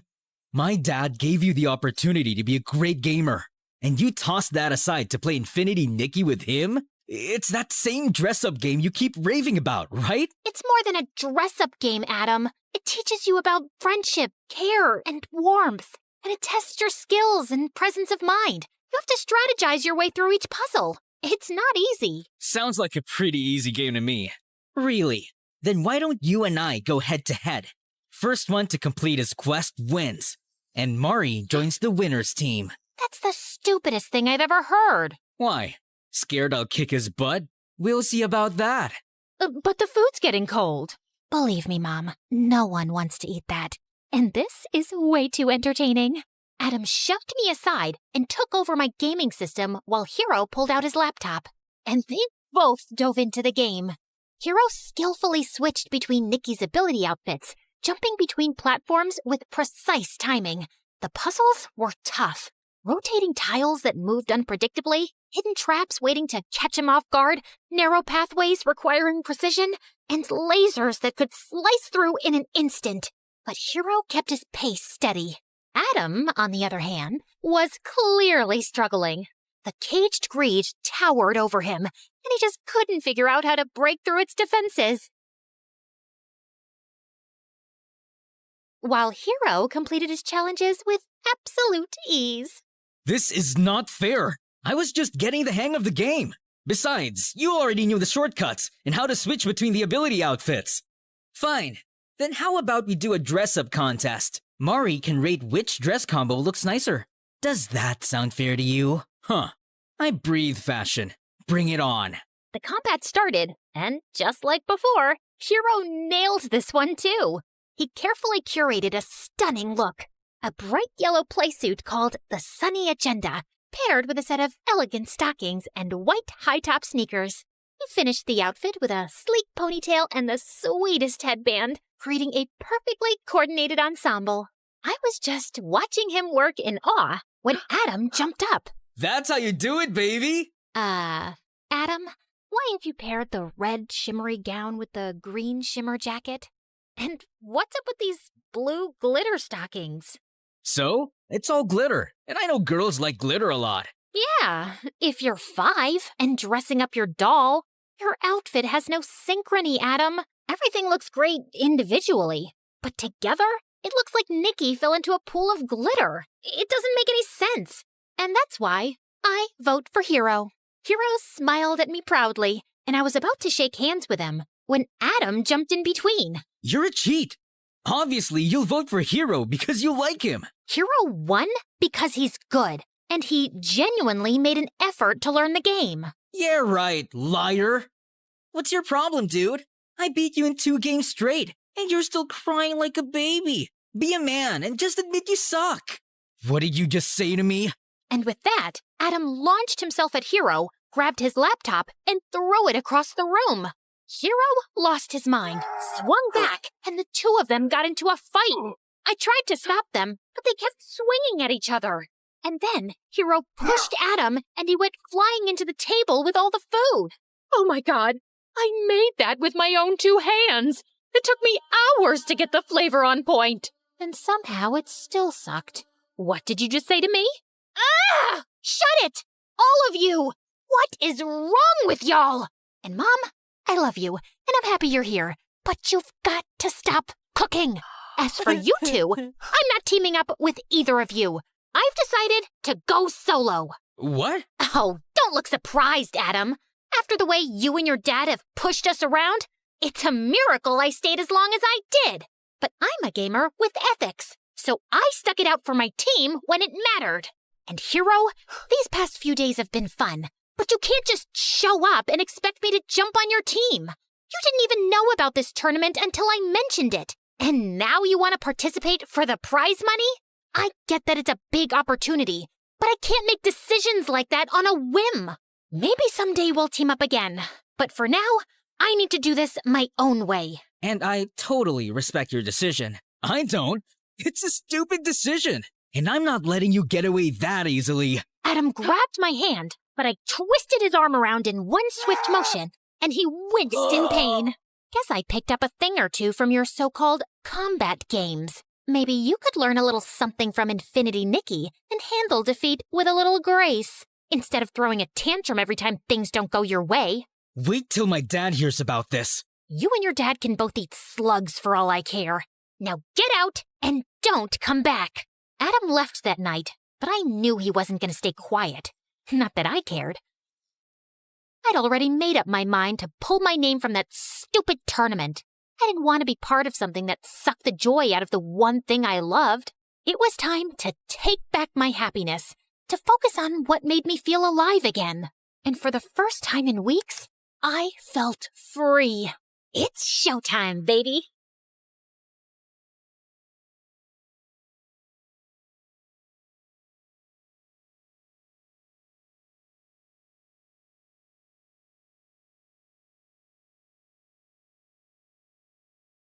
I turned the corner as fast as I could, but the scary men in dark suits were still behind me. I couldn't let them catch me. I had the fate of the world on my shoulders. Well, actually, it was around my neck in a butterfly locket that held the super secret code to a powerful weapon that had to be protected at all costs. Hi, my name is Grace, and I'm a super secret that's classified. Let's just say I have a special set of skills.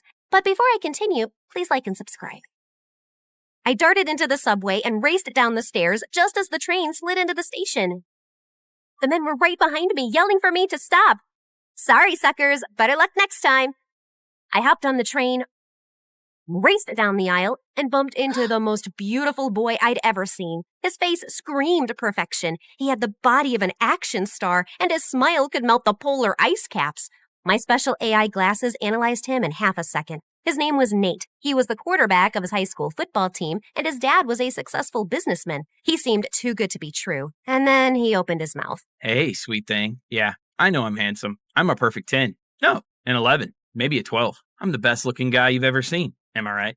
Nate pulled out a marker and started signing his name on my arm. What the heck are you doing? You don't want my autograph? I'm a famous football star. At least I will be in a couple years. Though the way you're looking at me makes me think I might be the man of your dreams. You're pretty cute, too. I mean, pretty and cute. Both? Get it? Suddenly, I saw the angry men in black suits running down the aisle headed in my direction. The last thing I needed was to get caught with the necklace, so I pulled Nate into a kiss, distracted him, and quickly slipped it into Nate's backpack. Wow, that was intense. Well, what can I say? I'm an intense person. Oh, this was fun. See you never. Bye. Saying that, I just ran. Just as I'd expected, the men rushed past Nate and didn't give him a second look. I raced off the train and into the crowded station and got out of there undetected. When I walked into headquarters, Agent Mama Bear ran up to me screaming, "Where's the necklace?" I had to stash it with a civilian. A civilian? Are you crazy? What are you thinking? If Mr. X gets to him before we do, that poor civilian is toast. Hello, the bad guys were tailing my butt, and I didn't want the necklace on me in case they caught me. I was thinking on my feet, and it seemed logical at the time.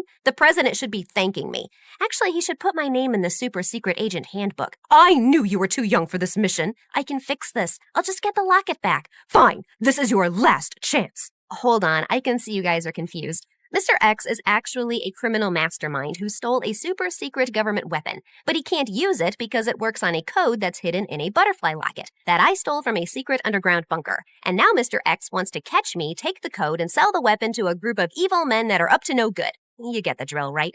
After getting my butt kicked at the headquarters, I went straight to Nate's house to scope things out. But his mansion was like Fort Knox. There were guards everywhere. I couldn't risk the mission, so I decided that the only way to get closer to Nate and his backpack was to go undercover. I'd pose as a high school student, find Nate, snatch his backpack, and grab the necklace. The whole thing would be a piece of cake.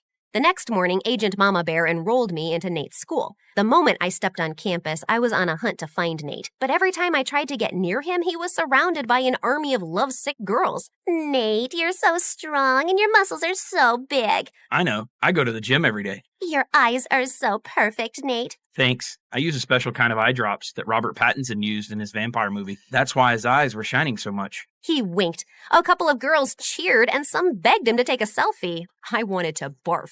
A couple of hours later, I saw Nate alone at his locker. He had his backpack on, but it was zipped shut. So I crept over like a cat burglar and reached for the zipper. Just as I was about to open it, Nate turned around. Our faces were inches apart. He looked at me with his dreamy brown eyes, and I swear I heard angels singing. Then some kid ran by and bumped into me. I lost my balance, fell forward, and suddenly my lips were on Nate's. And then we were kissing. You really can't seem to get enough of me, do you? That was a mistake. I have to run. Not so soon. I'm not letting you get away this time. How about you be my girlfriend? We can kiss all the time, and you can stop playing this game. I don't have time for games. You have something of mine and I need it back. Did I steal your heart? Well, baby, you stole mine too. Enough of this. You're wasting my time. Just as I was about to snatch his backpack and grab the locket, this rich girl named Pam walked up with her minions and 2 burly bodyguards. She was the spoiled daughter of a rich politician. Pam shoved past me so hard I almost lost my balance. Hey, jerk, you pushed me. That's what I mostly do with garbage. Is this street rat bothering you, Nate? If she is, I can tell my guards to send her away. She's not a street rat. She's a nice girl. We met on the subway. The subway? Yeah, it's this thing underground. People use it for transportation. It's been around for over 100 100 years. Duh, I know that. It's just disgusting.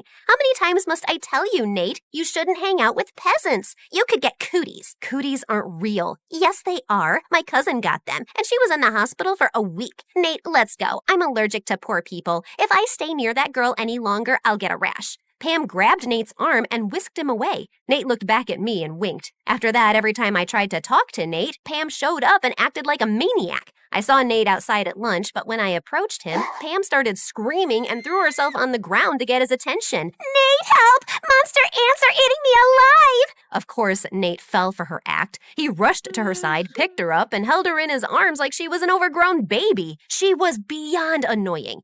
Later, Pam and her band of minions ambushed me in the bathroom. Hey, Subway girl, I'm getting really sick of you chasing after Nate. He's mine. Back off or else. You're the one chasing him like a lovesick puppy, and honestly, it's pretty pathetic. Get some self-esteem, girl. Oh, you're gonna regret that. Pam started jumping around like she was a boxer. I really don't think you want to do this. Ha! You're ugly and stupid. Can't you count? It's 3 against 1. Pam charged at me like a raging bull. I stepped to the side, and she ran straight into her friend. The third minion ran up to me, and I threw water in her face. She slipped on her shoelace and fell on top of Pam. Pam and her minions ran to the principal's office and told the principal that I'd attacked them. But my AI glasses caught the whole thing on camera and sent the principal a video of the incident from an anonymous email account. Pam, your behavior is unacceptable, and I have no choice but to suspend you and your friends. Out of nowhere, one of Pam's bodyguards walked into the room, whispered in the principal's ear, erased the email, and left. On second thought, sorry, Pam. You and your friends did nothing wrong. Please enjoy the rest of your day.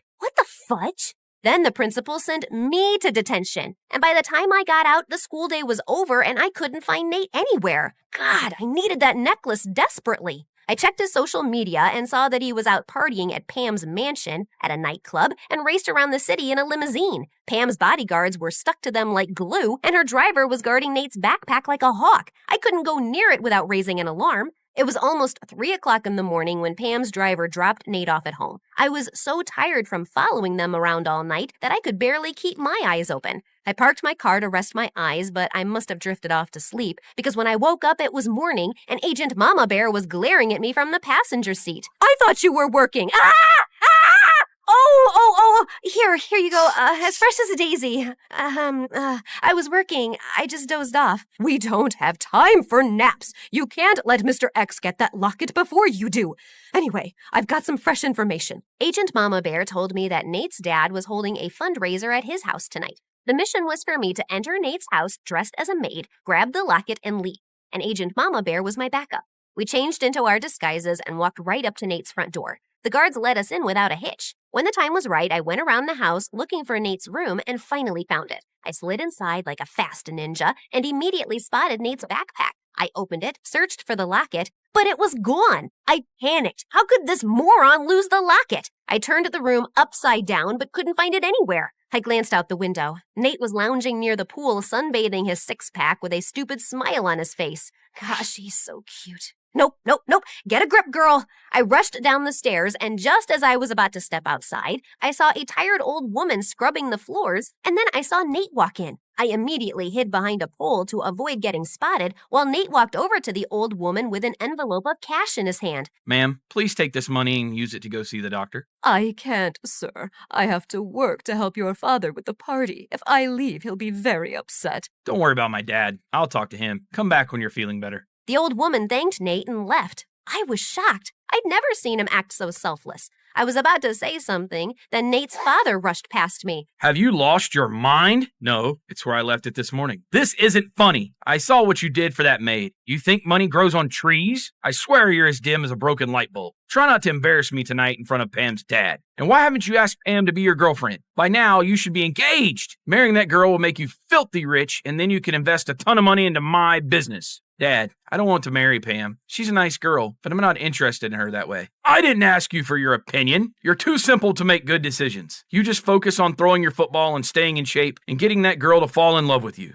Nate's dad stormed off, and the look on Nate's face almost broke my heart. I felt so guilty for treating him so badly before. I walked over and put my hand on Nate's shoulder. I don't think you're stupid. What you did for that old woman was really sweet. You don't have to be nice to me. My dad will still pay you. It's me, Grace. Who? Grace, we met on the train. Geez, we've even kissed twice, once by mistake. Yeah, I know. Why are you dressed like a maid? I couldn't recognize you at all. That was the idea, dummy. And why do you act all self-absorbed at school when you're actually kinda sweet? Did you just give me a compliment? Must be my lucky day. Well, not really, 'cause I'm about to kick your butt too. I need that butterfly locket I hid in your backpack when we met. It's really, really important. Where is it? What butterfly necklace? I didn't have a choice but to tell everything to Nate. He heard everything and then looked at me in shock. Why would you slip something that important in my bag? I'm literally the clumsiest person you'll meet. Yeah, I wasn't thinking straight then. Oh, did my good looks distract you from your mission? Yeah, maybe. Can we talk about that later? I really need to find that necklace or my boss will have my head. Wait.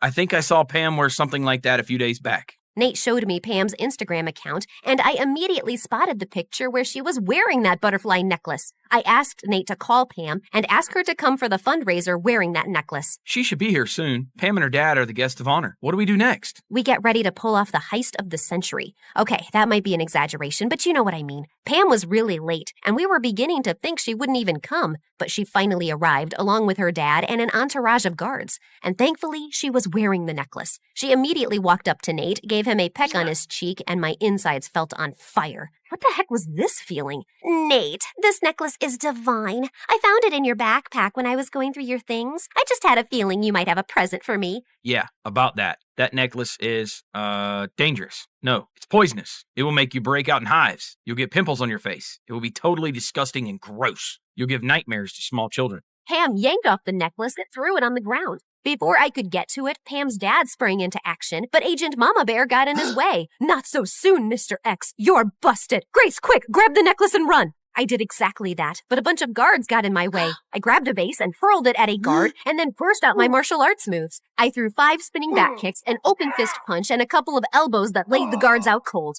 Agent Mama Bear called for reinforcements to haul Pam's dad off to jail. I had no idea what happened to Pam and her mom, except that they moved somewhere very far away. The president thanked me, Nate, and Agent Mama Bear for our spectacular service and even named a special holiday after us. Nate's dad cried at the ceremony and apologized to Nate for underestimating him. I was promoted to a first-class agent, and Nate was invited to join the super secret agent training program. I delivered his invitation myself. So now that you've been a hero, what's next? I think I want to finish high school here. I knew it. You love me. You can't resist my pecs. Or is it that my brave heart or fearless spirit? If I was a 10 before, what does that make me now? 20? I'd give you a solid 4. What? I'm kidding. Sheesh, you had me worried. Then I pulled Nate close and kissed him.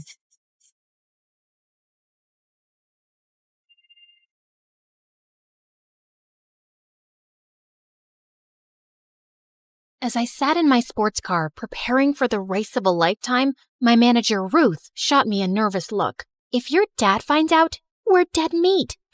They're probably giving away some charity award somewhere. Besides, they already control everything. This is my way of living my life. Now sit still. As I drifted and turned the car around, Ruth was screaming, "Slow down, Your Royal Highness!" Oh, come on. The fun has just begun. I pumped up the gas, and my brand new Ferrari was whooshing past the rest of the cars, putting me ahead in the race. Told you I'd win. Just then, a big van came out of nowhere and started clicking my pictures. Time to run. Hi, I'm Penelope, a real-life princess from Belgium. Please like and subscribe. I grew up with really controlling parents. They planned my daily schedule and made me go to boring meetings and dinners so I'd be ready for my duties one day. I wasn't even allowed to go to school or parties with people my age. My life was miserable. After what had happened at the race that day, everyone in the kingdom called me the crazy princess. The media is having a ball. This is so harmful to our reputation. Your reputation? I aced that race, and they're saying I came in second. If anyone's reputation is hurt, it's mine. Enough. You are next in line to the throne, Penny. Mend your ways or I'll get you married. I'm 17. You can't get me married. I must be at least 18 according to the rules. I am the king and I set the laws. Dad received a call and left before I had a chance to argue any further. Surely he wasn't serious, right? The next morning, I was swimming in my private pool when Ruth walked in with William, Prince of Denmark, and my childhood best friend. I got out and hugged him tight. Wow, you've become prettier over the years. I wish I could say the same for you. We laughed and decided to catch up over dinner. But when I got to the table, I saw him talking to my parents, and they looked serious. What's going on? Penny, darling, we were just discussing the venue for the marriage. Oh, wow. Who's getting married? Us. William looked at me, grinning, and I felt my mind numb. Suddenly, I found myself dragging William outside. What the heck was that? I want to get married to you. I've always liked you, and your parents don't seem to have a problem. But I do. I don't want to get married to you or anybody. I'm 17, for the love of God. Is that why you're here? Did my parents put you up to this? Wait, don't answer that. I already know. I turned around and walked off, leaving William alone. And after that day, things just weren't the same. I avoided William all day long, and it came to a point where I couldn't step out of the house. It was insane. Just as I was trying to figure out a way out of this, Ruth told me she was leaving for New York on official duty for a year. You can't leave me. You're the only one on my side. Then join me. Nobody knows you there. You'd be free to do what you like. That did sound like a brilliant idea, but I knew Mom and Dad would never allow that. That didn't mean I couldn't try. So the next day, I went to their chambers to have a one-on-one. I want to finish my last year of school in New York. No one, least of all William, should know where I am. And why should we listen to you? You have to if you want me to get married. If this is the last year of my single life, I'd rather spend it away from all this drama. After hours of arguing, they finally caved and agreed to enroll me in one of the best schools in New York under a different name, Mia. Within a week, I was on a plane to my new life. But New York was busier than I'd imagined. If not for Ruth, I would have totally lost my way. Tired and exhausted, I hit the shower as soon as I reached the hotel. But just as I entered the bathroom, I saw someone under the sink. If you're a thief, let me warn you, I know karate. Really? I'd love to see that, Jackie Chan. Don't come up. I will legit punch you. I quickly left and grabbed myself a robe. Come out. The guy slowly dragged himself out, and when I saw his face, I almost passed out.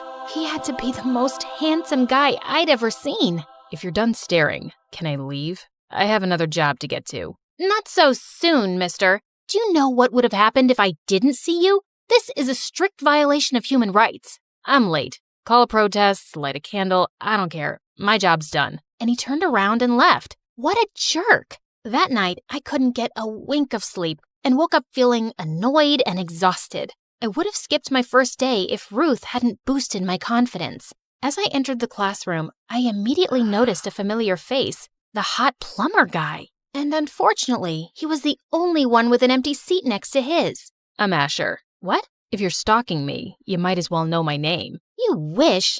I joined recently. It's my first day. Explains why you're wearing your skirt inside out. I looked down and he was right. How embarrassing. As if that wasn't awkward enough, Asher was also my lab partner and just the weirdest guy ever. I'd never seen him talk to anyone, and he was always either with his books or playing football. If I tried talking to him, he would awkwardly turn in the other direction. What was up with this guy? A few days later after school, I was happily relaxing in my hotel when someone knocked on my door. Asher. You forgot your list of lab supplies.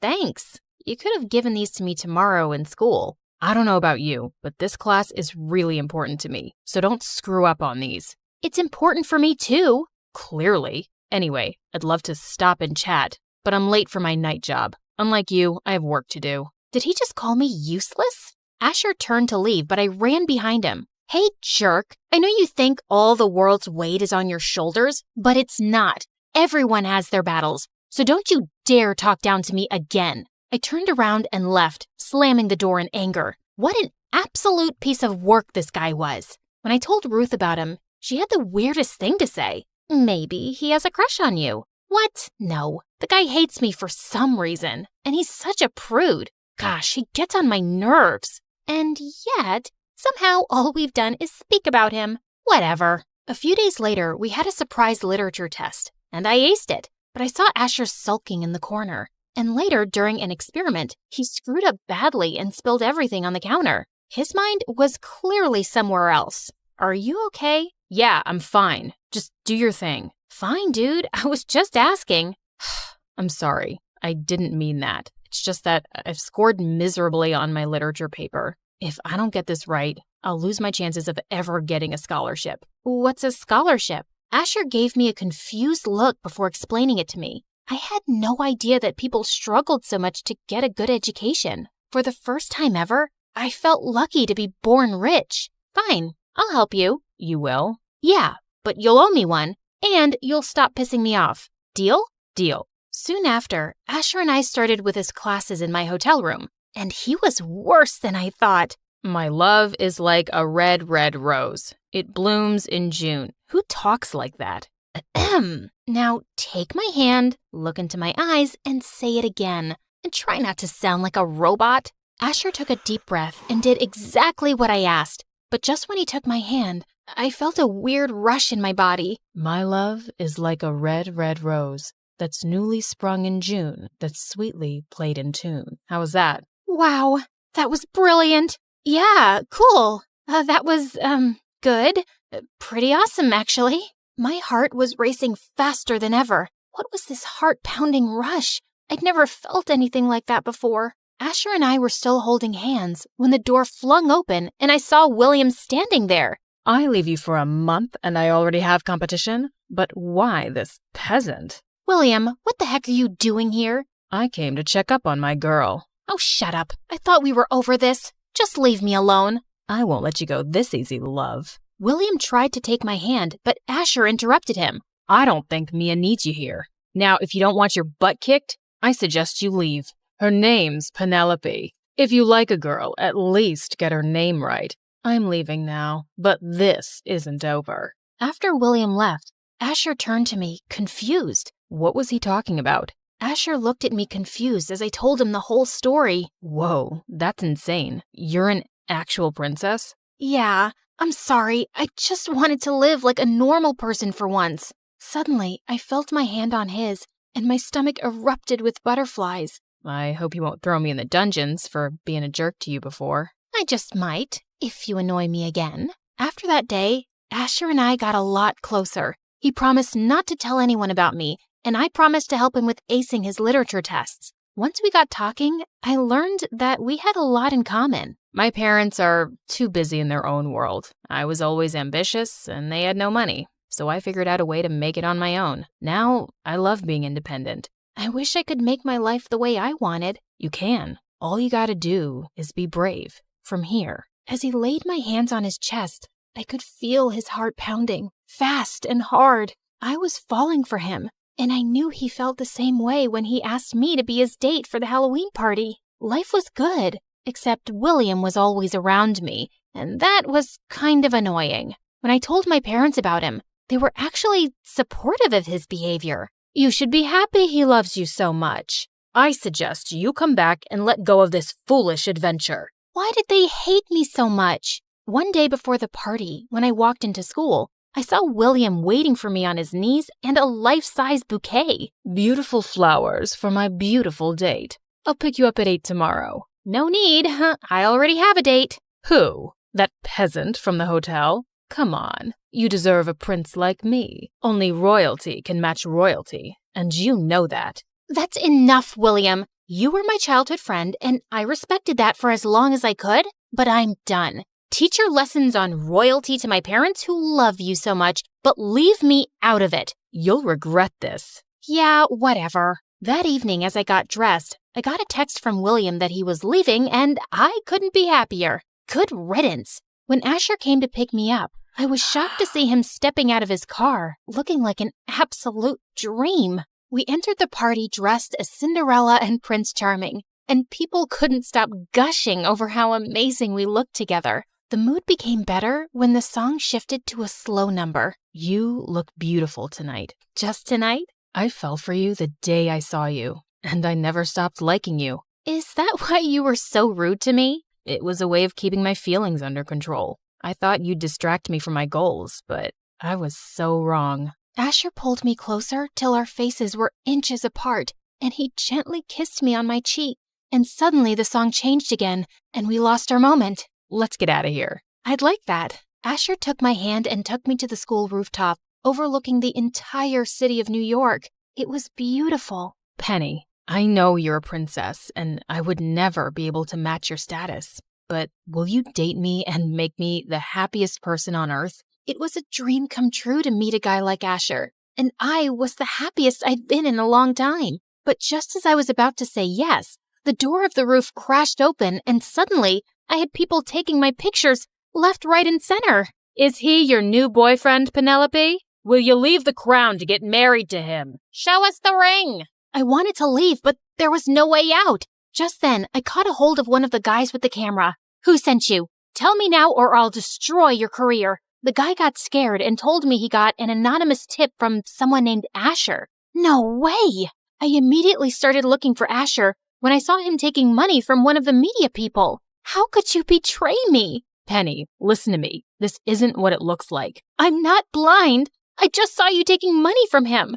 If you needed money, you could have just asked. You're worse than William. At least he didn't lie. Asher tried to stop me, but I was too heartbroken to stop.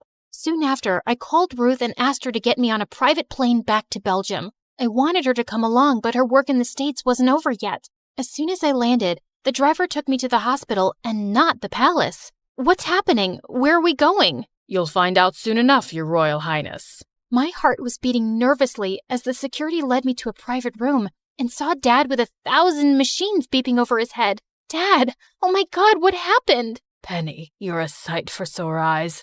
I turned to Mom, and she told me that Dad had been unwell for quite some time. When he learned that I was dating someone out of royalty, he just couldn't take it. I'm sorry, Dad. I let you down, but I've learned my lesson.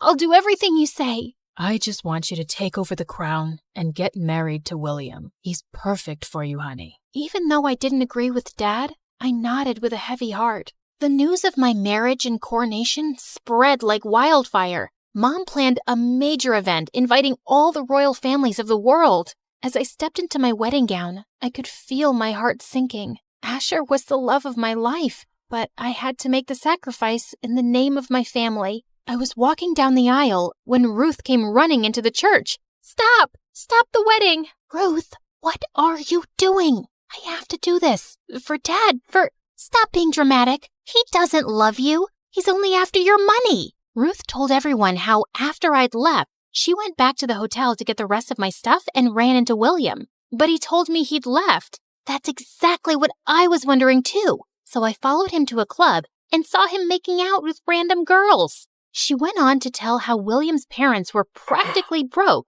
and they wanted to marry their son off to recover money. That's not true. She's lying. He was the one who tipped off the media about you. For money. I looked at William, who had turned pale as paper. Spill the truth. Now. Fine. I did it. And I'm not sorry. How could you choose that peasant over me? I'm royalty. I slapped his face hard. I swear to God, if you say royalty one more time, I will have your sorry butt arrested. Now, if you have an ounce of shame, take your parents and get out. When I reached the palace that night, Mom and Dad were more than apologetic, and it was decided I'll take the throne with or without the husband. But before that, there was one more thing I had to do. Ruth, I already know. Here's your ticket. Go get him. I hugged her and left immediately for New York and booked the same hotel. When I reached the room, I loosened the sink and asked specifically for Asher. Excuse me? Anyone home?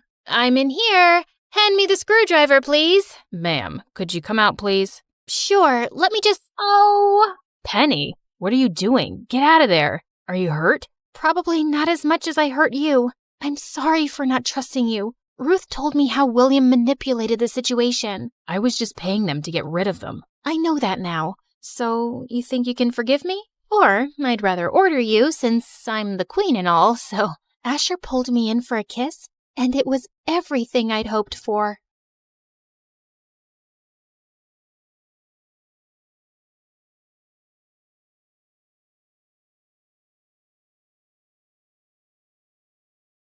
Hey guys, how's it going? Okay, you're probably wondering why I only have one half of an eyebrow. It's just that I was waxing my eyebrows and I had a little accident. But no biggie, your girl's gonna pencil them in just as soon as I find my brow pencil. Ruby, you're gonna be late for school. Again. What am I supposed to use? Lipstick? Ugh. Oh, magic marker. Guys, please don't give me that judgy look. I can't go to school without eyebrows. Wait, sorry. I meant to introduce myself. I'm Ruby, and I live in Montana with my parents as an only child. Oh, Before I continue, would y'all mind hitting that like and subscribe button? Sorry, my director will fire me if I don't tell you guys that. Anyway, I live with my parents, but I'm not really close to them, and I don't relate to them either. It's not that mom and dad are bad parents, it's just that they're possibly the most boring people on the planet. Oh, let's face it, you won't ever be a normal, responsible adult, you silly thing. You probably wouldn't even notice if your own head fell off. Whoa, rude! Also, I'm only 13, Mom. I don't want to think about marriage. But Mom disagreed. In fact, she wanted to get me engaged right now. Okay, maybe I'm exaggerating. She just wanted me to meet my potential fiancé, hoping he'd fall in love with me and propose after high school. So in 8th grade, she introduced me to her friend's son Grayson, who was a couple of years older than me, and a triple package. Handsome, smart, and planning on starting his own company one day. So, Gremlin. Grayson. Totally. So, your biceps, they're huge. I've never seen biceps that big before. Not that they look bad. They look very, very fine. Sorry, did that sound creepy? I swear, I'm not a creep. Please kill me. Oh, I can't kill you. Sorry, I really can't go to jail for murder right now. At least not until the new Wednesday series gets canceled. Anyway, this has been a lovely meeting, Mr. Healthy-looking biceps. Keep up the good work. Boy, that was awkward. I guess Grayson won't be my future husband after all. But secretly, I did really want a boyfriend, so that summer before 9th grade, I decided to give myself a makeover. A new skincare routine, a healthier diet, and a better wardrobe. Though, when I was shopping at the mall for my wardrobe, things got a little crazy. While I was picking out dresses, I also decided to get some new bras. But just as I was walking into the changing room, I ran into my crush. His name was Colin, and I hadn't seen him all summer. He looked a million times more handsome. Hey, dude. Fancy seeing you here.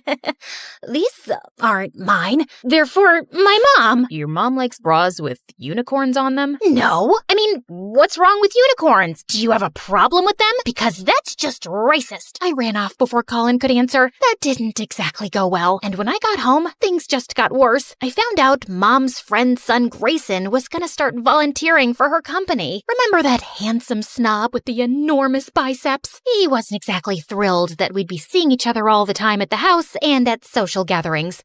As if I was excited about it. Ignore stupid handsome Grayson. Back to my glow-up makeover. Not to brag, but I looked like a knockout the first week of 9th grade, and everyone showered me with compliments, including Mom and Dad. Finally, you cleaned yourself up a little. Look, sweetie, our ugly duckling has turned into a swan. Mom! She looked beautiful before, and she looks beautiful now. I don't get what the big deal is. She just caked on 10 layers of makeup to make herself look like a Barbie doll and put on flashy clothes. I just rolled my eyes hearing that. Of course the jerk had nothing nice to say about me. Well, his opinion didn't matter, because the following week at school, guess who finally noticed me? My longtime crush, Colin. Even after our embarrassing unicorn bra encounter, he asked me out to a movie, and a couple weeks later, we started dating. Talk about the perfect start to a girl's teenagehood and high school career. Colin writes me good morning texts and takes Instagram selfies with me. I remember the olden days when I was a sad, lonely girl, but now my life is perfect. On the night before winter break, Colin took me to an exclusive cool kids party. But just as I was getting ready to leave, I saw Grayson waiting for me outside. What the frick was he doing here? And how did he even know where I was? Your parents asked me to come check on you and then drive you home. You're at a midnight party with your boyfriend, Ruby. Someone needs to supervise you. Who do you think you are? My dad? You can do whatever you want, but I don't need any supervision. I meant to do that. Anyway, I'm gonna go kiss my boyfriend now. So bye! I just hope he's available to kiss you. I saw him looking pretty happy talking to some other girl a few minutes ago. Yeah, because it's a crime to talk to other girls when you have a girlfriend. Grayson, get a life. He was really starting to get on my nerves. So to stick it to him, I took the bus home, and he had to drive all the way back to his house for nothing. It served him right for being such a control freak. Unfortunately, though, I couldn't see Colin after the party because he was going on vacation. I knew he'd be busy, but a week went by, and he didn't call or text at all. Okay, no reason to panic. Couples need space. I totally get it. I had other stuff going on in my life. I went to a yoga class, read books, painted my nails. Finally, when we got back to school, I searched everywhere for Colin. I didn't have much luck until I wandered into the school garden to find him kissing another girl. Ahem! Oh, Ruby.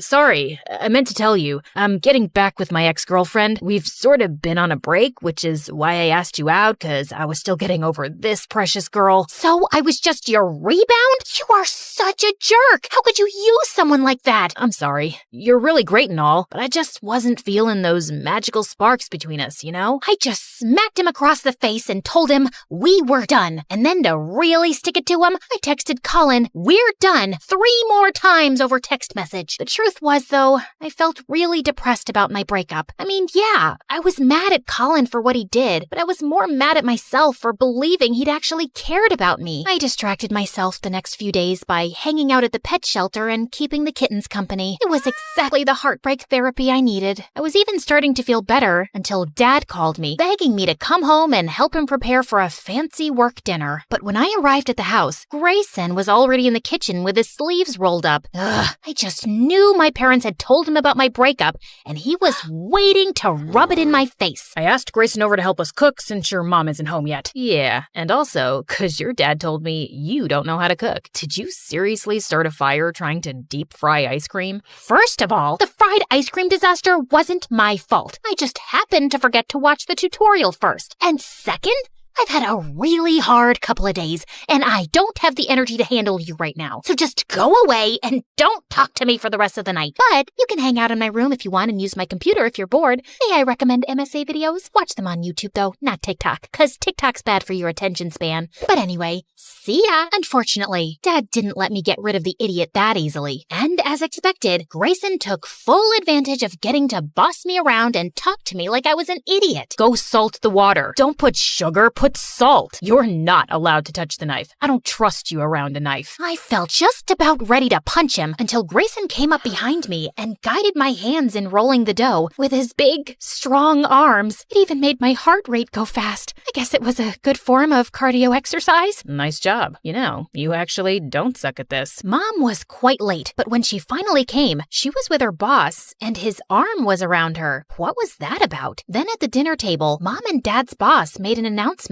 Excuse me, may I have everyone's attention? I would like to introduce my new co-owner of the company. Audrey, darling, congratulations. That also brings me to my other news. The 2 of us have decided to restart our business in Australia, and we'll be moving there in a month. What do you mean? We're gonna be moving in a month? No, I'll be moving. Actually, I'm divorcing you. I'm just not happy with our life here, and I need a change. I hope you'll understand. My heart stopped as I saw Dad's stunned face and all the guests staring at us. Many of them were strangers I barely knew. The whole thing was just this surreal, unexpected mess. And fast forward 2 months later, Mom was gone, Dad was a wreck, and I was still numb with shock. I didn't exactly have time to cry and grieve, though, because I had to take over the house since Dad wouldn't leave his bedroom. 3 guesses how that went. Yeah, I broke our dishwasher, also our oven, and killed all our houseplants because I forgot to water them. Not that I was surprised. It was like Mom said, I was just too dumb to ever be able to take care of myself, let alone Dad too. One day, I just couldn't take the stress anymore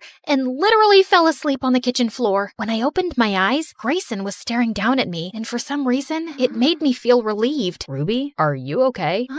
No, I'm not. You know, you don't have to do this all by yourself. I can help you. I'm here for you. I don't want your help. You don't have to suddenly be nice to me now just because you feel sorry for me. I know you hate me. Who said I hated you? I don't hate you at all. All those times I insulted you, I was just teasing. But I'm sorry. I guess I just don't know how to act around a girl I think is cute. Wait, Grayson thought I was cute? No, that wasn't possible. Perfect, handsome, and smart guys like him don't think girls like me were cute. Well, okay, with my glow up, I'm a little bit cute, like Ariana Grande, K-pop cute, but my cuteness was all I had going for me. I didn't have any other good qualities. So yeah, I didn't believe Grayson's words for a second. But for some reason, he stuck around for several days after that and basically forced me to rest and take care of myself. One night, I was even having cramps and he made me tea. Thanks for all this. I really appreciate it. Just one follow-up question. You said I was cute the other day, right? Yeah, what about it? What do you see in me, man? I mean, I know I kinda got pretty after my makeover. Again, with you and your dumb makeover that I never even cared for. Ruby,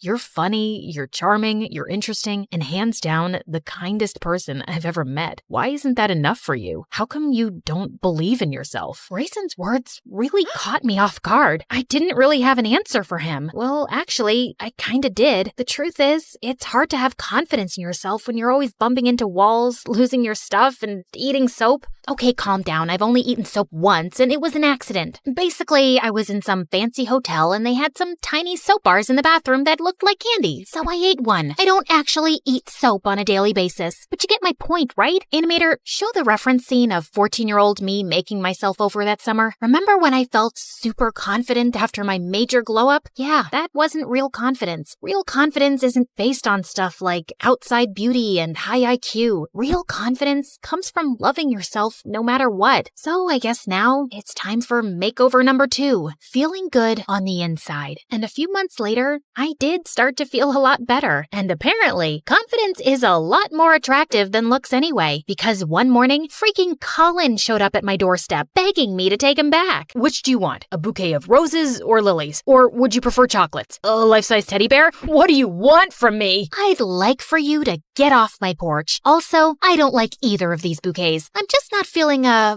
magical spark. I was about to throw the flowers in the loser's face when suddenly Grayson showed up behind me because he was already over at my house. We'd gotten super close over the last few months, and between you and me, I've developed major feelings for him. I guess that explains why I was happy when he sprung onto Colin and tackled him to the ground. The boys were like animals, full on rolling into the bushes, and I certainly didn't mind watching the spectacle. Come on, ladies, admit it. Who doesn't love it when boys fight over you? Finally, though, Colin ended up leaving, and Grayson pulled me into a very pleasant hug. So, when do we get to have our first kiss? Maybe we can have a beach date tonight? Because I really don't want to kiss you next to loud traffic. Animator! Hey, me again. Can Grayson and I maybe have a nicer setting for our first kiss? Yeah, keep going. This is supposed to be my romantic moment, dude. Oh, yeah, I like the sunset. Perfect. Thanks. Anyway, I hope y'all enjoyed hearing my insane drama. If you want more stories in this style, make sure to comment below. Ruby, our craziest MSA character.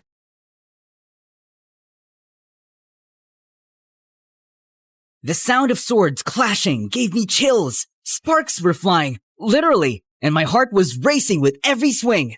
The fencers moved like ninjas. Every hit was sharp, and every dodge was smooth. Oh, how I wish I could move like that. Unfortunately, I was built different. I'd been trying to pass the fencing team tryouts for a while now, but my coordination had other plans. I would just trip over air and smack my face with my practice sword. After the match, I suddenly remembered that I dropped my ID earlier near the back lot. Completely distracted, I headed there while replaying every flawless fencing move in my head. Suddenly, I tripped over a loose panel, stumbled forward like an idiot, and fell straight into an open excavation pit. I looked around frantically and checked my pockets for my phone, but I couldn't feel it. No, I must have dropped it earlier. Hello? Somebody, please, help me! I'm stuck here! But there was only silence. Eventually, I gave up and slumped down, feeling totally defeated. I must have cried myself to sleep, because when I opened my eyes again, all I saw was total darkness. I had no idea how long I'd been stuck down here. It was so cold, and I couldn't see a thing. Somebody, please, help. I looked up and noticed the faint blue glow of the moonlight spilling over the edge. It wasn't much, but somehow it felt comforting. Then suddenly, a girl's head slowly peered over the edge. Hey, could you help me out? Please, I've been trapped down here for hours and... I trailed off when I noticed her cold, crimson eyes glowing with an emotionless stare. Hi? If you made it down, then the path upward exists as well. Whether you find it is up to you. Right. Super inspiring. But maybe instead of a life lesson, you could toss down a rope? A ladder, a vine, a thread, or a snakeskin? Seriously, I'll climb anything at this point. Hey, wait! Where are you going? I panicked when her head suddenly disappeared. Come back, please! At least toss down my phone. It fell out of my pocket up there, somewhere. But she didn't respond anymore. Unbelievable. Just my luck to meet a weird and mysterious girl in the middle of the night. Suddenly, her head reappeared, and this time, she was casually holding my phone. Are you referring to this? Yes, that's mine! Please, if you're not gonna help me, just toss it down at least and— If you want it, then climb. Wait, what? I was at least 20 feet down. I can't! It's too high, and I have the strength of a baby! Strength begins when you choose to reach for what seems unreachable. Okay, I'll try. At first, I jumped weakly, but I felt so pathetic, so I hyped myself up and pushed harder, clawing my way up the dirt wall as if my life depended on it. Finally, with one last desperate lunge, I jumped higher than I ever thought possible, scaling the wall like Spider freaking Man, and pulled myself over the top. Whoa! I did it? Wait, I actually did it! Somehow, this strange girl made me find strength I didn't even know I had. I stood up and finally faced my mysterious savior, her silver white hair standing out in the dim light. That was intense! Thanks for the motivation. What are you doing here at this hour, by the way? And what's your name? Then she turned to me, and my heart nearly stopped. Holy mother of hell! Up close, she didn't look real. She wasn't just beautiful. She was otherworldly. This is one of the many reasons I never wished to visit here. But oh well, I suppose I had no choice. What are you talking about? Where are you from? But she just ignored me and drifted off like a beautiful lantern. Hey, wait! Can you at least tell me your name? We turned a corner, and just like that, she was gone. I searched all over the school, but it was like she vanished into thin air. What if she was actually a ghost? The thought alone almost made me pee in my pants. I just kept thinking about her, even in class the next morning, and Belle must have noticed it. $1 billion for your thoughts? Huh? Oh, sorry, just spaced out. Belle had been my best friend since we were kids. We were next-door neighbors, survived high school together, and now we were in the same university, taking the same course like it was fate or something. Come on, buddy, spill it. What's got you daydreaming so hard? Well, yesterday I went back behind the school to look for my ID, and I met this mysterious girl. I was about to finish my story when the door suddenly burst open, and our professor finally arrived with a girl trailing behind. My jaw then dropped straight to the floor when I saw her familiar face. No freaking way! It was her! Class, this is Sky, a transfer student. She will be joining us today, so please, make her feel welcome. As expected, the other boys also lost their minds the second she walked in. They were practically drooling on their desks. Sky, do you have anything you'd like to say to the class before we start our lecture? I held my breath as she scanned the room like an emotionless queen. I have little to say to those I have yet to understand, but I'll observe, and perhaps learn something worth remembering. We were all dumbfounded by what she said. Believe it or not, but that's the girl I was just telling you about. I see. She seems interesting. Well, that was quite a speech, Sky. Thank you. You may take any empty seat you like. Without a word, she walked straight down the aisle and sat right next to me. Hey, it's me. From last night. You know, the guy in the hole? But she just stared straight ahead, like I didn't even exist. And when the lecture finally started, she was completely locked in, silent, still, eyes focused on the presentation like they were battle strategies or something. Seriously, who is this girl? And where did she even come from? Later that day, I dragged Belle to the announcement board to check out the newest fencing team updates. Just then, a calm, serious voice spoke behind me. How do I join this battle? I turned and nearly jumped out of my skin when I realized it was Sky. Man, her ethereal presence gave me goosebumps. Battle? You mean the tryouts? They're holding practice today, but you'll need to, sign up first. Fill out some forms, maybe get a tetanus shot. probably wrestle with a few waivers, and... Where's the gym? She cut off Bella with a look that could end conversations in 46 different languages. We then pointed wordlessly down the hall, and she immediately walked away like a warrior headed for her next conquest. Wait, girl, you can't just barge in. There's like a system. We followed her, and by the time we reached the gym, practice had already started. Sky walked in like she belonged there, and one of the senior members stepped forward. Can we help you? Who leads here? I guess that'd be me, captain of the team. She approached the rack and picked up one of the practice foils, turning it slowly in her hand. These weapons, they lack edge, but the balance is decent enough. Those are regulation practice foils, kind of the point. Then it will suffice. You here to try out, or...? I simply wish to test the limits of your strongest fighters, if you allow it. There was a moment of awkward silence before the captain spoke again. All right, mysterious transfer girl, let's see what you've got.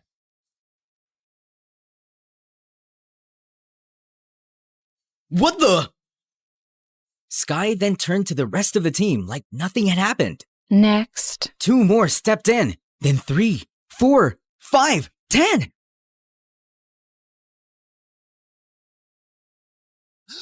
What in the world is happening?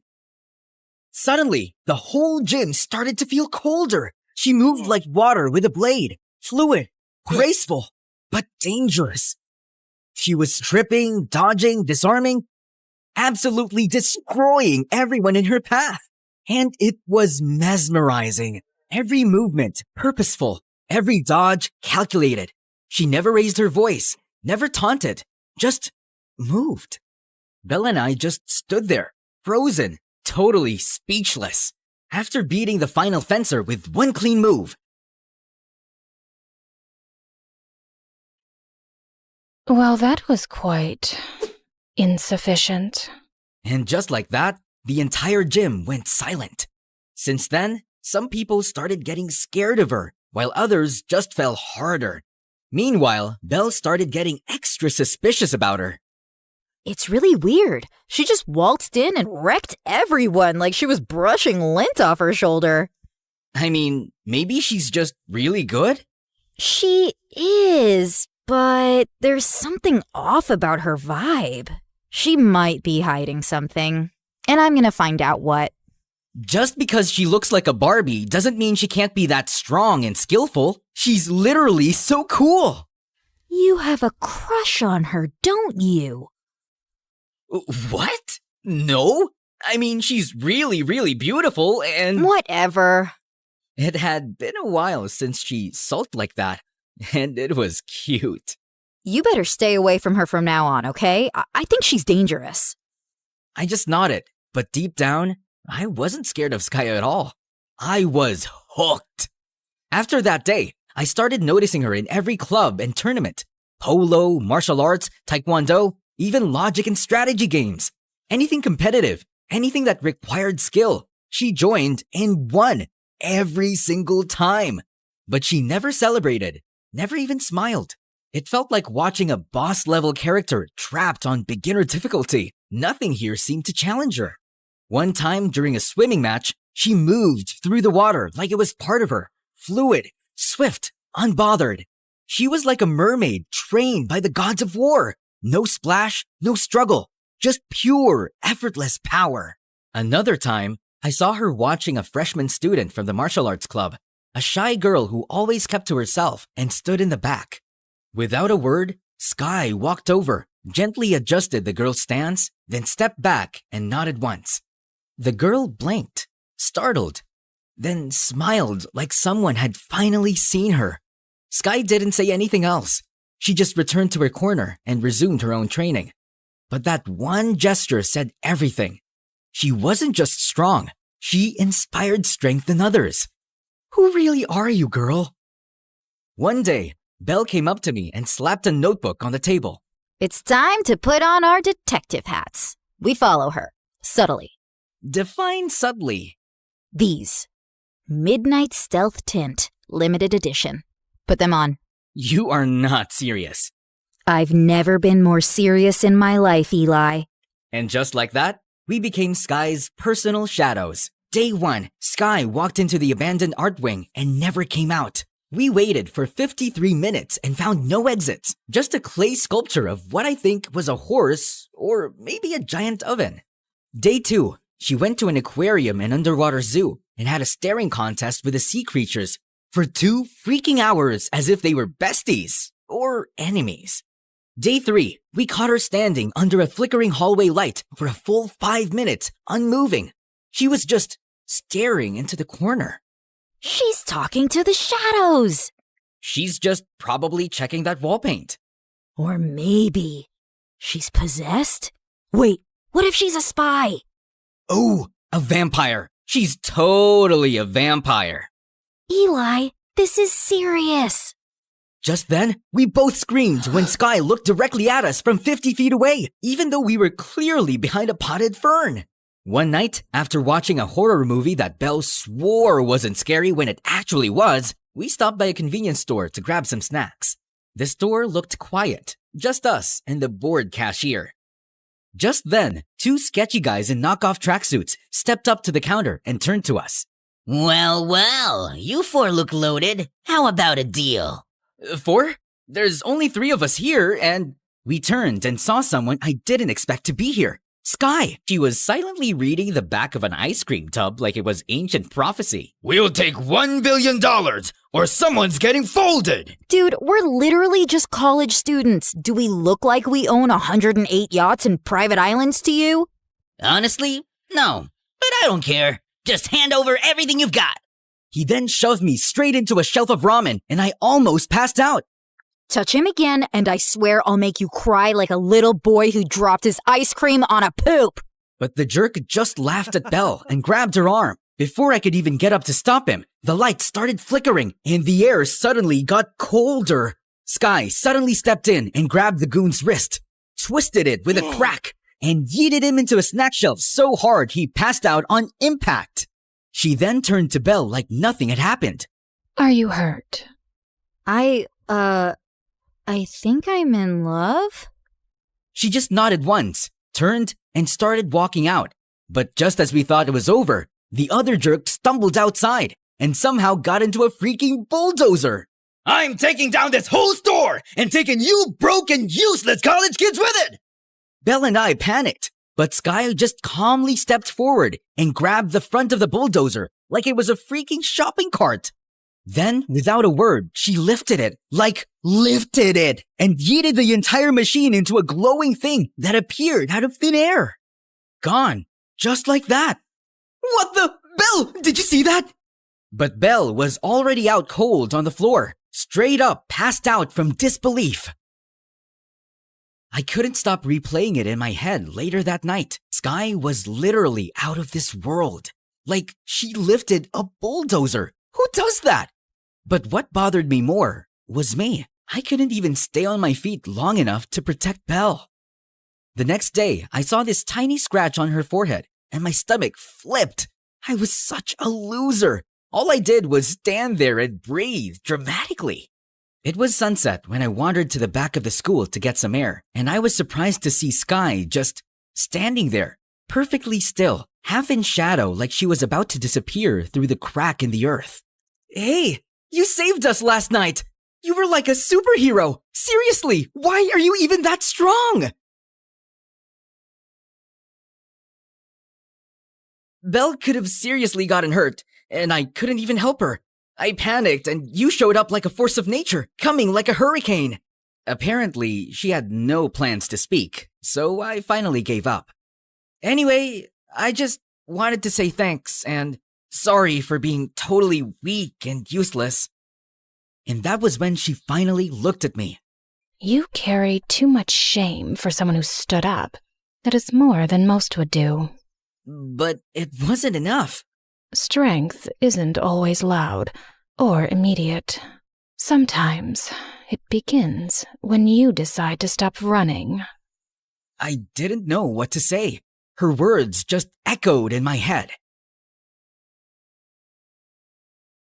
If you still wish to change, then follow me. I just found myself following her like a clueless puppy as she led me behind the trees until we stopped at a tall brick wall.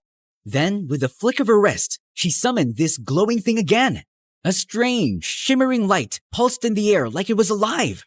I must be dreaming right now. What's happening? What is that? She then stepped through it like it was nothing, and without thinking, I followed. Suddenly, I was standing in a massive, dimly lit space. Blades lined with the walls, swords, spears, weapons I couldn't even name. Let's begin.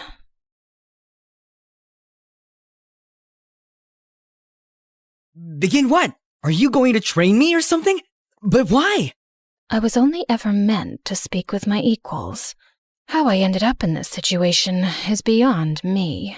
Perhaps I simply missed the feeling of training a disciple again. I suppose I'll have to swing my sword 3 million times as penance.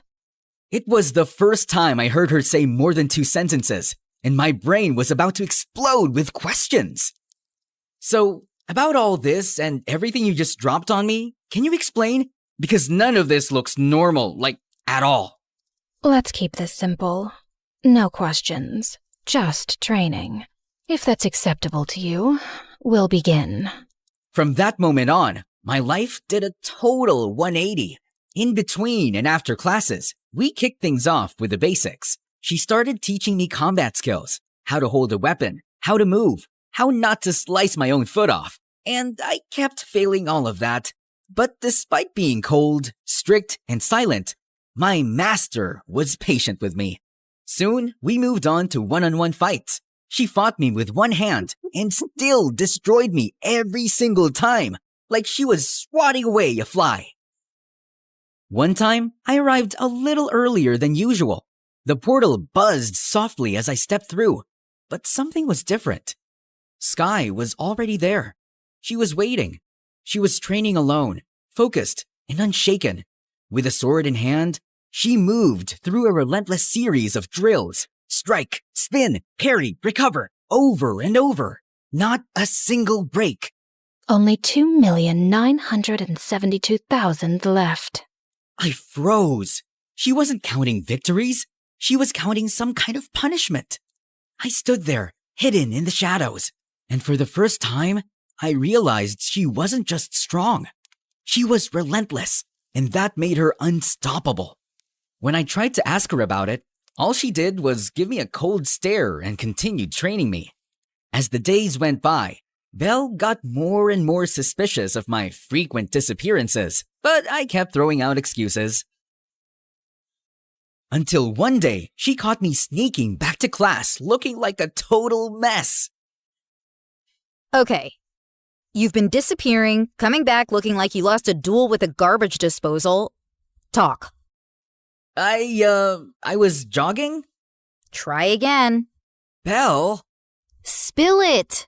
I saw you with Sky. You're doing something sus with her, aren't you? You were following me? Are you kidding? I've got notes, charts, a full Sky timeline. Okay, fine. I'm training with her. Training? For what? Is this like fencing?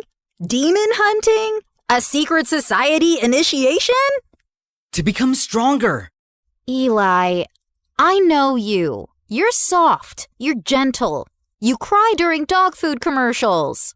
But I'm tired of being weak, of always being the one who needs saving. I couldn't protect you at the store. I saw that scratch on your forehead and, Belle, I hated it. I hated myself. I'm done feeling like a loser. Yeah, but she's weird. She's powerful and quiet, and we don't know anything about her. I did a background check. Nothing came up. No school records. No socials. It's like she didn't exist until the day she showed up. What if she's from another world? Or a different dimension? What if she's dangerous? I didn't even know what to say because I myself was wondering too, because Sky never answered my questions. I just miss my best friend, you know? I'm still here, but I need to do this. For you. For me. Belle didn't smile, but she nodded. Okay, fine. Just don't get possessed or anything. No promises. A few more days of training passed. Bruises, sore legs, and Sky silently judging my every move. But somehow, I got better. Then came the next fencing tryouts. I stood at the edge of the gym floor, foil in hand, heart pounding. The whistle blew, and I finally moved. No tripping, no freezing, just focus, speed, and everything Sky drilled into me. By the final strike,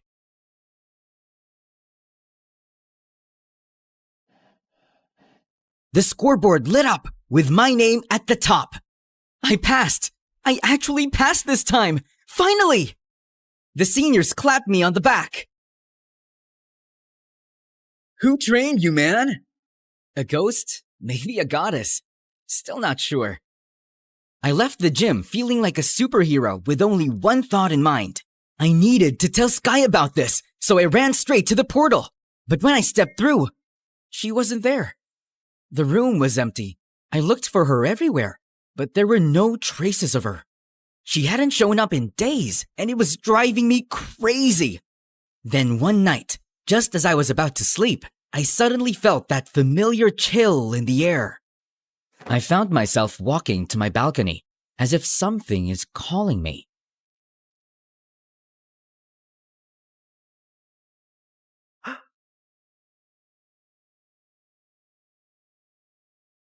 Master, where have you been? I need to go. There are matters I must attend to. What kind of matter? There is no point in explaining which you cannot yet understand. Okay, fine. But before you go, can you at least tell me something about yourself? Or at least, where are you from? To live in itself is a blessing. But once a person dies, the bonds he once had with this world shall all turn to curses. Huh? No need to fret. These are just my thoughts. Soon, you'll know and understand everything. But how? You'll see. She raised her hand, summoning another portal. And without a word, she stepped through it. And now, she was gone. I suddenly felt so empty, like something had been pulled out and taken with her. No one knew where she went. Not the school, not the staff, not even Belle and her resources. Until one afternoon, she barged into my room like a hurricane.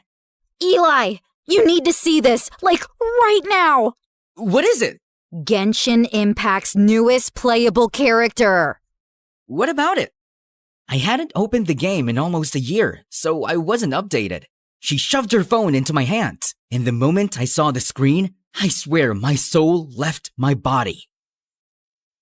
White silver hair, crimson eyes, a massive sword on her back. Same cold stare, same grace, same everything. What kind of sorcery is this? And then suddenly, it all made sense. Skirk. So that was your real name, huh?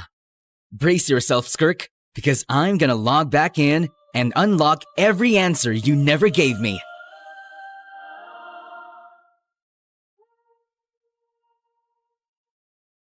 The next chapter of Genshin Impact is here, and it's bigger than ever.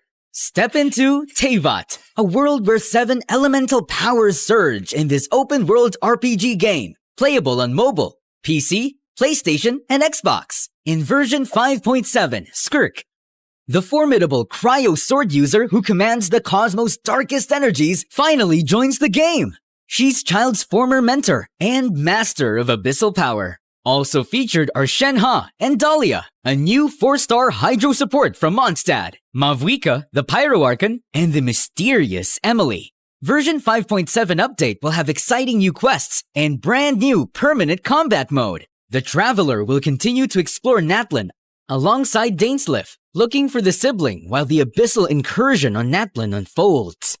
There will also be a new character story quest focused on Skirk. The Dust of Enlightenment will allow for the re-rolling of the minor affix enhancements on a level 20 artifact, offering a new layer of customization and optimization for your character builds.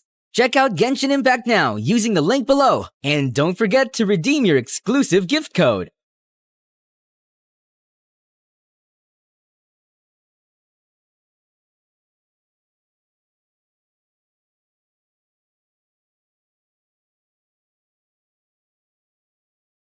Hi, my name is Gigi, and I'm from Illinois. Before I continue, please like and subscribe. Ever since I can remember, I have loved cars. I guess it's because my dad is a professional racer. I grew up hanging out with him at the racetrack, and his pit crew always treated me like one of their own. Don't get me wrong, I'm totally a girly girl. I love to do makeup, get my nails done, shop for the latest trends, and post selfies on Instagram. But given the choice between a hairbrush and a socket wrench, well, you can't fix a car with a hairbrush. The year I turned 16, my dad was in a terrible accident while racing. It was so hard for my mom to see him in the hospital, but I did the best I could to help by keeping my little brother and sister in line while she was visiting him. I cooked and cleaned, and sure, I hated it, but I had been raised with a pit crew mentality. Everyone pitches in. I missed my dad, and I couldn't wait for things to get back to normal. At night, I would watch NASCAR videos on my phone under the covers, dreaming of the day that it would be me driving. One day at school, our mechanics teacher said he was offering extra credit for anyone who wanted to work on fixing up an old car after class. My arm practically came out of my socket as I raised it to volunteer. The boy sitting next to me sneered.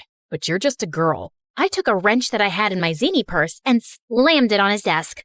Okay, flyboy, what kind of wrench is this? I was mad, but even though he was dressed in retro style, I couldn't help but notice his wavy blonde hair and steel blue eyes. He was kinda gorgeous. It was like I was watching a unicorn flip his mane in slow motion. I bet you're all thinking, focus girl, this guy is trouble with a capital WTH. Then he answered as if he was teaching me something. Torque wrench. I can show you how to use it if you need a lesson.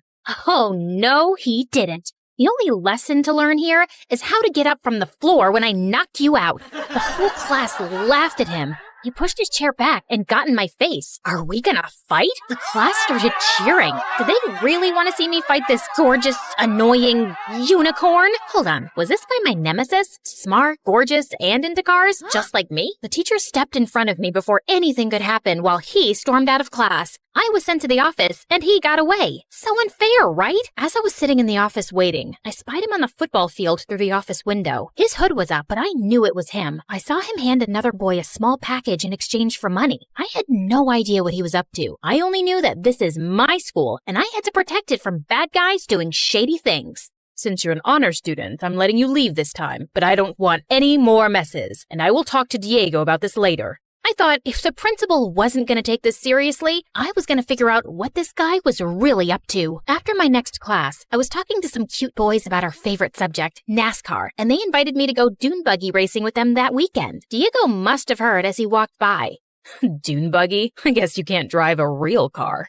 I followed him to confront him about his rude comment and saw him walk off alone to a lunchroom table. He took a half-eaten apple out of his pocket and started eating it. I stopped myself from gagging at the thought of eating what looked like something you would find in the trash. Gross! I needed to let him know that I was watching his every move, so I walked by him and gave him a dirty look. What's the matter? Couldn't afford a whole apple? He stood up, and I thought, this is it. I'm gonna wrestle him to the ground and search his pockets for evidence. Just then, my friends walked up to me, congratulating me for standing up to this bully earlier. But before they even noticed he was there, he put his hood over his head and darted away. We heard what you did, girl. Chalk one up for girl power. Girls can do anything. I was loving all the positive attention. I was, after all, the hero of this story, but I couldn't believe he didn't challenge me. I expected more of a fight from my mortal enemy. I was thinking that was the end of it. But the next day, I saw him leaning on a locker and talking to another boy and whispering. As soon as they saw me, they stopped and walked in the opposite direction. My spidey senses were tingling. After school, I waited, hiding under the bleachers to follow him home. I had to see for myself what the deal was. My phone rang, startling me, and I nearly jumped out of my skin. It was my mom. I whispered so that I wouldn't give away my hiding spot. Hi, Mom. I'm kind of busy right now. She asked me to pick up groceries on my way home. I wanted to go to the library. Can I do it after? I felt bad lying to my mom, but I needed to have time to confront this worm, Diego. He came out the back door of the school, walked across the field to a hole in the fence, and slipped through. Gotta go. Love you. I followed him. And as I hid from sight, I saw him walk up to this small, broken-down house. 3 little boys came running out to hug him. It was the first time he smiled all day. Hi, guys. Come on, let's get you into the house before... Just then, a loud car pulled up to the house, and Diego hurried the kids inside for safety. A very large, scary man leaned out of the window and just stared at Diego. Diego was clearly intimidated by this man. He dove into the house like he was trying out for the swim team. The car spun its wheels, screeching so loudly I had to cover my ears, and it took off down the street. But before it left, I managed to take a picture of the license plate. I knew he was up to no good, and now I had the proof. The next day after school, I waited for Diego again, but this time, I stopped him before he ducked through the gate. What are you doing here? What's going on? Are you breaking the law? Because we don't tolerate that in this school. I mean it, Diego. Why are you spying on me? Don't you have a life? I'm super connected at this school. I know everyone, and if you think that you're gonna... Okay, fine. I'll tell you, but just to get you off my back.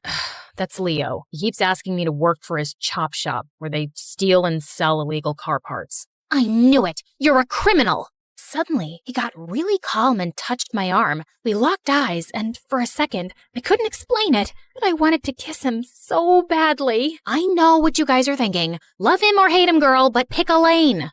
No, my dad worked for him as a mechanic, but when he found out that Leo was a criminal, he quit. And now he harasses my family all the time because he knows we're poor, but I always say no. My dad raised me better than that. My mouth fell open like the Grand Canyon. I guess I never thought about him having good parents. I felt like the crumbs in the bottom of a toaster. I wish I could take back all the mean things I said, but instead, I kissed him. Yeah, I was as shocked as you were, and I was the one doing it. Are you crazy? First you embarrass me in class, then you follow me around like TMZ, and now you want to be my girlfriend? A girlfriend? Slow down there, Flash. It was just a kiss. No, this is a kiss. He kissed me back, and after a second, he shot me a shy smile. But then I remembered why I was there. Hey, you're trying to distract me. Did it work? Never mind that. What was all that sneaking around school, handing people mysterious bags? If I didn't know any better, I'd say you were obsessed with me. You wish. Now answer the question. If you must know. He pulled up his sleeve and showed me a leather cuff around his wrist. I make these out of scraps and sell them. It's the only income I have since my dad isn't working. I felt like a monster. I wouldn't have been surprised if I had horns and a tail at that very moment. Guys, has anyone ever said to you, don't judge people until you know what they're going through? I'm gonna get that tattooed on my forehead. I'm sorry that I judged you before I got to know you. And yet, you kissed me. I felt embarrassed, but then he started talking, and I got to know that he and his brothers live with their foster dad, who wants to adopt them, but he just needs a steady job first. And just then, my phone rang, startling me again. Man, I gotta change that ringtone. Oh, I have to take this. It's my mom. And without even listening to me, she burst into yelling so loudly that I had to hold the phone away from my ear. You forgot to take out the trash and your brother dumped it all over his bed. Not to mention, I asked you to give your sister a bath. She's so sticky I could hang her from the ceiling. Diego could hear her because it was so loud, and he laughed. When she heard him, she flipped her switch from angry mom to no personal space mom. Are you hanging out with a boy? Oh, Jellyfish, I'm so happy for you. What's his name? Is he cute? I was mortified. Didn't she know he might hear her? Mom, I'll be home soon, okay? She ranted on like a teenager on a sugar rush and yelled louder. Don't rush on my account. Hello, Jellyfish's new friend. Ugh, bye, Mom. I hung up and wished I had a time machine to erase that horrible moment. Parents, right? I'd better go. Okay, see you tomorrow, Jellyfish. Ugh, Mom. Ugh. Well, I couldn't stop thinking about Diego and how they barely had money for food. On my way home, I stopped and bought food to give them. When I got home, my mom saw the extra food, and before I had a chance to explain, she lost her mind. Are you kidding me with all this extra food? Do you want the kids to call you Gigantic Gigi? But no buts. Except your butt'll get even bigger if you eat all this food. I was so angry. And besides, I have a great butt. I'll bet JLo's mom never said that to her. Well, I asked her to calm down, and then I explained to her. After that, she flipped her crazy switch back to sweet again. Oh, why didn't you say so? Let's go bring these to him. She grabbed her keys, and my jaw hit the floor. How could she go from steaming hot to ice cold at the drop of a hat? We pulled up to Diego's house, but he burst out of the front door. What are you doing here? Did you tell child services about me? I knew I couldn't trust you. Was I dealing with another crazy person? Then I saw his little brother snuggled behind him in the doorway, and I realized he was protecting his family like a lion protects his pride. We just brought these groceries.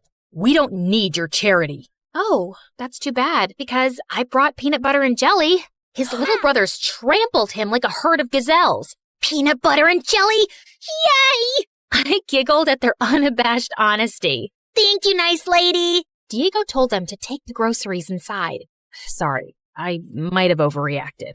Might have? Okay, I'll forgive you if you promise never to call me jellyfish again.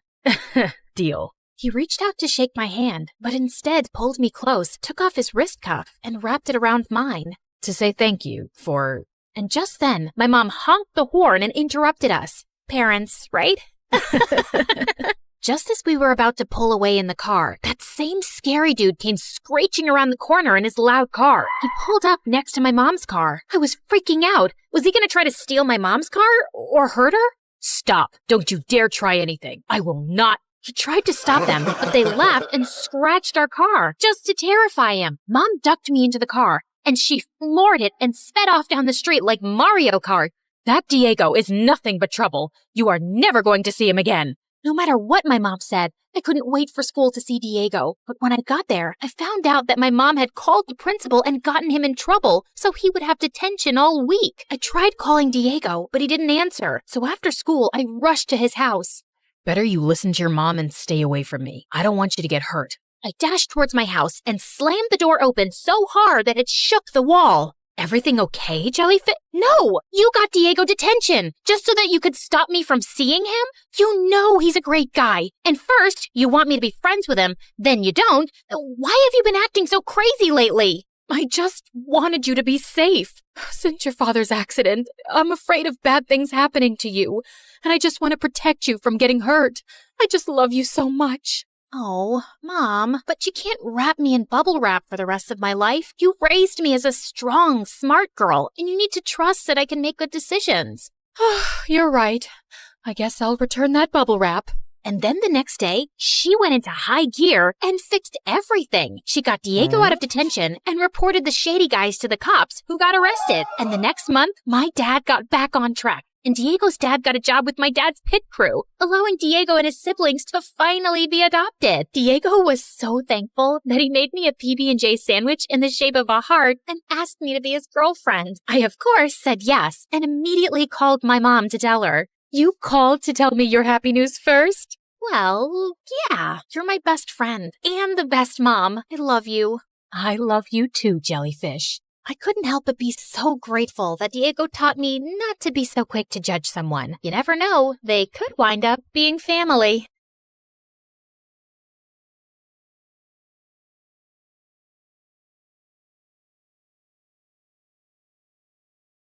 You ever get that feeling like you're destined for bigger and better things? That feeling hit me like lightning. I decided it was time for me to become cool. My name is Abby. Hit that like and subscribe button to hear all about my journey from geek to chic. My mom was a music composer for movies, and my dad was a famous chef. They were so cool, I almost felt embarrassed to be their daughter. I was super shy and nerdy. My friends and I played Dungeons & Dragons, started a Model UN club, and bragged about our new scientific calculators. Every year, my best friend May and I would wake up at 6 a.m. and binge all 13 Star Trek movies. The needs of the many outweigh the needs of the few. May even bought me a brand new scientific calculator for my 13th birthday. It has 280 functions and 40 metric conversions. It was the best gift ever.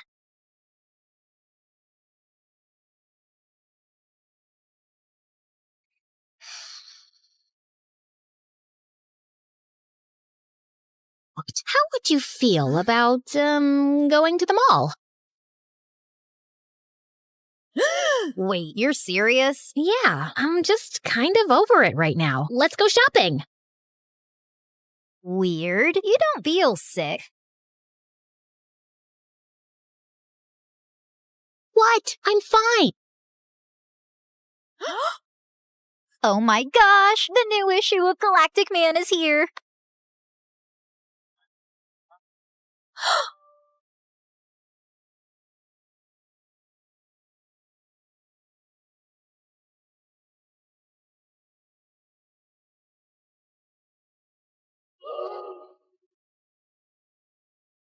You ever get the feeling like you want to be cool? I am cool. What do you mean? I mean, you have Orange Julius on your face. Yeah, so do you. All the cool kids do.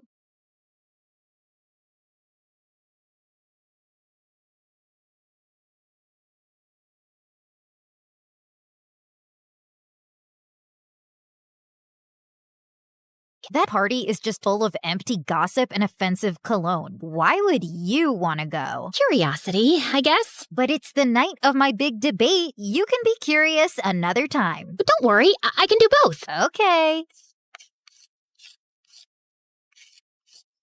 Rose, can you please tell me the square root of 16? 32?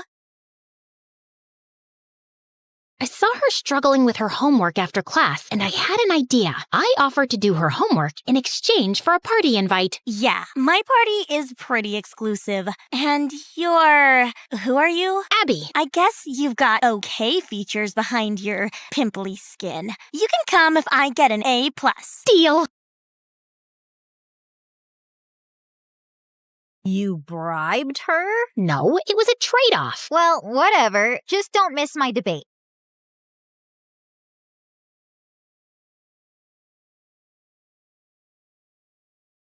I'm so excited for you, honey. Call me if you need me to save you.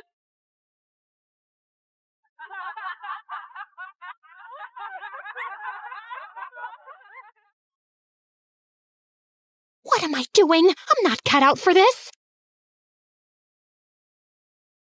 Come out! Come out! It's time to spin the bottle!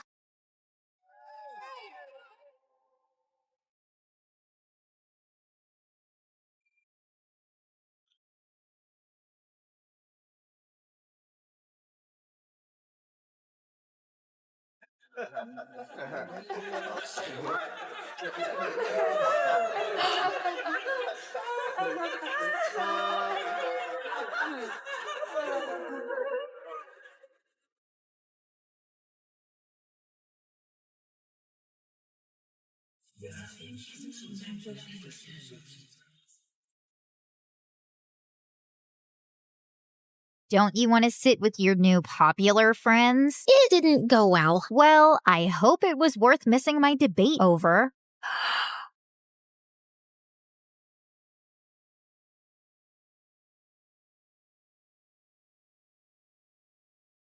I needed a fresh start. I needed to be popular. I needed to transfer schools. I begged my parents to let me go to private school, arguing that it would offer me the best education possible. It somehow worked. What are you doing? Transferring to a private school. What? But you always complain that private schools are full of elitist jerks. Maybe I was too quick to judge, and there are plenty of jerks here too.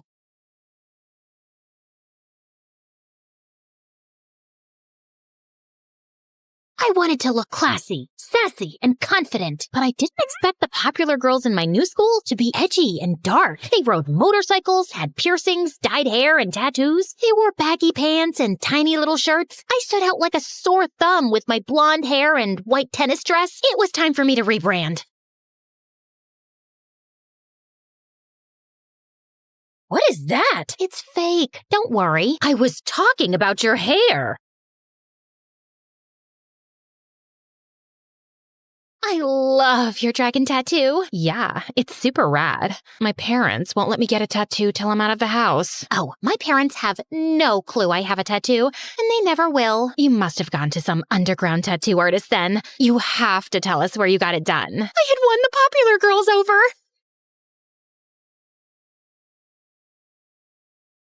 Moment I plopped my butt on the chair at their table, I knew my rebrand was complete. Here's one for the lonely hearts, for the ones that feel the dark. You better run out of here. Bet you can't look the other way. Yeah. I was kissing the punk prom king. I was finally cool. But in order to protect my new status, I had to become the coolest. So when Sarah arrived at school, flaunting her new moped, I showed them photos of my brand new motorcycle. They didn't have to know it was my dad's. And when Sammy showed up at school with an eyebrow ring, I got two. Fake, of course. I was slowly rising up the ranks, but Sarah was still the ringleader. So I did something desperate. When Sarah started dating the hottest guy in school, I told them I was dating a celebrity. Who? Oh, it's a secret. Wouldn't want the press swarming the school, right? I needed to make this lie a reality before I was exposed. What is in your eyebrows? And on your wrist? Relax. It's all fake. Well, take them out and try to look decent. I don't want everyone at the movie premiere to think I'm raising a Wednesday Addams. Movie premiere? Dead sick. So I thought I could take you with me to the premiere of the movie I just scored. I couldn't believe who I was next to. Up-and-coming star Walker Robinson. He was beautiful. He was chiseled. He was getting whispers screamed at by his dad. Apparently, he needed to get his grades up or his dad would pull him out of his gig. But I'm not book smart, Dad. That's why I'm an actor. But his dad insisted.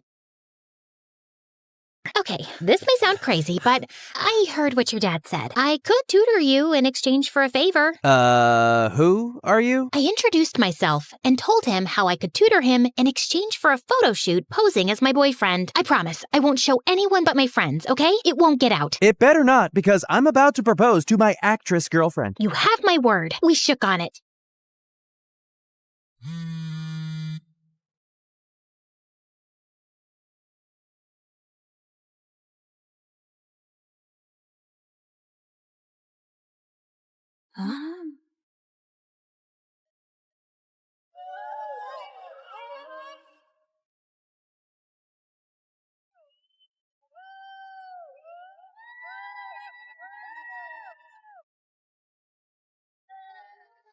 I gave everyone a tour of my mom's music studio where I was recording my first album, and I showed them my motorcycle helmets. It was all going super smoothly until I ordered a pizza.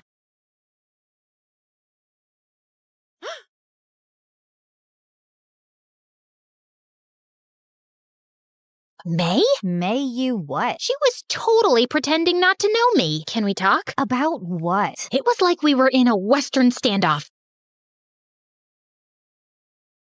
Oh my gosh, your little outfit. Guys, come look at this girl's getup. It's so chic.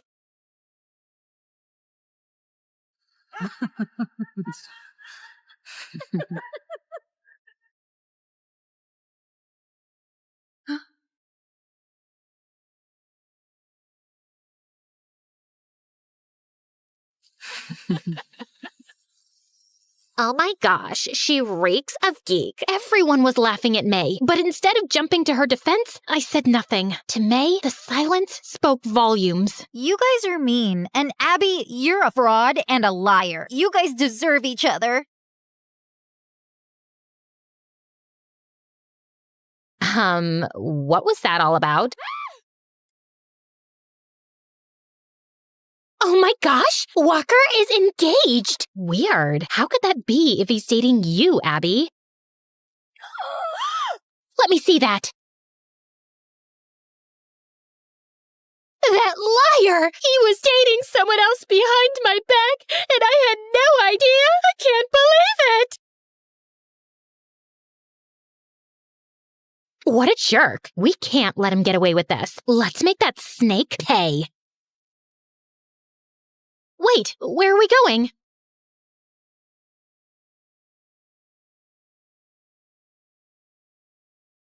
Go ahead, expose him. Aren't you pissed that your boyfriend was engaged behind your back? Or are you a fraud who never even dated him? Ugh!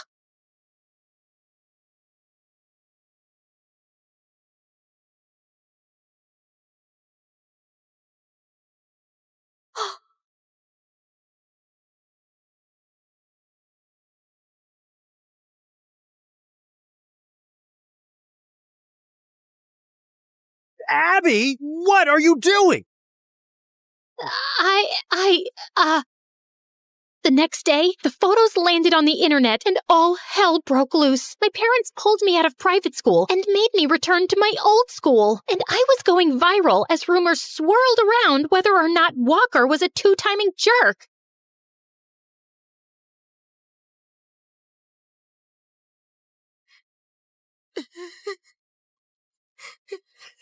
Honey, I found this lying by the front door.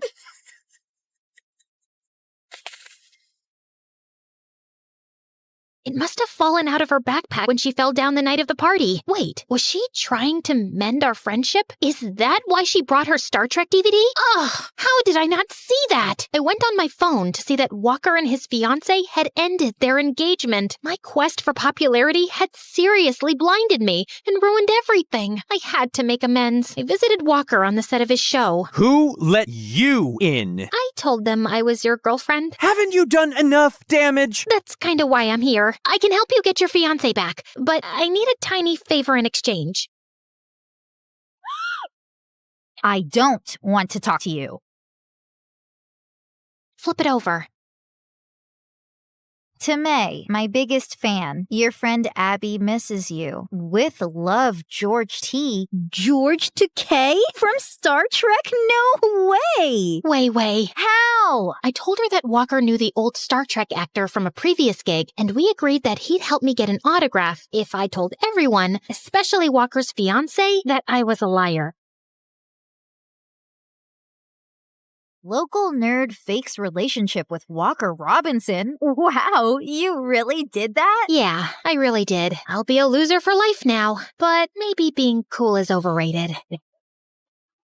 I grew up with my grandfather, who was the coolest person ever. He worked at a planetarium nearby, and often after school, I'd help him there. You see that star? You know, it isn't a star, but a planet. A planet? It's so shiny. Wow. Growing up, I loved everything about the stars, planets, and space. Pops and I would look at the stars from the big telescope. It was so fun. By the time I was 17, I was the brightest in my class and ready to graduate a year early. One time when I returned from school, I saw Pops talking to some construction workers, and he looked mad. What's happening? These people are trying to tear down the planetarium to build a mall here. No way! Not on my watch. This place was too close to my heart. My best childhood memories were about this place. Just then, I noticed a bulldozer driving toward the building, so I climbed up the huge oak tree in between, and people frantically yelled for the machines to stop. Yo, stop!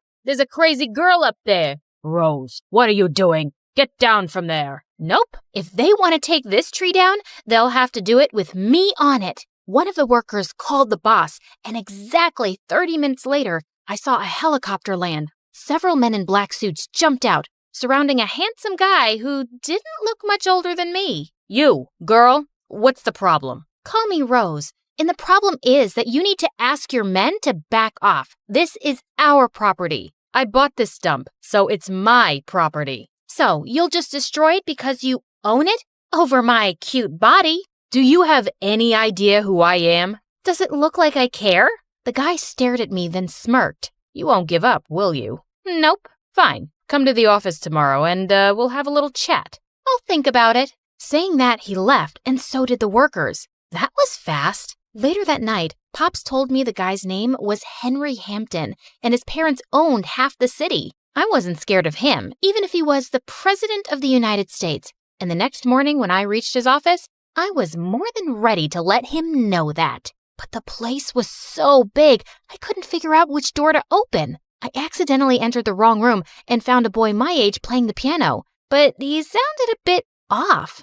Try working with an F minor. It's much smoother. Excuse me? I wanted to apologize for butting in, but before I could, a security guard came and escorted me to another office where Henry was waiting for me, and he looked so intimidating. Our meeting yesterday had me rethink the mall project, but on one condition. I want you to work as my assistant. What? Why? I've had many pretty assistants over the years. Now I want a smart one. Did he just call me ugly? But I'm a space nerd. There really isn't much I can do here. Why don't we start you off at $4,000 a day and leave the rest to me? Okay, that was a lot. Henry stared at me, waiting for an answer. My gut screamed no, but what choice did I have? It was either this or lose the planetarium, and no way I was going to let that happen. Ugh, fine. The entire next week, I regretted my decision every second. Henry was mean, rude, and a total brat. He made me skip classes and called me at the oddest hours for work. If I refused, he made me number all the empty white sheets in the printer. What a nightmare. To top it all off, I was asked to help with all the new transfer students at school. and one of them caught my attention instantly. The piano guy. When he entered the class that day, girls couldn't stop staring at how handsome he was. I'm Rose. Noah, you work for my brother, right? You're Junior Hampton? Ding ding. And you're the brave girl I've heard so much about. Pleased to meet you. Noah was the complete opposite of Henry. He was kind and friendly, and we started hanging out every day. I complained to him about Henry all day long, and he didn't seem to disagree. He told me they were half-brothers and never got along. He's just jealous I'm the better-looking brother. One night, as Noah was playing his latest tune for me, Henry barged in looking mad. I lost an important deal because you mixed up the papers. I thought I was hiring a genius, but I was so wrong. I looked at him in shock, and he went ballistic on me. Hold up. I didn't ask you for this job. I'm tired, exhausted, and you're just so ungrateful. If you want me out, I'll leave, but I won't take your sour attitude. Henry looked crazy with rage, and before he could react, Noah jumped in. Easy, Henben. I'm sure we can work something out. Stay out of my business. Understood? Saying that, he stormed out of the room, and Noah turned to me. Thanks for standing up for me. I won't let him bully you, as he bullies me. Such a bozo. Just then, Noah came a bit closer, and my tummy did a wild spin. Do you want to maybe get dinner sometime? Like a date? Yeah. How does 8 p.m. tomorrow sound? Sounds perfect. I wanted my first date ever to be amazing. I bought a cute dress and did a little makeup too. But just an hour before I had to leave, Henry texted me to get his dry cleaning. Can it wait? Unless you want to fly to Korea to deliver it, I suggest you get going. Did he have a tracker on me that rang every time I was unhappy? I texted Noah that I'd be late and hurried to the shop. But on my way back, it started raining heavily and I got completely soaked. I slid my way into the house and saw Henry glaring at me. I missed my meeting thanks to you. I missed a date thanks to you. Achoo! He wrapped his jacket around me as I sneezed like a crazy person and asked one of his servants to take me to the guest room. When I came down, he was standing by the fireplace with a cup of cocoa. Drink this. You'll feel better. You made this? Do you see anyone else around? Why was he suddenly being so nice to me? And why did that make me feel so good? So, about this boyfriend. Who is he? I don't have a boyfriend. And why do you want to know? Just wondering. Well, don't, because you're killing my chances of ever finding someone. Henry laughed, and he almost looked human. One heck of a good-looking human. What made you say that? I was all set to meet Oh my God, Noah! I'd totally forgotten to tell him that I won't be able to make it. I reached for my phone, but it wasn't working, so I pulled one out of Henry's pocket and frantically dialed Noah. But he was already standing behind, looking like a raging bull. Well, well, look at that. Noah, I'm so sorry. I totally Save it, Rose. It's not the first time Henry's had eyes on my girl. Henry looked at me in surprise. He was your date? Well, that's disappointing. Before I could say anything, Noah took the vase lying on the table next to him and flung it at Henry, who missed it by inches. That was totally uncalled for. Work on your aim, little guy. But Noah left without saying a word. When I turned to Henry, he was smiling.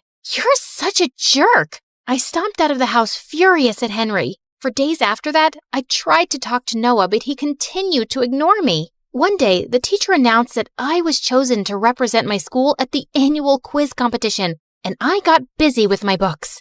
I was studying in Henry's office one night after finishing work when I completely lost track of time and snapped back to over 30 missed calls from Pops. As I rushed down the hall blindly, I missed a turn and bumped right into Henry. You're still here? I was just leaving. Now? It's late. Let me drop you back. Don't you want to change? Should I? I blushed and we walked to his car. We sat in the back seat, and minutes into the ride, I dozed off. I woke up to Henry brushing his hands over my cheeks, pushing a strand of hair away. His eyes were the most perfect combination of blue and green. Sorry.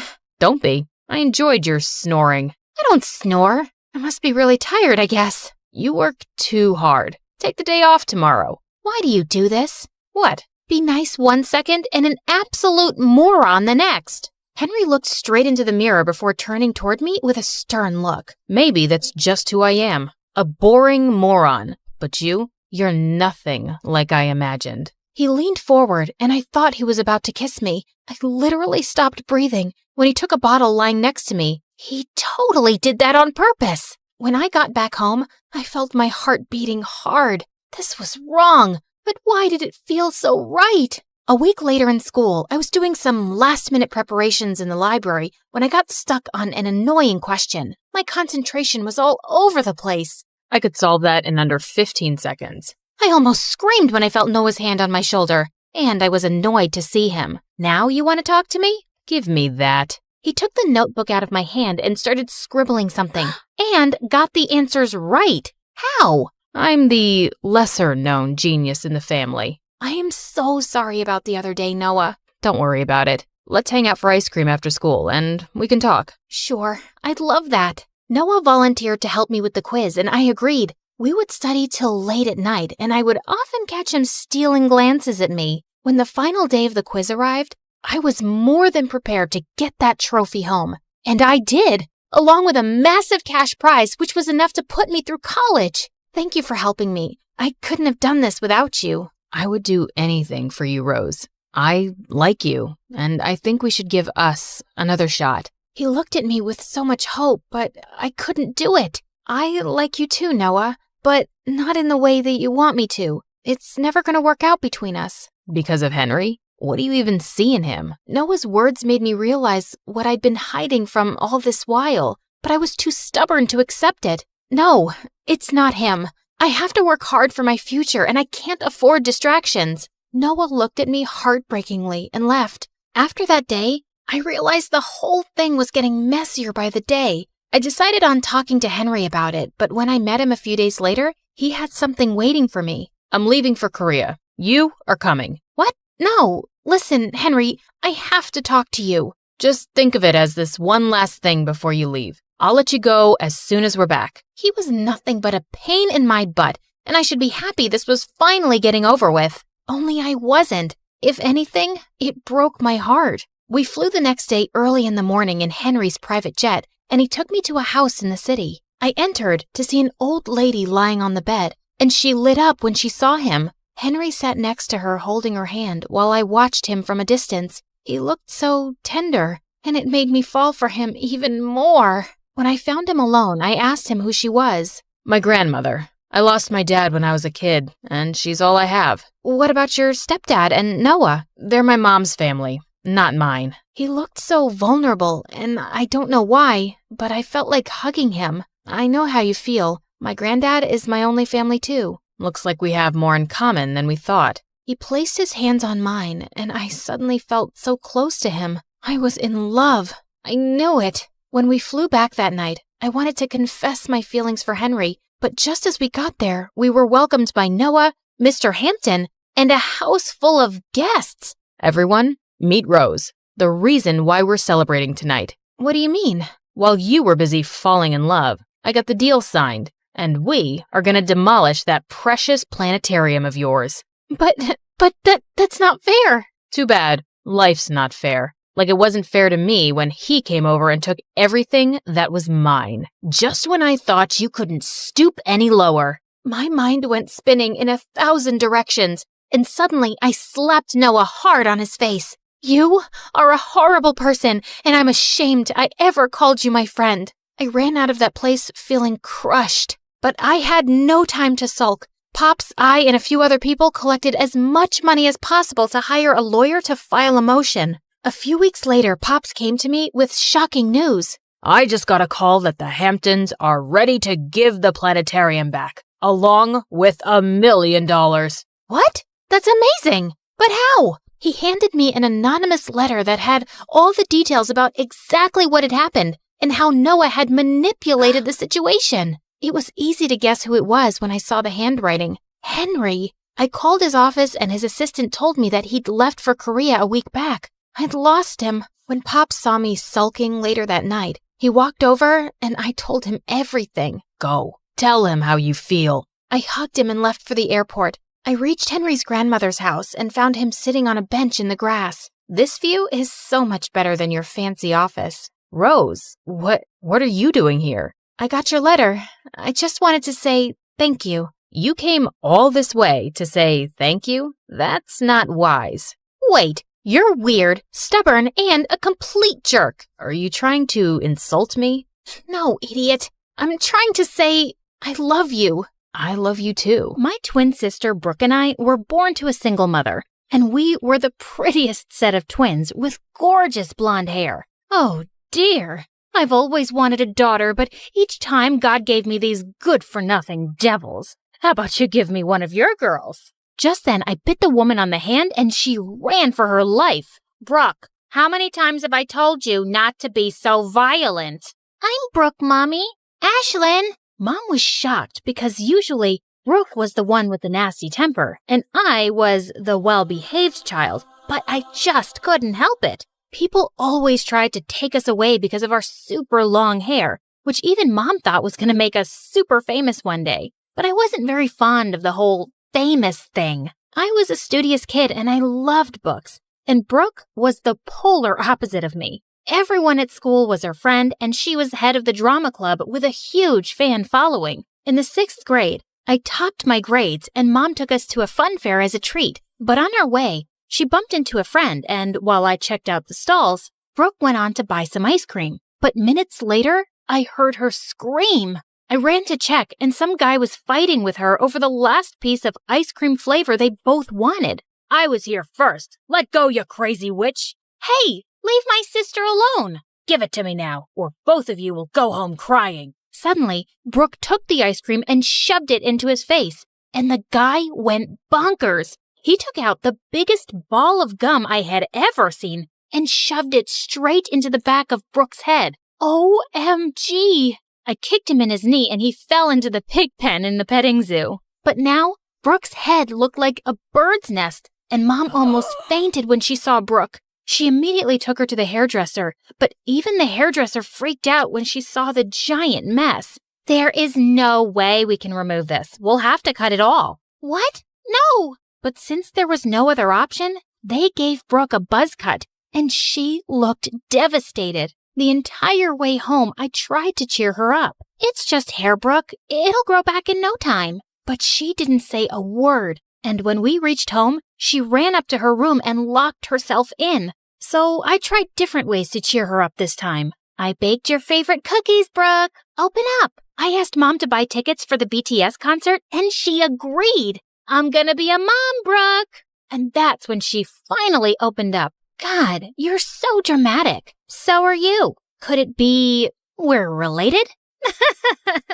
Days later, when the school reopened for the new session, I made Brooke wear a wig. But since it was summer, Brooke kept scratching her head like crazy the entire time. Oh, God, please stay away from me. I think she has lice. How dare you even say that? She does not have lice. Right then, the boy sitting behind Brooke noticed her wig coming off, and he pulled it off. Oh, God, she's a baldy. Wow, we can finally tell Brooke and Ashlyn apart. The pretty-haired one is Ashlyn, and the bald one is Brooke. All the kids burst out laughing, and Brooke looked furious. She jumped on the kid who pulled her wig and grabbed his hair until he let out screams. The teacher pulled her away and was about to send her to the principal when I begged her to let it go. And thankfully, Brooke got away with a warning. But the next morning when Brooke came down, Mom and I were shocked. Did you forget your wig, sweetie? Everyone knows what I look like now, Mom,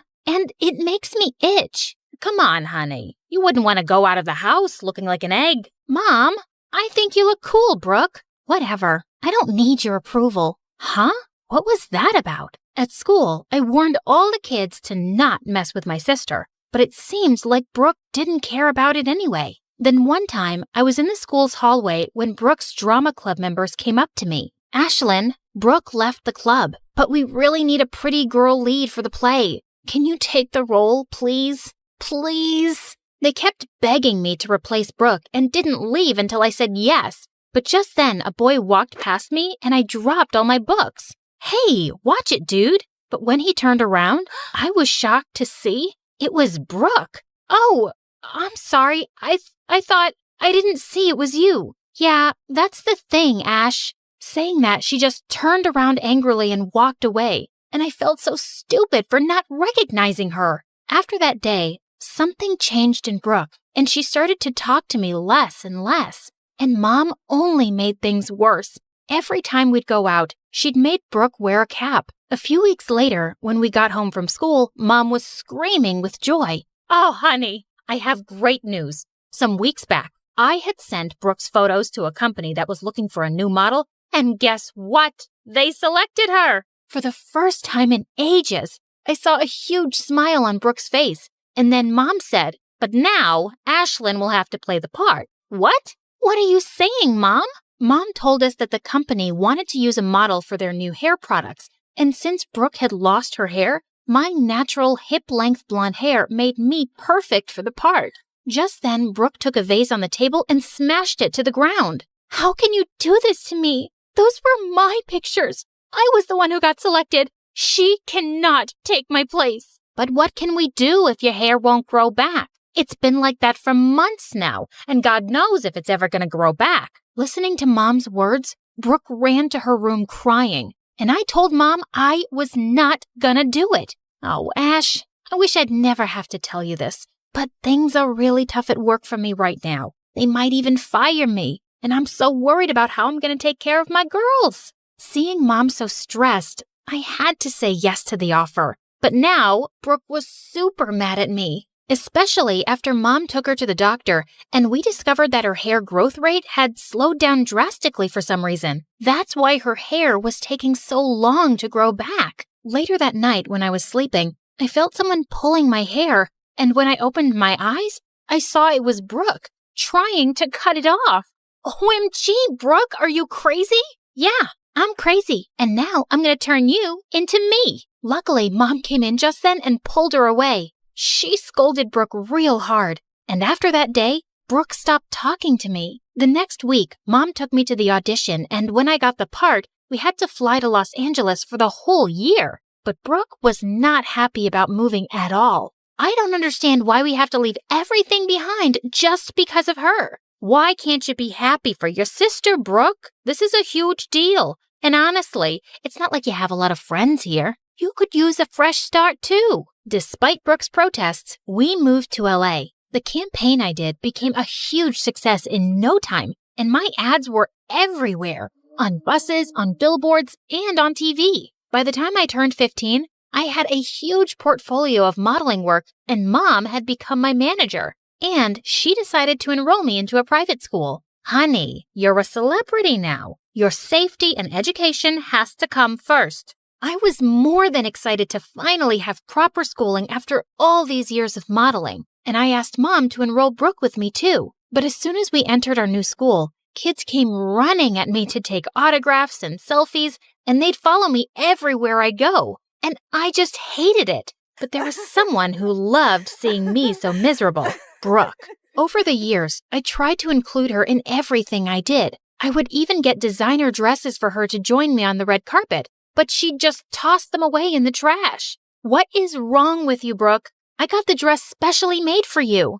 I don't need your charity, Ash, especially when everything you are right now is because of me. I hated the bitterness Brooke had in her heart for me, and I wished I could just remove that. Don't you worry about her, sweetheart. You have no time for her jealousy. You just focus on your work. Time went by, and Brooke grew confident in her own look and joined a local modeling agency. And I decided I was going to leave the world of fame and finally focus on my studies. But the same day, Mom told me that I'd been cast as the lead for a huge movie. But Mom, I told you I didn't... Oh, honey, this is the last time, I promise. It's just that I made an agreement, and now if you say no, we'll have to pay a huge sum of money for canceling it. Okay, but it's the last time. A few days later, we had the announcement party for the movie, and Mom was taking me shopping for it when a card fell from her bag. It was an invitation card for Brooke's first play at the theater where she was playing the lead role.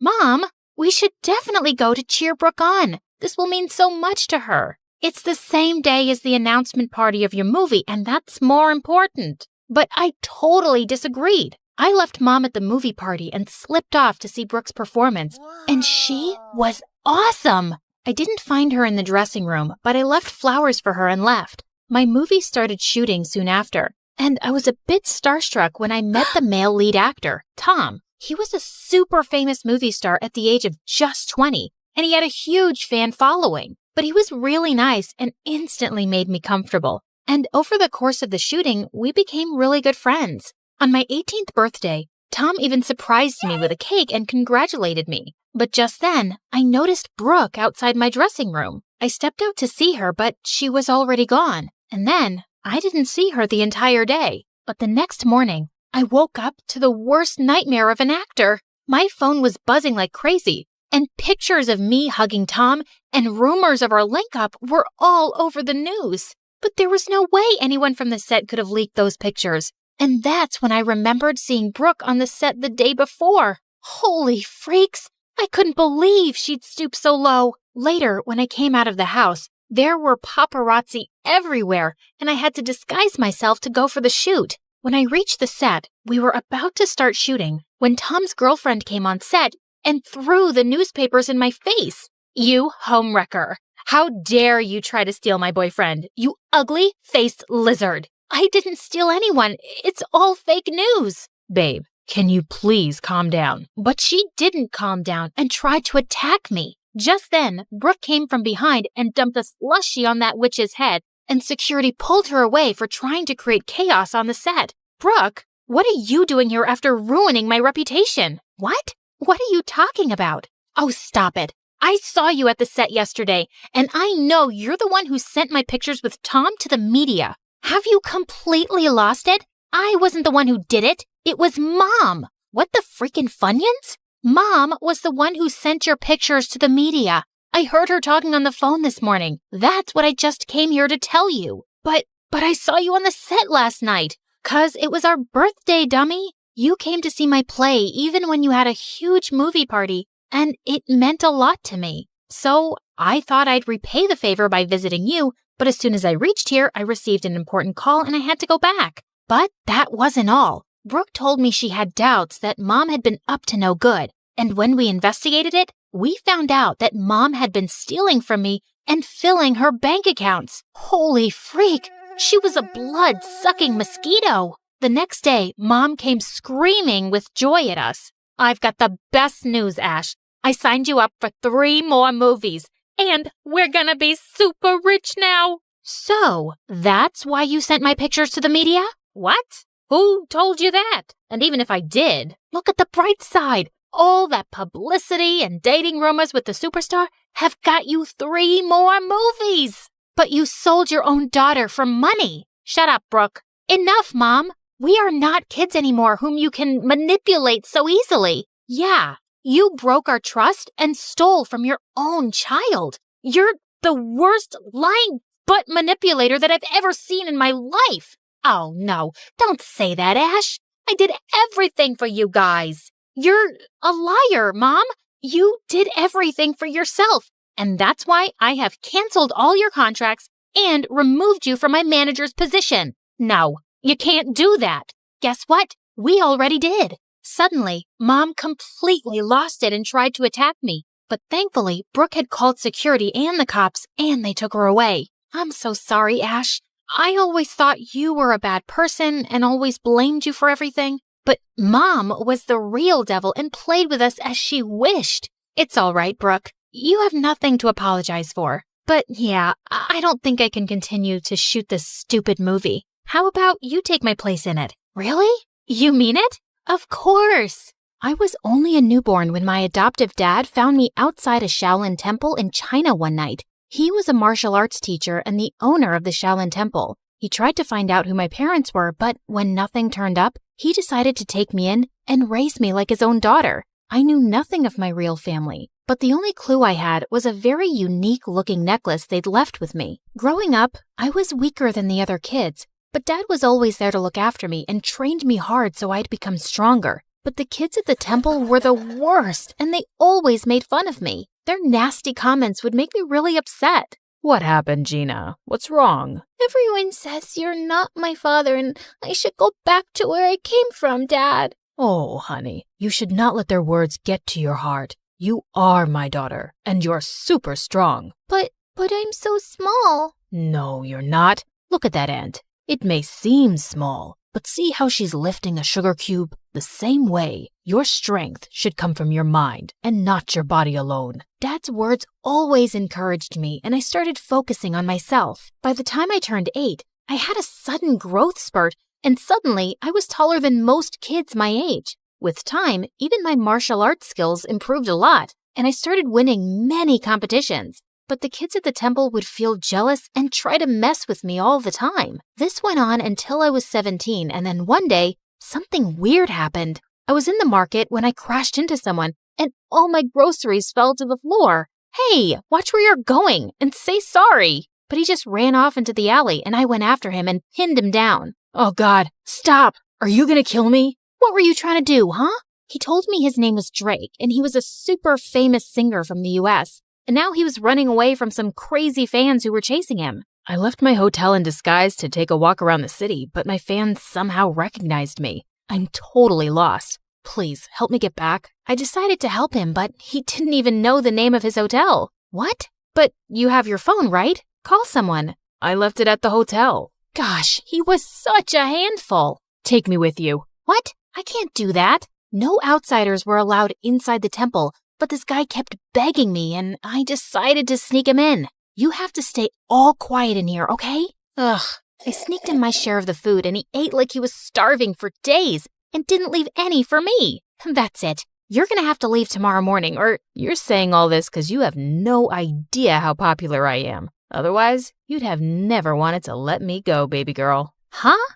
Who did he think he was? Suddenly, he grabbed my phone and started showing me all these pictures of himself online, and that's when I noticed something very strange. A woman in one of those photos was wearing the exact same necklace as mine, and she looked so much like me. Who is she? You want to know her and not me? Ah, fine. She's a family friend, but why? Could I really have some connection with this lady? But what were the chances? The next day, I woke up to loud noises in the temple and saw Drake was being taken by his security people. Turns out, one of the girls from the temple knew him and reported it to his managers. I didn't even get to say goodbye. But ever since that day, I kept wondering about who my real parents were and why they left me. And my dad could tell soon that something was bothering me. Gina, it seems like you're lost, my dear. What's the matter? I told Dad everything that was going on in my mind, and he had the best advice. If it bothers you so much, you should go out there and seek the truth for yourself, my love. But Dad, how can I leave you and go all by myself? I raised you to be strong and independent. I know you're going to be just fine. Oh, Dad. A few weeks later, when I reached the US, I tracked down Jake's place and went over, but his security people wouldn't let me in. But I know him well. Oh, yeah. All the crazy fangirls know him well and try to break in all the time. You see that line over there? That's why we're hiring personal bodyguards for him. Yeah, that's exactly why I'm here, to be his bodyguard. Nice try, but it's male bodyguards only. Now off you go, little girl. I couldn't give up like that. Only Drake could lead me to that woman, and I had to find a way to get to him. So I bought some makeup and wigs from a nearby shop and disguised myself as a guy. Later, when I went to audition for the job, everyone was fascinated by my smooth martial arts skills, and they hired me in an instant. They even gave me a room to stay at Drake's mansion. On my very first day, Drake's manager told me that he was running late for a photo shoot and asked me to go wake him up. But when I reached his room, I saw a girl trying to click pictures of him while he was asleep. You, get away from him. I pulled the sheets from under their butts and they both fell to the floor. What? Are you nuts? You broke my butt. Before she could record more, I took her phone and threw it out the window and she jumped onto me. You jerk! That was my brand new iPhone. Seconds later, Drake separated us and told me that she was his girlfriend. Then why was she clicking your pictures like that? Turns out, Drake's girlfriend, Blythe, was a social media star, and all she did was post pictures with Drake for popularity. She stuck to him like chewing gum and wouldn't give me any time to be alone with him. Even when we'd step out, she'd join us and give me death stares. Why do you keep following me all the time? Ma'am, I'm Drake Sir's bodyguard, and it's my job to protect him. That's enough, Blythe. He's just doing his job, so cut it. But she wouldn't miss a chance to mess with me. There was a fan signing event for Drake soon, and Blythe was live streaming when she tried to make me fall and humiliate me in front of Drake and the crowd. But I moved aside just in time, and she ended up bumping into one of the fans and falling face flat. Ah, are you blind, moron? Can't you see?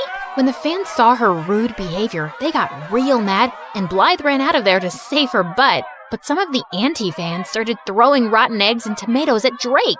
I ran towards him and shielded him from all the nasty stuff and took him inside safely. When all the chaos was over, I realized I smelled gross, and I immediately ran to the washroom. But the moment I started washing my clothes, I heard a loud scream and Blythe came running towards me. You moron!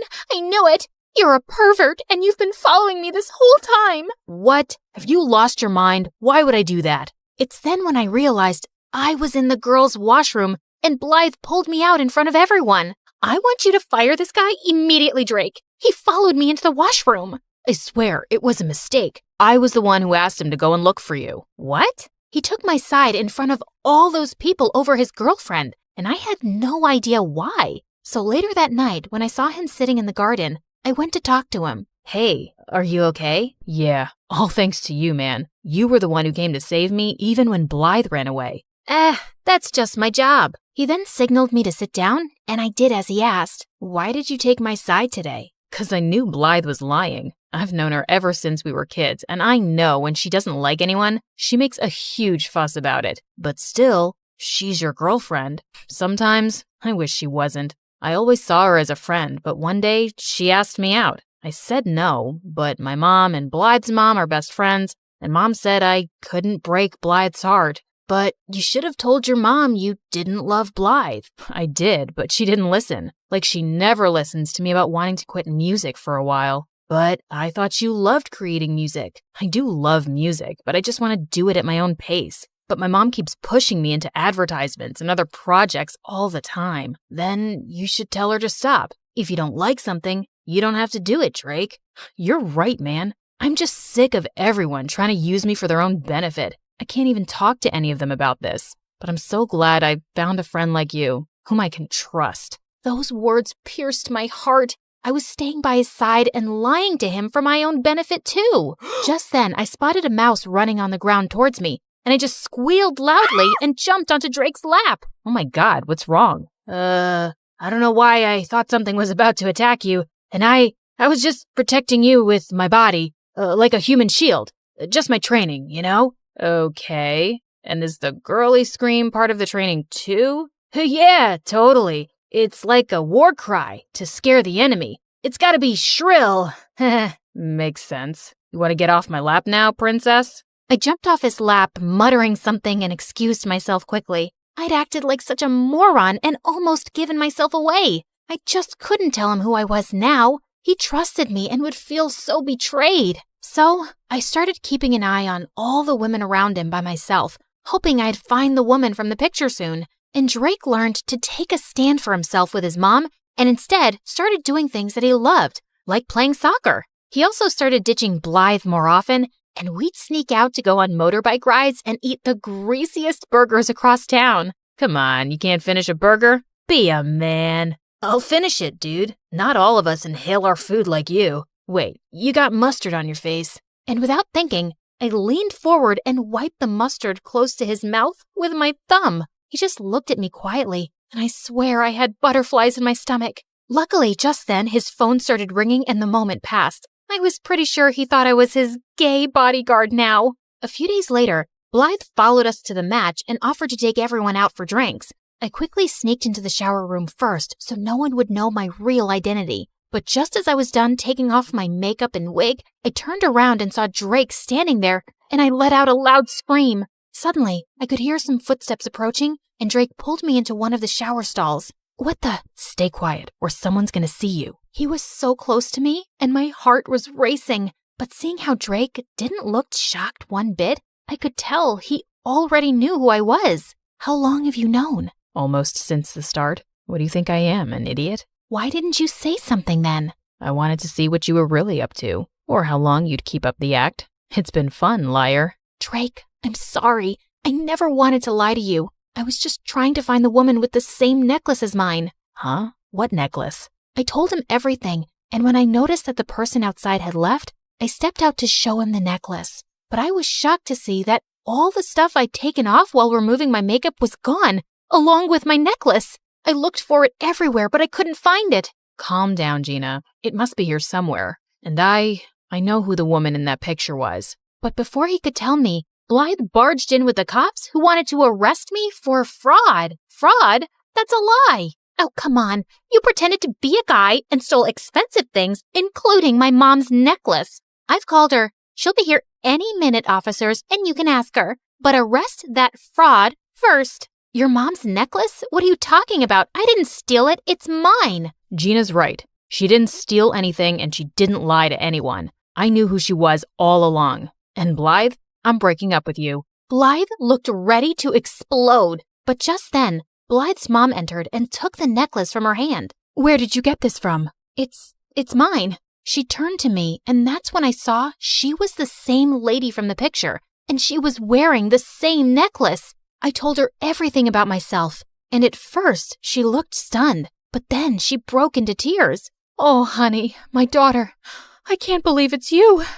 You're alive. She then told me how she got pregnant before marriage, but her super rich family was against her giving birth here and ruining their reputation, so she fled to China. Soon after I gave birth to you, my parents found me, and the doctors told me you had passed away because you were too weak. But now I know. They lied to me. So you didn't abandon me? Ugh, stop with your act. She's a liar, Mom, and this necklace must be a fake. Blythe, I know it's a lot to take in, but it's not a lie. She's indeed your sister. I can tell just by looking at her. Ugh!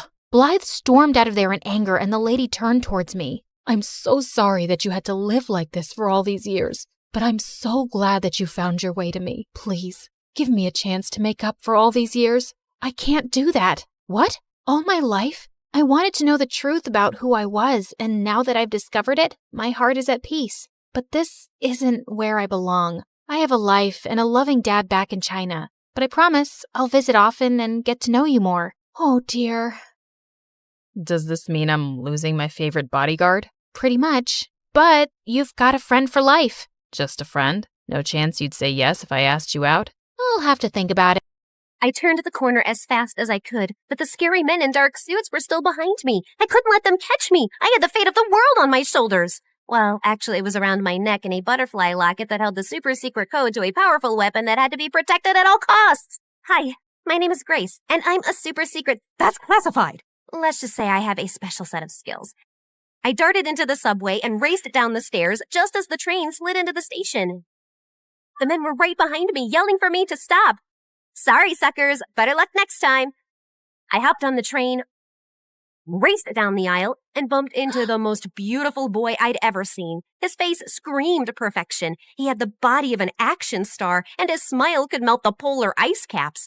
My special AI glasses analyzed him in half a second. His name was Nate. He was the quarterback of his high school football team, and his dad was a successful businessman. He seemed too good to be true. And then he opened his mouth. Hey, sweet thing. Yeah, I know I'm handsome. I'm a perfect 10. No, an 11. Maybe a 12. I'm the best looking guy you've ever seen. Am I right? Nate pulled out a marker and started signing his name on my arm. What the heck are you doing? You don't want my autograph? I'm a famous football star. At least I will be in a couple years. Though the way you're looking at me makes me think I might be the man of your dreams. You're pretty cute, too. I mean, pretty and cute. Both? Get it? Suddenly, I saw the angry men in black suits running down the aisle headed in my direction. The last thing I needed was to get caught with the necklace, so I pulled Nate into a kiss, distracted him, and quickly slipped it into Nate's backpack. Wow, that was intense. Well, what can I say? I'm an intense person. Oh, this was fun. See you never. Bye. Saying that, I just ran. Just as I had expected, the men rushed past Nate and didn't give him a second look. I raced off the train and into the crowded station and got out of there undetected. When I walked into headquarters, Agent Mama Bear ran up to me screaming, "Where's the necklace?" I had to stash it with a civilian. A civilian? Are you crazy? What are you thinking? If Mr. X gets to him before we do, that poor civilian is toast. Hello, the bad guys were tailing my butt, and I didn't want the necklace on me in case they caught me. I was thinking on my feet, and it seemed logical at the time. The president should be thanking me. Actually, he should put my name in the super secret agent handbook. I knew you were too young for this mission. I can fix this. I'll just get the locket back. Fine, this is your last chance. Hold on, I can see you guys are confused. Mr. X is actually a criminal mastermind who stole a super secret government weapon, but he can't use it because it works on a code that's hidden in a butterfly locket that I stole from a secret underground bunker. And now Mr. X wants to catch me, take the code, and sell the weapon to a group of evil men that are up to no good. You get the drill, right? After getting my butt kicked at the headquarters, I went straight to Nate's house to scope things out. But his mansion was like Fort Knox. There were guards everywhere. I couldn't risk the mission, so I decided that the only way to get closer to Nate and his backpack was to go undercover. I'd pose as a high school student, find Nate, snatch his backpack, and grab the necklace. The whole thing would be a piece of cake. The next morning, Agent Mama Bear enrolled me into Nate's school. The moment I stepped on campus, I was on a hunt to find Nate. But every time I tried to get near him, he was surrounded by an army of lovesick girls. Nate, you're so strong and your muscles are so big. I know. I go to the gym every day. Your eyes are so perfect, Nate. Thanks. I use a special kind of eye drops that Robert Pattinson used in his vampire movie. That's why his eyes were shining so much. He winked. A couple of girls cheered and some begged him to take a selfie. I wanted to barf. A couple of hours later, I saw Nate alone at his locker. He had his backpack on, but it was zipped shut. So I crept over like a cat burglar and reached for the zipper. Just as I was about to open it, Nate turned around. Our faces were inches apart. He looked at me with his dreamy brown eyes, and I swear I heard angels singing. Then some kid ran by and bumped into me. I lost my balance, fell forward, and suddenly my lips were on Nate's. And then we were kissing. You really can't seem to get enough of me, do you? That was a mistake. I have to run. Not so soon. I'm not letting you get away this time. How about you be my girlfriend? We can kiss all the time, and you can stop playing this game. I don't have time for games. You have something of mine and I need it back. Did I steal your heart? Well, baby, you stole mine too.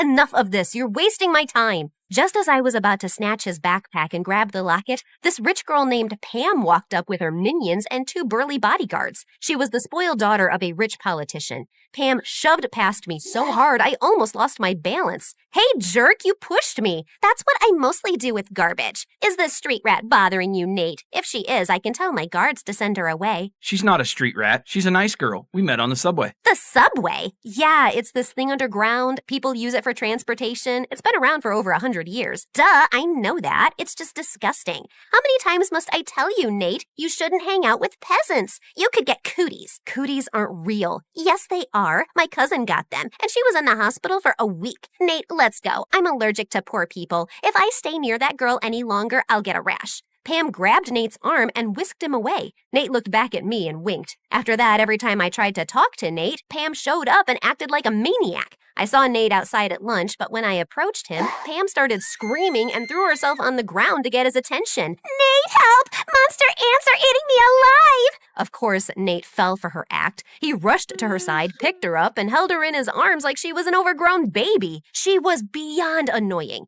Later, Pam and her band of minions ambushed me in the bathroom. Hey, subway girl, I'm getting really sick of you chasing after Nate. He's mine. Back off or else. You're the one chasing him like a lovesick puppy, and honestly, it's pretty pathetic. Get some self-esteem, girl. Oh, you're gonna regret that. Pam started jumping around like she was a boxer. I really don't think you want to do this. Ha! You're ugly and stupid. Can't you count? It's 3 against 1. Pam charged at me like a raging bull. I stepped to the side, and she ran straight into her friend. The third minion ran up to me, and I threw water in her face. She slipped on her shoelace and fell on top of Pam. Pam and her minions ran to the principal's office and told the principal that I'd attacked them. But my AI glasses caught the whole thing on camera and sent the principal a video of the incident from an anonymous email account. Pam, your behavior is unacceptable, and I have no choice but to suspend you and your friends. Out of nowhere, one of Pam's bodyguards walked into the room, whispered in the principal's ear, erased the email, and left. On second thought, sorry, Pam. You and your friends did nothing wrong. Please enjoy the rest of your day. What the fudge? Then the principal sent me to detention. And by the time I got out, the school day was over and I couldn't find Nate anywhere. God, I needed that necklace desperately. I checked his social media and saw that he was out partying at Pam's mansion, at a nightclub, and raced around the city in a limousine. Pam's bodyguards were stuck to them like glue, and her driver was guarding Nate's backpack like a hawk. I couldn't go near it without raising an alarm. It was almost 3 o'clock in the morning when Pam's driver dropped Nate off at home. I was so tired from following them around all night that I could barely keep my eyes open. I parked my car to rest my eyes, but I must have drifted off to sleep because when I woke up it was morning and Agent Mama Bear was glaring at me from the passenger seat. I thought you were working. Ah! Ah! Oh, Here you go. As fresh as a daisy. I was working. I just dozed off. We don't have time for naps. You can't let Mr. X get that locket before you do. Anyway, I've got some fresh information. Agent Mama Bear told me that Nate's dad was holding a fundraiser at his house tonight. The mission was for me to enter Nate's house dressed as a maid, grab the locket, and leave. And Agent Mama Bear was my backup. We changed into our disguises and walked right up to Nate's front door. The guards let us in without a hitch. When the time was right, I went around the house looking for Nate's room and finally found it. I slid inside like a fast ninja and immediately spotted Nate's backpack. I opened it, searched for the locket, but it was gone. I panicked. How could this moron lose the locket? I turned the room upside down but couldn't find it anywhere. I glanced out the window. Nate was lounging near the pool, sunbathing his six-pack with a stupid smile on his face. Gosh, he's so cute. Nope. Get a grip, girl. I rushed down the stairs, and just as I was about to step outside, I saw a tired old woman scrubbing the floors, and then I saw Nate walk in. I immediately hid behind a pole to avoid getting spotted while Nate walked over to the old woman with an envelope of cash in his hand. Ma'am, please take this money and use it to go see the doctor. I can't, sir. I have to work to help your father with the party. If I leave, he'll be very upset. Don't worry about my dad. I'll talk to him. Come back when you're feeling better. The old woman thanked Nate and left. I was shocked. I'd never seen him act so selfless. I was about to say something, then Nate's father rushed past me. Have you lost your mind? No, it's where I left it this morning. This isn't funny. I saw what you did for that maid. You think money grows on trees? I swear you're as dim as a broken light bulb. Try not to embarrass me tonight in front of Pam's dad. And why haven't you asked Pam to be your girlfriend? By now, you should be engaged. Marrying that girl will make you filthy rich, and then you can invest a ton of money into my business. Dad, I don't want to marry Pam. She's a nice girl, but I'm not interested in her that way. I didn't ask you for your opinion. You're too simple to make good decisions. You just focus on throwing your football and staying in shape and getting that girl to fall in love with you. Nate's dad stormed off, and the look on Nate's face almost broke my heart. I felt so guilty for treating him so badly before. I walked over and put my hand on Nate's shoulder. I don't think you're stupid. What you did for that old woman was really sweet. You don't have to be nice to me. My dad will still pay you. It's me, Grace. Who? Grace. We met on the train. Geez, we've even kissed twice, once by mistake. Yeah, I know. Why are you dressed like a maid? I couldn't recognize you at all. That was the idea, dummy. And why do you act all self-absorbed at school when you're actually kinda sweet? Did you just give me a compliment? Must be my lucky day. Well, not really, 'cause I'm about to kick your butt too. I need that butterfly locket I hid in your backpack when we met. It's really, really important. Where is it? What butterfly necklace? I didn't have a choice but to tell everything to Nate. He heard everything and then looked at me in shock. Why would you slip something that important in my bag? I'm literally the clumsiest person you'll meet. Yeah, I wasn't thinking straight then. Oh, did my good looks distract you from your mission? Yeah, maybe. Can we talk about that later? I really need to find that necklace or my boss will have my head. Wait. I think I saw Pam wear something like that a few days back. Nate showed me Pam's Instagram account, and I immediately spotted the picture where she was wearing that butterfly necklace. I asked Nate to call Pam and ask her to come for the fundraiser wearing that necklace. She should be here soon. Pam and her dad are the guests of honor. What do we do next? We get ready to pull off the heist of the century. Okay, that might be an exaggeration, but you know what I mean. Pam was really late, and we were beginning to think she wouldn't even come, but she finally arrived along with her dad and an entourage of guards. And thankfully, she was wearing the necklace. She immediately walked up to Nate, gave him a peck on his cheek, and my insides felt on fire. What the heck was this feeling? Nate, this necklace is divine. I found it in your backpack when I was going through your things. I just had a feeling you might have a present for me. Yeah, about that. That necklace is, dangerous. No, it's poisonous. It will make you break out in hives. You'll get pimples on your face. It will be totally disgusting and gross. You'll give nightmares to small children. Pam yanked off the necklace and threw it on the ground. Before I could get to it, Pam's dad sprang into action, but Agent Mama Bear got in his way. Not so soon, Mr. X. You're busted. Grace, quick, grab the necklace and run.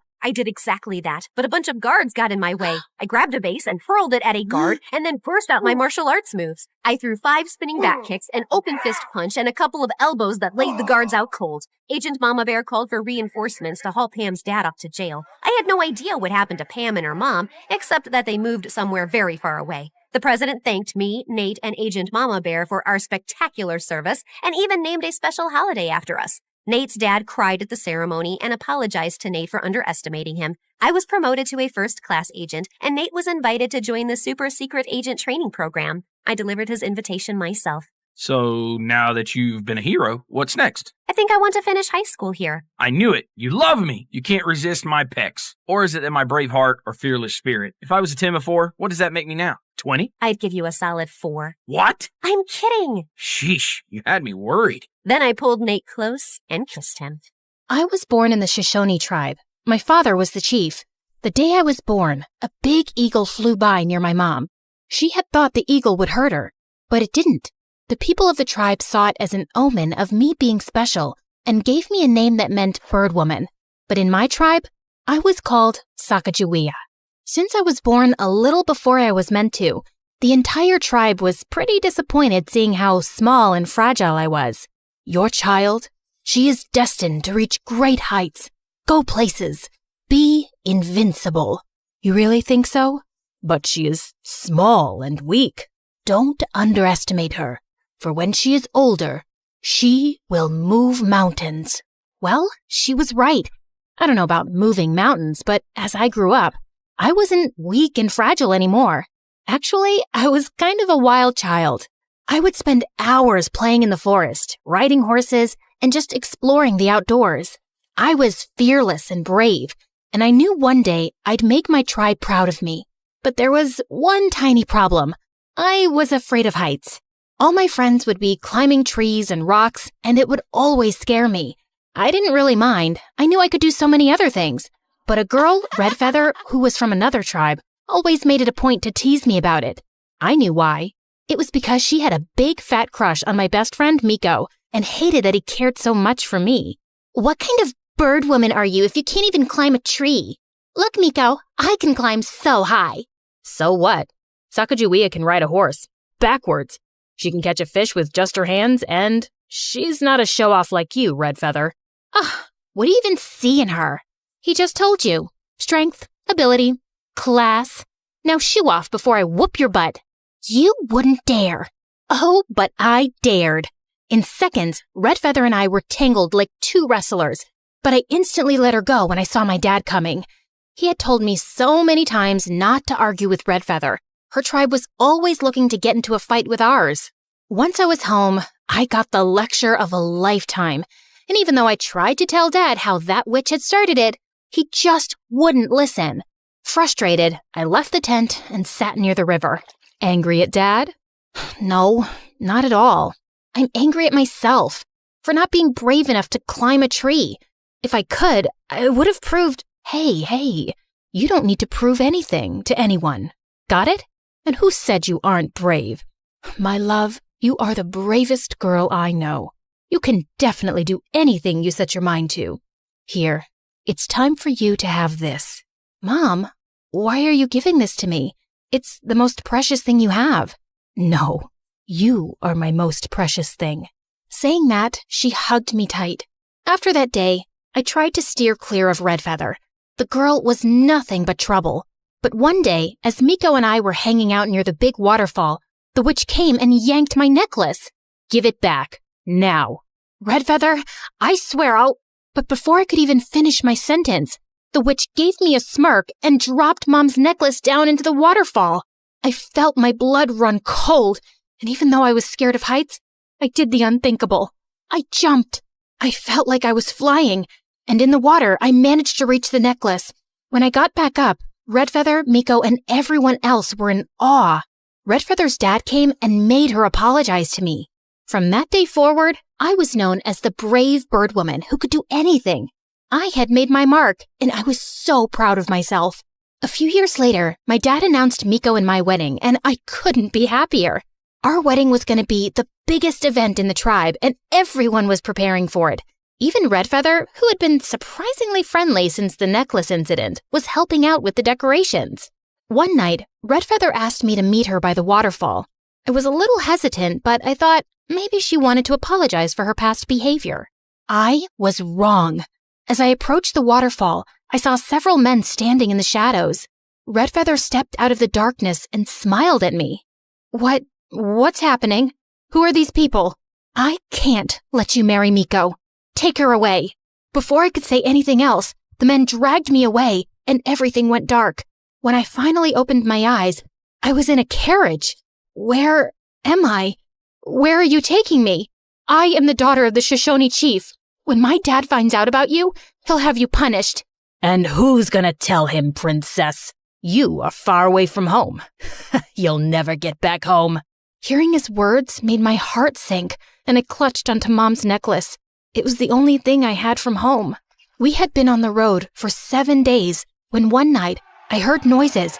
There were so many people fighting. The caravan was being attacked. I was so scared. I had no idea what was happening. But then I heard a voice that spoke in a different language. It was a Frenchman. He and his soldiers had attacked the caravan and freed me. They kept talking, but I didn't understand a word. And when I spoke, they didn't understand my language either. But even with the language barrier, I knew they meant well. I didn't know how to get back home. So one of the soldiers found a nice family who adopted me and taught me their language. I was so thankful to them and all the help they gave me. Years passed, and I missed home terribly. Unfortunately, we had traveled too far in an unknown direction, so I didn't know my way back. When I turned 18, I got married to a Frenchman, and just when I had my son, my husband left me. I was disappointed. As a little girl, I had thought I would go places, have a life filled with adventure, make my tribe proud. But everything had gone so wrong. But things changed when one day, 2 men, Lewis and Clark, came to my town. They had heard about me and wanted to know if I could help them find a new route to the Pacific Ocean. Sacagawea, we heard you used to be from the Shoshone tribe. We need your help to find a new route to the Pacific Ocean.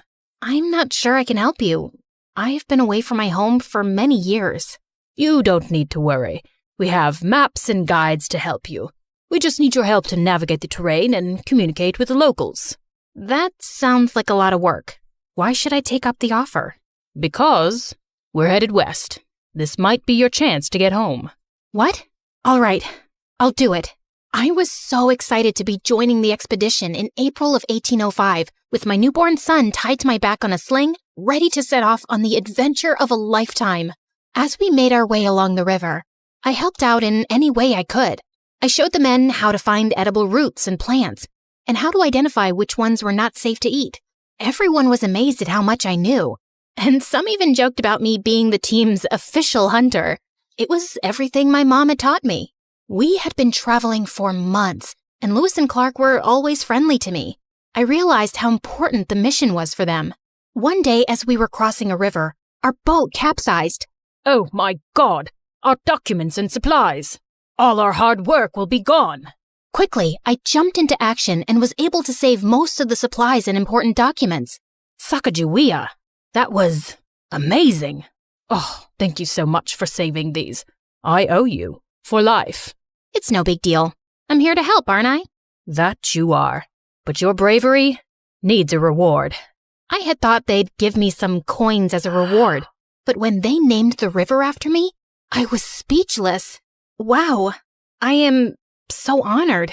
Just promise us you're gonna stick around with us till the end, because I know for sure we can't finish this journey without you.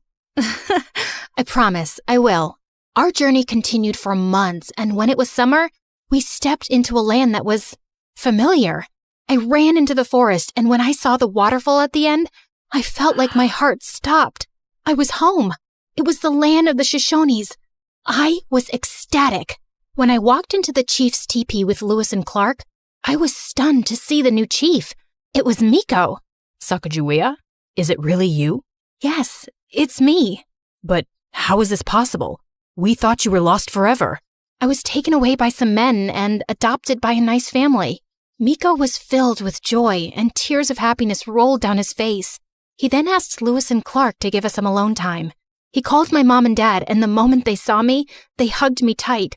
Sacagawea, I can't believe my eyes. I am so happy to see you here. Me too. I missed my family and my tribe so much. We never knew what happened to you. We searched for you for months and months. It was then the hatred I had for Redfeather came back, and I told Miko, Mom, and Dad everything. Miko had his guards bring in Redfeather from her tribe along with her father. The moment Redfeather saw me, her face went pale and she fell on her knees in front of me. You witch! I knew you were jealous of me, but how could you stoop so low? Sacagawea, I am so sorry for all the wrong I have done to you. I am sorry. Please forgive me. I wanted to tell her no. And how could she even ask for me to forgive her? But just then, Miko declared that Redfeather would be kicked out of her tribe, or else the peace pact between our tribe and hers would be broken. To my surprise, Redfeather's father didn't hesitate a bit and agreed. I apologize for what my daughter did to you. I'm ashamed of her. It was her doing. You don't have to apologize for her. Once Redfeather left, Miko and my parents asked me to stay in the tribe, but I just couldn't. I had made a promise to Lewis and Clark. While my parents agreed to let me go, Miko was making it hard. You just came back. You can't leave now. Please, Sacagawea, stay. I will, Miko. I give you my word. Once the journey is finished, I'll come back here, to the tribe, to you. Reluctantly, Miko let me go, and I accompanied Lewis and Clark on the rest of their journey. We continued on our travels, but one day, something horrible happened. As we were passing through a thick forest, an arrow hit a tree just inches from Lewis. I was so scared and desperately wanted to help my group. I quickly grabbed my bow and arrow and ran towards the attackers. I was determined to protect Lewis and Clark, and I started shooting arrows at the attackers. One of the attackers stopped, and seeing a native woman protecting the European men, he called off the attack. You are with them? Yes, I am. They come in peace. Please, let us pass. Everything has a price. Give us something. Perhaps the necklace around your neck. Will you let us pass if I give it to you? Yes. With a heavy heart, I took off my mom's necklace and handed it to the man, and the attackers left, and I ran to Lewis and Clark. I was so relieved that no one got seriously hurt. Sacagawea, why did you give your necklace? I know what it means to you. It was precious to you. For me, my friends are more precious. Your safety means everything to me. I just did what I had to do. No, you did more than that. You saved us all. I felt so proud of myself. Finally, I had done something that my parents and the tribe could be proud of. We continued our journey and finally made it. After months of traveling, here I was, standing by the Pacific Ocean. I felt like I was in a dream. The sound of the waves crashing against the shore, the smell of the salt in the air, and the feeling of sand between my toes. It was breathtaking. I couldn't believe I was here. I had been on this journey for so long, and now I was standing at the edge of the world. I realized in that moment how much I had grown. I had gone from a scared little girl who was afraid of heights to a brave and fearless woman who had gone on an amazing journey. We stayed for a month, and when it was time to return, Lewis and Clark asked me to come with them on another expedition. I really wanted to because I loved adventure, but I had other plans. When I returned home, the first thing I asked was where Miko was, and my parents told me that every morning he sat by the waterfall. So I snuck up to him and hugged him, and we both ended up in the water. Oh my God, you came. I promised, remember? Saying that, I kissed him, and it felt so right, like I was finally where I belong, finally home. Today, there are more statues in the United States dedicated to me than any other American woman. I'm remembered now as a hero and as a symbol of courage, strength, and peace for safely guiding the expedition to the Pacific Ocean. My story continues to inspire and remind people that no matter who you are or where you come from, you can always make a difference. I woke up in a cold sweat as I heard a pack of wolves howling outside. Seconds later, the cackling hyenas joined in, and then I heard the blood-chilling roar of a lion. I was surrounded. I walked over to my window, opened it, and yelled, "Be quiet and let me sleep, you buffoons! Do you want me to look like a raccoon in the morning?" Wow, it actually worked. They don't always listen to me. And yeah, I said the whole waking up in a cold sweat thing for dramatic effect. I'm a melodramatic girl. You see, I am surrounded by wild animals, but they're all in cages. And I live inside a zoo. Now please go away. I'll tell you the rest of my story in the morning. So yeah, I really did grow up in a cottage inside the zoo, since my parents were the zookeepers. And I know I called the animals buffoons earlier, but I didn't mean it. It's like when you call your siblings morons, but you still love them, right? The animals were my first playmates, so naturally, I couldn't quit horsing around, even in school. Listen, I can howl like a wolf. Ow! Tina, can you stop making animal sounds? You're disturbing the whole class. At least I'm not putting them to sleep. I heard that, young lady. You're staying back in recess to reflect on your behavior. The only thing I reflected on was how to prank my teacher. So the next day, when she opened her desk drawer, a tarantula casually walked out and then jumped on her arm. She screamed and flapped her arms around like a rabid chicken, then tripped on her chair and fell on her butt. Needless to say, I ended up in detention. And that's where I first talked to the dreamboat in my class, aka Eric. Okay, yeah, he's only 11 here, but you could tell even then that this kid's gonna grow up to be a hunk. And he already had a bad boy reputation. I'd seen kids giving up their lunch money to him, carrying his bag, and even cleaning his shoes. Rumor had it that a kid who pissed off Eric woke up in a garbage dump the next day, and he had no memory of how he got there. But Eric seemed to be utterly fascinated by me, or maybe all the animals I could play with at the zoo. The point is, he was nice to me, and that was all I needed to consider him my first human friend. Can you really pet the crocodiles? Don't they bite? Nope, they love me. Well, the alligators do, but they're kind of the same, right? Potato, potato. Newsflash, they're not the same, but that's a discovery I made later. Can you sneak me in tomorrow? I want to play with them. I'll have to think about it. I can pay you. Deal. I was so excited to have Eric over, and even my parents were happy to see me with a two-legged creature for once. All right, kids, your mom and I have some things to do, but feel free to roam around the zoo and don't get into any trouble. You sure you don't want me to take you around? Dad, we don't need a babysitter. We'll be just fine. Be cool, man. Be cool. Once they left, Eric turned to me. Did you get the keys? Yep. My dad had keys to all the enclosures, and I'd taken the key for the crocodile one so Eric could see them up close and personal. Now all we have to do is not get caught by the cameras. Wait, there are cameras? Yep, but I know where they are. Come on, we just need to sneak past them using their blind spots. Do you do this often? Yeah, I love feeling like a spy. Okay. I was definitely impressing Eric a lot. I could already see it. Me and Eric, prom king and queen in high school. Soon, we were standing inside the enclosure, only a few feet away from the crocodiles. Up close, they looked a lot bigger than I'd thought. I told you, I've only played with alligators before. And wow, these creatures could swim fast. And they were coming right at us. They look hungry. Yeah, maybe we shouldn't pet them. Ah, look at that one! He's gonna eat me! Eric screamed and started running frantically, and I was right behind him. Then he tripped over a twig. I crashed into him, and we both fell on our faces, and the crocodile was hot on her tail. Just then, I noticed a mirror on the ground next to Eric. I held it up and caught the sunlight, sending a blinding flash into the crocodile's eyes. It got confused for a bit as we scrambled to our feet and ran out. I locked the enclosure quickly, and Eric dropped to his knees. Oh, God. That was the worst day of my life. It wasn't that bad. I mean, think of how I saved your life with my quick wit and fearless spirit. Why do you carry a mirror around, though? To see my beautiful face, which that crocodile would have destroyed in a second.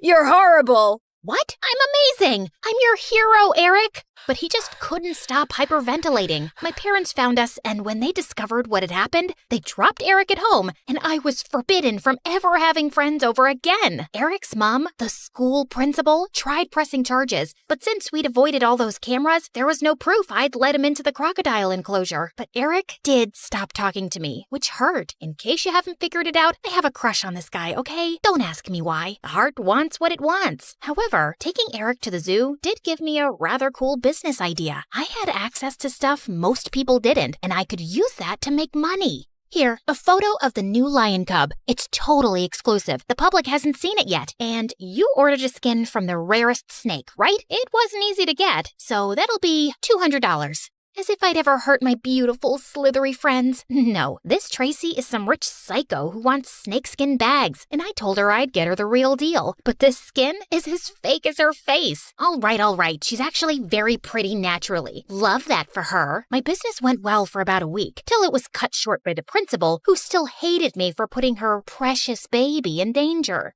You cannot bring anything like that to sell in the school from now on. You better start acting like other normal girls your age. Do you understand what I'm saying?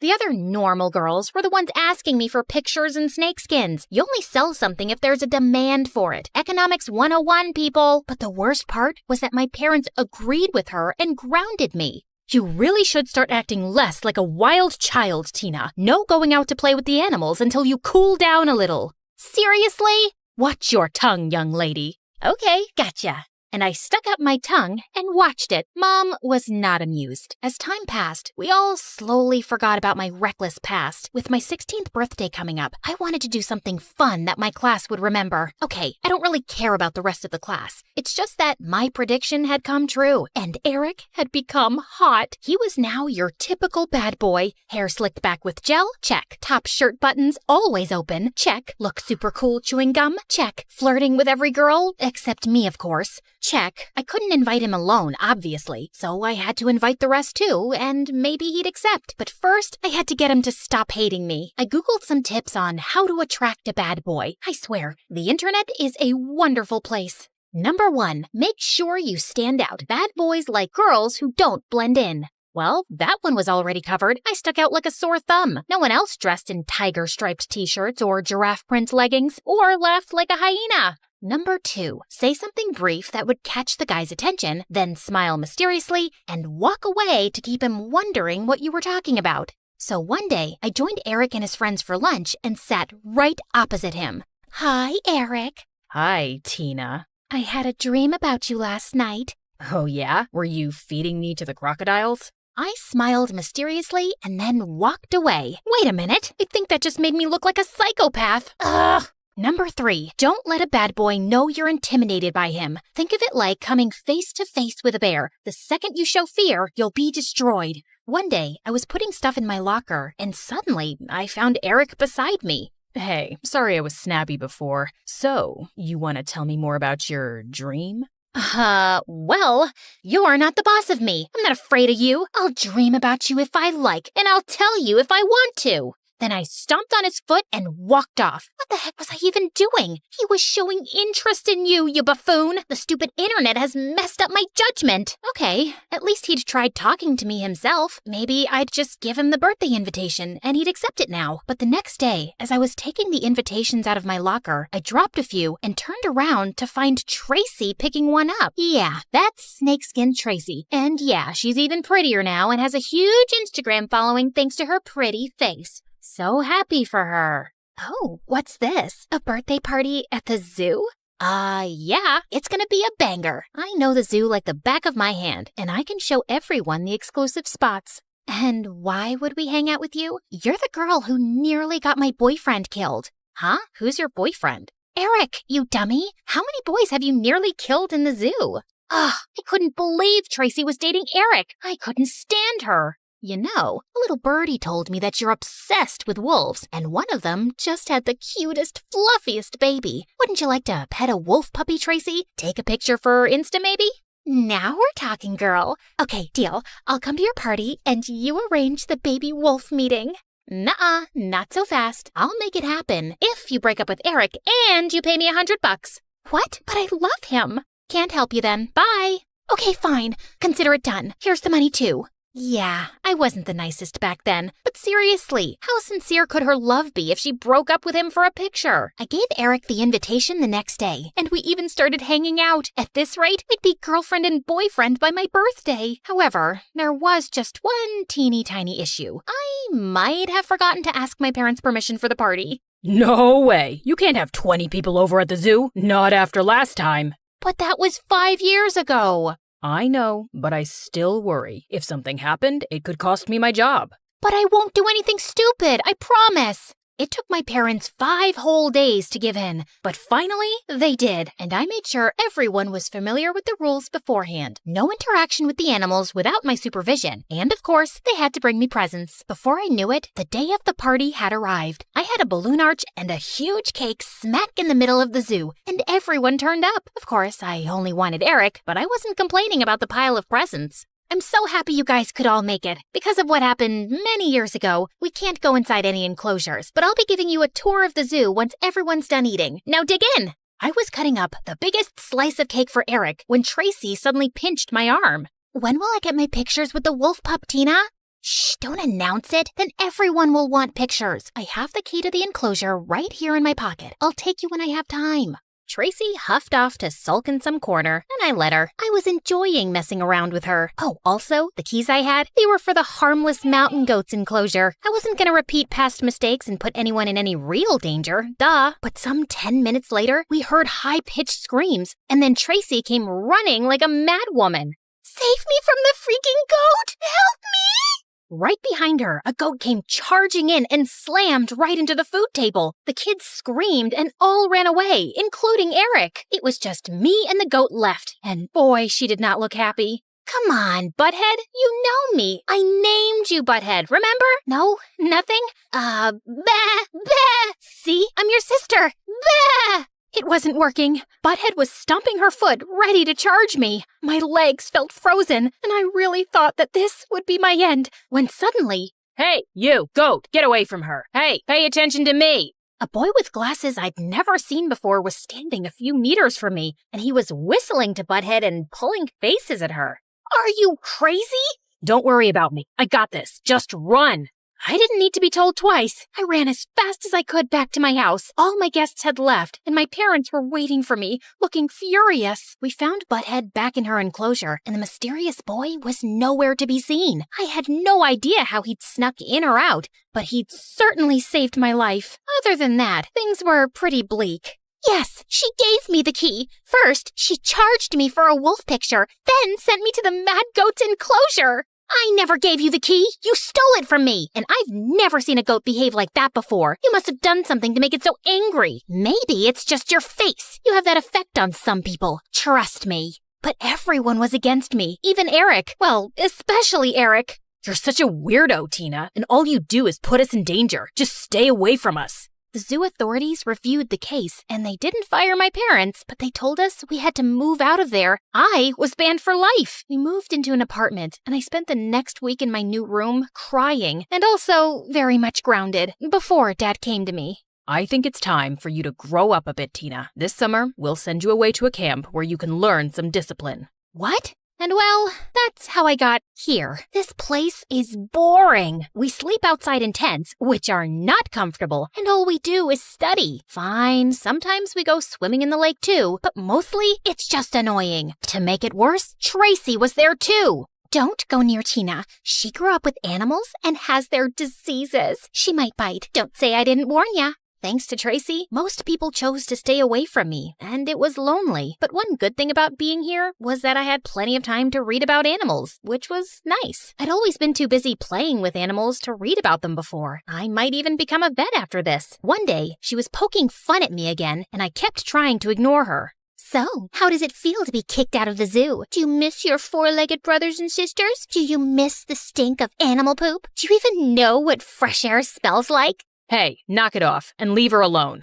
That voice was so familiar, and I turned around to see the mysterious boy from the zoo. Wait, it's you. You saved me from the goat. Yep, I'm Mason, by the way. I've been sneaking in and out of the zoo for ages. I just like hanging out around animals. And that day, I was just roaming around when I happened to see your friend Tracy here stealing the keys from your pocket. So I took some pictures. You took pictures? Yeah, right. You're lying. They're right here on my phone, but it'll be $5 if you want to see them.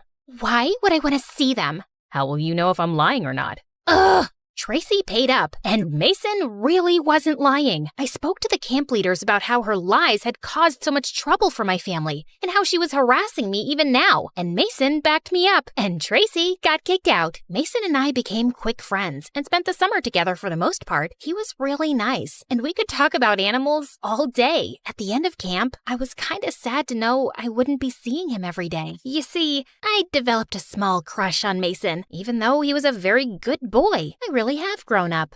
Promise to write to me every week? I will. And when I went back home, I also showed the pictures to my parents, and they apologized for not believing me before. Even my zoo privileges were reinstated, and I could visit anytime I wanted. Mom, Dad, I want to be a vet, and I think I want to change schools. I've looked up a few where they start vet courses in high school. That sounds like a good idea, and it's a very fitting job for you, sweetheart. Things were going well, except that Mason didn't really stay in touch, which made me kind of sad. I was both excited and nervous on my first day in my new school. I didn't know anyone, and I wasn't the best at making friends. Just then, someone came and sat next to me. Hi, Tina. Mason, hi! You're in my class? Or you're in mine. Either way, we're both here. Listen, I meant to stay in touch, and things have just been crazy. I'll tell you all about it, but first, I really missed you. I missed you too. Guess I didn't have to start from scratch after all. I stomped my feet on the floor, pounded the walls with my fists, and let out my most glass-shattering scream. There she goes again, throwing another temper tantrum. That was my dad, and that's me rolling around like a pig in mud. My dad was about to leave for another business trip, and I didn't want him to go. He was a wealthy, highly successful businessman and was constantly traveling the world to meet with new clients. But Dad, do you have to go? Yes, someone has to pay for this mansion and all of your expensive things. Now get up off the floor. You don't see your sister throwing a tantrum, do you? Yeah, Jenny. You look like one of those filthy goats we saw at the petting zoo. Aw, those goats were so cute. My big sister Clara gave me a disgusted look. She was a year older and always trying to make me look bad. And okay, maybe being on the floor wasn't helping my case. Growing up, my sister had always overshadowed me. When I was 6 and learned how to play the ukulele, Clara taught herself to play the violin. When I put on a puppet show for my parents with stuffed animals, Clara directed a whole play with actors and fancy sets and everything. One time when I was 12, the president and the first lady came to visit our house for dinner. It was a big deal. There were a bunch of reporters, and the staff prepared the house for weeks. My dad was so nervous that he started yelling at a servant. This is gold cutlery. I told you to use silver. The first lady hates gold. Fix it now. Yeah, everybody knows that. Are you stupid? When they walked away, I sneaked over to the servant, who was in tears. You're doing a great job. And then I slipped her a huge tip. I put on my best dress for dinner. I thought I looked cute, at least until I saw Clara. She looked like an absolute princess. At first, it made me feel invisible, but then I decided to be brave. When it came time to serve the soup, I jumped up. I got this. I was thrilled. Finally, a chance to make Mom and Dad proud. I walked gingerly to the first lady, being extra careful, when suddenly a foot stuck out and tripped me. The soup went flying all over the first lady and the president. Then a bunch of Secret Service guys tackled me like I was an assassin or something. That's when I noticed Clara pull her foot back under the table. She'd done it on purpose. Go to your room. It wasn't my fault. It was Clara. You're such an embarrassment. The news was on TV by midnight, and the next day my parents sent me off to a boarding school on the other side of the country. It was lonely at first. My family was treating me like a black sheep, even though I'd done nothing wrong. My dad made sure my bank account was full, but he never had time to visit or even talk. I decided I couldn't spend all my time being homesick. I was going to make something of myself here. I signed up for all the top activities, like horseback riding, water polo, and ballet. By the time I was 16, I was number 1 in all of them. I even ran for school president and won. Even though I was thriving, I didn't want to leave anything to chance. So I was always complimenting people and buying them gifts, even the teachers. I wanted people to like me, and it seemed to be working, with one exception, this boy, Josh. Josh worked in the stables taking care of the horses and seemed immune to my compliments. Hey, Josh, is that a new shirt? Looks nice. It's old and covered in dirt. You don't have to try so hard to be liked, you know. It was just a compliment, geez. It was a fake compliment. You might have everyone else here fooled, but not me. What was his problem?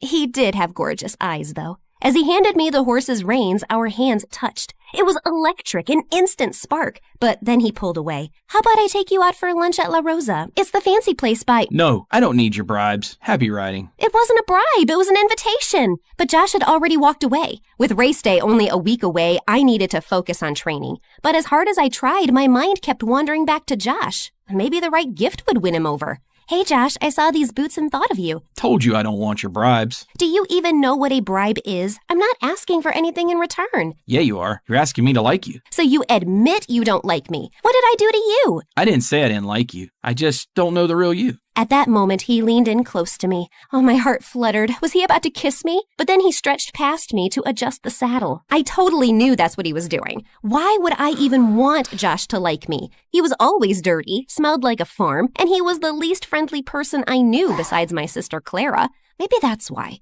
For all the success I'd had at this school, Josh was a reminder that back home I was no one special. On the day of the race, I was feeling nervous, but I stayed focused and came in first place. My parents hadn't visited me since I'd arrived, but part of me was still hoping to see them in the stands cheering me on. Of course, they weren't there. But to my surprise, Josh was. Congrats! I can't believe you came to support me. You do like me. I was already here. It had nothing to do with you. Liar. Josh smiled at me and butterflies danced in my stomach. As he walked away, I patted my horse Nessa on the neck. You hear that, girl? I think he likes us. The next day, me and Nessa were on the front page of a national newspaper. Not long after that, I got a FaceTime call from my dad. I was shocked. He normally just sent me emails. Hey, honey, I wanted to let you know we're very proud of you. Feel free to mention my business the next time you talk to reporters. Thanks, Dad. I will. Do you think you'll be able to come visit soon? I'm afraid not. We're in Japan with your sister right now. Japan? Sorry, honey, but we'll definitely come when you try out for the Olympics team. That's the big one. Just then, Clara's face appeared. Yeah, anyone can win a national race. An international race is the real challenge. That's not fair. I worked really hard. You've never won a national race. We have to go, honey. We just got to the Hello Kitty store. Then he hung up without even saying goodbye. I couldn't help it. I started to cry. And that's when Josh found me. Go ahead, make fun of me. You know you want to. I never wanted to put you down. I just wanted you to be real. And it looks like you finally are. Yep, real tears and snot here. As real as it gets. Come on. I want to show you something. Josh held out his hand. I felt a rush of warmth as I took it. Josh took me to the fields behind the school and showed me the foals running around. It was the cutest thing I'd ever seen. I approached the mom slowly so I wouldn't spook her. Whoa. She doesn't like most people. Be careful. Just then, the mom nuzzled her nose against my hand. Aw, you're just a big sweetie, aren't you, girl? I noticed Josh looking at me funny. What? I just never realized how gentle you are. After that day, Josh and I started hanging out more. He was strange and funny, and I loved how kind he was to animals. I was surprised to learn that he didn't actually go to our school. No way my parents could ever afford that. They've been struggling with money, so I took this job to help out. Josh, I'm so sorry. Why? We're happy. I love working with horses. Sure, times are tough, but money isn't everything. They're amazing parents. You're lucky. I mean, don't get me wrong, my parents are great. They're just not around much. But as the months went by, I started hearing from my parents more and more often. They even came to visit. I was winning races left and right, and the media nicknamed me the Jockey Barbie. I was on TV, magazine covers. My life was a whirlwind. Honey, I thought you were going to mention my business during your interview today. I did, didn't I? Yes, but only once. We agreed on 4 times. Repetition sells. Okay, I'll try harder next time. My favorite moments were the quiet ones, just me and Nessa, going for rides before sunsets, and my long talks with Josh in the stables. One day our hands touched, and I felt that same charge I did before, but this time Josh didn't pull away. He took my hand in his and leaned in, our lips nearly touching. Ew! Are you seriously about to kiss the stable boy? Ugh! Clara's timing was the worst! I have a name. It's Josh. Oh, whatever you say, Josh. What are you doing here, Clara? Just wanted to remind you that you may think you're hot stuff now, but you're still the same old loser you've always been. Sounds like you're jealous that Jenny is finally getting the spotlight instead of you. Josh, that's not nice. Are you seriously taking her side? I just want everyone to get along. Is that so wrong? Clara rolled her eyes in disgust and left. I was hoping Josh might try to kiss me again, but he left too. At least Nessa was still on my side. You still like me, don't you, girl? Don't give me that look. Thankfully, Josh didn't stay mad at me for long. He even invited me over for dinner to meet his parents. Their house was tiny and chilly from a broken heater, but his parents were the sweetest. His mom made the best dumplings for dinner. Later that night, Josh showed me the hill where he loved to lay out and look at the stars. One day, I'm going to have enough money to open stables of my own. I'll buy my parents a ranch, and it will be filled with horses and happy animals roaming free. Sorry, I'm rambling. Not at all. I think it's a beautiful dream. Josh gazed into my eyes, and in that moment, we had our first kiss. I wish I could have stayed with him on that hill forever, but I had a race to win. Unfortunately, Nessa wasn't feeling well, and we only came in third. 3rd place? You won't get into the Olympics with a record like that. Winning isn't everything, Dad. I'll have to take a break for a little while so Nessa can recover. A break? Nonsense. She's just a dumb horse. You can replace her. This one looks healthy. My dad patted another horse on the rump, and the horse neighed angrily and kicked her stall. My dad was so startled that he fell back into a pile of poop. I couldn't stop laughing. Stupid animals. I'm leaving. Honey, we just want what's best for you, and the Olympics are a golden opportunity. I hope you do what's right. I didn't like the idea of riding another horse, but I didn't want to let my parents down either, so I started training again. Hi guys, I'm Lucy. Like and subscribe to hear my crazy story. Growing up, I had a happy life, and I basically had it all. Only one thing was missing: siblings. And since my parents were always busy, I felt lonely, so I came up with new ideas every time. Once when I was 4, store. I asked my driver to push my life-sized doll in a stroller to my dad's office. Oh no, she pooped. Dad, can you please change my baby sister's diaper? Oh, honey, I can't do. Remember when you cleaned my bum in the middle of the forest with a leaf? My dad looked horrified. You've got this. You can imagine my dad's embarrassment in the middle of the meeting. When I turned 8, I'd grab the neighbor's kids and beg my parents to bring them home, but they weren't convinced. So I did everything to let them stay with me as long as I could. Until, stop trying to kidnap my kid. Put down that Prada bag filled with jelly beans and get your butt home now. As they left, I started bawling, and my parents had enough embarrassment. So the next month, they adopted 6-year-old Harrison from foster care. I was ecstatic. Welcome to your new house. Whoa, it's so big. Is it an orphanage? He was so cute, but he didn't play with the toys our parents bought for him. Instead, he picked up the cans from the bin and played with those. He also kept wearing the same clothes until they got worn out. My heart just swelled. So I stepped up and decided everything for him since then. But outside the house, his innocence quickly made him a target for bullies. Like in primary school, this one kid, Finn, kept picking on him. Once, when he made Harrison wipe up his shoes dipped in dog poop, hey, gross! I went full demon mode on this kid and sent him packing. But the teacher caught me giving him a black eye. Lucy Godot Raffaelli, my office now. I was in deep trouble, and I got detention for 3 weeks, and Mom had me doing chores for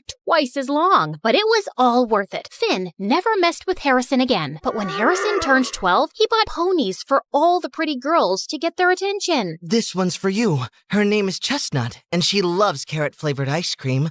Oh my gosh, thank you! As a responsible sister, I'd have to go around to all those girls' houses later to fix the damage. Chestnut's coming back with me. Hey, is that scarf cashmere? Give that to me. Stay away from Harrison, understood? I was genuinely worried that if a girl bats her eyelids at him, he'd buy her Prada bags and skirts from Miu Miu. In high school, the stakes got higher. There were more bullies who'd trick him, but the biggest threat was the hotties trying to charm him. Thankfully, my boyfriend Justin was 100% genuine. He was handsome and the best basketball player. Harrison is totally gonna get his butt whooped. And you're going to follow him around with the baseball bat beating up anyone who tries? I wish, but I have my own stuff going on too. But maybe if you could... Nuh-uh, no way. You can hire someone like Nathan. It's not like you don't have the cash for it.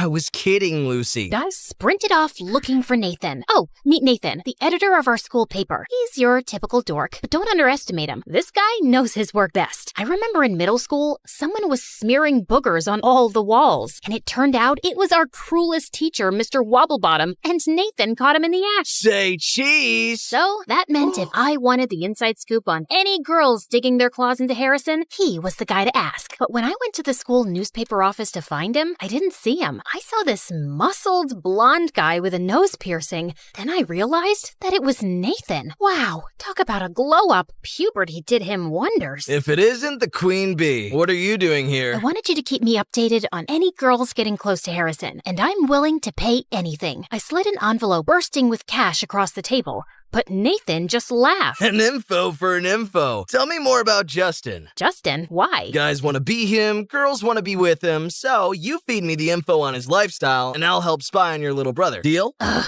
I wanted to smack Nathan so bad, but now I'm stuck. Spilling the tea about Justin isn't a big deal, and it might even get him more fans. For the next month, I got the inside track on any girls who had their eyes on Harrison and shut them down early. And all I had to do was listen to Justin a bit more when he started gushing about his new protein powder or whatever. But things got messy when the first article on Justin came out. Gains, come my ways. He stopped me at my locker and shoved his phone in my face. Do you know anything about this? Your special no-carb meal plan? In the school paper. How'd they find out about that? I eat my lunch in the gym storeroom just to keep it a secret. Only 2 people know about it. My trainer and you. Don't get so worked up. It's just a diet. Meal plan. This is what determines if you're Olympic level or a local league scrub. You just don't get it. You never did. He stormed off, and before I could say anything, out of nowhere, Nathan peeked from behind. Don't worry about it. I heard something else that's going to blow your mind. He told me that Harrison and this girl, Natalie, have been secretly meeting up after school. And just today, she got a new iPhone. Okay, what's the big deal? Nathan said Natalie was on a scholarship, and there was no way she could afford the latest iPhone. That leech! This would be a huge scoop if we can prove that she's using Harrison for his money. Oh, she definitely is. And since you're Harrison's sister, I thought you could get in close and help me expose Natalie. Deal. The first step was to figure out just what Natalie had been scamming my brother out of. Nathan got Natalie's locker code, so I snuck into the locker room during my free period and took a look inside. Books, gym clothes, stationery, nothing I could pin on her. On the back of the locker door was a picture of her and Harrison with a big love heart drawn around it. Blech. And then, what really stood out was a folder called Operation Moolah. Bang! Just then, the door slammed shut in my face. It was Natalie. Find anything you like, thief? Funny you say that when you're the one who's been eyeing up my brother's wallet. Oh yeah? And what did I take from him? And then, as I looked at her hand on the locker door, I saw Natalie was wearing a glittering diamond ring. Ah! Get off me! How'd you get this then? Dumpster diving? The crowd started murmuring, and I waited to see Natalie crumble, but she didn't. She looked more confident than ever. Harrison did give it to me as a promise ring. He gave this to me because he wants to go steady from now on. And before I could react, a couple of girls squealed, running out of the crowd to cheer for Natalie. Ugh. I went back to Nathan to tell him what happened. Not gonna lie, this is still great stuff for me. Not helping, Nathan. I need a new way to expose Natalie. Just then, he pulled out a drawer filled with cables, microphones, and cameras. How do you have all these? My friends lent it to me in exchange for information. So this was how he got his info for the gossip column. Over the next week, we tried to follow Natalie wherever possible, but she wouldn't let us get close at all. Until one day, we saw her and her friends go to a primary school's playground. We brought a long-distance microphone with us. I zoomed past other cars, my foot hitting the accelerator at every turn, as my friend Vanessa screamed for her life. Just then, I saw this police car tailing us and pulled to the side. Just do as I say, okay? Like I have a choice. Shut it! Oh, hey, officer. Was I going too fast? May I see your license, please? Oh, sure, Officer Cutie. It's Curie. Oopsie, my bad. You know, I had this dream last night that I was stopped by a policeman, and we went to this cute place by the ocean and shared a cold latte, since it's so hot these days. I mean, talk about global warming. You think it's getting hot in here? I think it is. What do you think, Vanessa? I think you should shut up. I think so too. Now please step out of the car. Really? None of my flirting worked, huh? Then I guess I have no choice but to do this. And I stepped on the gas and sped the car away. Hi, everyone. I'm Sage, and I'm about to tell you how I messed up my life. But before we get into that, please like and subscribe to MSA. I lived with my single mother and my twin sister Zoe in a small apartment in downtown New York. We didn't know anything about Dad, except that he was a loser who turned his back on Mom and left her totally heartbroken. One day you're going to come back crawling and begging for forgiveness, and I will spit on your face and make you cry. Mark my words! That never happened.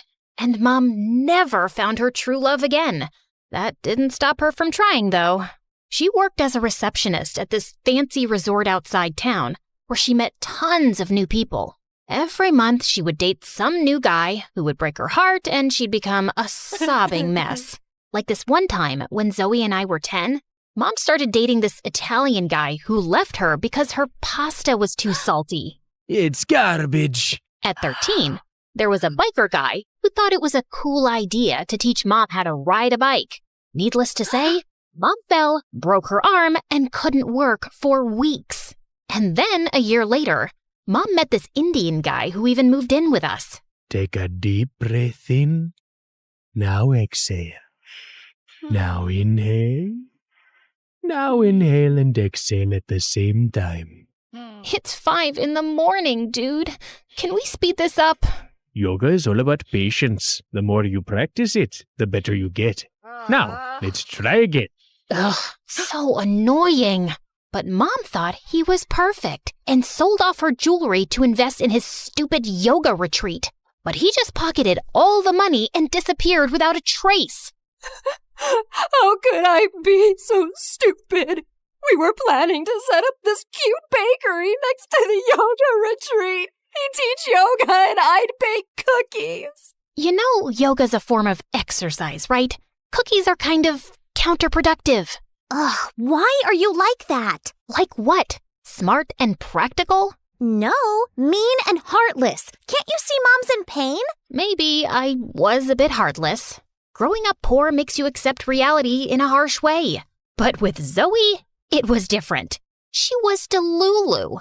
Thanks to Mom and her awful choice in men, she grew up thinking that the only way to have a good life was to get your hooks into someone rich and successful. I was reading this fashion blog and they said if I sleep with a clothespin on my nose, I'll get the perfect upturned nose like most rich people have. That's the stupidest thing I've heard. Your nose is just fine. Can't hurt to make it better. And what do you know about fashion and skincare? She even tried poking her cheeks with pencils so she'd get dimples. When that failed, she turned to stupid home remedies. It's just getting worse before it gets better, right? What do I know about fashion and skincare? So, yeah, Zoe and I were poles apart, and Mom was always weird. And things just got worse when we turned 18. Mom met some guy at her resort, fell in love, and a week later they got married and moved to Spain. She promised to stay in touch, but all we got were a few bucks and occasional phone calls. With bills piling up, Zoe and I had to pick up housekeeping jobs at the resort. The pay wasn't great, but it was enough to cover school. We even got a room to stay in, which was a huge downgrade from our apartment. Okay, we need to make this work. Zoe, you take the broom and I'll dust the shelves. I just got a manicure done, so count me out. Where did you get the money? Wait, have you been using my savings? Yeah, but think of it as an investment in our future. See, what if tomorrow I run into some rich bachelor who asks me out, then falls madly in love with me, and we get married? And when we move to our fancy new house, I'll even set up a place for you in the garage, where you can stay with your girlfriend and cats. What girlfriend? Your girlfriend, silly. You don't need to stay in the closet forever. It's 2024. I'm not gay, Zoe. I just don't have time for stupid boys. Now help me, or I'll make you sleep on the floor. The next few days were tough. I woke up extra early, worked my shift, went to school, came back, worked again, and passed out. But Zoe barely showed up at work and was more busy flirting with some guy or the other. And then, on the night of our graduation party, Zoe and I were getting ready when I spotted this huge diamond ring on her finger. Where did you get this from? I bought it? By selling your kidneys? Ugh, stop yelling. Okay, fine. I found this lying by the sink in a room I was cleaning today, so I borrowed it for the party tonight. And don't worry, the guest isn't going to be back before tomorrow morning, so I have plenty of time to put it back. And what if they come back early, realize their $1 million rock is missing, and they trace it right to you? Why would they assume it's me? Because you're a maid, and the maid is always the thief. Who else would go in the room? Oh my God, you're right. How did I not think about that? Oh, they'll catch me and throw me in jail. I'm too pretty to go to jail. Plus, no rich guy will marry an ex-convict. My life will be over before it even begins. Just shut up for 2 minutes. Zoe told me the room number, and I double-checked at the reception, and thankfully, the guest was still out. This was the perfect chance to put the ring back. So I tiptoed my way across the hall, popped out the master key, and was about to open the door, when suddenly, my eyes fell on the most perfect guy ever. His beautiful black hair matched his perfectly fitting tuxedo, and he radiated elegance and confidence with his walk. I was sure he was an important guest, but then he stopped right next to me. Almost didn't expect you to be ready on time. You're talking to me? Do you see anyone else around? Let's leave, shall we? Leave for... Our date? I'm Carter. Our dad set us up. Vanessa, I thought you had seen my picture. I went to see yours, but you're not on social media, and your dad said you hate getting photographed. But I have your room number, 709, so it's gotta be you. Unless you lurk around other people's rooms for some reason. No! Why would I do that? Of course it's me. I am she, Vanessa. And yes, of course, I've seen your picture, but you have one of those faces that isn't very memorable. A complete lie. Okay, we have a reservation at the pier. I don't want to lose the table. So let's go? I smiled weakly as Carter led me to his chauffeur-driven car. Had I just panicked and ended up on someone else's blind date? At one of the fanciest French restaurants in town? I quickly texted Zoe to go to the graduation party without me as we were led to our table. I was overwhelmed by the freaking number of forks on the table, and I couldn't understand anything on the menu. I just let Carter order for me, and we made awkward small talk and then fell silent.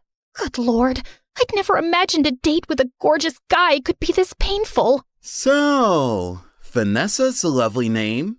Yeah, I guess. I've never met a Vanessa. Except myself. I'm actually named after Venice. Do you like Venice? It's nice, yes, but I like skiing more. I travel a lot, actually. It's my way of taking a break. Break from what? You know, endless meetings, parties, interviews where I get asked a lot of dumb questions like what do I eat in a day, how much do I work out, how many girlfriends do I have, etc., etc. And I have to answer all that to keep up a certain image, of course. But this life can be very exhausting. You know what I mean? Frankly, no. You sound like you don't appreciate how lucky you are. What do you mean? I mean, look at that waiter, for example. He works his butt off every day trying to make just enough for his rent. You think his life is easy? But he still smiles and serves you. Isn't that exhausting? Maybe, but that's what he gets paid for. It's his job. So he's not allowed to be tired because he works for a wage?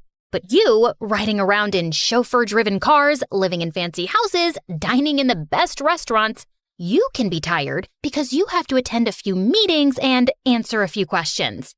Don't you think that's a bit hypocritical? I hadn't really thought about that. Then maybe you should. Anyway, I gotta go. But you haven't even touched your food. I'm not hungry anymore. And I just left without another word and hailed a cab back to the resort. When I got there, I realized that I still had the ring on me. So I decided to give my luck a second chance and tiptoed my way to Vanessa's room, carefully avoiding all the cameras. I swiped the key, gently turned the knob, and walked in, when suddenly someone jumped on me and pinned me to the ground. Who are you? And why did you just sneak into my room? And why are you wearing my ring? Speak up! I will, if you just get off me. Thankfully, Vanessa agreed to listen, and I spilled everything about the ring, Carter, and the blind date. I thought she'd call security immediately, but instead she burst out laughing. Do you have any idea how much I tried to get out of that date? Phew, you did me a huge favor. Does that mean you won't be pressing charges? That depends. You see, I moved to France with my grandma at 5 because my dad wanted to marry a kid-hating bimbo. But now she's left him, so he wants me to come back home. Problem is, I don't want to. I have my whole life in France, including my boyfriend, Jean-Pierre. And Dad hates him. He wants me to date Carter or he'll cut me off. And since Carter thinks you're Vanessa, you'll just have to date him in my place. Wow, you rich folks are complicated. And I can't do that because it's stupid and I'm pretty sure that guy hates me. Really? Then why did he send me a text asking to meet him again? Listen, just make this Carter guy go away. What if I say no? Then your sister will rot in jail and you will lose this job. But what about my work? I'll pay you. Does $500,000 sound good? Sounds great. Vanessa and I shook on it, and that night I couldn't sleep a wink thinking about how this money could change everything for me and Zoe. But I was pretty nervous about fooling some rich, powerful guy. I wanted to share my doubts with Zoe, but I knew she was a tattletale, so I kept quiet. And the next morning, Vanessa woke me up at 6 and told me that Carter was on his way to take me to a derby match. Is there a reason why I'm dressed like Mary Poppins' cousin? I get that you want him to hate me, but this dress makes me hate me. The idea is to make you look undateable, and this dress is perfect for that. Now remember, make this the worst day of Carter's life. He should be calling my dad and telling him that I'm a monster.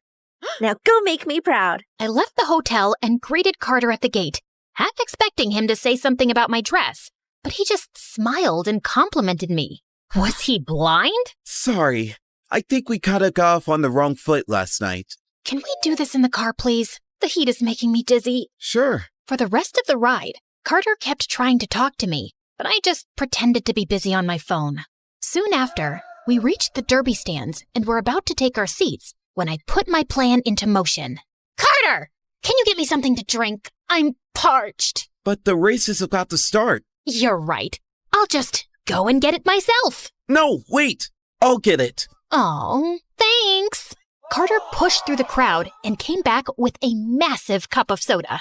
I took one look at it and screamed, "It has no ice! I want ice!" Carter rushed through the crowd again and came back sweating with a new cup of soda. Thanks. Oh no. What now? This isn't diet. I can't drink regular soda. It makes me feel bloated and gassy. Get me a new one. Pretty please. Carter shot me an irritated look before running back into the crowd, and by the time he got back, the race was over. I did feel a bit guilty, but then I thought about how he must have made his servants run around 1,000,000 times, so he probably deserved a little payback.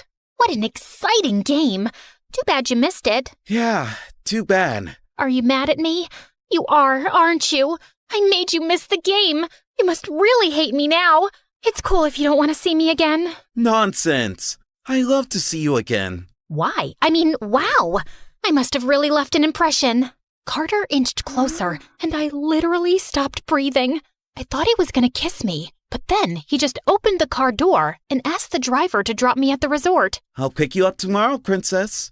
Don't miss me too much. You bet. What the heck was that? Over the next few days, I did everything to make Carter go away, but nothing worked. I threw tantrums over the smallest things, and he patiently calmed me down. I made him wait for hours while I got dressed and didn't even apologize when I showed up. And he just smiled and complimented me. On Vanessa's instructions, I even took him to an amusement park and then faked a hurt ankle so he'd have to carry me around. When he sat me down to rest, I screamed in his ear to get me something to eat. He was at the stall when I pulled out my phone and texted Vanessa. The plan's not working. I've tried everything. The fake ankle, making him carry me. I even pulled his hair a little when I was on his back. He's not budging. Just as I hit send, I looked down and froze. I'd accidentally texted Carter instead of Vanessa. My heart raced as I scanned the crowd and spotted him walking towards me. He handed me the food and took out his phone, but I grabbed it before he saw anything. You're not allowed to see your phone till you feed me. It'll only be a minute. I think it's for my dad. You're always on your phone. You never pay any attention to me. I'm hurt, and all you care about is reading a stupid text from your dad. And with that, I threw his phone into a nearby fountain. Vanessa? Are you insane? What if he has something important to say? Guess I'll have to wait. Now wipe that frown and feed me. Eat it yourself. You're impossible, and I'm out of here. And he just turned around and left. I thought I'd managed to finally get rid of him when I reached the resort and saw him waiting outside with a bunch of roses. I didn't want any attention from the staff, so I dragged him to the side. What are you doing? I am so sorry, Vanessa. I was way out of line today for yelling at you like that. Please forgive me. Haven't you had enough? I mean, I'll think about it. Can you leave now? I'm not leaving till you forgive me. Fine. I forgive you. You mean it? You want me to get it tattooed? Thank you. I'll see you tomorrow. Great. And I ran inside before anyone spotted me. I had to do something before this guy drove me insane. So I asked Vanessa for help, and we sat down and stalked Carter online everywhere. One of his Instagram posts said that he hated water. So the next day when I met him, I pitched the idea of scuba diving. Scuba diving? Why would you want to do that? Because it's fun. Imagine the two of us, hand in hand, exploring the depths of the ocean. So romantic. How about we explore the depths of my swimming pool instead? We can still hold hands, and it's a lot more convenient. It's funny how you're talking, but all I can hear are chicken sounds. Carter's a chicken. I'm not a chicken. Then prove it. Carter reluctantly agreed. But the next day when we were out on the water, he said he just couldn't do it.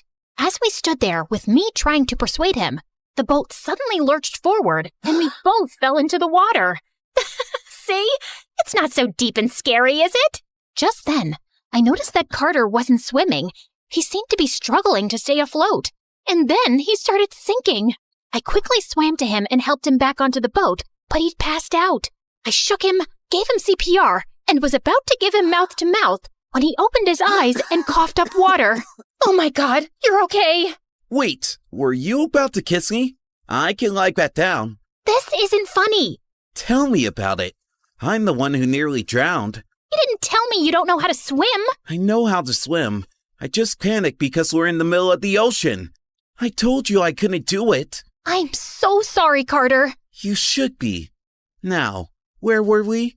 Yeah, I had my eyes closed and you're about to kiss me? Shut up. Once we were back on the main shore, we went to a cute diner and ordered burgers. Carter spotted a jukebox and played some of his favorite songs, but when I played mine, he fell silent. You don't like this song? No, I love it. It reminds me of my mom. She used to hum this to me whenever I was feeling low. I know I never say this, but I really miss her. I miss my mom too. Guess we're not that different, huh? You're way better than I'll ever be. Carter pulled me close, and as we swayed to the music, I realized he'd never looked so perfect. Under that spoiled exterior was a boy who missed his mom, and all he needed was someone to talk to. I wanted to be that person for him, but I also knew it wasn't going to last forever. So I just melted into his arms and decided not to think about it. That was until I reached my room and reality slapped me in the face. Care to explain why you have such an expensive dress in your closet? It's not mine. I borrowed it from someone at work. Uh-huh. Then why'd you hide it in your secret spot in the closet? You went through my secret spot? That's abominable. Who uses words like that? Also, I don't know what it means. And you've been acting really weird these days. Just last week I saw you sneaking into the room late at night. Where were you? I went out for a walk, Mom. Now, if you're done interrogating me, I've had a very long day. Obviously, that didn't stop Zoe from snooping around. And with time, she only got more suspicious. I had to put an end to everything soon, so I thought I'd go and talk to Vanessa. But her boyfriend was visiting, and she was always busy with him. And I decided to wait. But then one day during a date, Carter told me he wanted me to meet his dad. Why? I mean, don't you think we're moving too fast? We barely know each other. I don't know about you, but I think I know you pretty well. Really? Like what? Like I know you're pretty, you have the most gorgeous smile in the world, and that you play with your hair when you're nervous. And when you're thinking too hard, you make a weird face. Something like this? Stop it. Listen, please just come. It'll mean the world to me. Oh, and I have something for you. This necklace belonged to my mom, and it'll look beautiful on you. I don't think I can take this. I insist. Carter gently put the necklace around my neck, and I felt a million butterflies in my stomach. The entire ride home, I couldn't stop thinking about how I was deceiving him. I gulped down my tears as I kissed him goodnight, and then I barged into Vanessa's room.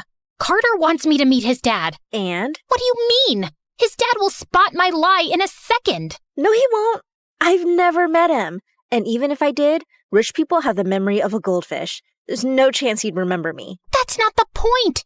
If Carter wants me to meet his dad, that means he's serious about me. It'll crush his heart when he finds out I lied. And why do you care about his heart? Listen, Carter clearly doesn't want to break up with you, but if his dad doesn't like you, he might convince him to dump you. All you have to do is make a horrible impression on the dad. I'm sure you can handle it. Handle it? I could barely walk in the ridiculous dress Vanessa picked out. I tripped getting out of the car on my way to Carter's mansion. Finally, I saw him waving at the front door, and I felt a bit relieved. But then his dad joined us, and he stared at me with an icy stare. Dad, this is... Vanessa, I know. You don't look anything like your pictures. Yeah, I'm not very photogenic. By the way, it's so good to meet you, sir. And what a wonderful house you have. These paintings and sculptures are really one of a kind. What an exquisite collection. And then I leaned onto one of the statues, and it started wobbling. The next thing I knew, it toppled over and shattered to pieces. As I backed off in horror, I accidentally bumped into a waiter carrying a tray of shrimp and landed right on my butt. Every eye in the room turned to me, and I quickly got up and bolted to the washroom. As I was cleaning up, a pretty girl walked in. It was Sophie, Carter's ex. I recognized her from my online stalking sessions. That was one heck of an entrance. I'm Sophie, by the way. Carter must have mentioned me. Actually, no, he didn't. Can I help you with something? Just wanted to see Carter's new catch. And also, there's something you should know.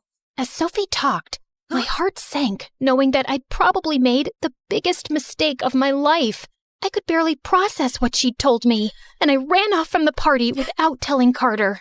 By the time I got home, I was so exhausted from all the overthinking, I immediately passed out. When I woke up the next morning, my phone was buzzing and Zoe wasn't around. I found out why immediately. The police were calling to tell me Zoe had been arrested for stealing. I took a cab to the police station, and on the way, I called Vanessa to tell her what had happened, but her phone went straight to voicemail. I even tried the phone in her hotel room, but she didn't answer that either. I rushed into the police station, only to find Carter talking to the police, with Zoe standing next to him. Oh, thank God. I was beginning to think you'd never show up. Now, before these people lie to you, let me just tell you that whatever I did it for Mom. Who's Mom? Our mom, you moron. Mom called me yesterday and told me that she wants to come visit us, but she has no money for the tickets. I thought I'd pawn your stupid necklace off to help her out a bit. But that pawn shop guy informed this rich guy's family that someone was trying to sell an heirloom with their family crest. And they dragged me here for no fault of mine. No fault. That necklace belongs to my mom, and I gave it to Vanessa. Who the heck is Vanessa? She is Vanessa, my girlfriend. No, she's Sage, my sister. What is she talking about, Vanessa? It's Sage. S-A-G-E. Dude, you're cute, but you really have your wires messed up. Shut up, Zoe! Carter, I lied to you. My name is Sage, and I am Zoe's sister. Carter looked shocked as I told him everything about the ring and how Vanessa had asked me to take her place. So you lied to me all this while? I wanted to tell you the truth, but I just couldn't. Why not? If you needed money, you could just ask me. Yeah, right. Like you'd even look twice at me if you knew I was poor. And you really have money to hand out? Because I found out you've only been dating Vanessa for her fortune. No wonder you kept putting up with me no matter how much I tested you. Were you? Don't bother, Carter. Sophie told me everything. Carter's only after your money. He screwed up a big business deal, and now his dad's forcing him to marry an heiress to save their business. They need your dad to invest and bail them out. How do you know that? My dad told me. He's business partners with Carter's father. Trust me, I have no interest in Carter. I'm just helping a girl out here. And you're just going to believe her, without giving me a chance to explain myself? Well, is she lying? No, but... Then there's nothing left to say. Look, Carter, we both lied and we're both wrong. The only difference is that I lied for my family and you lied out of greed. And I agree that there were moments where I got carried away. But now I'm back to reality. I'm pretty sure you don't care about me much. But if you do, even a little, please drop the charges against my sister. She's the only family I've got. I must have struck a chord with Carter because he took back his complaint and Zoe was released soon after. But the news of her arrest reached the resort manager and we were both fired on the spot, which was fine. I was done with that place anyway. Zoe and I moved to a small apartment and decided to start our life from scratch. We found jobs at cafes and this time, Zoe stuck to her promise to work hard. She seemed to be actually sorry for all the trouble she'd caused me. And while it was difficult to not think about Carter, I had to push him out of my mind and move on with my life. Then, a week later, I was leaving for work when I found Vanessa standing at my door. What are you doing here? The night you were at Carter's place, my dad showed up and told me he didn't want me to see Carter anymore. He didn't give me a reason, except that he didn't trust Carter's dad and that he was okay with my relationship with Jean-Pierre and just wanted me to come home. That's a relief. Congratulations. Anything else? Here's your $500,000. I'm a woman of my word. I didn't exactly do the job, and I don't want money for tricking someone. It didn't bother you before. I guess you must have fallen in love with Carter. No, that's not it. Well, that's too bad, 'cause Carter's in love with you. He called me to yell at me for making him fall in love with the wrong person and how he can't get over you. He doesn't love me. He was just after your fortune. That's why he put up with me for so long. Something tells me you haven't seen the news recently. Carter officially resigned from his dad's company. I think his dad forced him to be with me just for money, and he was under a lot of pressure, so he agreed, but it looks like he doesn't care that much about money now. Oh, he also announced he's taking care of the student loans of waiters working in 20 restaurants in this town. I don't know what that's about. I don't believe it. Vanessa showed me the news article, and I was shocked. Oh God, Carter really loves me? I have to tell him how I feel too. But he's moving to his mom's place in London in like 3 hours. Then we have to be quick. You have a car? Duh. You think I walked here? Of course I have a car. But it's a little slow. Seriously? I can crawl faster than this car. Told you he's slow. I don't care, 'cause I'm mostly on my phone, and you know how rich people are? Always fashionably late. Just sit back and relax. Enjoy the drive. Enjoy my butt? I asked the driver to stop and step aside while I took the wheels and hit the accelerator. I zoomed past the cars, got tailed by the police, but somehow made it to the airport just in time. I jumped out of the car and dashed towards the gates, still hearing the police sirens behind me. Go! I'll take care of this. I rushed through the airport, screaming Carter's name. All I could think of was not being able to talk to him and tell him how much I liked him. And my heart sank when I checked the departure charts and saw that the London flight had already departed.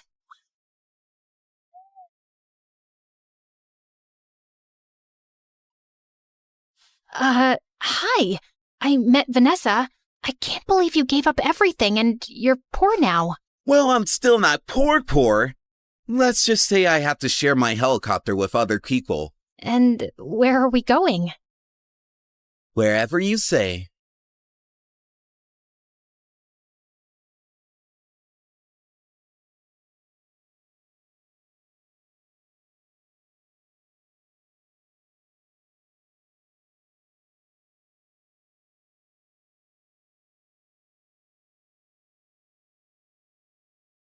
I woke up as the maids drew the curtains and I could hear the sound of birds singing.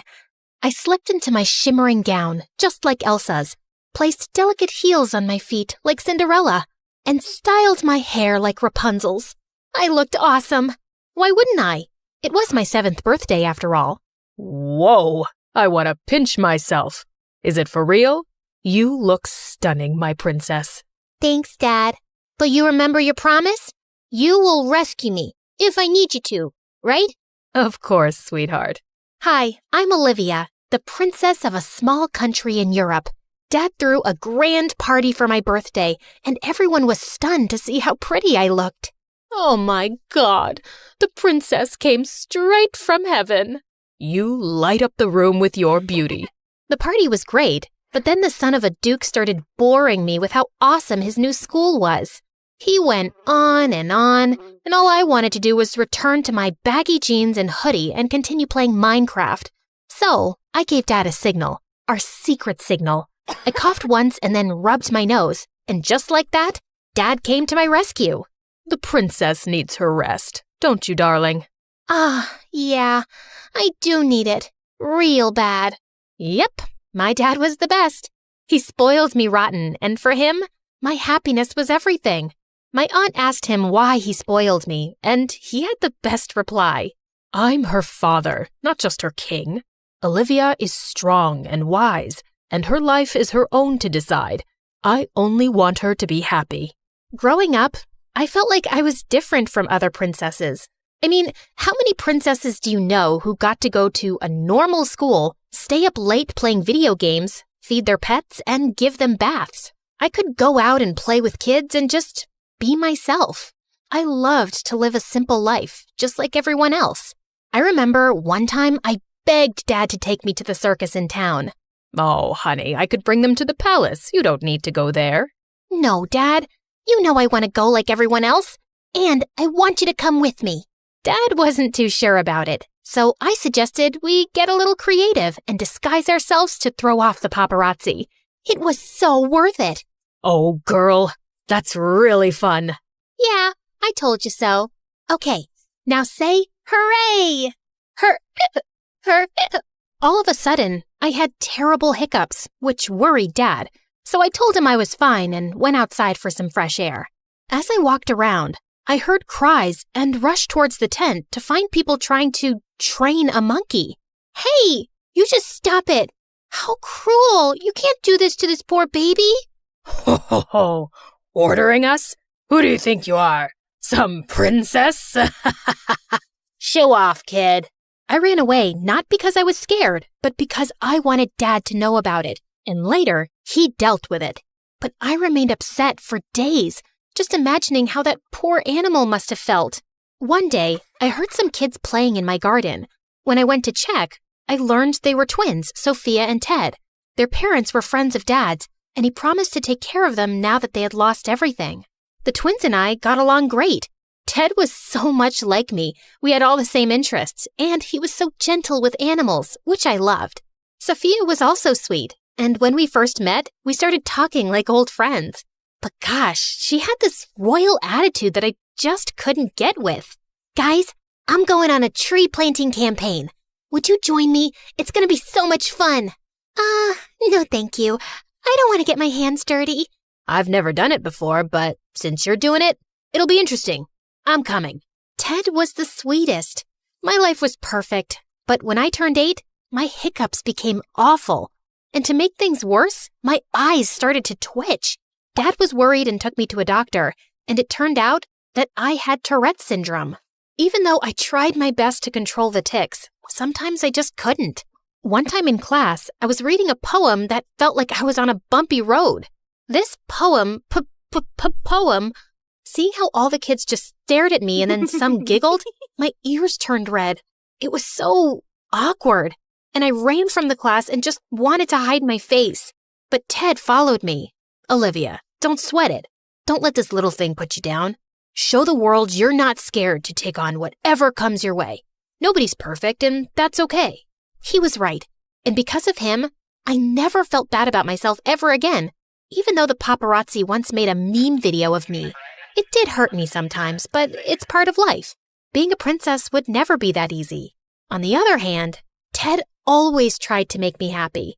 He gave me cards every day. That's the weirdest thing he always did. That's so cute, Ted. But nowadays, no one makes cards. But I always have time for you. You know I care about you the most. Oh, come on. That's a little overdramatic. Just because I don't make Olivia one card every day means I care less about her? And then the twins started to fight, like always. I immediately came between them and stopped them from bickering because it could easily turn into a war. When we graduated from high school, he asked what I wanted to do. I told him I wanted to go camping and explore the wild. And to my surprise, he agreed. A couple of days later, I set off on a cruise to reach a forest camping site. I went to my room to freshen up, but when I came out after taking a bath, I screamed in horror when I saw a guy lying on my bed. Who are you, and what are you doing in my room? I'm going to call security right now. Actually, that's my line. This is my room, 206. Why don't you check it again? I marched to the door and cringed when I saw that the jerk was actually right. I'm so sorry for that. No problem. Do you need help with that? Yes, thanks a lot. Jerk. I grabbed my stuff and walked to my room as everyone stared at me. I went out to the ship's deck to take a couple of pics for Instagram, but I slipped and was about to fall. Thank God someone grabbed me. It was Mark. Oh, you okay? Oh God, you're hurt. It's just a scratch. It's okay. He looked so worried and instantly pulled out his handkerchief to tie it around my arm. That was kinda cute of him. The next day we reached the campsite, and I was totally mesmerized by it. I loved the greenery and the peaceful atmosphere. Everyone had split up into pairs, and guess what? Mark ended up with me. I saw a pond and decided to refill my bottle, but then all of a sudden, Mark snatched the bottle from me. Are you crazy? No, but I'm not sure about you. Didn't you see that water snake? I was stunned. He saved me for a second time, but he kept bossing me around like he was some kind of camping and forest expert or something. It was really annoying. You packed this many clothes for a camping trip? Are you serious? Perfect. You don't have a sleeping bag? Were you thinking we'd get beds here? You can't go out of the tent without a mosquito repellent spray. You know what? I can't wrap my head around how a princess could give up all luxuries and live in the wild. You know I'm a princess? For how long have you been stalking me? Are you from the paparazzi? You some spy? Some mafia guy? Look, I know karate and I'm not afraid to kick your butt. Hey, hold on. How difficult could it be to know about a princess? You are world famous, you know. So why are you here? I sat with Mark by the fire and told him how I had always wanted to see where animals lived freely. I talked about my love for animals and how I hated those who hurt them, how I even turned vegetarian, and it made me happy when he said he thought the same way. We stayed at the camp for 2 days, and I have to admit, Mark wasn't that bad. Yeah, he was still talkative, but I actually had an amazing time with him. But when the trip ended, we went our separate ways. After some time, I went to college, and right on the first day, I saw a familiar face. You really are a stalker. So you followed me here too? Like, oh my God, this must be my lucky day. I'll get to see you every day. Ew, so cheesy. Is he bothering you? No, he isn't. He's just naturally annoying. After that day, Mark was always around. And Ted, well, it looked like he wasn't too thrilled. Hey, Olivia, just be careful around him, yeah? Just don't be too trusting of anyone, all right? Oh, come on, Ted. Don't worry. He's a nice guy and a good friend of mine. Oh, so he's your friend now too, huh? I didn't know that. Guess you've been spending a lot of time with him, huh? Whoa, someone was jealous. But it's not like I could help it because I really started falling for Mark. I couldn't figure out why I kept smiling when he was around. When we were in the second semester, we had the assignment to make an awareness campaign, and I chose Mother Earth. Mark and I worked together on it, and soon we even created a YouTube channel educating people about animal rights and plantations. It made me so happy to teach people about it. Just a couple of days later, Ted asked me to go with him to a big business award ceremony. I didn't want to go, but he begged, and since I didn't want to break his heart, I agreed. It was boring until I spotted Mark and went to go talk to him. But I stopped in my tracks when I heard the announcer. And the award for Best Leather Supplier goes to... And then Mark went on stage with another guy who looked a lot like him. His brother. At that moment, I felt like my world had turned upside down. It was then that Ted told me how Mark's family owned a leather company that used animal skins and wood that was cut down from trees in the forest. And right then, Mark spotted me. Ted, I want to get out of here. Now. Look, Olivia, I'm sorry. I know I kept the family business, a secret from you, but I was scared to lose you. How could you do this? You were never honest with me. I held Ted's hand and left. I warned you many times to stay away from him, but you didn't listen to me. But don't worry, I'm always here for you. I'll never hurt you. He was right. It was me who acted stupidly and trusted Mark. Mark tried every possible way to contact me, but I shut him out. At college, he tried to talk to me, but every time he came, Ted was standing right next to me. I so wanted to hate Mark, but my heart wouldn't let me. Ted, on the other hand, tried everything to make me happy, but nothing worked out. Sometime later, Sophia and Ted made a plan for a family holiday in France, and right outside the Eiffel Tower, Ted suddenly got down on his knees and proposed to me with a ring. Holy moly, what is this? But my words were stuck in my throat. Right then, tons and tons of paparazzi came flooding in and flashed their cameras at us. Dad and Sophia looked at us with a smile.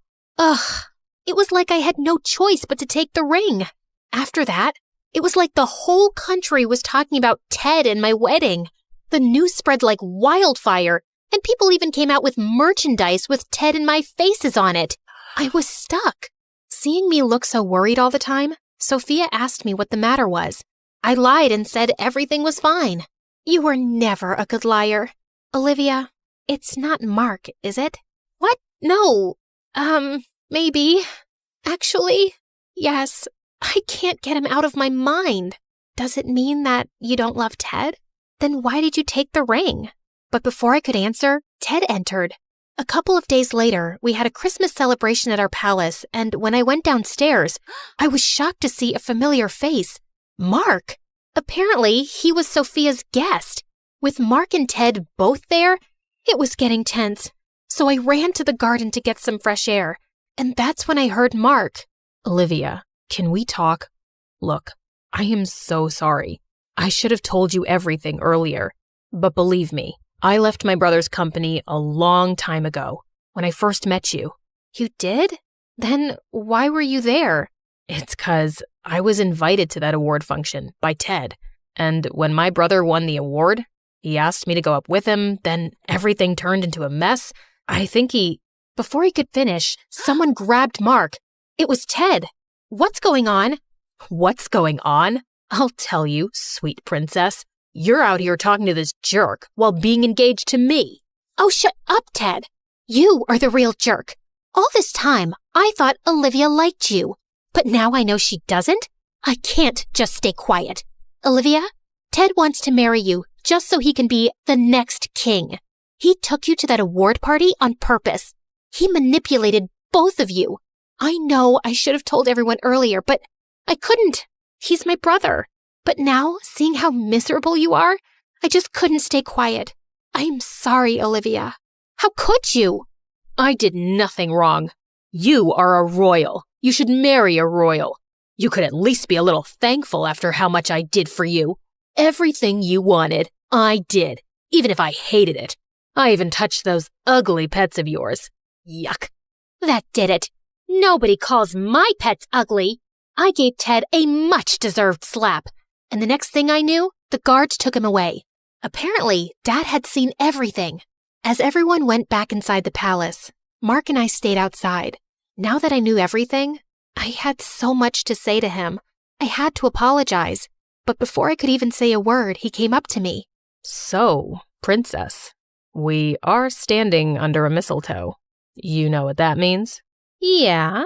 He kissed me, and I knew in my heart that I would get my happily ever after with Mark.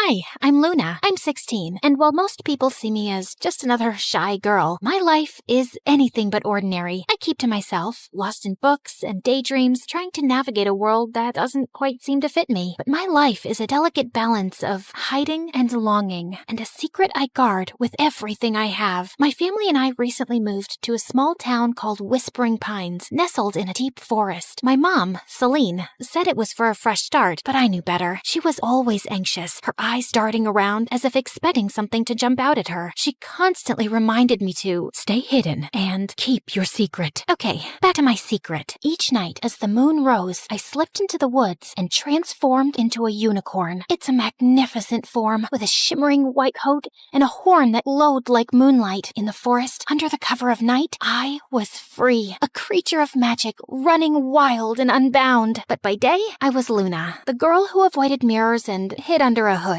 I was isolated, not quite fitting in with any group at school. I didn't seek out friends or companionship because getting close to anyone could have put me in danger. So I remained on the fringes, living a double life that was both exhilarating and exhausting. Then there was Jasper. He's an artist with a sketchbook perpetually in hand, always drawing and observing. There was something different about him. His eyes seemed to see beyond the surface, and he had been curiously watching me ever since I arrived. His presence was a mix of intrigue and unease for me. One day, after school, cornered me by my locker. Hey, Luna, I've noticed you always wear that hood. Is there a reason? I shrugged, attempting to sound nonchalant. Just like it, keeps me warm. He raised an eyebrow, unconvinced. There's something more, isn't there? You're always hiding. I laughed nervously, trying to deflect.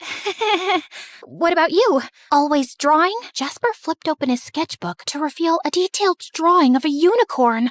My heart skipped a beat. The other night, while I was walking through the woods, I found found these strange tracks in the snow. So I did a little research, and maybe, just maybe, there are unicorns out there. I tried to maintain a casual demeanor, though anxiety bubbled beneath the surface. Unicorns aren't real, Jasper. He looked at me. His eyes sparkled with curiosity. What if they are? What if there's something magical out there that we don't know about? I forced a smile, feeling a sense of dread. Maybe, but I wouldn't worry about it. Despite my attempts to dissuade him, Jasper's curiosity didn't wane. He continued to question me, probing with a mix of genuine interest and persistence. His questions, though innocent, hit too close to the truth and made me uncomfortable. The next day, while I was walking to the local bookshop to get a new journal, I saw 3 men and 2 women exiting a large black SUV, all wearing the same black suit and tie. As I stayed hidden in the shadows, I got close enough to hear them speaking to Whispering Pines local sheriff, Marty Luca. They told him they belonged to a government agency of environmental researchers, but their high-tech gadgets and probing questions suggested otherwise. It was clear that they were searching for something, and I couldn't shake a feeling that it might be me. Later that night, I told my mom about the mysterious group of strangers that had arrived. Immediately, my mom's anxiety reached new heights. I watched as she ran to the closet and pulled down an old photo album from behind a row of hat boxes. She flitted the pages until she stopped at an old newspaper clipping with a photo of the same people I saw earlier that day. Luna, we have to be extra careful now. The OSS is here, and they're not what they seem. I looked at her, confused. What do you mean? Who is the OSS? She gripped my shoulders, her voice trembling. Office of Supernatural Sightings. They're looking for magical creatures. If they find out what you are, they'll capture you and use you for their own purposes. You must stay hidden. But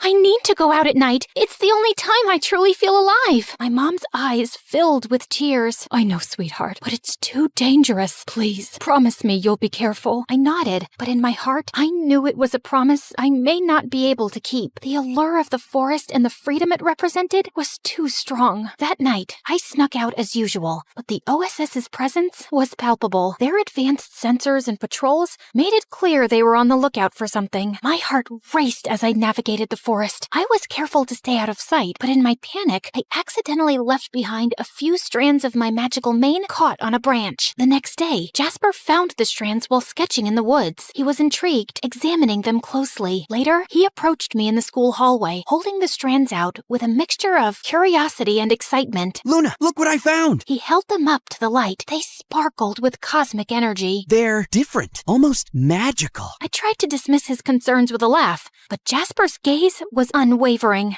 Magic? Are you sure? He nodded, his eyes serious. Then he looked deeply into my eyes, like he could see right through me. There's something about you, Luna, and you've been acting so strange lately. I felt a rush of anxiety. I don't know what you're talking about. Jasper's frustration was evident. Come on, Luna, I'm not trying to pry. I just want to understand. Is there something you're hiding? I hesitated, torn between fear and the desire to confide in someone who seemed to care. But the moment was interrupted as my mom approached and pulled me away from Jasper. What's wrong? The OSS is intensifying their search. They set up traps in the forest. They're using tracking technology, and they're questioning the townspeople. My mom's fear became even more apparent, urging us to leave town immediately. Luna, it's getting too dangerous. We need to leave before it's too late. I crossed my arms in defiance. I'm not leaving. I've been running all my life. I want to stay. Mom looked over my shoulder at Jasper. You can't risk everything over a boy. You don't understand how serious this is, Luna. I do understand. And Jasper is my friend. I trust him. My mom scoffed and walked away, clearly frustrated. I approached Jasper and took a deep breath, my heart pounding in my chest as I looked into his eyes. Jasper, there's something I've been hiding from you. Something I thought you could never understand. My hands twisted nervously. I took Jasper into an empty classroom so we could talk in private. I'm not like everyone else. I'm a unicorn. As the words left my lips, a soft, ethereal glow surrounded me, and a single shimmering horn slowly appeared on my forehead, illuminating the night with a radiant, magical light. I watched his face, waiting for his reaction, fearing he would turn away, but hoping beyond hope that he would stay. Jasper's face softened, and a smile slowly spread across his lips. He reached out and gently touched the glowing horn, his fingers trembling with awe. I always knew there was something magical about you. Thank you for trusting me enough to share this. He let out a soft laugh, his eyes bright. You're beautiful, Luna. All of you. In the following days, Jasper and I spent countless hours together, working on a plan to outsmart the OSS. His artistic talents became crucial. We created detailed maps and tracks to mislead them, and in the hours we spent together, the bond between us grew stronger. Jasper's presence was a source of comfort. For the first time, I felt that I wasn't alone, that there was someone who truly understood and cared for me. One afternoon, Jasper voiced a troubling thought. What if they catch you, despite our efforts? What if they find out everything? I took a deep breath, trying to stay calm. They want to control me, to use me for their own gain. But having you help me is everything. I've never had someone stand by me like this before. Jasper reached out and gently touched my arm. I won't let them catch you. I'll do everything I can to keep you safe. His words brought me a sense of relief and hope, but also a growing fear. The OSS's search was becoming more relentless, and time was running out. The night of the final confrontation arrived. The OSS's search had become more intense, with advanced tracking technology and sophisticated traps. My mom was even more frantic, and her anxiety made it difficult for her to focus. Jasper arrived with a determined expression. We have one last chance. If we can make them believe the unicorn has left town, they'll stop searching. We worked tirelessly through the night, setting up a series of diversions and false evidence. Jasper used his artistic skills to create elaborate fake tracks, leading the OSS in circles. I used my unicorn magic to add an extra layer of deception, making it appear as though I had been everywhere at once. The process was exhausting. We were both drained, but driven by hope and the desire to protect my secret. As dawn approached, the OSS's frustration was evident. They started to pack up, convinced they were following a false trail. Jasper turned to me, his eyes filled with concern. Are you okay? I nodded as tears welled up in my eyes. I'm just grateful. Thank you, Jasper, for everything. He smiled, though there was a hint of sadness in his eyes. I'd do it again, in a heartbeat. You deserve to be free. As the OSS retreated, I felt a sense of peace I hadn't known in a long time. The weight of my secret was lighter, and I was comforted by the knowledge that I wasn't alone. Jasper had been a beacon of hope in my darkest moments. With the OSS gone, my mom's fear slowly subsided, though the threat of their return lingered in the air. As the weeks passed, the town returned to a semblance of normalcy. I continued my life as Luna during the day, but the nights were still mine. Jasper and I maintained our secret meetings, and our friendship grew deeper with each passing day. He became a confidant, someone who understood both my human and unicorn sides. Then, one evening, as we walked through the forest together, Jasper turned to me. Luna, what do you want for the future? I thought for a moment, the weight of my dual existence heavy on my shoulders. I want to find a place where I can be both Luna and the unicorn, a place where I don't have to hide. Jasper smiled, his eyes shining with determination. We'll find it together. We continued our walk in companionable silence as the moon cast a gentle glow on the path ahead. There was still uncertainty, but there was also hope. Jasper's presence was a reminder that I wasn't alone, that there was someone who cared about me and believed in my future. In the days that followed, Jasper and I continued to navigate the challenges of keeping my secret while building a life in a small town. We shared our dreams, fears, and hopes, and our friendship deepened. Jasper's sketches were a chronicle of our journey, capturing the magic and struggles of our shared experiences. One night, as we sat together by a small stream in the forest, Jasper asked, Luna, what's the most important thing you've learned through all of this? I reflected on the journey, the challenges, and the moments of connection. I've learned that even in the darkest times, there's always a light. It might come from unexpected places, like a friend who believes in you, and sometimes the magic we seek is within ourselves. Jasper nodded, his gaze thoughtful. I think you're right, and I believe that with your strength and our friendship, we can face whatever comes our way. We sat together in the moonlight, the stream's gentle murmur, a soothing backdrop to our conversation. The future remained uncertain, but with Jasper by my side, I was ready to face whatever challenges lay ahead.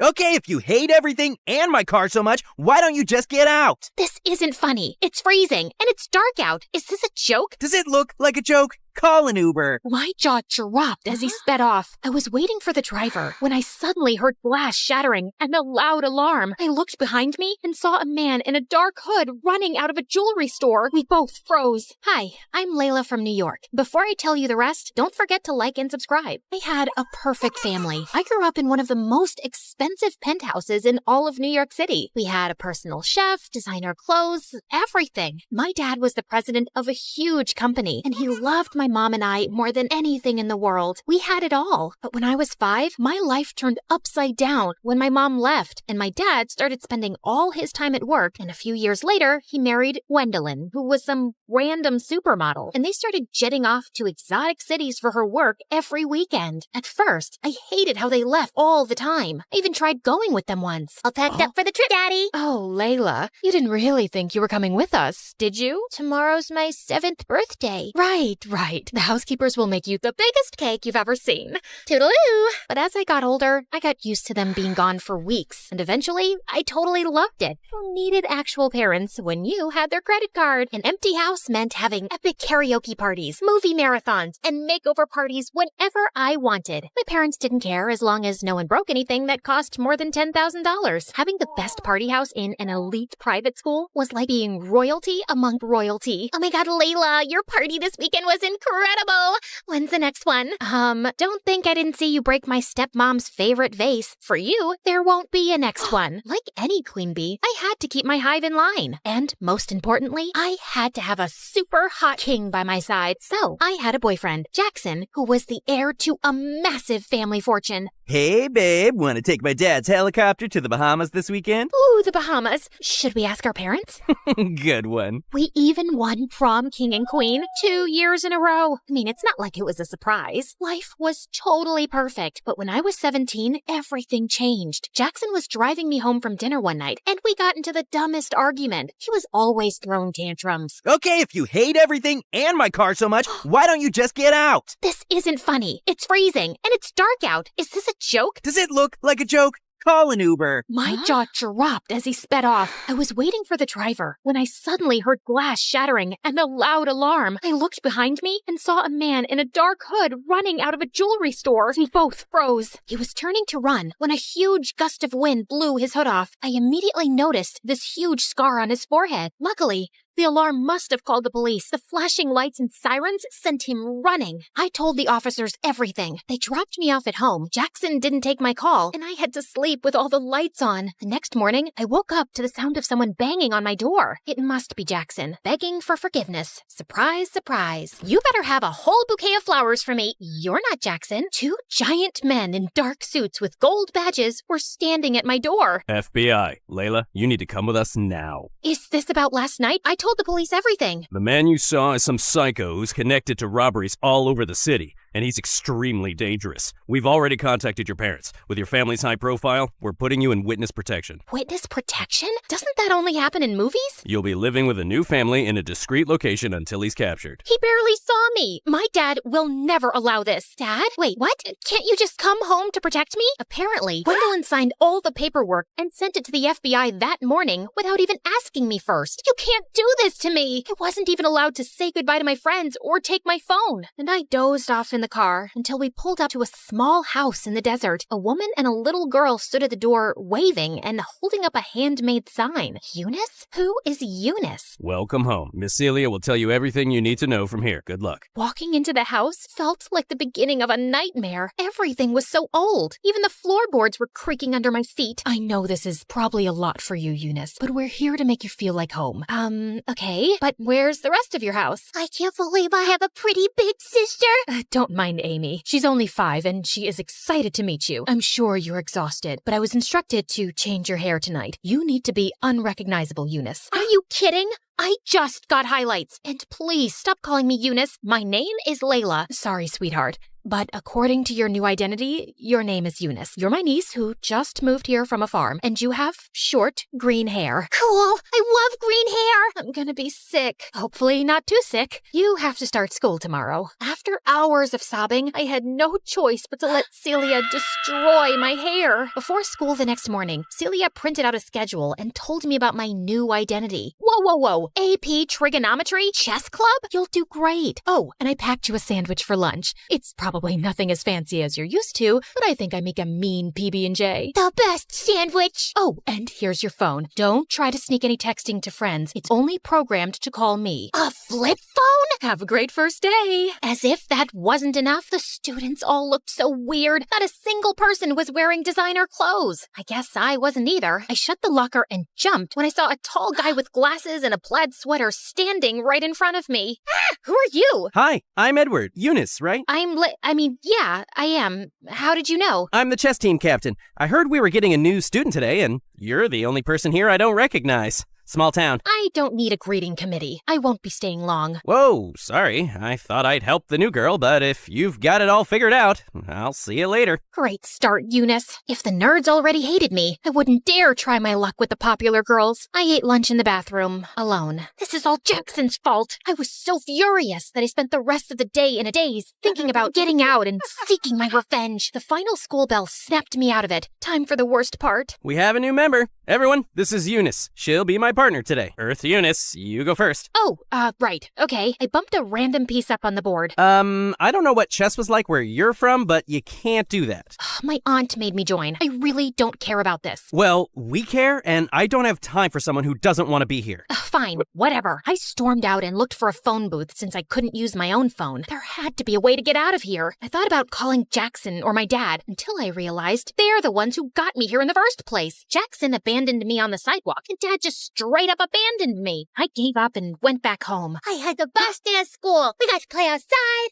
and I saw a rock that was bigger than my head. Okay, what about you? Did you make any new friends? Nope, but maybe a couple of enemies. I told Celia that I didn't want to go to chess anymore. Although, seeing them all play did remind me how fun it was to play with my dad. Did I just call chess fun? One day, I was walking to the bathroom for another sad PB&J, but someone was blocking the door. Edward, you know this is the girls' bathroom, right? I just wanted to make sure you knew that it wasn't the cafeteria, since you eat lunch here every day. Small school, people talk. Well, that was humiliating. What do you want? Surprisingly, he apologized for being so harsh on the first day. He even offered me to join him for lunch, where they play chess as well. I never thought I'd say it, but it was way better than eating alone in a bathroom. Edward even walked me home after school, and I saw Celia spying at us through the window before he dropped me off. Someone's making friends. Does he want to have a play date with me? I'll ask him. Edward and I started spending more time together, and it was fun. And I started to look forward to school, and I had to admit, it was nice not having friends who only looked for status and where I had to dress up like I was going to a fashion show every day. And once, as I prepared to leave for school, I saw Celia braiding Amy's hair, and it reminded me of my mom. I gathered myself and took my bag to leave. Okay, bye, Mom. Bye, Mom. Before I knew it, Celia was hugging me. I'm sorry.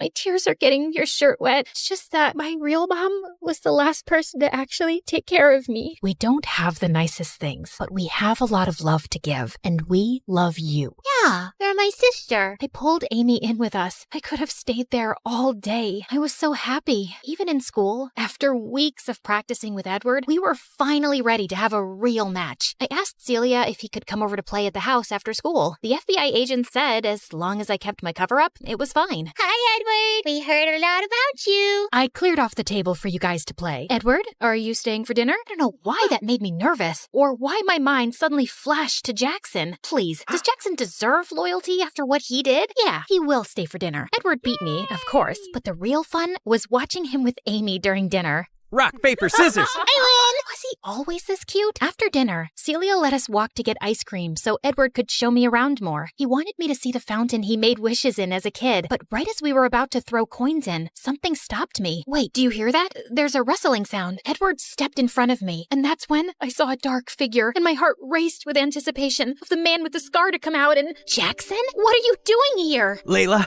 I felt terrible for what I did, so I came to rescue you. You're not safe here. You know this guy? Wait, why is he calling you Layla?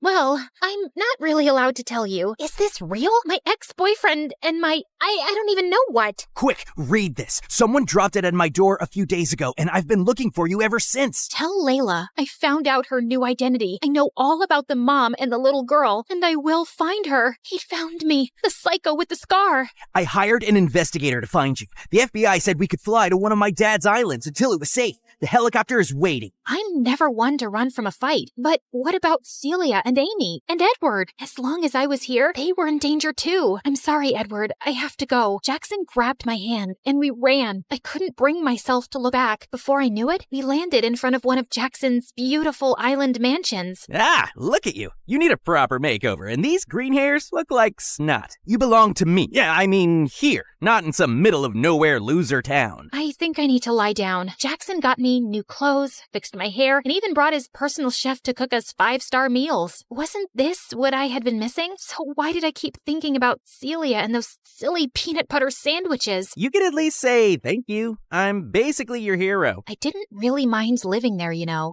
Very funny. Our dinner was interrupted by someone pounding on the door. Jackson jumped out of his chair to look out the window. Oh no. FBI, open the door. FBI? What did you do? He tried to block me, but I pushed past him to open the door. Good, you're safe. Celia thought something terrible happened to you. We've been looking for you for days along with your dad. We asked him to wait for you at home. But Jackson said I showed them the letter. Miss, the man you identified has been on trial for a few days. We were waiting until he was in prison to tell you it was safe to return. There's no way he could have written that letter without us knowing. I can explain. Jackson, you ruined everything again. I had a family who cared about me, friends who wanted me for more than just parties. Why do you even care? You got me into this mess. Because no one walks away from me. Only I can decide that. I am Jackson St. Germain. I always get what I want, and I still want you. Walked away? I was in witness protection. I didn't even have a phone. You're insane! The agents had to put Jackson in handcuffs to put an end to one of his famous tantrums. Get him out of here. The FBI told everyone I was safe and took me back to my penthouse in New York. Walking through the empty rooms, I thought about Celia and Amy, and I suddenly understood the difference between a house and a home. My baby, Layla, I'm so sorry for not being here with you all this time. I can't go back to the time that has passed. I know I was so focused on work because I was trying not to miss your mom, and I didn't realize how much you had grown up. You look just like your beautiful mom, and when I got to know that you were in the witness protection program, I used all my connections to find the scumbag bandit as soon as possible. And when I found out you'd gone missing, I realized what a terrible father I am. Oh, Dad, you'll always be my dad, but I really want to go back to finish high school with Celia. My dad accepted as long as I had a bodyguard for protection. There was just one thing I had to do before going home. Driver, can you please make a stop at the local jail? You better tell them to let me out. Tell them it's a mistake. I cut him off with a well-deserved slap across the face. Clearly, he hadn't learned any lessons yet, but he was super rich. I knew he'd be bailed out in no time, but not by me. Bye, Jackson. It was time to reveal my big plan. Layla, it's beautiful. I took Celia and Amy's blindfolds off and revealed a brand new house by the fountain in the park. My dad wanted to make up for his absence, so he paid to build a big house with everything the three of us could need. And yeah, I did ask for a walk-in closet. A girl can only change so much. Do I have a playroom? You have two. Wow! I still can't believe your name is actually Layla, and you did all this just for some chess-playing nerds in a small town. Don't flatter yourself too much. It was for all you nerds in this beautiful small town. Let's head inside. I'm kind of craving a peanut butter and jelly sandwich.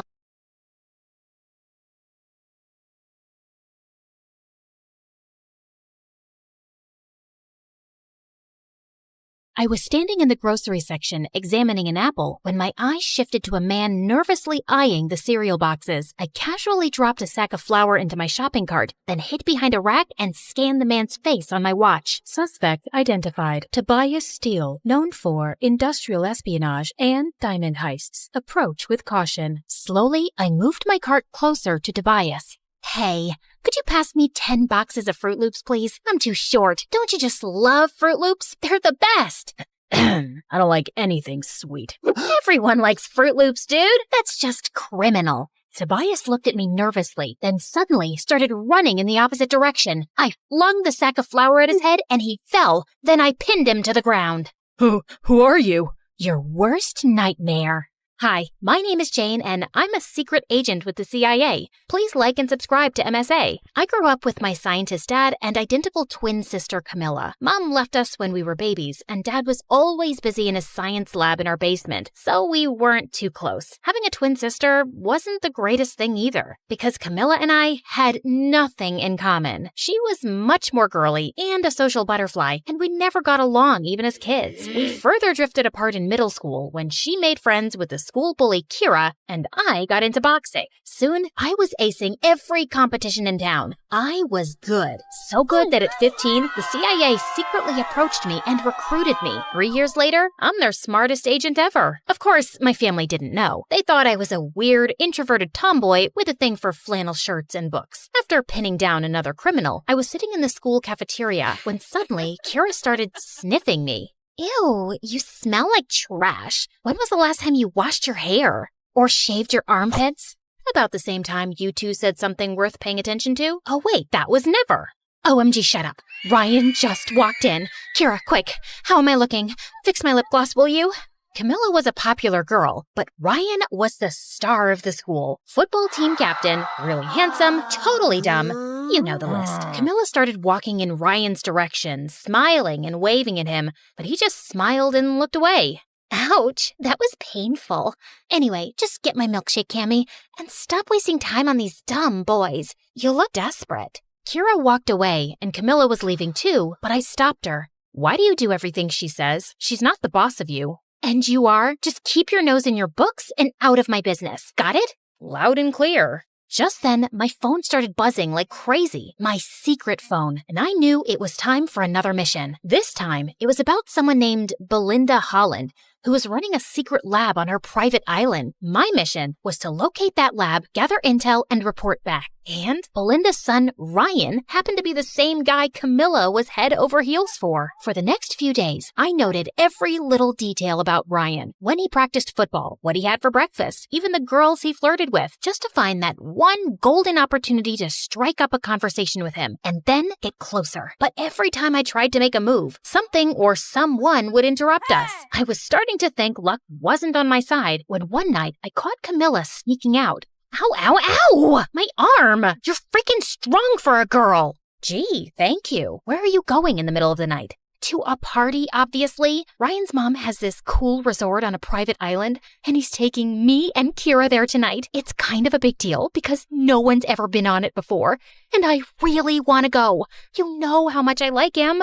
Private island. Bingo! It had to be the same island where the lab was located. I mean, how many islands can one person own? I know it's MSA, but let's be realistic, guys. I just had to get to this party. Fine, but are you sure you want to wear that? That dress looks a bit dated.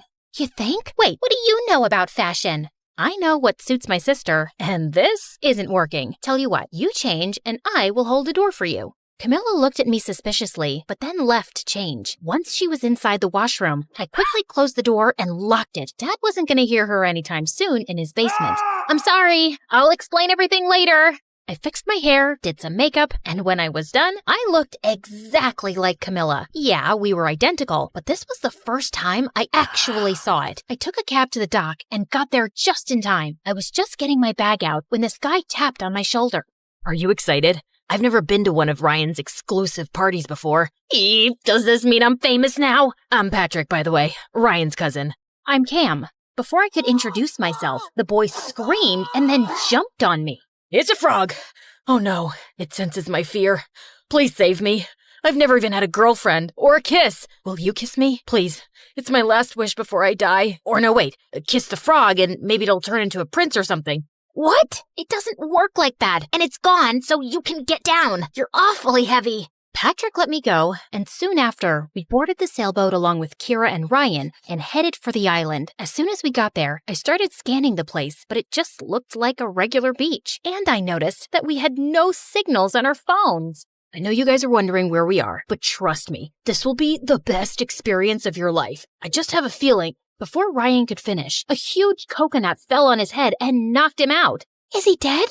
It's a coconut, Kira, not a meteor. He'll be fine. Only he wasn't. We waited for Ryan to wake up on his own. Since it was too dark and none of us knew the way to the resort except Ryan, we decided to camp on the beach. And the next morning, I woke up to Ryan screaming his lungs out. Oh my god, what am I doing here? Who are you? And why are you sunbathing next to me? Ha ha, very funny. Stop the games and let's go to this resort. I really need to pee. What? I don't know you, okay? Or do I? My head is hurting. God. Ryan, what year is it? 2015? That's when I realized that the coconut probably hit him too hard and Ryan was suffering from amnesia. I quickly woke up the rest and we decided to go back to the city to get Ryan checked. But when we turned around to leave, we saw the boat had drifted into the ocean because Patrick forgot to anchor it properly. You've got to be kidding me. I was still recovering from the whole frog thing. Are we gonna die here? Wait, did you guys kidnap me? I might not remember everything, but I know for a fact that I'm rich. Oh, I know what we can do to save our lives. My aunt taught me this ritual. Suddenly, Kira got down on her knees and started chanting something. Oh, my Lord, Kumbaya, please save us. Don't let us get eaten by dolphins. As a sacrifice, I'm giving up my vintage Chanel sunglasses. Please accept this.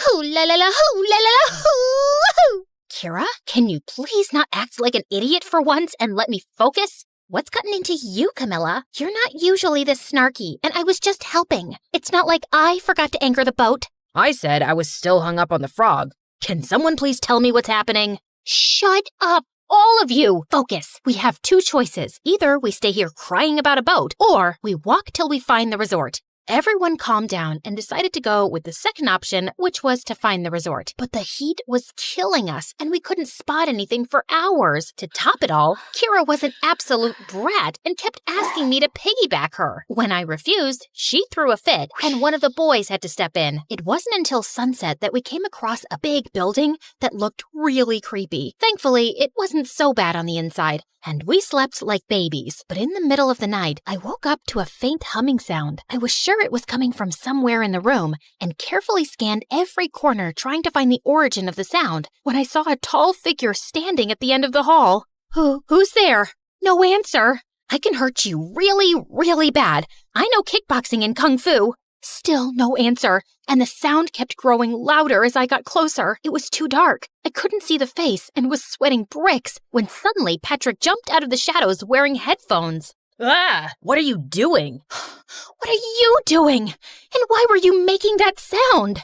I was just singing. It helps calm me down. You should try it. I relaxed a bit, and both Patrick and I sat down. As we got talking, I asked him more about Ryan and Belinda. He was Ryan's cousin, after all. I've never really met Ryan before. I was here on vacation, and when he heard I was in town, he invited me to this party. My mom hates his family because she thinks Ryan's mom is kinda snooty. Rich and pretty people are often snooty. Well, I guess that means you're not rich then.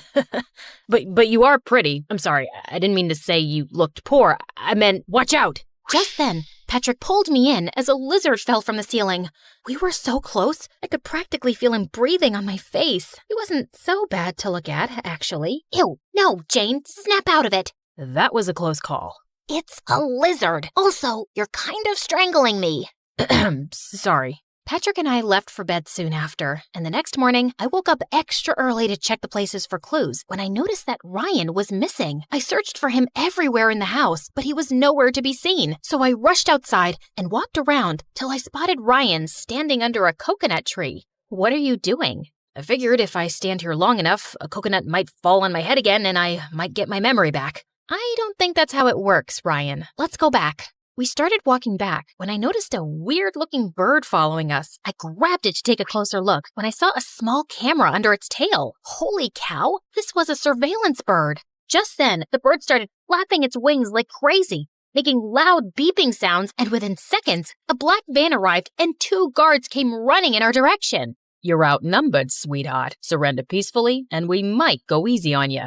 Please, I fought tougher men than you before breakfast. Let's dance. I launched into some of my best boxing moves, knocking one of the guards to the ground, but the other guard pulled me into a tight grip. I tried to fight my way, but he was too strong, and the next thing I knew, he pushed me into the back of a van with a really weird smell, and soon everything went dark. When I woke up, I was in a big room with my hands tied to a pole, and Ryan was sitting across from me playing video games. Oh, hey, you're up. Finally. Care for some candy? No, you idiot. Untie me. Oh, yeah, sorry.